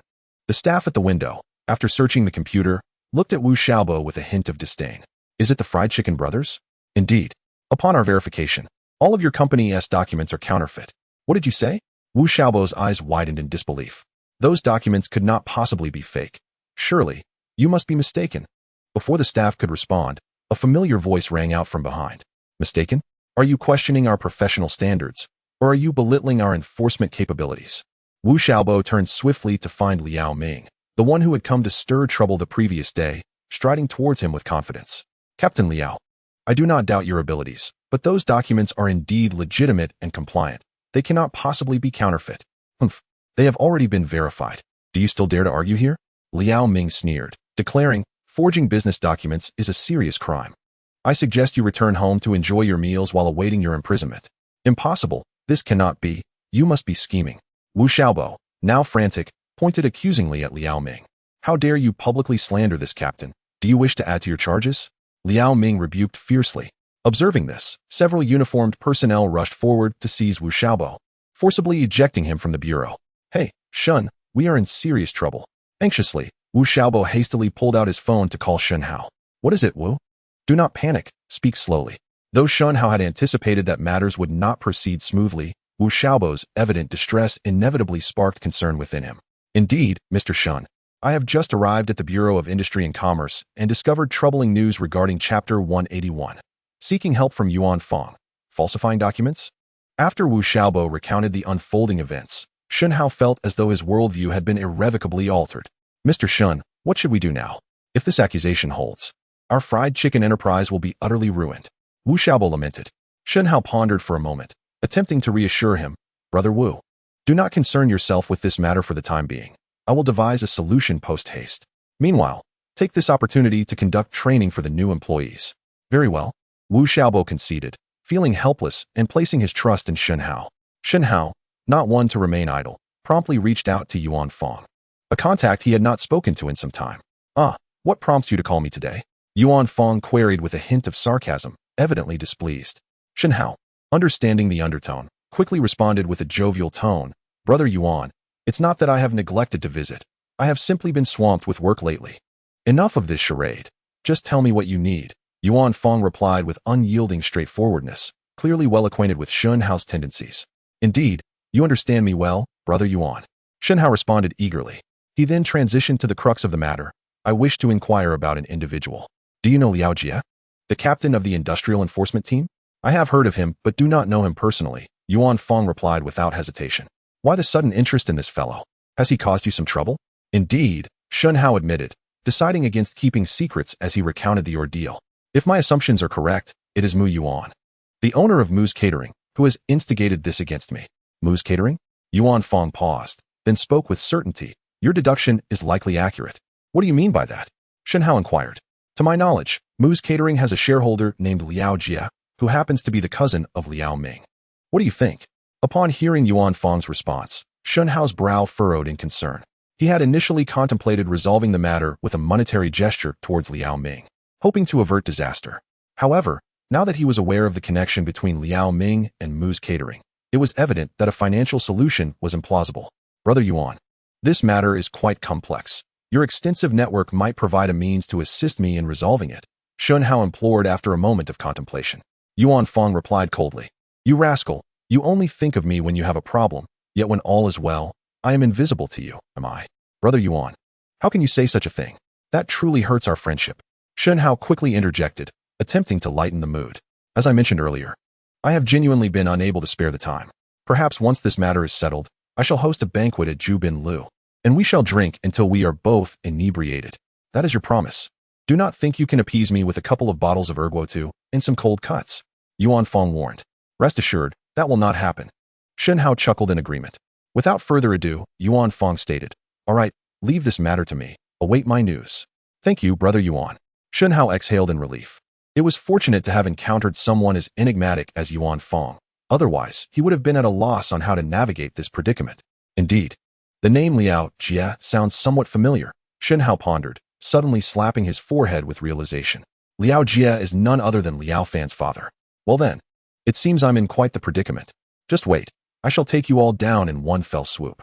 Brother, the task has been accomplished. On the other end, Liao Ming, feeling triumphant, was speaking on the phone while holding a cigarette in his mouth.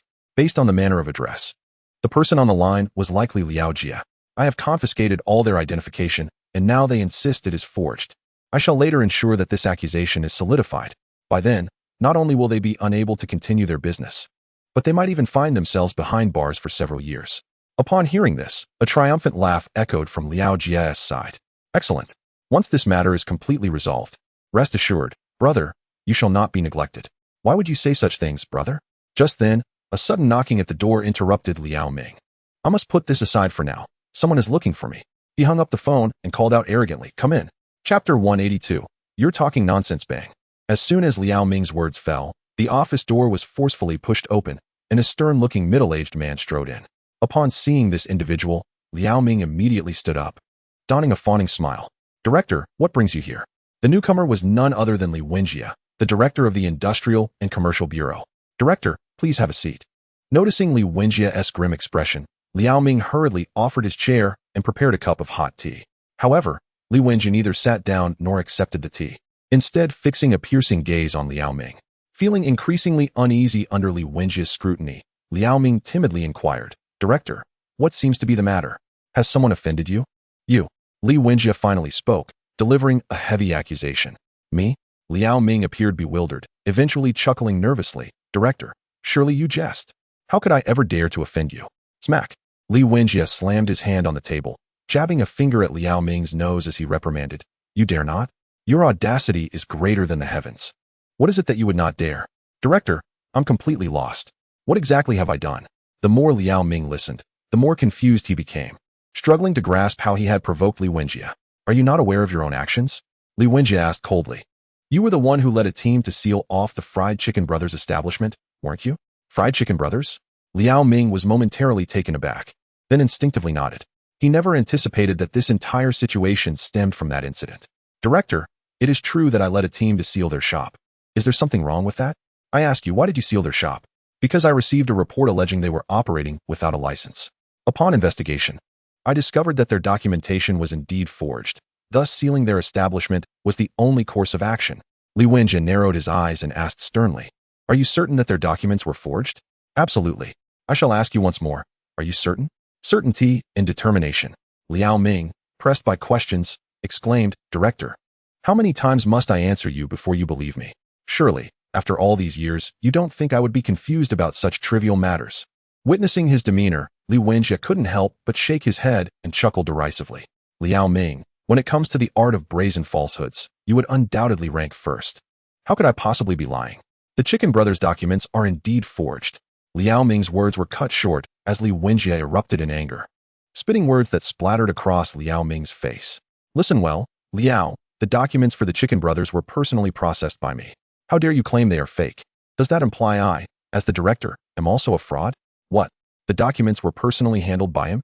Liao Ming felt as if struck by lightning. Finally grasping why Li Wenjie had entered with such a grim expression and realizing the gravity of the situation. Director, please don't be angry. It's merely a misunderstanding. A misunderstanding? Just moments ago, you were adamant that those documents were all fake. How does it suddenly transform into a misunderstanding? Li Wenjie retorted with a cold smile. Liao Ming swallowed hard, offering a feigned apology. Director, I sincerely apologize. It was a lapse in my attention. A lapse in attention? It appears to me you did this intentionally. Upon hearing this, Liao Ming's face turned pale with fear. Director, you cannot wrongfully accuse me. I truly was just careless. Enough. Liao Ming, cease your pretense. I have already uncovered the truth. It was your cousin, Liao Jia, who coerced you into this. Li Wenjie interrupted Liao Ming's excuses once more. You are abusing your position and breaking the law. You should be well aware of the consequences awaiting you. Prepare for your punishment. With that, Li Wenjie strode towards the door. Please, Director. Liao Ming panicked, rushing to block Li Wenjie's path. I acknowledge my mistake. I beg you, considering the years I've served under you, grant me one chance. I assure you, I will never err again. You still wish for another chance? Li Wenjie fixed his gaze on Liao Ming, showing no mercy. Director, I implore you to grant me an opportunity for redemption. Liao Ming fell to his knees, clutching Li Wenjie's feet, pleading fervently. Get away. Li Wenjie had no intention of entertaining him, forcefully kicking Liao Ming to the ground before striding out of the office. No sooner had he left than 2 law enforcement officers stormed in, mercilessly taking Liao Ming away. Mr. Fong, the matter has been resolved. It was my failure to manage my subordinates, and I sincerely apologize. Li Wenjie returned to his office and promptly made a phone call. As long as the issue is resolved, we can arrange a meal together later. A deep voice responded from the other end of the line. I wouldn't dare to impose, but it was merely a small effort on my part, and it is indeed my duty. Li Wenjie replied, filled with respect and trepidation. The level of deference displayed by the Provincial Capital's Bureau of Industry and Commerce Director towards the person on the other end of the line revealed the significant status and identity of that individual. Brother Liao, has the matter truly been resolved? In the office of the chairman of Mushy Catering, Mu Yuan persistently sought confirmation from Liao Jie. Liao Jie, somewhat impatient, replied, Old Mu, how many times must I repeat myself? I've already informed you that my cousin, Liao Ming, has sealed all the branches of Fried Chicken Brothers. Once we solidify the charges of forgery against them, they will be finished. A wave of relief washed over Mu Yuan, and a radiant smile illuminated his face. Truly impressive, Brother Liao. You've managed to resolve such a thorny issue with remarkable efficiency. I am genuinely in awe. Tonight, at the Peony Pavilion, I shall procure some exquisite vintage wines for us to celebrate. Of course, Liao Jie replied with a smile. Such a fortuitous occasion indeed deserves a proper celebration. Suddenly, amidst their cheer, a series of urgent knocks echoed through the room. Come in. Zhao Dong entered, looking visibly anxious. Mu Yuan glanced at him coldly and inquired, What is the matter now? Zhao Dong always seemed to bring troubling news, and Mu Yuan felt a headache coming on.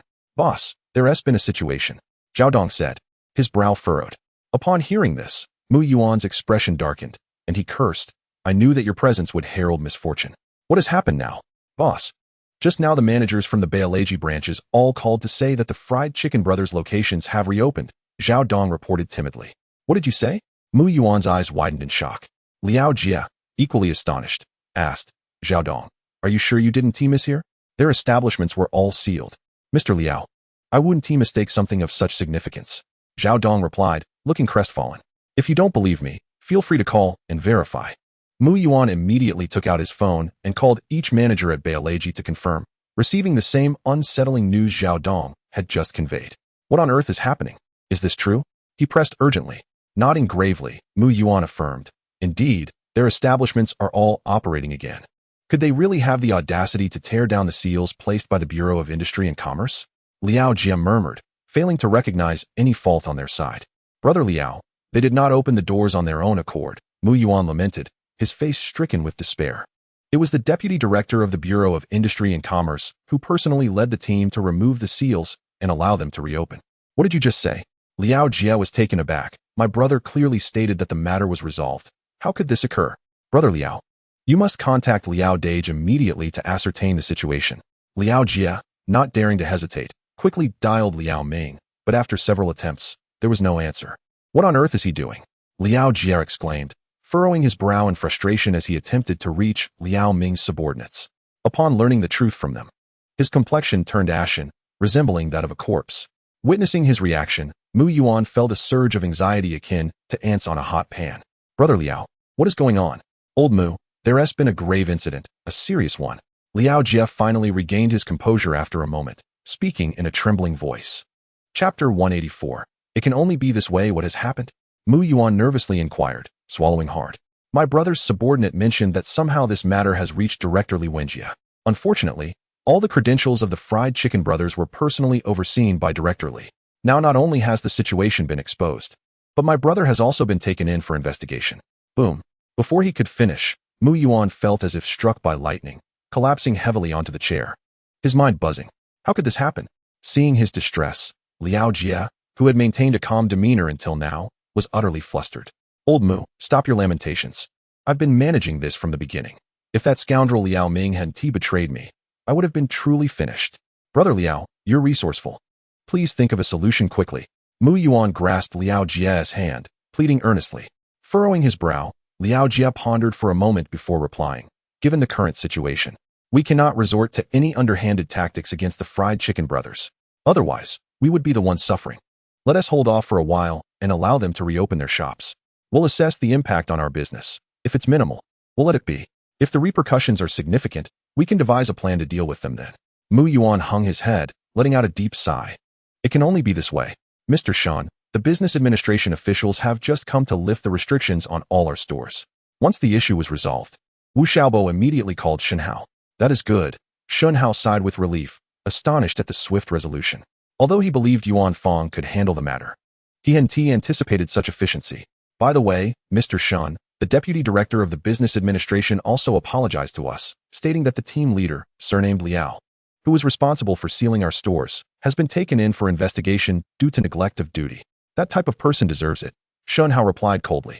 Wu Xiaobo nodded, then asked with admiration, Mr. Shen, who did you manage to contact that resolved this so quickly? Well, one must have connections to conduct business. Shen Hao jested, avoiding a direct answer. Wu Xiaobo returned to the main topic. I've already contacted the equipment supplier. They will deliver in the next couple of days. The training venue for the employees has also been secured. I will start teaching tonight, aiming for the 20 branches to open by December 1st. All right. You can manage these arrangements. As soon as Shen Hao finished speaking, he heard Wu Xiaobo fiercely declare over the phone, that damned Mu Yuan, repeatedly employing such underhanded tactics against us. Just wait. One day I will seize all his business and ensure his Bao Lu Ji vanishes from the provincial city. Such ambition. It was the first time Shen Hao had heard such determined words from Wu Xiaobo in their few months of acquaintance, leaving him somewhat astonished. After concluding the call, Shen Hao immediately reached out to Yuan Fong again. Hello, brother Yuan. I truly owe you for this one. I've reserved a table at Jubin Building for 6:30 this evening. You must come. Yuan Fong chided playfully. As evening approached, Shen Hao arrived early with Liang Feng at the province's finest Chinese restaurant, Jubin Building, and waited outside after securing a private room. As the appointed time passed, Yuan Fong had yet to appear. What is the matter with him? He is usually eager to dine out. Why is he late today? Liang Feng whispered in dissatisfaction. Shen Hao glanced at the time, feeling puzzled, yet he remained silent, continuing to wait. Finally, as the clock neared 7, the dashing figure of Yuan Fong appeared, though he had not driven his coach today, but rather taken a taxi. Brother Yuan, you finally made it. Shen Hao exclaimed joyfully, rushing to greet him. Curious as to why you didn't drive? You said we wouldn't return until inebriated. If I drove and got tipsy, how would I get back? Shen Hao blinked, thinking to himself that he had merely been polite. It seemed inevitable that the night would end in revelry. Chapter 185. A compliment I cherish, brother Yuan. It's my first time here, and I'm uncertain about what to order. Why don't you choose for us? Shen Hao held the menu for a moment before handing it to Yuan Fong. Not that he was incapable of selecting dishes, but he sought to test him further. This, and this looks good, Yuan Fong responded without hesitation, swiftly marking choices on the menu. The nearby waiter was taken aback. Yet she couldn't help but praise. This gentleman certainly knows how to order. These are all signature dishes of our establishment. One might think you are a regular. Upon hearing this, Yuan Fong feigned displeasure. What? Do I not look like a regular here? The waiter, observing the uniquely styled man before her, instinctively furrowed her brow before smiling and assuring, No, that's not what I meant. You clearly present as a successful individual. It would be entirely normal for you to dine here daily. That flattery is music to my ears, Yuan Fong chuckled. All right, I was just teasing. With my disposition, how could I frequently visit such an exquisite place? The waiter silently sighed in relief upon his self-deprecation. Brother Yuan, allow me to raise a glass in gratitude for assisting me with a challenging dilemma. Shen Hao poured a generous glass of liquor and approached Yuan Fong. After settling back down, Shen Hao feigned curiosity. Brother Yuan, may I inquire how you managed to resolve the matter so swiftly? Yuan Fong shot him a glance. You sly one, are you trying to extract information from me? How could I? I am merely genuinely curious, Shen Hao replied, a hint of guilt in his tone. To be frank, this matter was personally handled by Li Wenjie, the director of the Industrial and Commercial Bureau. Otherwise, it wouldn't have been resolved so quickly. Yuan Fong disclosed candidly. The director? Shen Hao blinked in astonishment, filled with admiration. I had no idea your connections were so extensive that you could engage the director himself to assist in alleviating my troubles. They are merely former classmates. Yuan Fong waved his hand dismissively, grateful that the other party was considerate enough to give him a semblance of respect. However, this favor could only be used once. Should you encounter further troubles, it may not be of any assistance. Shen Hao discerned the deceit in his words, but chose to remain silent, nodding repeatedly. Rest assured, brother Yuan, experience is the best teacher. I shall not find myself in such predicaments again. Upon hearing from Li Wenjie that you had opened 20 branches all at once, particularly near the Beileji area, are you intending to go head-to-head with them? Initially, that was not my intention, but given their aggressive actions, I shall not hesitate to retaliate. Shen Hao replied thoughtfully. Business is akin to warfare. A ruthless approach is not necessarily a vice, Yuan Fong murmured. Shen Hao's eyes sparkled with mischief as he jested. Brother Yuan, are you offering me some business advice? What can a mere driving instructor like me offer you in terms of business counsel?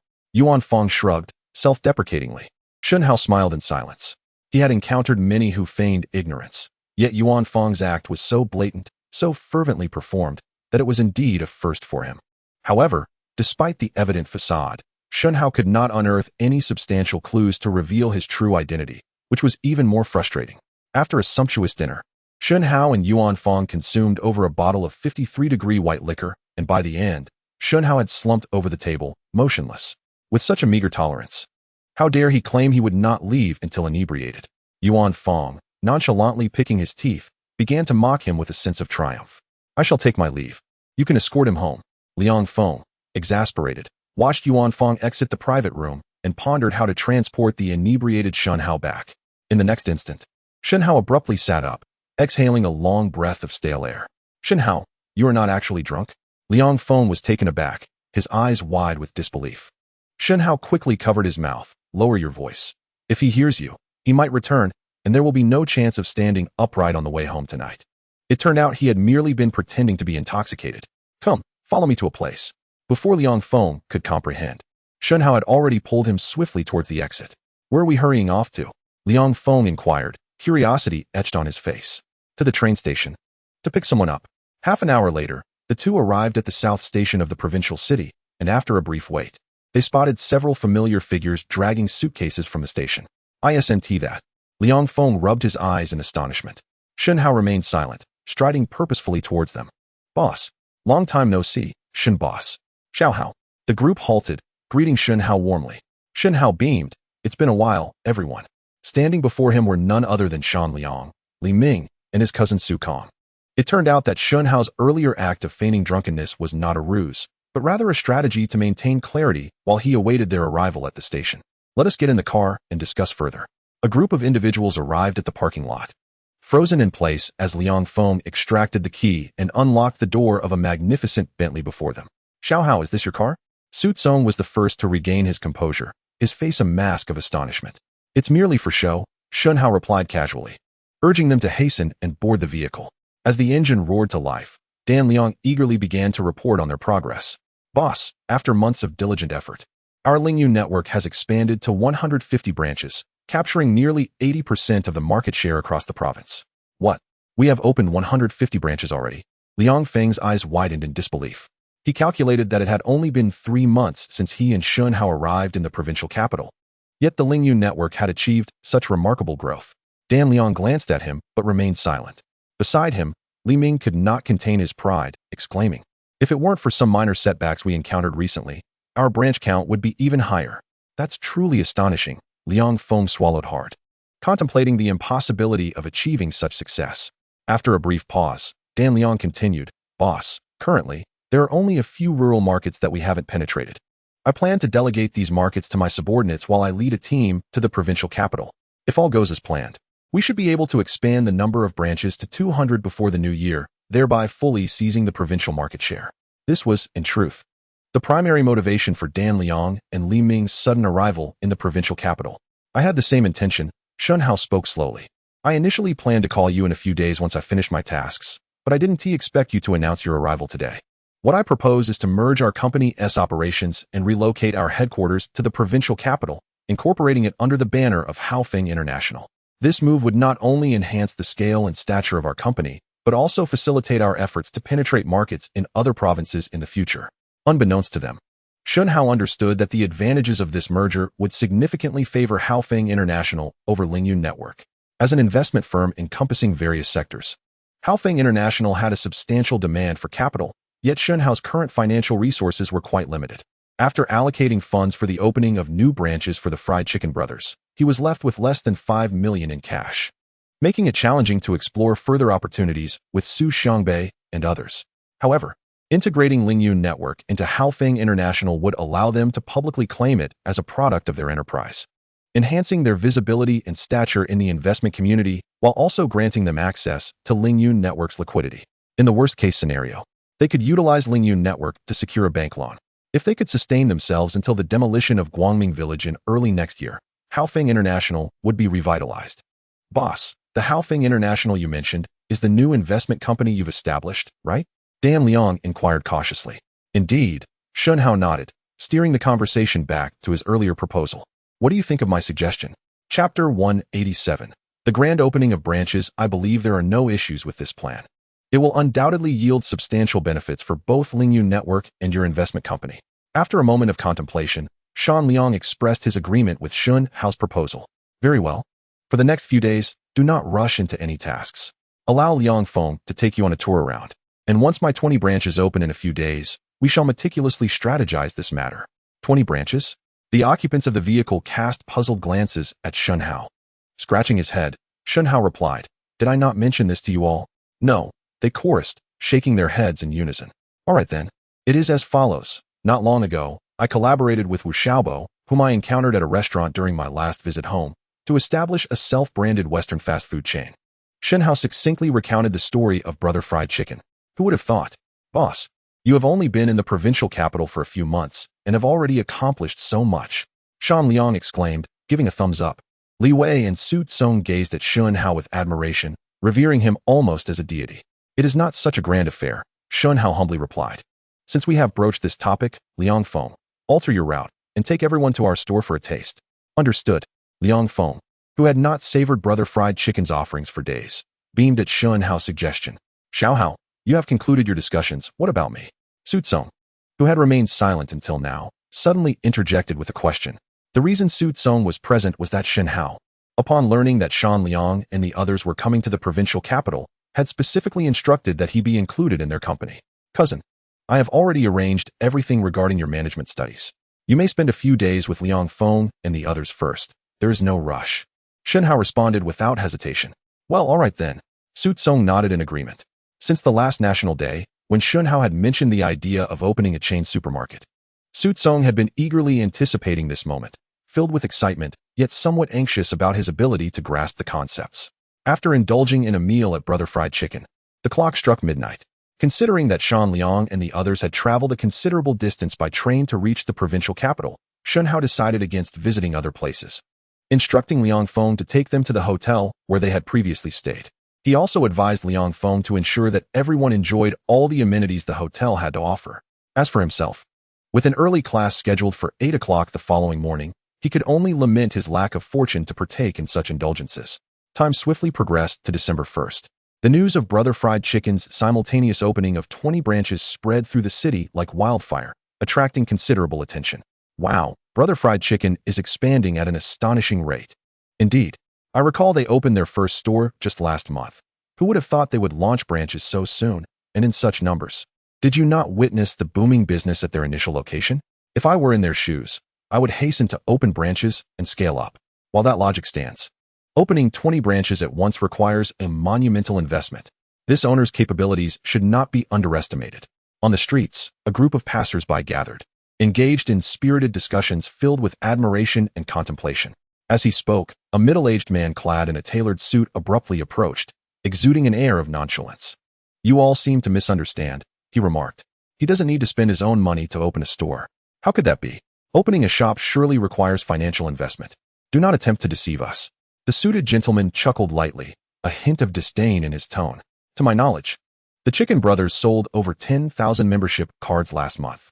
At an average price of 200 each, that's 2 million. With such funds, opening several branches is a trivial matter.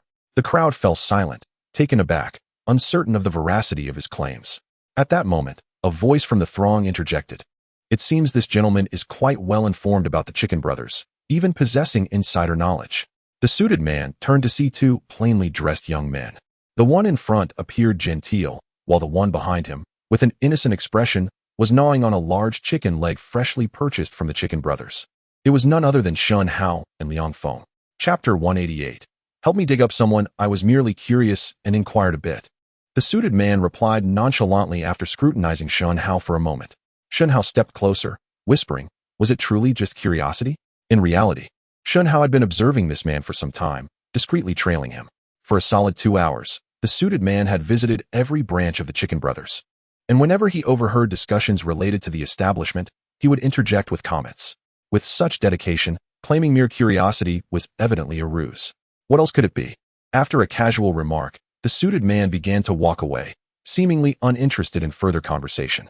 Noticing this, Shen Hao quickly pursued him, insisting, "Brother, to be honest, I too am quite intrigued by the Chicken Brothers. Shall we converse a bit more?" "About what?" The suited man furrowed his brow, perplexed. Shen Hao, with utmost seriousness, inquired, "What do you think of the Chicken Brothers' performance? What heights do you believe they can achieve? Based on the current situation, they are indeed doing well. Yet there are numerous shortcomings." The suited man reflected before responding. "As for their potential, it seems feasible for them to eliminate local competitors and become the largest independent brand in the province. However, to compare themselves with internationally renowned brands like McDonald's or KFC is nearly impossible. If I were to manage this company..." The suited man abruptly halted, glancing at Shen Hao before self-deprecatingly admitting, "Why am I even discussing this with a child?" Shen Hao smiled faintly, remaining silent, yet evidently deep in thought. "Enough of this, young lad. I have pressing matters to attend to," the suited man declared, quickening his pace and swiftly disappearing around a corner, leaving Shen Hao in contemplation. "Shen Hao, why have you been following that guy?" Liang Feng queried after finishing the chicken leg and approaching Shen Hao. "If I recall correctly, his name should be Huang Dequan, right?" Shen Hao casually replied, "Huang Dequan." Liang Feng paused momentarily, then pressed on, "How do you know his name? Do you know him?" "Not at all." Shen Hao realized he had inadvertently let something slip and quickly shook his head. The truth was, his reason for following the man in the suit and engaging him in conversation was not solely due to the man's keen interest in the Fried Chicken Brothers. It was because he recognized who the man was. Huang Dequan, the president of the Huagua Southern District of the Big Archway Restaurant Group, although at this time, he had yet to ascend to such a high position. In his previous life, Huang Dequan held a prominent role within the Big Archway Group, yet he always harbored aspirations of venturing into entrepreneurship. It was only after witnessing the remarkable success of Wu Xiaobo, who had left the grassroots ranks of Big Archway, that he could no longer contain himself, resolutely resigning to join Wu Xiaobo's company, ultimately bringing about significant changes. It could be said that without Huang Dequan, Wu Xiaobo and his company would never have achieved such dazzling accomplishments in his past life. Observing the man's demeanor, he appeared genuinely intrigued by their brand.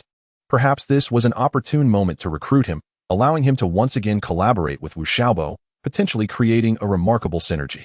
"Shen Hao, what are you mumbling about?" Liang Feng inquired curiously. Shen Hao snapped back to reality, shook his head, and then pulled out his phone to call Mi Shui. "Hello, Sister Mi Shui. Could you assist me in recruiting someone? Who do you have in mind?" "Just name it," Mi Shui replied with efficiency. "His name is Huang Dequan. He should be a senior manager at Big Archway in our province. I would like him to join the Fried Chicken Brothers. And he can set his own terms regarding position and salary." "Understood, Mr. Shen. I will find a way to reach out to him immediately." After hanging up, Shen Hao continued to inspect the operational status of the remaining stores with Liang Feng. As they completed the rounds, Liang Feng couldn't help but exclaim, "Shen Hao, I never expected that all 20 stores would be performing so well. The business is indeed astonishingly good." Shen Hao agreed, somewhat surprised himself, especially upon witnessing the dismal performance of the nearby Bolaji store, which filled him with even greater satisfaction. Just then, Jiang Yu suddenly called. "Hello, Shen Hao. The motorcycles have been taken care of," Jiang Yu reported over the phone. "I just spoke with Sister Mi Shui, and the delivery riders have all been hired. A brief training session will prepare them for work, since the day they had planned to open multiple new locations." Shen Hao had assigned Jiang Yu the task of procuring a fleet of motorcycles to expand the delivery team. "Please follow up promptly, and assign 2 riders to each store once the training is complete." "Absolutely, I will handle it," Jiang Yu replied affirmatively. "By the way, once everything is settled, I'll introduce you to someone." Shen Hao suddenly added, "Who is it?" Jiang Yu asked with curiosity. "You'll find out when the time comes," Shen Hao teased, leaving Jiang Yu with no further questions. After ending the call, Shen Hao hurried to meet with Dan Liang and others at the hotel, preparing to find a suitable location for the Lingyun Network headquarters in the heart of the provincial capital. How outrageous. This is utterly unacceptable. Meanwhile, on the other side, Mu Yuan was seething with rage upon learning that the Fried Chicken Brothers branches had successfully opened and were experiencing phenomenal business.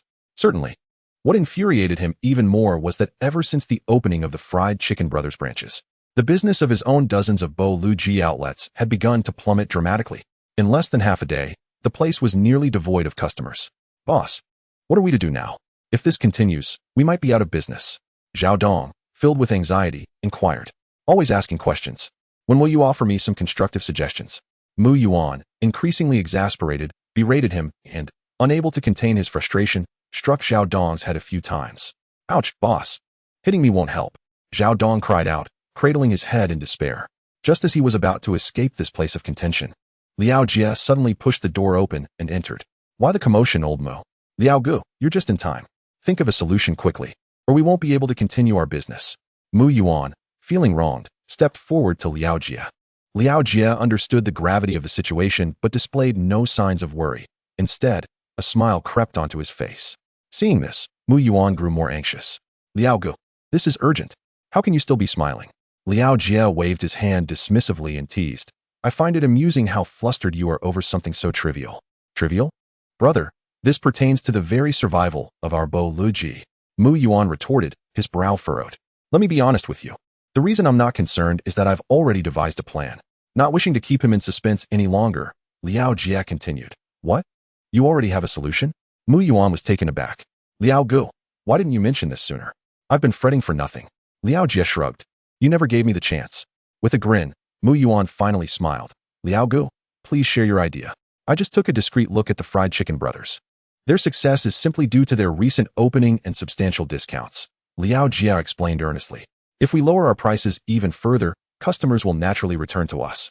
Lower than theirs. Wouldn't that mean we profit significantly less? Mu Yuan expressed his concerns. Liao Jie shook his head. Old Mu, one must not have such a narrow view. Consider this. Is it better to earn a little less or to face bankruptcy? After pondering, Mu Yuan suddenly comprehended. Liao Gu is right. As long as we maintain our foundation, we need not fear future challenges. I refuse to believe that we cannot outmaneuver a fledgling country bumpkin. Boss, shall I make arrangements now? Zhao Dong, who had remained, eagerly volunteered. He had endured quite enough frustration and would not let this opportunity for redemption slip away. If you mess this up again, you're out. Mu Yuan shot him a fierce glare. Chapter 190. The challenge. What is happening? Business was thriving at noon. How did it suddenly become so desolate by evening? As evening approached, Wu Xiaobo, accompanied by a Chong, inspected the business across various stores, only to discover a stark contrast in performance. How peculiar. Is there a festival today that has kept everyone from dining out? A Chong pondered, scratching his head in confusion. Without a moment's hesitation, Wu Xiaobo shook his head in denial, asserting, impossible, there must be some underlying issue here. After a brief moment of contemplation, a realization struck him, prompting an immediate visit to the nearby Balaji store for further investigation. Upon arrival, clarity dawned upon him. What do you mean by clarity? A Chong inquired, still bewildered. Wu Xiaobo pointed to the sign in front of the Balaji store, exclaiming, look at their prices. They are set so low that customers are flocking to them. A Chong rubbed his eyes, and, upon closer inspection, retorted angrily, isn't this clearly a direct challenge to us? Indeed, Wu Xiaobo confirmed. So what shall we do? Without hesitation, Wu Xiaobo replied, given the current situation, the only way to reclaim our customers is to lower our prices, even beneath Bolaji's. A Chong glanced at the price board once more, his brow furrowed. If we go lower than this, we be left with little profit? Better to earn less than to incur losses. Moreover, competition in our industry will inevitably lead to a price war, Wu Xiaobo advised earnestly. A price war? A Chong seemed to grasp the concept only partially. Just as he was about to inquire further, Wu Xiaobo had already begun making phone calls. Although prepared for a pricing battle with Balaji, Wu Xiaobo felt it prudent to inform Shen Hao first. At that moment, Shen Hao was in the city center commercial building, touring the 6th office space selected by Xie Jia, alongside Dan Liang and others. Boss, I believe this office meets all our requirements. Shall we proceed with this one? Dan Liang remarked eagerly after inspecting the premises, clearly satisfied with the location. Shen Hao nodded in agreement, preparing to inquire about the price when his phone rang unexpectedly. I need to take this call, he said, stepping aside upon recognizing Wu Xiaobo's number. President Shen, we have encountered some issues that require your attention, Wu Xiaobo reported succinctly. What is the matter? Shen Hao prompted. Wu Xiaobo relayed the situation, and Shen Hao chuckled. It seems that Mu intends to engage us in a price war. He had anticipated such a development and was not surprised in the least. Indeed, that appears to be their intention. Do you have a plan? Shen Hao inquired cautiously, refraining from making immediate decisions. Wu Xiaobo replied without hesitation, since they have initiated the challenge, we must respond. We cannot afford to remain passive. Very well. You shall take full responsibility for this matter. Engage them thoroughly, Shen Hao instructed solemnly. Understood. A Chong, watching Wu Xiaobo conclude the call, eagerly asked, What did Boss Shen say? Wu Xiaobo, with a serious expression, replied, you must immediately inform all branch managers to reduce the prices of all individual items and set meals by 15% when they open tomorrow morning. 15%? Isn't that a bit excessive? After silently calculating for a moment, Achong widened his eyes and exclaimed. Wu Xiaobo chuckled, remarking that this was just the beginning. Are you implying that we must continue to reduce the prices? Indeed. But how much should we actually lower them? Wu Xiaobo gently shook his head and gestured towards the nearby Berleji store, stating that it depended on how long they intended to play this game. Meanwhile, Shen Hao, having just finished a phone call, returned without inquiring about the price, instructing Xie Jia to expedite the leasing of the office building. Initially, he had planned to purchase the property outright using the liquid funds of Lingyun Network, but considering that the Fried Chicken Brothers would likely require this capital soon, he had to settle for a secondary option. Just as he exited the building, Shen Hao's phone rang again. Thinking it was Wu Xiaobo, he glanced at the screen and discovered it was a call from Mishui. What's the matter, Sister Mishui? Shen, I managed to get in touch with Huang Dequan. Chapter 191. The longer the name, the better the reputation. You made contact so quickly? Hearing this from Mishui, Shen Hao felt a surge of excitement. At this critical juncture in the conflict between the Fried Chicken Brothers and Berleji, successfully bringing Huang Dequan on board would be akin to receiving timely assistance in dire straits, a significant advantage. This individual has quite a reputation. His information is readily available, so locating him is not particularly challenging, Mishui humbly replied. Shen Hao eagerly inquired. What was his response? Huang Dequan expressed a desire to meet with you in person. Mishui stated without hesitation. He wishes to meet with me in person? Shen Hao narrowed his eyes slightly. It seemed his previous assumptions were correct. This fellow indeed harbored a keen interest in the Fried Chicken Brothers, or he would not have made such a request. Shall I assist you in scheduling a time with him, Shen? Mishui asked gently. Just provide me with his phone number. I shall call him myself. Very well. Soon. Mishui sent the number via text message. Everyone, I have an important matter to attend to, so please enjoy dinner on your own. Shen Hao turned back to address the group. They all nodded in agreement. Shen Hao then looked at Dan Liang and said, I will arrange for someone to come over and handle the renovations. You two brothers should take the time to plan for our company's relocation. Understood, boss. I had intended to return tonight anyway, Dan Liang replied decisively. As soon as he finished speaking, Su Tsong interjected. What about me, Xiao Hao? Cousin, I have already assigned someone to handle your matter, and you should have news within a few days. For now, let Liang Feng accompany you on some outings. Shen Hao responded. All right then. After organizing all the affairs, Shen Hao departed alone and, en route, dialed the number Mishui had sent. Hello, who is this? The voice of Huang Dequan came through as the call connected. Hello, Mr. Huang. I am Shen Hao, the owner of Haofeng International. Haofeng International? Huang Dequan sounded somewhat puzzled. Apparently, when Mishui contacted him, she only mentioned the Fried Chicken Brothers and did not mention Haofeng International. Shen Hao quickly noticed this and added, the Fried Chicken Brothers is a wholly owned investment of our company. Ah, so there is investment backing the operation. No wonder Wu Xiaobo dared to open so many branches at once, Huang Dequan realized with enlightenment. Our company's HR informed me that you wish to have a face-to-face discussion, and I wonder if it is a convenient time for you to share a meal? Without further ado, Shen Hao promptly shifted to the main topic. I have a meeting at 8, so I fear there may not be sufficient time for a meal. Huang Dequan contemplated for a moment and replied, however, it would be acceptable to have a brief chat over a cup of coffee. Very well, you may choose the location. Let us meet at the Peninsula Café on Changtian Street. I shall be there, do come. Huang Dequan blurted out. After hanging up the phone, a fleeting look of confusion crossed his face. Why does that voice sound somewhat familiar? Where have I heard it before?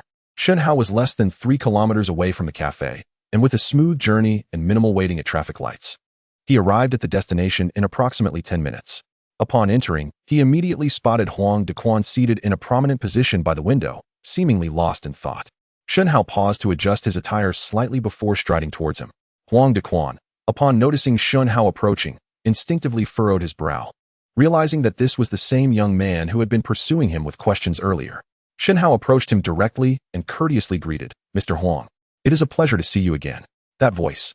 Huang Dequan's entire being jolted, and his eyes widened in surprise. At that moment, he finally comprehended why the voice on the phone had seemed so familiar. You are? Indeed, I am Shen Hao, the chairman of Haofeng International Investment Company, Limited, the parent company of the Fried Chicken Brothers. Shen Hao introduced himself with great seriousness, deliberately elongating his title. There is a saying that a longer title often indicates greater success. Huang Dequan was utterly incredulous, completely unprepared for the revelation that this youthful individual, appearing to be in his 20s, was indeed the owner of an investment firm. Concurrently, he understood why the HR manager from Haofeng International had reached out to him so unexpectedly. "Mr. Huang, may I take a seat?" Shen Hao inquired in a solemn tone. Of course, Huang Dequan quickly regained his composure and gestured for him to sit. "Mr. Huang, our HR manager has likely already briefed you on the general situation. Please feel free to express any requirements you may have." As Shen Hao settled into his seat, he delved directly into the matter at hand. Huang Dequan hesitated for a moment before articulating, "Actually, I am more curious to know why you selected me." "Because you are a talent," Shen Hao replied without hesitation. "Moreover, based on my discreet observations today, it seems you have a genuine interest in our fried chicken brothers. Since that moment, I have contemplated the idea that if I could persuade you to join our team, we could undoubtedly create a remarkably successful brand together." Upon hearing this, Huang Dequan instinctively nodded, appearing quite pleased. "Mr. Shen, since you have been so forthright, I shall not beat around the bush. I am indeed interested in fried chicken brothers. But given your current scale, it seems a bit far-fetched to expect me to relinquish my position as deputy manager of the Jiangzhou Provincial Market Department." Shen Hao understood that he was testing the waters and remained unperturbed. "Indeed, in comparison to the Great Arch, our brand currently may not hold much significance. However, I possess unwavering confidence in our ability to expand and strengthen it. Furthermore, Mr. Huang should be more cognizant of this than I am." "What?" Shen Hao smiled faintly and spoke in a composed manner. "After all, the Great Arch is a multinational corporation that has already attained success, with circumstances that are intricately complex. Otherwise, with your caliber, Mr. Huang, after so many years, you would not merely be a mere deputy manager in the Jiangbei Provincial Market Department." At this juncture, Shen Hao deliberately paused to observe Huang Dequan's reaction, and from his expression, it was evident that his words had struck a nerve. "Mr. Huang, to my knowledge, the senior leadership at the Great Arch does not seem to hold you in high regard. If you continue to linger there, you may at best attain the position of a provincial deputy director, still toiling for someone else. Given such unrecognized talent, why not seize the opportunity to step out and collaborate with us in building our own brand?" Shen Hao intentionally downplayed Huang Dequan's future achievements by several notches, aiming to deepen his resolve to leave the Great Arch. Upon hearing these remarks, Huang Dequan's brow furrowed in distress. It turned out that he had recently received similar news from certain channels, indicating that the higher-ups were not particularly fond of him, having not only rejected his application for a transfer to another province, but also intending to keep him in the position of deputy manager in the market department. However, unbeknownst to Huang Dequan, a few months later, this senior executive was dismissed due to misconduct, marking the beginning of the most brilliant years of his career. He never expected that Shen would be aware of this as well. After a prolonged silence, Huang Dequan finally spoke, expressing a hint of resignation. Observing this, Shen Hao felt a surge of joy within. He hastily adopted a facade of profundity, stating, "At my age, having just plunged into the investment industry, if I lacked capability, I would scarcely survive a mere moment." Huang Dequan fixed his gaze upon him, inwardly acknowledging that this young man was indeed exceptional. If he could secure a significant role under his leadership, the accomplishments he could achieve would undoubtedly surpass the confines of the Great Arch. With this thought, Huang Dequan finally inquired, "Mr. Shen, if I were to join the Fried Chicken Brothers, what level of authority could you grant me?" "I am referring to authority, not salary."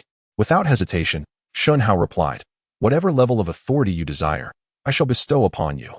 Huang Dequan was momentarily taken aback, then revealed a satisfied smile. "Mr. Shen is indeed straightforward." Seizing the moment, Shen Hao pressed on, "Mr. Huang, I have conveyed my sincerity. Now, do provide a clear answer. Are you willing to join us?" "I am willing." Huang Dequan hesitated for only a few seconds before delivering his affirmative response. Shen Hao was overjoyed, promptly extending his right hand. "Welcome to the Fried Chicken Brothers, Vice President Huang." With a firm grip, Huang Dequan clasped Shen Hao's hand, his eyes brimming with determination. Yet, just after the handshake, he suddenly added, "Mr. Shen, however, I may not be able to join you immediately." Chapter 193, War Begins. "Does Mr. Huang have any conditions?" Hearing Huang Dequan's words that he could not assist him at the moment, Shen Hao instinctively furrowed his brow. Huang Dequan quickly shook his head in explanation, saying, "General Manager Shen, please do not misunderstand. I mention this only because I still have some unfinished tasks at hand. If I resign now, the entrance at Dagwangmen would certainly not let me leave easily." Understanding this, Shen Hao sighed with relief. "In that case, we shall await your return once you have resolved your matters. Our door shall always be open for you." Thank you for your understanding, General Manager Shen, Huang Dequan replied, displaying his gratitude. After some polite exchanges, Huang Dequan suddenly inquired, by the way, I have heard that Baileji has started to lower their product prices, preparing to engage in a price war against you, correct? Indeed, Shen Hao nodded. Do you have any suggestions, Vice President Huang? Huang Dequan pondered for a moment, picked up a notepad from the table, and swiftly pinned down several recommendations, which he then handed to Shen Hao. Excellent. These suggestions from Vice President Huang are truly remarkable, Shen Hao remarked, examining the notes with great appreciation. Just some humble opinions. Huang Dequan modestly waved his hand. General Manager Shen, it is about time. I must return for a meeting. As soon as I handle my current affairs, I will report to you immediately. Noting the time, Huang Dequan rose to bid farewell to Shen Hao. Very well, I shall await the day of your formal arrival, when I will gather Wu Xiaobo and the others to give you a warm welcome, Shen Hao said with a cheerful smile. Thank you, General Manager Shen. If there is anything you need during this period, please feel free to contact me at any time. The next morning, all 21 outlets of Fried Chicken Brothers hung up loudspeakers. Fried Chicken Brothers grand opening celebration. All food and beverages at a 30% discount. At the same time, Jiang Yu led a group of dozens he had gathered overnight, taking to the streets to distribute flyers. Look, Fried Chicken Brothers has lowered their prices again. Wow, 30% off? ISNT that even cheaper than Baileji's prices from yesterday? The food at Fried Chicken Brothers is far superior to that of Baileji. There is simply no reason to refuse such an offer. Hurry, let us rush to secure a spot. With this wave of promotion, an influx of customers quickly flocked to the outlets. By the time lunchtime approached, all Fried Chicken Brothers locations were bustling with activity, with long queues forming, even surpassing the business they had on their opening day. In stark contrast, the nearby Baileji outlets presented a dismal sight. Apart from the staff, scarcely a soul could be seen. What is happening? Why are there no customers at this hour? Mu Yuan, pulling Liao Jie along for an inspection, initially intended to boast.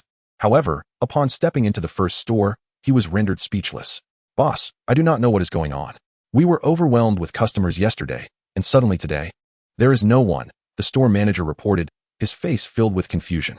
However, it seems that Fried Chicken Brothers is doing quite well. The queue stretches out the door. He added, what did you say? Fuming, Mu Yuan rushed to the nearby Fried Chicken Brothers outlet. Upon witnessing the throng of customers, he stood frozen in disbelief, his expression more dismal than that of a corpse. After further inquiry, he learned that the situation arose due to Fried Chicken Brothers also reducing their prices, which only fueled his ire further. Old Mu, what on earth is happening? As Mu Yuan returned to the store, Liao Jie immediately approached with concern. Don't even mention it. Mu Yuan replied with indignation. Those damned Fried Chicken Brothers have taken a page from our book and slashed their prices, offering a sweeping 30% discount across the board. Now their prices are lower than ours, and naturally, all the customers have flocked to them. Is that all? Liao Jie exhaled in relief, seemingly unconcerned. I thought something monumental had occurred. Isn't this significant enough, Liao? They are blatantly trying to undermine us. Liao Jie chuckled. Given the current circumstances, if they didn't make some moves, they'd be foolish. So what should we do now? Mu Yuan asked, his brow furrowed. Keep lowering our prices. Liao Jie replied without hesitation. Lower them further? Liao Jie nodded emphatically yes. We must reduce them directly to 50% and see if they dare to follow suit. 50%? Mu Yuan's eyes nearly bulged out of their sockets. Just follow my lead. Liao Jie insisted firmly. Chapter 194. Further reductions. Why are you still queuing here? The nearby Bao Luji is offering a 50% discount. Amidst the lively atmosphere at the Fried Chicken Brothers, someone in the back of the line shouted. What? 50% off? Is that for real? How can it be so cheap? Indeed, are you trying to fool us? Why would I deceive you? If you don't believe it, go see for yourselves. The crowd pondered. Checking it out entailed no loss. However, if they missed such a substantial discount, it would be a grave mistake. Let us go? Let us take a look. In an instant, the queue dispersed as patrons hurried towards the nearby Bao Luji outlet. What is going on? Why has everyone suddenly left? A Chong emerged from the kitchen, bewildered by the departing customers. Wu Xiaobo glanced in the direction the crowd had taken and immediately grasped the situation. No need to think. It's clear that Bao Luji has dropped their prices again. What, another price cut? A Chong furrowed his brow. What on earth are they trying to achieve? Wu Xiaobo contemplated explaining, but doubted a Chong would comprehend, so he abandoned the idea. A Chong, go check how much Bao Luji has reduced their prices. All right. A Chong swiftly departed and returned shortly, panting. Xiaobo, Bao Luji has gone mad. How so? They've slashed their prices to 50%. 50%? Upon hearing this, Wu Xiaobo's brow knitted in concern. Based on current costs, a 50% discount would leave virtually no profit margin. If they continue to lower their prices to attract customers, they might soon find themselves losing money just to draw business. Mu Yuan, you're quite ruthless. Wu Xiaobo instinctively gritted his teeth. Xiaobo, what should we do now? The only recourse is to continue reducing prices, but further cuts will result in losses. This is a significant issue. We must consult with General Manager Shen first. As he spoke, Wu Xiaobo retrieved his phone and called Shen Hao. General Manager Shen. It seems Bao Luji is in a panic, having dropped their prices to 50%. Should we respond?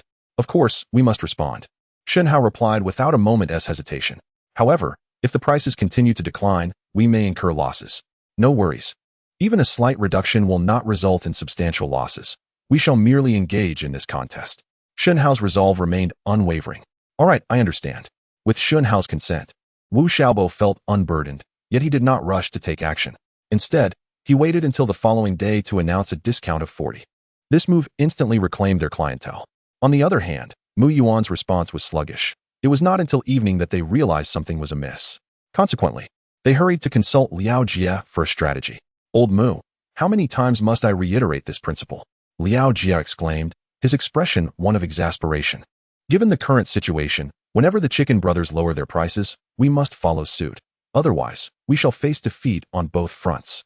Mu Yuan furrowed his brow and replied, Brother Liao, I understand the reasoning, but they have already slashed their prices to 40. If we continue to drop ours, we will incur losses. A loss is a loss. Let us first win this battle, Liao Jie insisted resolutely. Very well, I will heed your advice. Mu Yuan, resigned, had no choice but to comply with Liao Jie's directive to further reduce prices. Wu Xiaobo, undaunted, promptly lowered the prices by an additional 10. Upon learning of this development, Mu Yuan's temper flared. Brother Liao, that fellow Wu has completely lost his mind. Should we continue to lower our prices? Yes. Liao Jie spat out vehemently. Mu Yuan grasped his arm, pleading earnestly, Brother, perhaps we should take a moment to reassess. If we reduce prices further, it would be tantamount to giving away our products for free, and we have no idea how much we would lose. No, we absolutely cannot halt. You must trust me. We shall continue to lower prices, Liao Jie declared with unwavering determination, whether blinded by fervor or confident in his strategy. Mu Yuan, wearing a sorrowful expression, inquired, Brother Liao, could you give me some insight into our chances of winning in this manner? Otherwise, I truly hesitate to press on. Chapter 195. Blinded by rage, look at you. So lacking in resolve, Liao Jie could not help but scold him before elaborating. Old Mu, listen closely. That fellow Wu is merely a reckless youth. He is undoubtedly blinded by ambition at this point. Regardless of whether he continues to lower prices or ceases his efforts, he will incur losses. No one can escape this fate. I refuse to believe that a country bumpkin like him has much money to spare. He may very well be in a desperate struggle, unable to last long. Mu Yuan was taken aback, only regaining his composure after a moment. Brother Liao, your words resonate with me. Indeed, if we are to suffer losses, let us share them and see how long he can sustain himself financially. Once we exhaust him, the entire provincial market will belong to us. Finally, you see the light. Liao Jie remarked, shaking his head with a hint of mockery. Without further ado, Mu Yuan summoned Zhao Dong, instructing him to proceed with further price reductions. Zhao Dong was taken aback, thinking to himself, if we lower them any further, it will be akin to giving them away for free. Nevertheless, he dared not voice his concerns, merely nodding before hastily departing. My goodness, what on earth is Berliki attempting to achieve? A mere 10? That is tantamount to giving them away. Greetings, can you not perceive this? Over the past few days, whenever Berleji lowers its prices, Fried Chicken Brothers follows suit. And vice versa. It is evident that these two establishments are engaged in a fierce competition for business. While I have noticed this, I did not anticipate the intensity of their rivalry. Who do you believe will emerge victorious in this conflict? It is difficult to say, but from an objective standpoint, Fried Chicken Brothers is a nascent brand and likely cannot contend with the more established Berleji, which has been in operation for 2 to 3 years. Before long, the news spread throughout the city that Berleji was offering a 10% discount across all its locations, stirring quite a commotion. There were even individuals who set up betting pools, with a considerable number wagering on the outcome. However, the majority favored Berleji, with only a handful believing in the potential triumph of Fried Chicken Brothers. Xiaobo, it seems the owner of Berleji has truly lost his mind to offer such a steep discount. On the other hand, after aimlessly pacing in the empty store, Achong returned to Wu Xiaobo, filled with righteous indignation. Indeed, it is madness. Wu Xiaobo sat there with a stoic expression, clearly taken aback by the ruthlessness displayed by Mu Yuan. What shall we do now? Continue to lower our prices? That would be akin to giving it away for free. A Chang shook his head, unable to comprehend the opponent's strategy. Alas, Wu Xiaobo sighed deeply, uncertain of the next steps. At that moment, a familiar voice suddenly echoed from outside. Wu Ge, why the long face? Wu Xiaobo and his companions quickly looked up to find Shen Hao entering, accompanied by Liang Feng and a sharply dressed middle-aged man. Mr. Shen, you have arrived, Wu Xiaobo greeted. Shen Hao nodded in acknowledgement and then gestured toward the man beside him, introducing, this is Huang Dequan. Huang Dequan. Upon hearing the name, Wu Xiaobo was momentarily taken aback. Do you know me? Huang Dequan inquired with curiosity. Wu Xiaobo, brimming with respect, replied. Having worked at the Great Arch for so many years, how could I not recognize you? In fact, when you visited our branch for inspection, I had the opportunity to converse with you briefly. Is that so? Huang Dequan blinked, adding, I must admit, I am quite ashamed that I did not recognize such a gem as you. You jest, Mr. Huang. In comparison to you, I am hardly worthy of such a title. Seeing the mutual admiration between them, Shen Hao felt a sense of joy, knowing that their future collaboration would surely yield fruitful results. Wu Ge, it is my pleasure to formally introduce that from this moment onward, Mr. Huang will serve as the second vice president of Fried Chicken Brothers. What did you say? Wu Xiaobo was taken aback, his eyes fixed intently on Shen Hao. Mr. Shen, you cannot be serious. Before Shen Hao could respond, Huang Dequan extended his right hand, stating, Xiao Wu, I regret not having discovered your talent sooner. We must collaborate closely moving forward. This revelation left Wu Xiaobo exhilarated. Mr. Shen, you truly managed to bring Mr. Huang on board. This is simply incredible. Shen Hao waved his hand nonchalantly, saying, let us discuss business matters first. Chapter 196. Let them go mad. Currently, Baileji has reduced its prices to a mere 10%, clearly blinded by desperation. After taking their seats, Wu Xiaobo began to outline the present situation. As anticipated, this was precisely the desired outcome.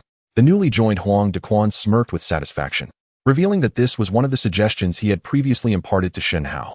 In his own words, to ensure the annihilation of an adversary, one must first drive them to madness.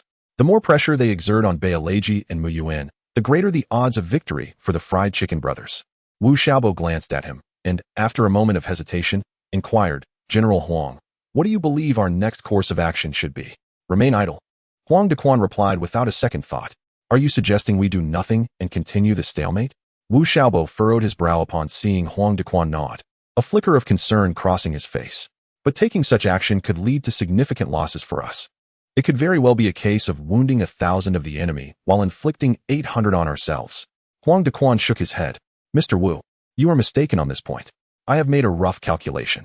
If Baileji maintains its current pricing coupled with the present customer flow, each store is likely to incur a loss of at least 2,000 yuan per day. With 30 stores in total, their daily loss amounts to 60,000 yuan, translating to nearly 2 million yuan over the course of a month.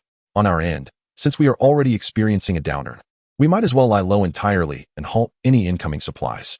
Consequently, our losses would be limited to rent, utilities, and employee wages. When aggregated, we would only face a maximum loss of 200 to 300,000 yuan per month. To echo your earlier sentiment, we would inflict 600 in damage to the enemy while sustaining a mere 100 in losses. It is still quite a worthwhile endeavor. Hearing him articulate the finances so clearly, Wu Xiaobo could not help but feel a deep admiration. Huang Dequan continued, moreover, how long do you think Baileji, or rather Mu Yuan, can endure such substantial losses? From what I gather, while Mu Yuan has opened several mid to high-end restaurants in the provincial capital and established the Baileji brand, their facade of prosperity belies a lack of substantial financial backing. If all goes as expected, they will be unable to sustain this for more than a month before they come crawling to us and surrender. After pondering Huang Dequan's reasoning, Wu Xiaobo nodded in agreement, recognizing the validity of his assessment. Then we shall proceed as General Huang suggests. We will continue to weather this storm. At worst, we would incur a loss of a few 100,000, but once we bring down Baileji, we will swiftly recoup our losses. Huang Dequan turned to the previously silent Shen Hao and, half-jokingly, remarked, Mr. Shen, I joined with the intent to assist you in this endeavor. I trust you shall not be displeased? Fear not, I am quite affluent, Shen Hao responded, adopting a nonchalant demeanor. If you manage to incur losses, it is indeed a skill. Although Huang Dequan recognized the jest, he felt a wave of reassurance. Being associated with such a magnanimous leader promised great opportunities ahead. Of course, While we are exhausting our adversaries, we must not squander this time unproductively. Huang Dequan interjected once more. What further suggestions do you have, General Huang? Wu Xiaobo inquired eagerly, his eyes brimming with anticipation. Huang Dequan cleared his throat and slowly uttered 4 words. Continue expansion. Continue expansion? Wu Xiaobo looked at him with slight surprise. Did Mr. Huang mean that we should continue to open more branches? Exactly. I have reviewed the distribution of our current 21 outlets, and the next step is to establish branches in these locations, which would effectively open up the entire provincial market. As Huang spoke, he pulled out a note and placed it on the table. Shen Hao and Wu Xiaobo leaned down to look, discovering that the note was densely packed with names of important districts in the provincial capital, 15 in total. According to his earlier suggestion, he intended for the Fried Chicken Brothers to open 15 more outlets during their struggle with Baileji. Mr. Huang's foresight was indeed commendable, but wouldn't this approach be overly audacious? While Wu Xiaobo admired Huang Dequan's work ethic, he couldn't help but feel a twinge of concern. If we are to speak of audacity, there is indeed a hint of that, Huang Dequan acknowledged, but this is the best way to elevate the Fried Chicken Brothers' profile. Chapter 197. Let's wait and see. Since Mr.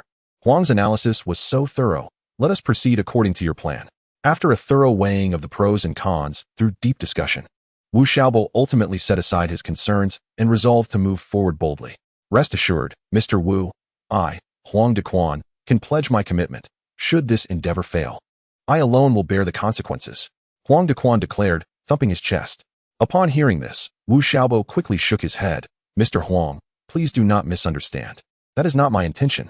As for Shen Hao, his thoughts aligned closely with Huang Dequan's, so he chose not to elaborate further, merely advising both to work in unison and not to betray his trust.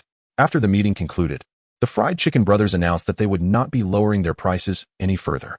This news instantly ignited a flurry of chatter among onlookers. See, I told you so. The Fried Chicken Brothers are too afraid to drop their prices again. They are clearly conceding to Baileji. After all, as a newly established brand, they simply cannot compete with a long-standing brand like Baileji. However, one might wonder if Baileji was being excessively ruthless. If they continued at their current pricing, wouldn't they be incurring significant losses? I believe the situation is not so straightforward. Let us continue to observe from a distance. There may yet be unexpected turns of events.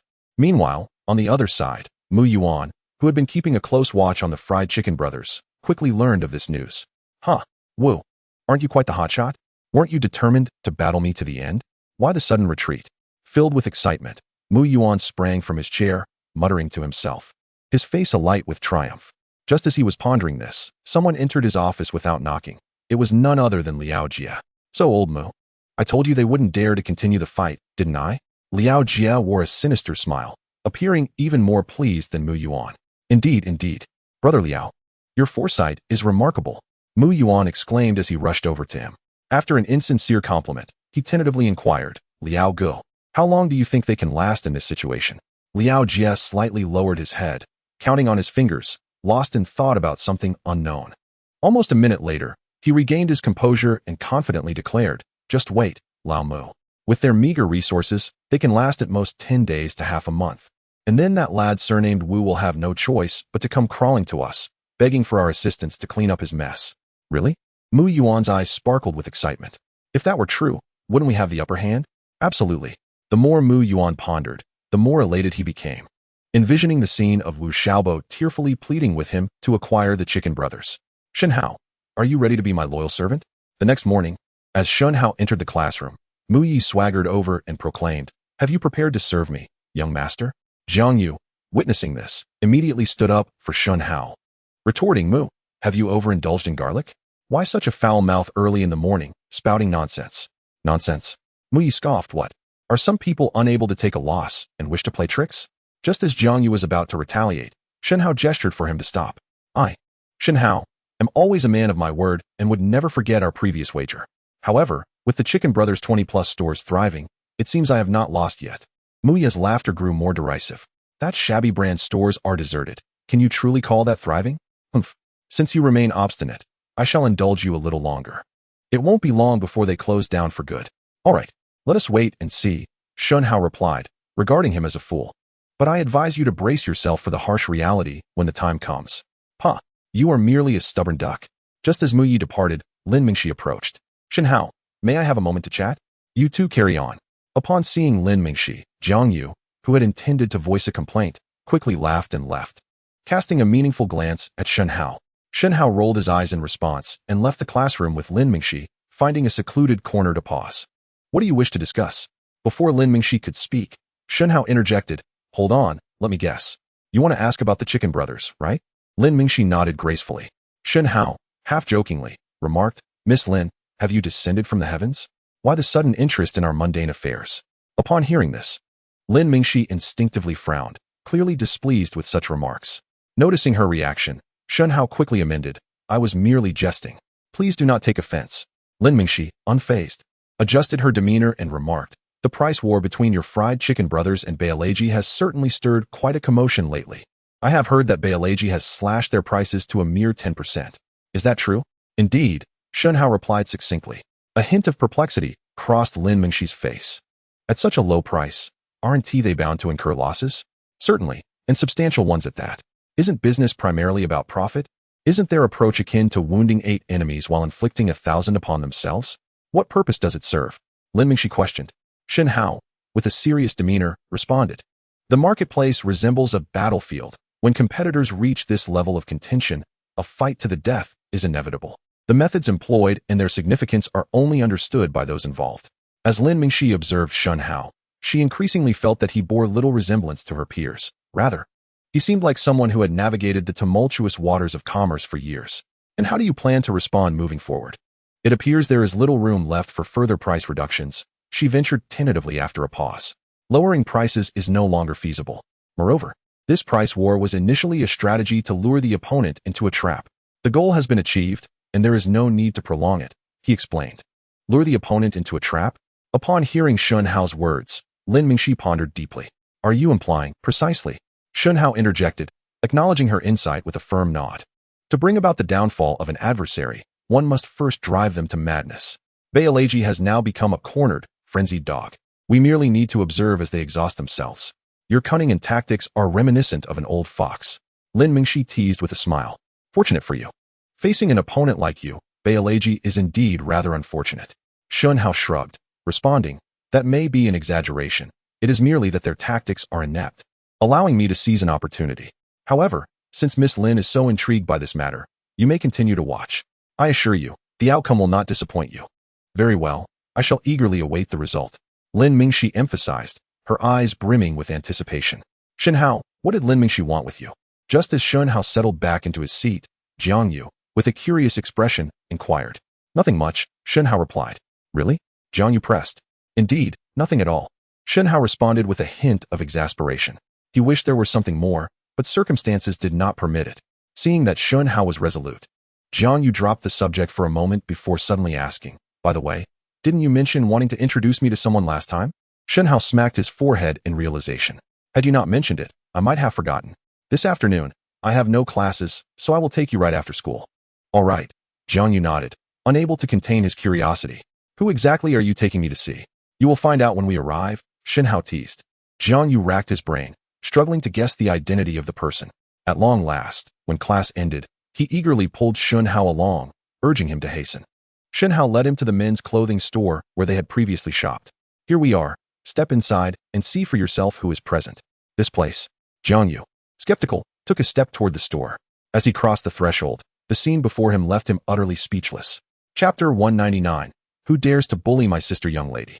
With your striking beauty, purchasing clothing here seems an utter waste. Have you considered becoming my mistress? I could offer you 5,000 a month, ensuring you indulge in the finest delights. What do you think?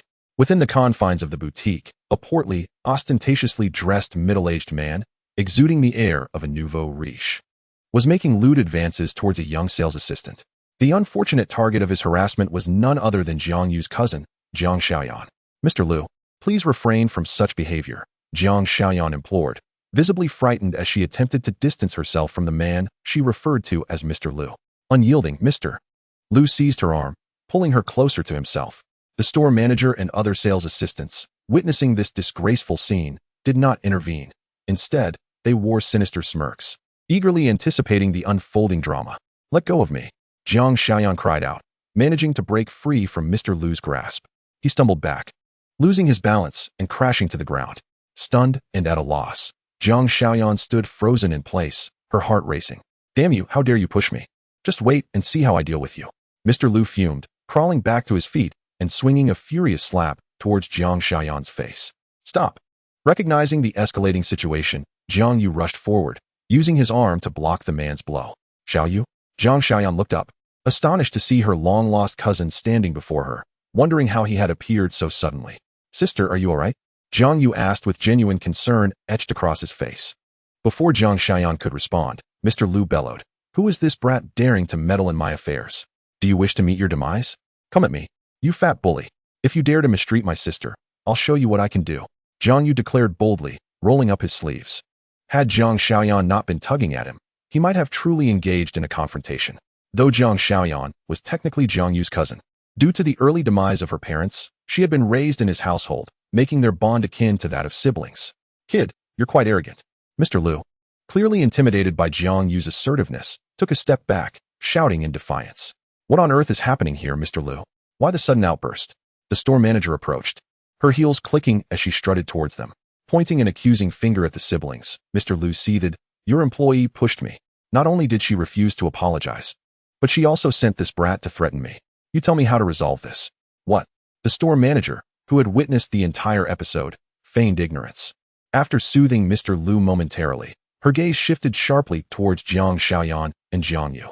Jiang Xiaoyan, I offered you a position out of pity. Your performance has been lackluster. And yet you dare to offend our esteemed guest? What is your true intention? And you, where did this brat come from? How dare you trespass on my territory? Do you believe I won't make you leave through that door? Jiang Xiaoyan, terrified, hurriedly explained, Manager, I truly did not mean to. It was President Lu who first laid hands on me, and I accidentally pushed him away. My brother merely came to protect me when he saw me being bullied. So, it is your brother. No wonder he lacks proper upbringing, the manager said with disdain as she glanced at the sibling duo. Her previous concerns about Jiang Yu's potential connections now completely dissipated. Who lacks proper upbringing? Jiang Yu stood protectively in front of Jiang Xiaoyan, ready to engage in a serious discussion. Just then, a voice from behind interrupted. Jiang Yu, what is there to discuss with someone who looks at others through dog's eyes? Who is being called a dog? The manager turned to see Shen Hao approaching with a deliberate gait, her expression shifting dramatically, leaving her momentarily speechless. Shen Hao halted beside Jiang Yu, casting a cold gaze at the manager. I am referring to you, with your dog-like vision. Is there a problem? Chapter 200, Make him kneel you. Facing Shen Hao's humiliating remarks, the manager's face turned ashen with anger. However, recalling the previous incident, she recognized that he was not someone to provoke, leaving her hesitant to retaliate. Yet, she could not swallow her pride, so she decided to redirect her anger. President Lu, listen to this arrogant brat. Who dares to insult us as dogs? President Lu appeared bewildered, thinking to himself, isn't he insulting you? What does this have to do with me? Before he could comprehend the situation, the manager continued to incite him. You are a person of stature. How can you allow such an impudent young man to humiliate you publicly? If I were you, I would make sure they understand the consequences of their actions today. President Lu, who had already seemed rather dim-witted, became utterly lost under her persuasion. You impudent brat, do you not know who Lu Tong is? How dare you speak so arrogantly here? I see you are truly bold, clearly unaware of your own mortality. Kneel and apologize to me 3 times, and I might consider sparing you. Otherwise, none of you will leave here upright today. Shen Hao curled his lips in a cold smile. Forgive my ignorance, but I have indeed not heard of your name, and it is you who should be kneeling to apologize. You overweight fool. You, just wait. Lu Tong trembled with rage, pulling out his phone to make a call. Hello, Lightning? This is Lu Tong. I need you to bring people here immediately. Shen Hao had initially taken out his phone to call for backup as well, only to realize that Lu Tong was calling Lightning, which made him chuckle. Lightning. It seems we are indeed fated to cross paths. This should be the 3rd time, right? You arrogant fool, if you have the guts, don't run away. Wait until my people arrive and see how you meet your end. After finishing the call, Lu Tong pointed at Shen Hao and shouted, noticeably more confident than before. Very well. I am eager to see what kind of reinforcements you can muster. Shen Hao shrugged dismissively and spoke with a tone of contempt. Jiang Xiaoyan, witnessing the escalating situation, felt a profound sense of guilt and apprehension. She hurriedly tugged at Jiang Yu's sleeve and whispered, Brother, this Lu is not someone we can provoke. Perhaps it would be best to quickly take your classmates and leave me out of this. Sister, do not fret. My classmate possesses remarkable skills. He will undoubtedly resolve this. Jiang Yu replied with unwavering conviction. Before long, a large group stormed into the clothing store, led by none other than the Lightning. who had previously suffered 2 humiliating defeats at Shen Hao's hands. "I'm right here," Lu Tong exclaimed upon seeing his reinforcements, waving his hand vigorously. Lightning glanced over and, upon spotting the figure of Shen Hao with his back turned, failed to recognize him. "It's these 2 brats. Teach them a proper lesson, and make them kneel to give me 3 respectful bows," Lu Tong commanded fiercely, pointing at Shen Hao and Jiang Yu. Just as Lightning was about to respond, he suddenly looked up and was taken aback to see Shen Hao smiling calmly in his presence, causing him to shudder with fear. "Brother Lightning, what a coincidence to see you again." Shen Hao waved lightly, feigning familiarity. Witnessing this exchange, both Lu Tong and Jiang Yu were momentarily stunned, pondering how they could possibly know each other. After a few seconds, Lightning regained his composure and forced a smile that was more painful than a frown, stammering, "Boss Shen, what a delightful surprise. Is this rotund fellow your friend?" Shen Hao inquired, gesturing towards Lu Tong with a hint of curiosity. Lightning quickly shook his head vigorously, insisting, No, we are not well acquainted. Please do not misunderstand." Lu Tong, utterly perplexed, immediately pressed Lightning. "What do you mean by that? Not well acquainted? Shut your mouth." Lightning spat, splattering Lu Tong's face with saliva. "Boss Shen, this individual dares to offend you. Would you like me to teach him a lesson on your behalf?" Lightning proposed. "Let us forego the lesson. Just have him kneel and apologize to my friend and his sister," Shen Hao replied earnestly. Chapter 201. An unassailable opponent. What? Have him kneel? Me kneel? The request from Shen Hao left everyone present in utter disbelief. This young man, who had merely been engaging in pleasantries, had unexpectedly taken the matter seriously. Moreover, although Lu Tong was not a formidable character, he was certainly not someone easily trifled with. Lightning furrowed his brow, feeling a wave of despair wash over him. "You expect me to kneel and apologize? Young man, have you lost your mind?" Lu Tong was the first to recover, shouting in outrage. The oblivious store manager chimed in with a sarcastic tone. "This fellow is utterly arrogant. How dare he act so brazenly in front of Mr. Lu? He must pay a severe price today." "Shut your mouth, you wretched hag," Lightning barked, startling the manager into retreat. He then gave Lu Tong a knowing wink, signaling him to keep quiet. However, Lu Tong remained oblivious, continuing to hurl insults, inadvertently including Lightning in his tirade. "I say, Lightning, what exactly do you mean by this? In mundane moments filled with revelry and camaraderie, you would call me brother, yet now, when I require your assistance, you turn your back on me. Is that so? If you have no intention of helping, then do not come forth. It is rather excessive for you to now lend aid to them." As I stood there, my heart raced, knowing that I had little chance of escape from this predicament. I shook my head in resignation, realizing that my priority was to devise a means of self-preservation. "Boss Shen, I assure you I am not acquainted with this rotund individual. I wish not to meddle in your private grievances. I implore you to show mercy and let me go." I spoke earnestly after a brief silence. I gestured to my subordinates, preparing to extricate myself from this troublesome situation. However, before I could take 2 steps, Shen Hao's voice drifted to me. "Since Brother Lightning is unwilling to assist in resolving this issue, I shall seek help elsewhere." But how should I phrase it? I know. I shall say that Lightning and his friends have harassed me and even coerced me into kneeling. That ought to yield quite an impact, wouldn't it? A shiver cascaded down my spine, and I froze like a statue before begrudgingly returning to Shen Hao's side, my face a mask of despair. "Boss Shen, are you attempting to drive me to my demise?" I understood perfectly well whom Shen Hao intended to summon.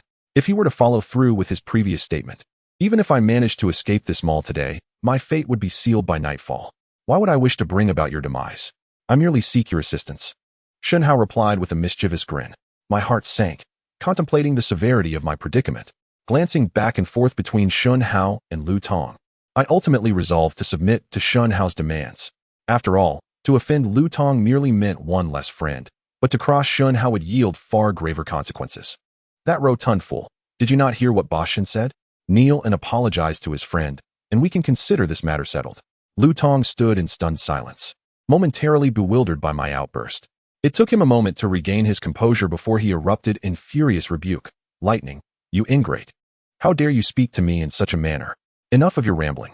I interrupted, seizing him by the collar and leaning in to whisper urgently. "My dear Manager Lu, do you not realize? This fellow is not someone we can afford to provoke. Otherwise, why would I show such trepidation? Heed my counsel and promptly kneel to apologize, or neither of us shall enjoy a peaceful day henceforth." Lu Tong faltered, disbelief etched across his features. "To be honest, the last time I offended him, it was Old Bear who dealt with me quite severely. Consider the ramifications," I added, hoping to instill a sense of urgency. Upon hearing this, Lu Tong's face blanched. He had witnessed the aftermath of my encounter with Bear, thus he understood the gravity of the situation. If I spoke the truth, this individual was indeed not to be trifled with. Casting a fearful glance at Shen Hao, Lu Tong ultimately resolved to yield. I apologize. I was in the wrong just now. Did President Lu truly kneel to apologize? My heavens, what on earth transpired? Without any forewarning, Lu Tong unexpectedly dropped to his knees, leaving everyone astonished, particularly the manager who had just been inciting tensions. No amount of contemplation could unveil what lightning had whispered in Lu Tong's ear to provoke such a swift and profound transformation. It would have been better had he acted this way from the beginning. Shen Hao smirked with satisfaction and turned to Jiang Xiaoyan, inquiring, "Sister, do you feel vindicated now? If not, I could still teach him a lesson." "Forget it, Xiao Shun. This is sufficient," Jiang Xiaoyan, still in a daze, hurriedly replied, clearly anxious about escalating the situation. "Very well, since my sister Xiaoyan does not wish to pursue this further, consider yourself fortunate this time. Rise." Ashamed and crimson-faced, Lu Tong scrambled to his feet, eager to depart. However, as he prepared to leave, Shen Hao suddenly spoke again. "President Lu, are you planning to leave just like that?" Lu Tong furrowed his brow and cautiously turned back to ask, "Might I inquire if Boss Shen has any further instructions?" "No specific instructions, merely a kind reminder," Shen Hao replied, casting a serious glance at the bewildered manager. "Frankly, if it weren't for some lowly individuals stirring the pot, this incident would never have escalated to this extent. I trust you grasp my meaning?" Upon hearing this, Lu Tong quickly regained his composure, reflecting that he was indeed correct. Had it not been for that meddlesome woman perpetually adding fuel to the fire, matters would not have reached this point. Moreover, even his teasing of Jiang Xiaoyan had been spurred on by the manager's encouragement. "Zhang Tsuru, you wretched woman, this is all your fault." The more Lu Tong pondered, the angrier he became, channeling all his pent-up frustration onto the manager. "President Lu, what do you intend to do? This has nothing to do with me." The manager, noticing the fury in Lu Tong's eyes, hastily retreated while attempting to defend herself. Lu Tong, however, paid no heed, lunging forward to seize her hair and delivering several resounding slaps, causing the other staff members to flee in terror. "Enough. The wicked have received their comeuppance. Let us depart," Shen Hao remarked to Jiang Yu and Jiang Xiaoyan before leading the way out of the clothing store. Phew! As they witnessed the departing figures vanish from sight, Lightning finally exhaled in relief and approached Lu Tong, who was still reprimanding the manager. "Enough, President Lu, they are gone now. Please cease." Lu Tong glanced at him, realizing that Shen Hao's earlier comments were not a call for justice, but rather a means to utilize him to discipline the manager. "Shen Hao, it's all thanks to you. Today has been immensely satisfying," Jiang Yu expressed, giving Shen Hao a thumbs up as they exited the mall. Jiang Xiaoyan quickly conveyed her gratitude, acknowledging that had it not been for Shen Hao and Jiang Yu coming to her aid, the outcome could have been dire. As Jiang Yu's sister, "You are also my sister. Please do not hesitate." Shen Hao waved his hand. "Now that it's mealtime, shall we find a place to dine and converse at our leisure?" Three individuals found a nearby restaurant and, as they settled into their seats, Jiang Yu eagerly spoke up. "Sister, didn't you say over the phone that you were going to work in another province? How is it that you are selling clothes here?" "It's a long story." Jiang Xiaoyan sighed, appearing to harbor some untold troubles. Seeing her demeanor, Jiang Yu refrained from probing further and simply advised, "Sister, perhaps you should consider finding another job. Don't return to selling clothes." Jiang Xiaoyan chuckled weakly. "Oh, silly brother, do you think after what happened today they would let me continue working there?" "That's true." Jiang Yu scratched his head, a foolish grin on his face. At that moment, Shen Hao, who had just finished ordering the dishes, interjected, "Sister Xiaoyan, I heard from Jiang Yu that you're a university student. Is that right?" "Yes," Jiang Xiaoyan nodded, "but it's only a second-tier university, not as prestigious as yours." Shen Hao continued, "If I may ask, what is your major?" "Electronic engineering," Jiang Xiaoyan replied without hesitation. "Electronic engineering?" Shen Hao expressed surprise. This field was relatively obscure in their era, especially for a young woman.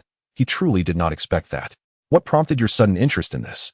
Jiang Yu inquired, curious about Shen Hao's line of questioning. Shen Hao regained his composure and succinctly explained, "Well, in a little while, the headquarters of Lingyun Network will be relocating to the provincial capital. Since Sister Xiaoyan is studying a related field, I thought I could arrange a suitable position for her with Dan Liang." "What did you say?" Jiang Yu's eyes widened in astonishment. "Lingyun Network's headquarters is moving to the provincial capital? When did this happen? Why didn't you mention it to me?" "The location has been selected and renovations are underway.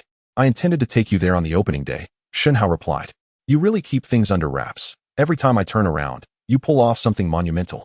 Jiang Yu marveled, feeling a deep admiration. He thought to himself that if he could possess even a fraction of Shen Hao's talents, he would consider himself fortunate.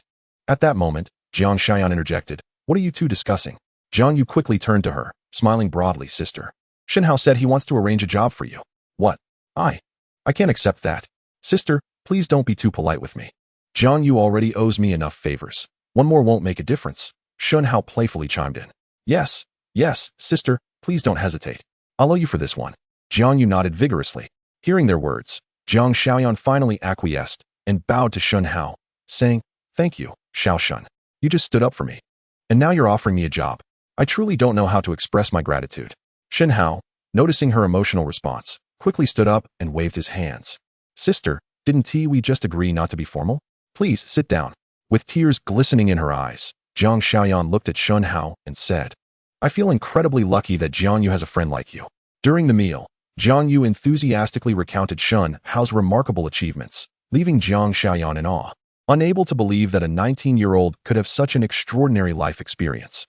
"Jiang Yu, you two haven't seen each other in over a year. You should spend more time with your sister. I have some matters to attend to, so I will take my leave," Shen Hao said. "All right, you go ahead with what you need to do." Shen Hao bid farewell to the Jiang siblings and swiftly made his way to the hotel where Su Tsong was staying. Upon arrival, he found Su Tsong and Liang Feng already waiting in the hotel lobby with their luggage. "Let us go," Shen Hao said without further ado, merely gesturing with his hand before turning to exit. The two hurriedly followed suit. "Xiao Hao, has there been any progress regarding my situation?" Su Tsong inquired. "Yes." Shen Hao nodded affirmatively. "I received a call this morning, and I am now taking you to complete your enrollment procedures." "Enrollment procedures?" Su Tsong's face betrayed his confusion.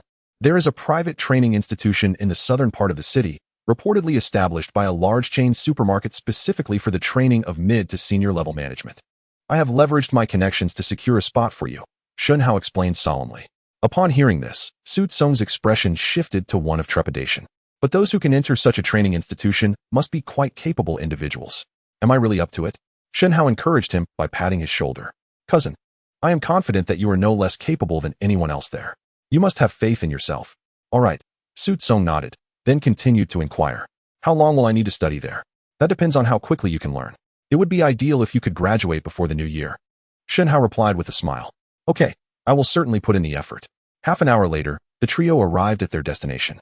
Shen Hao handed a document to the front desk staff, who promptly assisted Su Tsong with his enrollment procedures. "Cousin, this place is close to Liang Feng's residence. You can stay there for now, and he can help you with transportation to and from school. You'll have companionship during meals as well," Shen Hao stated after they exited the training institution. Liang Feng, hearing this, was overjoyed and eagerly agreed to the arrangement. He had been living alone for some time and often felt lonely. Now, he finally had a companion. Chapter 204. Experiencing Significant Losses Boss. Here is last week's financial report for your review. Zhao Dong entered Mu Yuan's office and placed a document on the desk. A full week had passed since the promotional event at Bao Luji, which had offered a significant discount. "Why the hell are we losing money?" Mu Yuan glanced at the document Zhao Dong had presented, which contained the financial reports of several restaurants under his name, all of which were, without exception, in a state of loss, though not excessively so. Zhao Dong quickly explained, "Boss, I'm not sure what is happening, but the entire Chinese restaurant industry in the provincial city is in a downer. It's not just us. Everyone is incurring losses. Our losses are relatively small in comparison. Damn it, this is absurd. What is going on? Are we still allowed to run a business?" Mu Yuan muttered under his breath. After taking a couple of puffs from a cigarette, he suddenly recalled something and asked Zhao Dong, "By the way, what about the financial report from Bao Luji? Is it ready yet?" "It's ready," Zhao Dong replied hesitantly, clutching another document in his hand, appearing quite anxious. "Then why aren't you bringing it to me? What are you hiding it for?" Mu Yuan rolled his eyes. After a moment of hesitation, Zhao Dong stepped forward to place the financial report on the desk. As soon as he released it, he hurriedly turned and fled, seemingly gripped by an inexplicable fear. Always so jumpy. Mu Yuan grumbled as he picked up the financial report from Bao Luji. With just a glance, he was immediately seized by a tremor, abruptly rising to fix a penetrating stare at Zhao Dong. "Are you certain there is no mistake?" "None." Mu Yuan's complexion transformed, growing more pallid than that of a corpse. After standing in a daze for a considerable moment, he suddenly regained his senses, clutching the financial report of Baoleji and hastily exiting the company. He drove furiously towards Liao Jia's firm. Where is Mr. Liao? Mu Yuan inquired. Mr. Liao is in a meeting. Please wait for a moment in his office. The secretary responded politely. However, Mu Yuan retorted fiercely. I cannot wait. I have something of utmost importance that requires his immediate attention. Please hold on. I will convey your message, the secretary said, proceeding to the conference room to inform Liao Jia. Upon hearing the situation, Liao Jia instinctively furrowed his brow and muttered in annoyance. What on earth is that old Mu up to now? Always so anxious and restless. How can he accomplish anything significant? Tell him my response is equally important and to have him wait a moment, he instructed. The secretary returned to Mu Yuan and relayed Liao Jia's message. Upon hearing this, Mu Yuan became indignant, thinking, what could possibly be more important than my issue? Ignoring the secretary's pleas, he charged towards the conference room. Liao Gu, you need to come out immediately. Something grave has occurred. In the conference room, everyone turned to Mu Yuan with curious expressions. Liao Jia, visibly irritated, snapped, Old Mu, what are you doing? Can't you see I'm in a meeting? I apologize. Liao Gu, but this matter is truly critical. Please continue discussing what you were just talking about. I will step out for a moment. Reluctantly, Liao Jia rose from his seat, leading Mu Yuan to his office. What is it now? Liao Jia inquired, slightly exasperated, as he closed the door. Without further ado, Mu Yuan handed him the Baileji financial report. How could there be such a significant loss? Liao Jia glanced at the document and was immediately struck with astonishment. In just 1 week, the cumulative losses across all Baileji stores had exceeded 500,000. Tell me, is this not serious? Mu Yuan lamented. Liao Jia examined the financial report closely before asking gravely, what about the Fried Chicken Brothers? How are they faring? Their store opens punctually every day. The employees, with little to do, are engaged in card games, seemingly enjoying themselves, Mu Yuan replied. Liao Jia frowned slightly, contemplating before reassuring, Old Mu. Since we have chosen to take this risk, we must be prepared for losses. As long as we achieve ultimate victory, all sacrifices will be worthwhile. Chapter 205. Clear accounts among brothers. Liao Gu, I understand that losses are inevitable, but the current losses are simply too substantial. At this rate, I fear we may not endure much longer. Mu Yuan understood Liao Jia's reasoning, but, by nature, lacked the audacity to face such dire circumstances. Watching daily as tens of thousands of dollars burned away was undeniably painful. Trust me, Old Mu, maintain a calm mindset. I can assure you that the Fried Chicken Brothers are now at their wits' end and cannot sustain their position for long. Liao Jia remained confident in his perspective. Mu Yuan, however, furrowed his brow in silence, unable to respond for a time.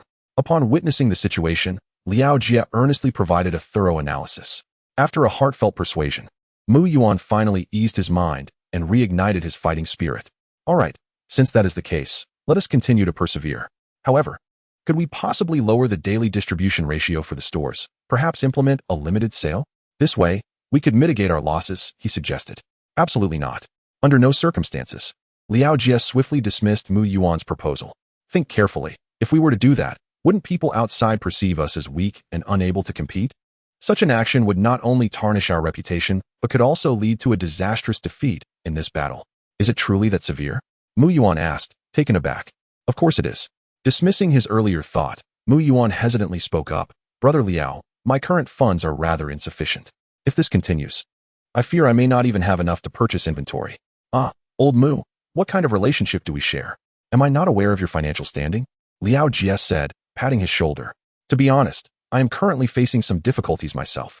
You must find a way to hold on at Baileji, but rest assured, I will not let you bear this burden alone. Once the situation stabilizes, we will settle our accounts fairly, and I shall compensate you accordingly. Reassured by Liao Jia's words, Mu Yuan felt a sense of relief. After departing from Liao's restaurant, Mu Yuan visited the bank to withdraw all his cash and transfer it to the Baileji account. Boss, where were you just now? As soon as he returned to the company, Zhao Dong rushed in with concern. I can't be bothered with you right now. Mu Yuan coldly retorted. If you have nothing to say, then leave. Just before you left, Lu Tong came by. Zhao Dong quickly reported. Which Lu Tong? The Lu Tong from Lu Tong Agricultural Products. Zhao Dong replied. It turned out that Lu Tong, who had previously been reprimanded by Shen Hao at the clothing store, had opened an agricultural products company and had been a supplier for Baileji. What does he want? Mu Yuan questioned, puzzled. Zhao Dong blinked. Have you forgotten? Earlier this year, we were struggling with our cash flow and owed him 2 months' worth of payments. We still haven't settled that. Realizing the situation, Mu Yuan recalled that the outstanding payment amounted to over 400,000.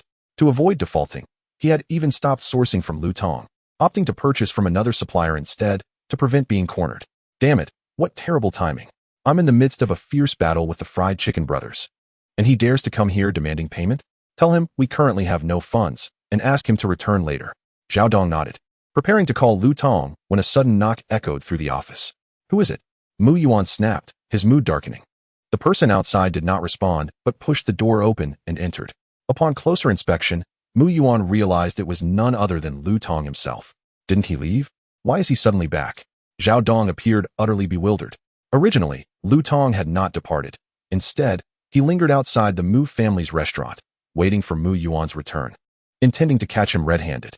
Chapter 206. The Debt. Mr. Mu, I'm glad to finally see you. It was quite a challenge to locate you.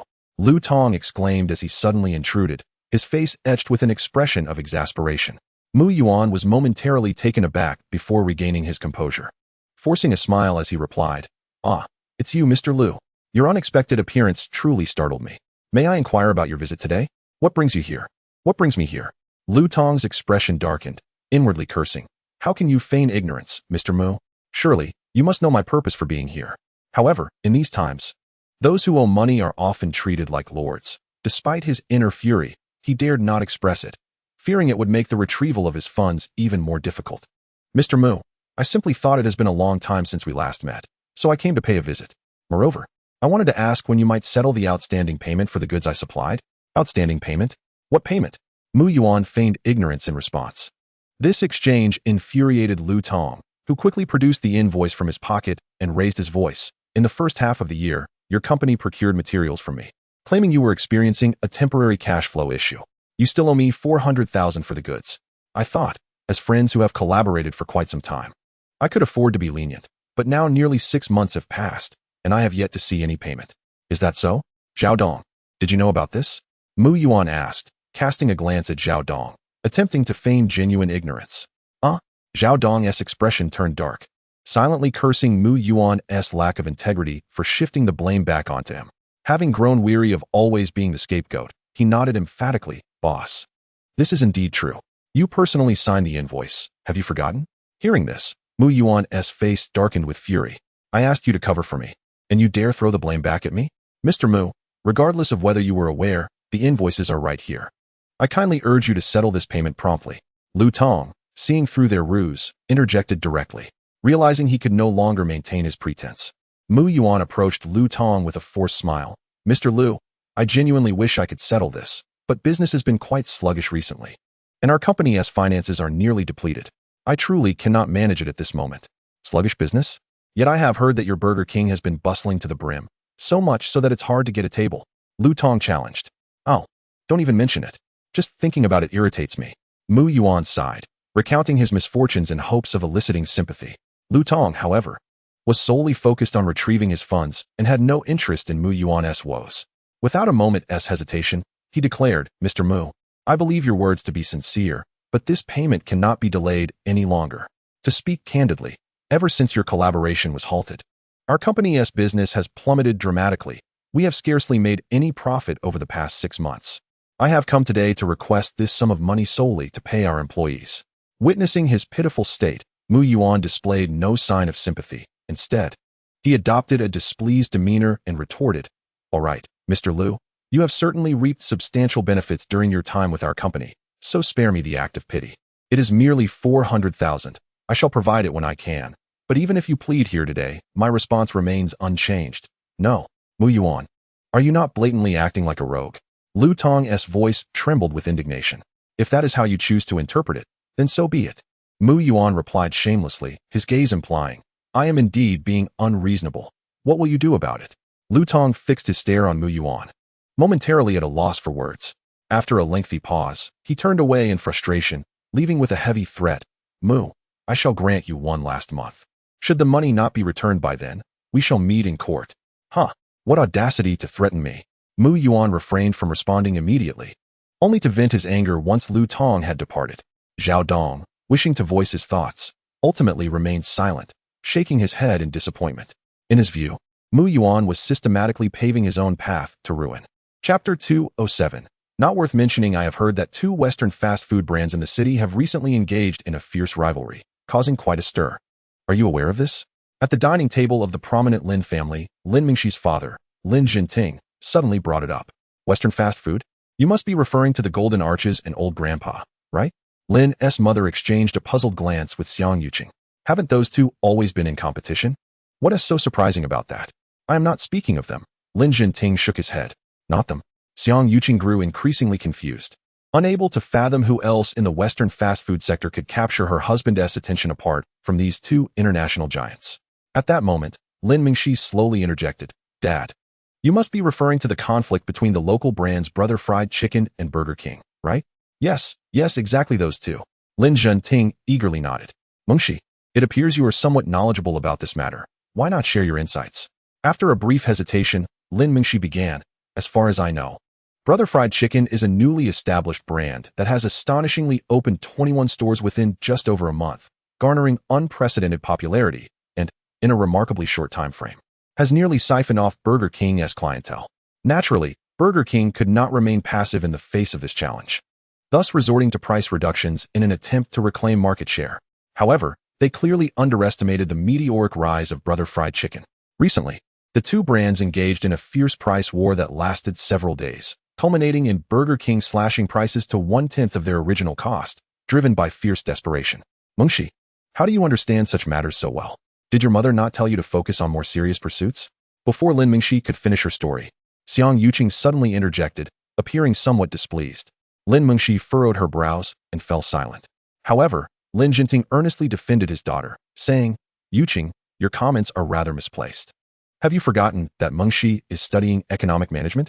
It is entirely natural for her to take an interest in matters of the marketplace. Furthermore, I find the competition between these two brands quite intriguing. Observing and learning from it will undoubtedly benefit Mengxi's studies and future career. You should indulge her. Xiang Yuqing shot him an exasperated glance, her expression one of discontent. Besides, it's merely a trivial squabble between two small companies, hardly worth mentioning. If you truly wish for our daughter to learn, you ought to take her to visit our Lin Group or other major firms instead. You make a valid point. Lin Jinting smiled slightly, choosing to end the discussion and continue his meal. Despite wielding considerable influence in the business world, he had always refrained from contradicting Xiang Yuqing at home, respecting her too much to engage in arguments. Mengxi, come stroll with me in the garden. After dinner, Lin Jinting called out to Lin Mingxi, who was about to ascend the stairs. Sure. The father and daughter stepped out of their castle-like mansion and meandered through the expansive garden. Mengxi, please continue discussing the matter of Fried Chicken Brothers and Burger King. After a short while, Lin Jinting unexpectedly halted, speaking with utmost seriousness. Lin Mingxi was slightly taken aback. She had not anticipated that her father would bring up this topic. It puzzled her to see someone of his stature suddenly take such an interest in something she considered trivial. Where did we leave off? Oh right. I was mentioning how Burger King, in a fit of desperation, slashed their prices to 1/10. After a brief pause, Lin Mingxi resumed the story that had been interrupted at the dinner table. Lin Jinting listened intently, occasionally nodding or shaking his head as if to express his opinions. Once Lin Mingxi finished her tale, he immediately inquired, Mengxi, who do you believe will emerge victorious? I think Fried Chicken Brothers will win. Lin Mingxi replied without hesitation.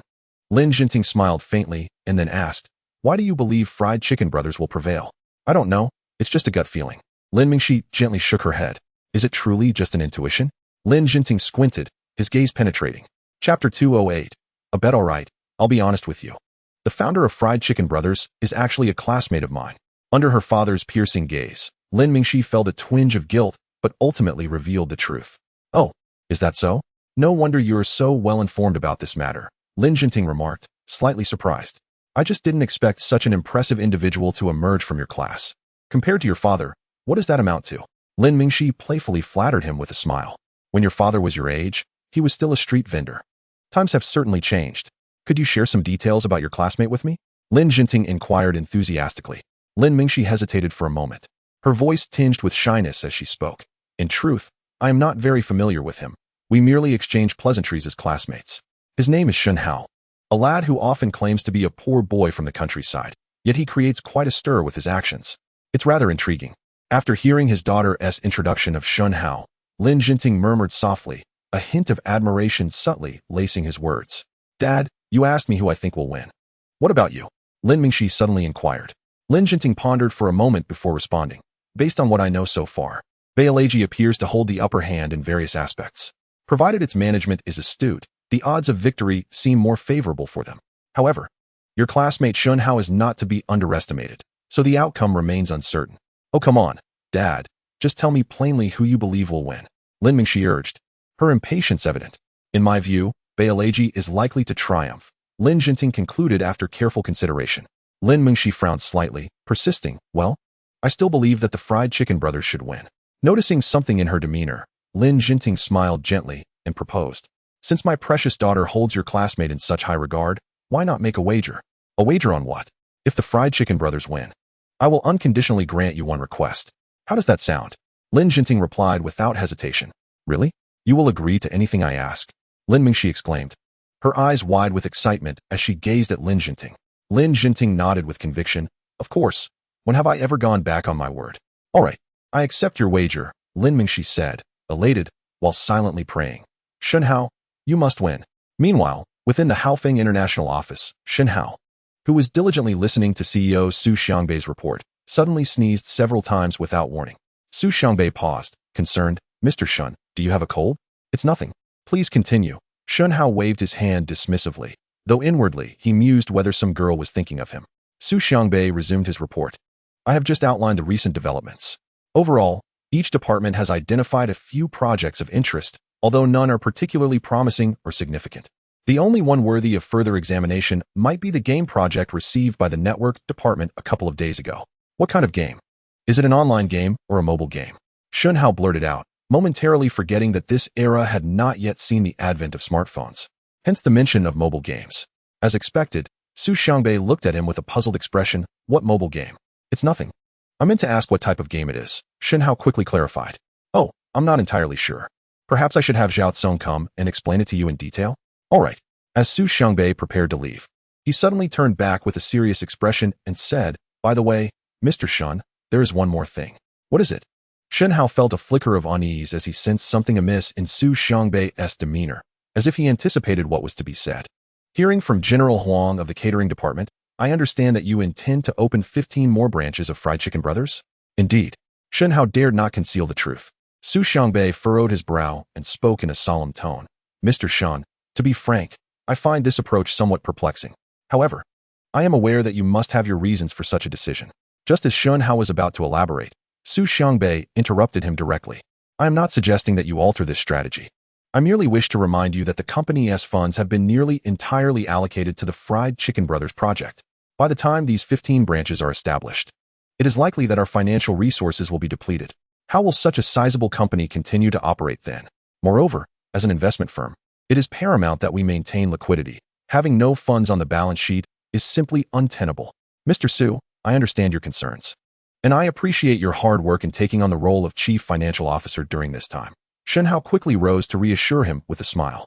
Rest assured, the strategy for Fried Chicken Brothers was meticulously crafted by myself, General Wu, and General Huang. There will be no issues. You need not worry about finances. I can guarantee that funds will soon be injected into the company's accounts. With Shen Hao's assurance, a faint smile appeared on Su Xiangbei's face.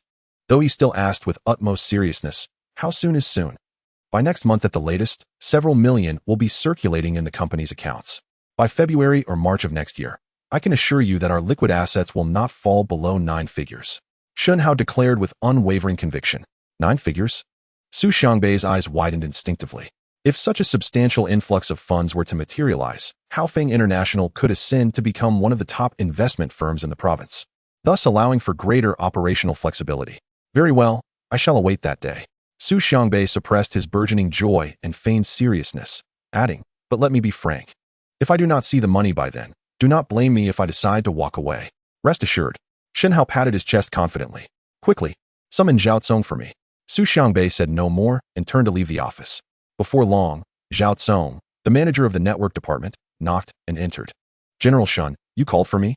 I just heard from General Su that you have recently received a project for an online game, correct? Shen Hao inquired directly. Indeed. Zhao Tsong nodded. We are still in the preliminary negotiation phase. I had planned to report to you once there was more clarity. That is quite all right. I have a keen interest in the gaming sector. You may share the details with me now, Shen Hao replied with a smile. All right. Zhao Tsong wasted no time and immediately retrieved a USB drive, inserting it into Shen Hao's computer. After the files were loaded, he opened one of them. Dream travel? Upon seeing the name of the game, Shen Hao was struck with astonishment, frozen in place, thinking it could not be mere coincidence. After thoroughly reviewing the document, he could no longer contain his joy and burst into laughter. It turned out that this game was none other than the legendary web game sensation from his previous life, Dream Travel. General Shun, what is the matter? Zhao Tsong's face displayed a look of confusion, uncertain about the reason for his laughter. Shen Hao hastily shook his head, claiming there was nothing amiss, and then glanced at the date, December 11th. If memory serves, in his previous life, Dream Adventure was officially launched on December 18th, 2003, which is merely a week away. It seems that the production team themselves did not anticipate the overwhelming success of this game. Otherwise, they would not be contemplating selling it at this time. For Shen Hao, nothing brought greater joy than seizing an opportunity. How could he possibly let such an advantageous deal slip through his fingers? Mr. Shun, the overall development of this game has been satisfactory, though it still possesses some notable flaws, Zhao Tsong remarked, as Shen Hao remained silent. Zhao then proceeded to outline the game's content, strengths, and weaknesses. Shen Hao quickly regained his focus and asserted with unwavering conviction, Mr. Zhao, I believe this game is quite remarkable. You must act swiftly to secure it. Zhao Tsong was momentarily taken aback. Are you certain you wish to secure it now? Absolutely. Shen Hao responded almost without a second thought. Very well, Zhao Tsong said, slightly furrowing his brow, unable to fully grasp Shen Hao's intentions. The project proposal presented two options. One was to sell 35 of the game's shares for $2 million, and the other was for him to invest $6 million to acquire the entire game along with its technical support. Which option do you prefer? Let's proceed with the outright acquisition, Shen Hao replied without hesitation. Given his character and ambition, a mere 35 stake would never suffice. He aimed to obtain complete ownership, leaving no scraps for others. Understood. Just as Zhao Tsong was about to depart, Shen Hao interjected, however, the $6 million price tag seems somewhat inflated. Please inform them that we can offer a maximum of $5 million. Got it. Zhao Tsong nodded earnestly.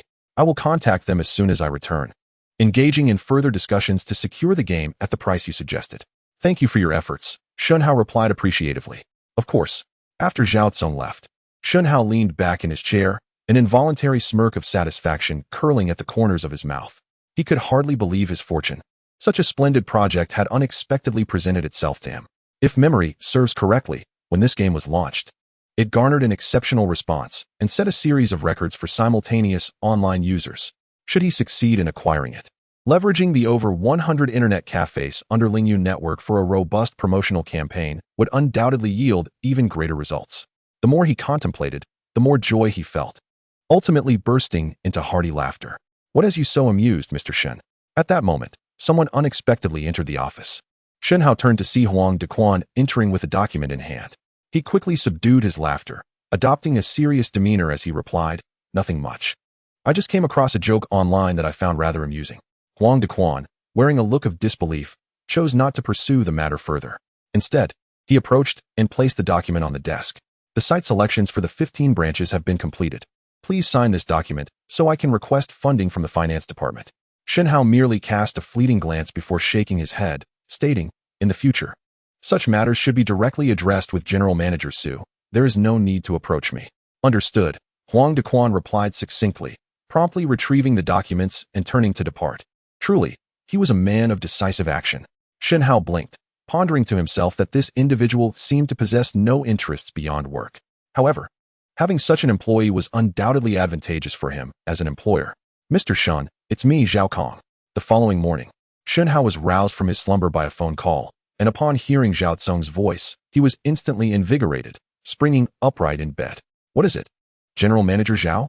He intuitively understood that Zhao Tsong's early morning call pertained to the matter of Dreamland Journey. Mr. Shun, I have just received a reply from the development team of Dreamland Journey. What did they say? They have agreed to sell the complete copyright, distribution rights, and operational rights of the game to our company for $5 million. Zhao Tsong conveyed, his excitement palpable. Is that true? That is splendid news, Shen Hao exclaimed, leaping from his bed in delight. At that moment, Zhao Tsong interjected, however, I just approached General Manager Su to request funding, and he informed me that all the company's funds have been invested in the Fried Chicken Brothers project, leaving us with no available capital. He suggested I seek funds from you. Oh no, how could I have forgotten about this? Shen Hao rubbed his forehead, his brows furrowed in distress. General Manager Zhao, please find a way to reassure them. I will do my utmost to arrange the transfer of this sum to your department's account as swiftly as possible. All right. I will do my best to delay. Shen Hao, unwilling to linger, ended the call and opened his contacts, contemplating from whom he might secure the 5 million. Recently, he had expended nearly 10 million to sustain Haofeng International and to establish additional branches for Fried Chicken Brothers, leaving him with less than 200,000 in his account. Chapter 211. Raising Funds. Li Qin, Pan Sheng, Zheng Tao. Shen Hao perused his contacts, and the individuals capable of providing 5 million were limited to these three. Whom should he approach for this loan? First, there was Li Qin. He was confident that should he ask, she would readily comply. However, not long ago, he had made it clear to Su Qiao that a future between them was impossible, urging her not to cling to him any longer. And he had been avoiding Su Qiao since. It was only natural that Su Qiao had likely informed Li Qin of their situation, and asking for money now would seem rather inappropriate, not to mention that Shen Hao found it difficult to lower himself to such a request. Next was Zheng Tao, with whom he shared a partnership. Zheng Tao had always shown profound respect towards Shen Hao, and borrowing funds from him could lead to unwarranted speculation in his mind, making it equally unsuitable. As for Pan Sheng, Shen Hao knew his character all too well. In essence, he was the epitome of someone who would not rise early without a tangible benefit. Unless he was offered something substantial, it was unlikely that Pan Sheng would willingly part with his money. Alas, none of these avenues seemed viable. Shen Hao furrowed his brow, resting his chin in his hand as he continued to contemplate. After much deliberation, he ultimately resolved to resort to the method he had least desired to employ. It appeared that he would have to temporarily utilize the liquid funds of Lingyun Network. Upon realizing this, he promptly dressed and left his dormitory, making his way to a secluded spot where he could retrieve his phone and call Dan Liang. "Hello, boss. Why are you calling me so early?" Dan Liang inquired, his voice laced with curiosity and sleepiness. "I've encountered a bit of a predicament and I seek your assistance," Shen Hao stated directly. "What is it?" "You may command me," Dan Liang replied succinctly. Shen Hao felt a twinge of embarrassment and hesitated for a moment before saying, "Well, Dan Liang, I've just come across a new project that requires an additional 5 million in funding. I wanted to ask if Lingyun Network currently has 5 million in its account that I could borrow temporarily." Upon hearing that Shen Hao intended to utilize Lingyun Network's liquid assets, Dan Liang's spirits lifted. "Mr. Shen, the company's account holds barely over 2 million. And that amount is earmarked for our upcoming market expansion in the provincial capital. Only 2 million? Shen Hao frowned slightly. Even if we transferred that, it wouldn't suffice. In the past few months, Shen Hao found himself facing such a dilemma for the first time, and an indescribable feeling washed over him. The adage was indeed true. Taking too large a step inevitably leads to some adverse reactions. "Mr. Shen, may I inquire what project has captured your interest?" Dan Liang asked curiously over the phone. Regaining his composure, Shen Hao replied candidly, "It's a web game that I find quite promising. If all goes well, it could undoubtedly become a major hit." "A game?" As someone who harbored a keen interest in the online sphere, Dan Liang became animated. "If it's this type of project, it is indeed worth exploring." "Indeed," Shen Hao said, slightly exasperated. "Unfortunately, I've been spending excessively lately and currently lack the required funds. Missing out on such a promising project would be a grave loss. Boss, how about I transfer the company funds to you so you can pay a deposit to the other party? Perhaps we can negotiate for more time," Dan Liang suggested tentatively. Shen Hao pondered for a moment. With no other options at hand, he agreed. "All right, please expedite the transfer. By the way, this matter must remain confidential, especially from Zheng Tao," Shen Hao cautioned. "Rest assured, boss, I am not foolish," Dan Liang replied with a chuckle. Although Shen Hao was a major shareholder of Lingyun Network, this action constituted a misappropriation of company funds, and if Zheng Tao, the secondary shareholder, were to discover it, he might harbor ulterior motives. After hanging up, Shen Hao waited approximately 10 minutes before receiving another text message on his phone. Upon opening it, he found a notification from the bank. "Your account has been credited with 2.3 million. Current balance, 2.5 million. Chapter 212.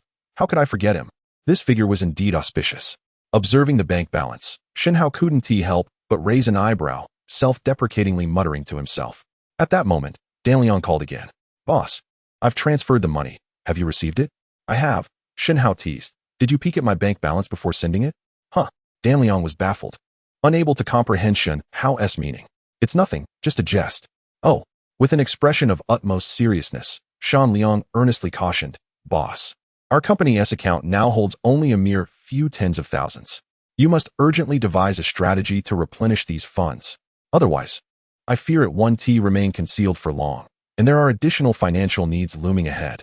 Understood, rest assured, Shen Hao replied casually, hanging up the phone while continuing to stare blankly at the bank balance. We still lack 250,000. Where on earth can I procure that?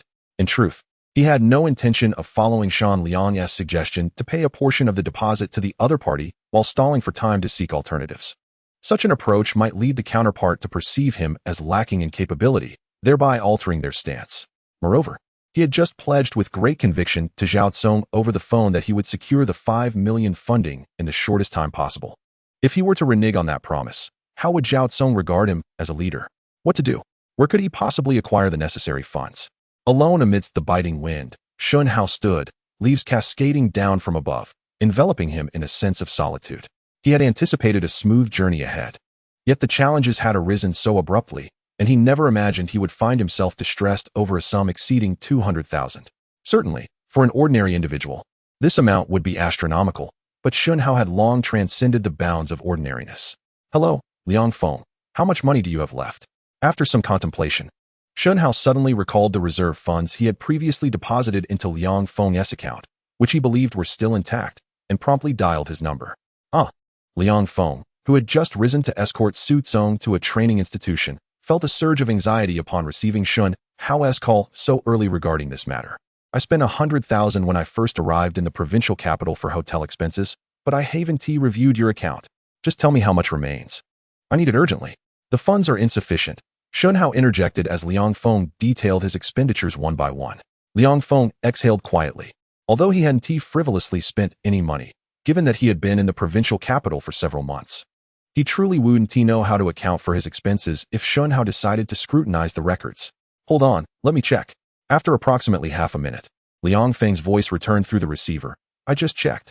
There is still $683,621.05 in the account. I suggest we skip reporting the cents next time. That long string of numbers is rather intimidating. Shen Hao chuckled, then added, please withdraw a round figure and transfer 60,000 to me. All right, I'll drop Song off at class first, then head to the bank to make the transfer. Will that be timely? Liang Feng inquired tentatively. It will be timely, Shen Hao replied without hesitation. About half an hour later, Shen Hao received a notification of the bank deposit. With the additional 60,000, he now had 310,000 at hand, still lacking 190,000. Just as he was about to pull his hair out in frustration, he suddenly remembered someone and swiftly grabbed his phone to make a call. Shen Hao, you still remember me? A familiar voice came from the other end of the line. It was none other than Zhou Jun. Hearing Zhou Jun's somewhat aggrieved tone, Shen Hao quickly responded with a cheerful smile. You speak as if I could ever forget my brother. After a few chuckles, Zhou Jun inquired, I know you're busy, but what made you suddenly think of calling me today? Shen Hao, not wishing to beat around the bush, directly addressed the matter at hand. Borrowing money? Zhou Jun was momentarily taken aback. Given Shen Hao's capabilities, it seemed rather unexpected for him to seek financial assistance. A wave of concern washed over him as he wondered if Shen Hao had encountered some significant trouble. Shen Hao, is everything all right? He asked anxiously. Chapter 213. Resolved. So quickly, rest assured, I am perfectly fine. I've simply invested a considerable amount into various businesses recently, leaving me short on cash. Now, there's an urgent project requiring funding, which is why I wanted to check if you might have some available. Through the screen, Shen Hao could sense Zhou Jun's palpable tension. To dispel any misunderstandings, he promptly conveyed the true situation. Zhou Jun let out a sigh of relief. You startled me. I thought something was wrong. How much do you need? He asked. 1,900,000. Shen Hao replied without hesitation. Zhou Jun was momentarily stunned, then exclaimed in disbelief. How much did you say? 1,900,000. Shen Hao heard the unmistakable sound of Zhou Jun swallowing hard. The figure clearly shocked him. However, less than 10 seconds later, Zhou Jun spoke again, this time with a relaxed tone. Shen Hao, don't forget the shares I hold in the venues under Zhao Chang'e. I've saved all the monthly distributions. Right. I completely overlooked that. Shen Hao exclaimed, realizing that had Zhou Jun not reminded him, he would have neglected his family's assets. What is my share worth? Shen Hao asked. Zhou Jun calculated and responded. Although the earnings over the past few months haven't been substantial, they should total at least 150 to 60,000. That's still not enough. Shen Hao frowned slightly. As soon as he spoke, Zhou Jun continued. I still have several 100,000 on hand. Just wait a moment while I head to the bank to gather a total of 2 million for you. All right. I appreciate you making the trip, Shen Hao replied. For family, it's no trouble at all. Before long, the 2 million was transferred into Shen Hao's account. Ah, finally, I've gathered it all, he sighed with relief, feeling an unprecedented lightness. He also silently thanked himself for not having disregarded his family's assets. Otherwise, he would have found himself in a dire situation today, with no means to raise funds. Zhao, I have transferred the funds to your network department's account.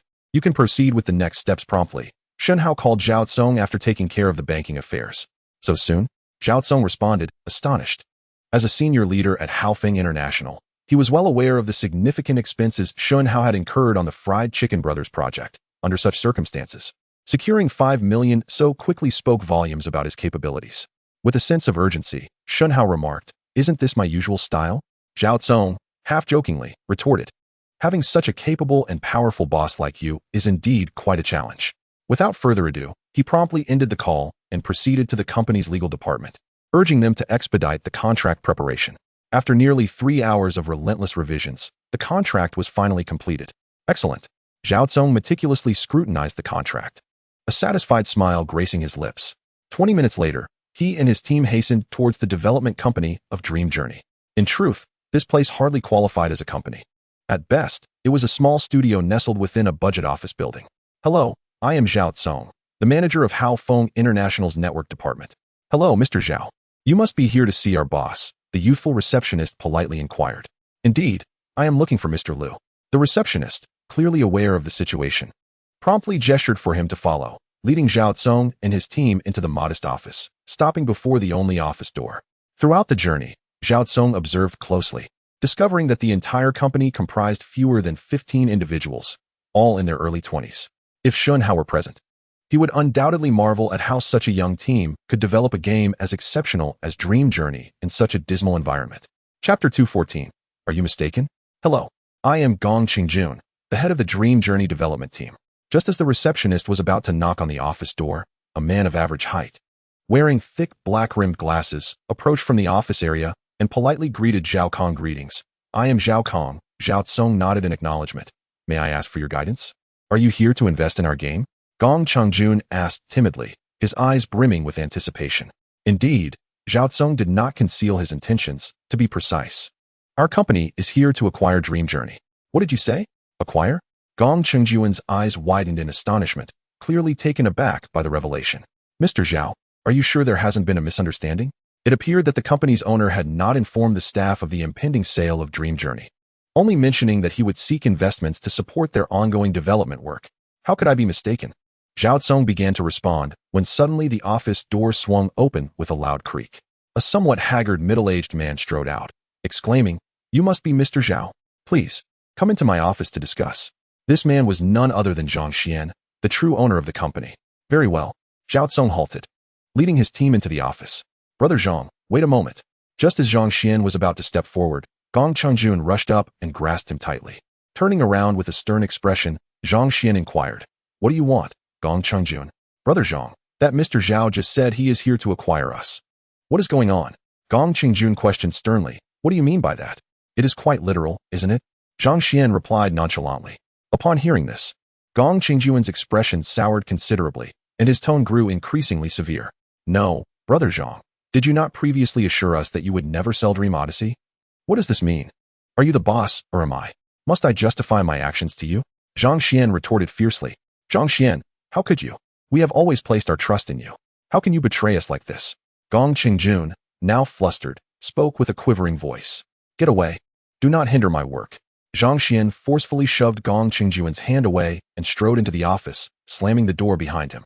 Gong Qingjun stood before the closed door, trembling with rage. For someone like him, deeply invested in research and development, Dream Odyssey was akin to a child. As a parent, one would never entertain the thought of selling their child, regardless of circumstances. Thus, even though he understood the company was facing significant challenges, he could not bring himself to witness Zhang Xian sell Dream Odyssey to another party. "Zhang, what just transpired? It seems your company has not reached a consensus regarding the sale of Dream Odyssey," Zhao Tsong tentatively inquired, having sensed the tension. As the project leader, he needed to assess the situation carefully to mitigate any unnecessary risks for the company. "It's merely a minor issue, Zhao. There is no need for concern." Zhang Xian waved his hand dismissively, forcing a cordial smile. "Are you certain there are no issues?" Zhao Tsong pressed for reassurance. Absolutely, absolutely. Zhang Xian clarified, explaining that Zhao should understand the mindset of those tech enthusiasts who regarded their games as their own children and had little grasp of business. Rest assured, I hold complete ownership of this company. They are merely causing a ruckus, which will have no significant impact. Reassured by his words, Zhao Tsong shifted the conversation back to business, stating, in that case, let us discuss the matter at hand. Our company has secured the necessary funding, and I have brought the contract. If there are no objections, we can finalize this today. As he spoke, he retrieved the contract and placed it on the table. Zhang Xian merely glanced at it without reaching for it, and after a few moments, he shook his head. Zhang, what does this mean? Surely, you are not reconsidering? Zhao Tsung's demeanor shifted to one of caution upon seeing Zhang's refusal. It's not that I wish to reconsider. Rather, I am inclined to raise the price slightly. Zhang Xian stated directly. Raise the price? Zhao Tsung's brow furrowed, a hint of displeasure creeping into his voice. Zhang, we were in agreement earlier. Is it not a bit unfair to suddenly up the ante? Zhang Xian shrugged. Zhao, I recognize this is not ideal, but what can I say? Our game has become exceedingly sought after. You have heard of the E-Group, I presume? Zhao Tsung inquired, his tone growing grave. Zhang Xian mentioned that the E-Group is currently one of the leading internet companies in the country, with its headquarters located over 1,000 kilometers away in Huajing City, specifically in Zhonghuacan. This location is regarded as a sacred place by Zhao Tsung and, indeed, by all those in the Internet of Things sector. To be candid, just before your arrival, I received a call from the representatives of E-Group, who expressed a keen interest in this game and even proposed a purchase price of 5,500,000. Zhang Xian cleared his throat and stated this matter-of-factly. Are you saying that E-Group is also interested in this game? Zhao Tsung asked incredulously, clearly doubting Zhang Xian's claims. However, Zhang Xian maintained a serious demeanor, nodding in affirmation. Indeed, I never anticipated that such a prestigious company would take notice. I believe that if you were in my position, you would not easily forsake the opportunity to collaborate with a large enterprise like E-Group, would you? So, are you suggesting that you intend to sell this game to E-Group? Zhao Tsung squinted, his tone becoming serious. Zhang Xian shook his head, acknowledging the rarity of the opportunity, but admitted, I am quite pragmatic. I prefer financial gain. If you can offer a price exceeding 5,500,000, I would be inclined to sell the game to you. Humph. Upon hearing this, Zhao Tsung could not suppress a chuckle. Mr. Zhang, do you think I am an inexperienced novice, utterly oblivious to the realities of the industry? Not to mention whether a giant like E-Group would even consider a game developed by a small studio that is not yet fully refined. It is highly unlikely they would propose such a lofty price. Noticing Zhao Tsung's dismissive attitude, Zhang Xian instinctively furrowed his brow, feeling a pang of guilt as if his deception had been exposed. Mr. Zhao, 5 million is the highest offer our company can extend. If E-Group genuinely presents a higher bid, I can only congratulate you. Zhao Tsung, with a keen eye, immediately sensed the shift in Zhang Xian's demeanor and casually tossed out a remark before turning to leave. Mr. Zhao, please wait. Zhang Xian hastily pursued him, blocking his path. I admit I may have exaggerated. E-Group did reach out to me, but their offer was not as high as yours. Zhao Tsung scrutinized him for a moment, convinced that this time he was being truthful. It was surprising that this game had caught the attention of E-Group. It seemed that President Shen indeed possessed a discerning eye. Now that's more like it. In business, sincerity is paramount, and underhanded tactics seldom yield favorable outcomes. Zhao Tsung responded. You're absolutely right, Mr. Zhao. Zhang Xian replied with a forced smile. Might I inquire if our transaction can proceed? Certainly, Zhao Tsung replied solemnly. Zhang Xian sighed in relief, yet he appeared hesitant, seemingly on the verge of expressing something further. Is there something else you wish to discuss, Mr. Zhang? Zhao Tsung inquired tentatively. Yes, I would like to propose an additional condition, Zhang Xian murmured after considerable hesitation. Another condition? Zhao Tsung furrowed his brow again, wondering what scheme this man might be concocting. Nevertheless, he patiently inquired, what condition do you wish to propose this time, Mr. Zhang? Rest assured, this is not an attempt to inflate the price. If you can agree, I might even be willing to lower the price slightly, Zhang Xian hastily clarified. Upon hearing this, Zhao Tsung was momentarily taken aback. What conditions? Please, share them with me. Chapter 216. Keeping them, Mr. Zhao, rather than calling it a condition. I would prefer to ask you for a favor. Zhang Xian hesitated for a moment before earnestly speaking up. Could I request that, alongside the acquisition of the game, you also consider retaining my team of employees? What? Zhao Tsung was astonished, completely unprepared for such a request. After all, the earlier interaction suggested that Zhang Xian did not have a strong rapport with his employees.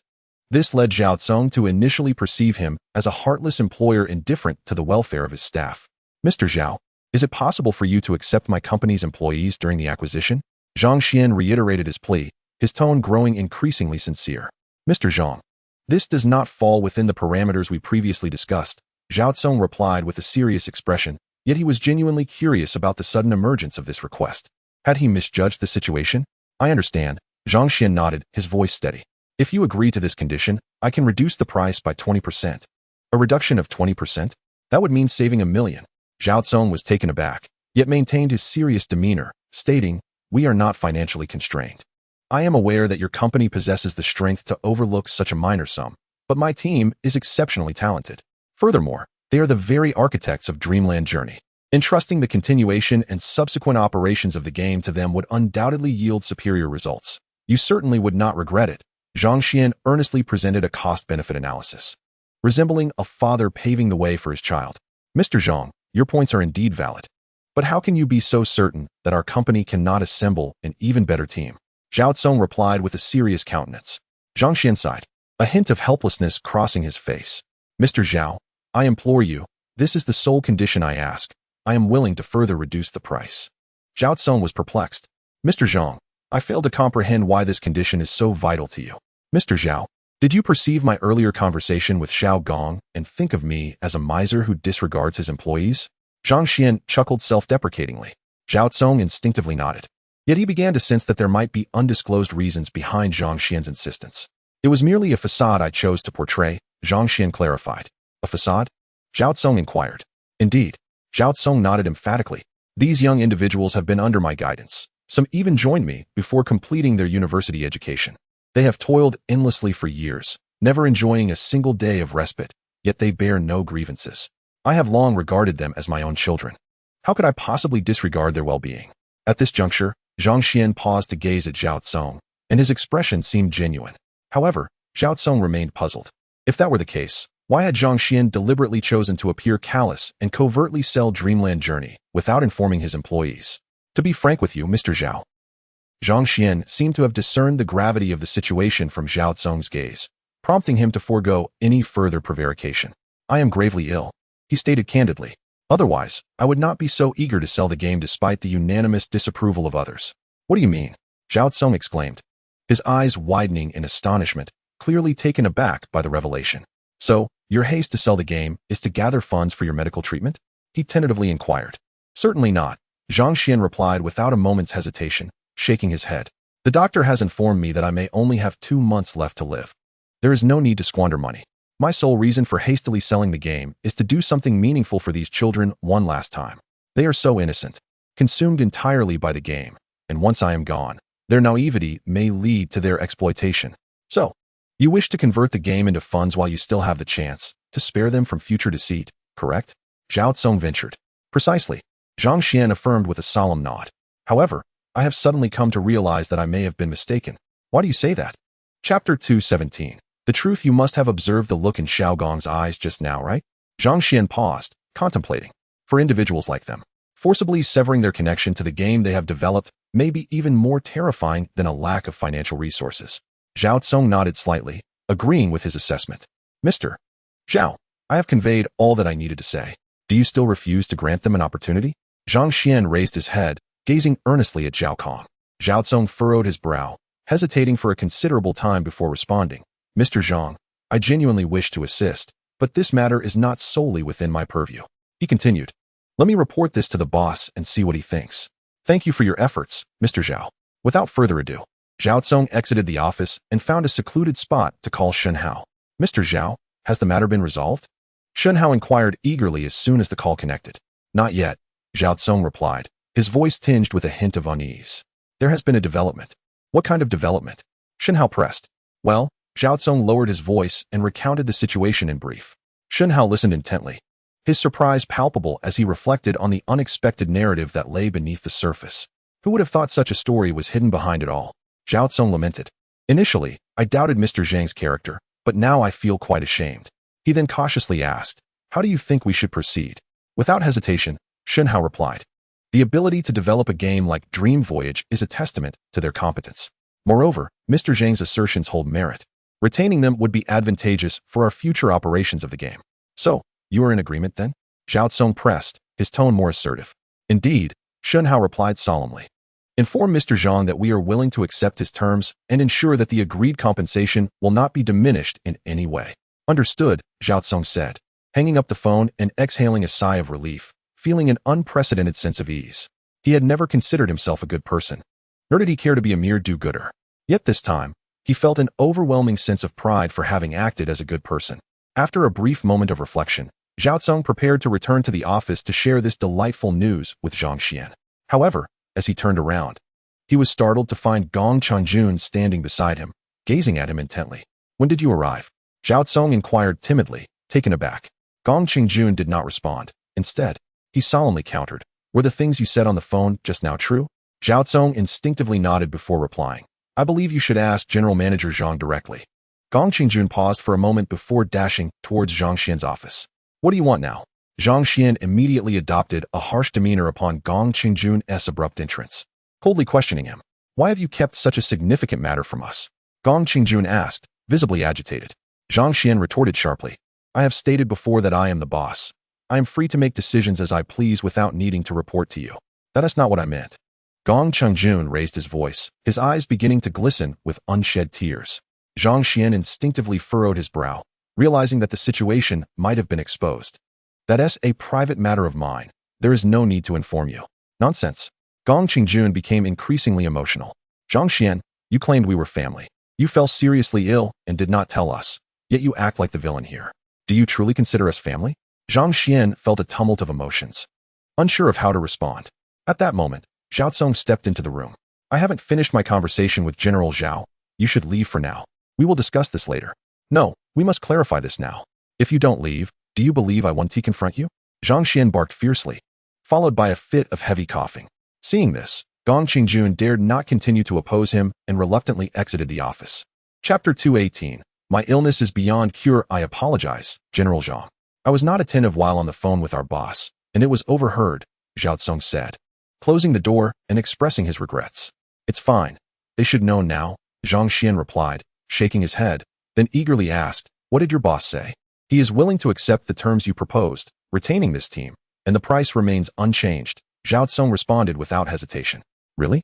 That is wonderful, Zhang Xian exclaimed, his excitement causing him to cough violently. Zhao Tsong quickly poured him a glass of water, and, once Zhang Xian regained his composure, asked, General Zhang, can we sign the contract now? After a moment's contemplation, Zhang Xian replied, General Zhao, perhaps you should add this clause to the contract as well? It's not that I distrust you. It's just. I understand, Zhao Tsong interjected, recognizing his sentiment. I will return to revise the contract and come back this afternoon. All right, I appreciate your assistance. After Zhao Tsong and his colleagues departed, Zhang Xian found himself alone in the office, uncertain of how to face Gong Changjun and the other employees. As for Gong Changjun and the others who had learned the truth, their spirits were equally heavy. Having spent an entire afternoon in contemplation, Zhang Xian finally summoned his courage to step out of the office and face the crowd. Brother Zhang, Director Zhang, boss, everyone rose in unison, their gazes laden with complexity. Please, take your seats, Zhang Xian said with a stern expression, waving his hand. However, instead of sitting down, the crowd began to shed tears. What is this all about? Zhang Xian furrowed his brow and self-deprecatingly remarked, I am not dead yet. Save your tears for my funeral. His words only deepened their sorrow, particularly for Gong Changjun, who wept uncontrollably. Sighing heavily, Zhang Xian spoke earnestly. I have finalized negotiations with Haofeng International. They are willing to acquire our game for 5 million. And they have agreed to retain all of you. He continued, in a little while, they will come to sign the contract. Once the money is distributed, our company will officially disband. To be honest, if it weren't for this circumstance, I would find it difficult to part ways with all of you. What should have been uplifting news was delivered with the gravity of a deathbed confession, enveloping the office in an atmosphere of profound sadness. Brother Zhang, I don't need my share. You should use it for your treatment. Gong Changjun was the first to break the silence. The others quickly echoed his sentiment, willing to forego their money, wishing only for Zhang Xian's well-being. Touched, Zhang Xian scolded them. You fools, my illness is beyond remedy. Don't waste your efforts on futile hopes. He added, the new boss I have chosen is excellent. I expect each of you to follow him devotedly. The achievements you will attain in the future will far surpass what we have now, perhaps even exponentially. Do you understand? Seeing the crowd merely staring blankly at him, Zhang Xian felt a pang of helplessness and sighed as he turned to return to his office. As he closed the door, Tears streamed down his face uncontrollably. At 2 o'clock in the afternoon, representatives from Haofeng International returned, this time accompanied by Shen Hao. Since learning about the situation, he had been eager to meet Zhang Xian. Director Zhang, this is our company's owner, Shen Hao, Zhao Tsong introduced. He is remarkably young, Zhang Xian remarked, astonished by Shen Hao's youth. Reflecting on his own unfulfilled life, he couldn't help but feel a twinge of irony. Shen Hao grasped Zhang Xian's hand firmly, wishing to convey many thoughts but unsure where to begin. Ultimately, he promised, Director Zhang, we will take good care of dream travel and ensure that no member of this team is overlooked. With Shen Hao's assurance, Zhang Xian felt a wave of relief wash over him, looking at Shen Hao with the same reverence Liu Bei had for Zhuge Liang in Baidi City. Director Zhang, let us review the contract, Zhao Tsong offered, presenting the revised document. Zhang Xian took it, scrutinized it carefully, and then signed his name with solemnity. Chapter 219. The bed agreement. Please put aside all your current tasks. Zhang Xian, accompanied by Shen Hao and others, entered the grand hall and solemnly announced to the gathered crowd, from this moment onward, Mr. Shen will be your new boss. Let us extend a warm welcome with applause. The audience merely glanced at each other with indifference, offering no response. Zhang Xian, feeling a twinge of embarrassment and dissatisfaction, immediately raised his voice to reprimand. Are you all planning to revolt? At this, a sparse round of applause finally echoed through the hall. Shen Hao, however, remained unfazed and spoke up. I am delighted to be part of such an exceptional game development team. I hope we can collaborate effectively in the future to create more outstanding games. No sooner had he finished speaking than a voice from the crowd, cold and unyielding, interjected. So, you are Mr. Shen? Do you truly understand games? Zhao Tsong hurriedly leaned in to whisper to Shen Hao. This person is named Gong Chengjun, the leader of this team, and he can be quite a troublemaker. Why do you ask? Shen Hao inquired, directing his gaze at Gong Chengjun. Without hesitation, Gong Chengjun replied, because I do not wish for my hard work to be entrusted to someone utterly ignorant of games, only to be overlooked. Young Gong, what are you saying? Shen Hao interjected, raising a hand to silence Zhang Xian. He has a point. Who would want to witness their painstakingly developed creations being buried? He continued, to be candid. In terms of gaming knowledge, I may not rival Supervisor Gong, but I possess ample confidence in business acumen. Upon hearing Shen Hao's words, Gong Chengjun and his team exchanged glances, revealing expressions of disdain, as if they deemed him to be boasting. Shen Hao smiled slightly and remarked, it appears that you all seem skeptical of my words. Since Supervisor Gong holds such low regard for me, how about we make a wager? A wager? On what? Gong Chengjun asked, his tone cautious. I wager that I can transform Dream Journey into a phenomenal blockbuster game in the shortest time possible, Shen Hao declared without hesitation. A phenomenal blockbuster? The mere mention of this term ignited a spark of interest in Gong Chengjun and his peers. As game developers, this was undoubtedly the outcome they yearned to witness. I am curious to know, what is your definition of a blockbuster, Mr. Shen? Gong Chengjun probed, his demeanor now tinged with caution. The first day, simultaneous online users will exceed 100,000. Within a month, it will surpass 500,000. Will that suffice? Shen Hao narrowed his eyes and stated emphatically. Upon hearing these figures, Gong Chengjun's composure faltered. Mr. Shen, do you grasp the significance of these numbers? Are you certain you are not merely speaking whimsically to deceive us? Absolutely not. Shen Hao replied, his expression brimming with confidence. Gong Chengjun glanced at his companions before asking solemnly, what are the stakes? If I succeed, you must follow me wholeheartedly without a word of complaint. Conversely, should I fail, you are free to terminate the contract and seek other opportunities, and I will return the copyright of Dream Journey intact. What do you say? The audacity of Shen Hao's proposition left everyone present in shock, particularly Zhao Tsong, who stood beside him. Mr. Shen, are you not taking a monumental risk? We just spent 5 million to acquire that copyright. Zhao Tsong tugged at Shen Hao's sleeve, his brow furrowed with concern. However, Shen Hao maintained an air of calmness, responding nonchalantly, it's fine. After all, it's not as if I'm a literary scholar. Zhao Tsong, witnessing his confidence, found himself at a loss for words. Shen Hao turned back to Gong Chengjun and inquired, what do you say, Supervisor Gong? Are you willing to place a wager with me? Very well, I accept the challenge. Gong Chengjun replied almost without hesitation. For him and his team, if Shen Hao could indeed accomplish what he had just claimed, aligning with him would be a prudent decision. Conversely, should Shen Hao fail, they could readily reclaim their own interests. In either scenario, they seemed to have nothing to lose. Then it's settled. Shen Hao smiled subtly, adding, however, during this interim, You must wholeheartedly cooperate with our efforts and refrain from employing any unscrupulous tactics that could hinder the normal promotion and operation of the project. Do you understand? Rest assured, we are not the kind of people who disregard rules, Gong Qingjun assured him earnestly. Chapter 220, Tightening the Belt Few. Finally, it's settled. After leaving Tianhe Network, Zhao Tsong let out a long sigh, a radiant smile illuminating his face. After all, this was not only his first project, but also the inaugural endeavor successfully secured by Haofeng International since its inception. You've worked hard, President Zhao, Shen Hao said, patting him on the shoulder. However, the coming days may prove to be more taxing for you. What instructions do you have for me, President Shen? Zhao Tsong asked tentatively. Shen Hao wasted no time and got straight to the point. I plan to officially launch the promotion of Dream Travelogue for its first round of public testing on December 18th. What? It's going live on the 18th? That leaves us with less than a week. Zhao Tsong exclaimed, his eyes widening in disbelief. Indeed, Shen Hao nodded firmly, which is why I mentioned you'll be working harder in the days to come. Surely, you jest, President Shen? Zhao Tsong replied, laughter tinged with desperation. Not to mention that the game still requires considerable refinement. There is hardly any time left for proper promotion. Moreover, you just made such a significant wager with that fellow Gong. If it all goes awry, the repercussions could be dire. Shen Hao, however, stood his ground. I understand your concerns, but there is no need for excessive worry. You can delegate the necessary improvements to Gong Qingjun's team. He is deeply invested in this game and will undoubtedly lend his full support. As for the promotional efforts, I will instruct Lingyu Network to provide their utmost assistance. With nearly 200 bustling internet cafes backing us, if this game takes off, it will surely be a stroke of fate. I shall do my utmost. Seeing the meticulous arrangements Shen Hao had made, Zhao Tsong finally felt a sense of relief and agreed. Had he been left to handle the entire affair by himself, he would have likely contemplated fleeing to escape the burden of such an immense responsibility. By the way, there is one more thing. Another matter? Zhao Tsong's brow furrowed. Feeling an impending sense of dread, Shen Hao nodded, his tone grave as he instructed, you must also expedite the search for a larger office space. The Tianhe location is too cramped, and its facilities are woefully inadequate. The dreamy journey is bound to become a sensation. When the time comes, the team left by Tianhe will undoubtedly find themselves overwhelmed, necessitating early preparations to avoid chaos. General Shen, the company's finances are rather depleted. What do you expect me to do?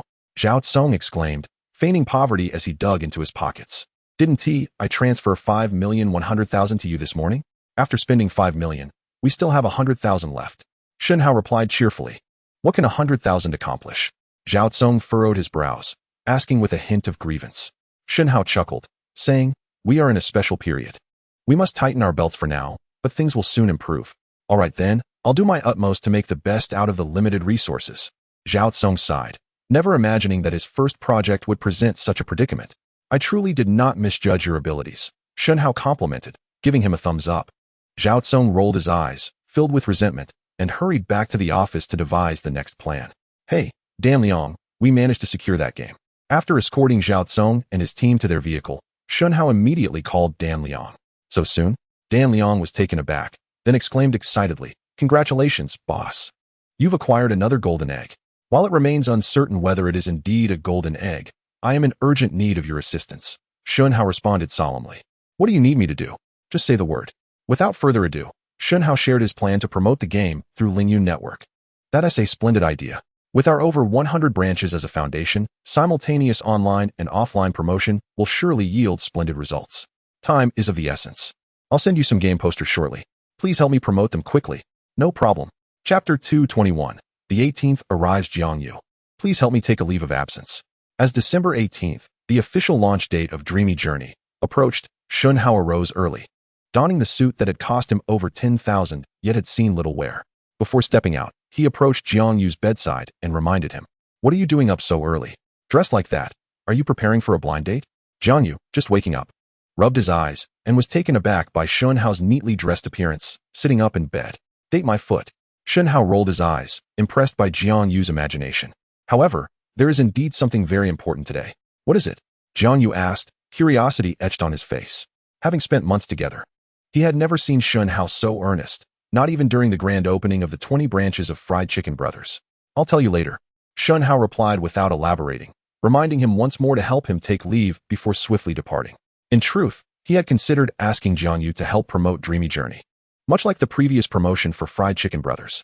However, upon reflection, he realized that the game and the fried chicken business were fundamentally different industries, and employing the same promotional strategy would not be effective, thus abandoning the idea.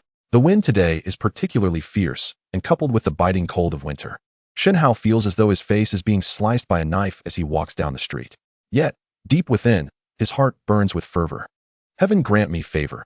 May today's endeavor be executed with success. To claim there is no nervousness would be a falsehood.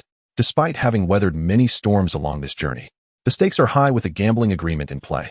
A careless misstep could not only squander 5 million, but also forfeit a lucrative opportunity.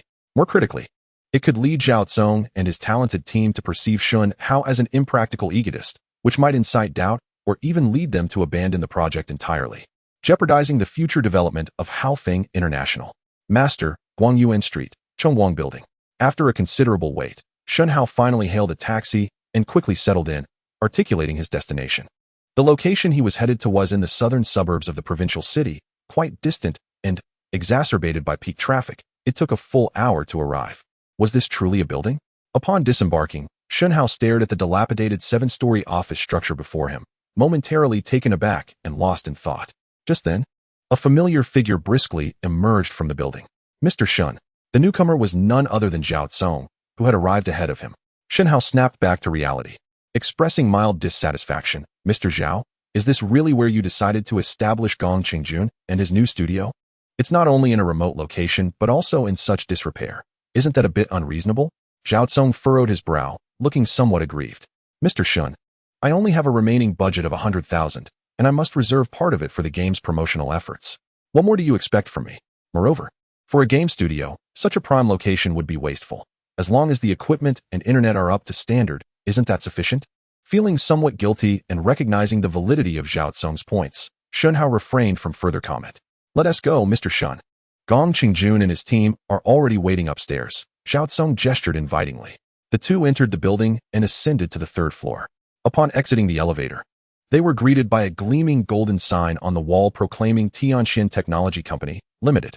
This name was personally bestowed by Shen Hao upon the new studio, borrowing the character Xian from Zhang Xian's name as a subtle gesture of goodwill towards Gong Qingjun and his team.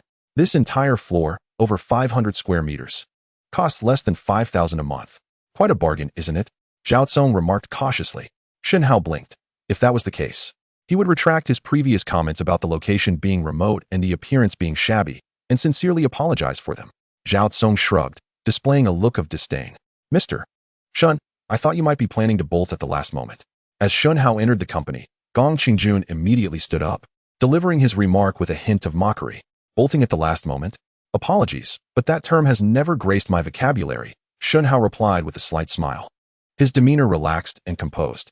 With less than 2 hours remaining, it would still be timely for General Manager Shen to concede defeat. Gong Qingjun's tone grew increasingly disdainful.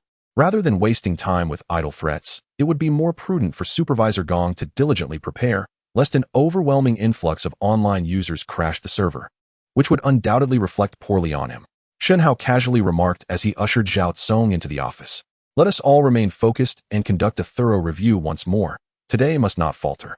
As Shen Hao closed the door behind him, he turned to rally his subordinates. Despite his personal grievances with Shen Hao, he was undeniably competent as a game developer. Furthermore, his animosity was not solely directed at Shen. Rather, it stemmed from his inability to come to terms with the impending departure of Zhang Xian, a reality he found difficult to accept, thus seeking an outlet for his frustration. General Manager Shen, that fellow Gong is utterly audacious. It is fortunate you possess such a generous spirit. Otherwise, he would have surely faced dismissal after his previous antics. Zhao Zong expressed his discontent within the office. Shen Hao merely shook his head and chuckled. That young man is not targeting me. He is akin to a rabid dog. Anyone in my position would likely suffer his bite. Your description is indeed quite fitting, Zhao Zong teased, blinking innocently. However, as the boss, you need not indulge him. Shen Hao replied earnestly. Do you think I wish to? I simply recognize that this game is inextricably linked to Gong Qingjun and his team, and thus I must endure their eccentricities. At worst, I could invest some time in cultivating a new operations team. It is not as if we cannot manage without them. Zhao Zong appeared puzzled. Shen Hao contemplated before responding. I firmly believe you can assemble a team capable of supporting this game, but there will inevitably be a disparity compared to the original team. Zhao Tsong nodded in agreement. Yet, that young man is entirely unmanageable. Continuing down this path is unsustainable. Shen Hao smiled gently, exuding confidence. Worry not. Individuals like him are akin to wild stallions. Once thoroughly tamed, they shall become exceptionally obedient. Is that why you established a wager with him? Precisely. But do you truly believe you can prevail? Zhao Tsong furrowed his brow, seemingly lacking conviction. They had only acquired the rights to Dream Journey a few days prior, and due to various constraints, they had conducted minimal promotion. He doubted they could even reach 10,000 users on the first day, let alone surpass it. Just wait. In 1 hour, we shall have our answer. Shen Hao maintained a facade of calm, yet internally, he was riddled with anxiety. As seconds slipped away, the clock approached 8:55. With merely 5 minutes left until the official launch of Dream Journey, Shen Hao picked up his phone and called Dan Liang. Just 5 minutes remaining. How are preparations on your end? Rest assured, boss. Every branch is filled to capacity, eagerly awaiting the moment to commence downloading and registering accounts. Upon hearing Dan Liang's response, Shen Hao felt a slight sense of relief. As he hung up the phone, he swiftly accessed the game terminal server on his computer, and the countdown interface promptly appeared on the screen. 10, 9, 8. As the seconds dwindled, Zhao Tsong's voice began to tremble beside him. By the end, Shen Hao could even hear the rapid beating of his own heart, a testament to his mounting anxiety. 3, 2, 1. The countdown interface finally vanished, and the enchanting game officially launched. Shen Hao fixated on the data displayed on the screen, scarcely daring to breathe.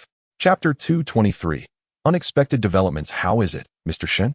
Since the game's launch, Zhao Tsong had been as restless as an ant on a hot skillet, pacing around the office, inquiring of Shen Hao the same question every few minutes. The current download and registration figures had exceeded 10,000, with approximately 8,000 users online simultaneously. Without hesitation, Shen Hao replied, his gaze still glued to the computer screen. Is it really that many? Upon hearing this statistic, Zhao Tsong was momentarily taken aback and hurried over to scrutinize the screen. What, do you think I'm deceiving you? Shen Hao asked with a hint of irritation at his incredulous demeanor. Zhao Tsong quickly shook his head, chuckling. No, I just find it hard to believe. Having only just passed half an hour since the launch, such figures were indeed remarkable. Yet Shen Hao was acutely aware that these numbers were likely being propped up by Lingyun Network, lacking substantial reference value. The real spectacle lay ahead. Say, Zhao, could we perhaps sit down? You've been pacing around the office for what feels like an eternity. Aren't you dizzy? Observing Zhao Tsong's incessant circling, Shen Hao couldn't help but complain. It's just the nerves. Zhao Tsong replied with a smile, but you've got a point. I do feel a bit lightheaded now. At this juncture, he finally moved to a chair, settling beside Shen Hao to monitor the screen together. In the ensuing hours, the game's data surged continuously and at an astonishing pace, particularly from midnight until 1:30 in the afternoon, when the increase was especially pronounced. It seemed likely that the student demographic was beginning to engage. My heavens, in less than half a day, the downloads and registrations have astonishingly surpassed 80,000, with peak concurrent users exceeding 50,000. Surely, I must be dreaming. Zhao Tsong exclaimed, eyes wide with disbelief, and once again he rose to pace the office. Though this time not from anxiety, but from sheer joy. It was indeed unexpected. At this moment, Shen Hao silently exhaled a sigh of relief. According to his expectations, if the download and registration figures surpassed 50,000 and the peak online users reached around 30,000, it would already be commendable. After all, it was not a weekend, and the number of individuals playing games online during the day was quite limited. True traffic would only manifest after dinner. At this rate, achieving the target of over 100,000 downloads today seemed entirely feasible. Zhao Tsong circled back to the computer, speaking with fervor. Shen Hao nodded gently, and as anticipated, the expected target should be reached around 8 in the evening. Over the course of the day, a download and registration count exceeding 200,000 was hardly a challenge. Is it really that exaggerated? Zhao Tsong blinked, somewhat incredulous. Having engaged in game development prior to joining Haofeng International, he understood the gravity of the figures Shen Hao mentioned, especially considering it was merely the first day of launch. Zhao, are you hungry? Shen Hao inquired meaningfully, glancing at the time. Zhao Tsong initially intended to respond that he was fine, but his stomach betrayed him with a loud growl, prompting him to sheepishly admit, I am hungry. Then please head over to the nearby Fried Chicken Brothers and pick up some food. Don't forget to prepare for Supervisor Gong and the others. Shen Hao instructed in a grave tone. That guy has been contrary from the start, and yet you are still concerned about them. What a good boss you are. Zhao Tsong remarked with a hint of sarcasm. Shen Hao smiled helplessly. Regardless, they are still my employees. Besides, they have certainly not slacked off this morning. Otherwise, with the current traffic, the game server would have crashed long ago. Understood, I will go now. Zhao Tsong refrained from further chatter and promptly left the company. Before departing, he made a point to check on Gong Qingjun's department. Just as Shen Hao had described, everyone in that group was glued to their computers, their hands busy without pause. Chapter 224, Breaking 10,000. Everyone has worked hard. Let us pause for lunch. Shortly after, Zhao Tsong returned to the company carrying a large bag of fried chicken and soda. Gong Qingjun glanced at him and, seemingly famished, instructed his subordinates to take turns eating. How are the morning figures, Supervisor Gong? Quite impressive, aren't they? Zhao Tsong approached Gong Qingjun with a slightly smug demeanor. Gong Qingjun merely looked at him in silence, but his expression suggested he too was taken aback by the astonishing data of the day. President Shen is no ordinary person. Since he dared to make a bet with you, he must have his reasons. Now you understand, don't you? Zhao Tsong continued, hoping to vindicate Shen Hao. However, Gong Qingjun still only regarded him with silence. Zhao Tsong chose not to pursue the matter further, setting down the items and returning to the office with his and Shen Hao's share. After lunch, the game's download and registration count had reached 100,000. Yet the number of simultaneous online users remained static at over 50,000. President Shen, what is going on? Why has the growth in data suddenly slowed? Zhao Tsong noticed this trend and appeared somewhat anxious. Shen Hao remained calm, replying, a slow increase at this hour is quite normal. There is no need for your undue concern. As the clock struck 7:30 in the evening, merely 10.5 hours post-launch, the download and registration count for Dream Journey had exceeded 130,000, with the number of simultaneous online users climbing beyond 80,000, nearing the figures previously agreed upon by Shen Hao and Gong Qingjun. Boss, it's barely been a day, yet we've reached such high numbers. Something feels off. A member of the development team voiced his concerns anxiously. Gong Qingjun furrowed his brow slightly and remarked, it seems that President Shen indeed possesses considerable skill. At this very moment, his emotions were exceedingly complex. He was both apprehensive about Shen Hao winning the wager and unable to suppress his joy at the remarkable success of the game he had developed. Director Gong, I trust today's performance has not disappointed you? Just as he was pondering this, Shen Hao's voice suddenly reached his ears. By the time Gong Qingjun regained his focus, Shen Hao had already brought Zhao Tsong to his side.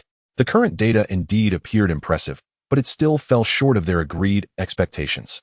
Gong Qingjun fixed his gaze on Shen Hao for a moment before stubbornly asserting, who can guarantee that the data won't peak and decline in the coming hours? Shen Hao shrugged and pointed at the time displayed in the lower right corner of the computer screen, saying, there are still 4.5 hours left. Gong Qingjun replied earnestly, though it seemed even he found it hard to believe his own words. The evening was peak time. Unless the game crashed or a widespread blackout occurred, such a scenario was improbable. Aware that this was Shen Hao's final act of defiance, he refrained from exposing it, and simply had Zhao Tsong fetch a chair to sit beside him, prepared to witness the birth of a historical moment alongside Gong Qingjun and his team. Boss, the number of concurrent users has surpassed 90,000, 93,000, 95,000. In the ensuing moments, every few minutes, someone would announce the data in astonishment. Finally, after half an hour of anticipation, a cheer erupted in the hall, one potent enough to reverberate throughout the entire building. 100,000. The number of online users has surpassed 100,000. Mr. Shen, we did it. This exclamation came from Zhao Tsong and instantly ignited the enthusiasm of everyone present. Well done. Shen Hao clenched his fist and sprang from his chair. Just as he stood up, he heard Gong Qingjun mutter, this is simply unbelievable. Although he had confidence in the game he developed, he could hardly have dreamed it would reach such heights. Director Gong, I have won this round, Shen Hao declared, turning to him with a smile that betrayed an unmistakable sense of pride. Gong Qingjun slowly rose to his feet, gazing at Shen Hao for a long moment before finally responding. Mr. Shen, I concede that you have won today, but do not celebrate too soon. After all, one game has yet to be completed. Chapter 225, a successful first day indeed, there was still one game to be played. Observing Gong Qingjun's unyielding demeanor, Shen Hao felt no anger. He merely pointed once more at the data on the computer screen. It was only the first night, and the number of concurrent users had already approached 110,000, continuing to grow at a remarkable pace. It was conceivable that within a few days, they could achieve a figure of 500,000 without even waiting a month. Do you believe I still have a chance of losing? Gong Qingjun frowned slightly and stubbornly remarked, that's hard to say. After all, the internet is ever-changing, and anything can happen. Shen Hao shook his head and said earnestly, Director Gong, are you expressing skepticism about me, or do you lack confidence in the game you developed? Faced with such a question, Gong Qingjun found himself momentarily at a loss for words, unsure how to respond. All right, Supervisor Gong, without further ado, let us proceed. Shen Hao was equally disinclined to engage in unnecessary banter. After all, actions speak louder than words. Only compelling data could truly convince Gong Qingjun. They remained engrossed in their work until the clock struck midnight, marking the conclusion of the first day of the public beta for Dream Journey. Shen Hao cast a final glance at the computer screen, where the initial download and registration count had settled at 38. With peak concurrent users soaring to over 168,000. Such figures were undeniably exhilarating, exceeding everyone's expectations. General Manager Shen, your insight is indeed sharp. If it were left to my own judgment, I might still be deliberating on whether to secure this game. Even if I had made the decision, I would have hesitated to invest such a significant sum. Zhao Tsong, brimming with enthusiasm, gave Shen Hao a hearty commendation. It could only be deemed a fortunate gamble. Shen Hao exhaled deeply, a wave of relief washing over him. Despite his outward composure and confidence, he had secretly harbored doubts. From his previous understanding, the game's monumental success in its past life stemmed not solely from its intrinsic quality, but also from the substantial backing of the E Group. However, the current situation suggested that his earlier assumptions had been somewhat narrow-minded. Reality had proven that Dream Journey was exceptional enough to achieve monumental success independently of the E Group's renown. If the E Group were to become aware of this development, they would surely regret not having seized the opportunity to acquire the game. If the growth trajectory continued at this pace, it was hard to fathom just how high this game could soar. Zhao Tsong mused. Shen Hao chuckled. Your optimism may be a tad excessive. To expect daily maintenance of such figures seems rather implausible, even for celestial beings. This was not a dampening of spirits, but rather a call for realism. Nonetheless, it marked an auspicious beginning. With diligent market research and attentiveness to player feedback, the game's success appeared to be on solid ground. Indeed, Zhao Tsong nodded. I will ensure that everything is clarified. In the following days, although the metrics did not exhibit the same fervor as on the inaugural day, they displayed steady growth. By the 7th day, coinciding with Christmas, the downloads and registrations approached 1 million, with peak concurrent users reaching into the hundreds of thousands. Without informing Shen Hao and Zhao Tsong, Gong Qingjun's team launched a Christmas-themed event within the game, which instantly attracted a substantial influx of players. On Christmas Day alone, the metrics exhibited an astonishing surge, rivaling and even surpassing the fervor of the launch day. General Manager, something significant has occurred. You must come over at once. Shen Hao received an urgent call from Zhao Tsong, initially fearing there was an issue with the game, and hurried to Tianxian Technology.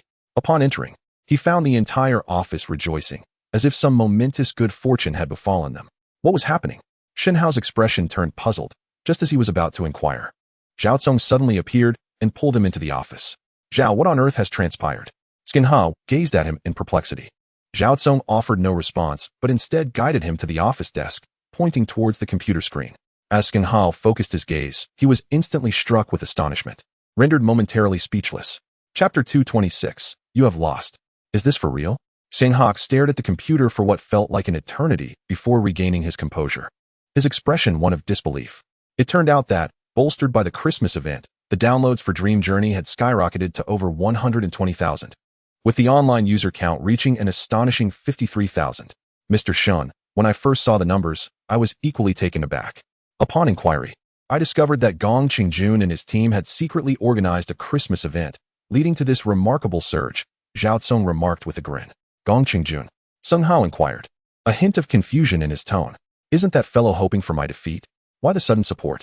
Oh, he must have realized his own impending loss and sought to expedite the conclusion of this meaningless contest, while simultaneously appeasing you, the new boss, to avoid any repercussions later. Zhao Tsong suggested with his interpretation. However, Shen Hao shook his head. While he could accept that Gong Qingjun wanted to end the wager sooner, the notion that he would do so to curry favor with him was utterly implausible. Just then, a series of knocks interrupted his thoughts. Come in. No sooner had he spoken than Gong Qingjun entered the room. Manager Gong, what brings you here? Shen Hao inquired tentatively. I am here to congratulate you, Mr. Shen. Gong Qingjun hesitated for a moment before speaking. Congratulate me on what? On winning our wager. You have emerged victorious. Gong Qingjun shrugged, completely devoid of his previously defiant demeanor. Shen Hao smiled slightly. If it weren't for your Christmas-themed event, I might not have triumphed so easily. Merely a matter of time, Mr. Shen. Let us dispense with modesty. Gong Qingjun replied, gazing at Shen Hao with a casual air. In truth, after the first day of public testing, he had already come to terms with the reality of the situation. Rather than stubbornly clinging to defeat, it was better to concede early, especially since he had already alleviated the tension within himself. Since Manager Gong acknowledges my victory, you must honor the terms of our wager, Shen Hao reminded him in a playful tone. Rest assured, I understand the importance of keeping my word. I will wholeheartedly support you moving forward, Gong Qingjun responded without hesitation. Shen Hao felt a surge of joy within. He had finally tamed this wild spirit. With that in mind, let us preemptively toast to a fruitful collaboration. The two shook hands, dissolving the misunderstandings and displeasures that had lingered between them. Mr. Shen, aside from conceding, I have one more matter to discuss, Gong Qingjun suddenly said after their handshake. What is it? I would like to request a leave of absence. Though the specific duration is yet to be determined, Gong Qingjun stated candidly. A leave of absence? Before Shen Hao could respond, Zhao Tsong displayed a look of discontent. Manager Gong, you just vowed to wholeheartedly support Mr. Shen. Now you're contemplating stepping back? Merely a request for leave, not a withdrawal from responsibilities, Gong Qingjun insisted earnestly. The Dreamland journey has only just launched for a week, and as the head of the technical team, you are taking leave without a definite timeline. How is this different from abandoning your responsibilities? Zhao Tsong increasingly fumed, convinced that Gong Qingjun was deliberately causing trouble. Gong Qingjun, with a hand on his chest, assured. The game is a product of our entire team's efforts. They can manage perfectly well without me. Should any issues arise during my absence, I am willing to take full responsibility. Gong, that's not how it works, Zhao Tsong interjected. Yet, before he could elaborate, Shen Hao interrupted, asserting that Gong must be dealing with something of utmost importance to request leave. Since he had made such a guarantee, they had no reason to deny his request. Gong, rest assured and take care of your matters. Return to work once you are done. Thank you, Director Shen. Gong Qingjun expressed his gratitude and left the office. Zhao Tsong approached Shen Hao, confusion etched on his face. Director Shen, why did you agree to let him take leave? Can't you see? Shen Hao's expression darkened. That guy is not trying to shirk his responsibilities. He merely wishes to accompany Zhang Xian on his final journey. Upon hearing this, Zhao Tsong was momentarily stunned. A moment later, he slapped himself hard, his face flushed with shame. I should have realized that. Chapter 227, Monetization Strategies. By the way, Director Shen, the traffic for Dreamland Journey has far exceeded our expectations. What are your plans for monetizing it? Zhao Tsong asked after scrutinizing a series of data in the backend. First, in-game purchases. Second, point card consumption. Shen Hao replied without hesitation. What does point card consumption entail? Zhao Tsong inquired, confusion evident on his face. He understood the in-game purchases, as he could observe that data daily. Although Dreamland Journey was still in its public testing phase and had only been launched for a week, the revenue from users purchasing items in the shop was already substantial. However, he was unfamiliar with the point card consumption model Shen Hao mentioned. The point card consumption refers to a system where players must have a certain number of points to play our game, Shen Hao explained. For instance, if you recharge your Dreamland account with 10 yuan, you receive 100 points. For every hour of gameplay, 4 points are deducted, and once depleted, you must recharge points to continue playing. I understand now. Zhao Tsong nodded in agreement. Given the current trajectory, reaching a user base of over 1 million should not be a problem. With such a massive user base, implementing your suggested model would yield astronomical revenue from point card sales alone. Coupled with in-game purchases and other supplementary income, the wealth generated by this game will be immeasurable. A smile graced Shen Hao's lips, as if he could already envision a bright future. Zhao Tsong pondered for a moment before asking, when do you plan to implement this system? Immediately after the 1-month public testing period concludes, we must expedite this matter, Shen Hao replied without hesitation. Isn't that a bit too swift? Zhao Tsong queried. One must strike while the iron is hot. Zhao Tsong pondered carefully for a moment before nodding in agreement. In this era of rapid technological advancement, where an array of games emerges incessantly, it is evident that while Dream Voyage enjoys immense popularity, no one can guarantee its longevity. Thus, the paramount strategy is to capitalize on opportunities for profit without delay. General Zhao, time is of the essence. You must focus on the production and sales channels of the Dream Point cards and address a series of related issues, Shen Hao instructed gravely. Understood, Zhao Tsong responded promptly, yet furrowed his brow, saying, however, Shen, these endeavors will require substantial funding. What about our financial situation? We already have revenue coming in, don't we? Let us utilize those funds directly. Shen Hao pointed to the recharge income from the game's backend. After covering the expenses related to the point cards, we can allocate the remaining funds for promotion. Very well. As long as the money is in place, everything else can be negotiated, Zhao Tsong replied with a mischievous grin, having anticipated Shen Hao's words.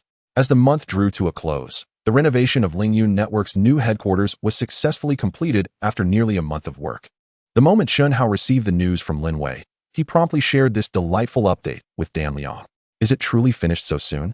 Dan Liang expressed disbelief, as he had assumed that the renovation of such a large company would take at least 2 months. He considered it a success if they could relocate to the provincial capital before the new year. You know I am always decisive in my actions, especially now that I have my own renovation company, Shen Hao boasted. Your own renovation company? Dan Liang paused in astonishment, cautiously inquiring. You're not suggesting that you secretly started a renovation company, are you? Indeed. At this point, I have no intention of concealing it. This way, whether it's for Lingyun Network, Brother Fried Chicken, or any other ventures I manage, renovations will be much more convenient, Shen Hao replied.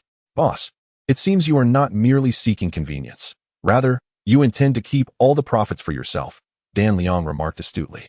Shen Hao quickly countered with a smile. Am I truly that kind of person? Let us assume you're not, Dan Liang retorted with mild disdain, before adding, since the renovations are complete, I shall depart tomorrow to relocate the headquarters. Agreed. On the last day of 2003, Dan Liang, accompanied by dozens of people, journeyed northward with great enthusiasm. On this day, Lingyun Network officially established its headquarters in Jiangzhou Provincial City, marking the commencement of a new chapter. As before, there was no grand opening ceremony. It was merely a brief formality. After familiarizing themselves with the environment, this group of carefully selected young talents, handpicked by Dan Liang, commenced their work with determination. Boss, with Lingyun Network now officially settled in the provincial capital, we have just over a month until the new year.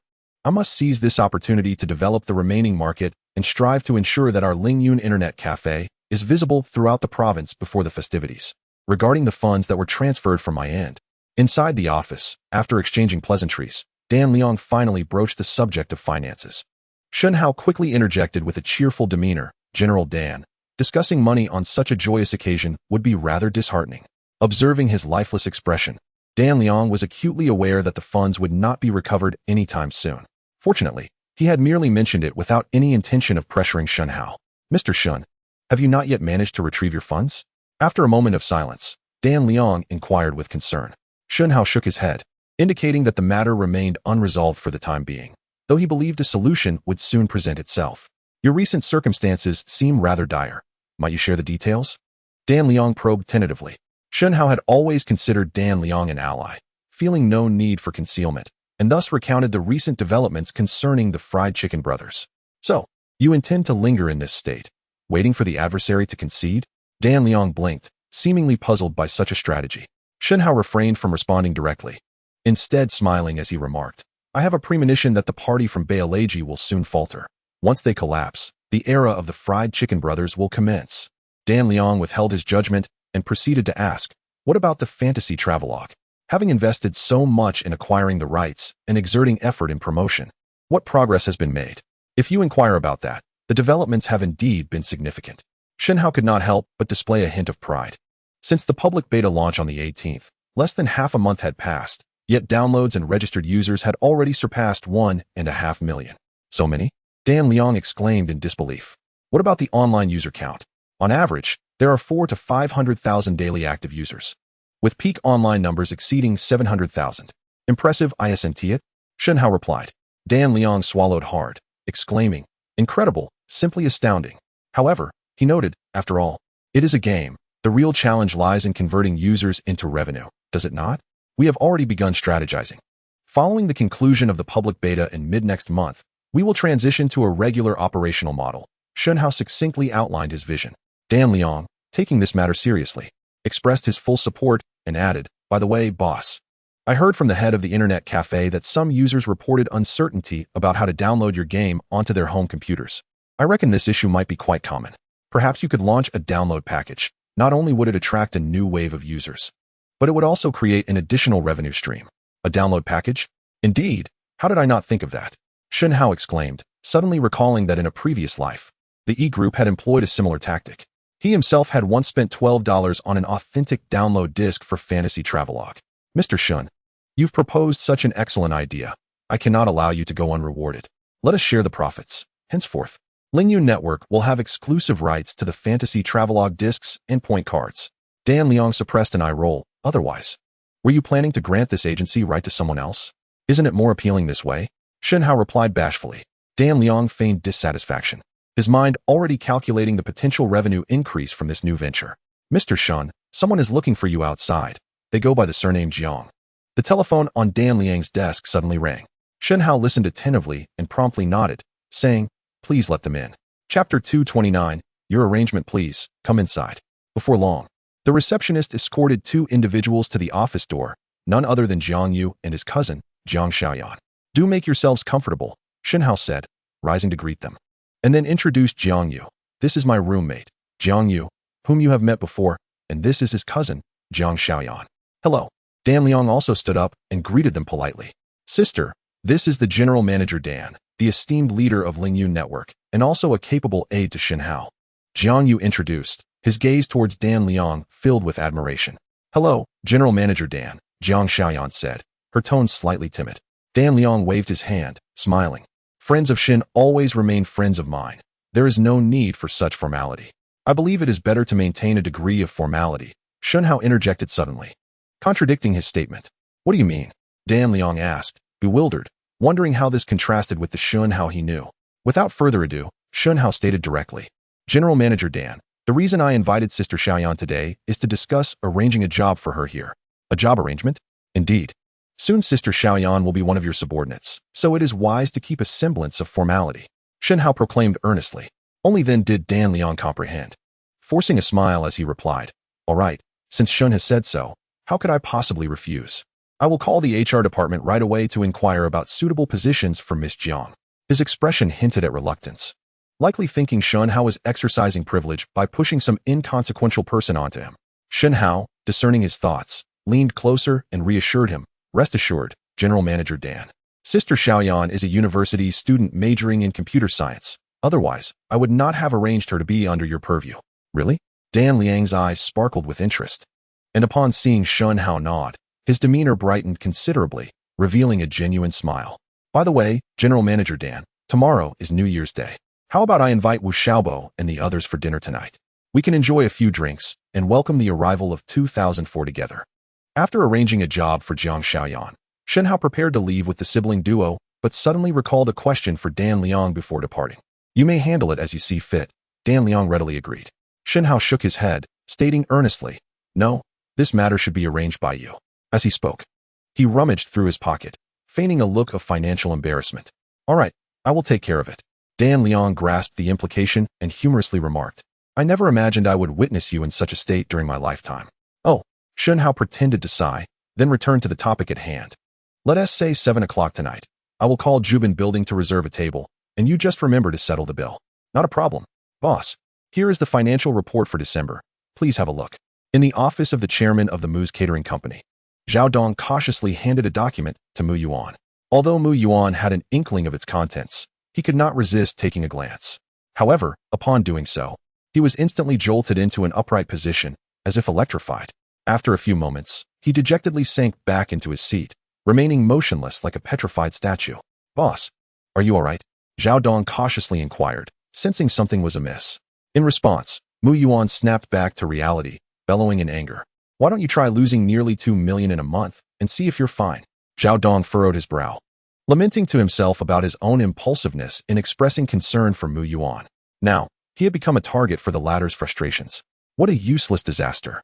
I truly wonder what purpose your presence serves," Mu Yuan muttered, crumpling the financial report into a ball and hurling it to the ground, continuing to curse Zhao Dong. Unable to endure any longer, Zhao Dong retorted, "Boss, this situation hardly seems to involve me, does it? Moreover, I have warned you multiple times that this course of action was fraught with risk and advised against any rash decisions. How dare you talk back when I reprimand you?"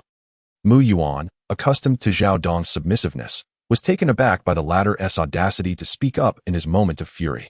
Zhao Dong, no longer willing to tolerate the abuse, shouted back, "You better watch your words, Mu. I was born to my parents, not to serve as your punching bag." Mu Yuan was momentarily stunned. After all these years, Zhao Dong had never dared to raise his voice. He had never anticipated such a confrontation. "What the hell do you mean, Zhao Dong? Do you think you can speak to me like that because you believe you've grown wings?" After staring at Zhao Dong for a prolonged moment, Mu Yuan resumed his haughty demeanor. Indeed, I've grown wings today. What are you going to do about it? Zhao Dong, determined to confront the situation, shed his reservations and shouted back fiercely. This unexpected outburst startled Mu Yuan, who took a moment to gather his thoughts before finally stammering. Zhao Dong, are you saying you want to quit? Yes, I want to quit. I've long wanted to. Zhao Dong's anger escalated, and he lunged forward, grabbing Mu Yuan by the collar with a menacing expression. Consider your conscience, Mu. Over the years, I have tirelessly supported you in all your questionable endeavors.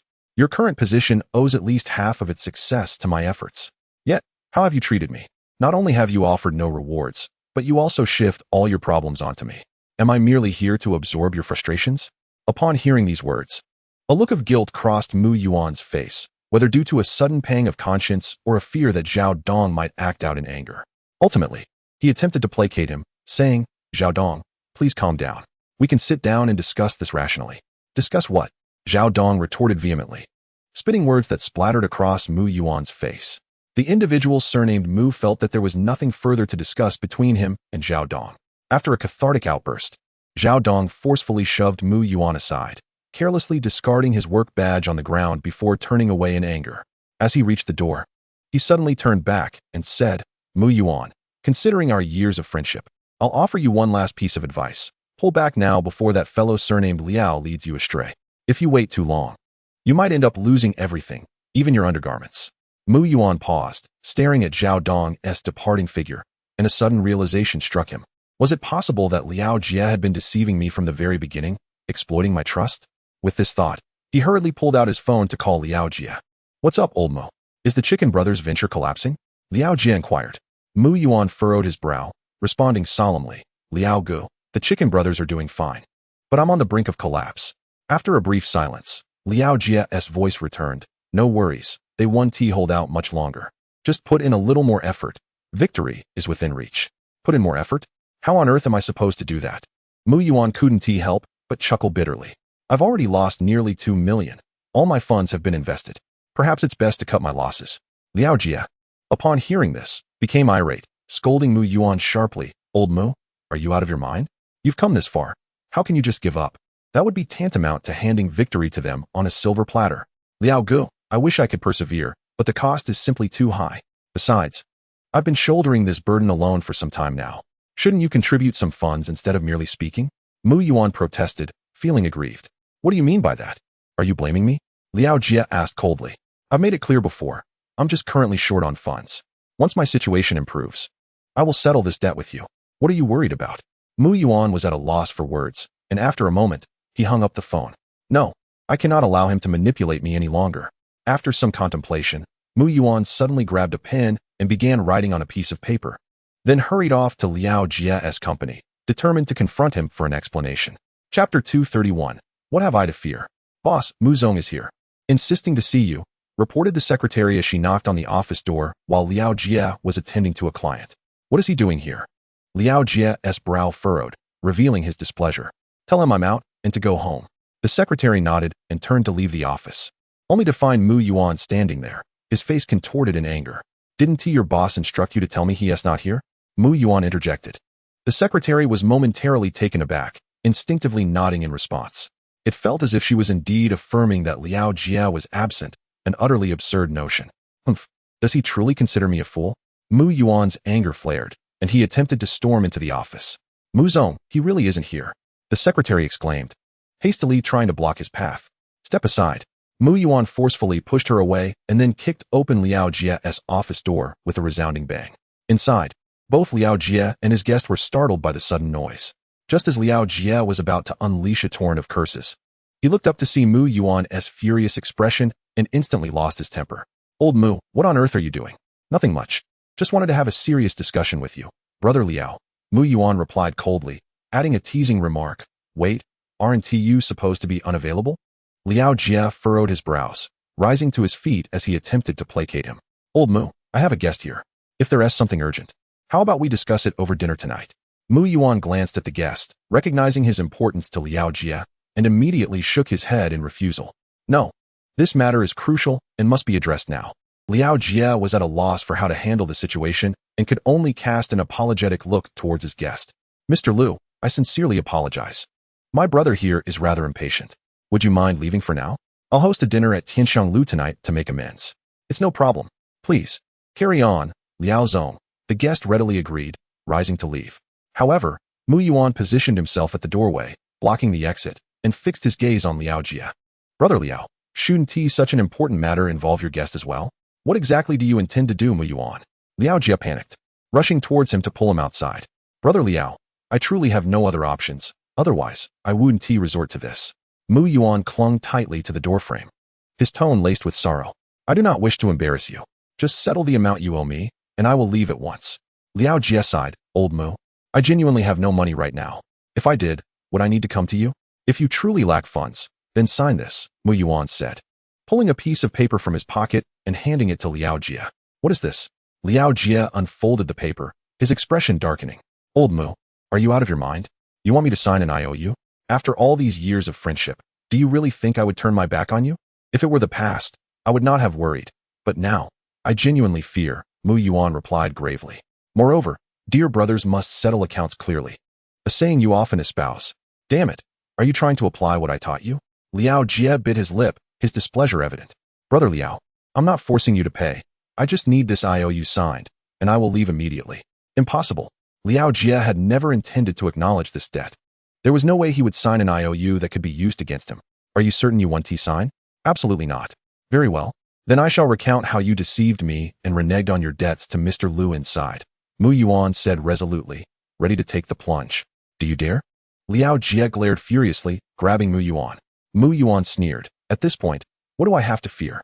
I not only intend to inform Mr. Liu, but I will also speak with your other partners to see if anyone dares to conduct business with you again. Seeing the unwavering determination on Mu Yuan's face, Liao Jie was thoroughly panicked. In that establishment, Mr. Liu happens to be his most significant client. Should Mu Yuan manage to drive him away, the financial losses would far exceed the amount indicated on that promissory note. Chapter 232. Guess whose call it is? How about it, Liao? Have you made your decision? Mu Yuan inquired, narrowing his eyes and speaking with an intensity that was chilling to the bone. Fine, I concede to you, Mu Yuan. I will sign. Is that satisfactory? Liao Jie weighed the pros and cons and ultimately chose to acquiesce. After uttering these words, he returned to his office, signed the note, and disdainfully tossed it at Mu Yuan's feet. Mu Yuan, unfazed, bent down to retrieve the promissory note before turning to exit Liao's dining establishment. While possessing the note ensured that Liao could not default, acquiring the funds would still prove to be a formidable challenge. Once seated in his somewhat aged Toyota Camry, Mu Yuan hesitated to start the engine and instead rested his head on the steering wheel, pondering the path ahead. If this stalemate continues, I fear bankruptcy is imminent. No, I must immediately terminate this senseless price war and stem the losses. With that thought, he promptly retrieved his phone, intending to call Zhao Dong, who had been managing Baileji, but suddenly recalled that Zhao had just dismissed him. Damn it, this is infuriating. Mu Yuan couldn't help but curse, then realized that if he were to unilaterally announce a return to previous prices, it would be an exceedingly ignoble defeat. Perhaps it would be wiser to first converse with that young man, Wu, to see if a more amicable resolution could be reached. After careful consideration, Mu Yuan ultimately dialed Wu Xiaobo's number. At that moment, Wu Xiaobo was enjoying a lively gathering at Jubin Lu with Shen Hao and others, when his phone suddenly vibrated in his pocket. Who could be calling me at this time? Wu Xiaobo mused, pulling out his phone. Upon seeing the caller ID, he was momentarily taken aback and exchanged a meaningful glance with Shen Hao. Mr. Shen, can you guess who is on the line? Who? I can't seem to figure it out, Shen Hao replied, shaking his head. Wu Xiaobo, not one to keep them in suspense, turned the phone screen towards Shen Hao. Shen Hao focused intently on the display, momentarily speechless, before recovering and smilingly stating, "It appears our formidable rival, Mr. Mu, can no longer endure and is ready to surrender." Surrender? Wu Xiaobo's interest was piqued instantly. Huang Dequan, nearby, remarked with a sense of calm, to endure this long, he must possess quite the tenacity. So should I answer the call or not? Wu Xiaobo inquired tentatively. Of course, why not? Let's hear what Mr. Mu has to say, Shen Hao shrugged, suggesting that it would be worthwhile to listen to Mu's counsel. Wu Xiaobo nodded, and, once the group quieted down, pressed the answer button. Hello, who is this? Just as Mu Yuan was about to hang up and try again, he was startled to hear Wu Xiaobo's voice and quickly lifted the phone back to his ear. Brother Wu, this is Mu Yuan from Mu's Dining. Mr. Mu? Wu Xiaobo feigned surprise. What prompts your sudden call? What wisdom do you wish to impart? There are no particular instructions. I simply wish to inquire if Brother Wu has the time for us to sit down and discuss matters thoroughly. Mr. Mu, if I recall correctly, we are competitors. What is there to discuss? Wu Xiaobo inquired frostily. Well, Mu Yuan frowned, hesitating for a moment before responding. This matter is rather cumbersome to address over the phone. Perhaps we should find a place to speak in person? Wu Xiaobo refrained from answering, instead casting another glance at Shen Hao. Shen Hao gestured towards the entrance and quietly remarked, I will reserve a private room next door. Please ask him to come over. Mr. Mu, I am currently at the Jubin building. Please join me, Wu Xiaobo said, turning back to the phone with a solemn tone. All right, I will be there shortly.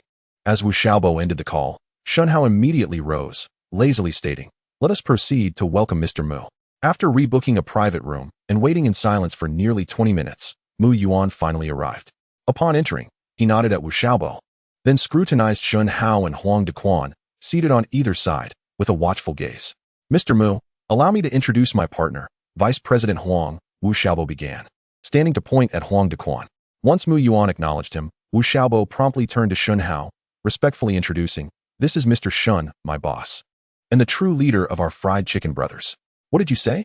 Mu Yuan was momentarily stunned, his expression filled with skepticism as he asked, Brother Wu, you cannot be joking, can you? He is the genuine owner of Fried Chicken Brothers? How could I jest with Mr. Mu? Indeed, Mr. Shen is our esteemed boss. Wu Xiaobo replied with a serious demeanor, to Mu Yuan's surprise. The true competitor he had been contending with all along turned out to be a youth who appeared to be barely 20. Moreover, that young man seemed vaguely familiar. Mu Yuan scrutinized Shen Hao for a while, yet he could not recall where he had encountered him before. Mr. Shen has achieved remarkable success at such a young age. I find myself truly humbled, Mu Yuan remarked, though Shen Hao did not concern himself with whether it was mere flattery or genuine admiration. He simply waved his hand and courteously said, Mr. Mu, please take a seat. Mu Yuan nodded and casually selected an empty chair, continuing to fixate on Shen Hao. Mr. Mu, you mentioned that there was something too sensitive to discuss over the phone and required a face-to-face conversation. May we proceed now? Wu Xiaobo broke the silence. Mu Yuan regained his focus, glanced at him, and said earnestly, it is like this, Brother Wu. I have been on business trips out of town, just returning to the provincial capital today.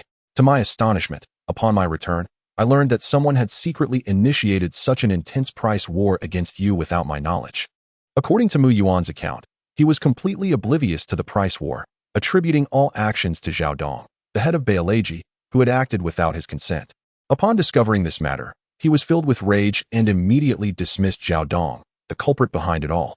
Zhao Dong likely never imagined that even in death, he would still bear the burden for his callous and ungrateful boss one last time. Upon hearing his strange utterances, Shen Hao and his companions exchanged glances. Their thoughts aligned in silent agreement. Did Mr. Mu truly believe his own words?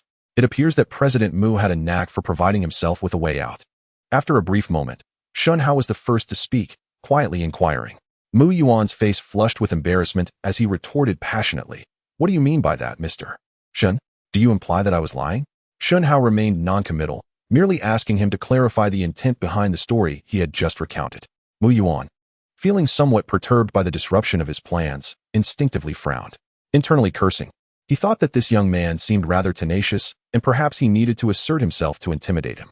Mr. Shen, since you appear to be a straightforward individual, I shall refrain from beating around the bush. This price war benefits neither of us and severely disrupts the normal market order. I believe it should be terminated immediately to restore equilibrium. Adopting a condescending demeanor, he articulated his demands almost as if issuing a command. Seeing him in this light, Shen Hao couldn't help but chuckle. President Mu, this price war was initiated by your company, Baileji. Now that you propose to end it, can I interpret this as an admission of defeat on your part? We are a long-established enterprise in the provincial capital. How could we concede to a fledgling company like yours? Mu Yuan exclaimed, visibly agitated, unable to relinquish his inherent pride. Mr. Shen, I have made my intentions abundantly clear. The desire to conclude this price war stems solely from the wish to restore market order. Furthermore, my actions are also in your favor. In our favor? On what grounds do you say that? Shen Hao shrugged, a playful expression on his face. Wu Xiaobo and Huang Dequan also turned their attention to Mu Yuan, curious to hear the grandiose rationale he might present. Chapter 234. Must I thank you? Mr. Shen, your company is relatively new and has already made considerable strides. It must have taken a significant investment. During this period, your losses must be quite severe. You may be nearing the end of your rope, and if this continues, bankruptcy may be your only outcome. I can see that you are ambitious young men. Would you truly be content to see your endeavors end so abruptly? At this juncture, Mu Yuan paused to gauge the reactions of Shen Hao and the others. Noticing their stoic demeanor, he felt a twinge of uncertainty. To be honest, I too ventured into entrepreneurship at your age, and I cannot bear to witness your potential squandered. With this, he concluded his remarks, watching Shen Hao intently. Shen Hao stifled a laugh, contemplating whether this fellow was running out of steam or had become embarrassed by his own words. Mr. Mu, if I am not mistaken, your extensive remarks convey a concern that our losses may render us incapable of recovery, prompting you to propose the cessation of this price war and the restoration of normal market order, thereby providing us a lifeline, correct? Indeed, that is precisely the sentiment, Mr. Shen. You truly are a perceptive individual. Mr. Mu nodded vigorously, akin to a chick pecking at grain. Shall we then extend our gratitude to you? Shen Hao inquired, his eyes narrowing with an icy demeanor. Unperturbed, Mr. Mu brazenly responded, gratitude is unnecessary. My actions are motivated by the greater good. Before he could finish, Shen Hao interjected with a grave expression, Mr. Mu, do you presume I am naive simply due to my youth? Mr. Mu was momentarily taken aback, nervously retorting, Mr. Shen, that is not my intention at all. Mr. Mu, if we are to engage in dialogue, let us do so earnestly, without pretense. Shen Hao smiled faintly, unwilling to indulge in further trivialities. What do you mean by that? Mr. Mu asked, swallowing hard, his voice trembling. Shen Hao rose, his tone solemn. Mr. Mu, let us speak candidly. You are correct. We have indeed been incurring losses recently, yet such losses bear little impact on me, negligible even. In contrast, your situation is quite different. If my calculations are accurate, your company, Baileji, has suffered losses exceeding 1 million during this period. You may well have exhausted the profits of the past 2 years. Should this continue, it is not we who face bankruptcy, but rather you. How astute this young man is to discern our losses so precisely. Mr. Mu felt a pang of anxiety, beads of sweat forming on his forehead despite the cold. Shen Hao continued, however, you did articulate one truth. This price war serves no purpose.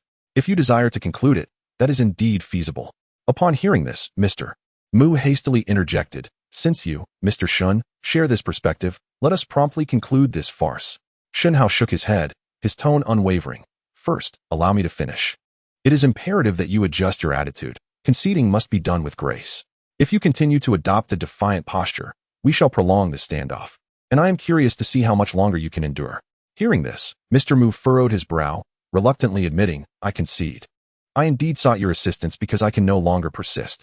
Today, I, Mu Yuan, am bowing in defeat. Is that acceptable? That is precisely what I wish to hear. A smirk appeared on Shen Hao's lips. Now, can we finally put an end to this price war? Not so fast. Mr. Mu's expression darkened. I have already submitted. What more do you desire? Mr. Mu, surely you comprehend that the marketplace is akin to a battlefield? Shen Hao narrowed his eyes, speaking with utmost seriousness. Since ancient times, when two nations engage in conflict, the defeated party invariably pays a heavy price. Do you truly believe that merely uttering a few words can render this matter resolved? Are you suggesting that I should compensate you? Mu Yuan's eyes widened as he inquired, seemingly struck by a sudden clarity. Indeed, Shen Hao replied succinctly. This price war was instigated by you, and now you concede defeat. Should you not compensate our company for the losses incurred during this period? President Shen, are you mistaken? Mu Yuan replied, his face contorted with dissatisfaction. We too have suffered losses, and ours are considerably greater than yours. Why should we bear the burden of compensation? Shen Hao shook his head. President Mu, am I not being sufficiently clear? Allow me to reiterate. This price war was initiated by you without cause, and your substantial losses are merely a consequence of your own actions. We, the Chicken Brothers, are the true victims here. Seeking compensation from you is not only reasonable, but justified. In other words, had we been the provocateurs and we found ourselves defeated, I would have no objections to you demanding compensation from us. You are clearly intent on adding insult to injury. Mu Yuan seethed with anger. Shen Hao showed no signs of retreating. If that is how you choose to interpret it, so be it. Humph, there is no chance I will compensate you. Mu Yuan's frustration flared once more as he spoke vehemently. Very well, since President Mu is unwilling to offer compensation, let us conclude today's negotiations. Please take your leave. President Mu. Shen Hao gestured towards the exit, adopting an air of dismissal. Mu Yuan remained rooted in his seat, glaring at Shen Hao with a grim expression. He understood all too well that if he left at this moment, the situation would only deteriorate further, The looming financial losses would soon crush both him and his company. President Mu, why do you linger? Noticing his prolonged silence, Shen Hao inquired with a hint of mockery. Mu Yuan's lips twitched as he struggled to find the right words. After nearly a minute of hesitation, he finally asked, President Shen, how much compensation do you expect from me? Seeing him relent, Shen Hao's lips curled into a satisfied smile as he turned to Wu Xiaobo. Mr. Wu, could you kindly calculate the total losses we have incurred during this period? Wu Xiaobo paused for a moment, quickly regaining his composure as he bent over his calculations. President Shen, I have computed it. Over the past month, our 21 branches have collectively suffered losses amounting to approximately 330,000. Shen Hao nodded and turned to Mu Yuan. President Mu, are you listening? That much. Mu Yuan's expression darkened as he hesitated before responding. President Shen, you cannot possibly expect me to cover your entire loss, can you? Rest assured, I am not so ruthless. Shen Hao feigned an expression of benevolence. How about this? We split the losses evenly, and I will round it to a neat figure. You shall compensate us with 150,000. Isn't that a bit excessive? Mu Yuan queried softly. Excessive? Shen Hao maintained a stern facade, feigning impatience. It seems President Mu lacks sincerity. Very well, I am not particularly concerned about this sum. Please, I will compensate you with 150,000. Is that not sufficient? Mu Yuan, feeling utterly helpless, ultimately acquiesced. However, let us establish a clear understanding beforehand. Once you receive the funds, you must not engage in any deceitful behavior. Rest assured, we would never stoop to such unscrupulous tactics. Shen Hao replied earnestly, subtly mocking Mu Yuan in the process. Mu Yuan, well aware of the underlying implications, felt a rush of embarrassment and refrained from further comment. President Mu, may I inquire when you intend to deliver this compensation? Wu Xiaobo asked. After a moment's contemplation, Mu Yuan responded, Tomorrow, I shall provide the funds by tomorrow morning. Very well, upon receipt of the compensation, we shall conclude this conflict and restore the prices to their original levels. Mu Yuan nodded resignedly, pondering to himself how he had truly lost both the lady and the battle. Chapter 236. The conclusion of the price war. President Mu, I have ordered quite a feast. Would you care to stay and enjoy a meal with us to celebrate the new year? After a brief pause, noticing Mu Yuan lost in thought, Shen Hao deliberately posed the question, sounding courteous while subtly signaling the end of the meeting. Of course, if Mu Yuan were brazen enough to linger, Shen Hao would not have objected. No, I have other matters to attend to, Mu Yuan replied, not lacking in discernment. Upon hearing this, he promptly shook his head and left in a dejected manner. As soon as he departed, the remaining three in the private room broke into radiant smiles. President Shen, your foresight is truly remarkable. I never expected that old fellow Mu Yuan would actually concede, Wu Xiaobo exclaimed, giving a thumbs up. Shen Hao shrugged. It was only to be expected. Moreover, had he not surrendered, we would have surely been overwhelmed. Huang Dequan chimed in. I must admit, President Shen, you truly are the superior strategist. If it had been me and President Wu, I doubt we could have ever compelled Mu Yuan to part with his money. Indeed, that tactic was absolutely brilliant, Wu Xiaobo echoed. Just thinking about Mu Yuan's face, which looked worse than death, brings me immense satisfaction. Shen Hao flashed a mischievous grin. After wasting so much of our precious time, he ought to bear some cost for it. Having endured for so long, this farce can finally come to a close. Once tomorrow passes, a new era belonging to our fried chicken brothers shall officially commence. Seeing Wu Xiaobo and Huang Dequan in such high spirits, Shen Hao immediately raised his glass and declared, Come, let us toast to an early celebration. Cheers. The following morning, as Wu Xiaobo arrived at the office, he received a call from Mu Yuan before he could even take a seat. What is the matter, President Mu? My dear Wu, where are you? I am bringing the funds to you. Mu Yuan's voice carried a hint of reluctance. I will be at store number 1 in about half an hour. Please come by then. After concluding the brief conversation, Wu Xiaobo promptly departed for the Fried Chicken Brothers' first outlet. To his surprise, Mu Yuan arrived even earlier, waiting outside. President Mu, you are here already? Wu Xiaobo remarked, astonished, having never seen anyone so eager to deliver money. Shall we discuss this inside? No, let us not. Mu Yuan declined his goodwill and retrieved a tightly wrapped bundle from the side of the car. A sum of 150,000, not a penny less. Please. Count it. Wu Xiaobo tore open a small opening, glanced inside, and confirmed it was indeed money. He swiftly tucked it under his arm, showing no intention of counting it. No matter how one views Mu Yuan, it was unlikely he would engage in any deceit regarding this matter. Brother Wu, can we restore the price now? Mu Yuan inquired with a hint of urgency. Wu Xiaobo glanced at the time and replied in a low voice, I will notify them immediately. At 10 o'clock this morning, Both our companies will revert the prices to their original levels. Without further ado, Mu Yuan hurriedly drove back to the company to make the necessary arrangements. Watching him leave, Wu Xiaobo called Shen Hao. Mr. Shen, Mu Yuan has delivered the compensation of 150,000. I've arranged for both of us to revert the prices at 10 o'clock. Good. How shall we handle this sum? Wu Xiaobo cautiously inquired. Without hesitation, Shen Hao responded, this money is allocated for the Fried Chicken Brothers. It should be deposited directly into your public account. Understood. Wu Xiaobo sighed in relief. With payroll due in a couple of days and the Fried Chicken Brothers' finances nearly depleted, this money effectively resolved the issue. At 10 o'clock in the morning, the Fried Chicken Brothers and Bao Luji fulfilled their agreement, simultaneously adjusting their product prices. The news spread rapidly, creating a significant stir. What is happening? Why did they suddenly revert the prices? I have no idea. It seems one of the brands couldn't sustain itself and surrendered to the other. Does this mean we won't be able to enjoy the ultra-low-priced hamburgers and fried chicken anymore? On the streets, the crowd buzzed with speculation. The most pressing question being who emerged victorious from this price war. Chapter 237. The winner is the Fried Chicken Brothers. Who do you think won? Bao Luji or the Fried Chicken Brothers? Most likely Bao Luji, considering it has been established for several years and has the backing of the Mu Group. It shouldn't lose to a newly formed brand. The debate over which brand triumphed continued to brew, quickly spreading throughout the city in less than half a day. Those who previously bet on Bao Luji's victory were now elated, feeling quite astute. However, as they prepared to claim their winnings, reality delivered a harsh blow. Don't be too pleased. It was not Bao Luji that won this time, but rather the Fried Chicken Brothers. This statement caused an uproar. On what grounds do you claim the Fried Chicken Brothers emerged victorious? Someone challenged. Without wasting words, the individual pulled a newspaper from their pocket, pointing to the headline. See for yourselves, this has made the news. It clearly stated that the owner of Bao Luji, unable to bear the immense losses, had approached the owner of the Fried Chicken Brothers last night to concede defeat, even offering compensation. How could this be? Why did it turn out this way? The group of individuals who had won at the Burger King franchise gazed at the newspaper with ashen faces, frozen in disbelief. Surely, the contents of this publication could not be fabricated? Despite the evidence laid bare before them, some remained reluctant to accept the truth. The one who had presented the newspaper spoke again.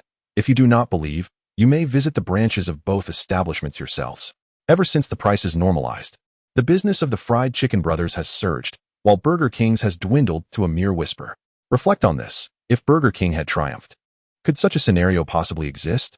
With this revelation, the crowd fell silent, each individual dejectedly returning home. Boss Shen, I have completed the task you assigned. May I inquire your whereabouts? If convenient, I can deliver the items to you. Meanwhile, Shen Hao had just exited one of the Fried Chicken Brothers outlets when he received a call from the bald man. Glancing across the street at the bank, he replied in a low voice, I am opposite the Fried Chicken Brothers on Liberation Road. Please come over. After hanging up, he crossed the street and stood quietly in front of the bank. Approximately 20 minutes later, a black van halted before him. The bald man leapt from the passenger seat, greeted Shen Hao, and then opened the rear door, beckoning someone from inside. Soon, two burly thugs emerged, hoisting a large burlap sack from the vehicle. Boss Shen, everything is here, the bald man said with a grin, gently patting the sack. Shen Hao blinked at the sack, a bemused expression crossing his face as he wondered if it was truly meant for transporting valuable goods. The bald man seemed to sense his skepticism and hurriedly explained. In my haste, I could not find a suitable container, so I grabbed whatever was at hand. If you find it unsatisfactory, I can take it back and replace it with a box to deliver to you. No need for that trouble, Shen Hao replied, shaking his head and gesturing toward the bank. Just help me carry it inside. What are you waiting for? The bald man called to his associates, and they promptly began to carry the heavy sack toward the bank. Upon reaching the entrance, a security guard immediately intercepted them. What are you doing? What is that you are carrying? The guard's expression indicated he mistook them for scrap collectors. Sir, I am here to deposit money. Shen Hao stepped forward to clarify. Depositing is fine, but that sack cannot come inside, the guard stated, eyeing Shen Hao with a hint of disdain as he gestured toward the sack. Shen Hao maintained a serious demeanor. But all the money I wish to deposit is in that sack. How can I deposit it without bringing it in? What did you say? The guard studied Shen Hao for a moment, then remarked with amusement, Kid, you cannot possibly mean to tell me that sack is filled with money. Indeed, Shen Hao replied, unhesitatingly. Don't be absurd. The guard glanced at the sack, then at Shen Hao's modest attire, unable to suppress a laugh. If it were truly money, how could it be contained in such a tattered sack? Moreover, do you have any idea how much money would fill such a sack? You dare to boast here. Upon witnessing the disdainful attitude directed towards Shen Hao, the bald man became indignant and strode forward, bellowing, "Who do you think you are to speak to Boss Shen in that manner?" Shen Hao gestured for him to refrain from being unreasonable, then spoke in a low tone. "Baldy, why don't you explain to this gentleman how much money is in that bag?" "Certainly." Baldy, with a patient demeanor, declared proudly, "Listen closely. This bag contains nothing but 100 yuan bills, precisely 5 million. What did you say?" The security guard's eyes widened in disbelief, but after a moment, a sneer crept onto his face, clearly skeptical. "I'm sorry, but your word alone is insufficient. If you wish to take this bag inside, it would be prudent to open it for inspection." Understanding the rules and wishing to avoid creating trouble for the guard, Shen Hao signaled to Baldy to open the bag for inspection. "Old man, take a good look," Baldy instructed his subordinate as he carefully untied the bag's mouth. The guard leaned in for a closer look and was instantly taken aback. Shen Hao and Baldy were not deceiving him. The enormous sack was indeed filled with cash. Neatly bundled 100 yuan notes, amounting to no less than a few million. Although the era of simply being a 10,000 yuan household was long gone, even in the provincial capital, the average person's monthly salary barely exceeded 1,000 yuan. It was exceedingly rare for an ordinary individual to encounter such a substantial sum of money, let alone a massive bag of cash. Now that is real money. The guard swallowed hard, clearly shaken. Even though he worked in a bank where he dealt with money daily, he only witnessed such vast quantities when armored trucks made deliveries. It was no exaggeration to say that sometimes an entire truckload did not contain as much cash as this bag. "How about it, sir? I wasn't lying, was I?" Shen Hao smiled faintly. "Now may we enter?" Yes, of course." The guard forced a sycophantic smile, eagerly opening the bank's doors for Shen Hao and his companions, and hurried off to summon the bank manager. Upon hearing that someone was arriving to deposit an entire sack of 100 yuan bills, the manager promptly abandoned his current client and rushed out to attend to them. "Good day, sir. I am the manager of this bank. Are you here to make a deposit?" "Indeed," Shen Hao replied, pointing towards the bag beside him. The manager instinctively glanced into the bag, and a gleam of excitement lit up his eyes. Subsequently, he respectfully ushered Shen Hao and his party into the VIP room. The guard watched Shen Hao's retreating figure, filled with envy and curiosity. This young man, seemingly not yet 20, possessed such wealth. What kind of significant enterprise could he possibly be involved in? With the manager's enthusiastic assistance, Shen Hao swiftly completed the deposit and exited the bank. Just as Baldy had previously stated, the bag contained exactly 5 million.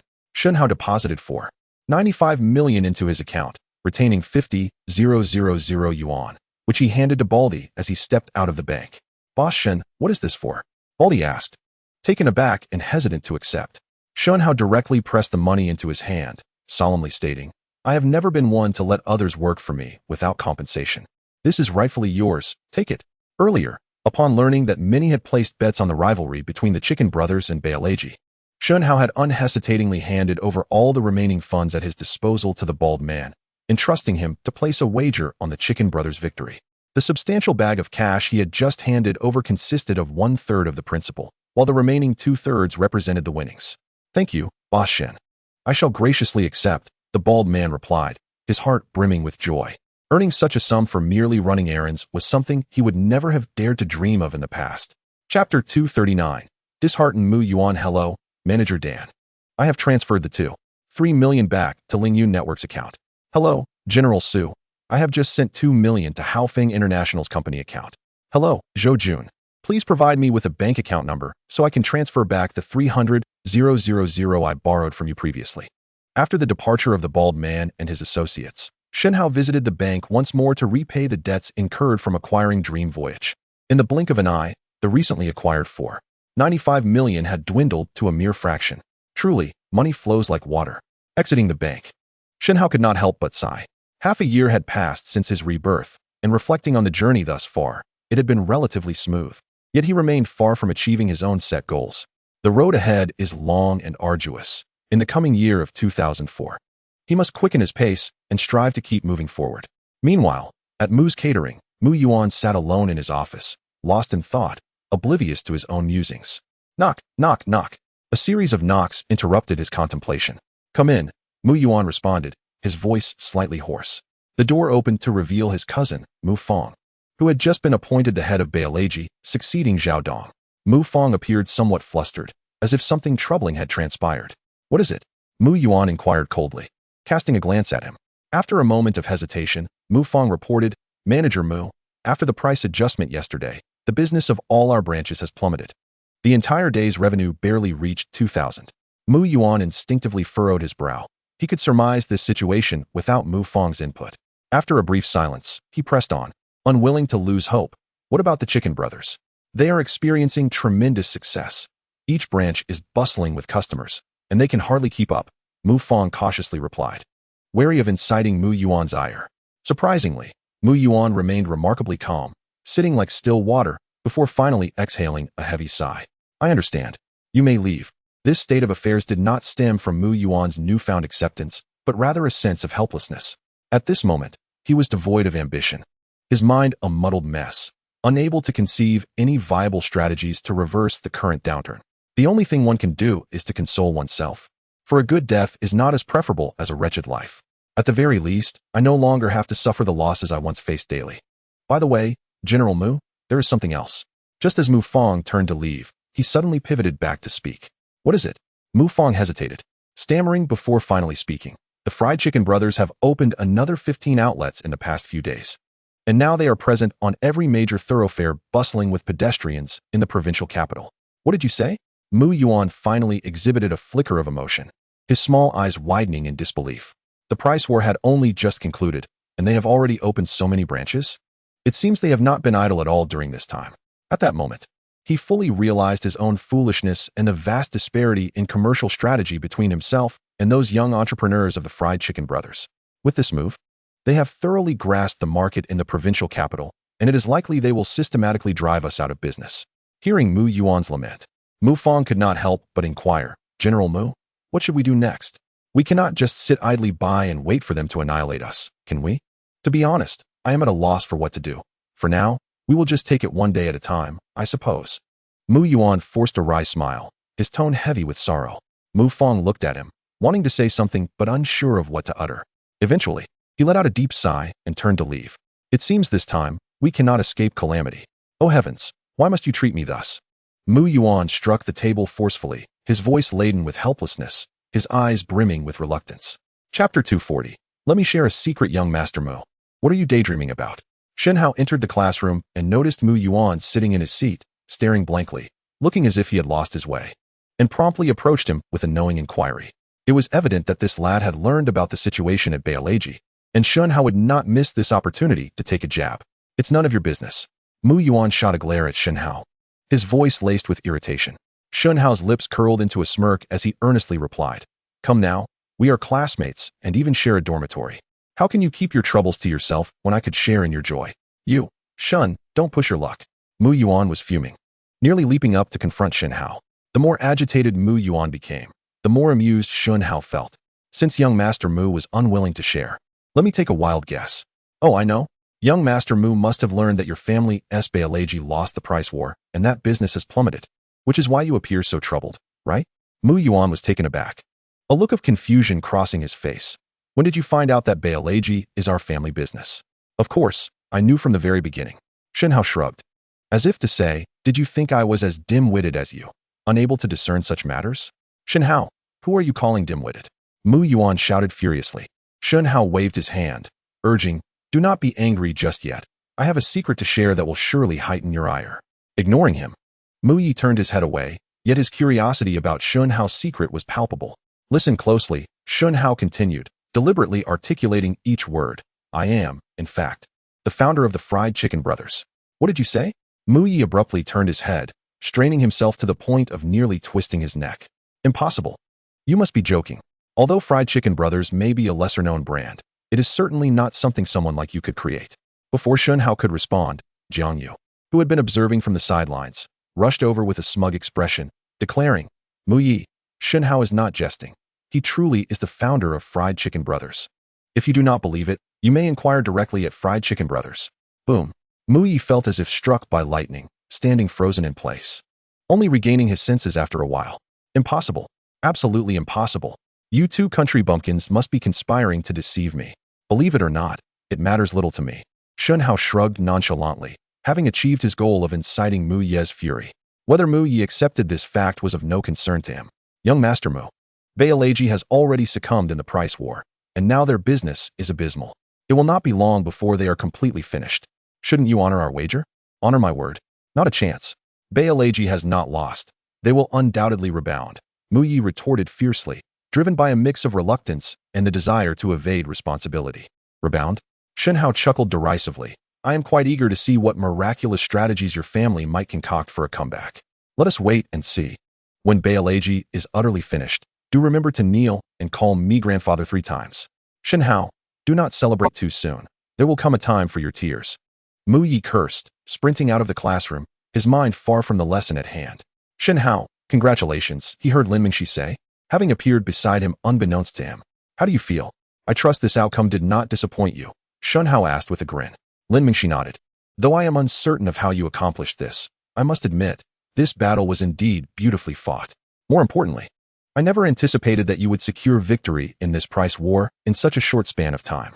It likely caught many off guard, including some prominent figures in the business world. The business magnate you refer to is not your father, Mr. Lin Jinting, is it? Shen Hao inquired, sensing an opportunity. Indeed. You guessed correctly. It is my father, Lin Mingxi revealed after a moment's hesitation. Shen Hao's eyes widened in astonishment, disbelief etched across his face. Is this true? The rivalry among small companies has captured the attention of the esteemed head of the Lin family? To be honest, I was equally surprised when my father first mentioned it. Lin Mingxi replied softly. It's simply incredible. Shen Hao still found it hard to believe, and after a while, he tentatively asked, Has your father expressed any opinion on this matter? Lin Mingxi pondered for a moment and replied, He hasn't commented specifically on this issue, but he seems more intrigued by you. Intrigued by me? Shen Hao looked at her with a bewildered expression. Lin Mingxi elaborated. I mentioned that you are the founder of the Fried Chicken Brothers, among other things, and he remarked that you are quite an interesting young man. In fact, he also said that, barring any unforeseen circumstances, you are destined to achieve significant success in the business realm. Shen Hao was taken aback, utterly surprised that Lin Mingxi had mentioned him to her father, and even more astonished that Lin Jinting would bestow such high praise upon him. To receive the endorsement of the head of the Lin family was a coveted honor that many would dream of, and he found himself truly astonished to be among the fortunate few. Be sure to extend my heartfelt thanks to your father, he said. His words may very well serve as a powerful motivation for my future endeavors. Lin Mingxi blinked playfully and teased, Is it really that dramatic? My dad is just a man, not a deity. Shen Hao merely smiled, offering no reply. In truth, her father's words were far from exaggerated. For this generation of entrepreneurs, Lin Jinting was revered as a figure of near-mythical status. Even after experiencing a setback, the achievements he once garnered remain the aspirations of countless individuals. By the way, speaking of this, I owe you my gratitude. Shen Hao, Lin Mingxi suddenly interjected. What do you need to thank me for? Shen Hao snapped back to attention, puzzled. He had been extremely busy lately, and there had been little communication between them, let alone any opportunity to assist her. Well, I made a bet with my father. If the Fried Chicken Brothers triumph in this price war, he will unconditionally grant me one request, Lin Mingxi explained. Shen Hao blinked in surprise, thinking how amusing it was that this wealthy father-daughter duo would wager over what seemed to him to be trivial matters. Nevertheless, he curiously inquired, So if you win, what do you plan to ask your father for? I'm not sure yet. I'll have to think about it first, Lin Mingxi replied, though she spoke casually. She had already made up her mind since that day. Meanwhile, Mu Yi, after leaving school, sped towards Mu's catering in his expensive Toyota sports car, which he had imported from abroad. What brings you here? Shouldn't you be in class right now? Mu Yuan, lost in thought, was startled by the abrupt entrance of his son, who then displayed a displeased expression. Ignoring his son, Mu Yuan angrily questioned, Mu Yuan, what is going on? Weren't you just saying that the Fried Chicken Brothers were nothing but a trash brand, unworthy of fear? How is it that you ended up losing to such a so-called inferior brand? Hearing this, Mu Yuan felt a wave of shame wash over him. After a moment of silence, he sighed and replied, I must admit, it was my father's oversight. The management of the Fried Chicken Brothers is indeed quite formidable. Upon hearing this, I suddenly remembered the true purpose of his visit and hurriedly approached Mu Yuan, inquiring, Surely you must know the name of the owner of the Fried Chicken Brothers? Mu Yuan nodded. Initially, I thought it was someone named Wu Xiaobo, but I recently discovered that the true proprietor is a man named Shen Hao. What did you say his name is?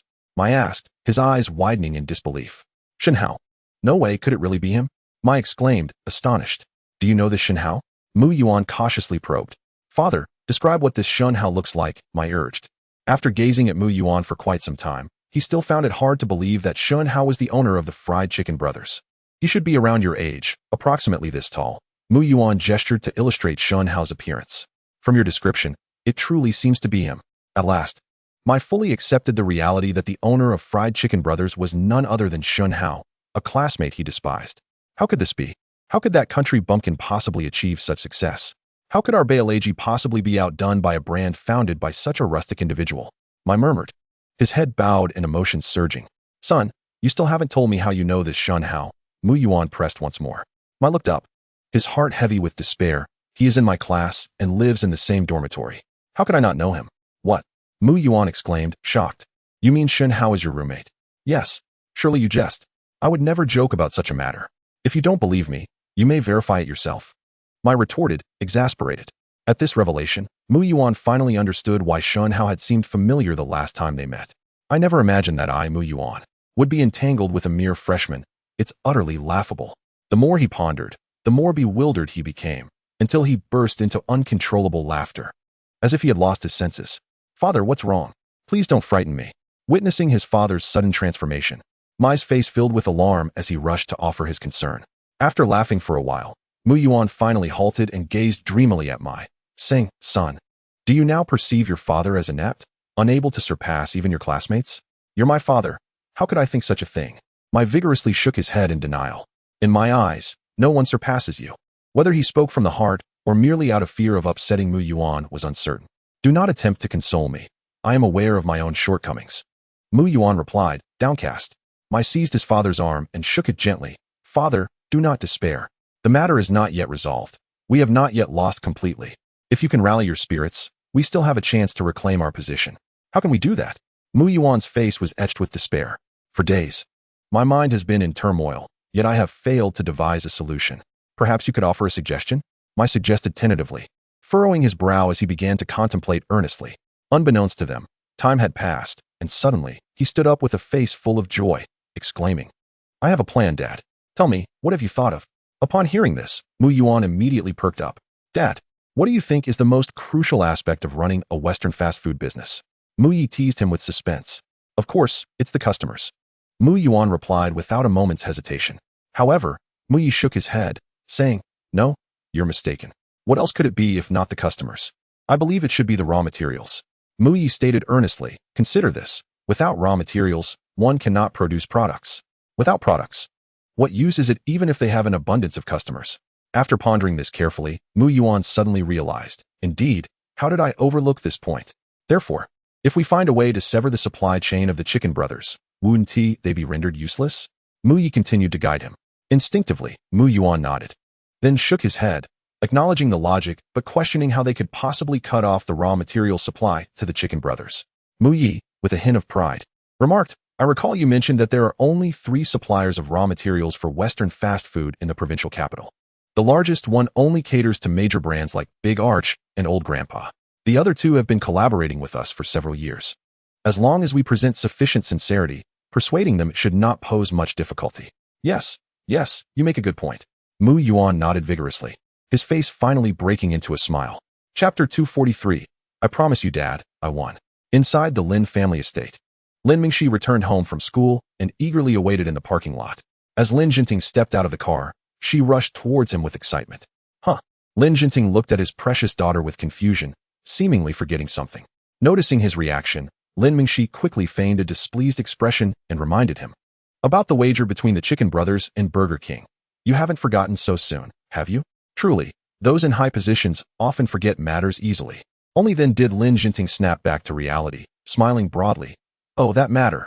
I haven't forgotten. You just said you won. Has their rivalry come to an end? Yes. Lin Mingxi nodded gently. The day before New Year's, the owner of Burger King, unable to bear the tremendous losses, approached the owner of the Chicken Brothers, my classmate Shen Hao, to resolve the conflict. I didn't expect it to conclude so swiftly. It seems I overestimated Burger King and underestimated your classmate. Dad, we had agreed that if the Chicken Brothers won, you would unconditionally grant me one request. Is that still valid? Lin Mingxi inquired tentatively. Of course it stands. Lin Jinting replied decisively. What is your request? Please, go ahead. I wish to stay in the school dormitory. I no longer want to commute. Lin Mingxi stated without hesitation, revealing her long-held desire. What did you say? Lin Jinting was momentarily stunned, his expression one of sheer surprise, evidently unprepared for such a request from his daughter. My dear, why would you suddenly wish to live at school? You come home every day to enjoy good food and care. Isn't that preferable to residing at the school? Lin Mingxi resolutely shook her head. Dad, out of the thousands of freshmen at Mingzhu University, I am the only one without accommodation, making me feel like an outsider. Furthermore, I believe that without residing in the school dormitory for a while, I cannot truly experience authentic university life, nor can I ever possess a complete collegiate journey. Although she articulated her thoughts eloquently, the essence of her request stemmed from a deep-seated frustration with the constraints imposed by her family, particularly her mother, Xiang Yuqing. She yearned to escape the confines of being a caged canary. After all, you are a university student. I can no longer argue against you. Lin Jinting chuckled helplessly. As a father, he understood his daughter's true intentions all too well, though he chose not to confront them directly. Dad, could you please tell me if you can grant this condition? Lin Mingxi asked earnestly. After pondering for a moment, Lin Jinting finally nodded. All right, I agree. But you must stay in a single room. Otherwise, it may be difficult to explain to your mother. Thank you, Dad.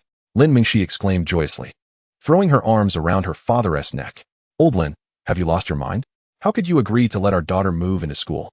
The news swiftly reached Xiang Yuqing, who, as expected, stormed into the study to confront Lin Jinting. He set aside his work and, with a smile, embraced her shoulders. Dear, please don't be upset. Allow me to explain. My intention is merely to foster our daughter's independence. Consider her age. She cannot rely on us for everything. What if one day we are no longer here? How will she survive if she possesses no skills? Xiang Yuqing, always sensitive, sensed something amiss upon hearing his words and quickly inquired, Old Lin, are you hiding something from me? Lin Jinting chuckled lightly. What could I possibly hide from you? Don't overthink it. Promise me, no matter what happens, you must not keep anything from me, she insisted, her brow furrowed as she pressed him for a commitment. All right, I promise. Lin Jinting responded without hesitation, though a flicker of unease crossed his eyes. Recently, he had encountered some business troubles. While they were not significant issues, for reasons unknown, they caused the seasoned veteran to feel restless, as if something ominous loomed on the horizon. Chapter 244. We are different, have you heard? Lin Mingxi from the School of Economics and Management has suddenly moved into the school dormitory. Which Lin Mingxi? You mean the one who is chauffeured daily in a limited edition Rolls-Royce? Exactly her. Are you sure you're not mistaken? How could the esteemed daughter of the Lin family possibly live in such subpar dormitory conditions? The next day, the news of Lin Mingxi's move into the school dormitory spread like wildfire throughout Mingzhu University. How could I be mistaken? I saw her with my own eyes carrying her luggage into the dormitory building. Oh my, this is indeed monumental news. They speculated. Why would she suddenly move into the dormitory? Could it be that something has gone awry with the Lin family? Such inquiries, perhaps made in jest, carried a hint of conspiracy. Little did she know that, merely 6 months later, those words would prove prophetic. I suggested they refrain from worrying excessively. After all, the Lin family is one of the top elite families in our province. Surely nothing could be amiss. Moreover, even if Lin Mingxi chose to reside in the dormitory, it would be in a luxurious single room, unlike ours. The discussion abruptly ceased following a rational remark from one of the classmates. On the other side, Shen Hao learned of the news almost immediately. As he entered the classroom, he hurried to Lin Mingxi's seat to inquire about the situation. This must be the condition you proposed to your father in that bet, right? He asked. Lin Mingxi nodded slightly. Shen Hao was somewhat surprised, yet upon further reflection, he deemed the situation reasonable. After all, given Lin Mingxi's privileged background, she could easily acquire anything, with the exception of perhaps freedom. If you encounter any troubles in the dormitory, feel free to reach out to me, Shen Hao remarked simply before turning to leave. Upon returning to his seat, his gaze inadvertently drifted to the vacant spot beside him. That was Mu Ye's designated seat, which had remained unoccupied since he had stormed out after their altercation yesterday. Shen Hao, what do you think Mu Ye is up to? Is it possible he couldn't bear the blow and has taken drastic measures? Jiang Yu suddenly chimed in, half-jokingly. Shen Hao shook his head and replied seriously, if I am not mistaken, he is likely seeking out his father to devise a plan against me and the Fried Chicken Brothers. Are you suggesting they are still intent on reclaiming their position? Jiang Yu inquired tentatively. After all, having invested years of effort, would you relinquish it so easily? Shen Hao retorted. Jiang Yu pondered for a moment and vigorously shook his head. Certainly not. Achio, damn it, who is cursing me from behind? On the other side, Mu Yi unexpectedly sneezed, cursing under his breath. At that moment, he was seated in the passenger seat of Mu Yuan's car, preparing to visit a significant individual. After more than half an hour, they arrived at the industrial area in the southern suburbs of the city. After a brief detour, They drove into a medium-sized factory named Shanga Foods. "Hello, I am Mu Yuan, the owner of Mu's Catering. I have an important matter to discuss with General Manager Shang. Kindly relay the message," he stated. The factory receptionist, presumably familiar with Mu Yuan, politely nodded and made a phone call to inform her superior. "General Manager Shang requests that you proceed upstairs." Once granted permission, the father and son duo made their way to the second floor, knocking on the door of the chairman's office. "Please come in." Inside the office sat a tall man in his 40s, whose accent suggested he hailed from the north. This man, named Shang Ge, was the owner of the food company, which is recognized as the second largest supplier of Western fast food ingredients in the provincial capital. Currently, aside from the major enterprises of the Arc de Triomphe and the Old Man, other Western fast food brands within the province, including Brother Fried Chicken and Burger King, source nearly all their ingredients from them. The purpose of the father-son duo, Mu Jia and his son, arriving here early in the morning is unmistakable. Chapter 245, Seeking Assistance. "Mr. Shang, it has been a long time." Mu Yuan entered the office and greeted with a beaming smile. "Oh, what brings President Mu to my humble abode today?" Shang Ge remarked, noticing the exquisite gift boxes in their hands, quickly realizing they must have ulterior motives for their visit. "Well, it has been a while since we last met, so I thought I would come to see you." Mu Yuan chuckled, casting a knowing glance at Mu Yi. Understanding the cue, Mu Yi promptly approached Shang Ge with the gifts, addressing him sweetly, "Uncle."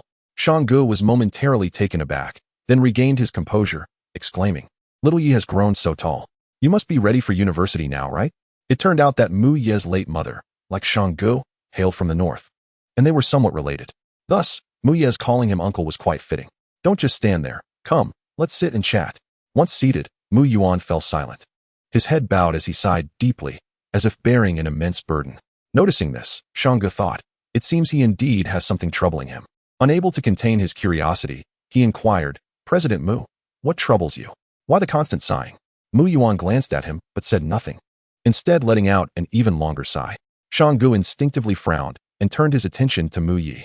Mu Yi quickly stood up and, following their rehearsed script, declared, "Uncle, my father initially didn't want me to say anything, but I believe we are family, and this matter should be brought to your attention."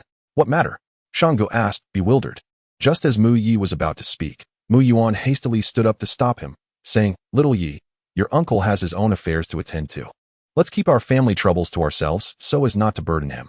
"President Mu, you speak as if I should still call you brother-in-law. Although my sister is no longer with us, we are still family. Furthermore, when I first arrived in Jiangzhou, you and your wife provided me with much assistance, which I have always remembered. If you truly find yourself in a predicament, do not hesitate to ask. If it is within my power to assist, I will do so without hesitation." Shang Ge, being a straightforward man, expressed his willingness to help upon seeing Mu Yuan's hesitance. Mu Yuan was pleased with this response, secretly rejoicing, yet he restrained himself from revealing his true intentions too soon. "Perhaps it is best not to discuss it. It's quite a significant matter, and I wouldn't want to involve you." Shang Ge, growing impatient, turned to Mu Yi and urged, "Little Yi, you tell him. Stop with the me. If you don't speak today, you may as well stop calling me uncle." "Uncle, please don't be angry. I will speak, I will." Mai presented a pitiful demeanor and proceeded to recount the conflict between Baileji and the Fried Chicken brothers. I had indeed heard whispers of this matter, yet I never anticipated its severity. After listening, Shang Ge remarked, "Uncle, the Fried Chicken brothers are truly oppressive. Otherwise, we wouldn't have sought your assistance. Only you can help us now." Mai discreetly observed Shang Ge's reaction and continued to feign distress. Shang Ge glanced between Mai and Mu Yu, tentatively inquiring, "How can I assist you?" "It's simple. Just cease supplying the Fried Chicken brothers with raw materials. This will hinder their operations." Mai replied without hesitation. Mu Yu immediately perked up, eagerly awaiting Shang Ge's response.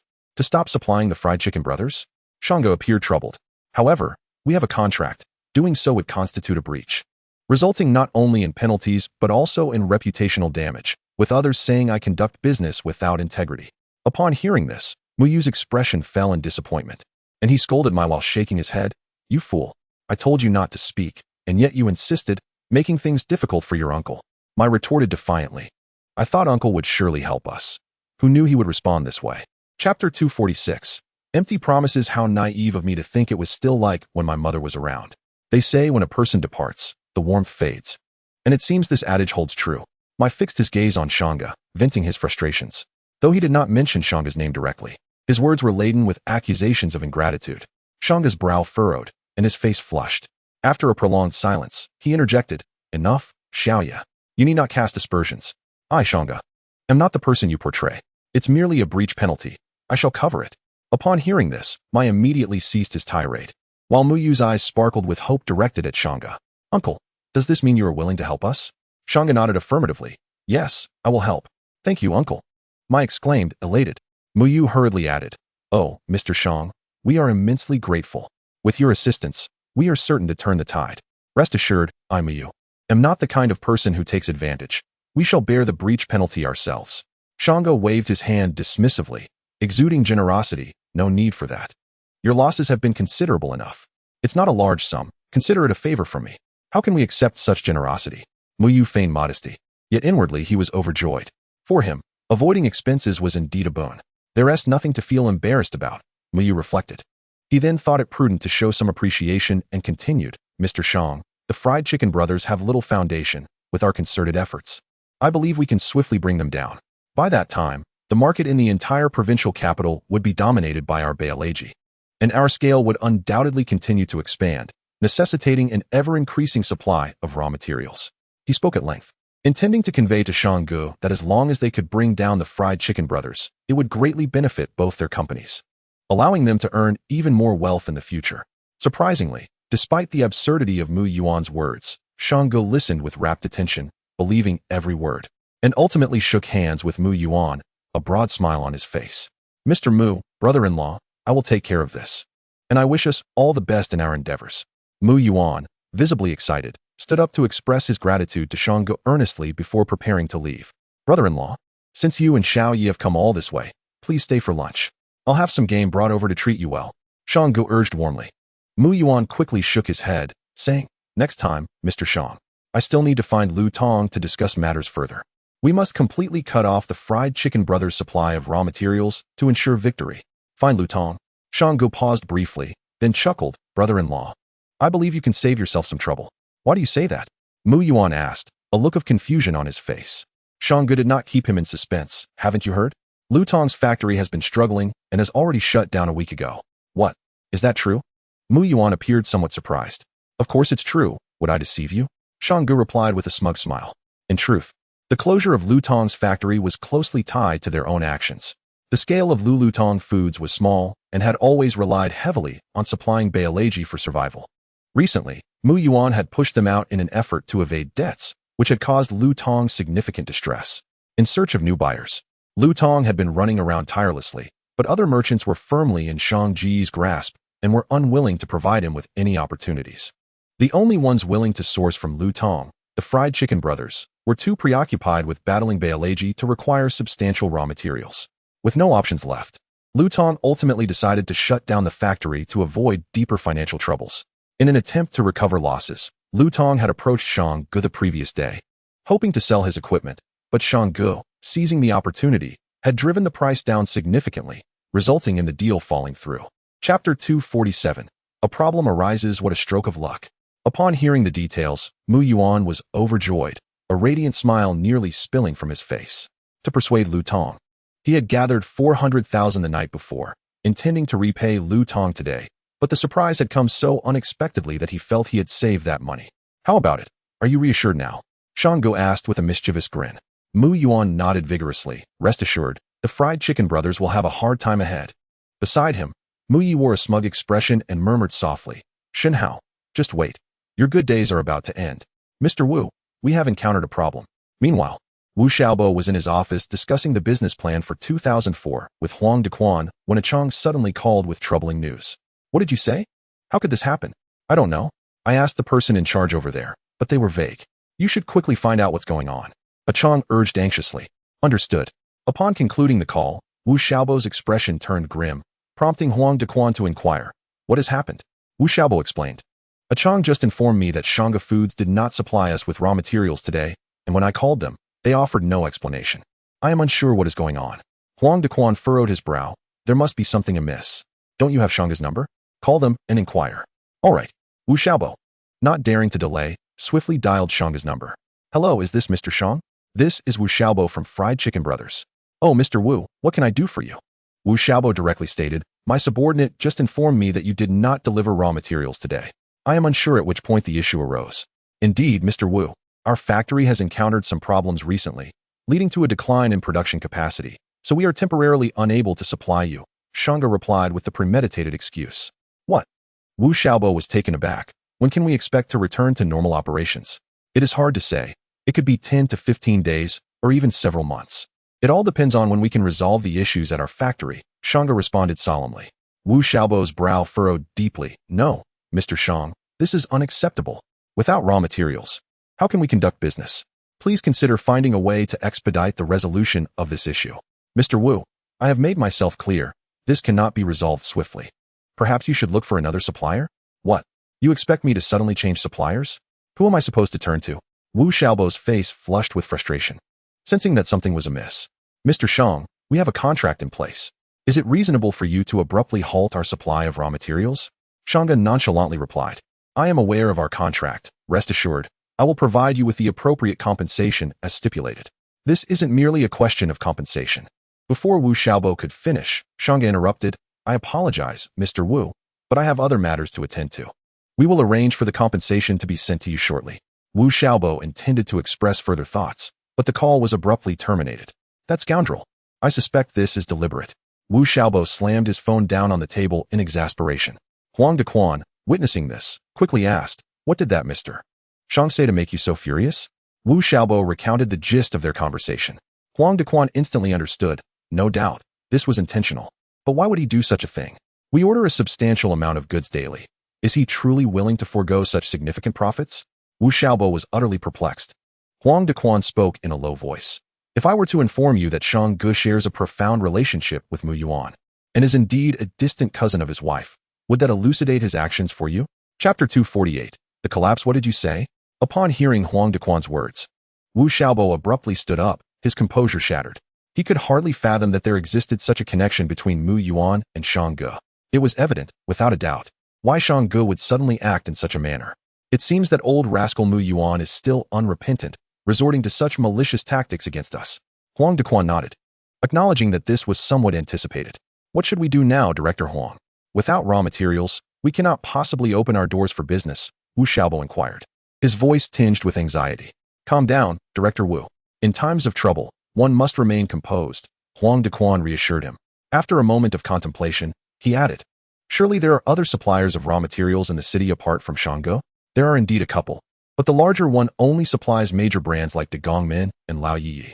The other, called Lu Tong Foods, is rather small, and I fear they may not meet our requirements for raw materials. Moreover, their product quality leaves much to be desired, Wu Xiaobo replied, frowning. Huang Dequan found the situation amusing yet frustrating. Director Wu, the fire is at our heels. Let us not be too choosy. Having something is better than having nothing at all. Wu Xiaobo considered this logic and instinctively nodded. He then pulled out his phone, searching for the contact of Lu Tong Foods owner, Lu Tong, and dialed the number. Beep, beep, beep. Sorry, the number you have dialed is currently unavailable. After several attempts with no success, his anxiety escalated. How is it that no one is answering? Try again, Huang Dequan suggested. Wu Xiaobo nodded, dialing once more, but still. There was no response. Do you know where their company is located? Huang Dequan inquired tentatively. I do. Then let us not waste any more time here. We should go directly to their company. Yes, let's go to their company. The two swiftly departed from their office, hurrying to the headquarters of Lu Tong Foods located in the eastern suburbs of the provincial city.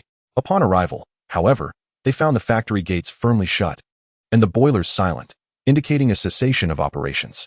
Surely not. They've gone bankrupt? Wu Xiaobo lamented, tears almost welling up in his eyes. Just recently, their owner had approached him. It had only been a short while since then. How could this be? Huang Dequan maintained a semblance of calm, surveying the surroundings until he noticed an elderly man exiting through a side gate. He hurried over, offering the man a cigarette. Excuse me, could you tell me why this factory has closed down? The elderly man accepted the cigarette, shaking his head as he replied, It couldn't continue. It's gone bankrupt. What? It's truly closed down? Wu Xiaobo rushed over, his face a portrait of despair. When did this happen? About a week ago, I believe. The old man pondered before turning to leave. Wu Xiaobo's frown deepened, his expression resembling that of someone on the verge of tears. Now, with their last hope extinguished, it seemed as though fate were deliberately conspiring against them. After nearly a month of battling with Beileji, I finally began to recover, but just a few days later, I found myself embroiled in yet another predicament. Anyone in my position would undoubtedly feel disheartened. Calm down, calm down. Huang Dequan gestured for Wu Xiaobo to maintain his composure. Wu Xiaobo sighed, his expression rife with helplessness. Mr. Huang, how can you expect me to remain calm in this situation? I truly find myself at a loss. You must tell me what to do. Huang Dequan pondered quietly for a moment before murmuring, Lan, we can only attempt that method. What method? Upon hearing Huang Dequan mention a solution, Wu Xiaobo's eyes widened in anticipation. Huang Dequan did not respond immediately. Instead, he retrieved his phone, scrolled through his contacts, and after several moments of contemplation, pressed the dial button before stepping away a short distance. Wu Xiaobo did not follow but strained his ears to catch snippets of the conversation. However, the distance proved too great, and he could only discern a few pleasantries from Huang Dequan, ending with a thank you before the call concluded. Mr. Huang, who were you calling in such a mysterious manner? Wu Xiaobo inquired eagerly as Huang Dequan returned. Diyuan Foods, Huang Dequan replied solemnly. The company he mentioned was indeed the one Wu Xiaobo had referenced earlier, the large supplier exclusively catering to Big Arch and Old Grandpa. Do you know someone at Diyuan? Wu Xiaobo asked, somewhat taken aback. However, reflecting on Huang Dequan's previous position as the marketing manager at Big Arch, such connections were not surprising. He quickly shifted his question. What did they say? Are they willing to supply us with raw materials? Huang Dequan remained silent, his expression darkening. Seeing him like this, Wu Xiaobo instinctively felt that matters had not progressed favorably and let out a long sigh. Alas, it seems we are destined to face this hurdle. Just as those words left his mouth, Huang Dequan suddenly burst into laughter. I was merely joking. Look at how anxious you became. What do you mean? Wu Xiaobo paused, realization dawning on him. So, you mean they agreed to provide us with raw materials? Indeed. Huang Dequan nodded emphatically. This revelation brought immense joy to Wu Xiaobo, who nearly leapt for joy. This is wonderful. With such a substantial supplier as Diyuan, we shall no longer worry about raw material shortages. Truly, Mr. Huang, you are remarkable. Mr. Wu, do temper your excitement. Huang Dequan interjected, raising a hand to halt his exuberance. Wu Xiaobo, noticing his serious demeanor, quickly suppressed his smile and cautiously asked, What is it? Surely, you aren't jesting again? Huang Dequan shook his head, his tone grave. I just spoke with a vice president at Diyuan. He informed me that their company has a strict policy to exclusively supply Old Grandpa and Big Arch.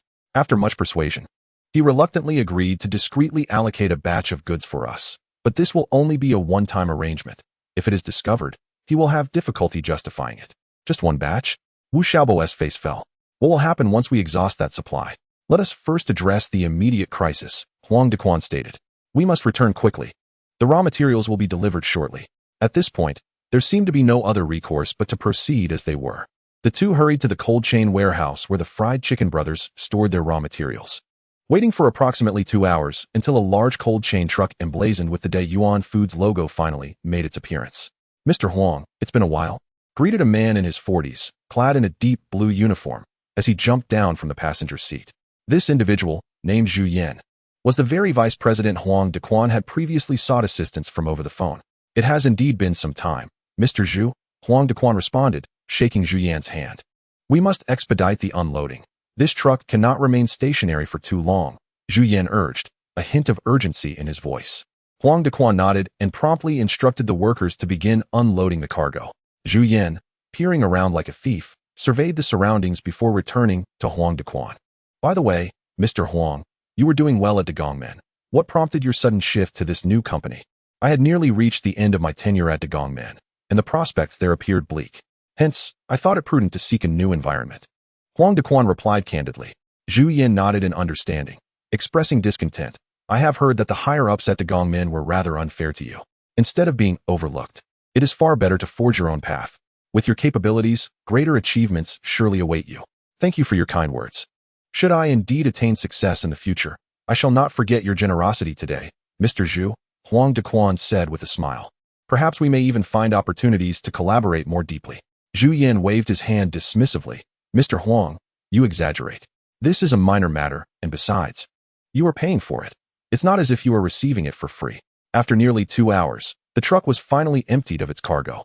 Zhu Yan, wary of lingering, collected his payment and hastily departed, reminding Huang Dequan once more to keep this matter under wraps. Rest assured, Mr. Zhu, you have aided me, and I would never jeopardize your interests, Huang Dequan assured him, mimicking a zipping motion with his lips. Chapter 250, Self-sufficiency, these materials should suffice for several days. Huang Dequan mused as he watched Zhu Yan leave. Wu Xiaobo turned to survey the warehouse, now brimming with supplies, and let out a sigh of relief. However, this is merely a temporary fix. I must swiftly devise a more permanent solution. Otherwise, once these materials are depleted, we will face the same dilemma again. Indeed, Wu Xiaobo nodded, his expression troubled. But how should we address this issue? After pondering for a moment without any clear direction, Huang Dequan suggested, perhaps we should discuss this with Mr. Shen. He is quite resourceful and may have an effective solution. Absolutely. Mr. Shen's intellect is worth several of mine. He is bound to think of something. Wu Xiaobo concurred, pulling out his phone to call Shen Hao directly. Mr. Wu, is there something you need? Shen Hao inquired in a hushed tone, likely in the midst of a lecture. Wu Xiaobo, sensing this, refrained from unnecessary chatter and succinctly recounted the situation. Such an incident has occurred? Shen Hao was somewhat taken aback. Although he was aware that Mu Yuan would not relent easily, he did not anticipate such a clever and decisive strategy from him. Mr. Shen, Mr. Huang has just sought assistance to procure a truckload of raw materials from Diyuan Foods, addressing our immediate crisis. However, this will only suffice for a few days. We have pondered for quite some time, but cannot conceive a comprehensive solution, Wu Xiaobo articulated, his tone laden with embarrassment, pausing midway. Though he left his statement unfinished, Shen Hao grasped his implication. I am currently in class and cannot discuss this further. I will call you back later. All right. After hanging up, Shen Hao instinctively glanced at Mu Yi, who had turned towards him, a smug smile gracing his lips, as if to mockingly inquire how he intended to navigate this predicament. Mu's tactic was indeed ruthless. Shen Hao, uninterested in engaging him, narrowed his eyes and began contemplating countermeasures. At long last, when the class concluded, Mu Yi promptly rose and approached Shen Hao, seemingly intent on provoking him once more. However, Shen Hao offered no opportunity. Striding purposefully towards the classroom exit, Mu Yi hurriedly pursued him, but by the time he exited, Shen Hao had already vanished from sight. Mr. Shen, you have arrived. Upon leaving the school, Shen Hao immediately headed to Haofeng International, making a beeline for Wu Xiaobo's office in the catering department, where Huang Dequan happened to be present as well. The two stood up promptly to greet him upon his arrival. Please, take a seat. There is no need for formality. Shen Hao gestured dismissively, pulling up a chair for himself. Now, kindly elaborate on the situation in detail. Here is the matter, Mr. Shen, Wu Xiaobo said, eager to comply, detailing the circumstances at length. Considering both our current predicament and long-term strategy, the issue of raw material supply is indeed critical, Shen Hao remarked, resting his chin on his hand, his voice gravely serious. The two nodded in agreement, acknowledging the significance of this issue for the company's present and future, emphasizing the necessity of finding a definitive solution. Diyuan's regulations are stringent, making it nearly impossible to access that channel. Meanwhile, it should be feasible to negotiate with Shanga for a higher price, though we cannot guarantee that he will not cause further complications afterward, Huang Dequan suggested. Shen Hao concurred, contemplating for a moment before speaking. Relying on external sources for supplies is bound to lead to issues eventually. Instead of being at the mercy of others, why not take matters into our own hands and ensure our own provisions? Are you suggesting that we produce our own raw materials? Wu Xiaobo inquired tentatively. Precisely, Shen Hao replied without hesitation. Only by taking control of the situation can we truly resolve this issue, can we not? Mr. Shen, this idea is quite audacious, Huang Dequan remarked, his eyes widening with admiration. However, Wu Xiaobo's brow furrowed in concern.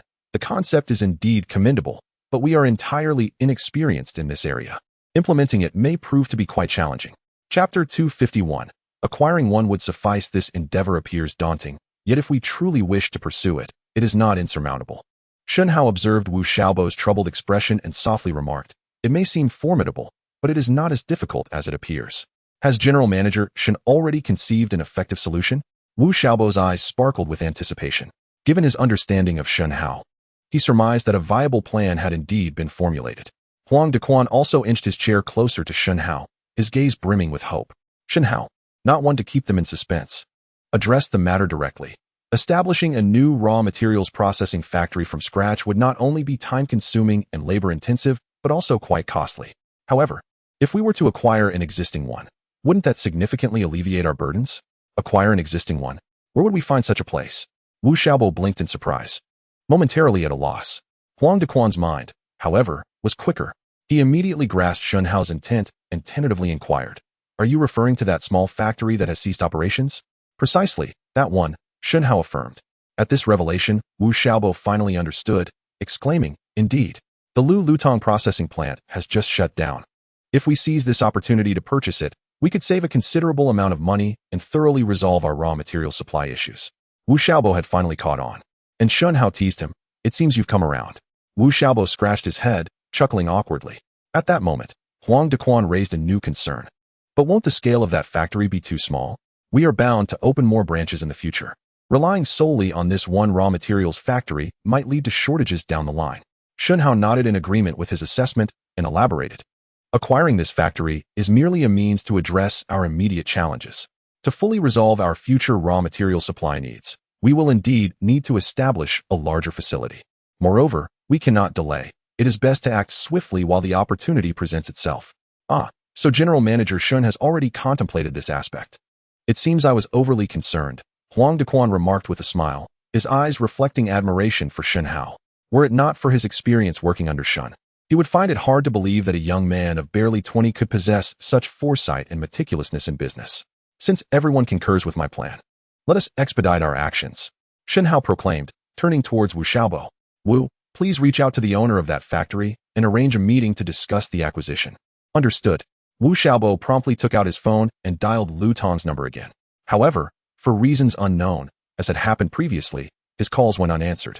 "How strange. Why is Lu Tong not answering?" Wu Xiaobo grumbled, frowning. "Who did you just mention?" Shen Hao's eyes widened in disbelief, fearing he had misheard. Wu Xiaobo snapped back to reality, replying earnestly, "Lu Tong, the owner of the Lu Lutong processing plant. It can't be that coincidental, can it?" Shen Hao blinked and pressed for confirmation.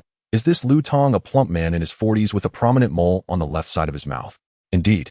Lu Tong is quite portly, and he does have a mole on his mouth, though I can't recall whether it's on the left or right side," Wu Xiaobo said. His curiosity piqued. "General Manager Shen, do you know this individual?" Shen Hao shrugged, chuckling. "What a small world it is. To my utmost surprise, I encountered an acquaintance. Mr. Shen, Lu Tong has been unresponsive to our calls, and there is no one at the factory. How shall we proceed to discuss matters with him?" Wu Xiaobo inquired. Somewhat helplessly, Shen Hao pondered for a moment and replied solemnly, "Leave this matter to me. I will find a way to locate him." "We appreciate your assistance, Mr. Shen. You may proceed with your tasks," he added. Without further ado, Shen Hao departed from the company and hailed a cab, heading directly to the south of the city. 20 minutes later, he arrived in front of a billiard hall. This must be the place, the Lightning Billiard Club. Shen Hao mused as he glanced at the sign before stepping inside. Chapter 252. A reunion, is lightning around? Shen Hao inquired upon entering the billiard hall. Addressing a few small-time thugs stationed nearby. "What business do you have with our boss?"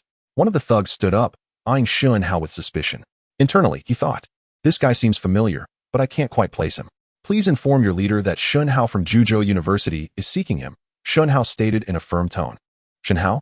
The thug's demeanor changed instantly as recognition dawned upon him. No wonder he looked so familiar. "Please wait, Boss Shen. I will fetch him right away." The thug, no longer dawdling, hurriedly dashed inside.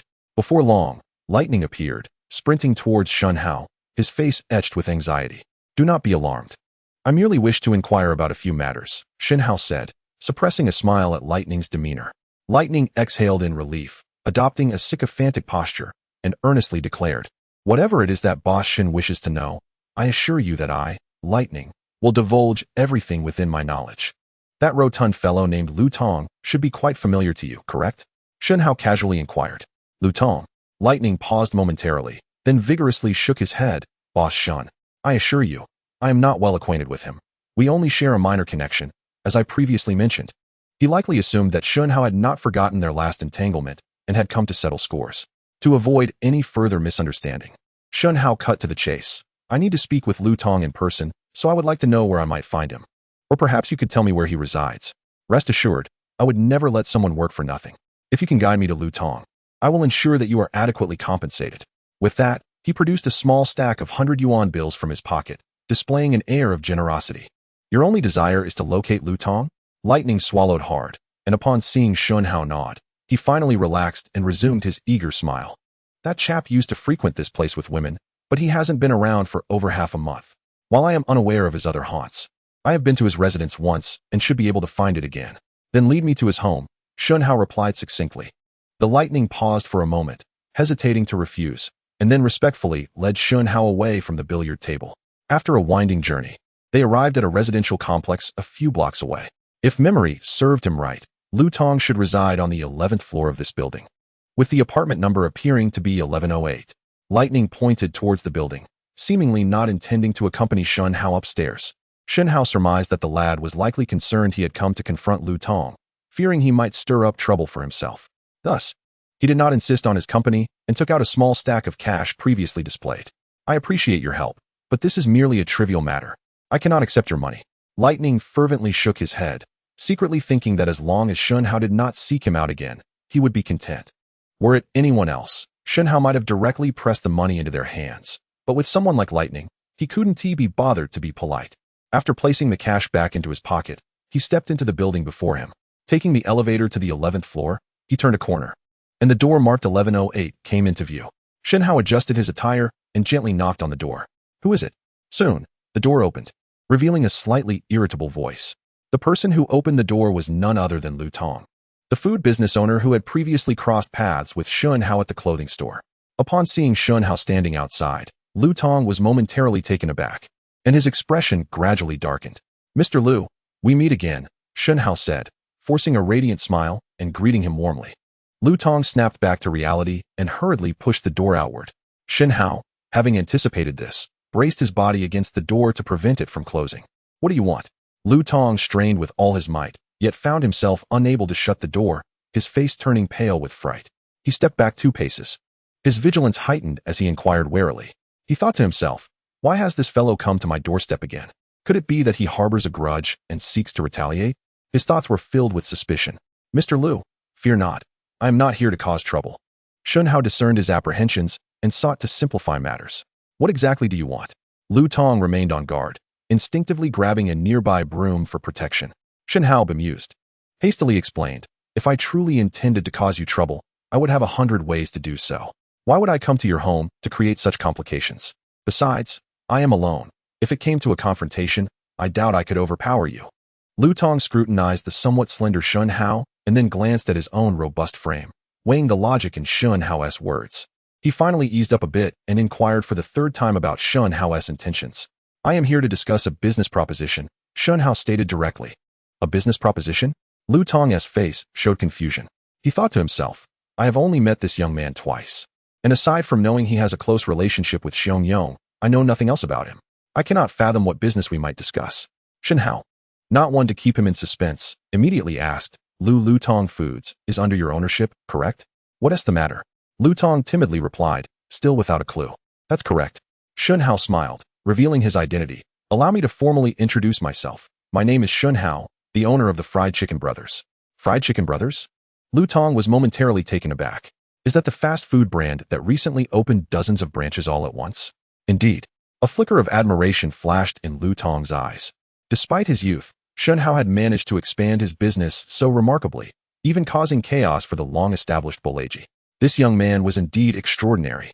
Though impressed, Lu Tong still couldn't fathom what business they might discuss. Mr. Shen, could you allow me to enter? Let us sit down and converse at ease. Shen Hao smiled as he inquired. Please begin by telling me what business you wish to discuss. Shen Hao discerned that if he did not clarify matters first, Lu Tong would likely not be inclined to treat him favorably. Thus, he cleared his throat and solemnly stated, I wish to acquire the Lu Tong food processing plant. What did you say? Lu Tong's eyes widened in disbelief. Was my statement not clear enough? Clear. Lu Tong nodded vigorously, hastily putting down his broom and extending his right hand with utmost respect. I apologize, Mr. Shen. My earlier conduct was improper. Please, come in. Shen Hao followed him inside and took a seat in the spacious living room. Mr. Shen, please have a glass of water. Lu Tong poured a cup of hot water, his demeanor a stark contrast to before. It was worth noting that just moments ago, he had nearly run himself ragged, his lips almost worn from trying to find someone to take over Lu Tong Foods. Now, with someone proactively expressing interest in acquiring his factory, how could he not treat this person like a benefactor? Shen Hao accepted the cup, taking a gentle sip before placing it on the coffee table. Mr. Lu, let us get straight to the point. From what I understand, your factory has ceased operations, and you have been searching for someone to take over. Yet it seems you have not received any favorable offers, correct? Although Shen Hao only possessed a superficial understanding of Lu Tong's situation, he feigned an air of familiarity to prevent Lu Tong from demanding an inflated price. Upon hearing this, Lu Tong let out a sigh, his face a portrait of resignation. Since you are already aware, I have nothing to hide. Indeed, my factory can no longer operate, and after searching for several days, only Shanggu has shown interest. But their offered price is simply too low, bordering on insult. Naturally, I cannot agree to such terms. Shen Hao blinked in surprise. He had not anticipated that a single question would elicit so much information from Lu Tong. May I ask what price Shanggu proposed? Chapter 254. How much can you offer? 200,000. After a moment's hesitation, Lu Tong finally responded to Shen Hao's inquiry. However, he was not being deceitful. This was indeed the price that Shanggu had offered him. Perhaps it was so outrageous that he had forgotten Shen Hao was also a potential buyer. Otherwise, he surely would have quoted a higher figure to facilitate subsequent negotiations. 200,000. Upon hearing the price, Shen Hao wore an expression of utter disbelief. According to Wu Xiaobo's description, although the Lulutong factory was not particularly large, it should still value around 500,000 to 600,000. The low offer from Shanggu was clearly an attempt to take advantage of the situation. Frankly speaking, such a price was indeed rather insulting. Indeed, Lu Tong chimed in, his irritation palpable. In the next moment, as his mind whirled, he finally recalled Shen Hao's purpose for visiting. He hastily inquired, General Manager Shen, if I recall correctly, your previous raw materials were also supplied by Shanggu, correct? What prompted you to consider opening a processing factory? You are well aware that Shanggu does not conduct business with integrity, Shen Hao replied without a moment's hesitation. Rather than allowing such individuals to profit from my endeavors, I would prefer to establish a factory for self-sufficiency, which would also alleviate future complications. Indeed, if he could supply his own raw materials, it would be incredibly convenient and save significant costs. Lu Tong instinctively nodded, confirming that Shen Hao was not jesting but genuinely interested in purchasing the factory. General Manager Shen, I am not one to beat around the bush. Let me ask directly, how much are you willing to offer for my factory? I cannot provide a definitive response at this moment. I must first inspect the factory before making a determination, Shen Hao stated earnestly. However, rest assured, our offer will be grounded in reality and will not be as unscrupulous as Shanggu's. With your assurance, I feel at ease, Lu Tong replied with a smile. Shall we go see it now? I apologize, but I have other commitments shortly. Today, I merely came to greet you, General Manager Lu. If it suits you, shall we visit tomorrow? Shen Hao responded. He was not knowledgeable in this area. Even if he went, he would not discern anything substantial and would need to find someone well-versed to accompany him. Very well, then tomorrow it is, Lu Tong readily agreed, without further contemplation. Understood. I shall take my leave now. We will be in touch tomorrow, Shen Hao declared as he rose to depart. Lu Tong escorted him downstairs, and as he watched Shen Hao walk away, a radiant smile finally broke upon his face. Wonderful. At last, I can let go. Meanwhile, Mu Yuan, returning from Shanggu Foods, promptly dispatched someone to investigate the situation with the Fried Chicken Brothers. Approximately an hour later, the messenger rushed back to report, Boss, I checked, and all branches of the Fried Chicken Brothers are still operating normally and doing quite well. There are no issues at all. What did you say? Mu Yuan sprang to his feet, his face a mask of astonishment. Are you certain there was no mistake? The nearby Mu Yi demanded sharply, pointing at his subordinate. I saw it with my own eyes. There is no way I could be mistaken, the subordinate replied without hesitation. What on earth is happening? Did we not cut off their raw materials? How can they still operate normally? Mu Yuan murmured, perplexed. Mu Yi pondered for a moment before suggesting. Could it be that they had stockpiled supplies beforehand? Perhaps we should investigate further. Yes, let us continue to observe. Mu Yuan waved his hand, instructing his subordinate, go. Keep a close watch. As the evening lingered on, the Fried Chicken Brothers continued their operations without a hint of material shortages. What on earth was going on? Mu Yuan was utterly restless. Even if they had a stockpile, it couldn't possibly last this long. Could it be that Shanggu had played them for fools, promising assistance while secretly ensuring the Fried Chicken Brothers received their supplies? Mu Yi tentatively suggested. After some contemplation, Mu Yuan concluded that this scenario was indeed the most plausible. Damn it. He had to confront him for clarification. After muttering a few curses, Mu Yuan retrieved his phone and called Shanggu. Chapter 255. I will get to the bottom of this. Hello, Mr. Shang. What is the meaning of this? Mu Yuan inquired with barely contained fury as soon as the call connected. Shanggu was taken aback, responding with confusion, brother-in-law, what do you mean? You've utterly bewildered me. Didn't we agree this morning to tackle the Fried Chicken Brothers together? How can you go back on your word? Mu Yuan pressed, his tone filled with indignation. Shanggu, clearly displeased, retorted, brother-in-law, one can indulge in food, but not in words. You witnessed me instructing that supplies to the Fried Chicken Brothers would cease. How does that equate to me reneging on my promise? I did see you give that order, Yet the fried chicken brothers are still operating normally, with no sign of material shortages. What do you mean? That's impossible, Shang Gu exclaimed. Are you certain that your side isn't still supplying the fried chicken brothers? Mu Yuan continued to probe, seemingly convinced that Shang Gu was involved. Shang Ji's irritation grew, and he snapped back, brother-in-law, if you doubt me, I can swear to the heavens that I have no part in this. Then what on earth is happening? They can't just conjure materials out of thin air, can they? After a moment of thought, Shang Gu replied in a serious tone, while they cannot fabricate materials, it is possible they have sourced them through other channels. Don't fret. I will dispatch someone to investigate this matter and ensure we uncover the truth. All right, I appreciate it, Mr. Shang. I was merely anxious and spoke out of turn. Please don't take it to heart, Mu Yuan responded, attempting to soothe the situation with a smile. Shang Gu remained silent and ended the call. Mu Yi quickly leaned in and asked, Dad, what did Mr. Shang say? He claims he has no involvement in this matter and will find a way to clarify what is happening, Mu Yuan replied without hesitation. About half an hour later, the phone on the table finally rang. Mu Yuan hurriedly picked it up to see it was Shang Gu calling. Hello, Mr. Shang, have you discovered the cause? Yes, Shang Gu replied solemnly. This morning, the fried chicken brothers received a substantial shipment of materials from Diyuan Foods. What did you say? Diyuan Foods only supplies to Big Arch and Old Grandpa.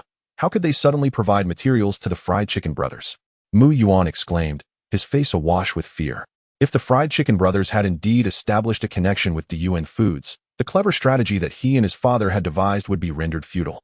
As far as I know, it was a vice president named Zhu Yan at Diyuan who secretly placed an order for the fried chicken brothers. On the other end of the line, Shang Gu responded. Zhu Yan? Mu Yuan pondered for a moment, unable to recall any impression, and couldn't help but curse. Damn it. How could the fried chicken brothers be connected to Diyuan? What are we to do now? Shang Gu, however, chuckled reassuringly. Brother-in-law, do not fret. As I mentioned, Zhu Yan secretly placed an order with the fried chicken brothers, which is strictly against Diyuan's regulations. I have just called the boss of Diyuan, Li Jiaming, to inform him of this matter. Upon hearing it, he was quite furious and assured that he would no longer supply raw materials to the fried chicken brothers. He is likely investigating Zhu Yan as we speak. Is that true? Mu Yuan exclaimed with delight. That's wonderful. It's all thanks to you, Mr. Shang. Just a trivial matter. Shang Gu replied, basking in the praise, feeling as if he truly possessed some extraordinary capability. What happened, Dad? Mu Yi, eavesdropping intently, couldn't quite grasp what Shang Gu had said. Once Mu Yuan hung up the phone, he immediately inquired. Mu Yuan beamed with a radiant smile, exclaiming, Mr. Shang discovered that a vice president from Diyuan secretly authorized a shipment to the fried chicken brothers. He has escalated the issue to the Diyuan boss, who has promised never to supply the fried chicken brothers again. We can finally rest easy. That's fantastic. Mu Yi cheered, his joy palpable. Chapter 256, You've ruined me. Mr. Shen, you're back. Did you find the owner of Lu Tong? Upon Shen Hao's return to the company, Wu Xiaobo and Huang Dequan promptly surrounded him. Yes, I found him. Is he willing to sell the factory? The fellow was already considering selling it, and upon hearing that we were interested, he couldn't have been more pleased. Shen Hao replied with a smile. At this, the two men finally relaxed, then asked, what price is he considering? That hasn't been decided yet. I told him we need to inspect the factory first, Shen Hao explained candidly, glancing at Huang Dequan. Mr. Huang, aren't you acquainted with Vice President Zhu from Diyuan? We might need to ask him for assistance. Huang Dequan immediately grasped Shen Hao's intent. You wish for him to help us check out the Lu Tong factory, right? Precisely, Shen Hao nodded. We lack expertise in this area. We need a professional to ensure everything is in order. If we end up overpaying, or if the factory poses issues after purchase, it would be quite troublesome. Mr. Zhu is a decent person. Just reach out to him and see if he can assist. Then hurry and give him a call. I've arranged to visit his factory tomorrow, Shen Hao urged. Understood. Huang Dequan wasted no time and promptly took out his phone to call Zhu Yan. After 3 attempts, the call finally connected. Mr. Zhu, what are you busy with? Why haven't you answered my calls? Huang Dequan asked in a joking tone. However, Zhu Yan coldly replied, I'm busy packing my things and leaving. Huang Dequan was momentarily taken aback, sensing something was amiss. Mr. Zhu, what do you mean by that? Oh, don't even mention it. Zhu Yan sighed, expressing his frustration. Mr.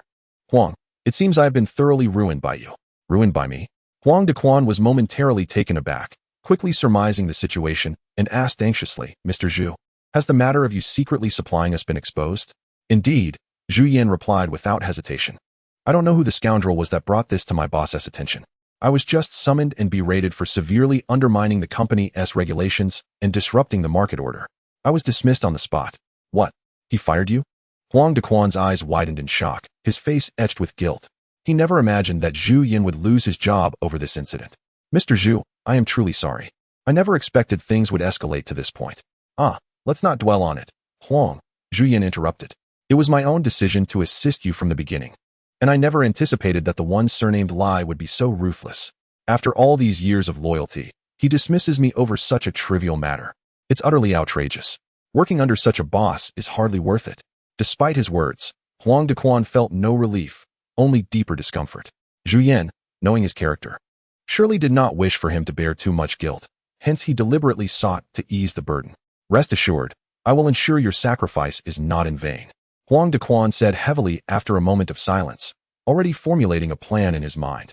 Zhu Yin, with an air of nonchalance, replied, It truly doesn't matter. By the way, did you call me for a specific reason? Yes, we intend to acquire a raw material processing plant for self-sufficiency. But we are entirely unfamiliar with this area, so we would like to request your assistance in overseeing the process. Huang Dequan explained the situation. That is a commendable idea. Establishing our own factory would liberate us from external constraints, Zhu Yin mused before tentatively inquiring. Currently, aside from Diyuan and Shanga in the provincial city, the only other establishment with a production line for Western fast food semi-finished products is a small factory called Lulutong. I assume that is the one you're looking to acquire? Precisely, it is Lulutong. I visited that factory once before. Although it is small, the overall equipment is satisfactory. If the price is right, it could be a viable acquisition. Hearing Zhu Yan's assessment, Huang Dequan felt a sense of reassurance. Chapter 257, Factory Inspection. We plan to conduct an on-site inspection tomorrow.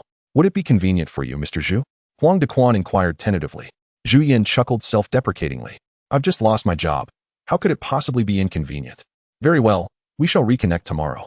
After hanging up, Huang Dequan immediately turned to Shen Hao. His mood heavy as he recounted Zhu Yan's misfortune. Shen Hao furrowed his brow, knowing without a doubt that the blame lay with that scoundrel Mu Yuan, who had been scheming behind the scenes to create such turmoil. Mr. Shen, he was dismissed solely for helping us in secret. From any perspective, we cannot simply stand idly by, can we? Huang Dequan hesitated for a moment before speaking. Absolutely not. Shen Hao replied without a second thought, then inquired, given your question, I take it you have already considered how to compensate him? Huang Dequan nodded, expressing his thoughts. We are currently in the process of establishing a raw material processing plant, and it is essential for us to appoint someone knowledgeable to oversee operations. Therefore, do you intend to assign this factory directly to General Manager Zhu? Indeed, Huang Dequan openly admitted, I confess there is a hint of personal interest involved. However, I am well aware of General Manager Zhu's capabilities. With him at the helm, we can essentially divert our focus from the intricacies of this factory. Shen Hao chuckled. In fact, even if this situation had not arisen, I had already intended for you to find a way to bring General Manager Zhu on board. Really? Huang Dequan exclaimed with delight. Of course. Shen Hao replied with a nod. Huang Dequan, unable to contain his excitement, swiftly retrieved his phone. Then I will inform General Manager Zhu about this matter right away. Shen Hao gestured for him to pause. Let's not rush. We should wait until tomorrow after we visit the factory. What if the location is unsuitable or if unforeseen circumstances arise? Right. We should indeed wait until the factory matters are finalized, Huang Dequan agreed. The following morning, Shen Hao arrived at the company to meet with Wu Xiaobo and Huang Dequan. After waiting briefly downstairs, a black Santana sedan gradually came to a halt before them. Mr. Shen, this is General Manager Zhu, Huang Dequan introduced as Zhu Yin stepped out of the vehicle. Hello, General Manager Zhu. I am Shen Hao, the chairman of Haofeng International and an investor in Fried Chicken Brothers. It is a pleasure to meet you. Shen Hao stepped forward, extending his right hand. Zhu Yin was momentarily taken aback, and after a brief pause, he exclaimed in astonishment, I never imagined the mastermind behind Fried Chicken Brothers would be so youthful. General Manager. Fried Chicken Brothers is merely a small part of Mr. Shen's enterprises. His capabilities far exceed what you might envision. Huang Dequan interjected, his face brimming with pride, as if showcasing his own accomplishments to Zhu Yin. My apologies. Zhu Yin quickly shook hands with Shen Hao, not daring to show any hint of indifference. Just as Shen Hao was about to speak, his phone suddenly rang. Upon checking, he saw it was a call from Lu Tong. Hello, Mr. Shen. I have arrived at the factory. When do you plan to come over? We're on our way, Shen Hao replied succinctly. After ending the call, he promptly led the group to Lu Tong Food Processing Factory with great urgency. Wow, what a splendid vehicle. Lu Tong, waiting at the factory entrance, was instantly captivated by Shen Hao's grand Bentley. As the car came to a stop, he hurriedly approached, eagerly opening the door for Shen Hao. "Mr. Liu, what are you doing? This is rather excessive courtesy," Shen Hao remarked. "Not at all, not at all," Lu Tong replied with a cheerful smile. After greeting Wu Xiaobo and the others, he gestured for everyone to follow him inside the factory. The factory appeared remarkably tidy, if he was not mistaken. Lu Tong must have arranged for someone to clean in advance. To secure a favorable sale price, he had certainly exerted considerable effort. "Our factory might not be large, but it is well equipped despite its size, and we exclusively utilize imported materials," Lu Tong explained as he led the way, detailing the factory's features. Shen Hao and the others, unfamiliar with the specifics, could only nod in agreement, leaving the remaining details to the specially invited Zhu Yan. After a thorough tour, the group arrived at the office located in the corner of the factory. As soon as he took his seat, Lu Tong eagerly inquired, "Mr. Shen, having inspected the factory, may we now discuss the payment?" Chapter 258. No more than 400,000. Mr. Zhu, as an expert, what do you believe this enterprise is worth? Shen Hao cast a glance at Lu Tong before directing his question towards Zhu Yan. "For 100,000, no more," Zhu Yan replied without a moment's hesitation. "What? Only 400,000? Lu Tong's eyes widened in surprise, revealing his disappointment. Although this figure was indeed double what Shanggu had offered, it still fell short of his expectations. "Mr. Shen, disregarding other aspects, the equipment alone is worth 500,000 to 600,000. How can I possibly sell it for just 400,000? Shen Hao was at a loss for words and turned his gaze back to Zhu Yan. Zhu Yan, understanding the situation, promptly responded, "Mr. Liu, you are correct. That particular production line's machinery could indeed fetch 500,000 to 600,000, but only if they are new and in pristine condition. I have only recently replaced those machines. They are at least 90% new and without any issues." Lu Tong interjected, "Are you certain the machines are problem-free?" Zhu Yan narrowed his eyes, his tone icy. "Yes," Lu Tong replied, his voice faltering, betraying a lack of confidence. Without further ado, Zhu Yan tossed a notebook onto the table and stated, "Mr. Liu, your assertions are somewhat disingenuous. Based on my observations, those machines do exhibit certain issues, which I have documented for your review." Lu Tong picked up the notebook and frowned instinctively, realizing he had encountered a true expert.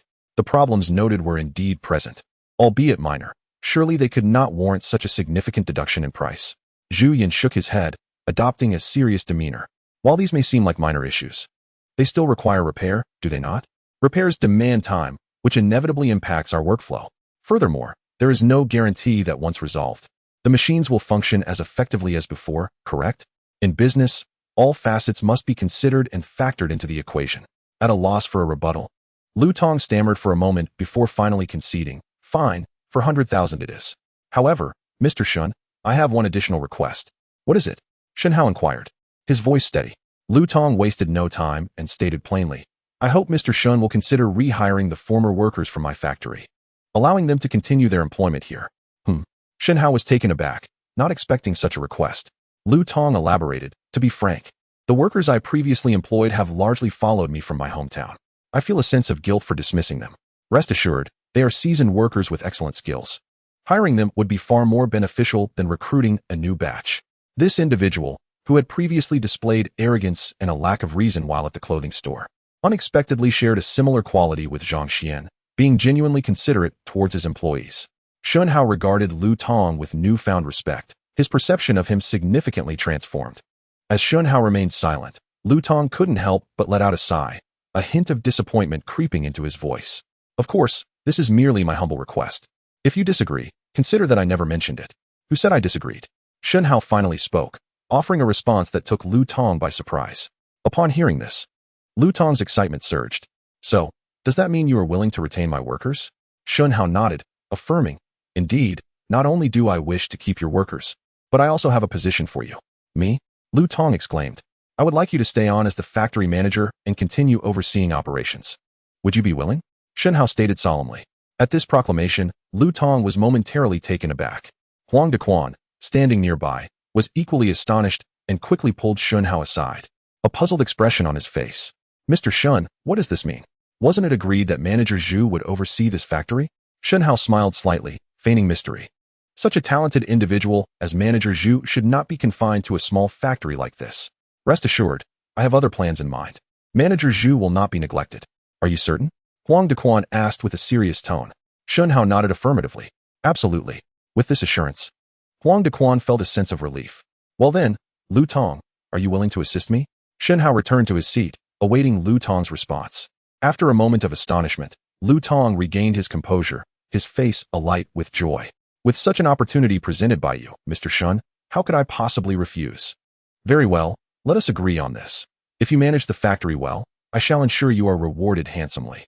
However, should you fail, do not expect me to be forgiving, Shen Hao stated with a serious tone. Lu Tong nodded earnestly, pledging, rest assured, Mr. Shen. I will do my utmost to manage the factory effectively. By the way, I have heard that the owner of Beileji Muyuan still owes you a considerable sum that he has yet to pay. Is that true? Shen Hao suddenly inquired. You know about this? Lu Tong blinked in surprise. Shen Hao smiled gently, continuing, I have a method that could help you recover that debt. Would you be willing to give it a try? What method? Lu Tong asked excitedly, having longed to recover that money. Shen Hao beckoned him closer and whispered a plan into his ear. Will this actually work? Lu Tong inquired, a hint of uncertainty in his voice. Shen Hao, however, exuded confidence. Based on my understanding of Muyuan, if you proceed as I suggest, while I cannot guarantee 100% success, I am at least 90% certain that you will recover the debt. With your assurance, I feel more at ease. Lu Tong beamed, thinking to himself how fortunate he was to have Shen Hao as an ally, having not only purchased his factory, but also providing him with valuable advice. He resolved to work hard and not let Shen Hao down. Well, we have covered everything essential.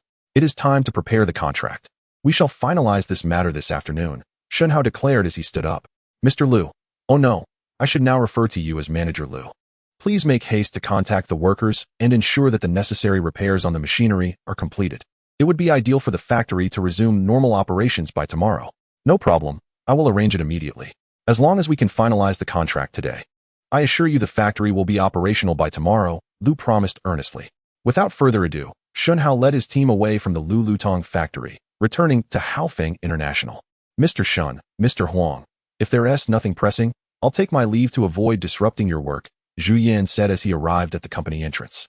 Noticing this, Shen Hao quickly interjected, Mr. Zhu, you have been immensely helpful today. It would be remiss to let you leave so soon. Why not come upstairs for a while? Let us have lunch together, and I have something of greater importance to discuss with you. Ah, Mr. Zhu, please don't be so formal. Zhu Yan attempted to decline, but Huang Dequan seized him by the arm and propelled him towards the exit. Mr. Shen, the contract has been prepared. Please review it. Soon, a member of the legal department presented the acquisition contract for the factory. Shen Hao took it, only to pass it directly to Wu Xiaobo. After thoroughly examining the document page by page, Wu Xiaobo nodded in approval. Now, please expedite the process and go sign the contract with Lu Tong. Afterwards, join us at the nearby restaurant, Shen Hao instructed. Understood. Just as Wu Xiaobo was about to rise, he paused, staring at Shen Hao. Mr. Shen, what about the funds? The company has sufficient funds. Simply seek Mr. Su's authorization, Shen Hao replied without hesitation. Wu Xiaobo wasted no time and hurried to the president's office to find Su Xiangbei. Upon hearing that the fried chicken brothers required funds again, Su Xiangbei frowned. The money had barely been allocated before it was requested again. Shen Hao's financial strategy was indeed shrewd. Mr. Su, let us not be so formal. We are all part of the same family, Wu Xiaobo said with a smile. Rest assured, once we secure this factory, the fried chicken brothers will operate smoothly, and we won't need to seek further funding from you. Let us hope so. Su Xiangbei replied, signing the document. Chapter 260, time to discuss serious matters. Thank you, Mr. Su. I won't intrude on your work any longer. Upon receiving the approval, Wu Xiaobo beamed with joy, quickly turning to leave. After such a tumultuous period, stability had finally been achieved. Su Xiangbei watched him depart, a smile involuntarily forming on his lips. Seeing the fried chicken brothers situation improve brought him considerable satisfaction as the CEO of the company. It had been days since he inquired about the status of Dreamland Journey. Pondering this, he slowly picked up the phone and dialed. Please connect me to the office of the network department manager.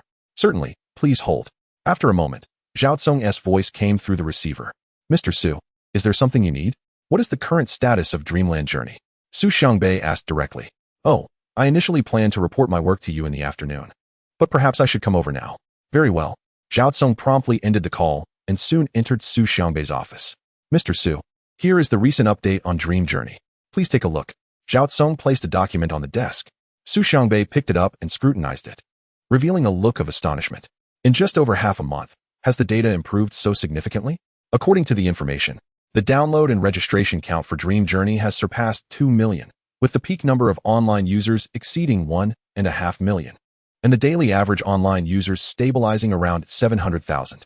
Indeed, Zhao Tsong nodded, slightly proud. According to our projections, after the public beta ends, this figure could increase by at least 30%. Unbelievable, Su Xiangbei remarked, reflecting on the vast user base. If we could convert all these users into revenue, who knows what immense wealth could be generated. Upon hearing this, Zhao Tsong quickly added, following Mr. Shen's directives, we will transition the game to a paid operation model on the 16th. We will know the outcome then. The 16th? Su Xiangbei looked at him. You mean this month's 16th, correct? Indeed, this month's 16th, just a week from now, Zhao Tsong replied. Su Xiangbei instinctively furrowed his brow. Isn't that a bit too soon? I initially thought it was too hasty as well, but Mr. Shen insisted, and I felt it inappropriate to voice further objections. His decisions have consistently yielded positive results, Su Xiangbei muttered softly, resting his chin on his hand. Mr. Su, if there's nothing else, I shall take my leave. I need to check on the matters concerning the point cards at the printing house. Go ahead. Meanwhile, as they approached the restaurant, Shen Hao, accompanied by Huang Dequan, brought Zhu Yin to a private room in the adjacent hotel. Mr. Zhu, allow me to offer you a toast as an apology. Shen Hao poured a glass of wine and approached Zhu Yin. Zhu Yin paused, perplexed. What is there to apologize for? Your job loss was a consequence of our actions. So I owe you an apology, Shen Hao stated solemnly. Though Zhu Yin insisted it was inconsequential, a flicker of resignation passed through his eyes. Shen Hao downed the wine in one gulp and promptly filled another glass. This second glass is to express my gratitude for your assistance today. It was merely a trifling matter. There's no need for such formality, Mr. Shen. Very well, now let us discuss the important matters. Shen Hao resumed his seat, adopting a serious demeanor. Zhu Yin regarded him quietly, his eyes filled with anticipation. Ultimately, his decision to stay for this meal stemmed from a desire to learn what significant matters Shen Hao wished to convey. Mr. Zhu, initially, Huang and I plan to assign you to manage Lulutong Foods. However, after seeing the facility today, I revised my thoughts, Shen Hao stated candidly. Not to belittle you, but I simply felt that the factory was too small to befit your capabilities. I did not wish for your talents to be underutilized. Chapter 261. Ambitious Layout. General Manager Shen, you flatter me. A person like me hardly qualifies as a remarkable talent. In response to Shen Hao's praise, Zhu Yin exhibited profound humility. Shen Hao waved his hand and replied with a smile. You are far too modest, General Zhu. I dare not speak of other matters. But in the realm of raw materials, you are undoubtedly a rare gem. Before Zhu Yin could respond, Huang Dequan, who was beside him, eagerly interjected, General Manager Shen. Why not directly share what you have in mind for General Zhu? Understanding Huang's eagerness, Shen Hao wasted no time and stated plainly, well, General Zhu, the acquisition of Lulutong is merely a temporary measure to navigate the current difficulties. In fact, I intend to establish another raw materials processing plant, one that rivals DUN in scale. I wish to invite you to assist me in realizing this project. Would you be willing to join us? Zhu Yin was momentarily taken aback, staring at Shen Hao for several moments before responding, General Manager Shen, you cannot be serious. Establishing a processing plant of such magnitude, rivaling DUN, is no trivial endeavor. Of course, I am not jesting, Shen Hao replied earnestly. You must have noticed how rapidly our fried chicken brothers are expanding. If all goes as planned, by 2004 we will successfully penetrate the provincial market, with the number of branches increasing by 5 to 10 times compared to now. If we do not prepare adequately, we cannot guarantee that we won't encounter the same issues again. Opening the provincial market within a year and multiplying the number of stores 5 to 10 times? Upon hearing this, not only Zhu Yin, but even Huang Dequan, the vice president of Fried Chicken Brothers, widened his eyes in disbelief. Although aware of Shen Hao's grand ambitions, they had not anticipated them to reach such heights. According to Huang Dequan's own plan, successfully capturing the provincial market within 2 years would already be quite an achievement. General Zhu, to speak candidly, the provincial market is merely a preliminary plan for me. My ultimate goal is to dominate the national market within 3 years, Shen Hao continued. At that time, the overall scale of Fried Chicken Brothers will undoubtedly rival that of the Grandfather and McDonald's brands. It's possible that each province will have its own raw materials processing plant belonging to us. If you join us now, you would become the overall supervisor of this entire industrial chain. This, faced with the grand vision painted by Shen Hao, Zhu Yin felt somewhat dazed. To claim he was not tempted would be disingenuous. General Manager Shen, could this be a bit exaggerated? Huang Dequan leaned closer to Shen Hao, whispering a caution. Shen Hao, however, maintained his serious demeanor. I am speaking of the reality. How could it be deemed an exaggeration? Huang Dequan blinked, ceased his words. and simply watched Zhu Yan in silence, awaiting his response. What say you, General Zhu? Are you willing to join us? After about half a minute, Shen Hao inquired once more, with utmost seriousness. Zhu Yan, having regained his composure, engaged in an internal struggle before ultimately nodding decisively and responding, I am willing. Receiving an affirmative reply, Huang Dequan silently exhaled in relief, revealing a radiant smile. Welcome, General Zhu, to the team. As Shen Hao raised his glass, the leading actors and Huang Dequan hurriedly poured themselves a drink and stood up. After finishing their drinks, Zhu Yan sighed and remarked, to be honest, after living for over 40 years, this is the first time someone has held me in such high regard. I hereby pledge to exert every effort to assist General Manager Shen in making this factory a success. Otherwise, may the heavens strike me down. Ah, Zhu. Please don't say such things, Shen Hao quickly interjected. Your attitude alone is sufficient. There is no need for grand oaths. Just then, the door swung open, and in walked Wu Xiaobo, who had just returned from Lulutong. He surveyed the atmosphere in the room, and, with an inquisitive expression, asked, Did I miss something significant? Indeed. You missed something monumental, Huang Dequan teased. Wu Xiaobo blinked and hurriedly sat beside him. Huang, please tell me what happened, asked General Manager Shen. Huang Dequan deflected, casually passing the responsibility to Shen Hao. Wu Xiaobo, upon hearing this, immediately turned his gaze to Shen Hao with eager anticipation. Let us first discuss your situation. Have the contracts been signed? Shen Hao deliberately played coy. They have been signed, they have been signed. Wu Xiaobo nodded vigorously, resembling a chick pecking at grain. Lutong has already contacted all the employees, and they should be sending someone over to repair the machinery right now. If all goes well, the factory will officially resume operations tomorrow morning, and we won't have to worry about raw materials anymore. Excellent. Shen Hao nodded in satisfaction. Wu Xiaobo, unable to contain his excitement, urged, General Manager Shen, I have completed my report, so please tell me what has happened. I plan to establish another large-scale raw materials processing factory, one that rivals the UN Foods, Shen Hao declared earnestly. What did you say? Wu Xiaobo's eyes widened in disbelief. Another one, and of equal scale to the UN Foods? Exactly, Shen Hao affirmed. But General Manager, Haven Tea, we just acquired a processing plant? Why are we considering opening another? Noticing Wu Xiaobo's confusion, Shen Hao did not keep him in suspense and reiterated his ambitious business vision. Wu Xiaobo listened, momentarily stunned, before timidly asking, General Manager, do you think this plan might be a bit too grand? Can we really achieve this in such a short time? Where there is a will, there is a way. As long as we dare to dream and strive, there is nothing we cannot accomplish. Shen Hao replied with unwavering conviction. Wu Xiaobo swallowed hard, still struggling to believe. Or rather, to envision reaching that level. General Manager, where do you intend to locate this large factory? Zhu Yan suddenly inquired. If it's in the provincial capital, it may pose some challenges. Shen Hao nodded gently. He was well aware that if they established the factory in the provincial capital, neither Dian nor Shango would remain idle. They would undoubtedly employ every means to obstruct the endeavor. Even if they ultimately succeeded, it would undoubtedly waste considerable time and resources, making it an unwise pursuit by any measure. In our hometown of Zhongbei City, I possess a sizable and unused factory site, and I am contemplating relocating the factory there. What are your thoughts, General Zhu? Shen Hao remarked that it was indeed the abandoned factory previously acquired from Pancheng. For some time now, he has been pondering how to transform this neglected space into a valuable asset. After nearly half a year of waiting, the opportunity has finally arisen. Zhongbei City? After a moment of contemplation, Zhu Yan responded, based on General Shen's earlier vision. The future purpose of this factory will likely be to supply raw materials for the Brother Fried Chicken franchises across the province, correct?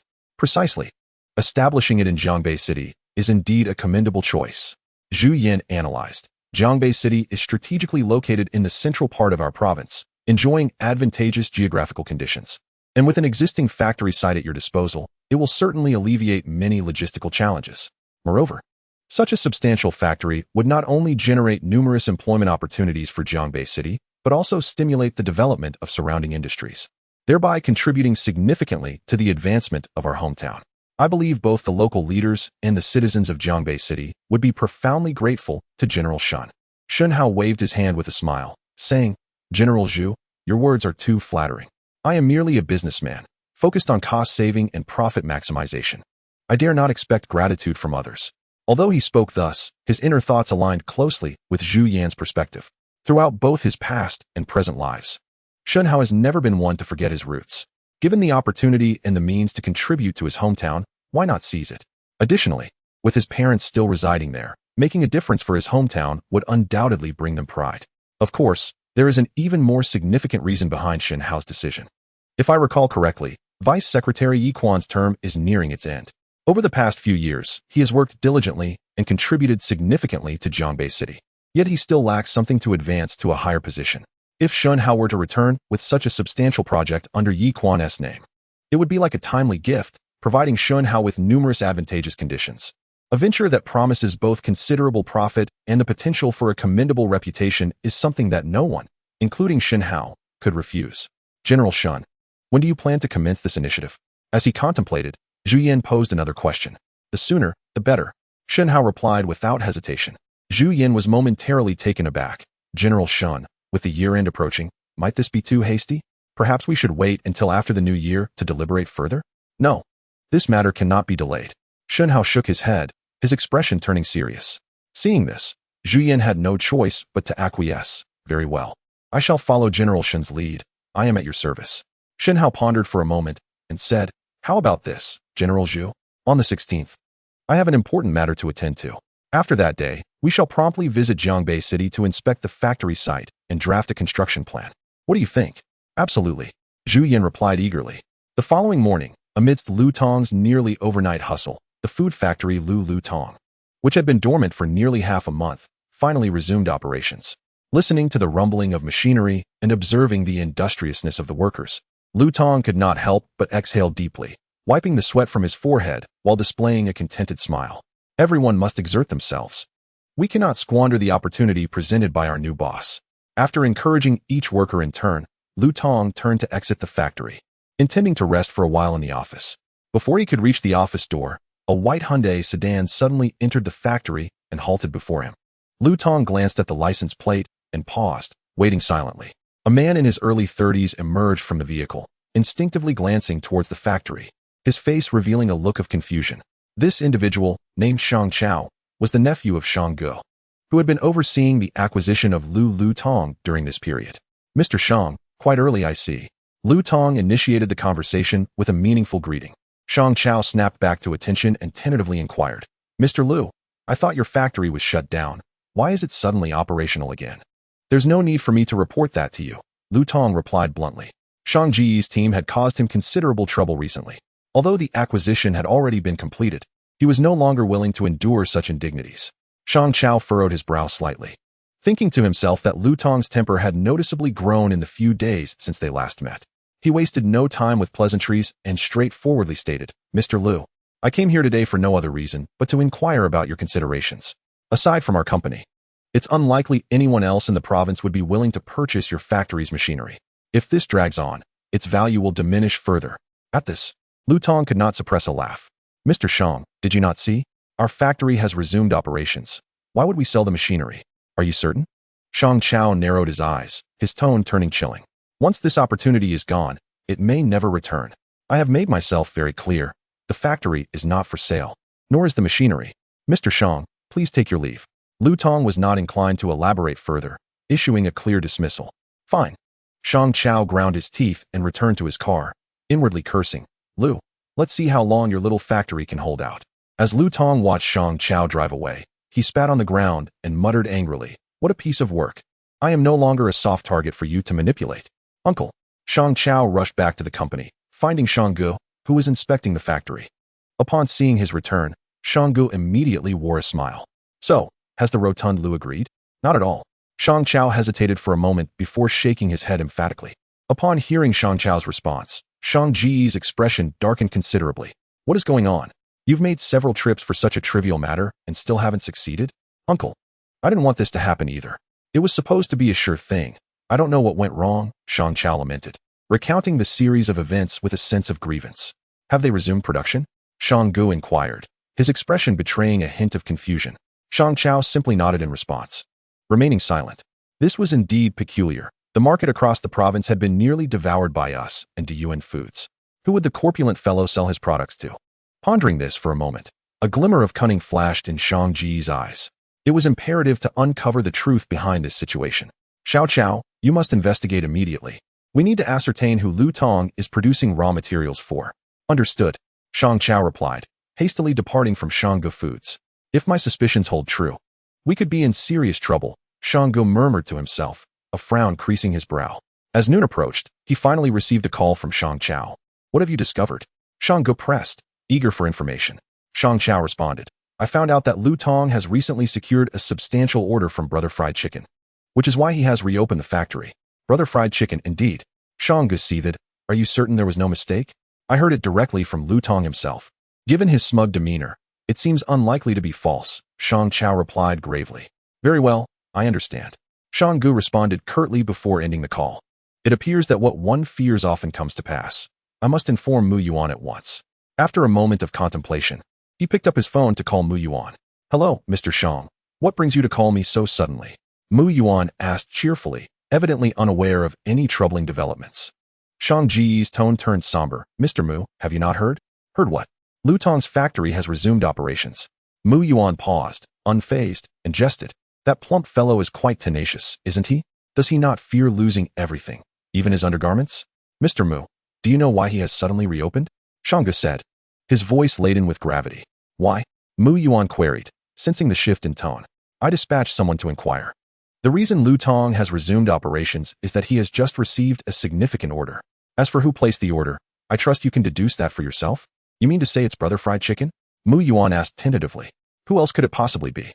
The revelation struck Mu Yuan like a bolt from the blue, leaving him momentarily stunned. After a lengthy silence, he erupted in fury. Damn it. How could I have overlooked this? Shang Hao held the phone at arm's length, waiting for his tirade to subside before asking, what is your plan, Mr. Mu? If we do not prevent Lu Tong from supplying Brother Fried Chicken, all our efforts will be in vain. At this point, regret began to gnaw at Shang Hao. He lamented having believed Mu Yuan's fanciful tales. If they failed to bring down Brother Fried Chicken, he would have squandered a potentially lucrative client. Do not worry, Mr. Shang. I will confront that rotund Lu Tong immediately. I will find a way to halt his supply to Brother Fried Chicken, Mu Yuan declared with resolute determination. After hanging up the phone, he hurriedly drove to Lu Tong Foods. Ah, Mr. Mu, what a rare visitor. What brings you here today? Upon seeing Mu Yuan's arrival, Lu Tong immediately feigned an expression of utmost astonishment. Although he was hardly surprised, as everything was unfolding as Shen Hao had previously anticipated. I heard that your factory has risen from the ashes. So I came to take a look, Mu Yuan replied insincerely, a hint of resentment lacing his tone. Mr. Mu, you truly possess an exquisite taste. However, I am quite busy at the moment and may not have the time to entertain you, Lu Tong retorted, turning on his heel as if to leave. Mr. Lu, please don't rush off. I have something of great importance to discuss with you. Seeing Lu Tong attempt to exit, Mu Yuan quickly caught up and blocked his path. What is it? Lu Tong inquired coldly. Mu Yuan hesitated for a moment before getting straight to the point. Mr. Lu, I want to beat around the bush. I am here for one reason only. You must cease supplying raw materials to the Fried Chicken Brothers immediately. Cease supplying the Fried Chicken Brothers? On what grounds? Lu Tong stared at Mu Yuan as if he were a fool, thinking to himself how this man could audaciously make such a demand with an air of authority. Utterly unashamed, Mu Yuan seemed to realize his tone was inappropriate and quickly donned a conciliatory smile. Mr. Lu, please do not be angry. I was merely too anxious. You must understand, our company, Balaji, is in a fierce battle with the Fried Chicken Brothers. We have finally managed to cut off their supply of raw materials, driving them to the brink. Your sudden resupply disrupts all the hard work that I and my superiors have put into this. Mu Yuan's words were somewhat perplexing to Lu Tong, prompting a cold laugh from him. We are all in the business of making a profit, and to whom I supply my goods is my prerogative, is it not? Moreover, we are not in cahoots. Your conflicts have nothing to do with me. Why should I forfeit my opportunity to earn? Mu Yuan's face darkened, left speechless by the rebuttal. After a prolonged silence, he finally lowered his posture and, with a pleading tone, asked, Mr. Lu, we have known each other for many years. Could you extend a helping hand just this once? Rest assured, once I have brought down the Fried Chicken Brothers, the entire market in the provincial capital will be mine, and I will certainly ensure that all our orders go to you, guaranteeing you far greater profits than you currently enjoy. Lu Tong mused that this man had likely used the same tactics to persuade Shang Hao before, but he refrained from exposing him. Instead, adhering to Shen Hao's prior instructions, he smiled and said, Mr. Mu, had you said so earlier, we would have been on the same page. Mu Yuan was taken aback, questioning with a hint of skepticism. So, Mr. Lu, are you willing to assist me? Indeed, Lu Tong nodded affirmatively. Oh, I am immensely grateful, Mr. Lu. I knew you were a person who valued old friendships. Although puzzled by how the situation could be so simple, Mu Yuan could not contain his joy. However, Mr. Mu, do not be too hasty in your elation, Lu Tong interjected, raising a hand. If you wish for my assistance, you must first demonstrate your sincerity. What do you require of me? Mu Yuan asked, his smile fading as he cautiously inquired. Lu Tong replied with unwavering certainty, Mr. Mu, do you recall the debt for the goods you owe me? After such a prolonged wait, shouldn't we settle this matter? Indeed, it is time for us to conclude this. Mu Yuan slapped his forehead, feigning a sudden realization. Rest assured, Mr. Lu, I shall deliver the funds to you shortly. But you must also uphold your end of the bargain. Of course. Without further ado, Mu Yuan departed from Lu Tong Foods, hurriedly returning with the previously prepared sum of 400,000. Mr. Lu, the money is right here, please count it. Excellent. Observing this sum that rightfully belonged to him, Lu Tong could not conceal his delight and immediately began to count it meticulously. Watching him count the money with a grin made Mu Yuan's heart ache, akin to having a piece of flesh ripped away. Once Lu Tong concluded his counting, Mu Yuan eagerly inquired, So, Mr. Lu, is the amount correct? Yes, indeed. Then, what about our earlier agreement? Do not worry, I remember. With such a response, Mu Yuan finally felt at ease, letting out a sigh of relief and cheerfully stating, Let us wish for a fruitful collaboration, sharing the market of the provincial capital in the future. All right. Lu Tong waved his hand, his tone somewhat dismissive. After Mu Yuan left, Lu Tong promptly called Shen Hao. Mr. Shen, your plan truly worked wonders. That scoundrel Mu Yuan actually returned the money to me. When he discovers the truth, it is likely to infuriate him to no end. Ha ha ha.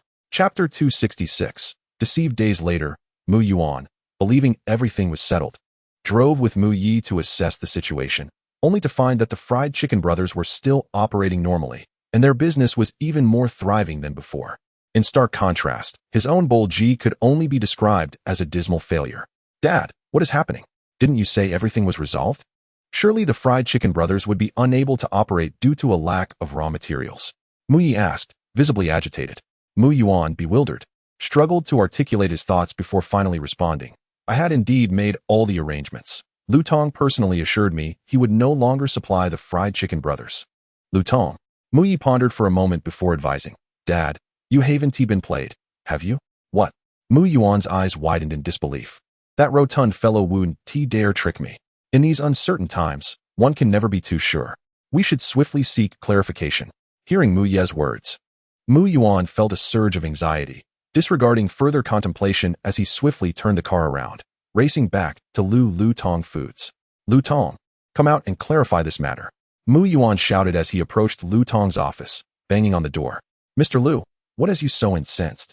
Lu Tong soon opened the door, his face a mask of confusion. Lu Tong, what the hell do you mean by this? Mu Yuan yelled. Lu Tong blinked, feigning ignorance. Mr. Mu, what do you mean by asking me this? Are you playing dumb with me? Mu Yuan gritted his teeth in anger. Just a few days ago, you assured me you would no longer supply the Fried Chicken Brothers. You haven't forgotten, have you? That matter? Of course, I remember. Lu Tong responded with an air of calmness. Then let me ask you, why does the Fried Chicken Brothers still have raw materials available? He shrugged his shoulders and feigned innocence, saying, Mr. Mu, I indeed promised you that I would no longer supply the Fried Chicken Brothers with raw materials, but this factory no longer belongs to me. I am merely an employee here. My words hold no weight. Upon hearing this, Mu Yuan was momentarily taken aback. After a pause, he asked with a fierce tone, What do you mean by that? Lu Tong continued, The day before your last visit, I sold this factory. What? Mu Yuan felt as if struck by lightning. No, this cannot be true. You must be lying. Why would I deceive you? Lu Tong pointed to the business license on the wall of the office. If you don't believe me, you may verify it yourself. The company's legal representative has already changed. Mu Yuan rushed over to take a look, and indeed, the name on the document was no longer Lu Tong's, but had been replaced by Wu Xiaobo. Wu Xiaobo. Upon seeing that name, Mu Yuan's expression instantly soured, his face turning ashen, while Su Jiuzai finally regained his composure and stared intently at Lu Tong. You sold the factory to the Fried Chicken Brothers? Indeed, Lu Tong smirked, a hint of triumph in his demeanor.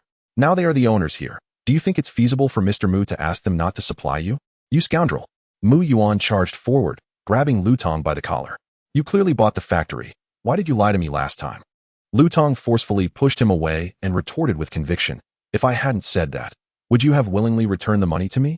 Furthermore, it is only right to repay one's debts. What else is there to discuss? You fat fool, I'll make you pay? The more Mu Yuan thought about it, the angrier he became, ultimately rushing forward again, intent on striking. I'm not afraid of you. Lutong stood his ground, rolling up his sleeves as they began to fight. Leveraging his physical advantage, he quickly subdued Mu Yuan, pinning him to the ground. Dad! Seeing his father at a disadvantage, Mu Yi hurriedly rushed to help. But before he could reach Lutong, he was thrown several meters away, crashing heavily to the ground. Someone, throw these two out. They are forbidden from entering our factory again. Lutong shouted as he stood up. Moments later, several security personnel rushed in and dragged the father and son out of the office. You fat fool, wait for me. This matter is far from over. Mu Yuan shouted hoarsely, leaving a threat that echoed like the wailing of a slaughtered pig. Chapter 267. Time cannot be altered, Mr. Shen. Just now the Mu father and son came here to cause a scene. Lutong informed Shen Hao over the phone, explaining the recent events. Given his temperament, he will not let this go easily, and will likely return to create more trouble. Should we prepare for this? Just focus on production. I will send someone to oversee the situation, Shen Hao replied without hesitation.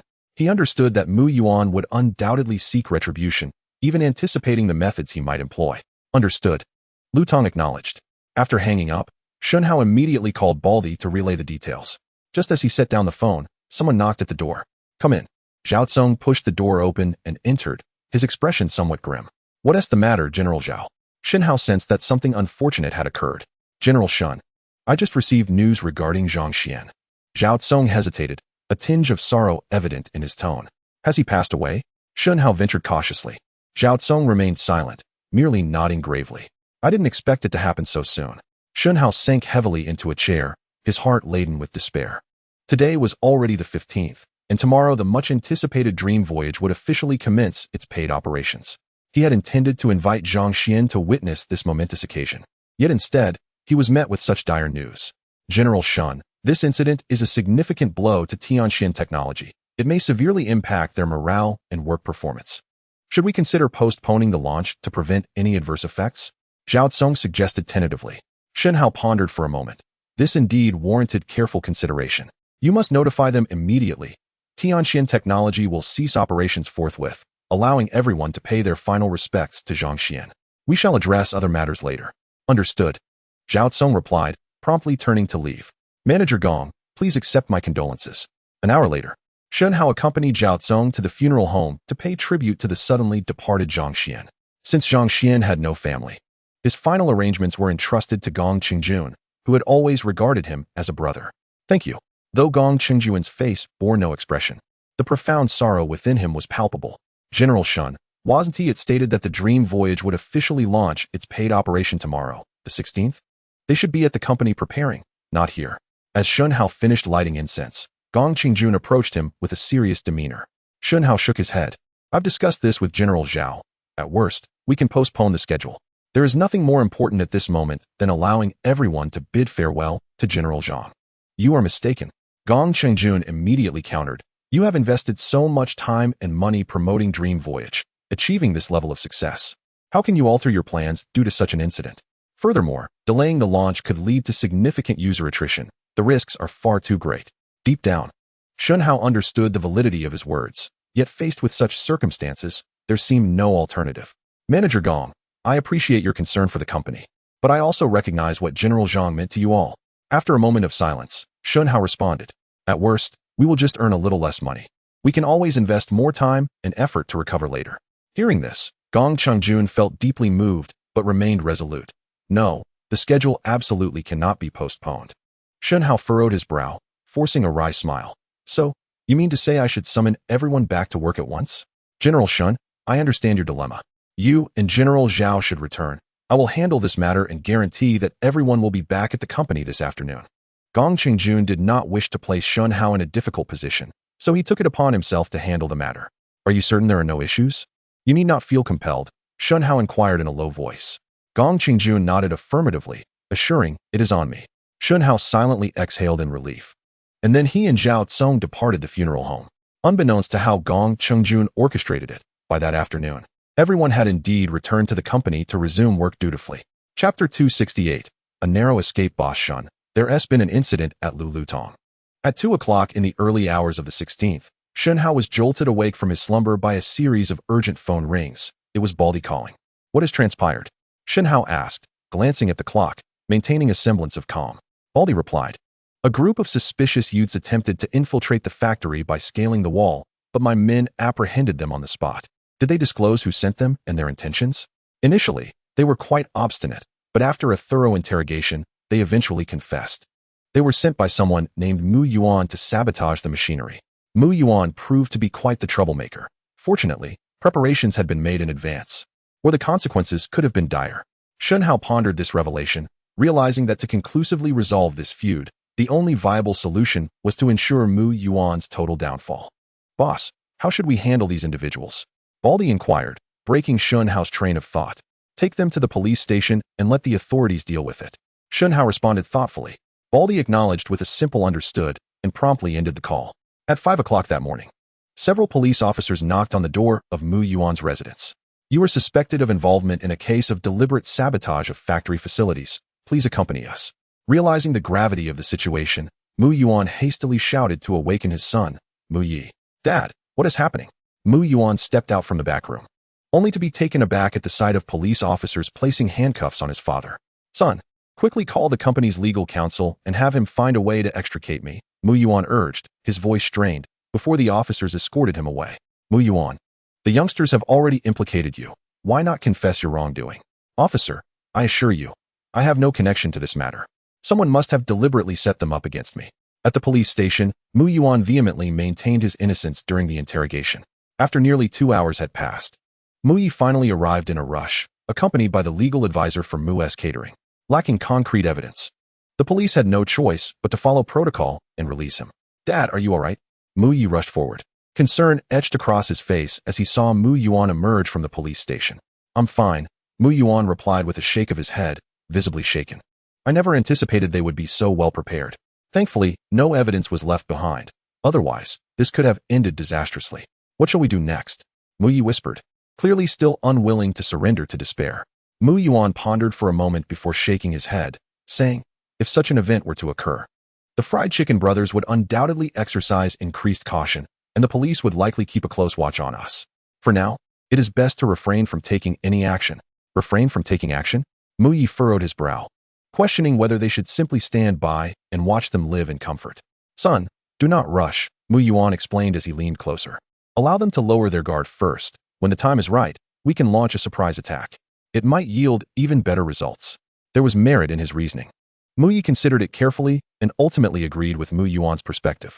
Let us return home. Spending the night at the station nearly left me frozen to death. Mu Yuan shivered and was the first to enter the car. Meanwhile, Shen Hao quickly learned of Mu Yuan's release on bail. How could that scoundrel escape unscathed? It's utterly infuriating, Liang Feng exclaimed, his indignation palpable upon hearing the news. At that time, with only a few days remaining until the Spring Festival, the school had already closed for the holidays, prompting Shen Hao to temporarily move in with Liang Feng. Although they could not bring him to justice, it would at least serve as a deterrent. The Mu family would likely refrain from any further schemes in the near future. Shen Hao, regaining his focus, spoke earnestly.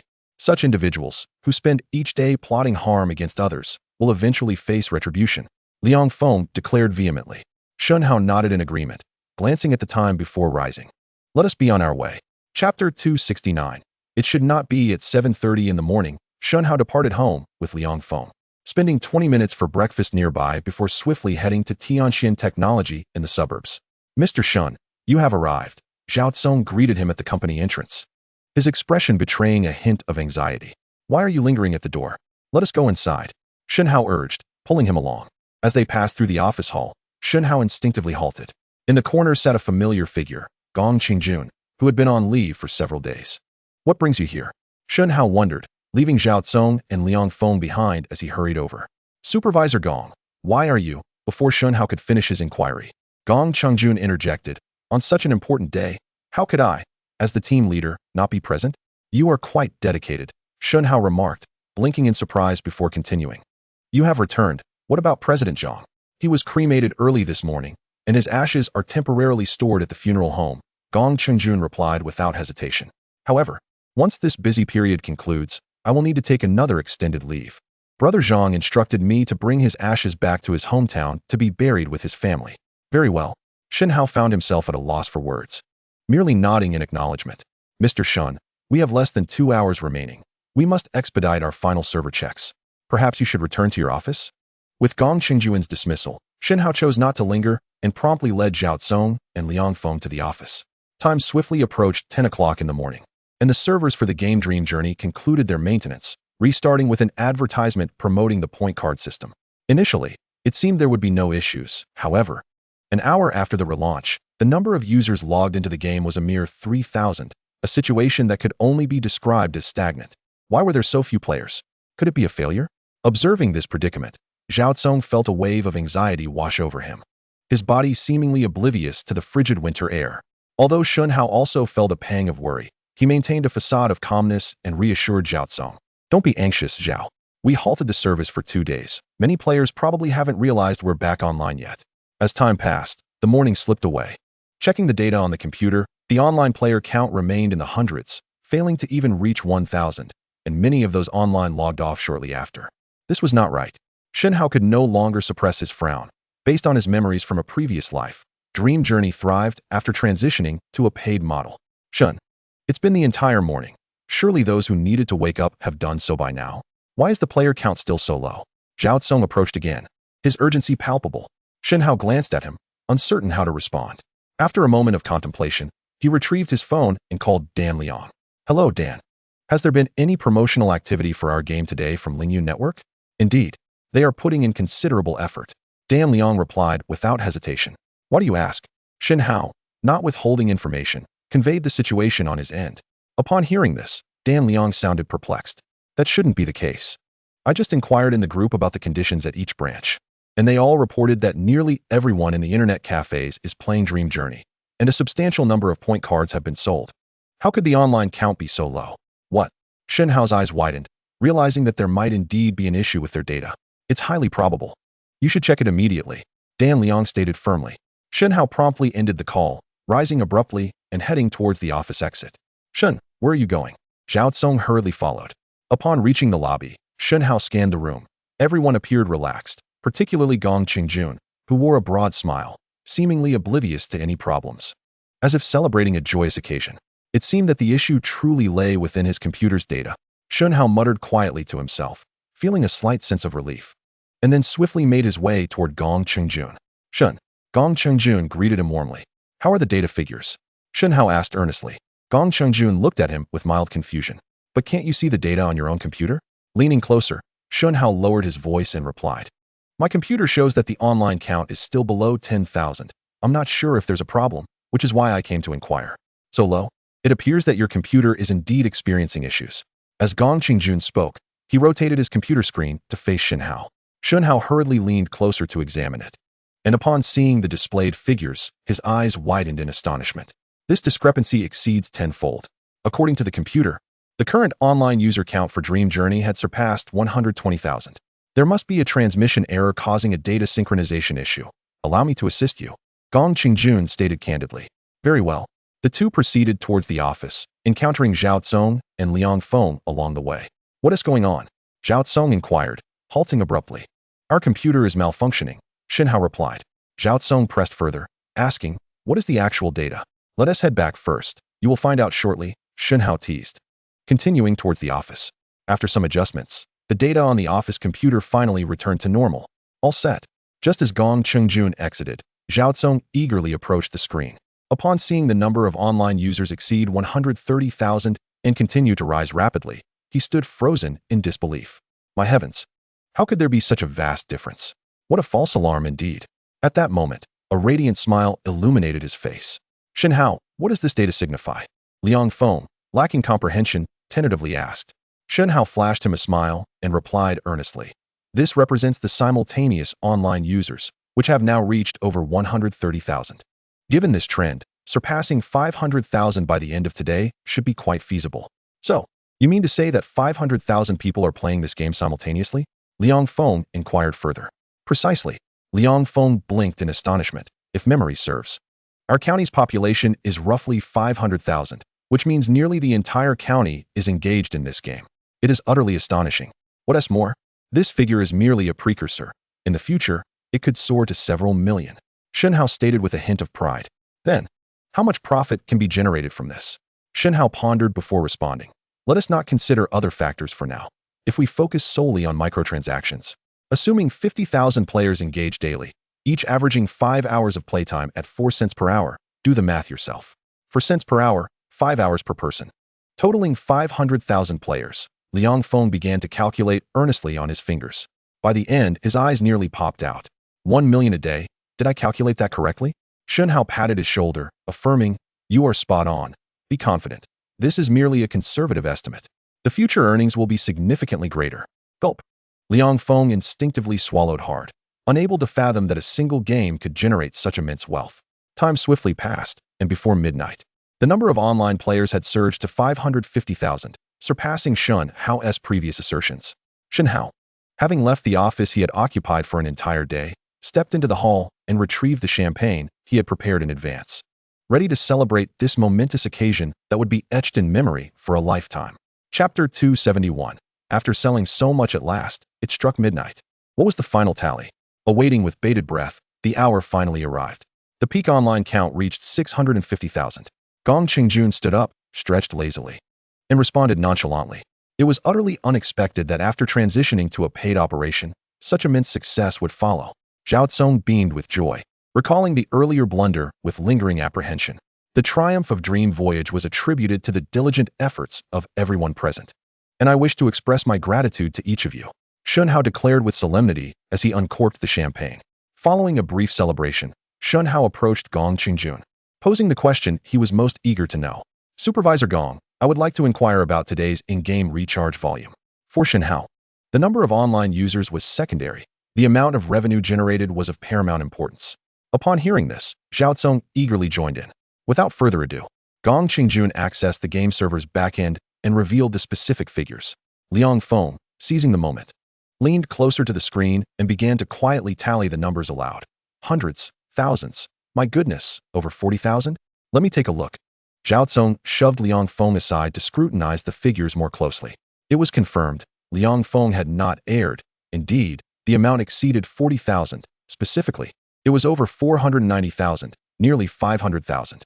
My heavens, on the very first day, such a substantial recharge volume? Zhao Tsong exclaimed, unable to contain his astonishment. Gong Qingjun, however, maintained his composure, remarking, "It's not bad. There will be even more in the future." Shen Hao, suppressing his excitement, replied gravely, "Do you all forget? This is merely the recharge from the marketplace. We have yet to account for the point card sales. Indeed, given today's circumstances, the point card should have sold quite well." Zhao Tsong nodded vigorously, stating, "I will compile the specific figures first thing in the morning and report back to you." General Shen Hao nodded slightly, preparing to speak when his phone abruptly rang. It was a call from Dan Liang. "President Dan, you're still awake at this hour? With such exhilarating news, how could I possibly sleep?" Dan Liang chuckled, saying, "General Shen, the popularity of your game's point cards has truly exceeded my expectations. It's only the first day, and nearly all the point cards we brought over are almost sold out, with several thousand copies of the download discs also sold." "So many already?" Shen Hao was somewhat taken aback. Dan Liang replied earnestly, "Indeed. You must expedite preparations on your end to avoid a shortage in supply." "All right, I understand. I will make sure to increase our inventory." After exchanging a few more pleasantries, Dan Liang hung up. Shen Hao immediately turned to Zhao Tsong and asked, "Which printing factory did we commission for our point cards?" After approaching several large factories that were unwilling to accept our small order, we ultimately secured a deal with a small factory in the west of the city. Zhao Tsong responded, "I trust you have overheard my recent conversation with the manager. We must expedite the expansion of our production capacity." "Very well. I shall meet with them tomorrow to discuss increasing their printing output." The following day, Shen Hao arrived early at Haofeng International. Shortly after settling in, Zhao Tsong entered with a document in hand. "Manager Shen, we have compiled the data. Just yesterday, our point card download discs sold a total of 376,500 units. Coupled with the in-game purchases, the total exceeds 800,000. After deducting all costs, our profit margin is at least 60%, which amounts to approximately 500,000. Upon hearing such figures, a smile crept onto Shen Hao's lips, as the results evidently surpassed his initial expectations. Regardless of future prospects, maintaining such revenue is indeed remarkable. "By the way, have you contacted the printing factory?" After a moment of contemplation, Shen Hao inquired. "I just called, but no one answered. I plan to report to you before heading over," Zhao Tsong replied. "Since I have no other commitments, I will accompany you." After some deliberation, Shen Hao agreed. Half an hour later, Shen Hao's Bentley parked outside a small printing factory in the western part of the city, promptly attracting numerous gazes. Hello. We have an important matter to discuss with your factory manager. Please relay our request, Zhao Tsong said as he approached the security booth, offering a cigarette to the guard as a gesture of courtesy. Please wait a moment. The guard made a phone call and then opened the gate. The factory was modest in size, and Shen Hao and Zhao Tsong quickly located the manager's office. Mr. Zhao, good to see you again, a man in his 30s, wearing glasses, greeted them warmly outside the office. Manager Li, this is our company's chairman, Mr. Shen, Zhao Tsong introduced. The chairman? So young? Manager Li was momentarily taken aback, initially mistaking Shen Hao for Zhao Tsong's assistant. Welcome, chairman. Please, come inside and have a seat. After serving them tea, he inquired, what brings you both here today? Well, Manager Li, Zhao Tsong wasted no time and promptly stated their purpose. How many units do you plan to print? Manager Li asked tentatively. Naturally, the more, the better. Upon hearing this, Manager Li's brow furrowed in concern. What seems to be the issue, Manager Li? With a sigh, Manager Li replied, Chairman Shen, Mr. Zhao, it's not that I do not wish to assist you, but our factory is simply too small. We have only one printing line, and we recently received a large order, leaving us overwhelmed. I had considered helping if your order were smaller, but with such a substantial quantity, it is truly beyond my capacity. Hearing this, Zhao Tsong immediately turned to Shen Hao with a frown. Is there truly no alternative? Shen Hao inquired. None at all. Manager Li shook his head. If there were a solution, I certainly wouldn't let an opportunity to profit slip away. In that case, we shall seek assistance elsewhere, Shen Hao replied, rising to depart without pressing further.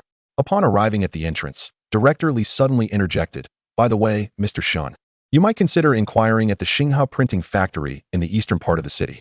They have only recently opened and have yet to establish a market presence, so they would likely be eager to take on your business. Thank you for the suggestion, Director Li. The two promptly set off for the east side, and after a lengthy search, they finally located the Shen printing factory in a secluded corner. What do you wish to print? Newspapers, periodicals, or perhaps other types of publications? Director Zhang Xiong warmly welcomed Shen Hao and Zhao Tsong, and after a few pleasantries, he got straight to the point. None of those, Shen Hao replied, shaking his head. Then what is it? Zhang Xiong asked, his brow furrowed in confusion, unable to fathom what else could be printed. Shen Hao exchanged a glance with Zhao Tsong, who promptly retrieved a sample card from his pocket. What is this? Zhang Xiong took the card, scrutinizing it for a while, still perplexed about its purpose. Director Zhang, this is called a point card, specifically designed for a game developed by our company. Zhao Tsong explained the card's function in a general manner. Zhang Xiong nodded, somewhat understanding. And after a moment of silence, he said, to be frank, we have never printed anything like this before, but if you trust us, we could certainly give it a try. Rest assured, it's quite simple, Zhao Tsong replied, elated. Zhang Xiong then inquired, how many do you need printed? And when do you require them? Director Zhang, our demand for these point cards is substantial. You could start by printing a batch of samples for us. And if the quality meets our standards, we will entrust all subsequent business to you. Zhao Tsong elaborated on the situation. Mr. Zhao, are you certain you're not jesting with me? To hear that your demand is so considerable and represents a steady stream of business is quite astonishing. Zhang Xiong expressed his surprise. Certainly not, Shen Hao replied with firm assurance. This revelation elated Zhang Xiong, who eagerly promised that he would ensure the task was executed flawlessly. They then discussed pricing and other matters, quickly reaching an agreement. Chapter 273. Returning home with the gaming matter resolved, and the Chicken brothers seemingly free of further complications for the time being, it was time to return home. On the afternoon of the 17th, Shen Hao summoned all the heads of his enterprises to Haofeng International for a year-end summary meeting. Finding little else to occupy his time, he decided to address the situation at the raw materials processing factory. Upon returning to his residence, he delegated the packing duties to Liang Feng and Su Tsong before placing a call to Zhu Yan. Mr. Zhu, I plan to depart for Jiangbei City today. I hope that is convenient for you. Without hesitation, Zhu Yan responded, absolutely. It's convenient. You can set off at any time. Since their agreement at the restaurant, Zhu Yan had been on standby, awaiting Shen Hao's call. All right, I will pick you up at your home in about an hour. Once everything was in order, Shen Hao and his two companions left their home and made their way to the neighborhood where Zhu Yan resided. Zhu Yan stood outside the gate, luggage in tow, as his wife and child lingered nearby, offering heartfelt reminders to take care of himself and to call home frequently. All right, I am merely pursuing my career, not running away from home. Zhu Yan feigned impatience. Besides, with Mr. Shen's kindness, what is there for you to worry about? Hurry back. After about 15 minutes, he finally managed to extricate himself. Seated in the car, he gazed at his family growing ever distant and the scenery receding rapidly, unable to stifle a sigh. Mr. Zhu, you seem reluctant to leave your wife and child, Shen Hao remarked with a smile.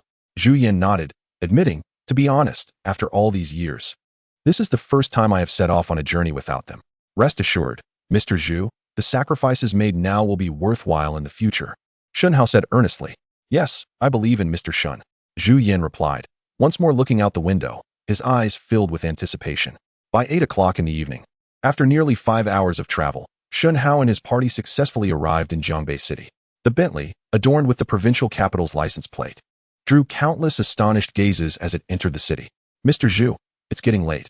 Let us find a place to stay, and we can visit the factory in the morning. Shen Hao suggested after dinner, glancing at the time. All according to Mr. Shen's arrangements, Zhu Yan replied. The night passed uneventfully, and at the break of dawn, Zhu Yan knocked on Shen Hao's door. Whether due to excitement or the strangeness of being in a foreign place, he had hardly slept. Mr. Zhu up so early? Shen Hao yawned, surprised to see him. Zhu Yan scratched his head sheepishly, saying, well, it's dawn, and I thought we should seize the time to inspect the factory for our upcoming plans. Shen Hao glanced at the clock. It was just past 7:15. But he could tell Zhu Yan was genuinely anxious, so he nodded in agreement. Please wait a moment. I'll freshen up. All right. Shen Hao returned to his room and woke Liang Feng. The two managed to complete their morning routines in under 5 minutes before departing the hotel. The trio first sought a roadside eatery, indulging in a longed-for hometown breakfast, before hastening to the dilapidated factory located in the suburbs. Is it truly this vast? Zhu Yan was taken aback by the grand scale of the factory before him. After a moment of astonishment, he cautiously inquired, Mr. Shen, might I ask how you came to possess such a sizable idol factory? To be frank, it was pledged to me as collateral 6 months ago, Shen Hao replied candidly. I was initially quite troubled by it, but I never anticipated it would one day prove useful. Let us go inside and take a look, Zhu Yan exclaimed. The three of them walked into the overgrown factory grounds, and merely circling the area consumed over half an hour, illustrating the factory's immense size. What do you think, Mr. Zhu? This factory should be usable, right? Shen Hao inquired tentatively. Zhu Yan pondered for a moment before responding. Aside from its age, everything else appears to be in order. With some thorough cleaning and repairs, and the machines brought in, it can certainly be operational. Hearing his words, Shen Hao breathed a sigh of relief and then inquired, may I ask how much funding will be required for the entire undertaking? Chapter 274. At least 10 million. The exact amount needed would have to be calculated with precision. As Zhu Yan contemplated, he responded to Shen Hao's question. However, to fully utilize the entire factory, an investment of at least 10 million would be necessary. 10 million? Does it truly require such a sum? Shen Hao was somewhat taken aback, having assumed that a processing plant would not incur substantial costs, especially since his previous acquisition of the Lutong factory had only cost 400,000. Zhu Yan nodded solemnly, explaining, this facility comprises 8 workshops, necessitating the development of 8 production lines. If we employ machinery akin to that of Lutong, each production line will approximately cost around 800,000, totaling 6,400,000 for all lines. Thus, spending over 10 million appears inevitable, Shen Hao acknowledged with a nod, speaking in a low tone. After all, aside from machinery, there were also repairs to the factory, the establishment of office spaces, and the procurement of raw materials such as live chickens and beef, each of which represented significant sums. President Shen, with such a substantial investment, are you certain there are no issues? Zhu Yan tentatively asked. If necessary, we could initially develop a portion of the factory, and once the fried chicken brothers expand, we could gradually open the remaining sections. Shen Hao pondered for a moment before shaking his head. Let us proceed according to the original plan and develop the entire facility at once. You need not worry about the funding, I will manage it. He was confident in the fried chicken brothers, estimating that within 6 months they would successfully capture the entirety of the Jiangzhou market, and it would take at least 2 to 3 months to fully establish the factory, which seemed to align perfectly. Director Zhu, please calculate the budget as meticulously as possible and provide me with a financial estimate promptly. Understood. I will begin working on it as soon as I return to the hotel. To ensure accuracy, Zhu Yan took a few more rounds in the factory area before heading back to the hotel. Shen Hao, aren't you currently short on funds? Where will you find 10 million to open this factory? Once inside the hotel room and closing the door, Liang Feng could not help but ask. Shen Hao shrugged, his expression enigmatic. Do not worry, someone will assist me in securing the necessary funds. Who will assist you? Liang Feng inquired, bewildered, unable to fathom anyone in Shen Hao's circle possessing such wealth. Come, let us go. Shen Hao rose, heading toward the door. Where are you off to now? Just after returning, visiting an old friend, Shen Hao replied without hesitation. Upon leaving the hotel, Shen Hao first purchased some fruit from a roadside vendor and then acquired a box of tea from a nearby tea house before asking Liang Feng to take him to Mafeng Road in the city center. Find a place to wait for me until I call, Shen Hao instructed, and then made his way into a deep alley, carrying the items he had just bought. He stopped in front of a two-story house with a courtyard, checked the address to confirm he was at the correct location, and then gently knocked on the door. May I ask who you were looking for? The door creaked open slightly, revealing a middle-aged woman who peered out and inquired. Do you not remember me, Auntie? My name is Shen Hao. I previously sought an audience with Secretary Yi. Recognizing the familiar housekeeper, Shen Hao smiled warmly. Ah, Shen Hao. Now I recall. Please come in. The housekeeper fully opened the door and graciously gestured for him to enter. Shen Hao hesitated for a moment and tentatively asked, Isn't there a need for a report first? The housekeeper responded, Secretary Yi instructed me a few days ago that if Mr. Shen were to visit, I should let him in directly. Shen Hao blinked in surprise and self-deprecatingly remarked, I never anticipated receiving such preferential treatment from Secretary Yi. However, he was even more curious about how Yi Quan knew he would be visiting. Please, come in, Mr. Shen. Thank you. Shen Hao traversed the courtyard and approached the door of the two-story building. Before he could even enter, Yi Quan's voice resonated from within. What have you brought? Shen Hao paused momentarily before hurriedly responding. Just some fruit and some inexpensive ordinary tea, nothing more. You certainly understand the customs. Come in, Yi Quan said with satisfaction. Chapter 275. Are you threatening me? Secretary Yi, it has been quite some time. Shen Hao entered the living room and politely greeted Yi Quan, who was seated on the sofa reading a newspaper. Yi Quan set down the paper, and his gaze immediately fell upon the items in Shen Hao's hands. You see, I wasn't deceiving you, was I? Shen Hao quickly showcased his offerings. He fully understood Yi Quan's character and dared not present any extravagant gifts, fearing he might not even gain entry otherwise. Have a seat. Yi Quan waved his hand. Just as Shen Hao settled down, Yi Quan continued. I heard you've been rather restless in the provincial capital, establishing several companies in just 6 months? Secretary Yi, your insights are indeed unparalleled. Nothing escapes your attention. Shen Hao exclaimed, raising his thumb in admiration and flattering him with a grin. Yi Quan pondered for a moment before getting straight to the point. Speak. What brings you here today? Since Secretary Yi was so direct, Shen Hao decided to dispense with any pretense. In truth, I have returned with the intention of opening a large-scale fast food semi-finished product processing factory in our city. That is quite an admirable idea. Not only will it address your own needs, but it will also stimulate our city's economic growth, Yi Quan acknowledged, listening intently to Shen Hao's project concept and nodding in approval. Shen Hao's eyes gleamed with hope. So, Secretary, Yi also finds this project appealing? It is indeed promising. But such a large factory will require a significant investment, Yi Quan inquired cautiously. After calculating, I would need approximately 15 million. Shen Hao replied without hesitation, deliberately inflating the investment figure slightly. 15 million is quite a substantial sum. It seems you've made considerable profits in the provincial capital over the past 6 months, Yi Quan stated, probing further. Shen Hao shook his head, revealing a bitter expression. While I have accomplished much in the past 6 months, most of it remains in the preliminary construction phase. I have yet to see any returns. To be honest, I couldn't produce even 1 million at this moment, let alone 15. Yi Quan appeared astonished. You dare to open such a large factory without funds? Shen Hao raised an eyebrow and chuckled. So? I came to seek your assistance. Yi Quan pondered for a moment and quickly grasped Shen Hao's intention. You little rascal, you wish for my help in securing a loan, don't you? Indeed, and preferably one that is interest-free. Shen Hao did not conceal his objective and stated it plainly. Interest-free loans are reserved for key projects supported by the city. You certainly have lofty aspirations. Yi Quan's expression darkened, feigning displeasure. Shen Hao, sensing the shift in mood, quickly began to appease him. Secretary Yi, did you not just commend this project for its potential to invigorate our city's economy? As for the city, yes, support. Isn't it merely a matter of your word? He continued. Moreover, your term is nearing its end. Wouldn't it be prudent to continue backing a project to solidify your position? Upon hearing this, Yi Quan's demeanor grew even more somber. After scrutinizing Shen Hao for a moment, he coldly inquired, Are you attempting to coerce me? Shen Hao, alarmed, vigorously shook his head. Secretary Yi, how could I ever dare to threaten you? I believe it is more fitting to say we are both seeking mutual benefit. Yi Quan fixed his gaze on Shen Hao, remaining silent for a time. Shen Hao felt as though the air around them had thickened. He dared not utter a word, even to breathe. After what felt like an eternity, Yi Quan suddenly burst into laughter. You little rascal, you truly haven't changed at all. Old habits die hard. Shen Hao sighed in relief, chuckling in return. Yi Quan shook his head, his expression shifting back to seriousness. If you want me to assist you, you must at least prepare a well-crafted project proposal for me. Rest assured, Secretary Yi, I will return and make it splendid. Shen Hao replied, overjoyed. Then why are you still standing here? Hurry back and get to work. Yi Quan issued a prompt dismissal. Hearing this, Shen Hao quickly took his leave. Just before exiting, Yi Quan reminded him, make sure to emphasize how this project will benefit our city's economic development in the proposal. Thank you for the reminder, Secretary Yi.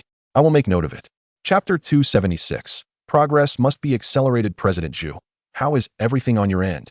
After leaving Yi Quan's residence, Shen Hao hurried back to the hotel and found Zhu Yan, who was diligently working on the factory plan.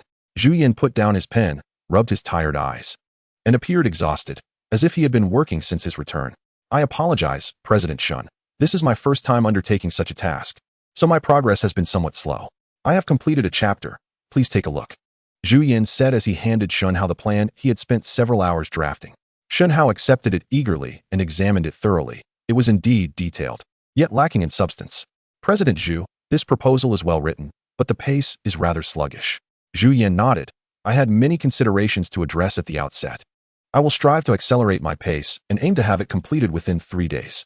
3 days? Shen Hao furrowed his brow slightly. Under normal circumstances, this time frame would be considered expeditious, but given the current situation, it felt rather sluggish. Director Zhu, to speak candidly, I am in urgent need of this project proposal. We must hasten our efforts, he remarked. When do you require it? Zhu Yan inquired tentatively. The sooner, the better, Shen Hao replied without hesitation.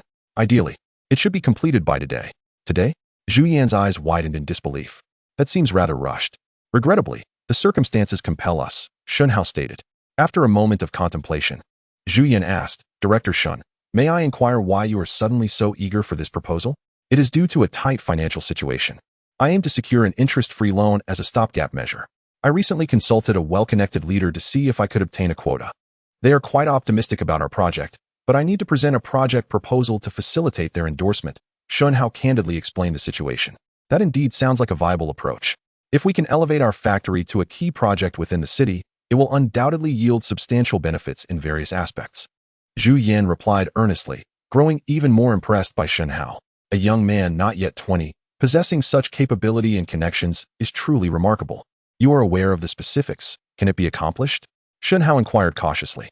Zhu Yan glanced at the already pinned content, hesitated briefly, and then nodded affirmatively. I will exert my utmost effort. Then I entrust this to you, Director Zhu, Shen Hao said with a smile. Oh, and please emphasize the benefits this factory will bring to the city's economic development. For instance, how many jobs it will directly create and how it might stimulate the growth of other industries. The more comprehensive and compelling, the better. Understood. Zhu Yan nodded as he resumed writing diligently. Shen Hao refrained from interrupting him, sitting quietly beside him. It wasn't long before he began to feel drowsy and eventually dozed off. Director Shen, wake up. A voice calling from Zhu Yan roused him after an indeterminate period. Shen Hao stirred and inquired cautiously. What is it, Director Zhu? Is there a problem? No. Zhu Yan shook his head excitedly. The proposal is complete. Please have a look. Completed already? Shen Hao's spirits lifted at once. He instinctively glanced at the time, realizing it was already 8 in the evening. He had unwittingly slept for nearly 8 hours while Zhu Yan had labored continuously for almost 10. Thank you for your hard work, Director Zhu, Shen Hao said, patting his shoulder reassuringly. Zhu Yan quickly shook his head. It was no trouble. It was my duty. Without further ado, Shen Hao took the meticulously prepared 10-page project proposal and reviewed it thoroughly. How is it, Director Shen? Any issues? Zhu Yan asked tentatively. Shen Hao smiled, replying with satisfaction. Overall, it is quite commendable. However, a few sections require slight adjustments. I will rectify those immediately. No need. I will handle them myself. As Shen Hao spoke, he rose and approached the computer, activating the office software. Chapter 277. A foregone conclusion. Finally accomplished. At 9:30 in the evening, after more than an hour of diligent effort, Shen Hao had successfully input Zhu Yan's proposal into the computer, simultaneously making revisions according to his own ideas. At this hour, might I disturb Secretary Yi's rest? Shen Hao glanced at the time, murmuring softly to himself. Perhaps Secretary Yi is also awaiting my project proposal? Regardless, I shall go and see. After careful consideration, Shen Hao resolved to seek out Yi Quan immediately, lest the night prolong uncertainties. He hurried to the hotel reception. requesting the staff to assist in printing the document, then swiftly made his way to Yi Quan's residence. At such a late hour, who could it be? After knocking for quite some time, the door finally opened, revealing a perplexed housekeeper peering out. Upon seeing Shen Hao's smiling face, she paused momentarily. "Mr. Shen, what brings you here at such a late hour?" Shen Hao replied with a grin.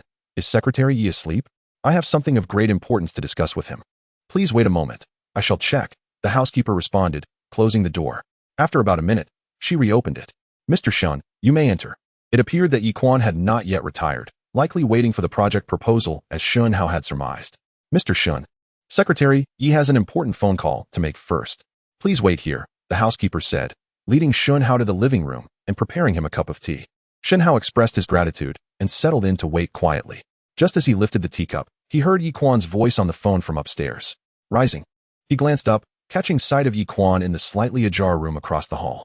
From the tone of the conversation and the serious expression on Yi Quan's face, Shen Hao deduced that the person on the other end held considerable influence.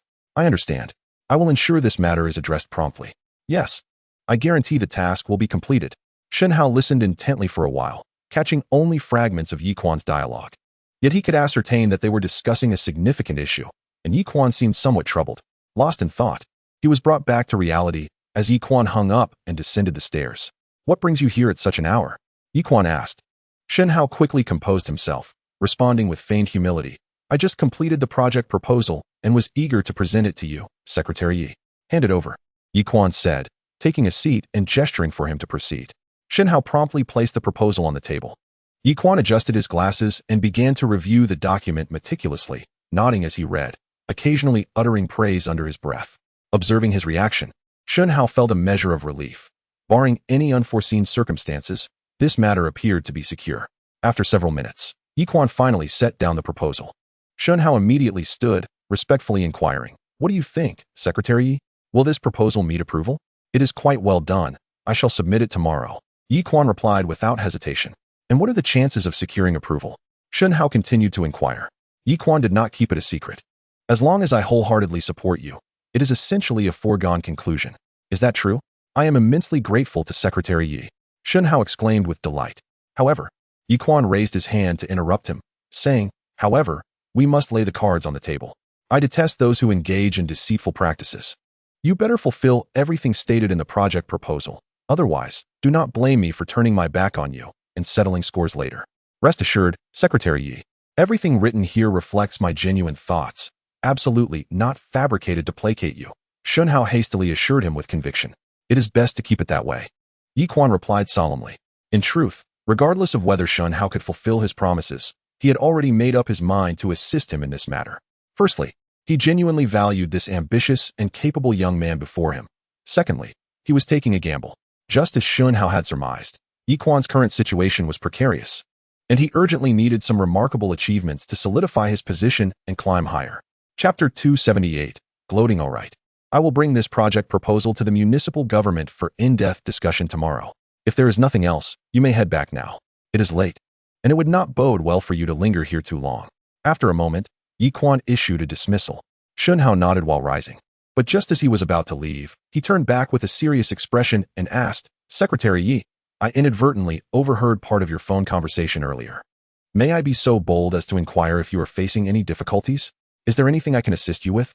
Yi Quan squinted at Shen Hao for a moment before shaking his head emphatically. "This matter does not concern you. Return home." "All right. But if there is anything I can do for you, Secretary Yi, please do not hesitate to ask," Shen Hao said before turning to leave. As he reached the entrance, Yi Quan suddenly called him back. Wait a moment. What is it, Secretary Yi?" Shen Hao turned back, curious. "Come here and sit down." Shen Hao returned to his previous seat, observing him quietly. Yi Quan hesitated for a while before speaking. "Actually, this matter is not entirely beyond discussion. I am all ears. You see, in recent years, our country has experienced rapid development, leading to increasingly scarce land resources. Consequently, the authorities have decided to vigorously promote the transition from traditional burial to cremation, starting primarily with urban areas." Yi Quan explained the situation, implying that the higher-ups had issued a strict directive for him to establish a large crematorium and cemetery in Jiangbei City within his term. If he succeeded, it would greatly benefit his political career. However, should he fail, he might be forced to face severe consequences. This is a good thing. Why does Secretary Yi appear troubled? As if facing a dilemma? Shen Hao feigned confusion upon hearing this. You may possess a broad perspective, but not everyone shares your mindset. Yi Quan sighed. Having begun planning this matter several months ago, yet he still had not found a suitable location for the construction of the crematorium and cemetery. Those engaged in engineering projects in the city regarded such endeavors as ill-fated, refusing to pursue them even for profit. So, what you mean is, there is no suitable location, and no one is willing to undertake this project, right? Shen Hao inquired tentatively, finding the situation eerily reminiscent of what he had learned in his previous life. Indeed. Yi Quan nodded gravely, expressing his frustration. This has become quite the conundrum, truly exasperating. Shen Hao, seemingly struck by a thought, broke into a smile. Observing this, Yi Quan's expression darkened, and he scolded, "You little rascal, are you reveling in my misfortune?" "No, no, how could I dare?" Shen Hao hastily shook his head in protest. "Then why the smile?" Shen Hao, not one to keep secrets, responded directly, "I smile because I believe this matter can be resolved rather easily." "Easily resolved? You speak as if you are unaffected by the situation." Yi Quan retorted. "In simple terms, all we need is to find a larger hill and someone willing to take on this project, right?" Shen Hao said with a grin. Yi Quan instinctively nodded, recognizing that it seemed straightforward, yet executing it would be challenging. "Have you forgotten someone?" Shen Hao stood up, pointing at himself as he confidently declared, "I am right here, close at hand." "You?" Yi Quan paused, realizing he had overlooked this young man. Shen Hao nodded affirmatively, stating, "Indeed, as long as you give the word. I will take on this task immediately." Yi Quan hesitated, responding solemnly, "Even if you are willing to accept this work, finding an appropriate location remains difficult." "That, dear Secretary Yi, is a matter of no concern," Shen Hao replied with a smirk, "for I happen to possess a hill that is perfect for this purpose." "You have a site?" Yi Quan was taken aback. "Indeed," Shen Hao stated matter-of-factly, "during my dealings with Pan Cheng, he granted me Yunji Mountain in the eastern part of the city."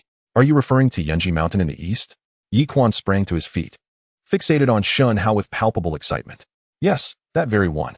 Are you truly willing to offer it for the cemetery?" "Of course," Shen Hao replied without hesitation. "To be honest, that hill serves no purpose in my hands.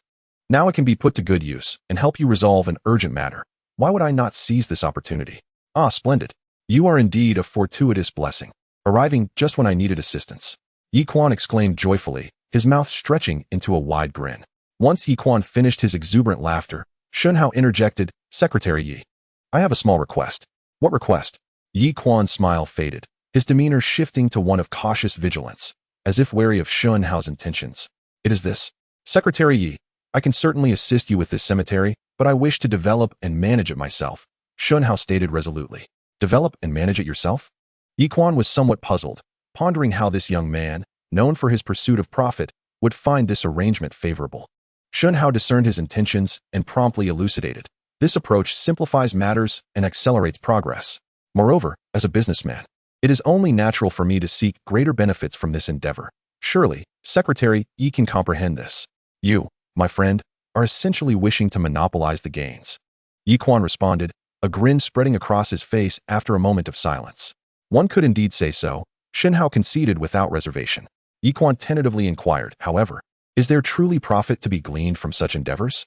"That is difficult to ascertain," Shen Hao replied, feigning mystery. "Knowing your penchant for scheming. Since you are willing to fully shoulder this hot potato, I see no reason to decline." After weighing the pros and cons, Yi Quan ultimately responded in kind. "Then it is settled." "Agreed." After reaching a verbal agreement, Shen Hao mischievously added, "By the way, Secretary Yi, there is one more matter. You and your endless requests. Can't you just say everything at once?" Yi Quan rolled his eyes, visibly exasperated. "Speak, what is it?" "Secretary Yi, as you are aware, I am currently in a tight spot. Juggling the factory and the high cemetery project is quite the challenge. Therefore, could you possibly assist me in securing some interest-free loans?" Shen Hao inquired with a smile. Upon hearing Shen Hao request funds once more, Yi Quan couldn't help but exclaim in jest, though it was merely in good humor. After a moment of contemplation, he confidently assured, "These two projects are pivotal to our city and serve the public interest. As long as you can execute them well, the municipal government will certainly provide its full support. I, Yi Quan, can guarantee that I will endeavor to secure as many interest-free loans as possible for you. Additionally, I will ensure each project receives its own subsidy." "Subsidy?" Shen Hao's eyes gleamed with avarice as he eagerly asked, "How much might Secretary Yi provide in subsidies?" "The exact amount cannot yet be determined, but rest assured, The municipal government will not overlook entrepreneurs who make significant contributions to our city's development, Yiquan stated earnestly. Shen Hao unabashedly displayed his delight, beaming as he expressed, "Then I must thank you in advance, Secretary Yi. Enough talk. You've said quite enough. Now be on your way." Yiquan reiterated his dismissal, reminding Shen Hao to prioritize the cemetery project and resolve it swiftly. "Rest assured, Secretary Yi, I shall not fail in my mission," Shen Hao assured him with a pat on his chest before taking his leave. Upon returning to the hotel, Zhu Yan rushed over, anxious. "Mr. Shen, how did it go? Is the project proposal satisfactory?" Shen Hao feigned a stoic expression, remaining silent for a moment. Seeing this, Zhu Yan's face fell with guilt. "I'm so sorry, Mr. Shen. Perhaps I should revise it again tonight."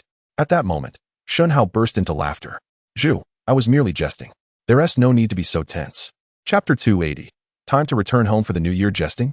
Zhu Yan was momentarily taken aback, and after a pause, he regained his composure, slightly excited as he asked. "So, it means the task was accomplished?" "Indeed, it was accomplished," Shen Hao affirmed with a firm nod, briefly outlining the events that transpired. "Without a doubt, this loan is certain to be approved, and that leader even promised that an additional financial subsidy will be granted to us in the name of the municipal government. Is that true?" Zhu Yan could hardly believe that matters would unfold so smoothly. "If we indeed receive substantial support from the municipal government, establishing our factory will become remarkably easier." "Indeed," Shen Hao nodded emphatically, finally able to anticipate a peaceful night's sleep. The following morning, as Shen Hao rose from his slumber, he received a call from his mother. "Hello, Xiao Hao. Didn't your cousin say you returned to the city 2 days ago? Why haven't you come home yet? Is something wrong?" Shen Hao chuckled and replied, "Mom, there's no need to worry. I'm perfectly fine. I just have a few business matters to attend to." "Oh, I see." Shen's mother exhaled in relief, then inquired, "When do you plan to return?" "It's already the 19th. In just 2 days, it'll be the new year." Having just wrapped up his matters, Shen Hao replied without hesitation, "I should be able to come home today." "Really? I'm so glad to hear that. Your father and I want to go to the supermarket today. We'll just stay home and wait for you." "All right." After hanging up, Shen Hao went next door and knocked on Zhu Yan's door. "Mr. Shen, so early?" Zhu Yan greeted. Shen Hao smiled slightly and said, "Zhu, I appreciate your hard work these past few days. With the new year approaching, the matters concerning our factory will have to wait until after the holiday. I'll have Liang Feng drive you back to the provincial city to reunite with your family." "Mr. Shen, I was just about to take my leave," Zhu Yan replied. "However, it's quite a journey back, and I think I'll just take the train home." "No need to trouble you. That's fine. We can at least accompany you to the train station to buy your ticket." Shen Hao had initially offered out of courtesy and didn't press the issue further. Zhu Yan promptly began to pack his belongings, and half an hour later, they arrived at the Jiangbei City train station and purchased tickets for the next train to the provincial city. "Mr. Shen, I bid you farewell. I will return promptly after the 5th day of the new year. Looking forward to your return." Shen Hao shook Zhu Yan's hand, and as soon as the train departed, he swiftly pulled out his phone to send a message. Hearing his phone alert, Zhu Yan quickly took it out to check. "Zhu, I left something in your bag. Be sure to keep it safe." Zhu Yan paused for a moment, quickly deducing what Shen Hao had left for him, and hurriedly opened his travel bag to find a thick envelope in the compartment. Without a doubt, it contained money. When did he slip this in? Zhu Yan was baffled. However, with the train now in motion, there was no time to ponder.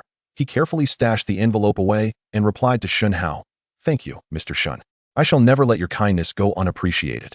On the other end, Shen Hao merely glanced at the message without responding further and then wrapped an arm around Liang Feng's shoulders, saying, "Come on, my brother. It's time for us to head home for the new year." As noon approached, a Bentley with the provincial city's 4-digit license plate slowly entered Jiangbei County, immediately capturing the attention of everyone on the road. "What kind of car is that? I've never seen one before." It certainly exudes an air of luxury, and adorned with such an exquisite license plate, the identity of its owner must be extraordinary. When did our county come to possess such a prominent figure? The crowd buzzed with speculation, some even contemplating following the opulent vehicle to uncover its destination. "Let us dine at my home for lunch and return in the afternoon," Shen Hao remarked as he glanced out the window before turning to Liang Feng. "Very well." Liang Feng hesitated for a moment, but ultimately acquiesced. After all, having been away from home for more than half a year, he found himself somewhat nostalgic for his unreliable father.